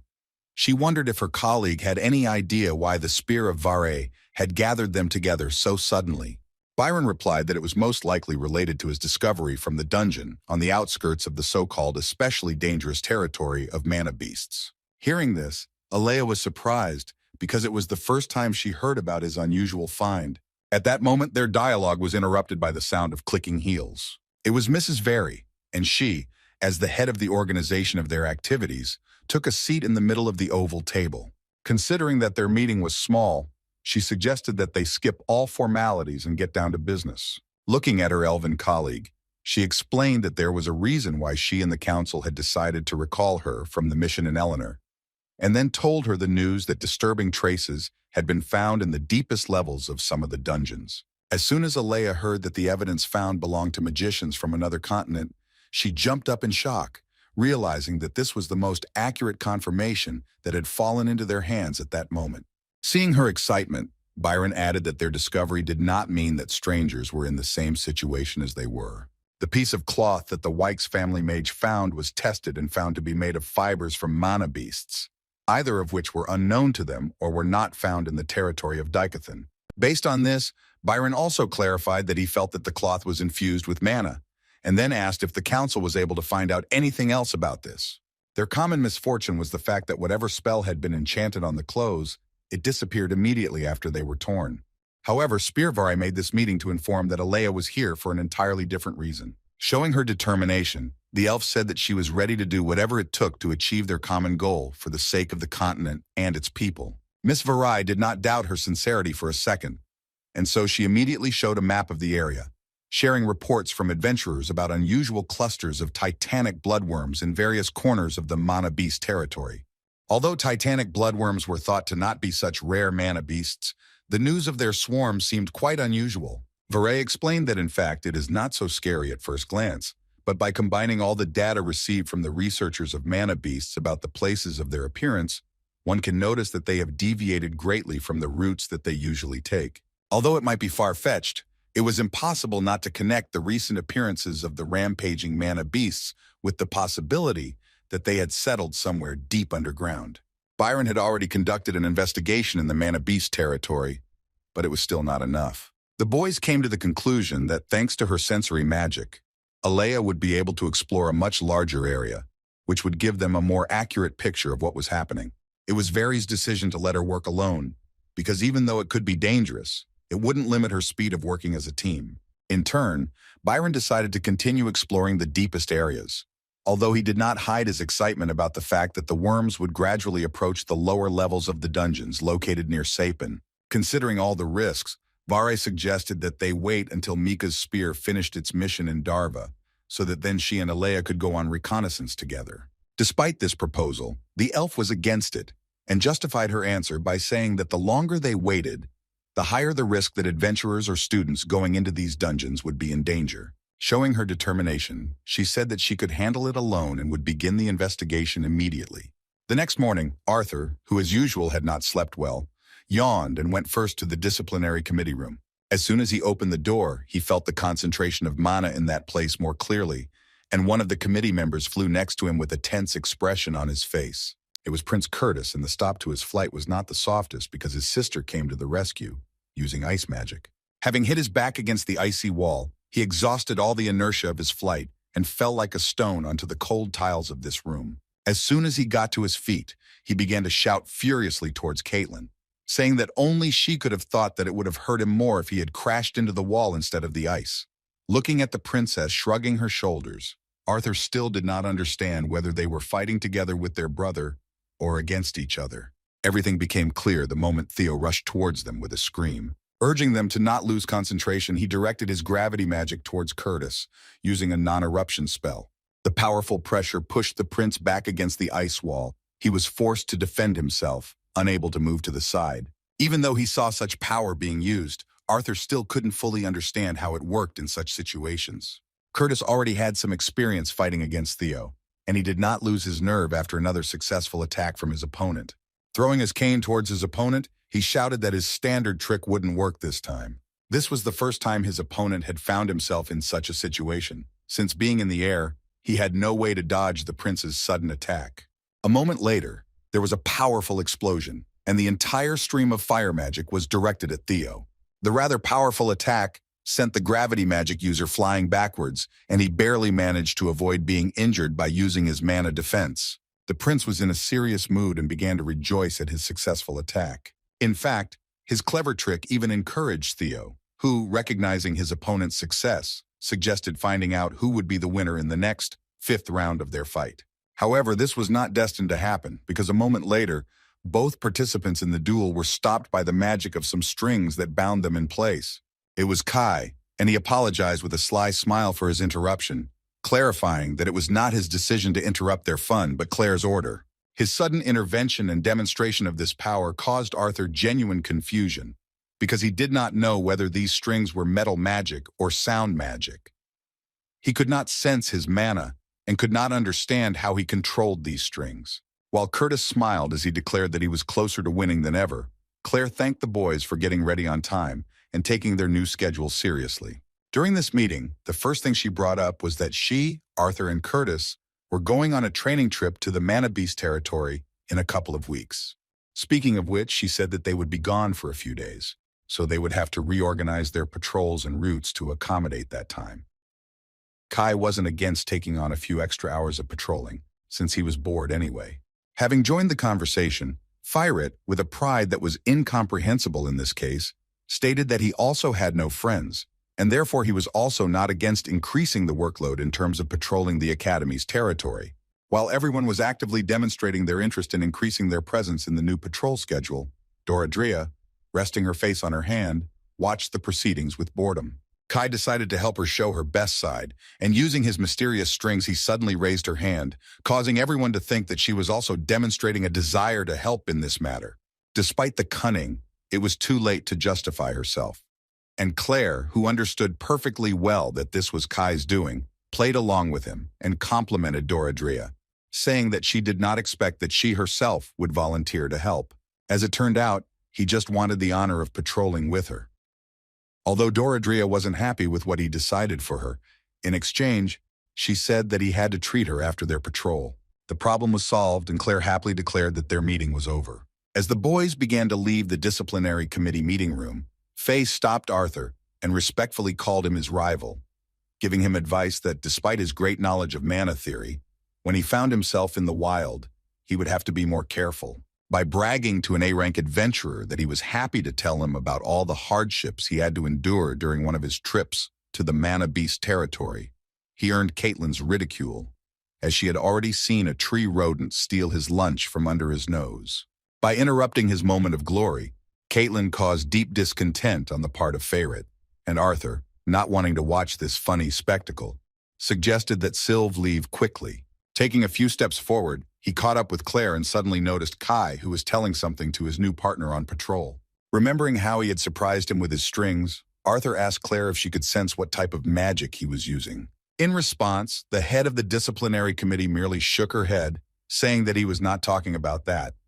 The only thing she knew for sure was that his metal strings were not as simple as they might seem at first glance. In response to her guess, Arthur asked if they could somehow hide which element his spell belonged to. At that moment, their conversation was interrupted, and the cunning Kai said that he noticed that he had greatly interested their no less secretive newcomer. When the red-haired mage had the chance to ask directly, he did so, and asked if his colleague would be willing to explain how he controlled these mysterious strings. Kai was not against it, but with a sly grin and a serious, piercing gaze, he clarified that if he revealed his secret, then he would have to kill the one who learned this secret. Arthur was surprised by his words and in response asked if he was really threatening him. At the most interesting moment, Kaller pushed them apart, asking them not to linger in the disciplinary committee room at a time when everyone had classes they were required to attend. Whether it was a bluff or not, Arthur was never able to find out. So after classes as usual, he returned to the training room, which was already occupied by his close friend. Thanks to his battles with Tomu, he quickly and noticeably increased his level of earth magic and came closer to more perfect mastery of it.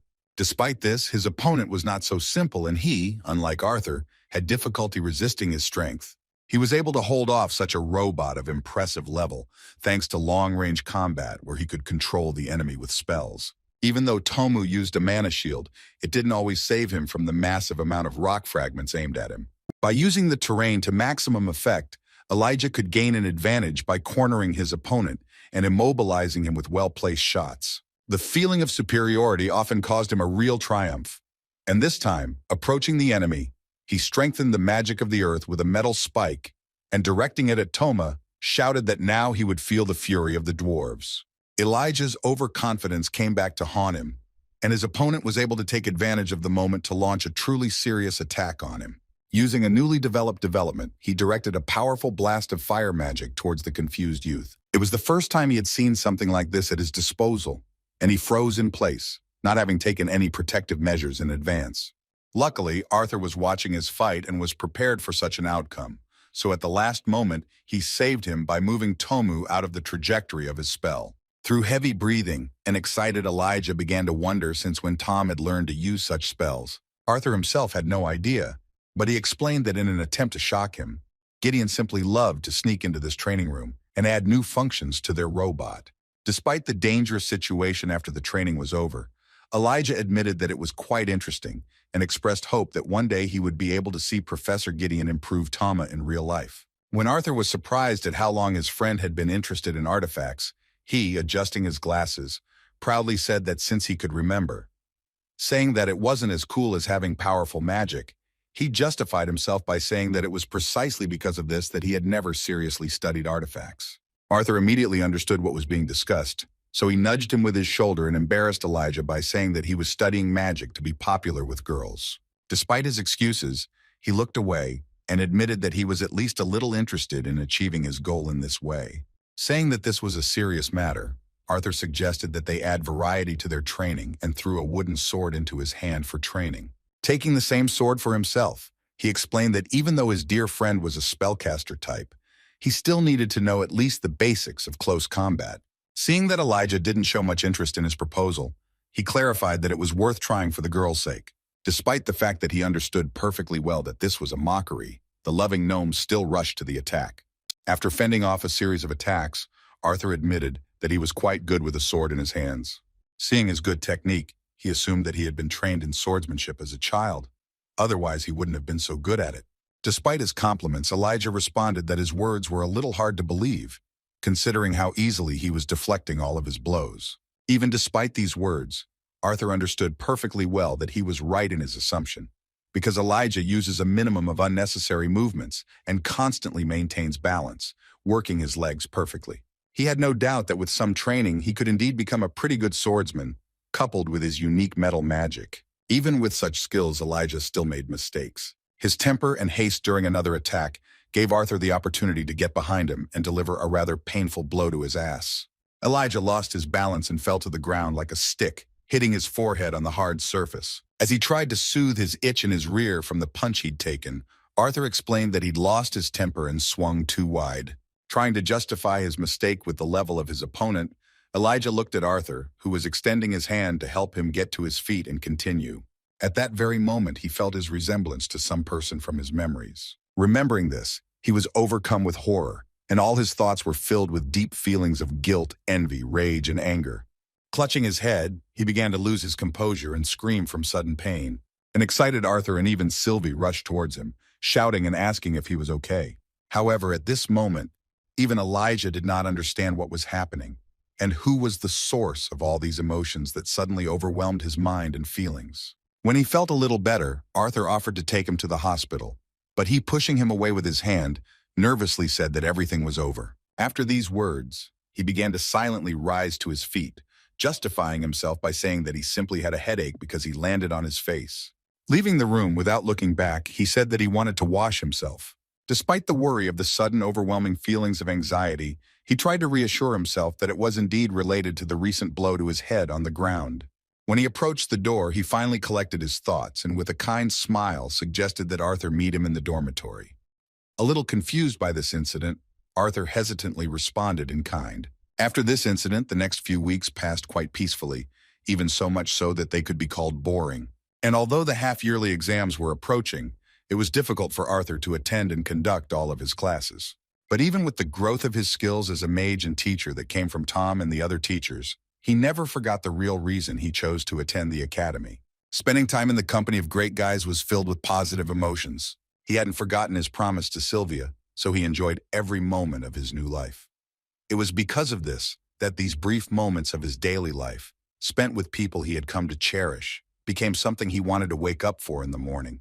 Another ordinary school day, during which he told Elijah about his successes before classes, became a reason for him to think. His friend didn't pay much attention to his story and was thinking about something all the time. Seeing his confusion, he remarked that he could see that he had been daydreaming for the past few days. When asked if he was feeling okay, Elijah simply shook his head and said that it was nothing serious, justifying himself by saying that he was simply worried about the upcoming exams. Returning to the dialogue, He remembered that Arthur would soon be heading to the Mana Beast territory with Professor Glory's class, so he wished him to try not to overexert himself too much during joint training with Princess Tessia, so that he would have the strength left for the battles in the dungeon. After this request, he unexpectedly said goodbye and went in another direction, where he had a separate course. Seeing him in this state, Sylvie assumed that he was angry with his dad for some reason. Arthur also cared that it was about their communication, and that it was because of this that Elijah became a little cold, indifferent to his stories. Despite this excitement, he was forced to continue what he had started and, as usual, went to train with Tessia, where he could not help but be glad that recently the assimilation of the beast's will by her mana core was much more stable than before. Speaking of which, Tessia cheerfully remarked that this probably meant that all those mana beasts they would have to fight in the dungeon wouldn't stand a chance against her power. In response to this self-confident speech, Arthur suddenly gave her an instructive but painful flick on the face. With a serious face, he asked her not to get too cocky, explaining that due to the assimilation process, she would only be able to use half of her current strength. A little offended, she accused him of going to the Mana Beast's territory himself, having sealed his two strongest elements. However, her words were not fair to the situation, and he explained to her that he could remove the restrictions, while she could not. Trying to somehow justify herself, she explained that he was not obliged to coddle her like that, because he himself knew that she was still a year older than him. In response, Arthur confirmed that he remembered this but suddenly threw his towel over his head and made a strange expression on his face. He decided to remind her of what she was like during their first meeting, so he pretended to be a frightened girl and recalled her frightened words about the animals attacking them like ordinary defenseless children. His acting was so impressive that it noticeably embarrassed the princess. She was touched and furious at the same time, so she was boiling with emotions. Unable to contain her emotions, Tessia called him down and threw him to the ground. Finding himself on the ground beneath her, Arthur winked with a kind smile as a sign that he had managed to embarrass her after all. However, Tess was not going to leave things as they were, so she raised her hands with incredible pressure and said with a terrifying look that he himself asked for retaliatory measures. After these words, she began to beat him with a loud scream, and their absurd love game seemed strange to Sylvie, and she reacted to them with indignation.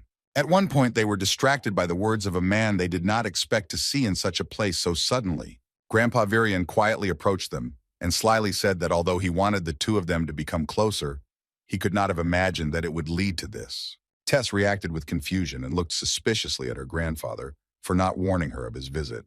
Within a moment, the realization of what was happening gave her the answer to her own question. She began to seethe with embarrassment from the realization that she was sitting on top of Arthur, which from the outside might look a little indecent. Jumping to the side with a scream, she began to squeal in embarrassment about how Grandpa had misunderstood everything.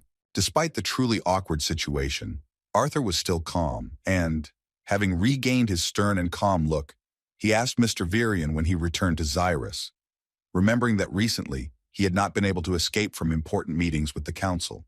With a slightly thoughtful look, he replied that he had managed to get away for a while to visit his precious granddaughter, who by all appearances had become quite an adult. These words made Tess reach a new level of embarrassment, and she wanted to sink into the ground to escape the shame. Grabbing him by the beard, she began to shout that he was speaking too ambiguously, which made her feel awkward in front of Arthur. Ignoring his beloved granddaughter's resentment, Viran, adjusting his beard, admitted that he was a little worried about their excursion to the dungeon. Initially, he wanted to ask Cynthia to keep an eye on his granddaughter in case something happened to her core, but she was not at the academy right now. Despite this, he wasn't too worried, because he knew that Arthur would be able to look after Tess until their trip to the Mana Beast territory began. With some uncertainty evident in his demeanor, the red-haired mage looked at the princess and admitted that while it wouldn't normally be a problem, he had promised his parents that he would return home to spend some time with his family. Viran reacted to these words with unexpected delight, because he saw an opportunity to let his granddaughter spend time with them. Tess became even more excited after his proposal, but Arthur was categorical and made it clear that he would not fall for Grandpa's cunning trick, no matter what he had in mind. Sighing heavily, he explained that he could already imagine how his parents would react if he brought Tess to their home. Looking up, he said again that he would under no circumstances take her with him. In the end, his words did not change Grandpa Viran's sudden plan, and he still went home with Tess, which also could not affect the situation. Approaching the front door of the mansion where their family lived, he still admitted that until the very end, He could not believe that he took her with him. As soon as they reached the door, the joyful mother opened it, and without hesitation said that they had been waiting for the two of them. Tess began to feel embarrassed by her sincere words, while Arthur was openly surprised that they already knew about their joint visit. Opening the door wider and looking towards the stairs, she made it clear that they had received news of the princess's arrival in advance. Ray, standing next to an impressive number of unexpected gifts, explained with a smile that these were the very prerequisites hinting at the princess's visit. The boys stood there, embarrassed, and Alice, taking matters into her own hands, suggested that they hurry up before their dinner got cold. At that moment, Ellie grabbed her new friend by the hand and excitedly pulled her along with her, saying that she wanted to show her how well she had learned to handle the bow that their family had given her for her birthday. Every time the twin horns came to visit, Helen trained her, so she was eager to show off the results of her training. Despite the unexpectedness of such a meeting, Arthur still experienced many warm and pleasant emotions because the joyful looks of his family were what brought him the most pleasure in this life. While they were enjoying a pleasant time together, Decathan's intelligence was checking one of the suspicious dungeons. This was done by Alea, because she was the best scout among the spears thanks to her abilities and advanced sense. But every time she found clues, the tracks constantly diverged. She was convinced that Varay's spear was right, for it seemed insane that the titanic worms could move in such a way at will. Based on the way their tunnels were laid out, she could tell for sure that they all converged in this area of the mana beast's territory, and then continued further down to the east. Realizing that this could pose huge risks to Decathan, she rushed forward again to find out even more valuable information. More dangerous for their continent was the enemy tunneling towards the Sapen kingdom, so she ran to the right. In just a moment, she felt a cold gust of wind, as well as the beast's impressive mana. She had to stop, because it was only at the last moment that she noticed that she had reached a sharp cliff. At the bottom of the huge chasm was a huge mana beast that was ready to attack her. She was still safe at that altitude, but even the fact that she had encountered such a monster in such a place was already a worrying sign. Looking closely, she recognized the snake of Hades, but what was strange was that it had horns, and its color was not typical of its species, because the records described that it should have a gray color with a blue flame along its entire back. Finding her in such a place seemed too suspicious, because usually the snake of Hades is close to its offspring, and there's no obvious reason for it to guard something like a tunnel. Before deciding what to do next, she immediately reported to the Spear of Varai that she had observed an abnormal Hades snake guarding a tunnel from which a huge amount of mana was emanating. Miss Varai did not know the exact reason for the mana beast's strange behavior, so she used a magical artifact to answer that she would rely on Alea's judgment. In asking for support in return, the elf, based on the appearance, behavior, and mana nature of this snake, stated that it was definitely a species that had not been here before. Alea could not retreat, understanding the risks that such actions by unfamiliar inhabitants of another continent carried, so she was determined to continue reconnaissance with further instructions from the Spear of Vare, supported by 50 battle mages who were sent to help her. Meanwhile, the feast in Helstia's mansion was coming to an end. While the table was being cleared, Mr. Vincent, who was again shocked by the conversation with the younger generation, with the help of Arthur and Tabitha, tried to get to the sofa, as he was so drunk that he could not even maintain an adequate conversation. Seeing him in such a state, she almost threatened that if he continued to get completely drunk every time she returned home, then she would have to stay at the academy forever. In response to her threats, her mother said that if she really stopped coming, her father would almost certainly burst into tears, since he was already beginning to regret sending her to Zyrus Academy. As it turned out, Lilia was so radical in her statements because her drunken father made her feel enormous shame the moment he started telling stories from her childhood. Having lost her temper, she even started yelling at him, because it was hard for her to cope with the feelings caused by telling such personal things in front of the student council president. Remembering the princess, Lily noticed that she had suddenly disappeared. A yawning and tired Arthur explained that she just wanted to get some fresh air, and his mother went with her so that she wouldn't get lost. His answer made her think, and she briefly replied that now everything was clear. Ellie was already just as sleepy, so Ray picked her up and suddenly carried her towards Arthur. Having handed him his sleeping daughter, he said with a sly smile that he would entrust her loving older brother with putting her to bed upstairs. He also did not forget to mention that she was indeed looking forward to his return, as she asked him at least once a day when he would arrive home. While on the street, Alice approached the princess and joined her tea party, thanking her for the unexpected but very pleasant visit. Tess, with a smile on her face, thanked her for the warm welcome and for the opportunity to have a very pleasant time. She admitted that she was very pleased to observe the relaxed behavior of Lilia and Arthur's father. With a sly grin, Alice noted that she most likely wanted to admit that it was even somewhat of an embarrassing sight. Acknowledging that she was right, the princess admitted with a sincere laugh that this was indeed the case. Continuing to drink tea after a short pause in the conversation, she found the courage to ask how the young magician's mother felt about Arthur going down into the dungeon in the territory of the mana beasts. Her question did not make her mother nervous, because similar thoughts constantly haunted her. In response, she admitted without hesitation with a thoughtful look that she was worried, as before. This genuinely surprised the princess, and she asked if Mrs. Alice was really worried, even considering how strong her son already was. As a caring mother, the woman, touched by this question, answered that even if Arthur were stronger than all the spears put together, she would still worry about him during every such campaign with the risks of sudden battles. Considering how unpredictable and dangerous even the most explored dungeon could be, the mother continued to worry about her son, even knowing what a monster he was among his peers.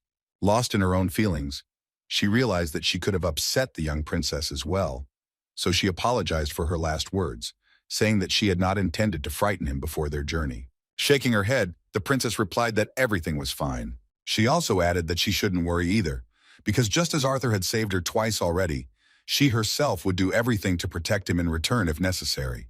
Despite her bold words, Alice reacted quite unexpectedly, because she noted that although it was very nice of her, she and Ray preferred that she not do it. With a smile on her face, she explained that she was also a precious child to her parents, and one could only imagine how devastated they would be if something happened to her. Even though it was her son that was involved, Alice still couldn't allow the princess to risk her own life, so she politely made her understand that her own safety had to come first. Seeing her surprise, she assured Arthur's young bride that her son would be able to stand up for himself. A tense dialogue could lead to a silent pause, so Alice changed the topic of conversation to the fact that it had become somehow chilly outside, after which she suggested going back into the house.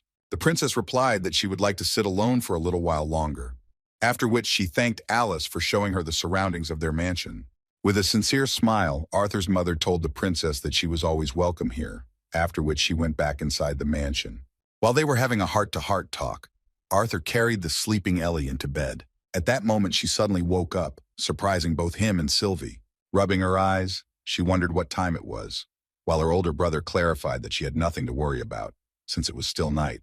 In fact, this question was not because she was afraid of not getting enough sleep, but because she did not want the moment to come when her brother would leave home again. She didn't yet know that he had only returned home for one night. Hearing this, the younger sister asked with a pitiful expression if he really couldn't stay home longer. In response, Arthur explained that he would return in a week after practical training in the dungeon. An offended Ellie asked him to tell her a couple of stories, but he tried to slip away, making the excuse that he had to wake up quite early before practical classes. Still, Ellie was serious, and with her facial expression warned him that she would be offended. She patted the bed with her palm, inviting him to lie down next to her.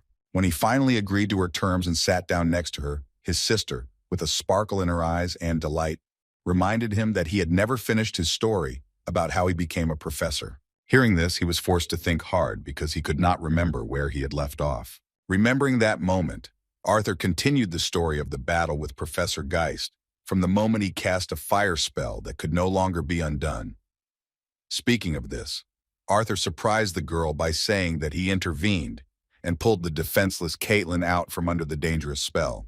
As soon as Ellie heard the name mentioned, she stopped her brother's story and asked with suspicion and guesswork whether they were talking about the daughter of King Sapen. Arthur was surprised by her sudden question and still did not understand what exactly she was getting at. With a tired look and some condemnation, she asked if he really saved another princess, and for Arthur, these words from her lips sounded as if he was specifically running around looking for another princess who would need to be saved. When he continued the story by saying that after saving Caitlin, he volunteered to take her place in the duel with the professor, the sly little sister smirked and suggested that he did it to impress the princess. Realizing that there was no point in making excuses, Arthur grabbed her by her sly nose, forcing her to regret her words and apologize. Having restored a fair attitude to his personality, Arthur finished this story, and he did not lie when he said that after defeating Geist, the director of the academy offered him to become the new teacher. In response to this unexpected turn of events, Ellie was surprised that such a sly man as her brother could so easily and quickly agree to such a dubious proposal. Arthur did not let her intuition down and of course replied that he was not the kind of person from whom one could so easily get sudden benefits.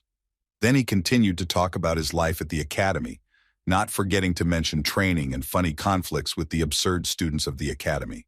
Ray and Alice woke up early as usual, and the attentive mother immediately noticed that Arthur had not returned to his room. The father assumed that he had already eaten breakfast without them, but they both knew that their dear son could not leave without saying goodbye. After that, they decided to carefully look into Ellie's room to make sure that at least she was in her room. This gave them answers to all their morning questions, and what they saw made them feel touched and smile kindly. Telling his stories from the academy, Arthur fell asleep, sitting in her bed, together with Ellie and Sylvie. They looked really cute. After breakfast, Arthur said goodbye to the guys and went to the meeting place with the rest of the participants in this practical lesson. Professor Glory was already there and was managing the whole process, gathering the kids into teams. Arthur was not at all worried about possible dangers, so when he found himself in the territory of the mana beasts, he suggested that Sylvie hunt separately from them. He assured her that she shouldn't worry, because they would be going to a low-level dungeon, where there would be no serious danger for them, along with Professor Glory. Sylvie trusted her dad's convincing arguments, but before leaving for the forest, she asked him to let her know immediately if anything went wrong. Returning to the information about the distribution of the participants of the dungeon raid, Arthur looked at the white-haired half-elf, because he still could not believe that Professor Glory assigned them to the same team. The arrogant Lucas was acting arrogant and boastful as usual, so he told everyone that he had been to the Mana Beast territory 100 times before, until it all became too easy for him as an A-rank adventurer. The girls were delighted with his self-confidence, because his words fully justified the glory of their great Wykes family. As he passed, Arthur mockingly ruined his moment of glory by mentioning that he had heard from an adventurer he knew that his vaunted adventurer's license had been revoked. Ignoring Lucas's reaction, he moved on and greeted his friends from the student council. Dissatisfied with his behavior, Lucas could not leave these words and ran up to him, grabbing him by the shoulder. Trying to put pressure on him, he assumed that Arthur was simply jealous of him, but in response he heard that in fact he was simply telling the truth. Enraged by yet another cunning provocation from his enemy, Lucas became so furious that he angrily clenched his fist, ready to use mana to strike his offender. Seeing this brewing conflict, Clive interrupted their tense dialogue. He stepped between them, and with a displeased expression on his face, stated that before they entered, they needed to resolve such communication issues and choose a leader for their team. Spitting to the side with displeasure, Lucas said that this issue could not even be discussed, since there was no better candidate than him. In response, the boys unanimously said that Tessia should be the captain, which made the princess rush about in surprise. Seeing her nervousness, Arthur explained that thanks to the student council, she already had experience in a leadership position, which was enhanced by the fact that she was a spellcaster with medium radius magic, which would help her keep an eye on everyone at once. The guys' cheerful arguments for this choice left Lucas dissatisfied, and he simply walked away in the other direction. Meanwhile, all organizational issues were closed, and Professor Glory, mentioning the students' abilities, asked them to be sure to use them for advantages in battle. After reminding the guys about basic tactics and team formation, Glory led the guys inside the dungeon,